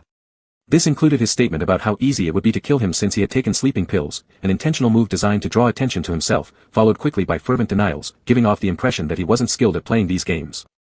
These actions seemed to increase his suspicion but, in reality, decreased it. Additionally, not arguing back with the gardener was another way to avoid drawing attention to himself, while simultaneously establishing a weak and sickly persona, reducing suspicions further. A few of the regular cast couldn't help but applaud for Lin Yan. Winning the game earned Lin Yan a gold bar from the production crew. It was a bit heavy. No issue for any ordinary adult male to carry, yet given Lin Yan's unique physical condition, Xiao Shanyu stepped forward to assist. His hand hadn't even touched the box containing the gold bar when someone else preempted him. Turning around, he saw Lin Yan's doctor. The doctor's gaze lingered on Lin Yan, then he lifted the box with one hand and used the other to support Lin Yan's arm, gently pulling him closer. Xiao Shanyu was momentarily stunned. When Teacher Lin came in, he didn't appear so delicate. Is Teacher Lin tired? Lin Yan seized the opportunity to lean into his boyfriend, unwilling to pass up the chance for some public intimacy. A little. Xiao Shanyu pulled out his phone. Could Teacher Lin spare a moment to add me on WeChat? Lin Yan nodded, taking the phone from Sister Yun, scanning Xiao Shanyu's QR code, and sending a friend request. It was instantly approved. As Xiao Shanyu opened his mouth to say something else, Qizhen cut in precisely at that moment. It's time to go, or do you want your legs to break? Xiao Shanyu straightened immediately, refraining from saying anything more that might delay Lin Yan going home. Lin Yan chuckled nervously. There's no need to exaggerate so much. Qizhen handed the gold bar box over to Lin Yan's assistant, looping his arm around Lin Yan's waist from behind. Are you my doctor? Am I a doctor? Lin Yan promptly shut up and leaned closer to Qizhen. Feeling utterly content. That could count as a hug, right?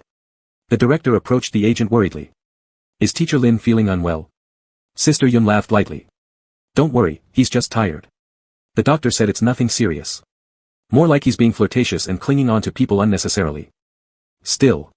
While Lin Yan was understandable, she noticed something odd about Qizhen today. Especially earlier, it seemed like he deliberately displayed affection in front of Qiao Shanyu, behaving like a territorial lion whose space was violated. Chapter 132, Modern Story, 17. The broadcast of Lin Yan's episode coincided with Qizhen selecting his career. With outstanding academic performance and abilities, several hospitals were vying for him. Lin Yan was a bit surprised about Qizhen's chosen profession. However, he figured it might be part of the system's arrangement, so he didn't give it much thought. That particular episode generated significant attention, breaking the record for that show, with lively discussions among viewers. Most of the conversations revolved around the orthopedic CP pairing between Lin Yan and Qiao Shanyu, the gardener actor's snide remarks towards Lin Yan's confession, and Lin Yan's intelligence. Most trending topics featured Lin Yan. Who couldn't see through the tricks and scheming nature of the gardener actor?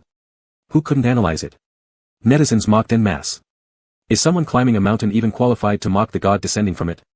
Seeing the unfavorable trend, the gardener actor made a special call to apologize. Unable to reach Lin Yan, he called the agent instead. Yun's sister, a veteran in the entertainment circle, quickly shot it down in just a few sentences. This young actor then posted on Weibo, playing the victim. He subtly insinuated that Lin Yan didn't accept his apology, implying Lin Yan was being arrogant. Yun's sister wouldn't tolerate this behavior, promptly forwarding and commenting. Firstly, there's no rule that an apology must always be accepted by force. Secondly, you called me. I've told you, Lin Xiaoyan is currently undergoing full-body examinations at the hospital. In no time, the gardener actor was mocked thoroughly online. Qizhen usually kept up with Lin Yan's information, and now with Lin Yan's news everywhere, he became more aware than ever. When he saw netizens claim Lin Yan and Qiao Shanyu were a perfect pair and had separately edited various promotional videos for them, he felt sour. What hurt the most was that Qiao Shanyu accidentally liked one of these videos. Even though he cancelled the like instantly, Qiao Shanyu hand slip, still ended up on the hot search list. Qizhen couldn't sit still. Just when they were making slow progress as a couple, another man appeared, someone highly visible who Lin Yan also thought looked good. Qizhen desperately wanted to call Lin Yan at the first sight of these things, wanting confirmation of his love just like any other anxious partner, seeking reassurance in their relationship. But he couldn't.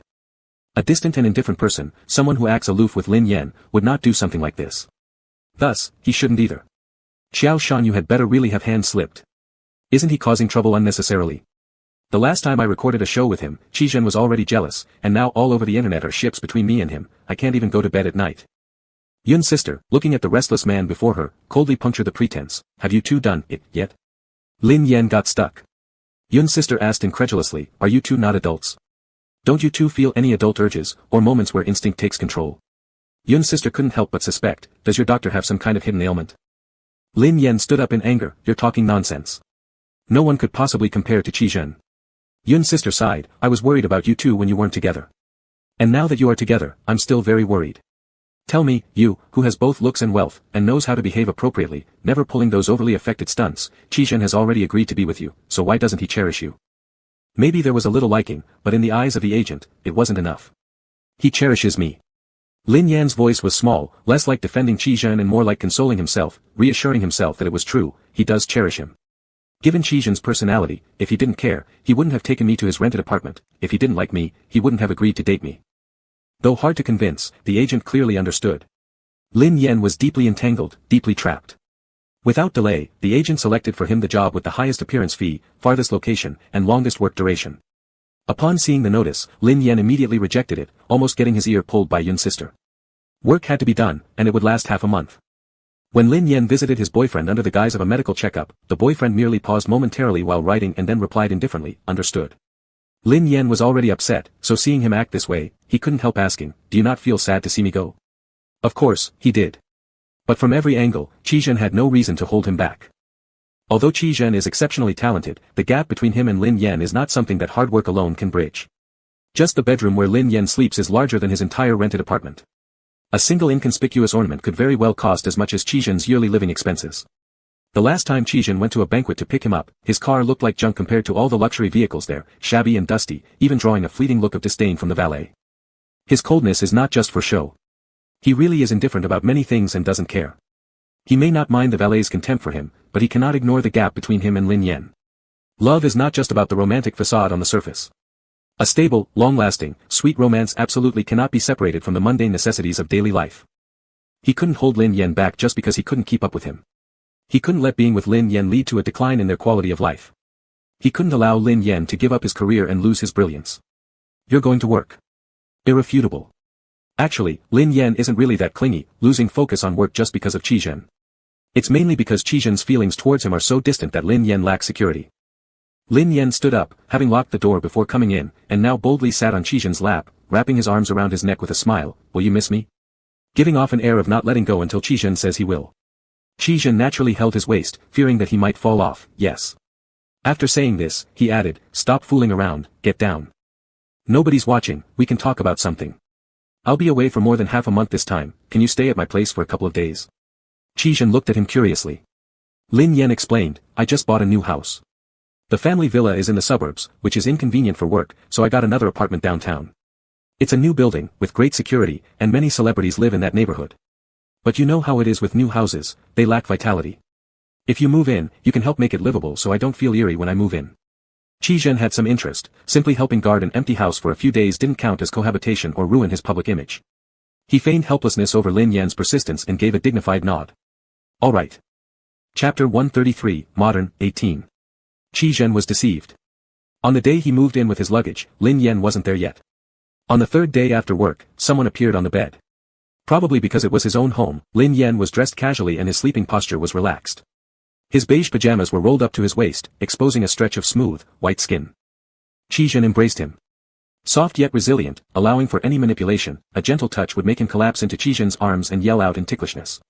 The darker gaze of Qi Zhen deepened, the beast-like desire growing in his heart. He approached. Qi Zhen sat by the bed, looking at him for a while. He kissed his forehead, brushing away some strands of hair from it, then pretended to tidy up things. Lin Yan woke up and immediately saw Qi Zhen packing clothes. In the suitcase, there were already 2 neatly folded pieces. He woke up completely and jumped up. Let me explain. I'm leaving the day after tomorrow, and there is work in the city. I just came here to rest. Why don't you sleep in the master bedroom? Qi Zhen slept in the guest room here. When Lin Yan wasn't home, Qi Zhen couldn't resist his inner yearning and entered the master bedroom once, staying there for a while. That room had been carefully decorated according to the standards of a couple living together. When this realization struck him, Qi Zhen almost wanted to grab Lin Yan back and press him onto the large bed, asking what it all meant. Is it a bridal chamber? Husband sleeps wherever you are. This sentence was almost against the rules. Qi Zhen put the clothes that had been folded 5 times into the suitcase, his actions slightly disordered. Seeing him pack, Lin Yan immediately said compliantly, I won't bother you, I just came over to take a nap. I set an alarm clock, originally wanting to get up before you returned, but didn't expect to sleep too long. Qi Zhen stood up, must you sleep here? Is my bed more comfortable? Yes. Lin Yan got off the bed, not even wearing shoes, burrowed into Qi Zhen's arms, almost embedding himself entirely, burying his face in his chest and inhaling deeply. Because of working in the hospital, his smell was slightly different from before, always carrying a faint scent of disinfectant, very refreshing. Because of his abnormal movements, Lin Yan didn't see the laughter spreading in Qi Zhen's eyes or notice the hand lifting to hug him. Lin Yan hugged Qi Zhen as if recharging. I learned to make desserts these last few days. The ones in the fridge should be properly chilled now. I'll bake them for you. After saying this, he ran off. Qi Zhen couldn't catch him, only seeing him rush to the kitchen like a gale, taking something out of the fridge, and placing one after another onto the baking tray before sending them into the oven. Perhaps it was his first time, so he bent down, muttering and adjusting the oven controls. Qi Zhen's heart suddenly softened. He walked over, if you skip work to fool around with this, won't Sister Yin criticize you? She doesn't know. Qi Zhen looked around. The countertop was clean, not leaving any trace of flour or sugar frost. Didn't expect you to be such a housewife. Lin Yan choked a bit, feeling a little embarrassed about admitting that these were semi-finished products made by the housekeeper at his place. He merely refrigerated them for a while and popped them into the oven for everything to be done. Qi Zhen took another look, even carefully inspecting Lin Yan's hands. Since he rarely cooked, he still knew the kitchen was a place full of danger. Looking at Lin Yan, he seemed far from capable of being skilled in the kitchen. He was somewhat worried that he might have cut his hand or gotten burns. Noticing his gaze scrutinizing him, Lin Yan thought he'd been found out and reluctantly admitted. I did try, but I failed. It's just too hard making those wrappers. I've ruined all the pots at home, and the housekeeper nearly hit me with the rolling pin. Qi Zhen imagined that scene vividly. So this is made by the housekeeper. Qi Zhen found it amusing and nearly burst out laughing. Lin Yan kept his eye on the oven where the pastries hadn't shown much change yet. I wanted to make them for you, but maybe I lack talent. Qi Zhen's heart sweetened slightly, saying, I don't care about that. Do you like egg tarts? I can bake those, buy egg tart skins and filling. Qi Zhen's lips curled up. Compared to grand vows, these plain words filled with the scent of life touched him more, giving him a sense of sweet serenity, as if Lin Yan intended to be with him for a lifetime. All right. Lin Yan's eyes squinted with joy, and as soon as the desserts were ready, he eagerly asked Qi Zhen to taste them. Qi Zhen wasn't particularly fond of sweets, but Lin Yan ate several pieces, unable to stop. Qi Zhen reminded him that overeating at night could lead to indigestion. Lin Yan immediately began walking around the living room, study, and gym, trying to digest his food. He cleverly avoided giving Qi Zhen any chance to ask him to leave, secretly planning to stay overnight. His plan succeeded, and Qi Zhen seemed to forget about the matter entirely. By the time it crossed his mind again, it was already 11 o'clock at night. Lin Yan pointed to his face and said it would be too dangerous to go out at this hour, risking being dragged into a dark alley and robbed of both his belongings and dignity. Qi Zhen sighed and said, this is your home. There was no need to seek his approval. Lin Yan inwardly rejoiced, pacing back and forth in the master bedroom while checking the weather forecast, searching online for information about sleepwalking, and rummaging through drawers for the guest room keys. After all this, if he couldn't trick Qi Zhen into staying, it would be too much of a loss. Lin Yan devised several plans. In the end, he quietly slipped out and cut the power to his own room before sneaking back in and pretending to take a shower. He shouted urgently to Qi Zhen. Hearing the panicked tone, Qi Zhen rushed over immediately. The master bedroom was pitch black.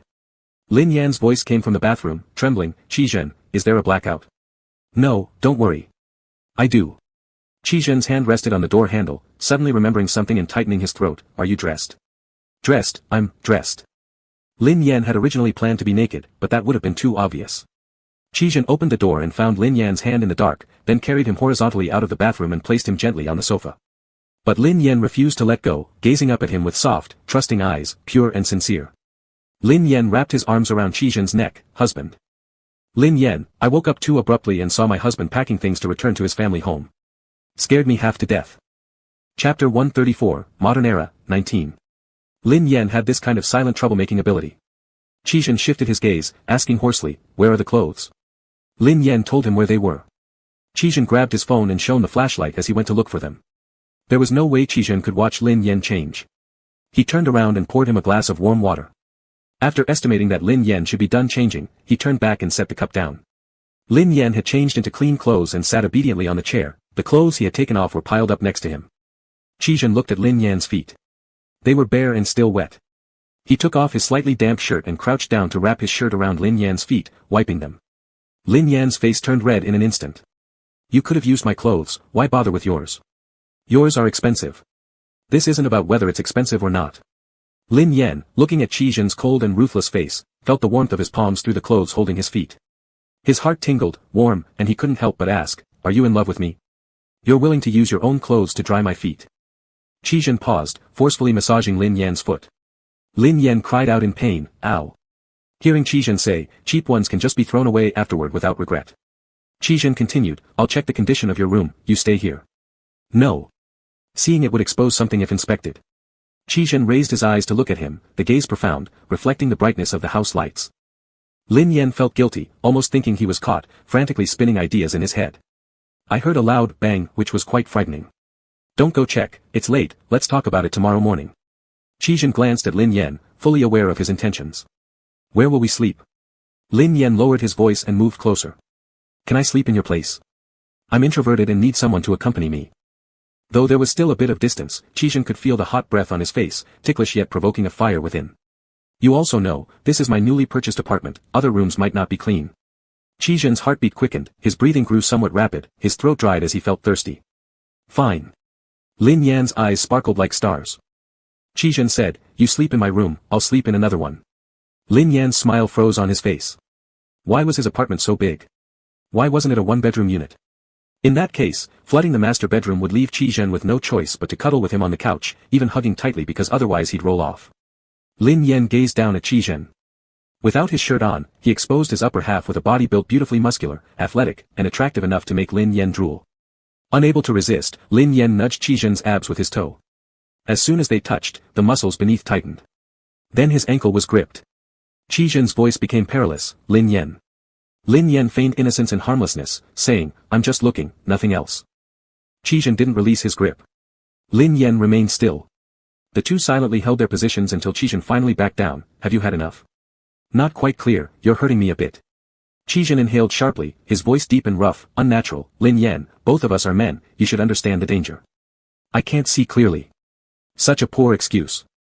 Qizhen realized that he shouldn't have kept yielding, indulging himself, leading to this ambiguous situation now. How much do you want to see? I think there's something wrong with your abs. Like there's some kind of intoxicating potion inside. What did that mean? Qizhen stared into Lin Yan's eyes, inches apart, causing distractions in thought and action. Lin Yan, you shouldn't. His lips were suddenly sealed. Qizhen's eyes widened instantly, forgetting all the words that were about to come out.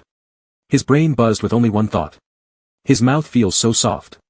Lin Yan kissed him straightforwardly and passionately, with a touch of recklessness. He seemed like a bundle of dry wild grass catching onto a little spark, going up in flames with a bang. The person beneath was kissed breathless, trembling minutely, slightly retreating from him. Qizhen considered stopping right then. But Lin Yan caught his breath, quickly throwing himself back into another kiss. Their heated pants reddened their faces and eyes. Qizhen's hand had already rumpled Lin Yan's clothes at the waist. Lin Yan, as if he knew no shame, didn't dodge. Instead, he leaned closer into Qizhen's touch until Qizhen forced himself to stop, enduring until the veins on his neck became visible like a bruise. Only then did he pause the kiss. Qizhen brushed away Lin Yan's bangs and looked at him motionlessly. Lin Yan smiled and pecked his lips again, saying softly, "Kiss me properly." Qizhen's eyes darkened as he pinched Lin Yan's waist forcefully, making it sting a little. Lin Yan, you're seducing me. Seducing my own man, so what? So candid that it almost directly said, I'm seducing you. Lin Yan poked his waist with a smile, you look very energetic. Can you still sleep alone? He couldn't before, and now it was definitely impossible. Qizhen stood up, noticing faint red marks on Lin Yan's delicate white waist where he'd pinched him. Feeling a mix of tenderness and guilt along with a peculiar satisfaction, he sighed, let's sleep together. I promise not to cause any trouble. Qizhen gave him a suspicious look. Lin Yan held up 3 fingers in a vow. Qizhen sighed, all right. Triumphant, Lin Yan gleefully entered the same room as Qizhen, lying down in the same bed, under the same blanket. Satisfied, he stopped causing further chaos. The next day, before Qizhen left for work, Lin Yan slapped his chest and assured him that he would definitely arrange for an electrician to come over and check the house situation. By evening, he apologetically claimed that Miss Yun had called him away for something related to familiarizing with work, thus forgetting the matter entirely, giving him a smooth excuse to climb back onto Qizhen's bed. When Lin Yan finally left, Qizhen examined everything and discovered the tripped circuit breaker. Qizhen chuckled as he reset the breaker and then went to the master bedroom to inspect the appliances. Inside a drawer that Lin Yan had hastily opened earlier, he found 2 boxes of condoms and several bottles of lubricant. Seeing these items, Qizhen felt like his eyes were frozen wide open, and his breathing gradually grew more rapid. This apartment was newly purchased and newly furnished, so naturally all of these things were prepared specifically for him and Lin Yan. Qizhen's face flushed. Half from embarrassment and happiness. The other half tinged with guilt. It was Lin Yan's first love just like his, but all the initiative came solely from Lin Yan. Chapter 135, Modern Day Segment, 20. Lin Yan was participating in the filming of a movie. Strangely enough, the actor originally cast for the movie had tried to increase his fee by taking advantage of his position. At a loss, the director saw Lin Yan and immediately extended an olive branch to him. The director had already decided that if he had to spend a large sum of money, it would be better to choose someone who not only has traffic but also good acting skills, someone who could enhance the appeal of this movie.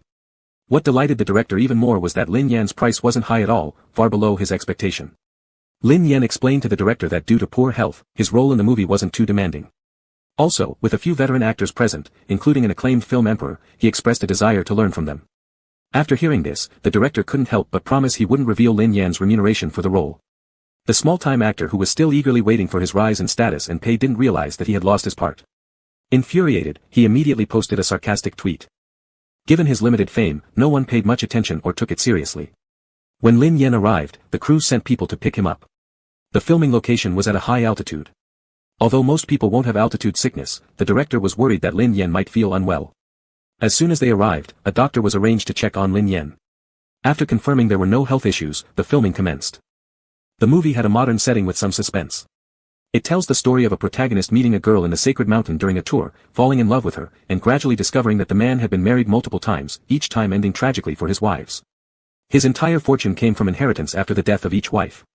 Lin Yan read the script with great interest, assuming the female lead would inevitably meet the same end or perhaps expose the male lead and seek justice. Unexpectedly, the movie ended with a major twist. The girl turned out to be the male lead's first wife, seeking revenge after plastic surgery.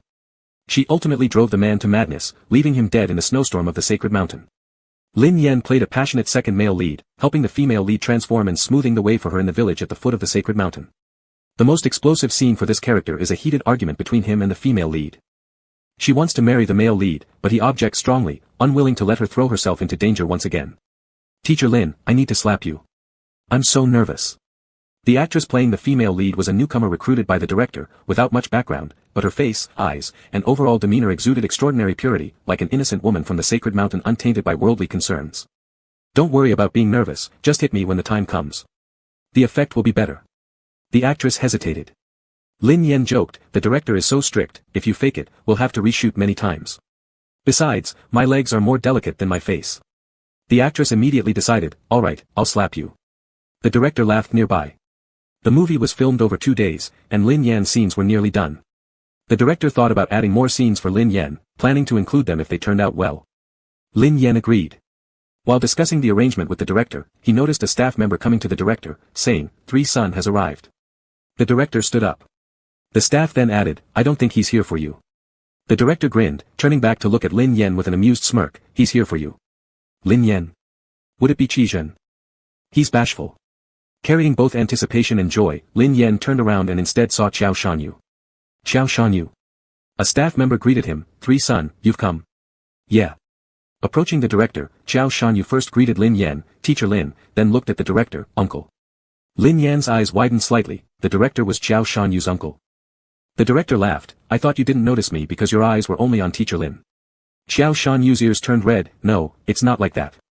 He pulled up a chair and sat down, handing a bag to the director. "This is what Aunt asked me to bring."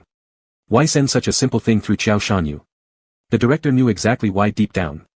He stood up and walked a few steps, still deciding it was immoral to reveal his child's secrets. "He's your fan. On his desk, there are no photos of his parents, but yours instead. He also recommended you to me this time. This guy looks simple, but he has a lot on his mind." Qiao Shanyu never expected his uncle-in-law to have spilled the beans entirely. He stared at the director in shock and resentment as the director walked away triumphantly. He then turned to Lin Yan, feeling somewhat at a loss. "I just admire him like a fan does with an idol." Aha. It was quite surreal that his own fan had become a top-tier celebrity and was now even part of his rival faction. "Isn't my uncle pretty strict?" "Not too bad." Awkward. The awkward atmosphere spread further. The director, holding the snacks given by his wife, munched on them while enjoying the situation. He didn't say that Qiao Shanyu wasn't just a simple fan but one who had more intimate intentions towards his idol. Just before shooting was about to begin, the director mysteriously pulled Qiao Shanyu aside and unethically suggested, "How about we give you a small role? It doesn't matter if it gets cut, what matters is that you get to hold your idol's hand, maybe even a kiss scene." Qiao Shanyu gave him a disdainful look. Teacher Lin said he already liked someone. The interview, he'd watched it. Where? Did you see anyone he liked? Every day, he either ponders over scripts or tangles with his agent about eating more junk food. That's called having someone to like. Qiao Shanyu heard the line about arguing with his agent about junk food and couldn't help but chuckle at the imagery. The director scoffed, "Are you amused? Don't be so stuck up. As long as they're not dating, there's always a chance. Even if they do date, as long as their relationship isn't smooth, if you work hard enough, the person will belong to you." This kid of his, suffering from a one-sided love, was truly pitiful. To enter the circle for Lin Yan, he finally gained some fame and intended to ask for a favor to connect with Lin Yan. But Lin Yan got into trouble and ended up in the hospital. Everyone in the family wanted to use this opportunity for Qiao Shanyu to quit the industry. Quitting now wouldn't affect him much. But Qiao Shanyu refused. He believed Lin Yan would surely wake up. "Uncle-in-law has a plan for you. Don't confess, confession gives people a chance to reject you. Get closer to him, be kind to him. Aren't you most familiar with Lin Yan? Find common topics to start with, narrow the distance. Uncle here will assist, adding more scenes for him, keeping him in this secluded world and making him fall in love with you." Chapter 136, Modern Era, 21. The director made good on his word and really added a few scenes for Lin Yan. But he knew when to stop, not making it too obvious. When the filming was over, Qiao Shanyu happened to be going back with Lin Yan. During these few days, photos of the two interacting on set leaked out, boosting the CP fanbase. The CP name is Shan Lin. Shan and Lin, they were meant to be together. Both Lin Yan and Qiao Shanyu could cause an airport shutdown individually, but now that they were appearing together, it got even more chaotic, especially with their CP fans. Even though they had released a message in advance stating they would use the official VIP channel and asking fans not to see them off at the airport, it didn't make much difference. The airport was surrounded tightly, requiring a significant number of police forces. From getting out of the car to walking towards the VIP channel, fans were blocking the way. Xiao Shanyu was worried about the crazed fans rushing forward and injuring Lin Yan, so he always protected him, which caused the fans to scream frequently. Finally boarding the plane, leaving the airport was the hardest part. The moment they left had already trended on Weibo, leading to more fans arriving to greet them upon arrival. Even though Xiao Shanyu tried his best to protect Lin Yan, almost pulling him into his arms, and the airport security worked hard to maintain order, Lin Yan and Xiao Shanyu still couldn't move due to being blocked. In the midst of pushing, they bumped into a trash can. If Xiao Shanyu hadn't grabbed him in time, Lin Yan would have fallen face first. Even so, Lin Yan felt pain in his foot, unknowingly cut by something in the chaos. Seeing this, the fans shouted, "Brother got injured. Step back quickly. Ah! Brother got injured. Don't crowd. Don't crowd. Brother has been injured. Brother." The crowd became restless. A person pushed through the crowd and ran all the way to the front. "Hey! What are you doing? Why are you rushing? Don't you see that the brother is hurt? You're not allowed to go there. Not allowed." The girl desperately pulled the man trying to move forward, her nails leaving scratches on his hand with prominent veins. Xiao Shanyu also saw him, recognizing him instantly, but he had no time to think, assuming him to be a frenzied fan and intending to dodge with Lin Yan. Lin Yan, however, reached out and grabbed the arm offered by this person, directly hugging onto him. For a moment, there was silence at the scene. Lin Yan's heart was racing, he couldn't believe Qizhen came to pick him up. He removed his hat and put it on Qizhen's head, then removed his mask and handed it to him as well. He told the surrounding crowd, "He is a civilian, don't take pictures of him." The fans seemed to understand and nodded accordingly. Qizhen paid no attention to them, his eyes only focused on Lin Yan's injury. He squatted down and found a small wound on Lin Yan's pale skin. The bleeding had stopped, but without knowing what caused it, a checkup was still necessary. Someone remembered, "He's the doctor of our brother."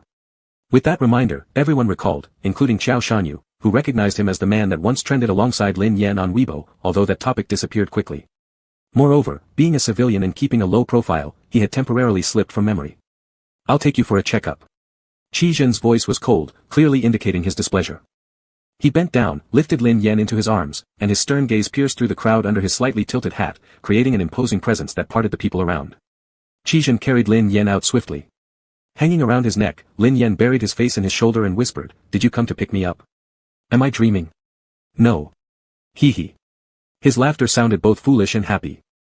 Yun's sister followed closely behind, struggling to keep up with Qizhen's long strides. Watching their retreating figures, Xiao Shanyu paused for a moment. Suddenly, he felt like an outsider, believing the man who had pushed through the crowd to embrace Lin Yan was indeed the one Lin Yan liked. The security personnel seized this opportunity and quickly restored order at the airport. Qizhen carried Lin Yan into the car, took out his prepared first aid kit, and began cleaning the wound. "Did you see what caused the cut?" "No." "In that case, we're heading to the hospital." Yun's sister nodded. Initially, she didn't care about this little wound, but when she saw Qizhen holding Lin Yan, she thought of the popular online meme. If the wife isn't rushed to the hospital quickly, the wound will heal. However, seeing the serious expression on Qizhen's face, Yun's sister also grew anxious. No one actually witnessed what caused the cut. Such a chaotic scene, it might have been an accident or something deliberate, no one knows. The car drove straight to the city's best hospital for examination. Thanks to Qizhen working there, they received special treatment along the way. The collected sample was sent for testing, and Lin Yan waited in Qizhen's office. "You're in this hospital? I heard it's very hard to get in." "Yes, my teacher helped a bit, so I got in. Just started working, so it's pretty busy." Besides, Lin Yan was in the mountains with poor signals during that time, thus their communication wasn't frequent. Qizhen, worried, asked, "Do you feel any discomfort?" "Yes." Qizhen's heart raced anxiously. Lin Yan leaned against him like all his bones disappeared. "Psychological discomfort, I miss you." Qizhen's anxiety eased. "Don't breathe heavily while speaking." "Hee hee." Lin Yan chuckled foolishly and snuggled into his shoulder. "I'm a little sleepy. Let me lean on you for a while." "Okay." As Lin Yan kept leaning, he truly fell asleep. When he woke up, there were several more people in the office. Yun's sister, and some police officers. Lin Yan stirred, seeing the tense side of Qizhen's face, suppressing anger. "What happened?"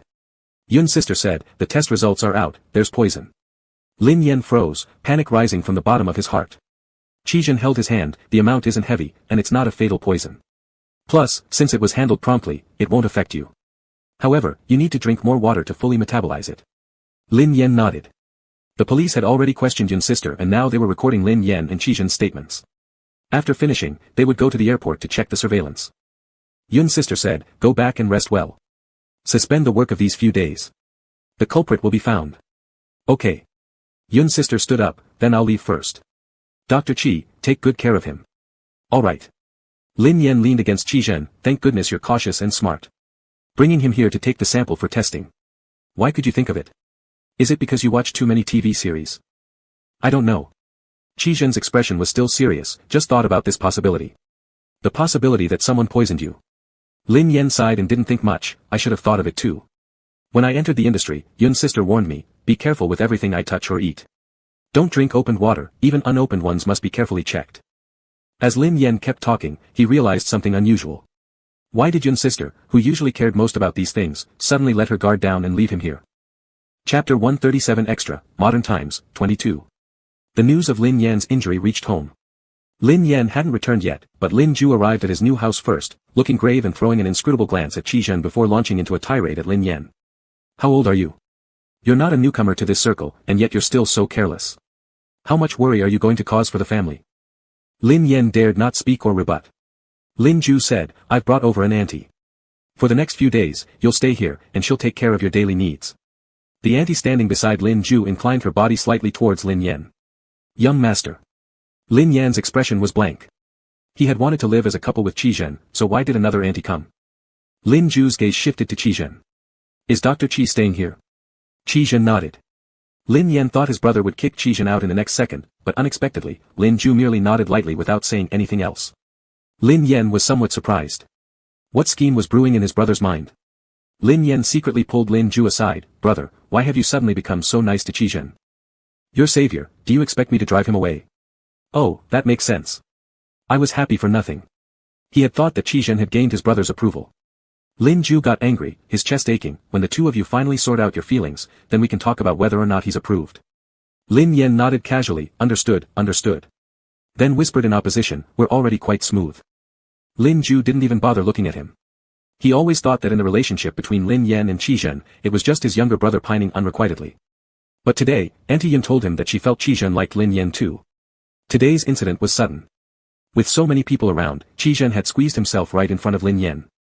When seeing Lin Yan injured, he took action immediately, looking tense, and insisted on getting Lin Yan checked at the hospital. While waiting for the test results, Lin Yan fell asleep leaning against Qi Zhen. To make Lin Yan more comfortable, Qi Zhen appeared a little twisted. Even so, he didn't put Lin Yan down, allowing him to lean and sleep. He also gently rubbed Lin Yan's head with his chin, making intimate gestures as if they had done it countless times. The moment the test results came, his expression became extremely somber. Auntie Yun saw through his indifference for the first time and left feeling reassured, leaving Lin Yan in Qi Zhen's care. Lin Ju has also encountered all sorts of people in the business world. Though he didn't interact much with Qi Zhen, he realized that a person like Qi Zhen wouldn't agree to a relationship unless he truly had feelings.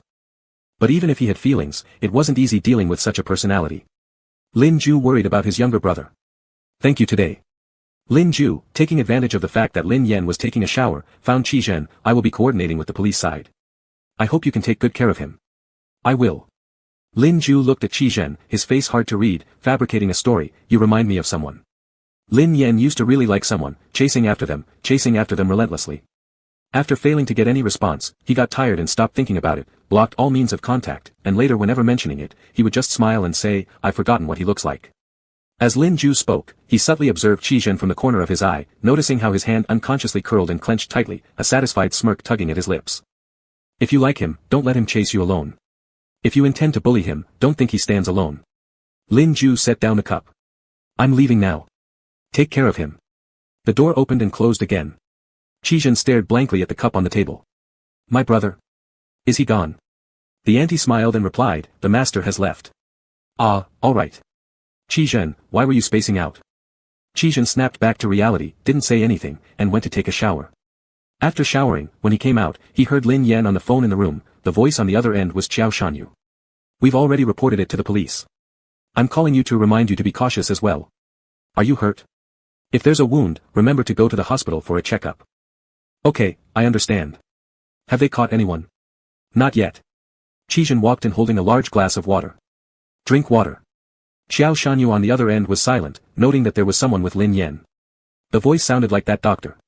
Teacher Lin, is your doctor okay? He's fine. Lin Yan took the water glass, but before he could hold it firmly, Qi Zhen let go. The entire glass of water spilled onto the bed, soaking the blanket in an instant. It's ruined. It's ruined. Qiao Shanyu was nervous. Teacher Lin, what happened? Chijin grabbed the phone. Nothing, the bed is wet. Gotta go. With that, he hung up decisively and set the phone aside, leaving Xiao Shanyu in disarray on the other end. Lin Yan picked up the cup. I really didn't mean to do it this time. Chijin nodded. It was my mistake. Lin Yan looked at the wet bed and thought to himself, heaven is helping me. I can't sleep here now, it's all your fault, you'd better take me to your bed. Alright. Lin Yan hadn't paid much attention to what Chijin said, muttering to himself, you're not going to take me, are you going to make me? Had Chijin just said, alright? Lin Yan's face lit up as he jumped off the bed, slipped on his slippers, and dragged Chijin to his room. Once inside, he pounced onto Chijin's bed, sniffed deeply, and burrowed into the covers. Chijin left for a moment, then returned, locking the door behind him. He seemed to have retrieved something, putting it in the drawer before taking out a piece of paper and handing it to Lin Yan after holding it for a while. Lin Yan took it and found it was Chijin's health examination report from the day before yesterday. When Lin Yan saw it was a medical checkup sheet, his heart tightened. After reading through it and finding out that Chijin was perfectly healthy, he sighed in relief but couldn't grasp the meaning immediately. After all, Chijin had always been so aloof, how could anyone expect that giving him the health report meant he intended to sleep with him? Why are you showing me this suddenly? Chijin said nothing, gazing at him with deep, dark eyes. Lin Yan noticed his ears were red. A surge of enlightenment struck him. Which divine intervention helped unblock his affection towards Chijin? Or was some wandering spirit possessing Chijin? As Lin Yan blushed under his gaze, he still leaned in, unbuttoning one button on Chijin's shirt. Chapter 138, Bonus Chapter, Modern Era, 23. The next day, Lin Yan opened his eyes and recalled how Chijin had treated him with deep care and affection. He felt a warmth in his chest, thinking to himself that he loved Chijin even more. How could he love someone so deeply? He seemed to hear a voice faintly calling out, honey. Lin Yan indulged in the sweetness of it, overwhelmed. When Chijin entered the room, he saw Lin Yan like this, adorable yet alluring, making him want him even more. Lin Yan turned obedient upon seeing Chijin. Chijin handed him a glass of milk. I need to go to work now. He had returned during his lunch break specifically to see him. You go, said Lin Yan, then realizing the time. Did you skip your morning shift because you were worried about me? Or did you come back at noon because you couldn't let me out of your mind? Chijin didn't answer. Lin Yan leaned closer to him. You really love me. How about we move somewhere else? Let's buy an apartment right across from your hospital, what do you think? Back when they purchased their current home, Chijin's job wasn't confirmed yet. Chijin replied, the price of apartments near the hospital is quite high. He couldn't afford it. And he didn't want to be someone who lived off his partner. Lin Yan understood his stance. Then I'll pay the down payment, and you can take on the mortgage, okay? Chijin fell into thought, calculating in his mind. Lin Yan looked at him, filled with concern. Hadn't Chijin ever thought about money before? It was truly heartbreaking to see how something as simple as money could cause so much trouble for someone strong-willed like him. You don't have to hesitate anymore. Couples are supposed to buy homes together, aren't they? Upon hearing these words, Chijin's heart stirred deeply. Lin Yan pulled out his phone and opened the notepad. For the house, we'll split it 40-60, you 40, and I 60. The reason why you take less is because normally, you'd still have to take me out for meals and dates. Since you've just started working, I'll handle the payments for the first few years, and then you can take over later. Does that sound good? As he spoke, a vision of their future home, a place uniquely theirs, began to form vividly. And after that, I'll handle the decoration while you buy the furniture. Sounds good. Chijin nodded. Alright. Lin Yan set down his phone. Now that we've reached this point, when will you buy me a ring? Are you very eager to get one?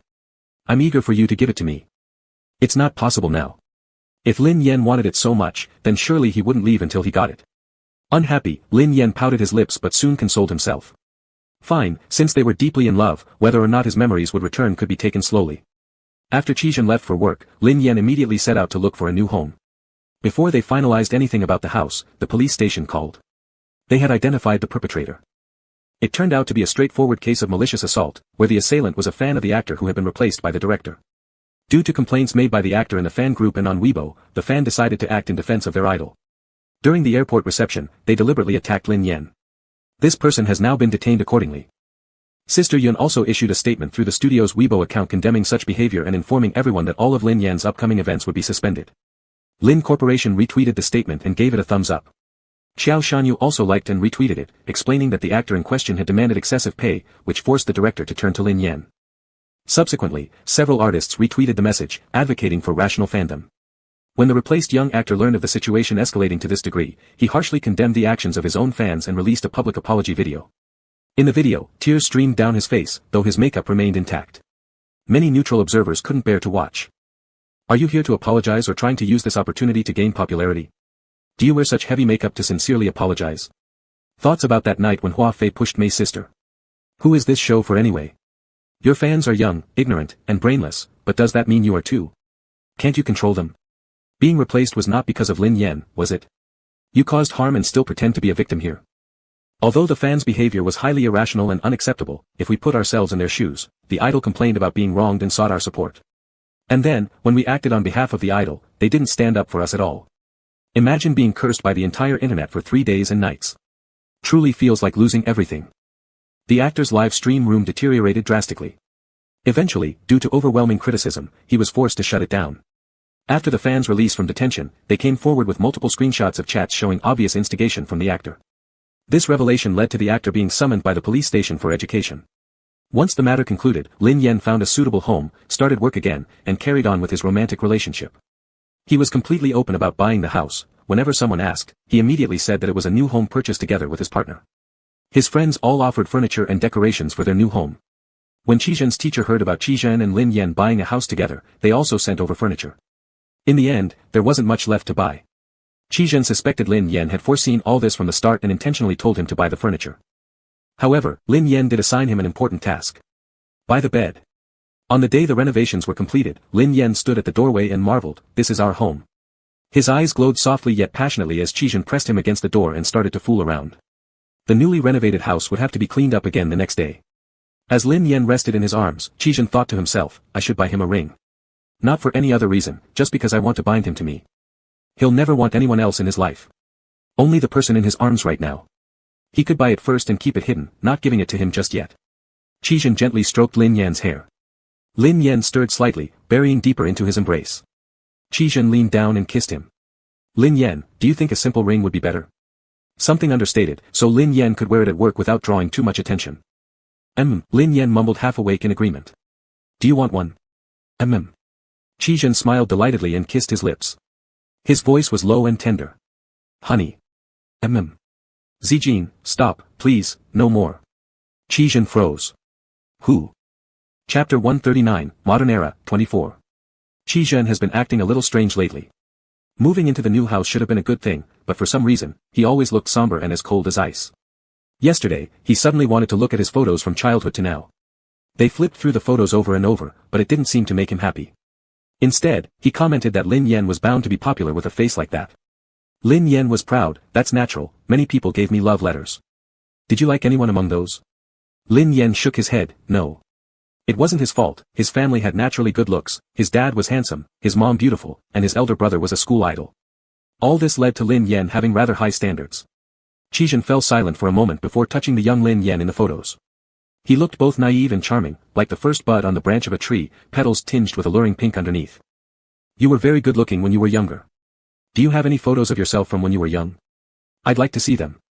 Qizhen didn't have many photos, there were just a few, and he gave them all to Lin Yan. Lin Yan couldn't stop admiring them, thinking that the system really went all out with this act.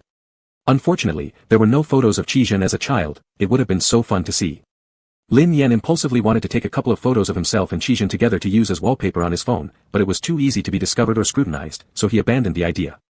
In private, he created a secondary account online, found an illustrator, pretended to be a fan of Lin Yan and the doctor couple, and commissioned 2 pieces of fan art, one in modern style, one in ancient Chinese style. Lin Yan originally thought he and Qizhen could each use one picture. If Qizhen disagreed, he'd use one as the lock screen and another as the desktop background. Unexpectedly, when he mentioned it, Qizhen agreed immediately. Qizhen chose the ancient style piece while Lin Yan took the modern one. Qizhen looked at the photo and asked, "Have you ever used a picture taken with someone else as your wallpaper?" "Yes, I once used one with my brother." In Lin Yan's growing up years, there was a period when he admired his older brother immensely. The reason was straightforward, his brother earned a lot of money and showed a great talent for business, completely independent of pocket money from their parents. For a time, in Lin Yan's eyes, his brother was like a god of wealth incarnate. Then his brother gave him 10 yuan as a startup fund, which made that admiration disappear entirely. Qizhen nodded, saying nothing, but Lin Yan could feel his low mood. When asked, Qizhen simply said it was because of trouble at work. This wasn't the real reason, but it was true that things weren't going smoothly at work. It was well known that Qizhen bought a house near the hospital. Even the worst units in his housing complex were very expensive. Gossip spread around the hospital, and even the director hinted at it indirectly until Qizhen explained that he was in a normal romantic relationship, which put the matter to rest. On the day of the housewarming party, Lin Yan quietly pulled his brother aside. Bro, tonight can you help me investigate Qizhen? Lin Ju was shocked. Is he cheating? Lin Yan, what are you talking about? I just think he's been off lately and won't talk to me. Help me figure out what's going on. You're better at getting information than me. In the world of business, they exchanged favors, set traps, and gained insights beforehand, all skills Lin Ju had mastered. Lin Yan couldn't compare with his brother. Lin Ju glanced at Qizhen. Hasn't he always been that way? Cold. No, look at his expression, something is definitely wrong. Lin Ju examined carefully. I really haven't noticed that. His deadpan face, how do you tell? Lin Yan became exasperated. I say it's off, then it's off. He doesn't even want to, do it with me anymore. Lin Ju. He smirked. Could it be possible that you're asking for too much? This question made Lin Yan pause and repeat Lin Ju's words to himself, too much. Lin Ju held back the urge to hit him. However, his younger brother had always known his limits. Since he came seeking help this time, something must have happened. When Lin Ju had a drink later, he asked Qizhen, have you guys been fighting recently? Qizhen's fingers tapped against the rim of his cup. No. Lin Yan already came to me, asking me to get info from you. Qizhen fell silent. Lin Ju, couple stuff isn't my thing, but since he asked, I need to say something. He's worried about you. You've bought a house together already. Why don't you just talk openly about whatever's on your mind?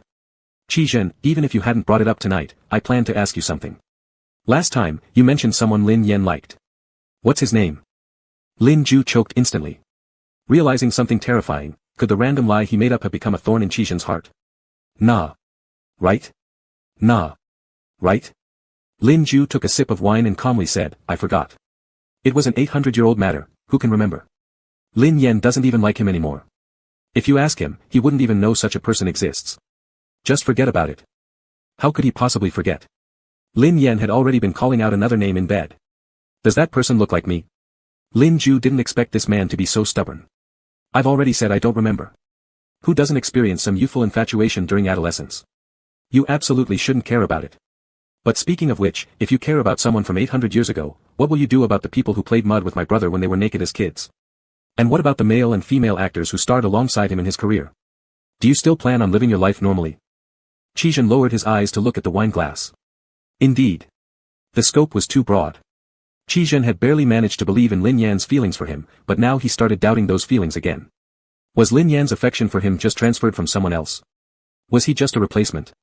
Lin Yan had said he liked Qizhen's aloof attitude because when Qizhen smiled, he didn't resemble that other person, did he? Feeling restless and experiencing a sharp pain in his chest, Qizhen wanted to find out who this person was but couldn't locate any traces of them. Realizing how abnormal Qizhen had become all because of a well-intentioned lie he made up back then, Lin Ju dared not delve further into the conversation and ran off, feeling guilty.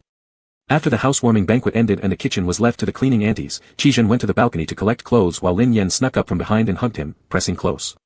Husband. Qizhen didn't respond, appearing lost in thought. After a moment, he asked, who are you calling? You, of course. Qizhen turned around, pinching Lin Yan's chin and tilting his face up. His gaze was dark and brooding. Who am I? Lin Yan laughed. Was he drunk? Engaging in such childish teasing. Qizhen, my husband Qizhen. Qizhen looked steadily at him, making sure his eyes weren't searching for anyone else through him before suddenly flashing a smile. Startled, Lin Yan immediately clung onto him. Husband, you look so good when you smile. Smile again, smile again. Do you like me calling you husband? Then I'll call you more times, can you smile more often? Qizhen leaned closer, his eyes concealing a gleam. Do I look better when I smile?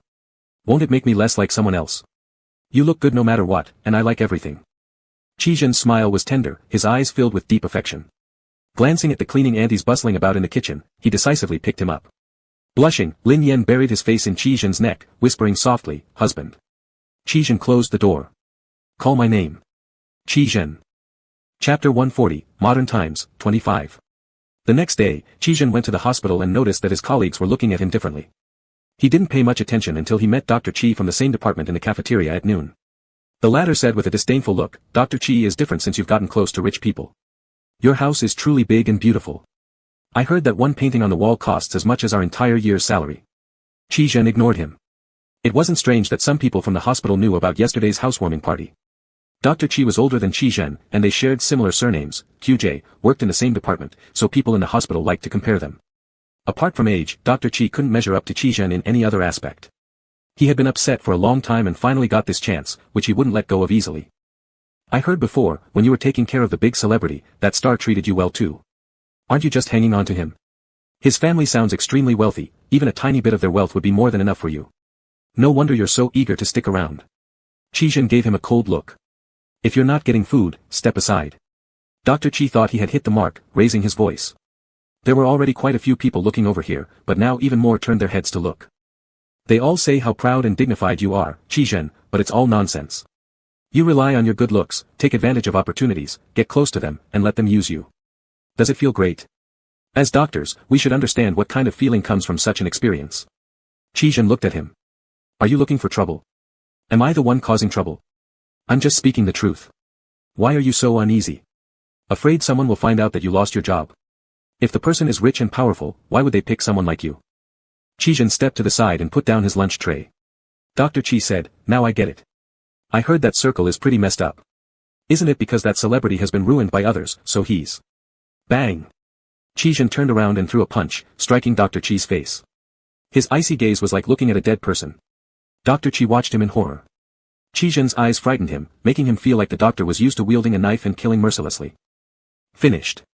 That was the only thought in his mind. When Qi returned home that evening, Lin Yan immediately noticed an abnormal red mark on his knuckles. Last time at the airport, fans had scratched his wrist, but that wound was already healed, and his hands were completely clean. Now this unusual redness stood out significantly. What happened to your hand? It's nothing, just bumped it. Lin Yan carefully held his hand with concern. After all, Qi was a doctor who relied on his hands for a living, and nothing could go wrong with them. He inspected closely, it didn't seem like it was caused by a bump but more likely by hitting someone. He lifted his eyes to ask but met Qi deep, intense gaze. His suspicions disappeared instantly. Instead, he tilted his head and kissed Qi on the lips. If there's anything troubling you, you should tell me. Qi caressed his tender face. Lin Yan, do you like me? Yes. Qi gently probed further. Among all the people you've met so far, do you like me the most? The most, no one compares. Qi lips curled slightly, and he leaned closer. It was a gesture that suggested enveloping Lin Yan within his arms, with a rather dominating gaze. Lin Yan felt heat rise to his cheeks, laughing as he hugged Qi neck to make it easier for him to lift him up. Qi carried him upstairs, thinking in his heart that even if he might just be a substitute, when faced with such a look from Lin Yan, he still couldn't resist. Rather than being angry that he might be seen as a substitute, he was more frustrated that he couldn't hold on to this person. Since letting go was impossible, he wanted Lin Yan to love him, even if the root of this affection didn't start entirely because of him. Lin Yan, look at me. Lin Yan gazed into his eyes, filled with infatuation and surrender. I am Qi, not anyone else. Lost in a moment, Lin Yan failed to notice the suppressed emotions in Qi demeanor. I know, you should be gentler, or you'll hurt me. Qi didn't listen. Lin Yan was exhausted, unable to lift his fingers, yet Qi still wouldn't let him go. Biting his ear, he asked if he was very impressive, was he the best? If this question had come earlier in the situation, Lin Yan might have teased and spurred Qi to something exciting. But now, absolutely not. Moreover, Qi voice gave him a chilling sensation. Lin Yan answered honestly. Yes. Holding him tightly, Qi finally made up his mind and asked, compared to your ex, how does it feel? Lin Yan's lips were slick with saliva, his eyes glazed over as he slowly processed Qi words. Not until Qi grew a bit harsher and repeated himself did Lin Yan finally react. No ex, Lin Yan exclaimed uncontrollably. What about those you liked before? Among everyone you've had feelings for, who's the best? Who did you like the most? Is it me, Qi? Qi had finally asked the question that had been weighing on his mind. Lost in a low moan, Lin Yan thought chaotically, do just any kind of feelings count? Even fleeting attractions? Isn't Qi too jealous? He stuttered that his favorite was Qi, he didn't know about others since he only had Qi. Satisfied, Qi held him close and gave him a deep kiss, skillfully rewarding him before falling into a contented sleep. The next day, Qi went to work as usual. After waking up, Lin Yan messaged Aunt Yun to find out what happened to Qi yesterday. Aunt Yun replied quickly, I thought you knew. He hasn't told you yet. Then she sent over a link to a video. In the shaky footage, two figures could still be identified, Qi and another doctor. As Lin Yan watched, his face grew colder and colder, and when he saw Qi throw a punch, he cursed loudly. Aunt Yun, because of your relationship with Qi, our company has been monitoring this closely. The moment the video surfaced, we acted fast to suppress it so it didn't become a trending topic. However, because your name was mentioned, it caused a small-scale uproar. Aunt Yun, your doctor should be fine, after all he had reason on his side, standing up for you. I've heard the other doctor is having a tough time. Due to Lin Yan's previous injury at the hands of extreme fan behavior, this time everyone remained rational and civil. They publicly criticized the doctor by questioning whether his words had any basis. How can a doctor spread rumors? When you treat patients, do you also spread lies? If a doctor talks nonsense, aren't you risking people's lives? Without hesitation, Lin Yan sent a voice message, let him suffer. My fans won't go after him, I'll deal with him myself. Sue him. This video is evidence. That afternoon, the court summons was delivered directly to the hospital. Lin Yan bribed the person delivering the summons, asking them to start shouting and questioning aloud from the moment they entered the hospital gates, continuing all the way to the office door. Even before the trial began, everyone at the hospital, doctors, nurses, patients, even the cleaning ladies, knew Dr. Chi was embroiled in legal trouble. Chapter 141, Modern Story, 26. This incident was causing quite a stir in the hospital. Before it was even time to go off duty, Dr. Chi had been summoned by the hospital management. Rumors abounded within the hospital. Some said that one really couldn't offend Qijin because he had strong backing. Others speculated that Qijin was a private doctor for a major celebrity, and not only did Dr. Chi insult Qijin but also indirectly criticized the big star herself, so taking no action would be tantamount to slapping oneself in the face. Despite being at the center of this controversy, Qijin appeared as if nothing unusual had happened and went home as usual after work. As soon as he entered his house, Lin Yan poked his head out, "Are you back?" Qijin grunted an acknowledgement and went inside, seeing the housemaid preparing dinner. Lin Yan asked, "Did anyone give you trouble today at the hospital?" "No, actually, you didn't need to do that." "That's unacceptable. He not only cursed you but me as well. Even if I wasn't doing it for you, I still have to stand up for myself. But more importantly, I'm doing it for you, I can't let you suffer along with me." Lin Yan pulled him over and made him sit beside him. "How does it feel to have a boyfriend protect you? Shouldn't you reward your boyfriend a little? What do you want?" "A ring." Qijin fixed his gaze on Lin Yan for a moment before asking slowly, "Do you ask every person you date for a ring like this?" Lin Yan was puzzled. "Didn't I already tell you, I've only dated you? Even before we started dating, you were asking me for one." Lin Yan didn't know how to explain. He countered, "Am I not allowed to want one?" Qijin paused, then placed his hand on Lin Yan's waist and lightly caressed him, making Lin Yan inexplicably heat up. "Lin Yan, what they truly misunderstand is the inappropriate relationship between you and me. Or to put it more clearly, the inappropriate relationship between me and my boyfriend. Before you ask me for a ring, shouldn't you buy one for me first?" The smile on Lin Yan's face widened, and he readily agreed. Excitedly, he pulled out his phone. "Alright, I'll choose one for you right now." He was a member of multiple high-end jewelry stores. It didn't matter if it was late night or early morning, if he wanted, someone would always present him with catalogs. Qijin looked at Lin Yan's profile. "Have you ever bought rings for others?" "No, I've only bought them for myself. There are certain events where wearing a ring is required, but the ones they provided were too ugly, so I bought my own. Let me measure your finger size." After saying that, Lin Yan ran to get a small piece of string and carefully wound the red thread around Qijin's fingers. Watching Lin Yan's actions, Qijin felt as though there was a small fish swimming around inside his chest, its every movement creating gentle ripples in his heart. After measuring, Lin Yan put the string away. "It's not very precise, but it will be enough for trying on. Tomorrow, I'll have them bring the tools and sample rings over. You're going to buy it for me so easily?" "Yeah." Qijin looked at his own finger, realizing that before long, Lin Yan's ring would adorn it. Lin Yan asked, "I'm giving one to you. When will you give one to me?" Qijin clenched his fist slightly. "Let's discuss it later." "Why? If I give you one, will you wear it on your finger forever without taking it off?" Lin Yan was momentarily speechless. He had wanted Qijin to give him a ring so that it could help restore Qijin's memory. Due to this motive being stronger, he neglected the actual significance of the ring itself. What Qijin implied was, "If you're just playing around, I won't give it to you." In Lin Yan's silence, Qijin gazed at him with tender eyes, which left Lin Yan completely disoriented and unsure what to do. "You can't do it, can you? Because of your identity as an actor, you perform under the camera's eye. Even if you admitted publicly that you liked me and wanted to be with me, when work demands, you would still take it off. Of course, I understand that it's not your fault. Can you wait a little longer?" Lin Yan immediately found himself unable to utter a word and nodded, dejectedly saying, "Then let me pick a good one for you first, and you must wear it all the time." Qijin replied, "Okay." As he watched Lin Yan lower his head and pretend to choose among rings, in reality just idly moving his fingers across the screen, his mind clearly somewhere else. At this moment, Qijin suddenly felt base. He realized he was exploiting Lin Yan's professional limitations and weaknesses to gain an advantage, causing Lin Yan to feel guilty, dejected, dangling hope in front of him, and even tricking him into giving up his ring. Qijin leaned closer and gently kissed Lin Yan's forehead. He was indeed base. And he decided to stay base forever. He refused to be a mere substitute, unwilling for Lin Yan to harbor feelings for anyone else in his heart.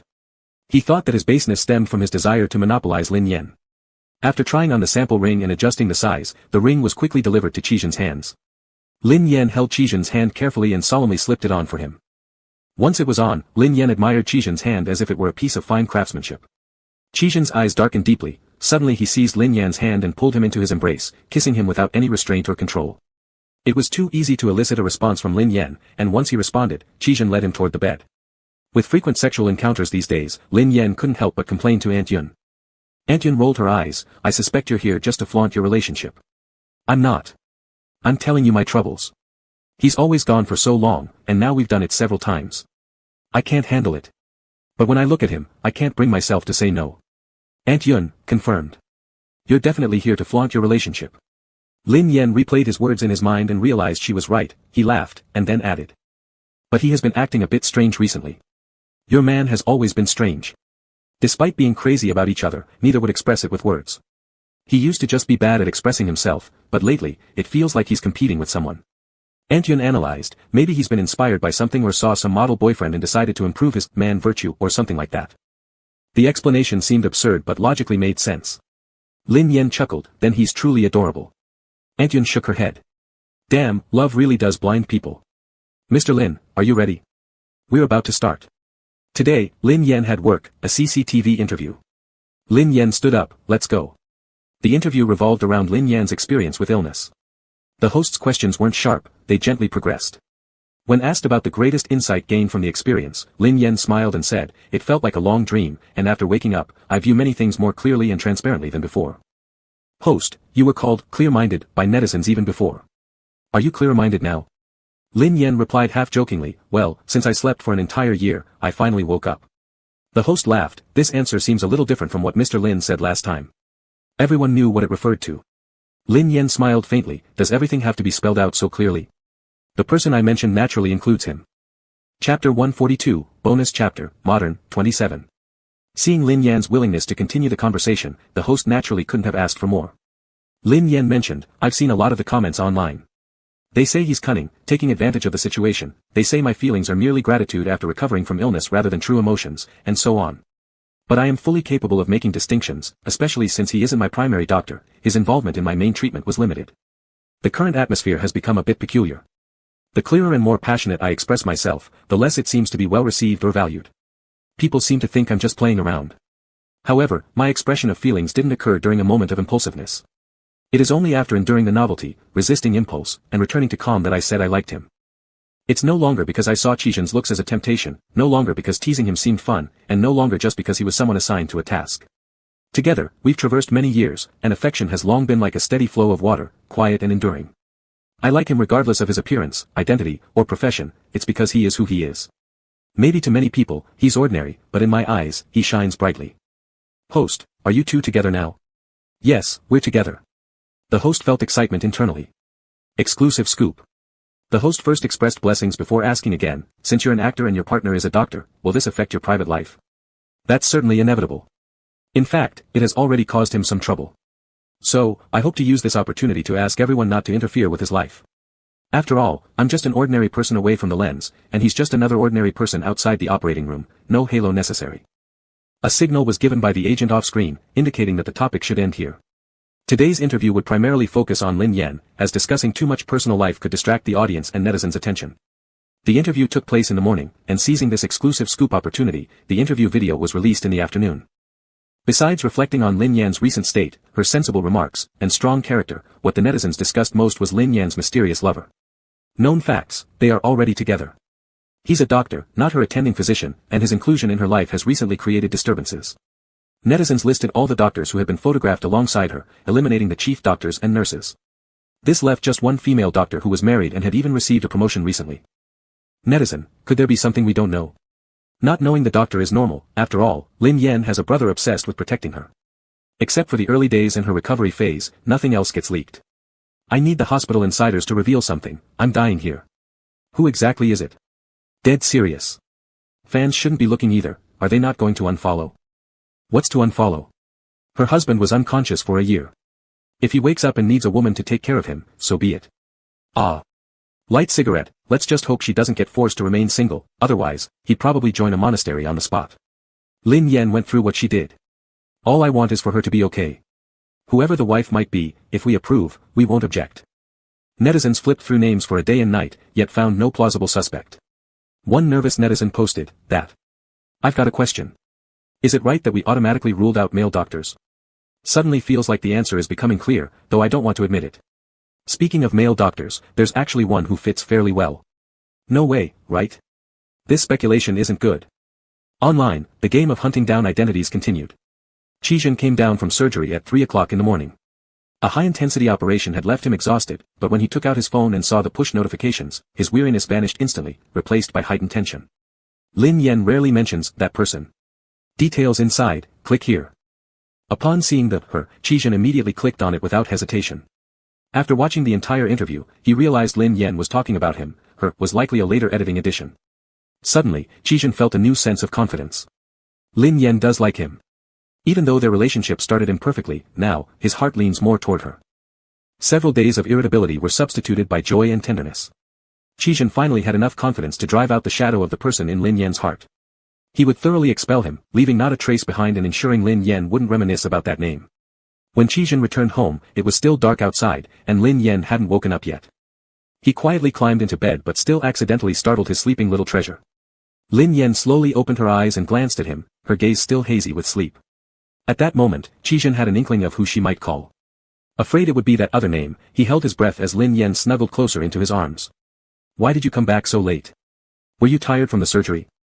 The anxiety in Chijin's heart gradually dissipated. Yes, I'm tired. Lin Yen hugged him tightly. Leaning down, Chijin embraced Lin Yen firmly, someone he could never let go of, nor would he ever want to. He gently kissed Lin Yen's soft hair and whispered softly. Yen, I have a day off. Shall we go on a date?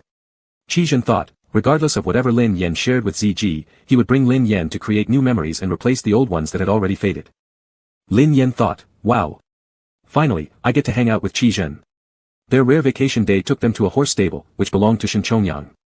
Upon hearing Lin Yen was coming for a visit, Shin immediately put his work aside and jumped at the chance to join under the pretense of being there for Lin Yen. Shin Chongyang led them to pick out horses. Under his breath, away from Chijin's ears, Shin said, how'd you even think to bring him here? Does he know how to ride? She knows. Knows? Is he Mongolian or something? Not exactly. Then has he learned? Well, sort of. Previously, Chijin had known how to ride, but now it was uncertain whether that skill could be rekindled. Lin Yen suggested, you'd better find him a coach anyway.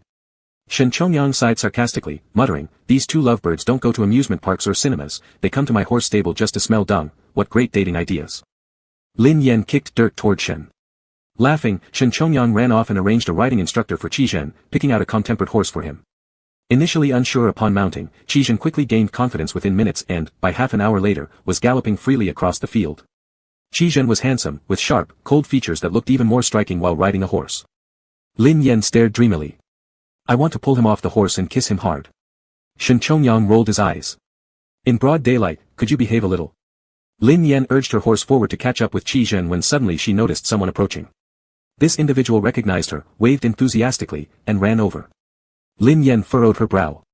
Who is this guy? After a quick glance, Shen Chongyang nonchalantly replied, that one who confessed to you in elementary school and got reported by you, then in junior high, once he learned your sexual orientation, he confessed again, only to have your brother report him. Chapter 143, Modern Interlude, 28. From his childhood up to now, Lin Yen never lacked for people who confessed their feelings to him. He really couldn't remember who this person was. He lightly flicked the reins, preparing to catch up with Chijin. But as that person drew near, ignoring them outright would be rude. Lin Yen, it's been a long time. You don't remember me? I'm Mo Qianqian. When I was still abroad, I heard you woke up, and I didn't expect to meet you here today. Mo Qianqian tilted her head and saw Chijin riding on horseback, an expression of obvious admiration on her face. Lin Yan's expression immediately turned serious, what do you want? Isn't that your boyfriend? Lin Yan became guarded like a mother hen protecting its chicks, yes, he is my person. What of it? Mo Qianqian rode closer, lowering her voice, no wonder you rejected me back then, it's because we had similar models. Rejected you because I didn't like you. What nonsense about models. Back then, how old were they? Who understood anything about models? Mo Qianqian refused to believe it, snorting with skepticism. Before she could continue, there came a cold voice behind them, Lin Yan. It carried both a command for Lin Yan's attention and a warning directed at her. Chijin appraised the person who had just been close to Lin Yan, clearly an acquaintance from the past. Nowadays, everyone looked somewhat like ZG to him. Chijin rode closer, a friend of yours? A classmate. This is Chijin, my boyfriend. Mo Qianqian took the initiative to introduce herself. Hello, my name is Mo Qianqian. I've been classmates with Lin Yan since elementary school. Are you two here for fun as well? Why don't we join together? Lin Yan rolled his eyes. Who wanted to go with her? Was she setting herself up to be the third wheel?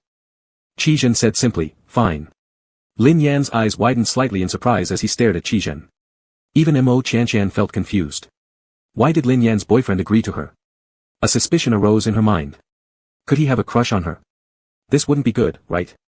Regardless of Lin family elders, even Lin Yan's elder brother's anger would be something Mo Qianqian couldn't bear. Ah. What should she do? It's all because she was too cute. How could she not attract so much attention? Still, Lin Yan's boyfriend was genuinely handsome. Not only handsome but also full of charm, he didn't look like a doctor at all, instead, there was an imperial aura about him. Mo Qianqian gave Qi Zhen a smile, testing the waters. Qi Zhen coldly averted his gaze. Mo Qianqian. Alright. Apparently not. Thankfully not. Mo Qianqian was a fan of looks, even more so than Lin Yan. Since her youth, she liked associating with those who looked good. Hence, she liked Lin Yan back then, and now she still enjoyed tagging along with Lin Yan. Lin Yan, you have a boyfriend already, can't you introduce me to someone? Where am I supposed to find one for you? In the entertainment circle. Your circle has the most handsome men. Don't pick those superstars, getting caught with them is troublesome. Is there anyone who's handsome, but maybe not rich, someone who'll come if you pay them enough, and is still young? Lin Yan, I'm an actor, not a pimp. Shen Chongyang laughed at the side, almost splitting a rib laughing while slapping Mo Qianqian's shoulder, saying, what kind of thinking do you have? Asking your once confessed object to set you up with someone? You're truly talented. It was all a long time ago. Besides, from kindergarten to university, there were so many people confessing to Lin Yan. Not just me. As Mo Qianqian said this, she recalled the day in elementary school when Lin Yan reported her and she was summoned to the teacher's office, along with her parents, who ridiculed her for years.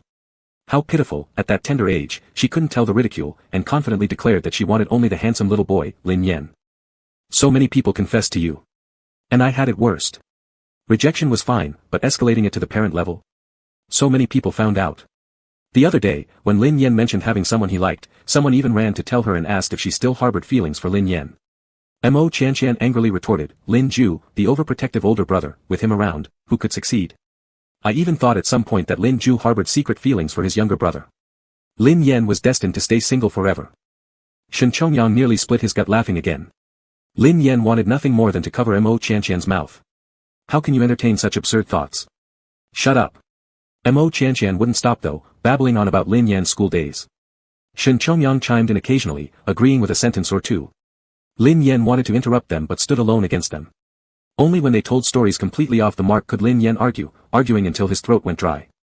Beside them, Qi Zhen remained silent, riding his horse deliberately without offering any help or support to Lin Yan, seemingly avoiding the embarrassing topic. It escalated until Mo Qianqian shouted, I have pictures. Evidence with images. Physical proof. Lin Yan's face went pale, and he flailed his arms in threat, if you dare say another word, I'll kick you off your horse. Mo Qianqian immediately raised the white flag and sent a distress signal toward Qi Zhen, your boyfriend is about to assault me. Lin Yan smirked despite his irritation. You're seeking help from my boyfriend? He turned his head and asked Qi Zhen, they're bullying me, and you're just standing there watching. Qi Zhen had listened to enough of their banter. He had pieced together several crucial bits of information, many admirers, Lin Ju's strict supervision, no romantic relationships, nobody special by high school graduation. Not only that, but through their fragmented words, Qi Zhen had painted a vivid picture of a lively yet obedient youth, a time full of freshness for Lin Yan. Qi Zhen slightly furrowed his eyebrows and said softly, your relationship seems good. Mo Qianqian grinned, yes, yes. Our relationship has always been great. Lin Yan instantly tried to distance himself, who says we're close? You're overly familiar. Turning to Qi Zhen, he added, and this one is your rival. Mo Qianqian was shocked and quickly explained, but I don't like him anymore. Qi Zhen glanced at Mo Qianqian then looked at Lin Yan, saying, only someone you've truly liked before could be considered my rival. Mo Qianqian's face fell, am I not even worthy to be called a rival? Shen Chongyang chimed in enthusiastically, no, you're not worthy. Qi Zhen seemed amused by this statement as well, his expression softening slightly. With a faint smile and a half-joking tone, he said to Lin Yan, next time, how about bringing all the people you've ever liked to meet me? Chapter 144, Modern Day Interlude, 29. Lin Yan had a look on his face as if he'd picked up a rock only to drop it on his own foot. Shen Chongyang and Lin Yan's relationship was truly good, Shen would not kick him when he's down and cause Lin Yan's emotional crisis. But Mo Qianqian was different. She was purely watching the show with excitement, Lin Yan, bring one along. Bring one along. Lin Yan sent her a death glare. I haven't, where am I supposed to bring one from? Mo Qianqian was like Qi Zhen's mouthpiece. I don't believe you. Believe what you want. It looked like this question would drag on indefinitely. Shen Chongyang came in to mediate. Alright. Why don't you two go have a fight? Whoever wins gets the last word. This finally shut Mo Qianqian up. The four of them rode horses for a while. Qi Zhen had the best horseback riding skills. Once he really ran, even Shen Chongyang, who ran a horse farm, couldn't keep up. He panted and asked Lin Yan if he had brought a hidden master to pretend to be a novice. Lin Yan thought silently that Qi Zhen just woke up with muscle memory. But out loud said, my husband is talented, smart, learns things quickly. Shen Chongyang choked on this sudden onslaught of dog food, showing off about relationships, and started grumbling while changing horses. Afterward, he muttered to himself that he also needed to find someone so he could flaunt his love life right in front of Lin Yan to return all the dog food eaten today. You guys should stop coming to me for dates.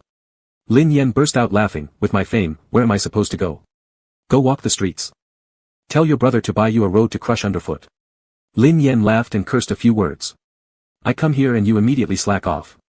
I definitely can't visit often. Shen Chongyang suddenly became quiet. He pulled out a cigarette box from his pocket, tapped the bottom of it, and pulled out a cigarette which he handed to Lin Yan. Lin Yan, I don't smoke anymore. He didn't have a nicotine addiction to begin with, he would just smoke one when stressed or feeling chaotic. After the incident, after staying in Qi Zhen's world for those many years and returning for rehabilitation and work, he hasn't touched cigarettes again long ago. Shen Chongyang's demeanor turned desolate. Accompany me for one. If you won't smoke, just hold it. Lin Yan had a premonition and took the cigarette. What happened? Shen Chongyang lit the cigarette, took a puff while holding it between his fingers. She's back. Lin Yan froze. Shen Chongyang, yesterday's matter. The atmosphere turned heavy and cold. Lin Yan calmed himself down, grabbed Shen Chongyang's lighter, lit the cigarette, bit down on it for a moment, still didn't smoke, then let it go. The Shen family has been peaceful in recent years, but it wasn't always like this before. Shen Chongyang's father and uncle fought for power, causing unrest at home. Shen Chongyang's grandfather made the two sons compete, whoever won would control the Shen family. Shen Chongyang's uncle knew he couldn't win, so to turn the tide, he paid people to target Shen Chongyang, using him as the entry point to obtain Shen Chongyang's father's business plans. And he indeed succeeded. Back then, Shen Chongyang was young and casually mentioned something he thought was unimportant, which the girl then told his uncle. Fortunately, Shen Chongyang's father had been prepared. In the end, Shen Chongyang's father won the competition. That night, the girl was brought in front of Shen Chongyang, and his father revealed the brutal truth about how she approached him and why they interacted. And told him, Chongyang, this can be considered your first life lesson. This first lesson was painful. The girl cried and begged for forgiveness, saying her family was in his uncle's hands, she had no choice, but she genuinely liked Shen Chongyang. Shen Chongyang remembers vividly his breakdown that night, the girl's crying, and his uncle's enraged revenge the next day. He posted the intimate video of the girl and Shen Chongyang onto the school forum and blamed the whole thing on Shen Chongyang. Because of this, Shen Chongyang transferred schools.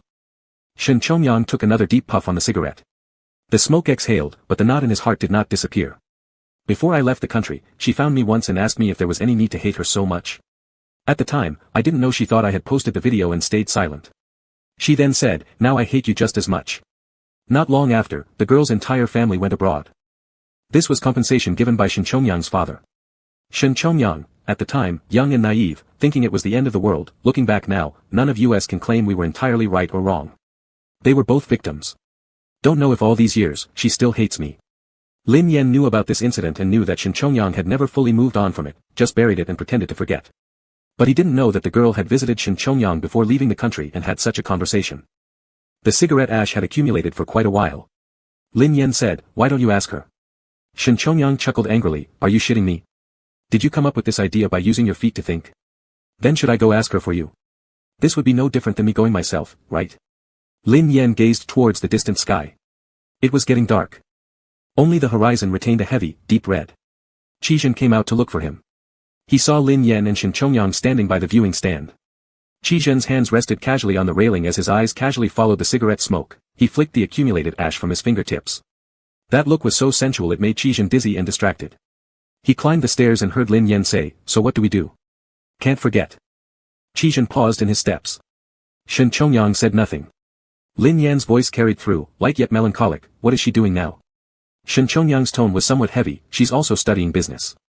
Lin Yan, sooner or later, you will run into each other, no need for a special trip. Qi Zhen's heart was suddenly gripped tightly. The way they spoke confirmed for him that the topic centered around someone who had left a deep mark in their lives, someone they still couldn't forget.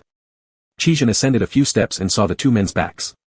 Just from their silhouettes, there was an aura of brokenness, sensitivity, desolation, quietly narrating some unspoken regret. ZG. This name abruptly appeared in Qizhen's heart and continued to amplify, squeezing until his heart ached. Shen Chongyang noticed Qizhen first, and attempted to cover it up with a cough, returning his tone to normal. How did you flick the ashes onto my head? Isn't the ashtray right there? Qizhen stood motionless. Something's up. Lin Yan crushed out his cigarette. There's grass below you. Okay, if you're particular about it, I can go down and suck the ashes up for you. Qizhen gave a cold glance. The more they covered, the more suspicious it got. Shen Chongyang waved a hand. Forget it, never mind. It's almost dark. What are your plans next? Go home or continue your date and watch a movie or something? Depends on him. Shen Chongyang laughed. Treatment of a partner sure is different. The two walked side by side downstairs. Qizhen watched them walk over and pass by, staying completely still. They were keeping something hidden. Qizhen sensed this might be the closest he'd ever been to uncovering that person. He was at the edge of a cliff, knowing that choosing to ask would lead to an answer that would send him plunging into an abyss. The pain in his chest only intensified, evolving into various emotions, anger, irritability, jealousy spilling over. Lin Yan.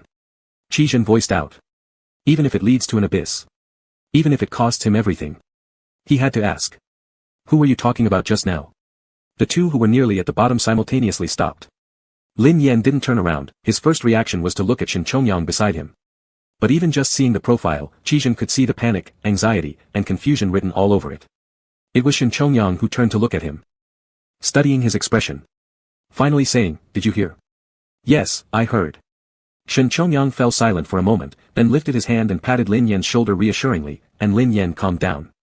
Shen Chongyang said, don't misunderstand, we were talking about my ex. Qizhen showed no emotion, his heart hurt to the point of numbness. In critical moments, stepping up to take the blame. That makes for a good friend indeed.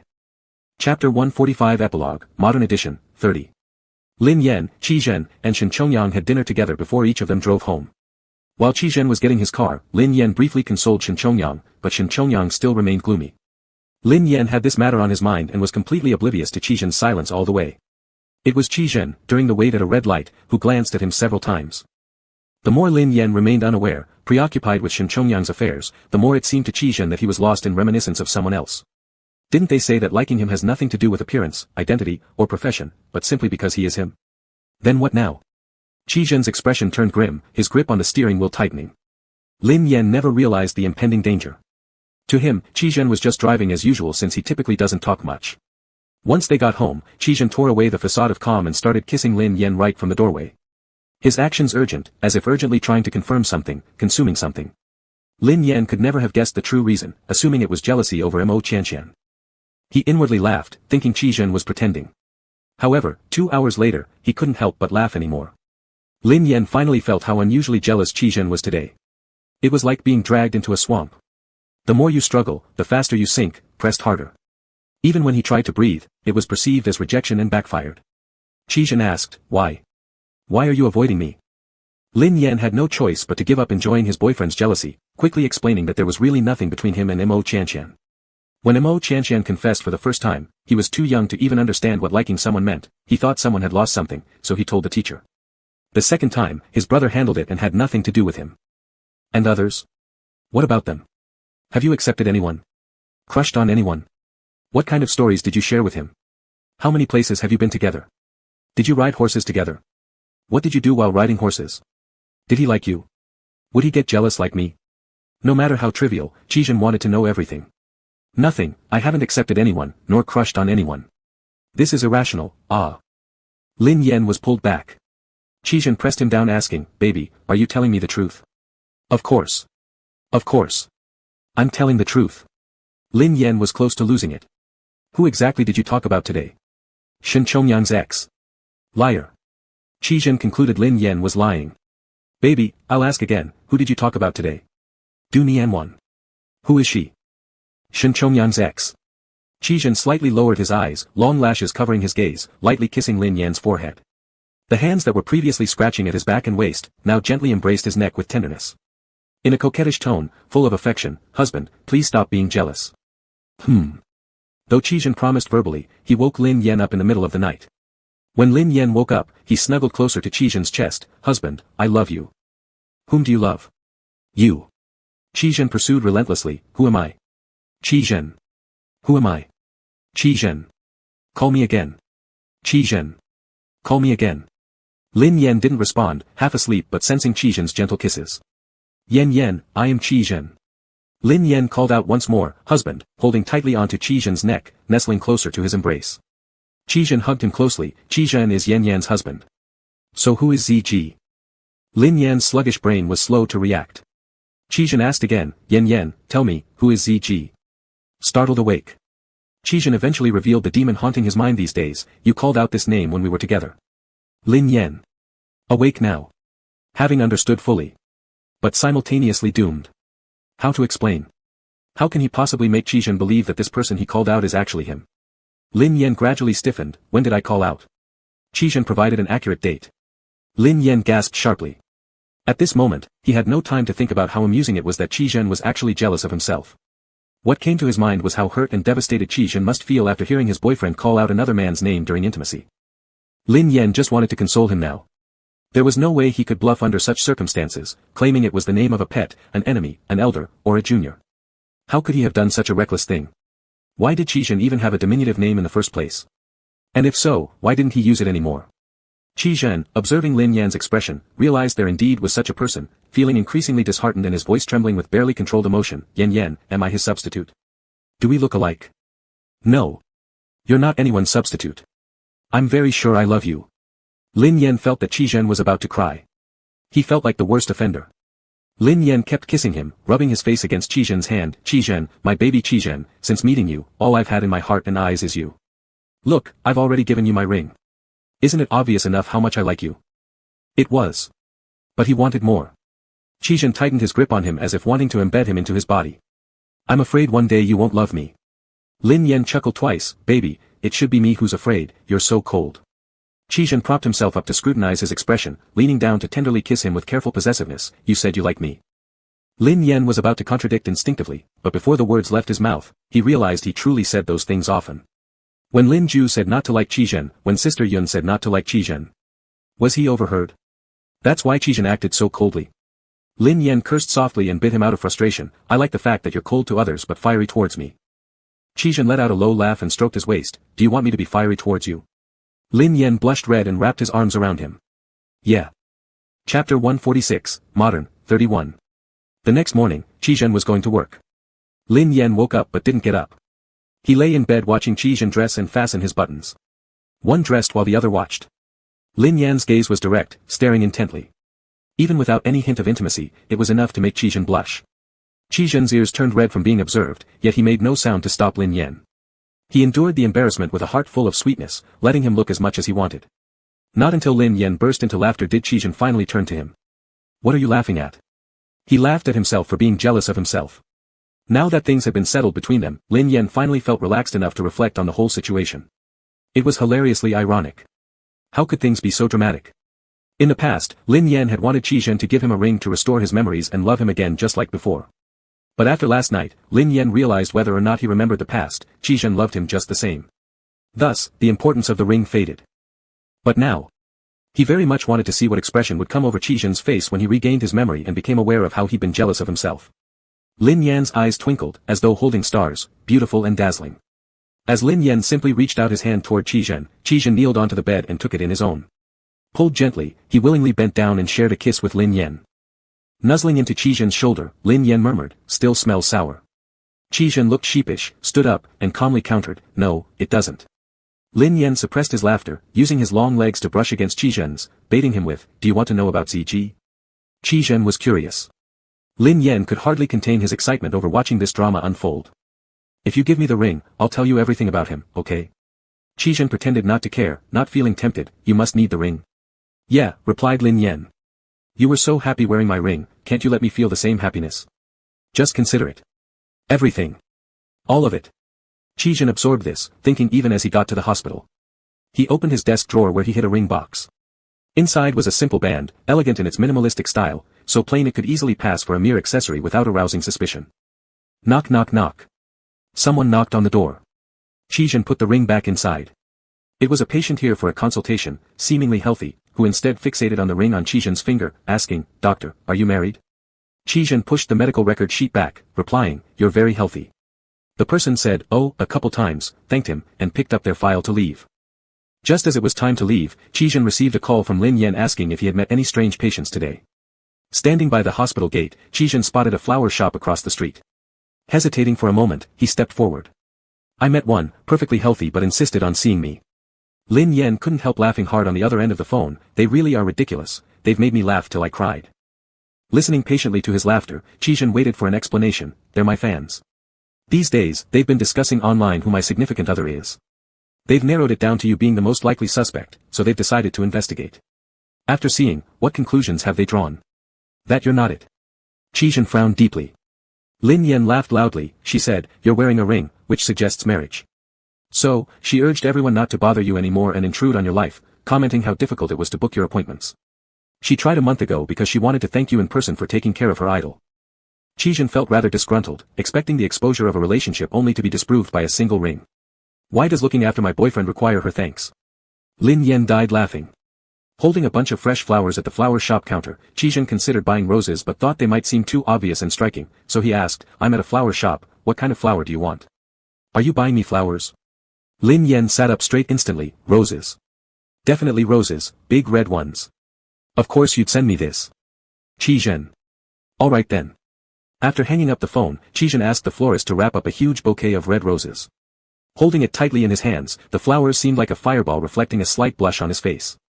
Lin Yan was still on the way home, becoming anxious after ending the call. "Yun's sister, Qizhen is proposing to me." "Yun's sister? I don't have cameras installed in my house." "Yun's sister." Lin Yan immediately grabbed the broker's forearm. "Come to my place tonight for dinner and help me record the process." Yun's sister was speechless. What if it isn't?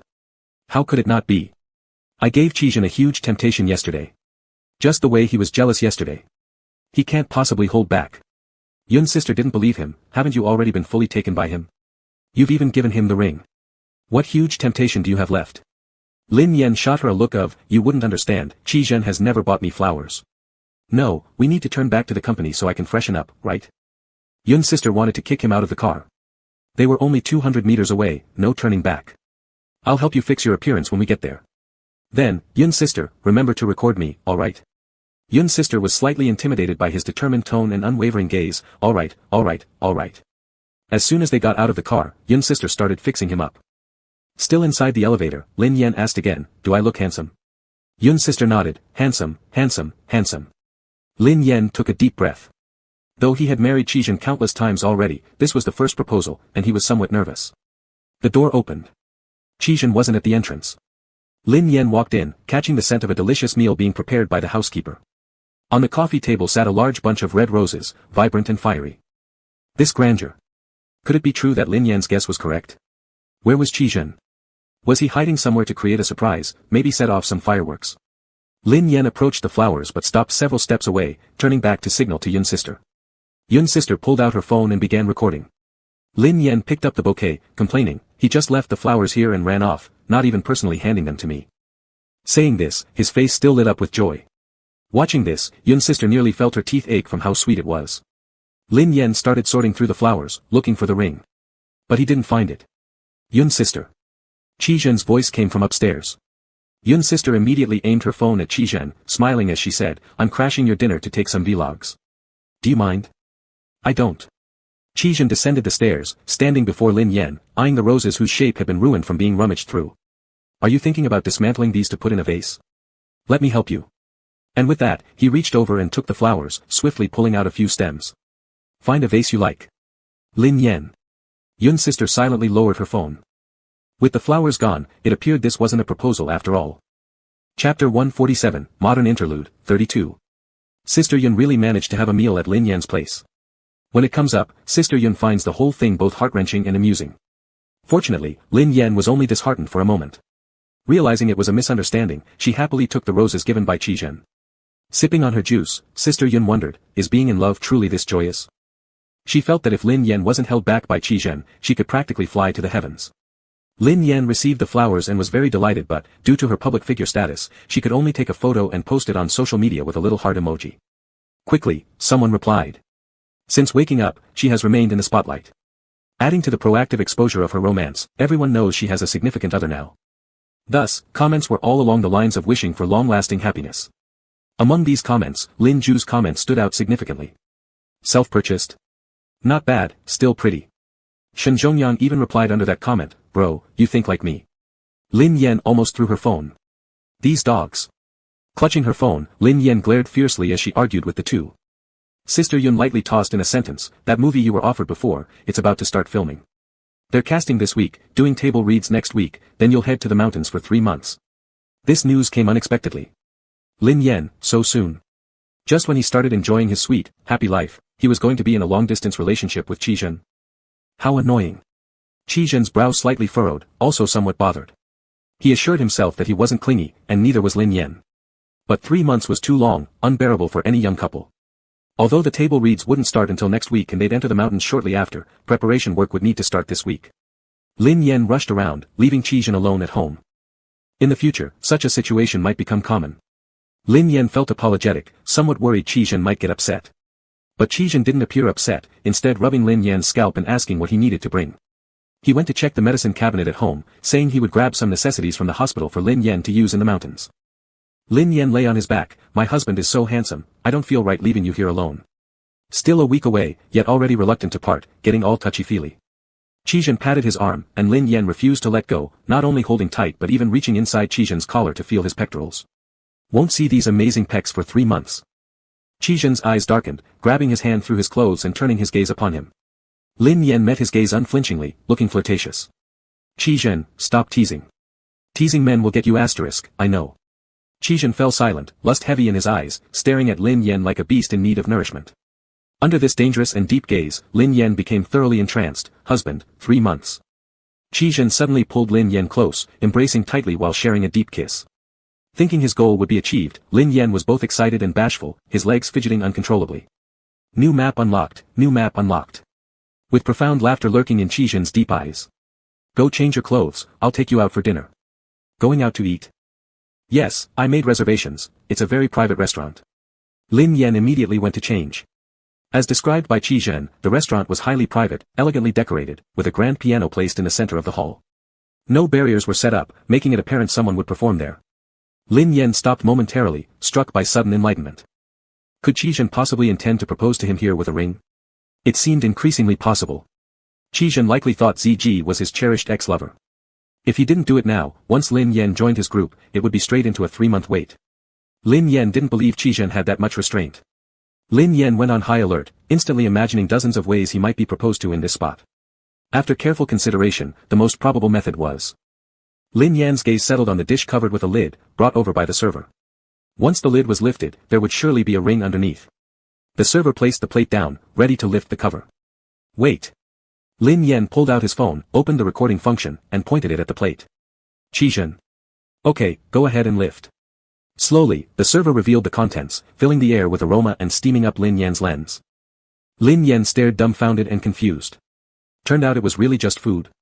Lin Yan picked up the spoon, poked around inside a few times, but didn't feel the metallic sensation, so he put the spoon down. Qi Zhen had been watching his whole process from across the table, guessing what was on his mind. A smile lingered at the corner of his lips as he restrained himself from laughing aloud. Why don't you try if it suits your taste? Lin Yan took a bite. It's quite delicious. He just wasn't in the mood to eat right now. After dinner, the two of them, taking advantage of the darkness, strolled along the riverbank where the light was dim. Lin Yan could barely hold back any longer. Don't you care about ZG anymore? I'll be gone for more than 3 months. Qi Zhen stopped walking with him and looked into his eyes, illuminated by the neon lights reflected off the bridge surface. Yan, didn't you say the person you love now is me? Yes. Then he doesn't matter. Doesn't matter. You were pretty ruthless because of him before. Qi Zhen's face grew warm, but it was dark enough that it couldn't be seen. I can't keep being jealous of the same person forever. It's not. How did you figure it out so easily? I was looking forward to seeing the drama unfold. Qi Zhen cupped Lin Yan's cheeks.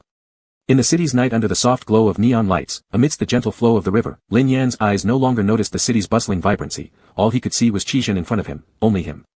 The summer breeze blew gently, carrying Qi Zhen's voice over. Yan, I know you love me, and I love you too. That's all we need. Chapter 148, Bonus Chapter, Modern Times, 33. Time flew by, and the day for Lin Yan's departure arrived. Qi Zhen had work to do and couldn't conveniently go to the airport to see him off. He could only watch Lin Yan leave from home. All the luggage had been moved out the door. As he was about to step out, Lin Yan turned back again, ran into Qi Zhen's arms, and tilted his head to ask for a kiss. Yun's sister wasn't fazed by it. But the assistant driver, who came along, was seeing it for the first time and dropped his jaw in astonishment. Lin Yan was a big star with tens of millions of followers on Weibo, having been pursued by countless admirers all his life. They assumed that in love, such a star would be the one sitting on high.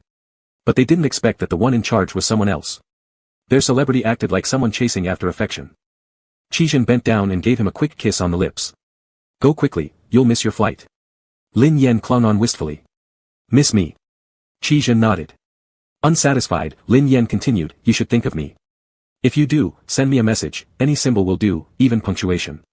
I may not reply promptly, but when I miss you, I'll let you know too. Qi Zhen agreed. Yun's sister finally interjected, dragging Lin Yan outside while stepping into the house. One big man fussing around so much. Look at Dr. Qi, still in love, yet far more composed, mature, and dignified than you. Can't you learn something? As they dragged Lin Yan out, he struggled to protest, saying that if both parties were as cool as that, why even bother dating? Everyday composure meant no kisses either. The voices gradually faded away. This line was the last thing Qi Zhen heard, which made him laugh suddenly. Then he remembered Lin Yan would be gone for 3 whole months, and his laughter gradually vanished. He stared at the suddenly empty house and asked himself. Was he really carefree? No. He didn't want Lin Yan to leave either. But love shouldn't become shackles. You two seem to have a great relationship lately. When Lin Yan had just tried to kiss Qi Zhen earlier, Yun's sister thought that based on Qi Zhen's personality, he wouldn't return the kiss, or if he did, it would be just a perfunctory gesture. Yet it wasn't the case. He kissed properly and meaningfully, treating them as family instead of outsiders. An involuntary smile appeared on Lin Yan's face, carrying an air of pride, we've always been great together. Yun's sister, not sure who the dejected person from before was. The plane took off, then landed. Upon opening his phone, Lin Yan saw a punctuation symbol sent by Qi Zhen. Over a 3-hour journey, Lin Yan received 5 punctuation symbols, and immediately burst out laughing. He then fired off several "miss you" replies. At the airport exit, a bus from the production team was waiting. Other actors were on this same flight, mostly smaller actors seated in economy class, while Lin Yan had traveled first class and hadn't run into them. The crew noticed Lin Yan leaving the airport, quickly approached, and informed him a business car had been arranged separately for him, though he'd need to wait half an hour. Xiao Shanyu, who was on the next flight, would join him. In this movie, Lin Yan was the male lead, while Xiao Shanyu was third male lead. After waiting briefly in the car, Lin Yan welcomed Xiao Shanyu. Teacher Lin, it's been a long time, thank you for waiting. It hasn't been too long, but we haven't seen each other for quite some time. Now we'll meet every day. Xiao Shanyu sat beside Lin Yan and began discussing the script with him. When they reached the hotel, Lin Yan's room faced Xiao Shanyu's directly. Xiao's assistant went out to buy dinner and also brought a meal over to Lin Yan. Inadvertently, the two became extremely familiar. Sometimes, when Qi Zhen called, Xiao Shanyu was still in Lin Yan's room discussing lines and acting methods. Yun's sister curiously asked, is Dr. Qi not jealous? Lin Yan shook his head, we're just discussing the script, we're doing nothing else. Though Yun's sister maintained her doubts until one night when she personally witnessed Lin Yan's professionalism and diligence as he discussed the script with Xiao Shanyu, she saw how upon receiving a call from Qi Zhen, Lin Yan instantly softened and sweetened his tone. Qi Zhen also mentioned Xiao Shanyu frequently, seemingly showing no jealousy as the camera often panned toward Xiao during their video calls. Yun's sister relaxed. If Qi Zhen wasn't jealous, it wouldn't affect Lin Yan's filming, focus, and work. Before they knew it, the shooting stretched on for over a month. An elderly actor finished filming his part, so the crew paused filming late into the evening and early morning the next day, organizing a simple banquet to mark the occasion. Lin Yan got drunk, being helped back by Xiao Shanyu and the assistant, all the way calling for his phone. Once he grabbed it, he dialed Qi Zhen. Qi Zhen was working the night shift. His office was brightly lit, peaceful, and cold without warmth. When the call connected, he heard Lin Yan calling his name with a drunken tongue, just the name, with both given name and surname. Yet, it made the night seem gentle. Qi Zhen suddenly could no longer bear the longing and began to calculate, squeezing out 2 days of vacation, buying a ticket to fly to the city where Lin Yan was. Qi Zhen did not tell Lin Yan, but he told Yun's sister. After that day's shooting ended, Yun's sister sent Qi Zhen back to the hotel quickly, having bought dinner to bring it over to him. Lin Yan was completely unaware, as usual returning to the hotel with Xiao Shanyu. The two walked along the way, chatting all the way, until they reached their respective room doors. Xiao Shanyu's movements were slower than Lin Yan's. Lin Yan opened the door first. Suddenly, a hand reached out from inside and pulled him in. Lin Yan let out a surprised shout. And Xiao Shanyu immediately turned around. Before he could do anything, he caught a glimpse of the doctor he had seen at the airport before, tall in stature, his strong arms encircling Lin Yan's slim waist tightly, leaning down for a kiss. Xiao Shanyu was shocked. It seemed the other party noticed his gaze and glanced sideways. Just a brief look, cold and devoid of warmth, sharp and intense, declaring ownership silently. It was unlike the casual manner during their video calls. The door closed. Lin Yen was overjoyed. How did you come? Is this a surprise for me? Are you happy? Yes. The word happy was already written all over Lin Yan's face. He couldn't help but move closer to kiss him, as if he had finally obtained a treasure he had long desired, unwilling to take his eyes off or release his hands. Qizhen held him, and they chatted for a while. Yun's sister sent a WeChat message asking if it would be convenient to send the food now.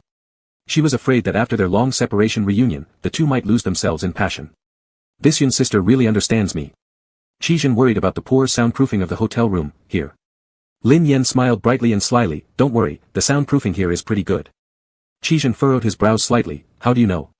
Lin Yen explained that some young actors would knock on every door to get favors, increase their screen time, sleeping with whoever would give them the opportunity. Qizhen was impacted by the culture of the entertainment circle. Were there people knocking on your door? Yes. You have a partner, yet they still knock. People with wives and kids knock too, having a partner doesn't count. Qizhen was speechless from shock. He wanted to ask how many people knocked, were they men or women, or both? Did you open the door for them? But he didn't feel comfortable asking, as if it suggested that he didn't trust Lin Yen. He knew Lin Yen wouldn't cheat, but those people had low moral standards. What if one day Lin Yen couldn't resist the temptation? The more he thought about it, the scarier it became. The outside world was too terrifying. Qizhen wanted to buy a ticket overnight, bringing the little treasure in his arms home to lock up. Chapter 149, Modern Era, 34. Later that evening, there really was a knock on the door. And it was audible, not just at Lin Yan's room, but also at the room across. The knocking lasted only a brief moment, 3 knocks, then they left when no one answered. Lin Yen lay in Qizhen's arms, excitedly sharing with him that Xiao Shanyu was single, had excellent resources, and high traffic, so the number of people knocking on his door was relatively higher. One night, a director came looking for him. He mistook the visitor for an actor knocking, opened the door with a grim face, and almost cursed at the director. Qizhen asked worriedly, isn't there anyone managing this? Lin Yen laughed out loud, do you not know about these dirty things in the entertainment circle? There are a lot of them, impossible to control. If they don't knock on doors, they slip little cards or send messages. Those without talent or opportunity will always try crooked ways. Lin Yen continued, you don't have to worry about me. The Lin family is capital itself, plus my own fame, no one would dare to try seduction on me, it's usually the other way around. Qizhen understood. And precisely because he knew this, it was terrifying. He only knew that the entertainment industry had many temptations, but he never imagined how many there were. Would they use extreme methods against you? Lin Yen replied, I've heard about these dirty tactics. All insiders who had interacted with Lin Yen knew that he despised such behaviors and wouldn't tolerate it under his nose. Lin Yen said, these tactics are generally used on actors without fame, who themselves are unwilling. Qizhen sighed, it's all so chaotic. Lin Yen thought to himself, this is nothing yet. It gets much messier, and I'm afraid to even tell you. Lin Yen tilted her head up, Sister Yun gave me leave, so I can stay by your side properly. But mostly, it'll be in this hotel room, we probably shouldn't go elsewhere. Not only are the eyes and ears of the production crew everywhere, but also those of paparazzi are rampant. Lin Yen didn't mind letting others know he was in love and had someone special, but he also didn't intend to directly expose Qizhen just yet, using their romance for publicity, drawing attention merely to impact Qizhen's work negatively. Just let things unfold naturally. Alright, Qizhen bent down closer, his voice flirtatious, that's enough, here, one bed can make you flip 800 tricks. Where else could you possibly think to go? Lin Yan's cheeks flushed red, don't you like it? Qizhen remained silent, getting closer, a smile playing on his lips as he looked at Lin Yen. Lin Yen felt a heat surge through his body, flailing her hands and threatening him teasingly, dare to say you don't like it. I do like it. Mouths may have spoken those words, but Qizhen wasn't here to simply tangle with Lin Yen within the confines of a hotel room. Lin Yan's schedule was messy due to filming recently. Qizhen, however, kept regular hours, so he got up early and bought breakfast for Lin Yen outside. In the afternoon, they leaned together watching movies. As Lin Yen watched, guilt seeped in. Because of me, you can't even go watch movies in the cinema. Qizhen lowered his head, asking, do you want to? Lin Yen felt his heart stir. This suggestion felt like cutting class during student times, truancy, impulsive, risky, thrilling. Most importantly, he wanted to do it. Qizhen said, we'll buy tickets for the last row. We'll enter separately after the lights dim, and we'll leave before the movie ends. Lin Yan's heart beat wildly in excitement. Decide and act quickly. Qizhen bought tickets for the last row. After taking them out, he handed the tickets over to Lin Yen and went in first. Lin Yen entered once the movie started. The theater was small, and the entrance was particularly dark without the glow of the screen. Lin Yen stepped in, immediately having his hand grabbed by one emerging from the shadows. He nearly screamed out. "It's me." Qizhen pulled down his mask and stole a light kiss on his lips like the fleeting touch of dragonflies dipping water, then recovered his mouth with the mask. "It's too dark, I'm here to fetch you." Lin Yen felt his heart skip a beat as if compensating for the skipped heartbeat, pounding rapidly. Clear and powerful. Uncontrollably gripping onto Qizhen's hand tightly. Qizhen turned his head amid the flicker of the screen's light and smiled at him. Lin Yen felt as if his soul had been ensnared. This man truly, fatally sweet. The movie might have played and told some story, but Lin Yen remembered none of it. All he remembered was Qizhen. His face reflected the ever-changing light on the screen, breathtakingly handsome. Remembering his twinkling, amused gaze meeting Lin Yan's look. Remembering the tender touch of his lips brushing his mouth after pulling down his mask. With a soft laugh, he teased, "Were you waiting for this?" Then adjusting his cap slightly and tightening his grip on Lin Yan's hand. Lin Yan's face flushed red instantly, hiding in the dimness of the movie theater, beneath the brim of the hat, hidden behind the mask. He wanted to say that he hadn't, because the cinema had cameras and everything was crystal clear, but as he turned his face and leaned over for a kiss, Lin Yan felt as though Qizhen had been waiting all along for this. Lin Yan smacked his lips. It was pure affection at its best. Qizhen gently kissed his wet eyes. "Is this already too much?" Lin Yan covered his face. Qizhen pulled down his hands. "Is my wife not up for it?" Lin Yan's earlobes blushed red, hypersensitive under Qizhen's teasing. The next day, Qizhen left. Lin Yan sent him off at the airport, staying in the car, afraid of being spotted. He could only watch Qizhen enter the airport through the car window. Sister Yun saw the longing look in his eyes and reminded him, "You're going back to work now. Stop thinking about your man, focus on your job." "I'm not thinking about him, I'm just thinking about how to act the next scene better." Sister Yun became respectful. "I underestimated you. I need to finish filming quickly so I can go home earlier. It would be such a pity if Qizhen has to stay alone." Alright, still the same old habit. Although Qizhen had left, the news of Lin Yan taking 2 days off and having visitors spread like wildfire. Even more people knocked on his door at night, some actors were even bold enough to flirt openly with him on set. The director watched the drama unfold. As the director, he'd seen more than his fair share. "You don't fancy any of them? So high standards?" Lin Yan looked away from his script, speaking a bit louder. "You mean the person who came to my room a few days ago? That was my partner." "Director. I wasn't asking about that. You don't know my partner, beautiful but jealous. Said it was a visit, but actually checked up on me, even inspected my bathroom for strands of other people's hair."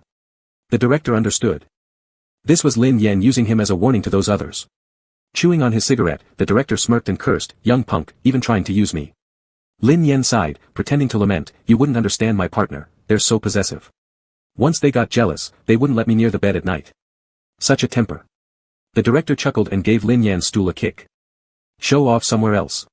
Lin Yan laughed along and suggested, "Since you hate it so much, why don't you find someone?" While they chatted fervently, Xiao Shanyu finished his B-group scenes, walked over and joined them. They didn't talk long before Lin Yan had to go shoot a scene. The director sat behind the equipment, glancing at Xiao Shanyu. "Do you regret lowering your pay to join my crew?" Chapter 150, Modern Era, 35. No regrets. Xiao Shanyu looked at Lin Yan beneath the camera lens. Lin Yan seemed to naturally possess a certain magnetism that drew other people's attention towards him, as well as an innate talent that allowed him to portray roles with such depth and intensity. "When I first liked him, I never thought we'd end up together. After all, Lin Yan was like the moon in the sky, so far away. Being able to shoot this movie together is enough." The director, with a cigarette clenched between his teeth, muttered, "What a damn romantic saint. Anyway, it's still a gain for him." "Director, do you know Zhong Moi?" "Yes, he's a renowned director. Every year he directs one film, each of which becomes a big hit and wins awards. Zhong Moi is skilled at utilizing light and shadow through camera angles. The larger the scene, the more spectacular it looks when directed by him. He's also very good at training actors, enabling them to shine uniquely under his lens. His works are famous, his talents renowned, but his temperament is notoriously peculiar. Once he decides on something, no persuasion can change his mind. He's recently preparing for a new movie, a science fiction one. Just the script has been refined for a long time, and he even invited national-level researchers for assistance. It'll probably select its cast at the beginning of next year. There will be action scenes. If you and Lin Yan want to participate, prepare yourselves. Me and Teacher Lin. You two have good acting skills and are both talented. You don't need to always focus your eyes on Lin Yan. Your face is good-looking, and your talent isn't worse than his either. Look at yourself. I'm telling you this because I believe both of you can pull it off, so secretly prepare. Don't say it was me who let it slip, or else that old man will definitely cut ties with me." Xiao Shanyu agreed. "All right." The director took a puff on his cigarette, then suddenly remembered something. "Is Lin Yan's partner really that difficult-tempered?" Always investigating things. Why do you ask all of a sudden? There's a homosexual-themed movie where one of the characters is a fallen teenage boy. The role isn't insignificant, and I think it would fit Lin Yan well, but the character plays around. The director gave a deep and meaningful smile. If it were only Lin Yan involved, the director would have mentioned it directly to him. However, given Lin Yan's spouse supposedly managed their life tightly, it was probably better not to mention it. Xiao Shanyu thought about it and said, Teacher Lin's partner may seem aloof and cold in nature, but in reality, his temper is pretty good, reasonable. Teacher Lin and I often rehearse late into the night, and whenever he calls, he doesn't say much but greets me. The director's expression changed abruptly. You often greet him? Xiao Shanyu, it happens quite frequently, and Teacher Lin himself sometimes asks me to actively greet him. He's never scolded or joked about this matter regarding Teacher Lin. Has he given you any kind of private warning? Just as Xiao Shanyu was about to answer no, memories of Qizhen's gaze made him hesitate, leaving the question hanging. The director laughed, stubbed out his cigarette. Lin Yan's partner is a powerful figure. You shouldn't visit too late at night from now on. Huh? That's called wielding authority with kindness. Understand? Xiao Shanyu was still a little confused. The director decided to clarify it fully. Lin Yan is working, and without solid evidence of any misconduct between you and Lin Yan, making a fuss unreasonably would just make Lin Yan uncomfortable. Naturally, she wouldn't create trouble. As for her greeting you, was she really greeting you? No, she was showing herself off to you, showing Lin Yan's girlfriend. Xiao Shanyu. The director sighed disapprovingly. This is called prevention without visible effort. You're not stupid, but you didn't realize it. This girl isn't simple. Xiao Shanyu. She isn't a girl, she's a man. I remember reading online that she's a doctor. With such a strategic mindset, what does she need medicine for? She should engage in politics instead. In the future, Lin Yan will thrive both in commerce and politics, and no one will dare offend her. Of course, you can't outwit her. Keep your distance unless you don't care how you die. The director frowned, worried. I need to be careful as well. Lin Yan had no idea that the director and Xiao Shanyu had discussed his partner. After wrapping up the day's work, upon hearing from Xiao Shanyu about Zhong Moi's new project, Lin Yan immediately consulted Sister Yun. Sister Yun decided right away to enroll Lin Yan in a class, teaching some martial arts skills to enhance his competitiveness. Unexpectedly, before Lin Yan's current film had wrapped, news of Zhong director's upcoming project leaked out. Zhong director had connected with a third-tier young actor who had studied martial arts since childhood, almost sealing the deal. The young actor happily shared the news with his close friend, unaware that his friend betrayed him and leaked the information. That young actor had already received part of the script and disclosed some contents, though not much, yet it still had an impact on the movie. Thus, the production schedule of the movie had to be expedited. As soon as Lin Yan finished filming, he and Xiao Shanyu rushed over to try for an audition opportunity but were turned away. Sister Yun consoled them. This leak came from a star, and with the fans stirring things up, it led to this situation. He's upset right now, but it's not targeted at you too. Lin Yan and Xiao Shanyu are actors with strong personal capabilities, yet they lean more towards being traffic-driven stars with a massive fanbase. This is both an advantage and a potential drawback. Zhong Moi got into this mess precisely because of this issue. Xiao Shanyu suggested, what if we wait? Maybe an opportunity will come.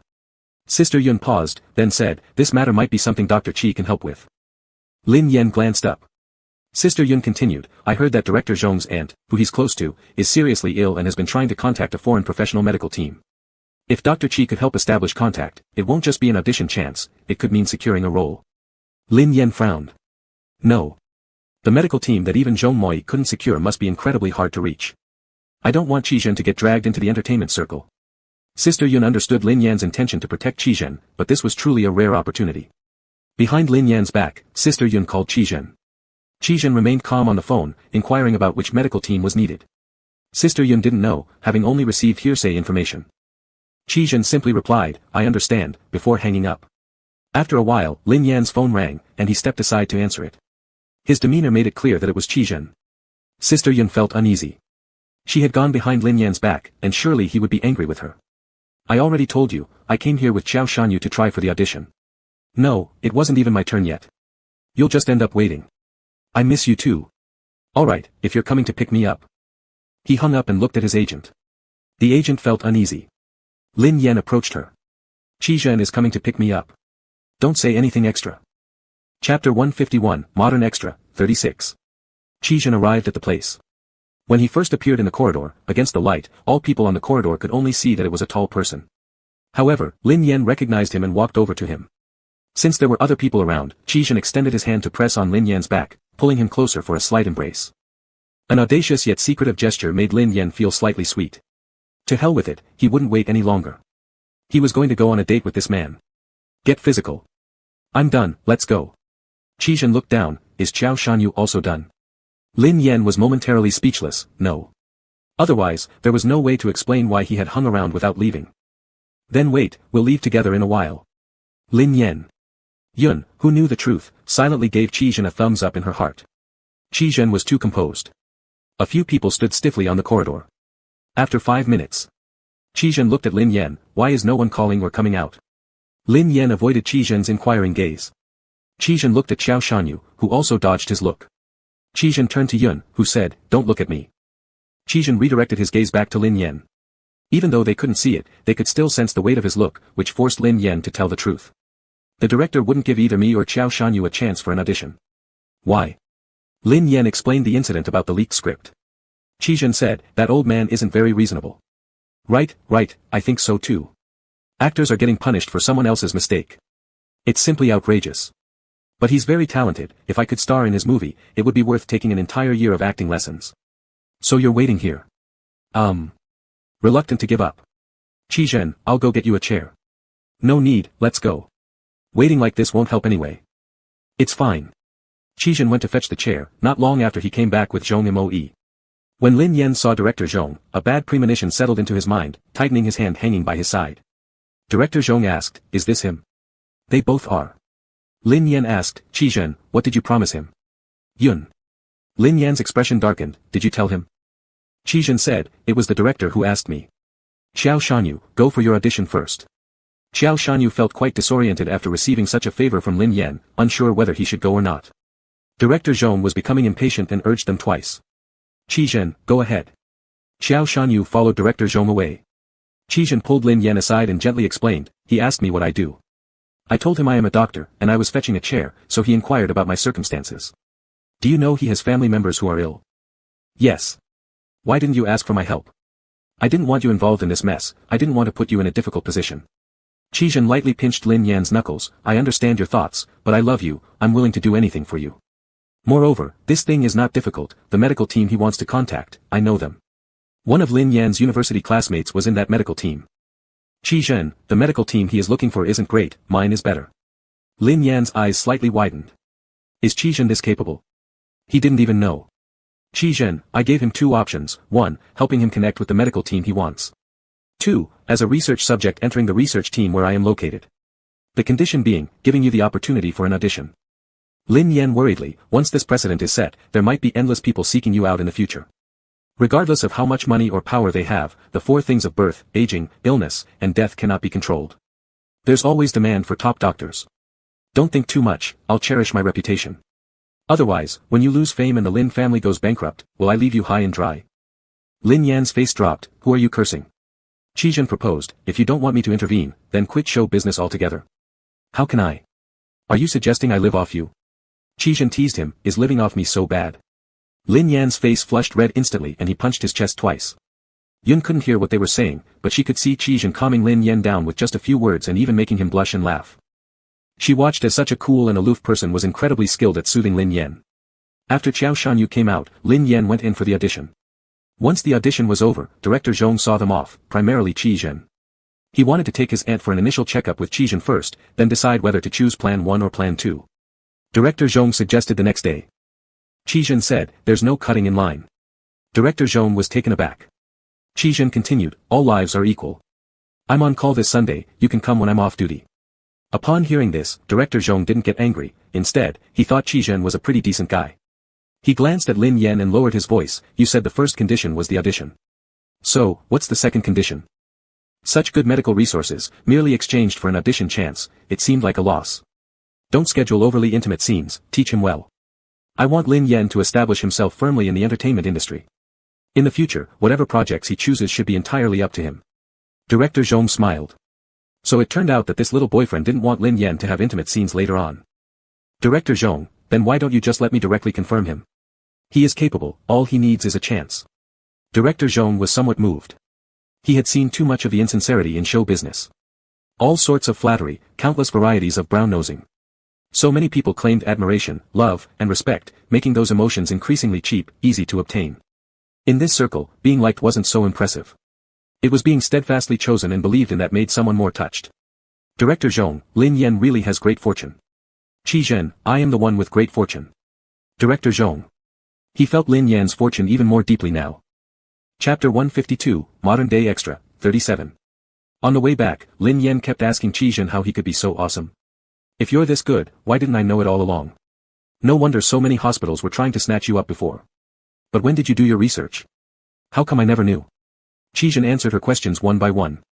It was then that Lin Yan realized that Qi Zhen's time in the study talking on his computer in English was actually when he was having meetings with his research group. Forgive her for being shallow. But she thought that Qi Zhen speaking English to a computer screen looked especially gentlemanly and handsome, and she wanted to pull him down from his pedestal. When the car arrived at the apartment complex, Lin Yan and Qi Zhen were about to head upstairs separately, with Qi Zhen telling Lin Yan to go first while he got some things from the trunk of the car. Lin Yan left. Sitting in the car, Qi Zhen slightly raised his eyelids. In the dimly lit car interior, the sharp glint in his eyes became even more pronounced. Big Sister Yun, thank you for letting me know about this matter. His tone was flat, without warmth. Both Big Sister Yun and the driver felt a chill crawl up their spines. Qi Zhen, but I hope that in the future, you will not make any decisions that contradict his wishes. Big Sister Yun instinctively apologized until Qi Zhen got out of the car, and she let out the breath she had been holding in fear. Now, Qi Zhen gave off an even stronger sense of compulsion than before, making people feel nervous and fearful. The results of the audition came out on Friday. Both Lin Yan and Xiao Shanyu passed the audition. Lin Yan was assigned the role of a soldier responsible for medical care. Director Zhong directly told Lin Yan that she could learn some related knowledge from Qi Zhen, how to inject, how to bandage, how to perform emergency rescues, striving for professionalism in the movie. Qi Zhen happily agreed. He could teach. Thus, Qi Zhen received his first disciple. The first disciple raised her hand and said she wanted to learn CPR. It started off proper, but when they really kissed, things changed flavor. That night Qi Zhen initiated the hidden rules with his disciple under his own hands. The first disciple bit into the pillow, crying pitifully and saying, "Are you satisfied now? You can finally pour all your secrets onto me, right?" Qi Zhen chuckled with vibrations in his chest. Sunday, Director Zhong was taking his aunt to the hospital. Lin Yan couldn't get up in time, so by the time she arrived, Qi Zhen had already taken Director Zhong and his aunt to undergo the checkups.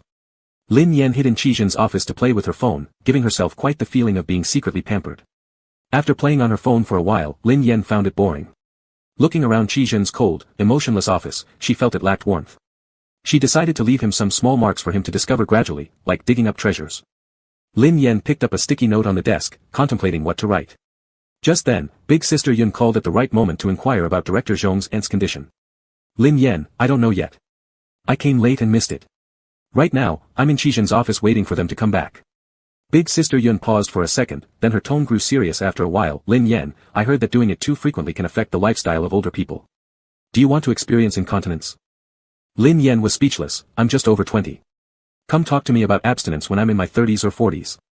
Qi Zhen is still young now, and strong. If I don't take advantage of it now, should I wait until he gets old? It does make sense. Big Sister Yun shifted the topic. This time Director Zhong's incident was lucky thanks to Dr. Qi. I didn't expect he would be willing to help. Lin Yan's tail perked up. What's there not to expect? Qi Zhen loves me. I've always had one question, there are so many good-looking people in the entertainment industry. The first time you met Dr. Qi, you said you liked him and that you'd pursue him. At first, he was so cold towards you, how could you believe without doubt that he loves you? Lin Yan couldn't bring herself to say the answer out loud. I naturally know. She remembered how Qi Zhen used to get jealous of himself, unable to suppress a laugh. He's particularly jealous, even eating the jealousy of those who confessed to me before. Also, he initially acted cold towards me because he heard me say to others that I like aloof people. Isn't he so cute? Big Sister Yun was speechless. Whatever. Big Sister Yun didn't want to chat with her anymore, reminding her to send a message once the result was out from Director Zhong's side to express her concern.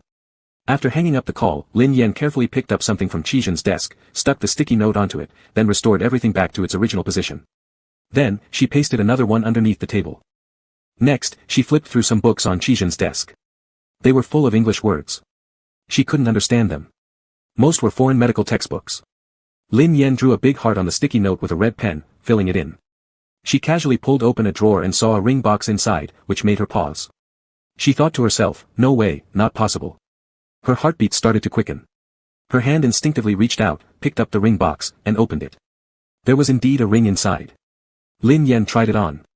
It fit perfectly. It was meant for her. Her heart pounded fiercely. Lin Yan thought, if Qi Zhen were to take her for a photo shoot right now, the photos might be all overexposed. Smiling foolishly at her own ring-adorned hand, Lin Yan suddenly noticed a receipt pressed underneath the box. She picked it up, glanced at the date, and fell silent. The ring had been bought 4 months ago. Chapter 153 Bonus, Modern, 38. A ring from 4 months ago. If he's had it for 4 months, why hasn't he given it to me? Lin Yan racked his brains but could not figure it out. Suddenly, he remembered the phone call with Yun's sister earlier. Qi Zhen has changed a lot recently. Lin Yan and Qi Zhen had been together for so long, spoiled by his affection, Lin Yan did not find Qi Zhen's current attitude strange at all. But others see things more clearly. Was Qi Zhen's change really just because of that one-night explanation? Carefully thinking about it, Qi Zhen hadn't mentioned ZG in front of him for a long time, as if he didn't care at all. There were usually 2 possible reasons for this. 1. Qi Zhen no longer loves him. Rule this out. 2. Qi Zhen knows that he is Qi ZG. He remembered. The key prop, the ring, was right here. Perhaps Qi Zhen gave it to him to wear at some point. Lin Yan had this thought but was still hesitant to draw conclusions. He needed to take another look and do some testing. Director Zhong and Qi Zhen returned after completing a series of examinations with Director Zhong's aunt. After greeting Director Zhong, Lin Yan quietly sat on the side and observed Qi Zhen and Director Zhong discussing the condition of Zhong's aunt. Although they only talked roughly about it, with specific details needing to wait until the reports from today's checks came out, Lin Yan could already glimpse Qi Zhen's professional abilities. Dressed in a white coat, his back was straight, slightly bowing his head, cold yet meticulous, speaking with an irrefutable demeanor. Deadly attractive, yet repelling people miles away. It was hard to tell if he'd regained his memory. Lin Yan lowered his gaze, watching Qi Zhen's clearly defined fingers holding the pen in his hand. Qi Zhen's pen was thicker, longer, larger. Qi Zhen said, "Just a moment." Then, he took out his phone and tapped twice on the screen. The next second, Lin Yan's phone rang. Director Zhong glanced at Lin Yan. Lin Yan's face turned slightly red. Has Qi Zhen gone crazy? Why wouldn't he just say what he wanted directly while sitting right here? Why send a message under Director Zhong's watchful eyes? What would the other person think? Flirting? Lin Yan unlocked his phone. Qi Zhen, stop staring. Alright, it was indeed something that couldn't be said directly. Qi Zhen continued, based on the patient's previous medical records and the preliminary examination results, that's roughly the situation. The treatment plan will need to wait for the report to come out. Once the report is available, I'll notify you immediately. Director Zhong stood up. Thank you, Dr. Qi. Then, we'll take our leave. I see Teacher Lin has been waiting here for half the day.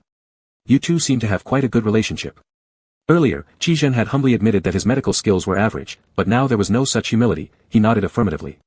Yes, quite good. Director Zhong suddenly found himself being fed a spoonful of dog food. His aunt standing beside him laughed, her eyes twinkling.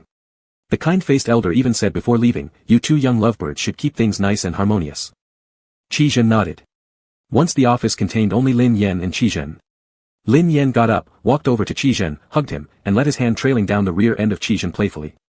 Do you know what I was thinking when you were talking to Director Zhong just now? Qi Zhen looked into his starry eyes and suddenly pointed at the brain model inside the cabinet. What do you see? The human brain. Human brains all have similar shapes, yours is probably like that too. No matter how ugly it looks, it surely holds impure thoughts. Lin Yan. That's absolutely genius. Qi Zhen, your way of cursing people is really advanced these days. Qi Zhen chuckled lightly, placing the pen back into the pen holder. This pen won't satisfy you. Stop thinking about it. Who wants this pen? Do you? Qi Zhen's chest rose and fell dramatically. He turned around, trying not to look at Lin Yan anymore, but his eyes accidentally caught sight of that pen again, and his breathing went completely out of sync. Stop playing around. Lin Yan grinned and sat on the chair, propping his face in his hands to look at Qi Zhen. Do you not want to ask who taught me all this unruly behavior? Qi Zhen took off his white coat, preparing to go home. Probably learned it without any guidance. Lin Yan stared at him for a moment. I've told you not to get angry. Qi Zhen furrowed his brows slightly. I mostly learned from watching videos, but the practical application happened because ZG. Mentioning this name actually made Lin Yan feel a little uneasy. In case he guessed wrong, if Qi Zhen hasn't recovered his memory, he might well end up getting jealous all over again.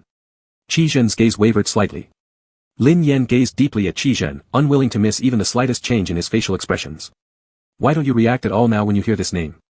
Qi Zhen turned around and hung the white coat in his hand on the wall. You love me, yet deliberately mention him in front of me. Qi Zhen's eyes became sharp, slightly narrowing, his gaze landing heavily on Lin Yan. That look was burning with an intense focus, scorching. His voice carried a harshness. Are you asking for a beating? Lin Yan's heart skipped a beat, pounding against his ribs recklessly. This Qi Zhen was simply too handsome. Lin Yan restrained the impulse to get wild with him right here. After all, it was a public place, he was a public figure, and handling things afterward would be too troublesome. Better to go home. He tugged at Qizhen's sleeve. Let's go, hurry up. If it gets late, I'll just screw you right here. A hint of a smile escaped from the corner of Qizhen's lips as he led Lin Yan downstairs. The stairs were long but there were few people. Qizhen held Lin Yan's hand as they walked down step by step.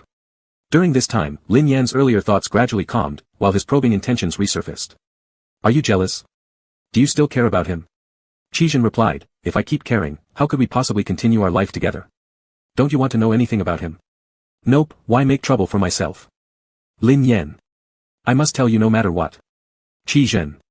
Lin Yan gave a logical argument, otherwise, how can we avoid having issues between us later? Lin Yan continued, it's better that I tell you myself rather than hearing it from someone else in the future. ZG is so handsome, he's the most attractive person I've ever seen. The first time I saw him, I thought he was exactly my type, so I took advantage of the situation and seduced him. Qizhen lowered his eyes, his long lashes covering half of his eye, making it impossible to read the emotions beneath. Lin Yan went on, he has a great physique, certain attributes are also big, I indeed liked him very much. Oh, would you be jealous about these things I'm saying? Qizhen looked at him. They stared at each other. One exploring, one calm. After a brief moment, Qizhen averted his eyes, looks like you're not planning on getting out of bed today. Lin Yan let out a light sigh, I'm trying to have a serious conversation with you, yet you threaten me. Don't you know that many problems between couples come from failing to communicate in time, simply not speaking up? Before, you misunderstood that I liked you because you were cold, wasn't that because you didn't ask me directly? You always have a point. You were so insanely jealous before, and suddenly stopped wanting to know. I find that strange. Did someone tell you something? Qizhen's steps paused slightly, but it wasn't obvious as they were walking down the stairs. Lin Yan worriedly said, I'm concerned that someone is spreading rumors about me behind my back. Qizhen stopped, looking at him seriously, I will not believe in what others say, I trust you. You said the person you love is me, so I believe you. Like melting snow, the gentle spring water flowed softly, carrying extreme warmth and unfathomable deep affection, streaming quietly into Lin Yan's heart. He suddenly realized he had guessed wrong, overthinking it. Lin Yan replied sincerely, after meeting you, I found the person I love, and I've never changed. The deep laughter rippled in Qizhen's eyes, losing any concern about where they were, inside the hospital staircase, where they could be seen by anyone at any moment, and couldn't help but lower his head to kiss Lin Yan's lips. Lin Yan smiled as he watched him, but I do have another question. What is it? I saw the ring in your drawer. Chapter 154, Modern Interlude, 39. Lin Yan, you've been buying it for 4 months now, and you still won't give it to me? Lin Yan, are you hiding it so it can gather dust? Lin Yan, if you don't give it to me, are you planning on giving it to some other young miss? It's not that. It's for you. Qizhen struggled with his expression. It's just, not yet the right time. Lin Yan was puzzled. You've had it for 4 months, and it's still not the right time. When will you finally give it to me? Qizhen found it hard to put into words. I didn't give it to you because I assumed that since you wanted the ring from me so much, you would never leave me before getting it. Lin Yan managed not to laugh. Do you really think a single ring could keep me tied down? A slight blush appeared on Qizhen's face. You looked like you really wanted it, and besides that, I had no other way. Lin Yan found it amusing in his heart, but after hearing the rest of the statement, he felt a soft thump against his chest. My goodness. He's too adorable. Lin Yan cupped Qizhen's face. Qizhen baby, how can you be so cute? Let me kiss you. Qizhen smiled softly as he lowered his eyes, not refusing. He didn't want to refuse. Slightly lowering his head for Lin Yan's convenience to kiss him. Lin Yan's breath brushed past his cheek. What about now? Now that you know I love you, will you still not give it to me? At this point, it was no longer a matter of dangling or withholding, it was another issue altogether.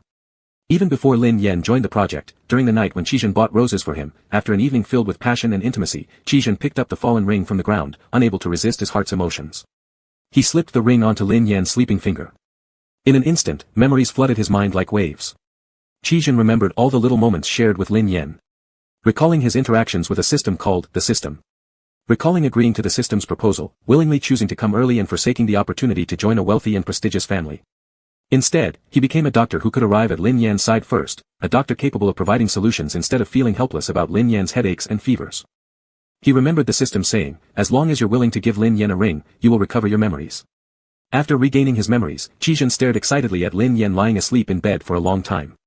He clutched Lin Yan's hand tightly and couldn't stop kissing it. The more he kissed, the less satisfied he felt, gradually losing control. Qizhen then leaned down again and hugged him tightly, leaving countless small kisses on his body as if savoring the sensation of having someone back after losing them. Despite knowing Lin Yan wouldn't hear him, he whispered many sweet words of affection. He stayed awake all night, only starting to review recent details as dawn approached, slowly realizing. He felt embarrassed. His once glorious reputation was ruined in one fell swoop. Qizhen thought that Lin Yan would tease him endlessly for years about this. Therefore, Qizhen silently took off the ring. Looking back now, he realized that his previous decision had indeed been correct. Just a ring, and Lin Yan teased him about it already. Qizhen didn't dare to imagine what Lin Yan must have thought while he was wildly jealous of himself. He didn't dare think. Didn't want to face it. Qizhen avoided Lin Yan's gaze. Lin Yan slowly smiled. I get it. Qizhen's heart clenched. Lin Yan, you want to meet my parents, right? Qizhen slightly relaxed. Qizhen baby, do you want to marry me? You're saving the ring for our wedding, aren't you? Qizhen said nothing. The ring had already been discovered by Lin Yan, and dragging it out wasn't making any sense anymore.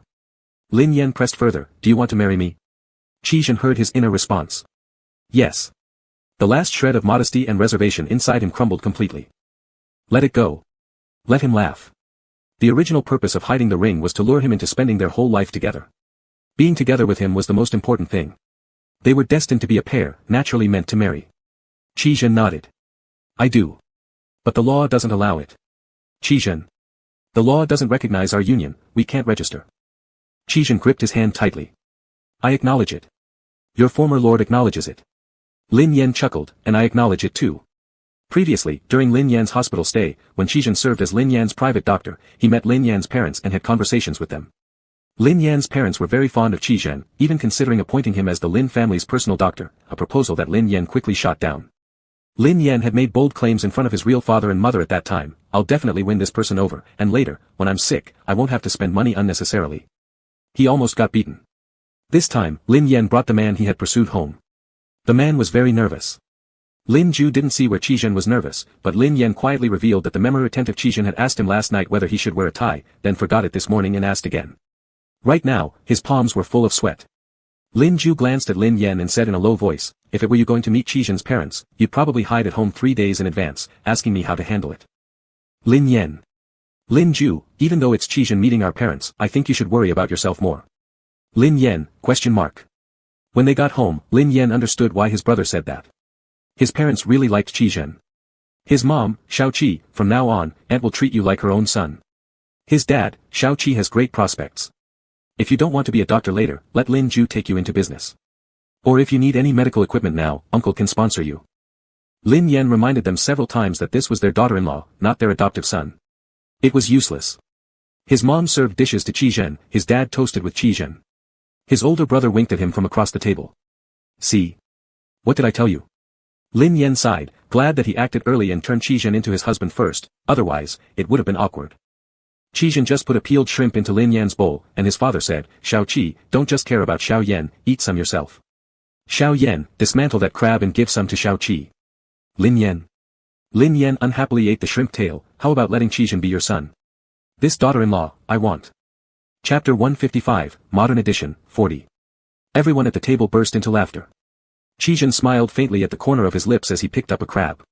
Yan Yan still has work to do and will be on camera. Crabs are hard to disassemble and can easily cause scratches. Let me handle it for her. Lin Yan turned and gave Qizhen a smile. He truly deserved to be the husband she had chosen.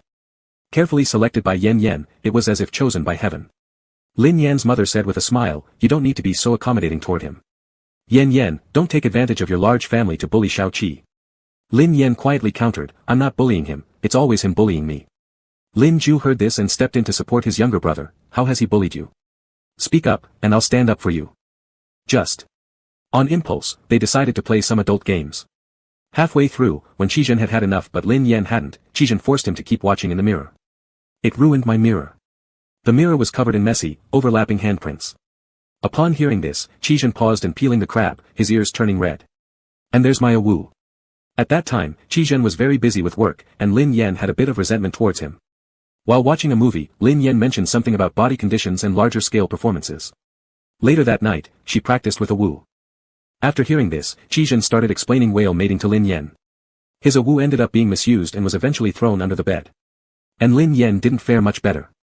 To punish her from having dangerous thoughts, Qizhen tormented her until she couldn't recognize herself anymore. Qizhen's whole ear turned red again. With lowered eyebrows and a focused expression, he meticulously dealt with the crab in his hands. Hearing Lin Yan's mother laughing, both of you are adults now.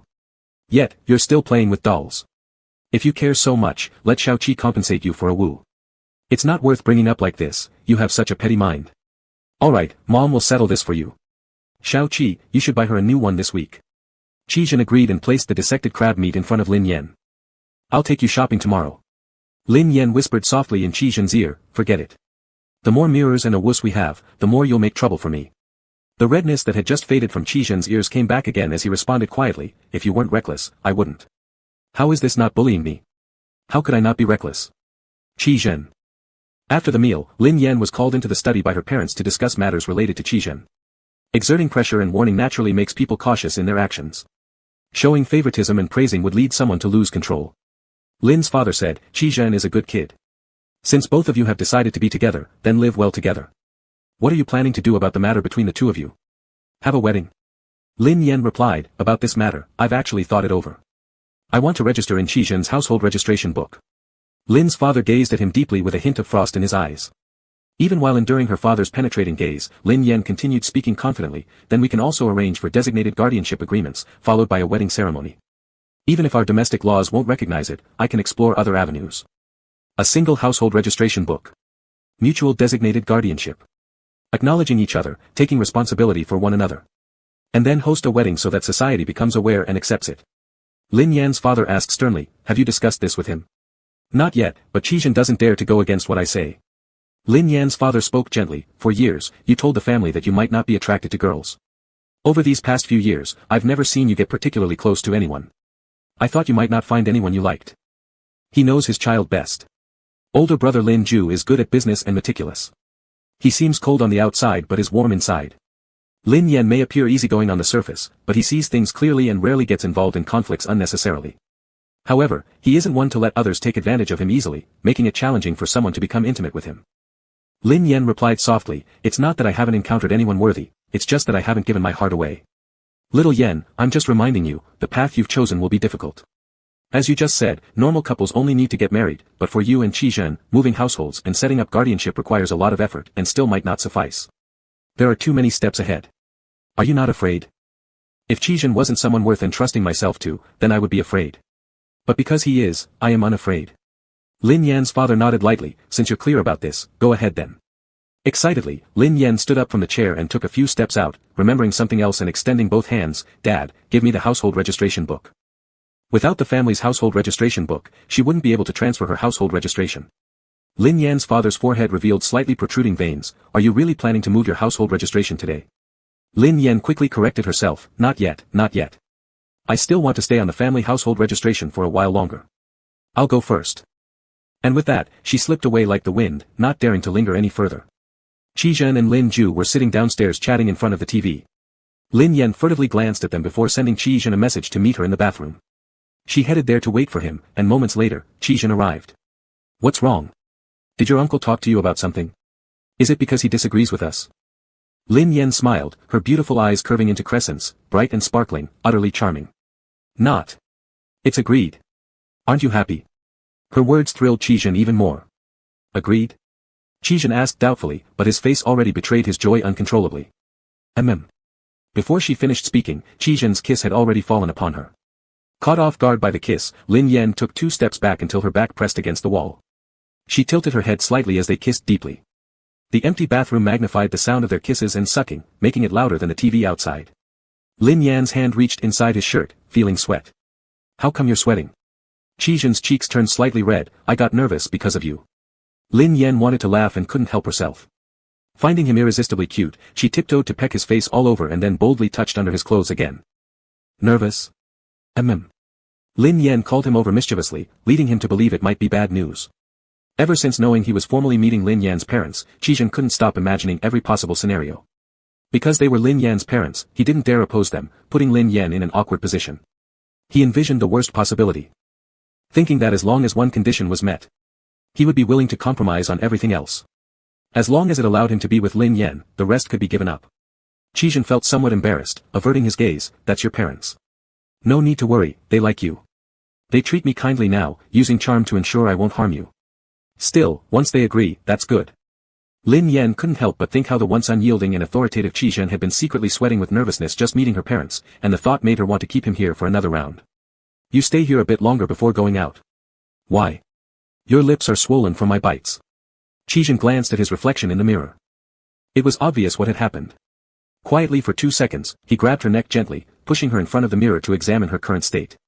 Soft white skin flushed with arousal after intimacy, contrasting beautifully with milk-like delicacy. Lin Yan found herself stunningly beautiful, let alone Qi Zhen, who was staring intently, his Adam's apple moving and body heating up. Qi Zhen, do you really think this is appropriate to go out like this? Chapter 156, Modern Extra, 41. Not a good idea. There would definitely be a beating. So Lin Yan sneaked out quietly, wandering around in the family garden before bumping into his older brother. Lin Ju glanced him over from top to bottom. Can you behave yourself a bit more at home? If mom and dad see this, they'll scold you for sure. Bro, if you don't say anything, and I don't say anything, mom and dad won't know. Lin Ju let out a scoff through his nose. Who assures you that I won't tell? Lin Yan. Lin Ju reached out, originally wanting to ruffle his younger brother's hair like when they were kids, but seeing how big he has grown, now even bringing men home, he gave up. Instead, he patted him on the shoulder. I just heard from mom and dad that you're planning to transfer your household registration. Did mom and dad already tell you? They asked me to bring the audiobook with me on my flight to the US. What a great guy. Lin Ju, you two are living together now. If he ever mistreats you, remember to come home and tell us. You're together, but they haven't sold you to him. Yes, brother. As ordered. Lin Ju hooked his arm around his shoulder as they walked inside. When you two get married, what do you want as a gift? I'll send it to you. Lin Yan's eyes lit up. I have quite a list of things I want. So shut up, pretend I didn't say anything. Are you still my real brother? Who knows, maybe you were picked up off the street. Lin Yan protested. Then why don't you say you were the one who was picked up? Lin Ju countered effortlessly. Maybe because both mom and dad and I are straight, while you're different from the family. So only you might have been picked up. That settled it. Why not? Do you have any idea how adorable Qi Zhen can be? Lin Ju raised an eyebrow. Qi Zhen, the icicle face, Lin Ju truly couldn't figure out where he found him adorable. Lin Yan began recounting, when we first started dating, he was so pure. There were rules, only hand-holding at the beginning, and after a period of time, he finally let me hug him. And once, he thought I liked someone else. He was so jealous, I still haven't told him it was actually himself he was jealous of. Hilarious, right? I regret not having recorded it then. But when I reveal the truth, I'm definitely recording him, and teasing him forever. Lin Ju.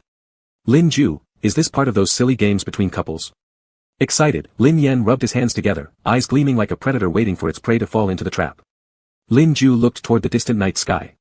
Poor Qi Zhen, being stuck with a little brother like this. Hidden behind the wall corner, Qi Zhen sighed deeply as he searched for Lin Yan. He could already picture the scene in his mind, Lin Yan holding his phone, taunting him, with that aggravating look on his face.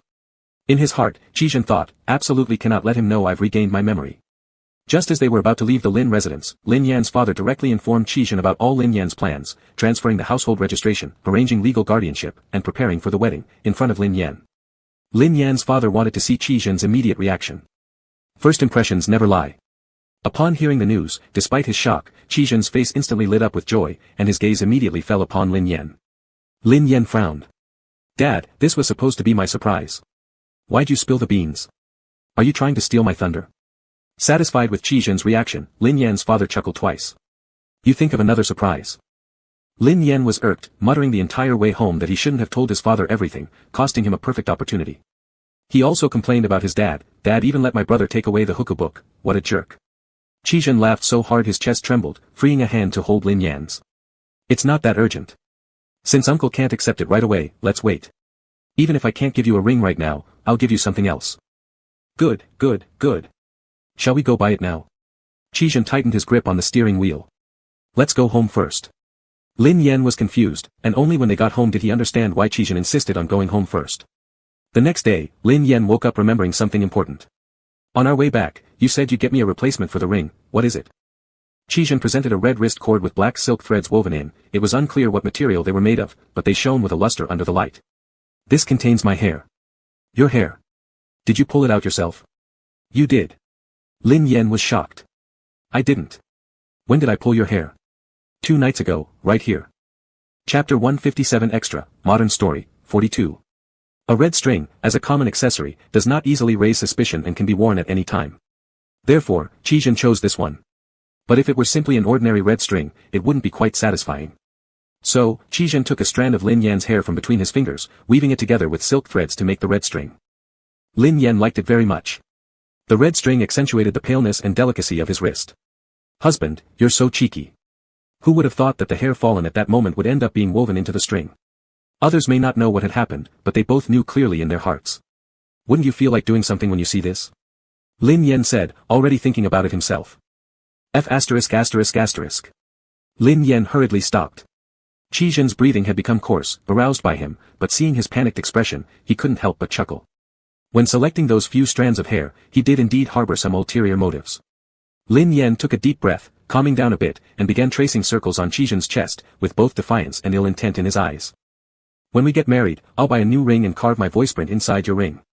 That way, even if I'm away on a business trip, it can still stay with you.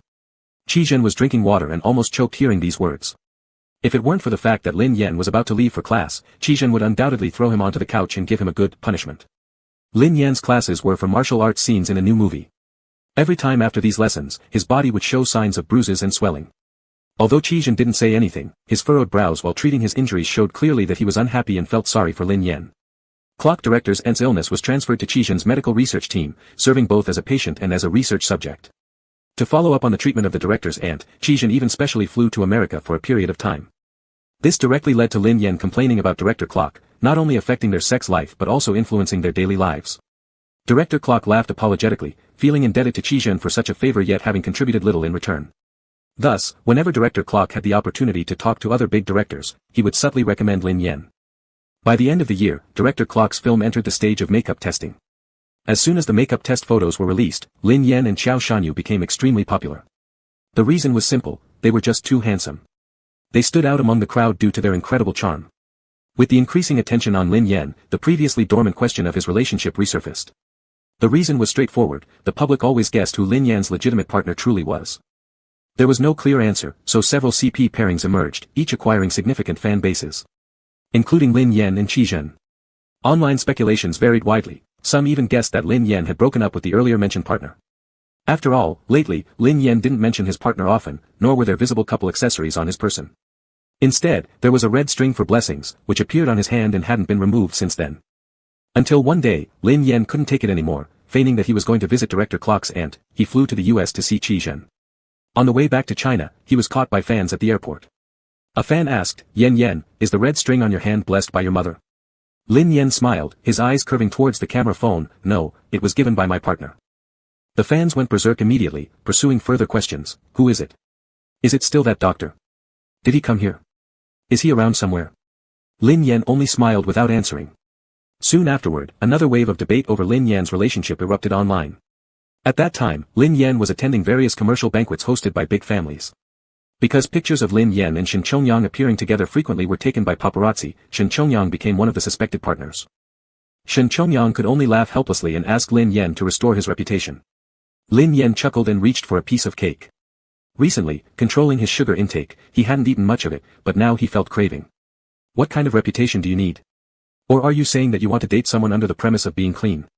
Shen Chongyang and Du Nianwan's entanglement, when spoken of, seemed to be an old scar on the heart, resembling cinnabar on the heart. However, both of them had long passed the age where they let passion drive their actions. In their lives, besides love-hate relations, other factors occupied more parts. Regretting past matters or becoming melancholic over them would be blocked by rationality, leaving only the phrase, long time no see. Lin Yan patted his chest, I actually really hope you find someone. Then bear more children, as for me, I won't have the hope. Next time, I'll go to your place and hold one. Shen Chongyang's face was one of disbelief. Listen to yourself. My house can afford children. Lin Yan was shocked. I'm not buying a child. What does it have to do with whether your family can afford it? That's practically the same as buying one. I don't even plan to pay money, so how is it the same? Shen Chongyang was speechless, extremely speechless. The two of them grumbled and muttered as they walked from downstairs to upstairs. Upstairs was a lounge, provided for those who got drunk at the banquet. It was usually in use since, at year-end commercial galas, most people here came for business next year or even further ahead. Getting completely intoxicated would be unrefined and likely ruin deals. But neither of them expected that as soon as they went upstairs, they saw a man burst out of the lounge, his clothes disheveled, his belt barely fastened, loosely hanging on his waist. He looked like he had been compromised and escaped. Shen Chongyang took a big bite of melon seed and exclaimed, "Wow, exciting." At almost the same time, Lin Yan also let out a surprised sound beside him, "Xiao Shanyu." Shen Chongyang paused, then turned to look at Lin Yan, "You know him?" Xiao Shanyu saw Lin Yan and immediately turned red, stammering to explain that it wasn't what it seemed. The next second, another person came out of the lounge. After Shen Chongyang and Lin Yan identified the person, they fell silent. Mo Qianshan also froze. For a long while, Lin Yan stepped back half a step, "Continue, I won't disturb you." Shen Chongyang also snapped out of it and agreed, "Yes, yes, we won't disturb you, we won't disturb you." "Wait." Xiao Shanyu hastily tidied up his clothes, didn't even glance back as if the person behind him was some kind of monster, trying desperately to get away. "I'll go with you." "Huh? Aren't you going like this? I don't even know your name." Xiao Shanyu didn't even look back, quickly heading downstairs. Chapter 158, Modern Era, 43. Xiao Shanyu was at a loss and ran in panic. The personnel downstairs were complicated, with some from various media outlets. Lin Yan quickly grabbed Xiao Shanyu's arm, pulling him towards a less crowded area. Silence enveloped them as they walked. As they neared the parking lot, Lin Yan finally broke the silence. "Shall I call you a designated driver? Or should I contact your agent or assistant?" The redness on Xiao Shanyu's face had not faded. After hesitating for a while, he faced Lin Yan and said, "Teacher Lin, it's really not what it looks like. I drank a bit too much tonight. I don't know where that person came from, how they entered my room, but nothing happened between me and him." Lin Yan patted his shoulder, "Don't worry, even if something did happen, I'll keep it completely confidential." "Xiao Shanyu, that's not what I mean, I just don't want you to misunderstand." Chen Chongyang raised an eyebrow, looking meaningfully at Xiao Shanyu. "Lin Yan, I won't misunderstand, I trust you." Xiao Shanyu sighed in relief, taking out his phone and calling his assistant. After the call, to prevent being photographed, he got into his car. Unexpectedly, they were still caught on camera. All three of them. The headline was particularly attention-grabbing. "Three People's Movies, Who is Nameless?" Looking at the headline, Lin Yan burst out laughing. Qi Zhen was nameless. All captured by the lens. Because of this photo, Qi Zhen spoke sarcastically about them, three men late at night, untidy clothes, clinging to each other, making others think they'd done something indecent in the parking lot. So Lin Yan told Qi Zhen the truth that night. Afterward, Mo Qianshan wouldn't let me leave. She kept asking me for the name and address of that handsome young man.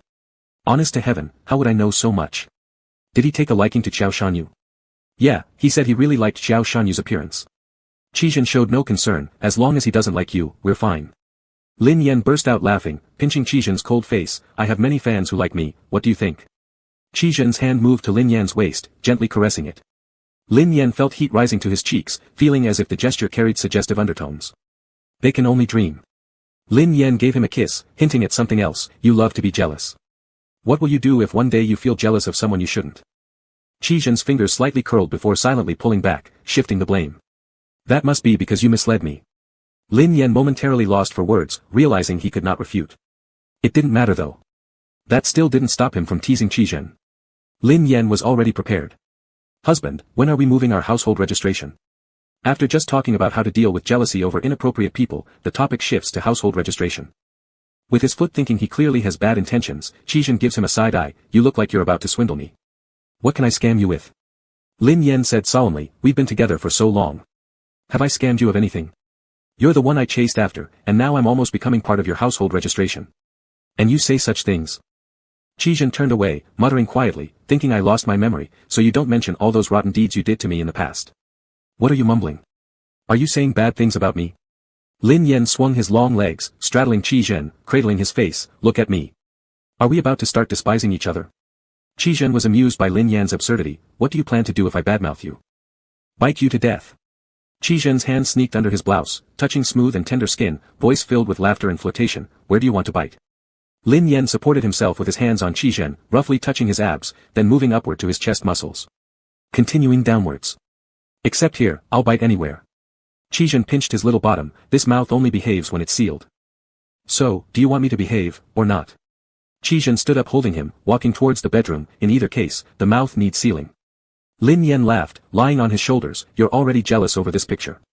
Have you really put ZG behind you?" Qi Zhen paused in his steps, "Do we have to bring him up?" "Not necessarily, right?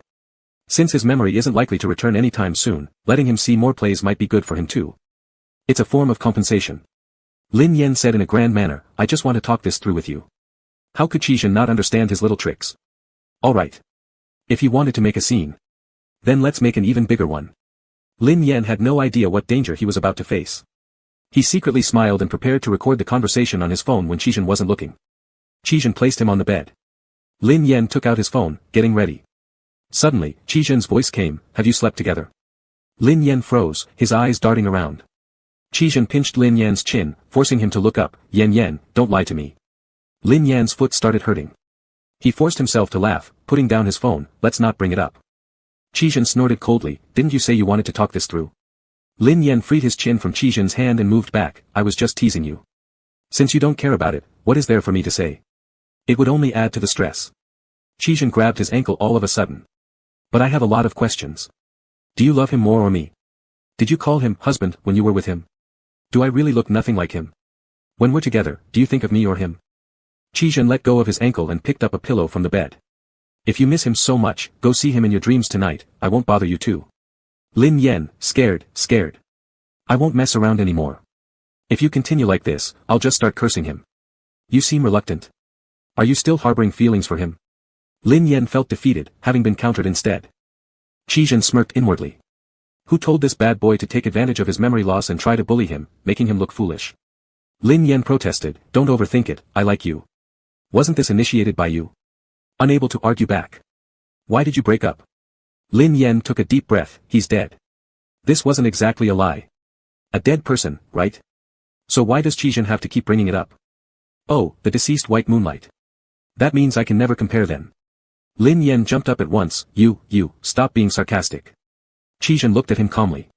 Lin Yan gave up playing games, leaning close. "I'm sorry, my husband. I will never mention this person again. Let him be part of our past. Just wait. A gentleman seeks revenge after 10 years. When you regain your memory, I'll get my revenge." Qizhen tilted his head to look at him. "You won't dig this up and cause trouble in the future. Can this man read minds?" Lin Yan shook his head sincerely. "Absolutely no trouble. Just some laughs at your expense." Qizhen put down the pillow. One peaceful day at a time. If he'd given him the ring earlier, they wouldn't have ended up in such an embarrassing situation. Chapter 159 Extracurricular, Modern Story, 44. Lin Yan thought Mo Qianqian was just having a temporary interest, but unexpectedly, he actually had his eyes on Qiao Shanyu. He even came to their class, pretending to visit Lin Yan, and sent warmth to Qiao Shanyu. "Mo Qianqian, this drink is 0 calorie, you won't gain weight by drinking it. Mo Qianqian, this knee guard, everyone should take a pair.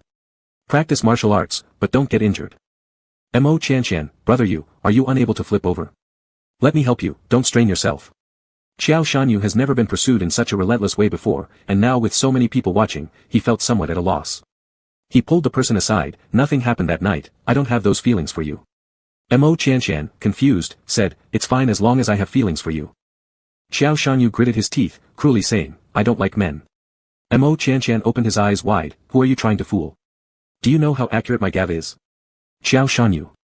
"Mo Qianqian, you were drunk that day, slightly indulged, but not dead drunk to the point where you didn't realize the person you hugged was a man." Mo Qianqian patted Qiao Shanyu's shoulder. "Don't worry, I know you're an actor, I won't cause you any trouble." Qiao Shanyu was getting frustrated, clearly stating, "I don't like you." "You will, a lot of people like me." Qiao Shanyu. Lin Yan sat on the podium drinking water. Even though he couldn't hear, he could still guess what happened between them based on their expressions. Watching the drama unfold. For several days after that, Mo Qianqian would always come over. When others asked, he simply said he was visiting Lin Yan. They were old classmates for years. Lin Yan saw how troubled Qiao Shanyu was every day, and couldn't bear it. "Can't your pursuit be more subtle?" "I'm very subtle already, I've already said I'm here to see you." Mo Qianqian showed his WeChat moments on his phone to Lin Yan. "Look, everyone knows." Lin Yan glanced at it once. And it was indeed true. On WeChat moments it was clearly written about Lin Yan, capturing some of his back and hem corner. Although there were some who asked where he was, Mo Qianqian didn't reveal anything. "Mo Qianqian, I know that you in this industry can't talk about a lot of things, am I performing well?" The look on his face waiting for praise resembled a child's. Lin Yan was speechless, and rolled his eyes. "You better be careful not to do the opposite and make Qiao Shanyu dislike you." Mo Qianqian seriously thought about it. "Then how did you manage to win your husband?" Lin Yan paused for a second. "Don't listen to all sorts of nonsense outside, it was him who pursued me." Mo Qianqian believed it right away. "Ah, really, indeed, you look much easier to pursue than your husband." Lin Yan. "What does that mean? Do you even know how to speak?" "Kick you out." Lin Yan, "Let's put aside my boyfriend situation first. Look at Qiao Shanyu, how pitiful he looks being constantly pursued by you." Mo Qianqian glanced at him, a bit conflicted. Then I'll bother him today, and come again next week. Lin Yan couldn't help reminding, today is Saturday. Mo Qianqian quickly changed the subject, I'll treat you guys to dinner tonight. A friend I know, or rather, someone you probably know too, managed to get hold of a big crab today, we're going to a whole crab feast. Before Lin Yan could agree or not, Mo Qianqian had already gone to invite Director Zhong, and thus the dinner plan was confirmed. That friend Mo Qianqian mentioned is actually also an alumnus of Lin Yan. Lin Yan has no impression of him. Mo Qianqian mysteriously said, you don't remember him? Xiong Yu. During the school grass election, you voted for him. Lin Yan recalled. I clicked the wrong one, I wanted to vote for myself. The broken school system got stuck, causing him to mistakenly vote for another person. It also caused quite a stir, saying that Lin Yan liked this person. Lin Yan looked at Xiong Yu and Mo Qianqian, has he gotten uglier? He isn't as handsome as before. In our youth, most of us were slim. Xiong Yu clearly had gained some weight, showing a layer around his waist when he sat down. Xiong Yu handed Lin Yan the best part of the bluefin tuna that the server cut off, Lin Yan, try it. The fattest and most delicious part of the bluefin tuna melts in your mouth. The crab will need a bit more time, the chef will be coming soon. Lin Yan smiled, looks very delicious, I can tell you're knowledgeable about food, Xiong Yu. Mo Qianqian almost burst into laughter. Actually, he took a plate of sashimi and pushed it to Qiao Shanyu. Qiao Shanyu declined, I don't really like sashimi. I'll let you try a piece, and I'll eat the rest. Qiao Shanyu, like an innocent woman being pressured, used his chopsticks to pick up a slice and tasted it. Mo Qianqian, is it tasty? Is it tasty? Lin Yan glanced at Mo Qianqian and pulled him slightly, you've done enough. Don't force the young man too much. Xiong Yu smiled, Mr. Qiao doesn't like sashimi, but the salt-baked crab legs that will come soon are definitely worth trying. Qiao Shanyu nodded. Xiong Yu turned his gaze towards Lin Yan seems very busy recently. How about your older brother? I'm not very clear about my brother's business. Xiong Yu nodded and didn't ask further. After dinner was over, Xiong Yu came out to send Lin Yan 2 boxes of hairy crabs, please pass these on to your brother. Lin Yan looked at him, do you have something to ask of my brother? Xiong Yu, indeed, there is something. Then you should deliver them yourself. Xiong Yu's expression stiffened. Lin Yan turned his head towards Mo Qianqian, how much did this meal cost tonight? Mo Qianqian blinked his eyes and pointed at Xiong Yu, he said he invited me. Since I can't finish a whole crab by myself, I brought you along. Lin Yan laughed. This was clearly intentional because Mo Qianqian had been getting close to him recently. You calculate the bill, and I'll pay for it. Let's consider this meal as my treat. Xiong Yu became flustered, Lin Yan, there's no need for this. We are classmates. After such a long time without seeing each other, having a dinner together isn't anything special. As you said, we are old classmates. After such a long time without meeting, letting me support you isn't anything special either. Mo Qianqian, remember to ask him for the bill, and then I'll transfer the money to you. I know nothing about business matters. If you have any requests, go directly to my brother. He is usually in the company, where you can find him. After saying that, Lin Yan turned around and left. Trying to use him as an entry point to build a relationship with his brother? No way. Lin Yan originally thought that this matter was aimed at Lin Ju, but unexpectedly, the next day he saw his own photo with Xiong Yu on Weibo's trending topics. The photo angle was extremely sharp, combined with the lighting and shadow effects, making the picture seem very intimate. At the same time, some trivial gossip about Lin Yan and Xiong Yu from their student days were also dug up. Lin Yan's school grass vote. Lin Yan's first love. Lin Yan's bright moonlight. Chapter 160, Modern Epilogue, 45. Sister Yun was furious. How did you get mixed up with this guy? It's not that I sought him out, but the other way around. He wants my brother's help, probably something business-related. I didn't agree, and then it got photographed. Lin Yan explained casually, still fiddling with her phone. Sister Yun snatched the phone from her hand, at a time like this, you're still playing with your phone. I'm not playing with my phone. I'm explaining to Qi Zhen. Sister Yun sighed in frustration, can't you two put off explaining until later? We can't. You know how he is. Though not everything said online is correct, part of it is true. I did vote for him during the campus heartthrob election, by mistake, I meant to vote for myself. Sister Yun. As for the rest, if they say we often have the same classes, that might be true too. After all, the school isn't that big, so sometimes the same classes are inevitable. Sister Yun, you're different now than you were before. Now that you're in a relationship, if this isn't handled properly, you might end up with a Playboy label. Can you find a way to contact that person and clear things up? Lin Yan shook her head, isn't this an opportunity that fell into his lap? Letting me connect him to my brother? No thanks, I'll clarify it myself. Sister Yun had a bad feeling. In the past, whenever anything big or small happened, or rumors and attacks came her way, Lin Yan would debunk them fast and hard, sometimes with direct Twitter confrontations, other times by mocking others during live streams. You'd better watch yourself. Relax, I will. Sister Yun hesitantly handed the phone back. 2 minutes later, Sister Yun's phone pinged with a notification. Sister Yun opened Weibo. Lin Yan had posted a new Weibo update. Hold on with the rumor busting for a second, I need to calm things down at home first. The accompanying screenshot was of Lin Yan's chat history, filled with messages she'd sent in rapid succession. Baby, did you see the trending topic? That's just an ordinary classmate. Baby, trust me, it's false. The vote I intended to cast was for myself, but the school computer is busted, and it clicked on him instead. I was pissed off at the time too. If I had another chance, I'd definitely go to your school and cast my precious vote for you. The other person's reply was simple. Got it. Netizens, unable to tell if this was showing affection or debunking rumors. Debunking rumors through affection. My husband called someone else baby. 555,555. These 3 words, got it, reveal indifference. Guessing whether Lin Yan managed to placate the other person. Would there be any punishment involving durians when she gets back? Couple argument. Love it. Love it. Who exactly is Lin Yan's partner? Who is it? If they're not celebrities, people should stop prying. By evening, Lin Yan received a call from Xiong Yu. Xiong Yu sounded sincere. I'm really sorry, Lin Yan, I never expected you'd get photographed and for things to escalate like this on the internet. Rest assured, I will also take responsibility and provide clarification, ensuring no trouble comes your way. Xiong Yu wasted no time. That night, he opened a Weibo account, clarified under relevant topics, revealed his identity, and posted saying that the picture only showed an angle issue, and the actual situation wasn't as shown in the photo. Furthermore, he announced that since he was still working, he'd clarify more during a 9 p.m. live stream. At 9 p.m., a large number of casual observers flooded into Xiong Yu's live broadcast room. Lin Yan wasn't interested, after all, tonight was her private time with Qizhen. Someone from her studio would monitor the live stream. But Qizhen wanted to watch, so Lin Yan joined in reluctantly, occasionally muttering comments like, that's right, or maybe I don't remember, and, I really don't know him well.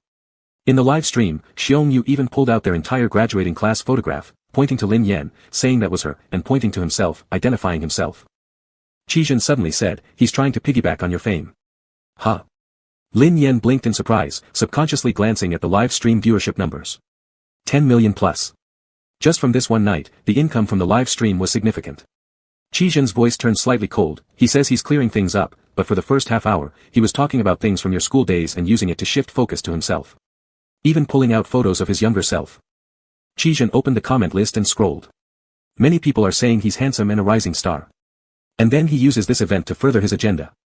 Lin Yan hadn't paid much attention to the matter, but after hearing Qizhen's words, she became more mindful and naturally noticed it. Xiong Yu had dressed up specially today, even applying a bit of makeup. He was witty and humorous in his conversation, often interacting with the netizens in the live stream room. In a bashful manner, he said he felt really embarrassed about the misunderstanding, winning some favor from the audience. He handled everything with ease, which didn't seem like it was his first time doing a live stream with so many netizens. It appeared as though he came prepared. Xiong Yu even retrieved nearby surveillance footage from that time and played it for everyone. The netizens were laughing their heads off. This is the first time I've seen someone use surveillance video to clear things up. I knew it was fake since Lin Yan posted her Weibo, but this move is really something new. Little brother is so cute. Little brother should hit the gym. Restore your old look, and I'll definitely follow you. Lin Yan snorted softly, turns out he's targeting me. Qizhen's voice was cold, how much do you know about his situation? Not at all. Send someone to investigate his situation, financial dealings, and who he's been in contact with recently. If it's just him trying to ride this wave of attention, then it's nothing serious. But I'm worried there might be someone behind him orchestrating all of this, so it's better to be cautious. Lin Yan sat by Qizhen, looking at his profile. He wore soft pajamas, his eyes lowered as he looked at the tablet in his hand, his features deep and flawless, impeccable. His tone lacked any emotion when he spoke, like a cold robot, yet it gave an overwhelming sense of pressure. Lin Yan suddenly felt as if she saw Emperor Qizhen again. Calm, wise. Sitting high on the throne, observing the world's trends. Indeed, even if someone's memory was erased, what was engraved in their bones would never change. Qizhen, you're just like an emperor right now. Qizhen's hand holding the tablet stiffened slightly, covering it up without anyone noticing. Do you want me to go act? No, Lin Yan said mysteriously, do you believe in reincarnation? Qizhen turned his gaze to her, are you saying I was an emperor in my past life? Lin Yan nodded. Nodded wildly. Then what about you? Were you one of the 3,000 concubines? Lin Yan frowned, I must have been your only little treasure. What 3,000 concubines? I won't let you have even one extra. Qizhen chuckled, turning off the tablet and placing it aside. Are you thinking of playing dress up again? Qi Zhen pinched her earlobe, his eyes darkening. Tonight, do you want to call me your majesty? Chapter 161, Modern Times, 46. Lin Yan asked Yun Jie to conduct an investigation. The results showed that Xiong Yu had founded a self-media company, which had several small influencers. The operation was relatively good until one of the most popular influencers under the company was arrested for drug use, and this caused issues within the company. With no new capital injection and unable to attract investments, the company faced bankruptcy. Lin Yan, this is when I appear. With such a great wave of attention, it would be enough for his company to survive if they simply piggyback on it. Yun Jie agreed, it's not easy to handle. Let's not deal with it right away. By the end of the year, even if there aren't thousands, there are at least hundreds trying to get their hands on my online traffic. Can I go after everyone individually? Yun Jie, I thought the same thing. Let's sit back and observe. For this little piggybacking, let it go. For more, issue a warning. Lin Yan nodded, leave it to you, sis. Yun Jie, you focus on your classes and prepare well for the movie. I'll handle these trivial matters. Lin Yan didn't want to bother with such trivial matters, but he had to. Just after finishing his martial arts class, Lin Yan met Xiong Yu in the parking lot. Xiong Yu stood not far away with an apologetic look on his face, apparently having waited there for quite some time. Seeing Lin Yan arrive, he stepped forward and bowed deeply at a 90-degree angle. Lin Yan, I'm very sorry. It was my carelessness that caused all these rumors online. Haven't I caused any trouble for you? Lin Yan looked coldly at him. There hasn't been much trouble yet, but we'd better not meet. We don't know each other that well, and constant meetings could still cause problems. Xiong Yu, I am truly sorry. I came here today not only to apologize to you, but also to confess something. My company had run into some trouble because of poor management. Originally, I wanted you to help me contact your brother for some investment. However, although I failed to secure cooperation from your brother, by chance, I got the opportunity to clarify things on your behalf, so I piggybacked off your popularity and made some money. Xiong Yu gazed steadily at Lin Yan, serious in expression. I took advantage of you, I'm sorry. If you wish, you can become a shareholder of our company under the identity of an investor. The money I earned by utilizing your popularity can be directly converted into your shares, okay? Lin Yan smiled. Xiong Yu, I work in the entertainment circle, but I'm not stupid. Xiong Yu froze. It's just one wave of attention. Every day, people try all sorts of ways to latch onto my reputation, and I haven't cared much about it. Do you think asking me to invest directly isn't equivalent to forcing me onto your ship? This way, your company will have a stable source of funds, and your calculations were almost clear enough to slap against my face. Xiong Yu's expression stiffened as he chuckled awkwardly. I do indeed have that intention, but I really want to apologize to you too. Lin Yan waved his hand, don't say these useless things to me. Since you've already benefited this time, fine. But next time, if you dare design plans again to piggyback off of me, I'll make sure you pay back tenfold. A drop of cold sweat slid down Xiong Yu's forehead. I understand. Yun Jie stared at Xiong Yu for a while, confirming that the other party would not continue latching onto Lin Yan's heat, before she finally felt reassured. Due to this incident, Mo Qianqian also felt very guilty. When Xiong Yu invited him to dinner, he truly believed it was a simple meal, without expecting ulterior motives, targeting Lin Yan, thus dragging out all these issues. Unlike Lin Yan, Mo Qianqian was not a public figure and did whatever he wanted, so he directly posted an abusive rant about Xiong Yu on his social media. Lin Yan found it amusing and approved Mo Qianqian's move. Mo Qianqian then promptly arrived and messaged Lin Yan. I've bought a new yacht, why don't you bring Qiao Shanyu over for some fun? Of course, this wasn't really about the yacht. Lin Yan typed slowly. You always use me as a pretense, isn't your conscience pained? No, I'm not going. Who hasn't seen a yacht? If you want to chase someone, chase them yourself. After that, Mo Qianqian fell silent. The next time Lin Yan saw Mo Qianqian, it was on the Weibo hot search list. Photos of Mo Qianqian hugging Qiao Shanyu on the street had made the trending topic. Lin Yan was so shocked he dropped the melon he was holding. No matter how outrageous Mo Qianqian usually was, he always knew his limits. He mostly enjoyed verbal advantages, never engaging in overly intimate acts with Qiao Shanyu. This time, though, he not only got intimate but also on the streets. Director Zhong was nearly driven mad. Not long ago, Lin Yan had hit the trending list, now it was Qiao Shanyu. The movie hadn't even started filming, yet both actors had managed to draw attention. Director Zhong said sarcastically, am I going to ask Lin Yan's partner to take a look at me again? Lin Yan, not necessarily, not necessarily. Qiao Shanyu's incident was not as smoothly resolved as Lin Yan's. The trouble came from the difficulty in clearing up the misunderstanding. Mo Qianqian had been drunk, nearly falling down, and Qiao Shanyu simply helped him steady himself. The act itself wasn't a problem, but the issue arose because Mo Qianqian was genuinely pursuing Qiao Shanyu. If someone were to investigate through Mo Qianqian, Qiao Shanyu would essentially be outed publicly, making any explanation sound like an attempt to cover up something improper, something that could damage his career. Mo Qianqian's face looked as sour as a bitter melon. What should we do? Lin Yan suggested, it's already come to this, you have to step forward and say that it was your relentless pursuit, trying to turn him straight. I'll be beaten to death by my family if I do that. Isn't this mess caused by you? Annoyed, Mo Qianshan kicked over the trash can, who the hell took those pictures? After venting his frustration, he met Qi Zhen's eyes and immediately slinked off to pick the trash can back up. He sat down on the couch restlessly. Netizens are really terrifying, they've traced the event back to the day we ate dinner with Xiongyu. They found solid evidence that Xiao Shanyu and I have known each other for quite some time now. Lin Yan asked, puzzled, this fast? At the time, the photos revealed during the uproar showed both Xiao Shanyu and Mo Qianshan, but only their backsides, so they weren't easily recognizable. Annoyed, Mo Qianshan continued, seems like the footage shown in Xiongyu's live stream exposed us.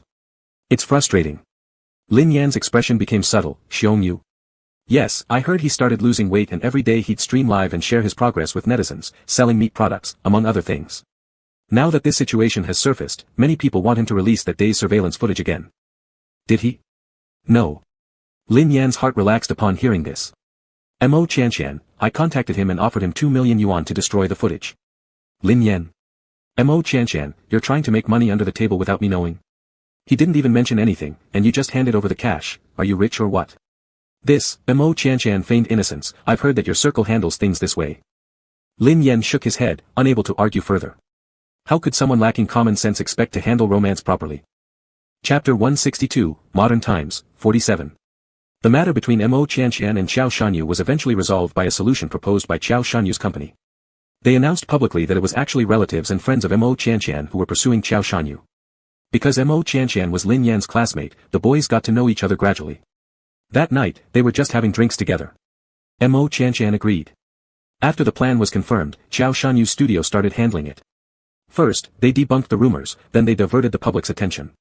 Mo Qianshan was a little sad because, due to this incident, he wouldn't be able to contact Xiao Shanyu for a while, otherwise, if someone discovered it, all their clarifications would be in vain.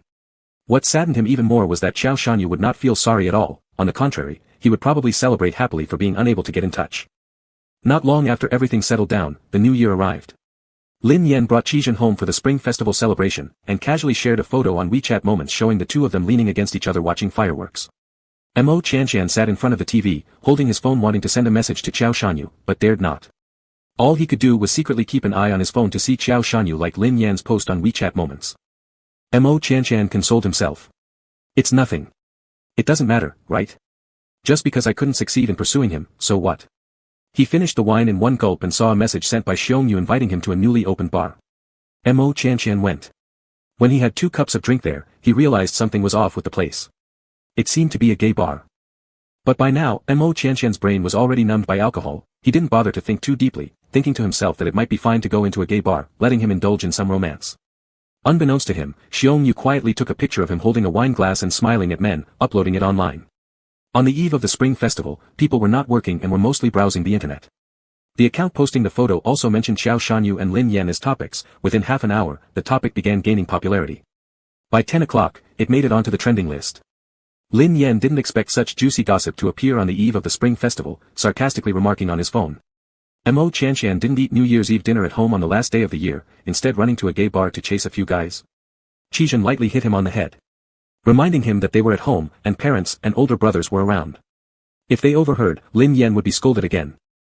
Lin Yan stuck out his tongue at him, I'll send a message to Xiao Shanyu to let him know.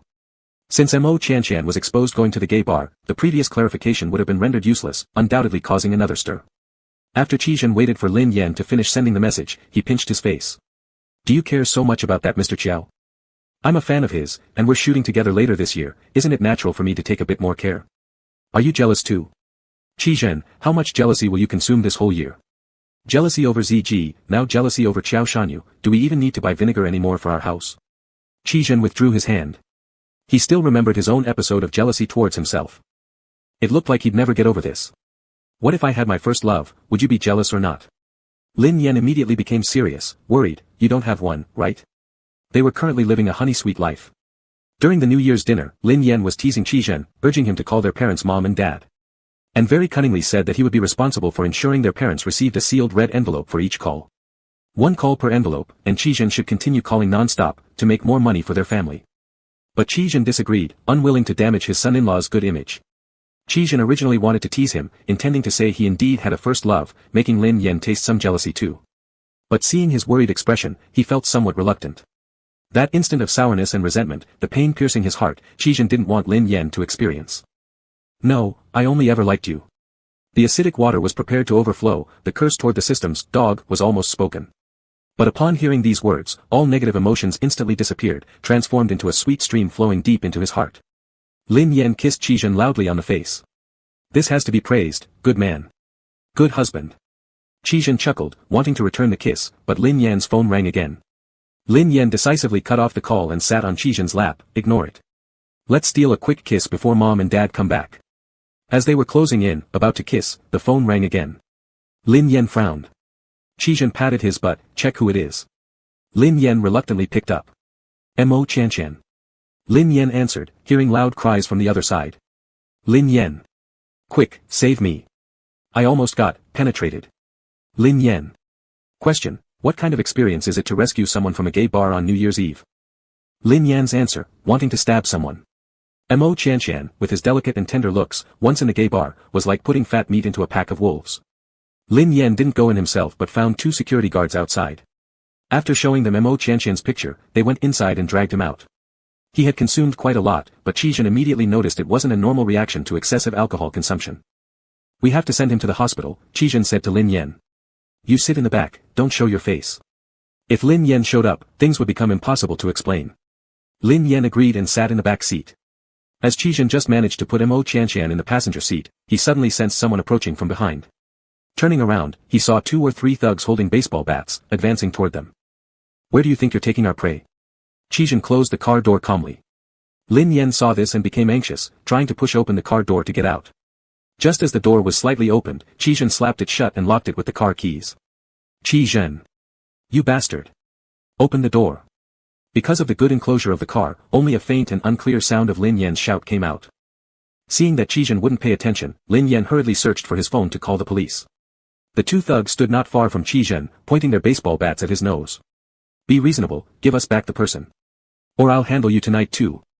Qizhen's voice was deep and cold. This person, I'm taking away. He lowered the zipper of his clothes slightly. His seemingly carefree action was filled with a sense of oppression. In half an hour, I can provide a test report proving he was drugged. In 40 minutes, you will be taken to the police station to celebrate the new year. F*******. Don't be so uncooperative. The thugs got furious and struck the nearby trash bin with their baseball bat. The iron trash bin was hit with a large dent. Lin Yan inside the car was shocked by the scene and full of fear. Qizhen. I've called the police. Don't fight them. The thugs panicked. Brother, they called the police. What should we do? Their leader said fiercely, neither the one inside the car nor the one outside should be allowed to escape. After these words, a trace of cruelty flashed in Qizhen's eyes. The leading thug rushed forward first, lifting his baseball bat high, but before he could strike down, Qizhen grabbed it. In Qizhen's hands, the bat seemed alive. In just a few moves, he had knocked them all down. They lay on the ground moaning in pain, yelling, no, calling the police. Someone hired us to put on a show.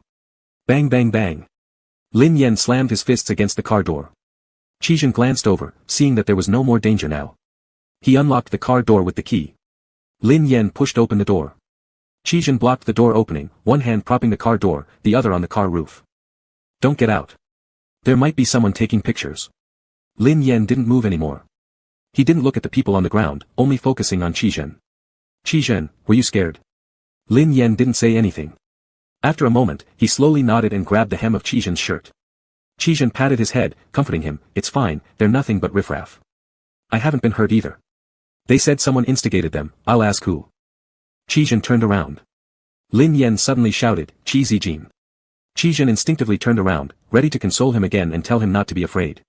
But when he turned, instead of a frightened little white rabbit, Lin Yan's gaze was calm, waiting for him to fall into a prepared trap. Qizhen felt something off in his heart, watching Lin Yan slowly narrow his eyes like a cunning little fox who had successfully executed a plan. Chapter 163, Modern Chapter, 48. The police arrived quickly. The few thugs were taken away and questioned. They were all hired by Xiongnu. The purpose of drugging Mo Qianqian was to take some inappropriate photos, confirming the fact that Mo Qianqian frequented gay bars, thereby exposing the affairs related to Qiao Shanyu again. This way, Xiongnu would have another chance to ride on the heat generated from the scandal. At the police station, Xiongnu confessed. It wasn't a coincidence regarding the earlier incident with Lin Yan, it was carefully orchestrated by Xiongnu. He had arranged for someone to take the pictures and deliberately handed things over to Lin Yan in areas monitored by surveillance cameras, directing his own performance.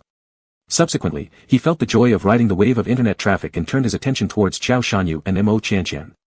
After Qiao Shanyu and Mo Qianqian were drunk and captured in compromising embraces, he organized people to take the photos, manipulated online opinions, and after the situation cooled down, he attempted to stir up controversy again. Upon hearing this at the hospital, Mo Qianqian rushed to the police station without receiving her drip treatment. She almost started beating people there. Being restrained, she kept cursing under her breath. After being reprimanded by the police, she began speaking sarcastically without cursing. The policeman looked at her silently. Mo Qianqian tightened her down jacket. Damn, how dare they set me up. This is actually good though, there's a way to clear up tonight's matter now. I can just say this bastard tricked me into going there. I didn't even know it was a gay bar, and by the time I found out, I couldn't get away. This wasn't entirely a lie, it held 80% truth. Holding his phone, Mo Qianqian muttered angrily, saying he must make Xiong Yu regret messing with him. At the same time, he mentioned that the matter shouldn't involve Qiao Shanyu further, and that he needs more people to handle it. After a long rant, he noticed a strange atmosphere between Lin Yan and his partner. Mo Qianqian, are you two planning to break up? Qi Zhen shot him an icy glance. Mo Qianqian quickly spat, I'm just talking nonsense. Lin Yan gave a cold smile but remained silent. He, Lin Yan, whose enthusiasm for watching Qi Zhen wield his sword even during winter showed his understanding of Qi Zhen's skills. Even from the mere swinging of a baseball bat earlier, Lin Yan had detected traces of his past abilities. When testing. Sure enough. The damn thing, recovered memory, yet didn't tell him. Angry, Lin Yan got onto the car, you better give me a reasonable explanation. Qi Zhen. After a while, Qi Zhen said, I feel embarrassed. Lin Yan laughed with anger, what?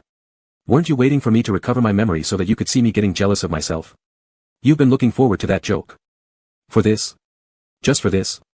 Lin Yan couldn't help but burst out laughing. Then, using years of acting experience, he quickly regained composure and lied, I never did. Qi Zhen stared at him silently. Under Qi Zhen's gaze, Lin Yan gradually couldn't hold back his laughter anymore and roared with uncontrollable amusement. Shit. What a laughable situation.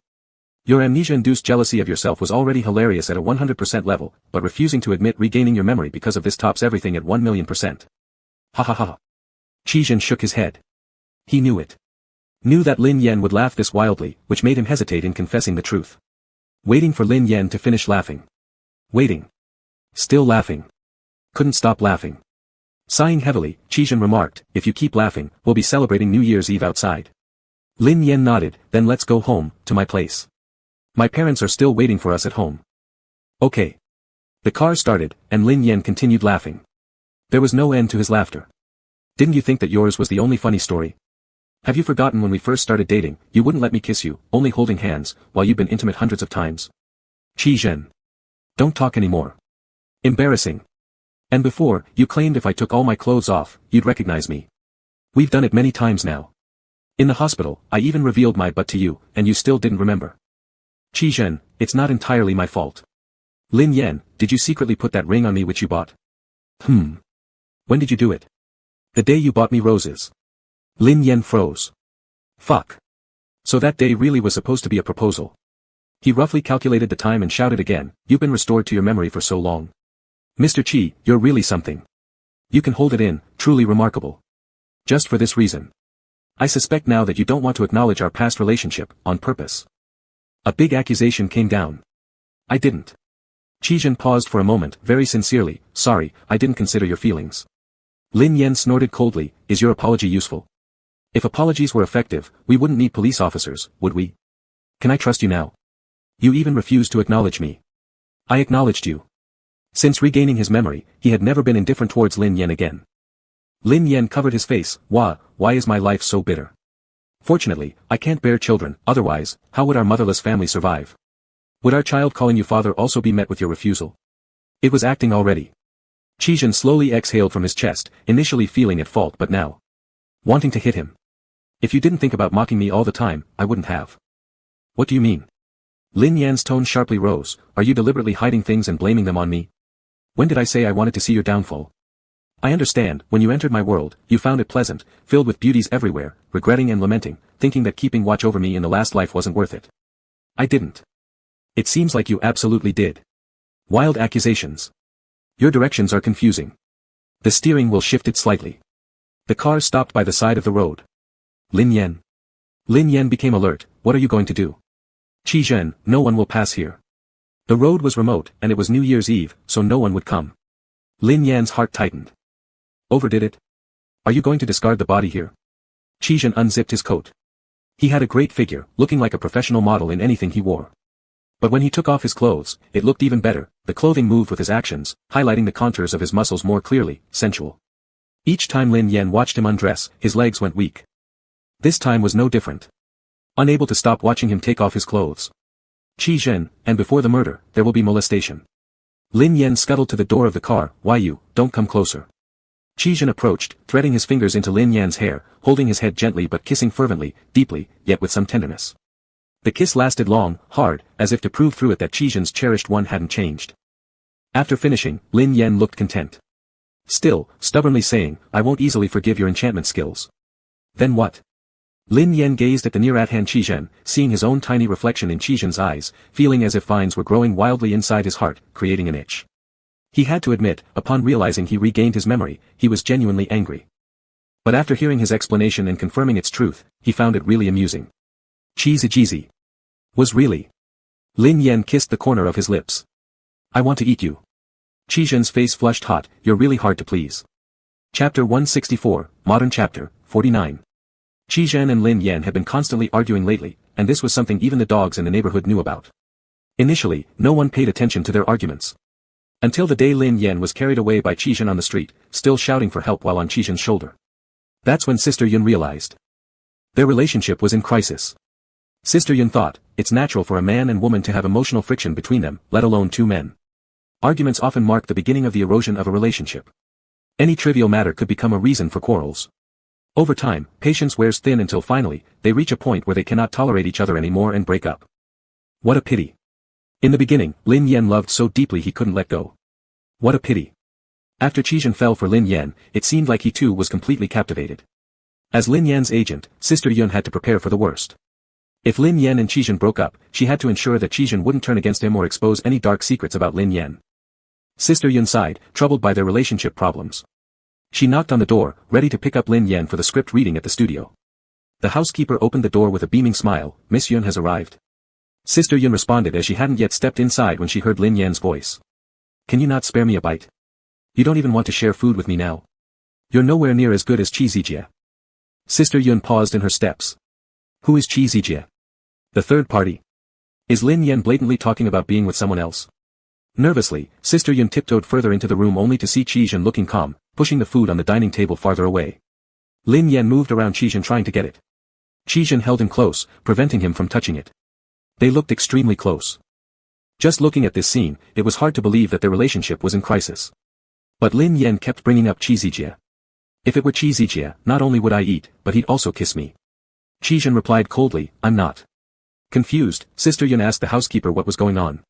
Smiling, the housekeeper explained, Dr. Qi said Mr. Lin should avoid spicy food for the next few days. But Mr. Lin is craving some and insists on having it. So who is Qi Zijie? Apparently Dr. Qi himself. Sister Yun. The housekeeper laughed and said, Mr. Lin teased Dr. Qi last week for getting jealous over nothing. Sister Yun. What kind of antics are these lovers playing? Sister Yun didn't understand. Lin Yan, we need to head out for the script read-through. All right.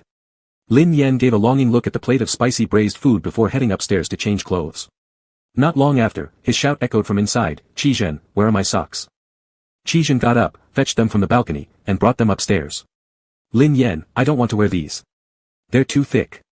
Qi Zhen, you'll wear these. Seemingly conceding, Lin Yan stopped complaining. Soon, there was another sound from inside. Do you know that Japanese adult actress? She's also in our crew. When I talk to her, will you be jealous?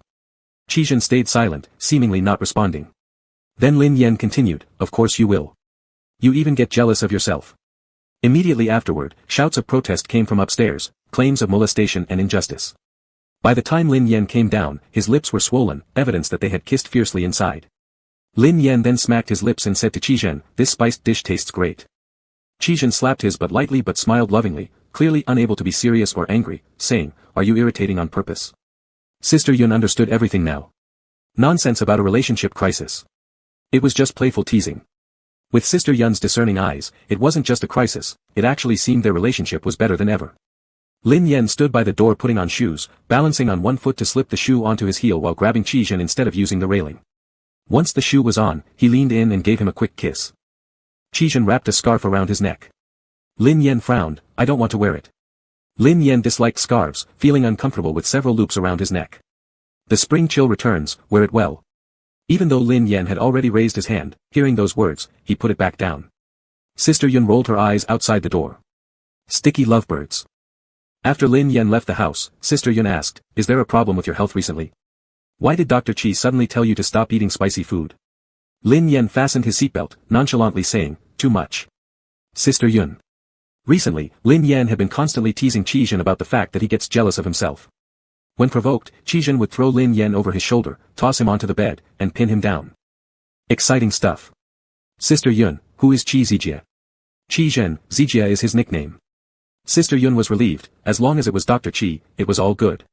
Lin Yan gave a soft chuckle, sounding sweet and foolish, then buried half his face in the scarf for warmth. Since Lin Yan disliked scarves, Qi Zhen had spent a lot of time comparing and selecting the most gentle one for his skin. Otherwise, Lin Yan would rather freeze than snuggle into a scarf. I'm going to transfer my registration tomorrow, onto Qi Zhen's household registry. Sister Yun's eyes widened in surprise, how come you didn't tell me about this important decision earlier? Isn't now early enough? And anyway, I should inform my father and have him pass me the registry. Why should I tell you so far ahead? When I asked you to clear your schedule for tomorrow, why didn't you just say it sooner? What's the point of telling me now? I couldn't help myself, I wanted to share. Sister Yun, please keep it to yourself next time. This kind of surprise is harmful to us. Lin Yan laughed a few more times before smirking, then maybe I'll just blurt out everything at once. Sister Yun refused. The sweetness between you two never seems to end. Lin Yan beamed with pride, that's because. The next day, Lin Yan brought out his own household registration book and ran toward Qi Zhen waiting by the door. Qi Zhen couldn't resist stepping forward, embracing him tightly, and taking the registration book from his hands. He smiled wryly, asking, do you still want to argue with me? Now's the time if you do. After your registration is transferred, your life will be in my hands. Especially legal guardianship. Once finalized, Qi Zhen could pull the plug on Lin Yan's oxygen supply if needed. Lin Yan poked his chest, saying, that line was supposed to be mine. You better think carefully, have you done anything to wrong me? Are there any women involved? Confess now or I'll have no hesitation pulling your oxygen tube later. Qi Zhen tossed Lin Yan's household registration book into the car and said, yes, I've fallen for someone named Lin Shouyan, and we're married. What do you plan to do? Do you want to file a complaint back home? Lin Yan. Trouble. Qi Zhen has learned to play dirty. Chapter 165, Bonus Chapter, Modern Times, 50. Lin Yan suspected that Qi Zhen might have been waiting for this moment, when Lin Yan could no longer escape, and then he started to fight back. On the way home, Lin Yan kept shouting that he had been deceived. He even posted a message on his social media circle saying, alas, I've been scammed. The post had no accompanying pictures. But those who knew Lin Yan a little better all understood that Lin Yan was showing off his affection. Shen Chongyang and Lin Ju were both too lazy to comment on this particular post, where they ostensibly showed disdain but actually flaunted their feelings significantly. They didn't expect that this post later caused some laughter. Lin Yan's previous post on New Year's Eve only contained a picture of a car with no words. Many people did not know what it represented and assumed Lin Yan was merely showing off his own luxury car. Ironically enough, this time it also mentioned someone being scammed. The screenshot from the social media circle was taken and used for anti-fraud publicity, reminding everyone to protect their belongings and not be careless because online scams can occur anywhere. Shen Chongyang feared that Lin Yan might not have noticed this matter, so he specially sent a screenshot to Lin Yan. Lin Yan did not want to reply, but Shen Chongyang called him and asked, did you see the picture I sent you? Lin Yan was so angry that he wanted to block the person. Qi Zhen and Lin Yan's wedding date was set after the movie shooting finished, in early autumn. Everyone thought that Lin Yan and Qi Zhen would be inseparable during this time. However, one morning Lin Yan quietly moved to a hotel, and Qi Zhen did not come chasing. Yun's sister was shocked 3 times. Didn't they have no emotional crisis? Didn't they change the household registration, arrange designated guardianship, and prepare for marriage? What does this current situation mean? Shen Chongyang originally wanted to drink a few cups with Lin Yan. Once he sent a message, he found out Lin Yan was not at home but in a hotel. Shen Chongyang came half believing and half doubting, and sure enough, Lin Yan really was at the hotel. Shen Chongyang was puzzled, you're getting married, and now there's trouble. Lin Yan had much difficulty explaining. It's not. That bad Qi Zhen has always been plotting something evil. Once the household registration was done and designated guardianship arranged, Lin Yan's body was thoroughly healed. With high spirits, Lin Yan dragged Qi Zhen to consummate their marriage. Instead, he was held down and punished by Qi Zhen. Being asked whether he liked Zijie or Qi Zhen more. Lin Yan answering either way would be wrong, and not answering would also be wrong. He learned his lesson entirely. A man's heart is like a needle under the sea. If you can avoid provoking, then do so. Shen Chongyang asked, then what happened? Lin Yan took a sip of water and said, I keep bringing up old issues, and he got a little mad, so we had a fight. Shen Chongyang, hearing that the two had physically fought, stood up in shock. Qi Zhen actually laid hands on you. How did he miss seeing that Qi Zhen was actually an abusive man? Where did he hit you? Lin Yan covered his face, looking pitiful. He hit me everywhere. Shen Chongyang immediately wanted to go settle the score for Lin Yan. He even wanted to curse Lin Yan a bit, thinking Lin Yan was originally the kind of person who wouldn't let anyone take advantage of him. If someone in the circle insulted him slightly, Lin Yan would fire back tenfold, yet now that he was married, he became so, womanlike. He was about to scold his brother. But suddenly Shen Chongyang noticed the kiss marks on Lin Yan's neck, and his words got stuck in his throat. Countless curses rolled through his mind. Turns out it was too intense, and Lin Yan escaped. No wonder the other party didn't chase after. He was a single dog who didn't understand anything. Shen Chongyang quietly sat down. What did you do that made him beat you? Lin Yan's finger lightly rubbed against the rim of the cup, casually replying, rehashing old grudges. Not only bringing up the issue of Qi Zhen himself being jealous, but also mentioning the early stages of their relationship, questioning why Qi Zhen insisted on holding hands at the beginning. He mocked, asking how Qi Zhen felt rolling his eyes 800 times at his wife standing right in front of him while pretending to be pure. Mockingly asking, did Qi Zhen want to play innocent again and hold hands? Shen Chongyang. Laughing at him. Shen Chongyang. Throwing a couple sarcastic jabs. Knowing him well, Shen Chongyang understood it wasn't just a couple of jabs. If he didn't beat you, that was pretty light. Shen Chongyang added, so he just left it at that. He's been very busy recently with several major surgeries in a row. Shen Chongyang laughed. How strong is Qi Zhen that you don't dare to go home? Lin Yan leaned closer to him and whispered, very strong. Shen Chongyang raised an eyebrow. Lin Yan warned suspiciously, are you trying to give it a shot? Shen Chongyang exclaimed, am I some kind of pervert? Is it necessary for you to guard your Qi Zhen so tightly? Do you think he's such a sought-after prize? Isn't he? Shen Chongyang was speechless and rolled his eyes, since you've already fled, why don't you run farther? Is the distance from your place to here more than 200 meters? Lin Yan shouted, it's over 500. Doesn't it take less than 10 minutes for you to walk here? Isn't that far enough? Shen Chongyang. How far? Could this possibly be? Lin Yan added, although he hasn't shown up himself, he's been sending plenty of gifts. Flowers, pastries, home-cooked meals, and even food that he had personally prepared and had delivered. Lin Yan enjoyed it all, unable to stop boasting to Shen Chongyang. With each brag, Shen Chongyang's headache grew worse. He wished he could find someone today just so he could boast in front of Lin Yan. Boast back. While scrolling through his phone, Lin Yan suddenly said, he's calling me back. Shen Chongyang remarked sarcastically, your phone didn't ring though, did you silence it? Lin Yan held up the phone and showed Shen Chongyang a picture on the screen. It was a photo of a lunchbox with a heart-shaped sticky note on top that read, love lunch. Shen Chongyang commented dryly, all I see is that your man has some trouble coming his way. Lin Yan confidently stated, he's trying to tempt me back to deal with it. Shen Chongyang asked curiously, now that you've figured it out, how do you plan to handle it? Of course I'll go back. What if it's true? Shen Chongyang. Damn, he's got you wrapped around his finger. In the dead of night. Lin Yan sneaked into the house quietly. He could already see a faint light coming from Qi Zhen's room on the first floor. He tiptoed upstairs and at the door, saw a lump under the covers. His heart cheered slightly as he slipped inside, closed the door softly, and tiptoed closer. When he lifted the blanket to lie down, someone immediately pulled him into their arms. Qi Zhen's voice came in the darkness, sneaking into a man's bed in the middle of the night. Were you awake? How could I sleep when you've run away from home? A bit of guilt crept into Lin Yan's heart.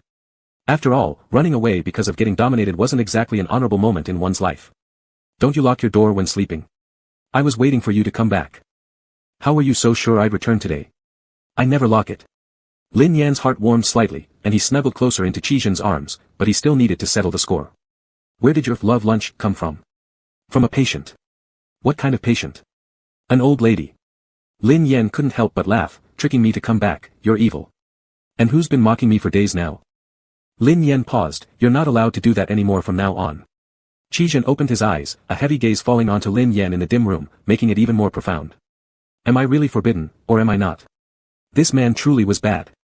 Chapter 166, Modern Story, 51. In early autumn, Lin Yan officially joined the production team.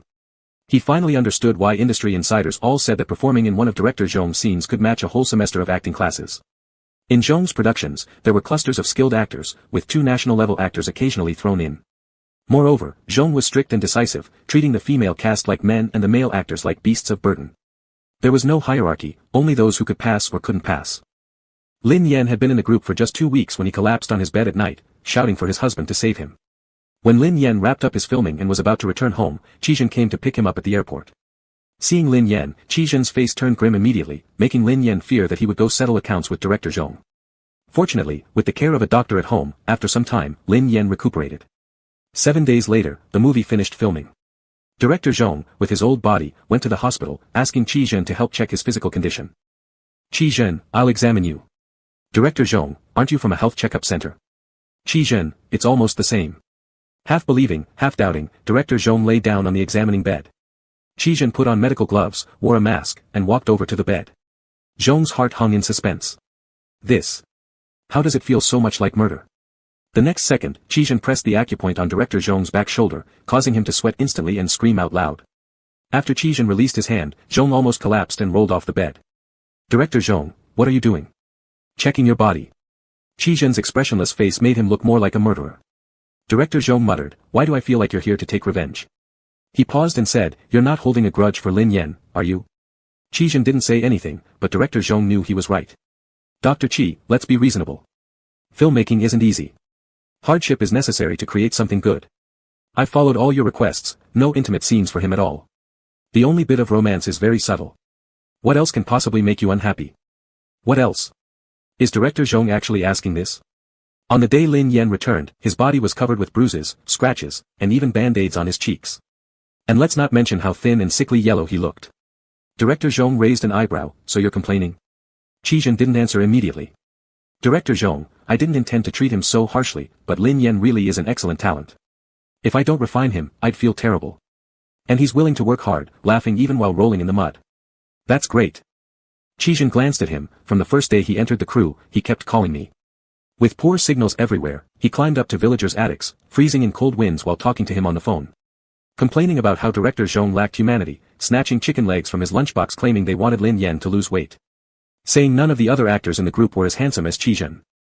Qizhen moved aside and flipped through the medical instruments on the tray with an icy crisp sound, making one feel like they were standing by the guillotine. You threw him into the mud. Director Zhong was scared, nearly falling off the bed, looking extremely flustered. A laugh echoed from the door. Lin Yan leaned against the doorframe, laughing so hard he couldn't straighten up. In less than 10 days, Lin Yan had transformed back into the Lin Yan before entering the crew.